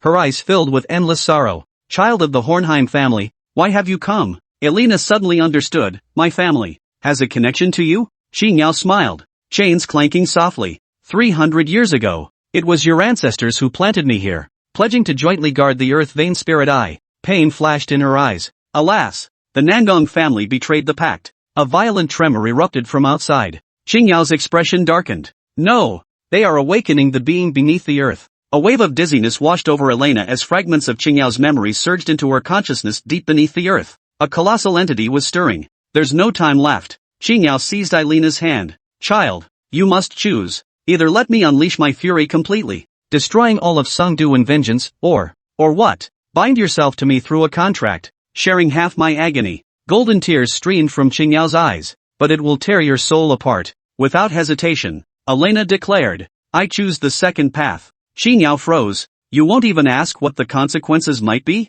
I saw what the Nangang family did to you. Anger flared in Elena's emerald eyes. If my suffering can end all this, it's worth it. Qingyao gazed deeply at her, then suddenly plunged her hand into her chest, extracting a luminous orb as emerald as fresh leaves. Swallow it. This is the primordial power of the tree spirit clan and the medium for our pact. Elena took the orb and tilted her head back to swallow it. In that instant, excruciating pain flooded her like a tidal wave, as if thousands of steel needles pierced her marrow simultaneously, or someone tore at her soul with red-hot iron tongs. She collapsed to her knees, emitting a shriek unlike any human cry. Her left eye changed first. The whites turned golden, the pupil contracting into a vertical slit like a feline's. Tiny golden patterns spread from the corner of her eye, swiftly covering half her face. The most agonizing transformation occurred upon her chest. A tree-like mark emerged there, each branch corresponding to a chain piercing through Qingyao's spirit body. The contract is formed. Qingyao's voice faded into the distance. Elena felt part of her soul being forcibly torn away and fused into Qingyao's body.